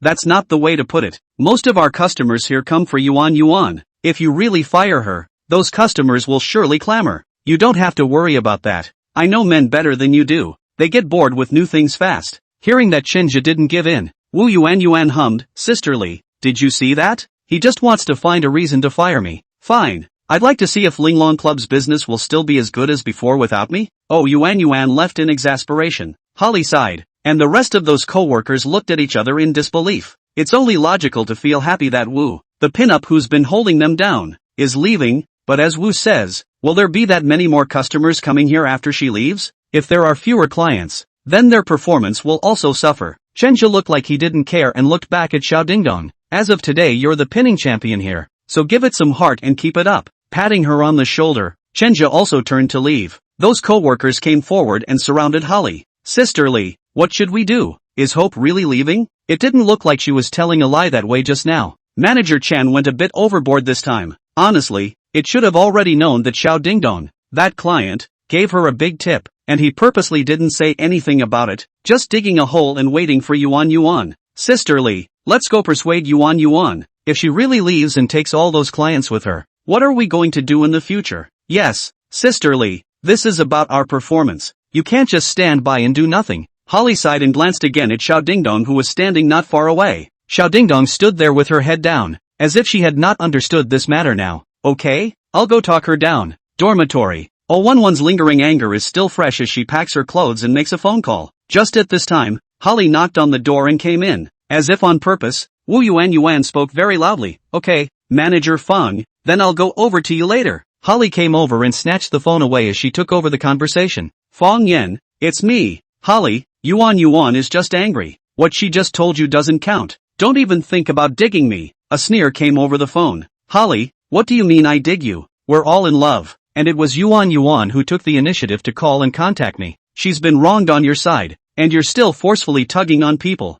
Aren't you going a bit overboard? Is it any of your business if I overstep my bounds? I don't agree with the release anyway. I don't care to talk to you that much. Holly hung up. Wu Yuan sat on the bed looking at her in exasperation. Sisterly, you didn't speak up for me just now, and now that I'm going to look for a new job, you're stopping me. What do you want? There were many co-workers outside the door who came over to watch, and Holly walked over and closed the door behind her. Then he looked at Yuan in a serious tone. Do you remember how we got here in the first place? Wu Yuan heart thumped. Holly continued. When in the West District, Dream Jiangnan Club, is I personally recruited you over? Then you just how old? 19 years old or 20 years old? Oh, Yuan put her head to the side. What are you bringing that up for? I'm mentioning this to caution you. I don't want you to go down the wrong path again. What does the Paradise on Earth Clubhouse do? Don't you know? That's just rubbing elbows. That's selling your body. What's the difference between that and the Dreamland Club? Do you remember what you experienced at the Dreaming Jiangnan Club? Oh, Yuan fell silent. At that time you were still young. It was also the first time to come over to look for this kind of work. I have warned you many times. Let you do not believe in the words of the customers. Do not care what they say. You do your own on the line. If they insisted on it, I can help you. But in the end how? You were cheated by that fake rich man. And cheated. Until now you still owe a debt. At that time if you can listen to what I said, you will still become like this? That was when I was stupid and young. I have a sense of proportion now. And I'll stick to my heart even if I pass over there. Wu Wan retorted. You fart. I've been in this industry for more than 10 years, and I've been to 7 or 8 big and small clubs, and every girl who told me that she could keep her heart has betrayed herself, and I won't talk about it if they're doing well, but do you know what happens to them? Their little IQ, rely on the body to earn a little money on the float cannot, no ability to learn others to start their own business, or by some stinking men cheating money and sex, and finally how many can save the money? Still not the same to spend the money, owed a butt of debt, and obediently come back to work as a technician. Even before only do pure green some people, the back is also slowly trapped, completely become a seller of skin and flesh. I'm not like them. I have a lot of clients, and those clients are very viscous, and a few of them like me very much, and I can do pure green even if I go over there, with their support, and I'm not going to get into that kind of thing. Holly clasped her arms and sneered a few times. Say you're naive. You're still really stupid and infuriating. This new manager Chen is bad-tempered and overly strict, but there's one thing he's right about. Men get bored of the old very quickly. Don't look at the fact that they're very interested in you right now. That's because they haven't gotten it yet. No one dares to use force on the technicians here at Linglong Club. But what about heaven on earth? Just that Fong Yin you just talked to on the phone. Do you know how many good girls she personally sent into the fire pit? So many pretty college girls who just wanted to get a receptionist job or a waitress job were lured into the flesh business by her later. You think you're an exception?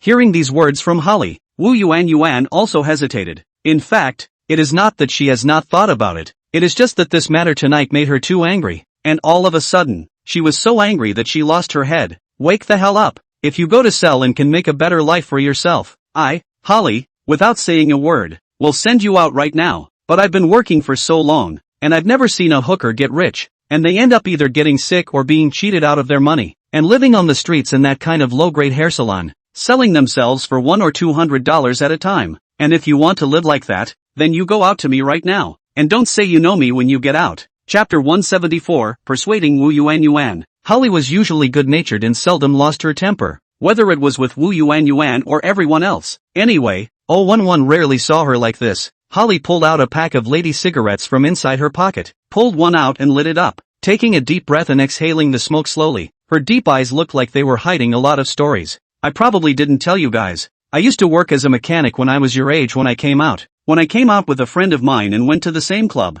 When I was 18 and she was 19. We are out of the countryside. Came to the East China Sea, this big city. Like Lulu into the Grand View Garden. Think a lot of things are very magical. Are very fashionable. The two of us dressed in the dirt. Like a bumpkin. We are very low self-esteem. But also inspired each other must be mixed with a personal kind of the beginning of the two of us in the club to do the waiter. When the wage is also not as high as now. Only 500 yuan per month. And those technicians can get 7 or 8,000 per month. Honestly, we are very envious. At that time that the manager can also see. He came over to encourage us to go to do technicians. I looked at those technicians wearing very revealing. I was reluctant. I was still very naive. The three views have not become so twisted. But my friend is not the same. She did not hesitate to listen to the manager of the arrangement to go to work as a technician. In that month she got $7,000. She took me to the mall. She bought herself a lot of many beautiful clothes. I was standing in front of a fashionable store, looking at myself in this dirt cheap outfit. I didn't even dare to step in the door. I just stood in the doorway and watched her happily pick it out. And she spent more than $3,000 when she checked out. And that $3,000 was half a year's salary for me. She told me, "Ally, not as terrible as you think. It's just being touched by others, and can't do anything, just as if it's being chewed by a dog. It's no big deal." Under her encouragement, I also agreed to be a mechanic, and when I was working, the first couple of months were indeed very good, and I got a high salary, and I went to buy pretty clothes, and I also bought myself very expensive cosmetics. I was looking at my fellow countrymen who came out to work and got a few $100s a month, and I was so proud of myself. I was so much better than them. Both of us were so excited about life that when we saw other people talking about buying a house, we started to go and talk about it as well, which was something I could never have imagined before. And my friend told me that another technician who does special massages had already bought a house and started making payments on it, and she wanted to buy it as well. And that manager had asked her to go and do special massages as well. She did not resist the temptation to also go. That night, she gave herself to an old man in his 50s, although she felt uncomfortable. But that month she got 20,000 yuan salary, and a lot higher than me. She did special massage 5 months later, really in the East China Sea this side of the purchase of a house.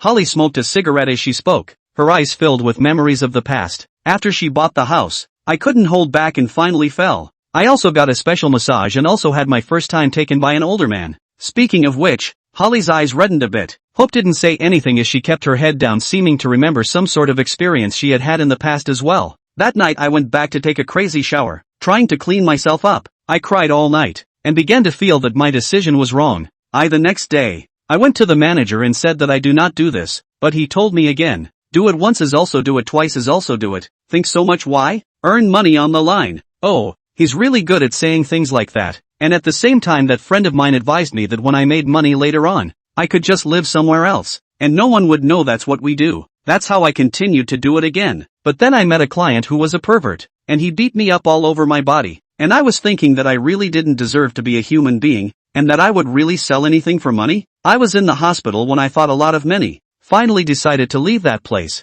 I kind of saved a little money. There should be 100,000 it, although it cannot afford to buy a house, but at that time has been considered a lot of money. I want to restart life. I rented a store in the East China Sea. This side of the store is to sell clothes. Chose to do this is because at that time there are already also a lot of sisters ashore. It is to do this. After opening the store, I have renewed hope for my life. I feel different again. My identity has changed from a working girl, from a prostitute to a boss. When I first opened the store, business is also good. I think I must have a great future. But the store only opened less than half a year on the closure. The fact proves that I am not suitable to be a boss. That year is a wave of closures in the clothing industry. A lot of sisters who have done it together before. Their clothing stores are also not good. We all discussed and went back to do the club. My friend although did not open the store, but she lost a lot of money because of gambling, but also a boyfriend. The boyfriend also cheated her a lot. She sold the house. We are back together. She was more than 500,000 yuan in debt. No way. She did back to the old job. I have a shadow in my heart, is not dare to do that kind of again. Fortunately, always a little bit of human relations, I begged that manager to let me do the receptionist, every month to get a salary of 1,000 yuan or so, but always can also comfort themselves. After all, I do not have much debt. I stood at the front desk every day looking at those wearing exposed colleagues to and fro. I actually found myself not before that kind of disgust. I'm afraid that I will fall again. So I resigned and changed a place, although still in the club to do, but did not see those who used to be in the past. My mood is finally a little better. I changed a few clubs behind me from the front desk to the foreman and then slowly dry to the manager. I so down to earth to have their own little savings, and my former colleagues they again and again and again and again and again and again and again and again to do to the manager, foreman and then slowly dry to the manager. I'm so down to earth dry to have their own savings, and my former colleagues, they, alas, they have repeated the same mistakes over and over again, not a penny left. Last year when I was shopping, I passed by a street and saw the friend I used to have. She sat with her legs crossed in front of a dirty and narrow hair salon, already 40 years old dressed in frank breasts, her eyes were all dusty. When I walked past, she greeted an old man and entered the door. Inadvertently the two of us stared at each other, and she recognized me, and I recognized her too, but we both pretended not to recognize each other, obviously once so good friends. Speaking of which, there were already a few more cigarette butts on the floor. Wu Yuan's heart is very touching. She was in that dreamy Jiangnan clubhouse before, several times also almost sold her body, but fortunately there is Li's sister to stop it. Hearing about Li's experience, she felt a little hard and drew a tissue from the side and gave it to Holly. Holly took the tissue then looked at her. Hope, I brought you here. The rules here are strict but they're so much better than where we used to stay. You should learn to be content. I've always treated you like a daughter. I don't want you to go down the path I used to go down. It's a road of no return, you know? Wu Yuan nodded with tears in her eyes. I'm sorry, Sister Li, it's me who was too impulsive.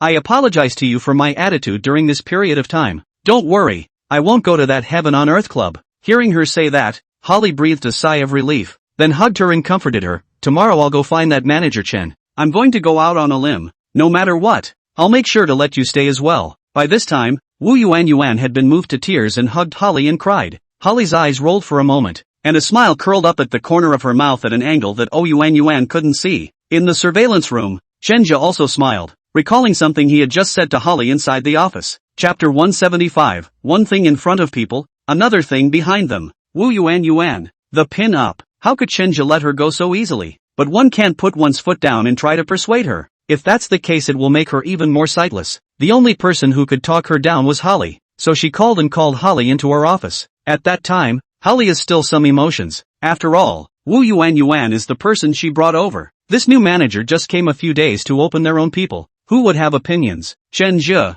of course, can censor emotions and bluntly asks her to persuade Wu Yuan to stay. Rewind the clock back to a moment ago when the two were in the office. Manager Chen, you've already completely disrespected her. It's useless even if I go and persuade her in this situation. Sister Li, if you're willing to persuade, there's still a way. It just requires you to tell a story. Ha? What's the story? If I didn't count wrong, Wu Yuan should want to go to that what earthly paradise clubhouse. That place is what you know well, so I need you to tell a paragraph of some tragic story that will happen after she goes there, and apply this tragic story to you. People can't be persuaded to persuade people. The thing that can make her really feel scared is to empathize with her. Holly hesitated, then said something about herself. Hearing her experience, Shenjia shook his head. Not tragic enough. That friend of hers is real, and so is the experience of her going to work as a mechanic, including the fact that she lost money on her clothing store and those co-workers she worked with lost their homes. There's only one thing that's false, and that's the fact that she's a prostitute. She was talking about another co-worker's business as if it were her own.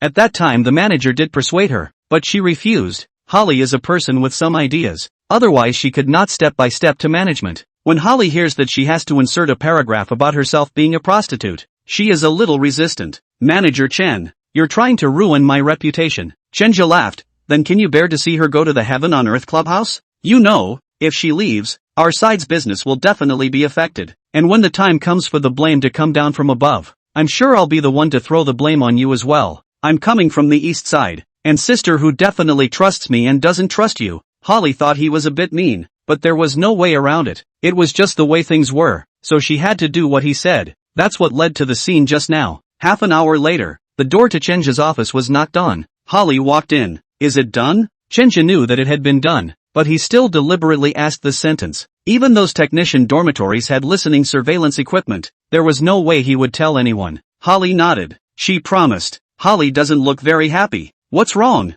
Aren't you happy to keep her, Ray? Holly gave him a blank look. What can I be happy about? Originally this thing shouldn't have happened. You pushed her too fast. Even if you want to suppress her arrogant flames you have to slow down. You went too far this time. Seriously, Manager Chen. I don't really want to help you in this matter. I just don't want to see her go to the Heaven on Earth Club. Sisterly, you're not helping me. You're helping yourself. Think about it. If Wu Yuan continues like this, will you still be able to convince the public in the future? No matter who you go to manage, they will use Wu Yuan as a shield to stand in front of you. And you, as an assistant manager, will be a virtual nullity. That's true. But why do you want me to talk about that? What will I do if by that time Wu Yuan spreads the word that I've been a prostitute? I'm a woman too. I want a reputation too. Chenja laughed. So she was worried about this. Don't worry, she won't spread the word. Now that you've saved her job for her, you're her benefactor. She can't thank you enough. That's true now. Yes, but what about after? Sisterly, people need to take a little risk. No?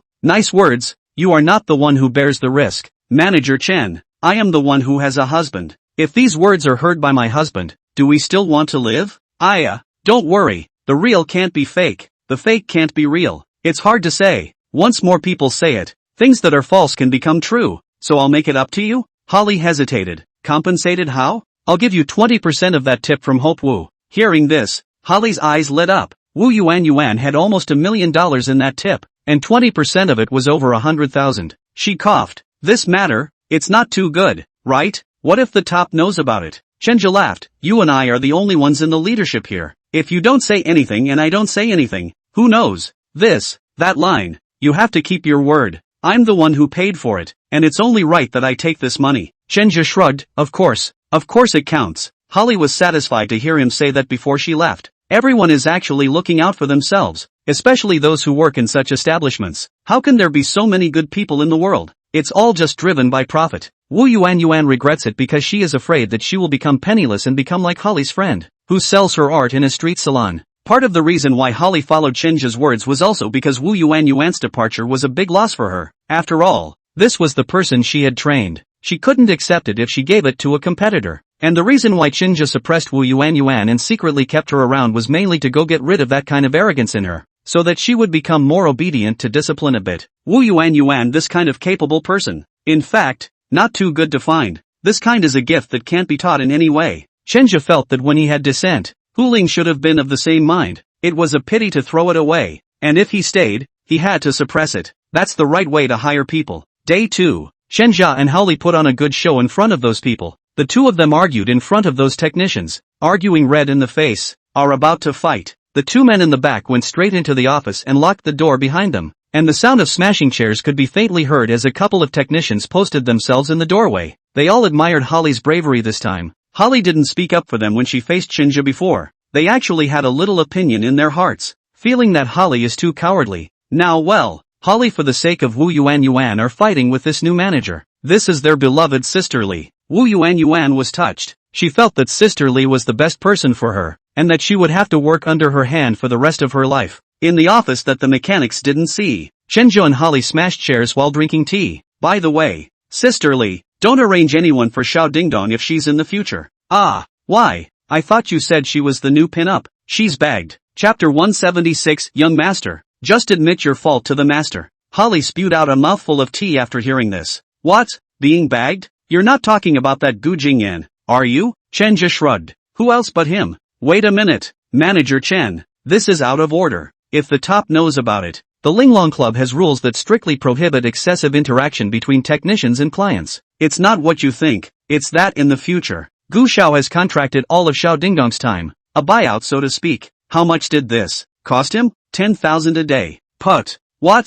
$10,000 a day? It's really a rich man's son. Going to an outsider and giving a female college student $5,000 a month is already enough, isn't it? Rich second generation like them don't even need to shell out money. More than enough for the girls to fall back on. Those people on the internet are always talking about how much and how little money they get for being adopted, when in fact, they're the ones who don't think about it. Rich people are rich, but not cuties. A big part of the reason they're rich is because they're stingy. and they're extraordinarily good at figuring out how much it's going to cost them. An average-looking female college student with a $5,000 purse a month is considered the basic market, and the prettier ones will spend about $20,000 to $30,000 a month. Like what kind of actress or something like that is another story. After all, people's fame is there, and rich people are more likely to pay for that fame. But those actresses have not climbed to the status of the star before. They are also not worth money. Holly knows several. Those guests used to come over will chat from time to time. Before those actresses did not become famous, packaged her for a few months. Some even do not spend money. So when Shinja said that Gu Jingyan had bagged Xiao Dingdong for 10,000 a day, she felt it was very exaggerated. In fact, to put it bluntly, Gu Jingyan also felt that it was exaggerated. This money he didn't pay, but Shinja said that this matter should be set out, and his side just needs to acquiesce. Sisterly, there's a saying that 1,000 pieces of gold can't buy me willingness, and people like Gu Xiao might like this kind of tone? It's common for rich people to spend money just for the sake of liking it. Well, it's kind of a long shot. If he spends money like that, won't his father's side say something? Holly was aware that Gu Jingyan's father, Gu Zhendong, was very averse to Gu Jingyan coming to such places. At the Gu family villa, Gu Zhendong looked at his son Gu Jingyan, who was sitting in a wheelchair, and his lips were trembling with anger. Picking up a nearby teacup, he threw it over, and Gu Jingyan didn't duck. His wife, Chao Shui, let out a dark laugh before coming over with a false sense of humor and placing her hand on his heaving chest. Brother Dong, don't get angry and break your body. Jingyan might just be impulsive. After he becomes disabled, his thoughts might be a bit extreme, so he can be slowly disciplined in the future. What impulse? I think he's just trying to go against me. He didn't just break his leg, he broke his brain too. Otherwise, how could he do such a stupid thing? $10,000 a day for a female technician. People would laugh their asses off if word got out. If my friends weren't at the club, I wouldn't have known about it. Do you know what people are saying about me now? Said I gave birth to a courageous son? What is this? This is satirizing me. Brother Dong, don't be too angry. Although Jing Yan did not do the right thing this time, he is also your son. He may be trying to find a girlfriend. He may have some inferiority complex about his legs. That's why he went to that kind of place. Gu Jingyan looked at his stepmother Chao Shui with grim eyes. You shut up. What's it to you? I'm just as lame as I am better than your son. I heard he's already lost the company $100 million. Ha, what a talent. Chao Shui was furious when she heard that, but she was a very tolerant person and just pretended to be sad and wiped her tears. Jing Yan, I'm speaking for you. Why are you bringing your brother into this? Your brother lost money, but he got experience. This is also for him to gain a bit of experience to inherit the company in the future. Oh, just this loser of his. He will lose the Gu family to bankruptcy within a few years of inheriting the company. Accumulating experience. Accumulating what experience? Experience of failure? Gu Jingyan's venomous tongue wasn't just directed at outsiders, but also at his family, and ever since his disability, he had been like a hedgehog with thorns all over his body. You shut up. Gu Zhendong was shaking with anger again. Your mom was helping you just now. Why are you being so aggressive? Jingping is just in the middle of practicing right now. Who hasn't lost money in business? I can afford to pay for this tuition. I'm also willing to let him lose money. Even if he loses money, he's still doing the right thing. Unlike you, you're just mixing with women all day long, not doing any right thing at all. You just know how to eat, drink and have fun. What part of you is like a member of my Gu family? Gu Jingyan looked at his father, his eyes filled with sadness. He loses $100 million and you say it's worth it. I spend a few $1,000,000 and you beat and curse me. Ha, I might not really be your son. Also, this woman is not my mom. My mom's name is Yi Wanting. Please remember this. How dare you talk about your mom? If your mom were alive right now, how heartbroken would she be to see you in this state? Of course she was heartbroken, because before she died, you had promised her that you would give the company to me in the future. But you went back on your word. You, Gu Zhendong covered his chest, could not say a word. This is the most he owed this son of his own point, but there is no way. His oldest son's leg crippled. In the future it is very difficult to inherit the company, only to give the company to the youngest son to take care of it. He is all for the sake of the big picture. Seeing Gu Zhendong covering his chest, Chao Shui hurriedly went over to support him, then looked at Gu Jingyan angrily. Look at you. What if you give your dad a heart attack? Gu Jingyan sneered. If he gets sick, won't he do what you guys want? That way you and that son of yours can inherit the company. It had to be said that Gu Jingyan's words were just too poisonous, cursing his own father to death. The remaining trace of guilt in Gu Zhendong's heart was washed away by the anger. You get the hell out of here. Get the hell out of this house. I'll freeze all your cards. I'll show you how hard it is to make money. And the day you don't figure this out, the day you don't come back, Gu Jingyan coldly looked at his father and this annoying stepmother of his, put his hand on the wheelchair and turned around without the slightest hesitation. A babysitter rushed forward and pulled him back. Young master, just apologize to the master. How can you go out alone like this? Gu Jindong's lips moved slightly, and the moment his son put his hand on the wheelchair, he realized anew that his son was disabled. Can he live if he goes out like this?